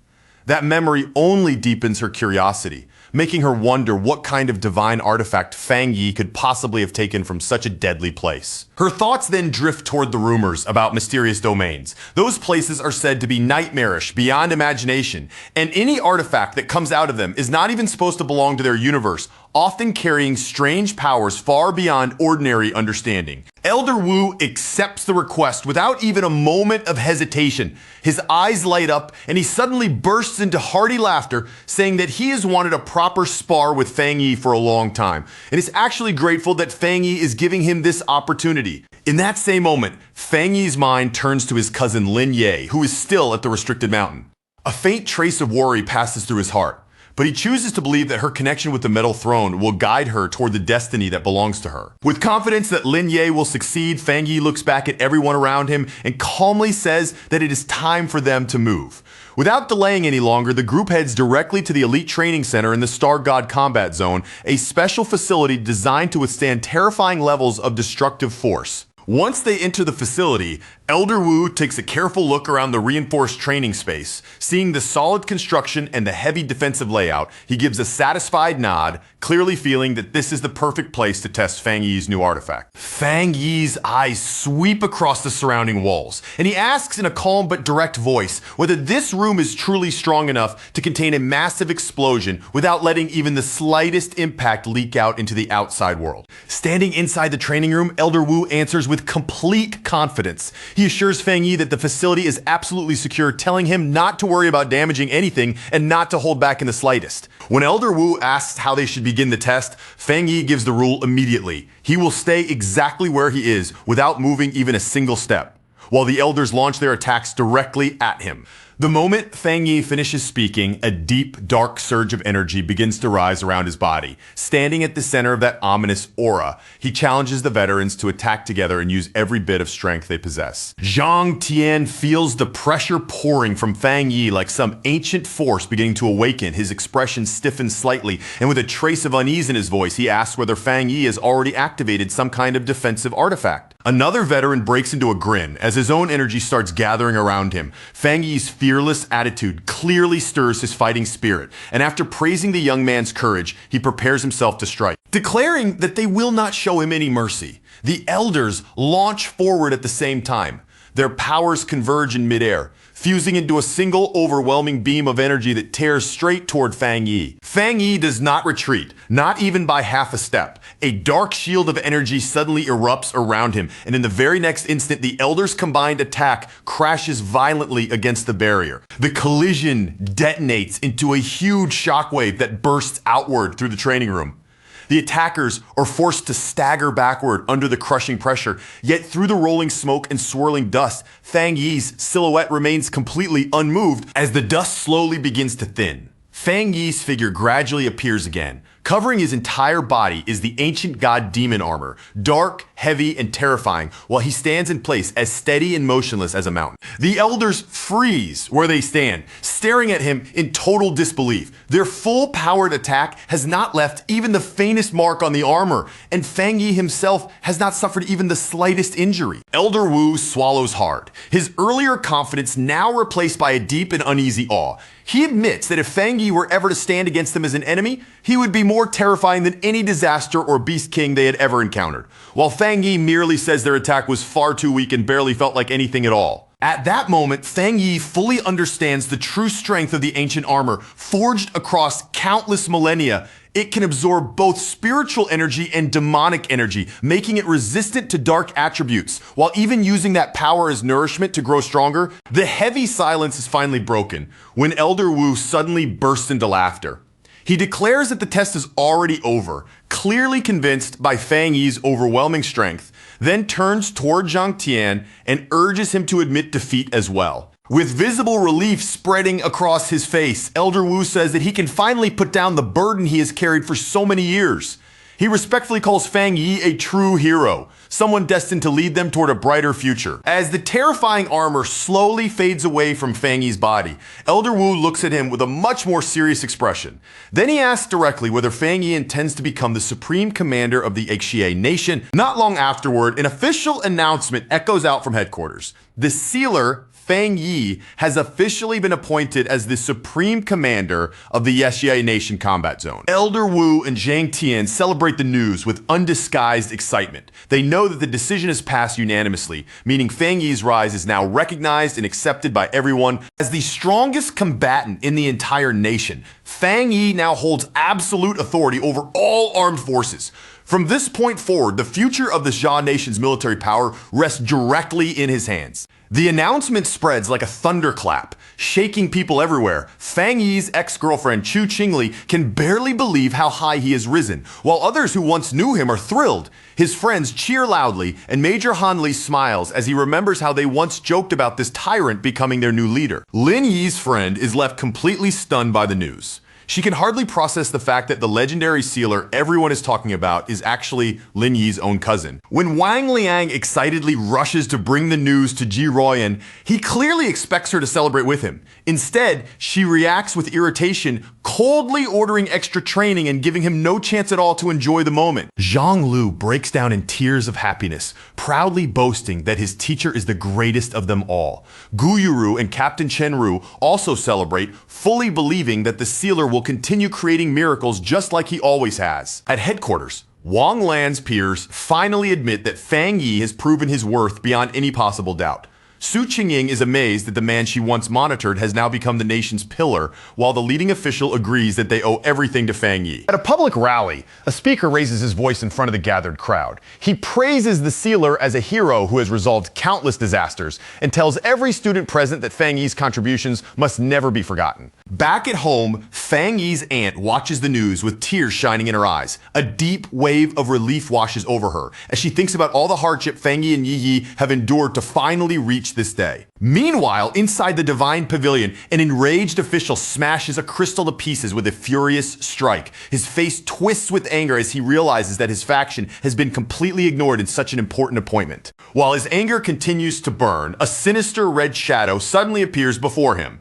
The strange entity mocks him in a low, tempting voice, saying that the other factions clearly intend to push the Divine Pavilion aside. The red shadow then offers him a pact, promising that he can obtain everything he desires. Still cautious, the official narrows his eyes and asks what kind of help this strange being can actually give him. Before the red shadow can answer, the sharp ring of the official's phone suddenly cuts through the tense silence in the room. The official answers the call, only to be hit by a frantic report from the other side. His expression changes in an instant as he hears that the Thunder Throne has suddenly gone berserk. The red shadow curls into a grin, looking as if everything has unfolded exactly according to plan. It tells the official that the help it promised has already arrived, then urges him to handle the crisis and show how he will use this opportunity. Over at the Chuan City Restricted Zone, a monstrous lightning storm rips across the sky. Emergency warnings blare throughout the entire area, ordering a full citywide evacuation as abnormal energy threatens to wipe out everything nearby. At the very center of the storm, the sentient Gordvine, master of the Thunder Throne, thrashes wildly chaotic.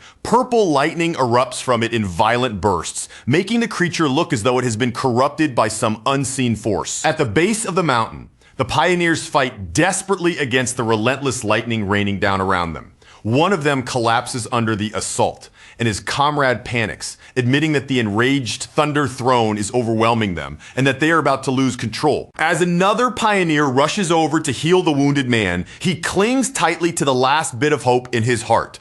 He remembers the rumors that the sealer can communicate with the artifact and silently prays that Fang Yi will arrive before everything completely falls apart. At that critical moment, Fang Yi arrives together with Elder Wu, Zhang Tian, and the other veterans.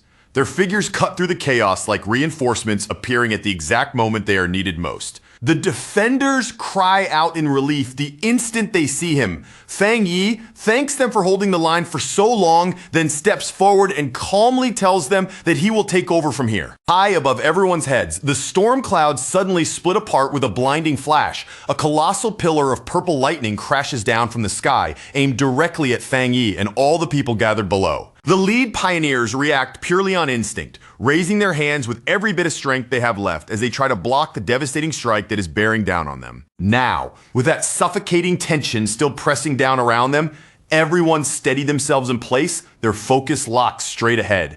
Feng Yi's corrupted ally was standing before them as the next threat they could no longer avoid, and with the atmosphere growing heavier by the second, they braced their bodies and their nerves for the violent clash that was about to erupt.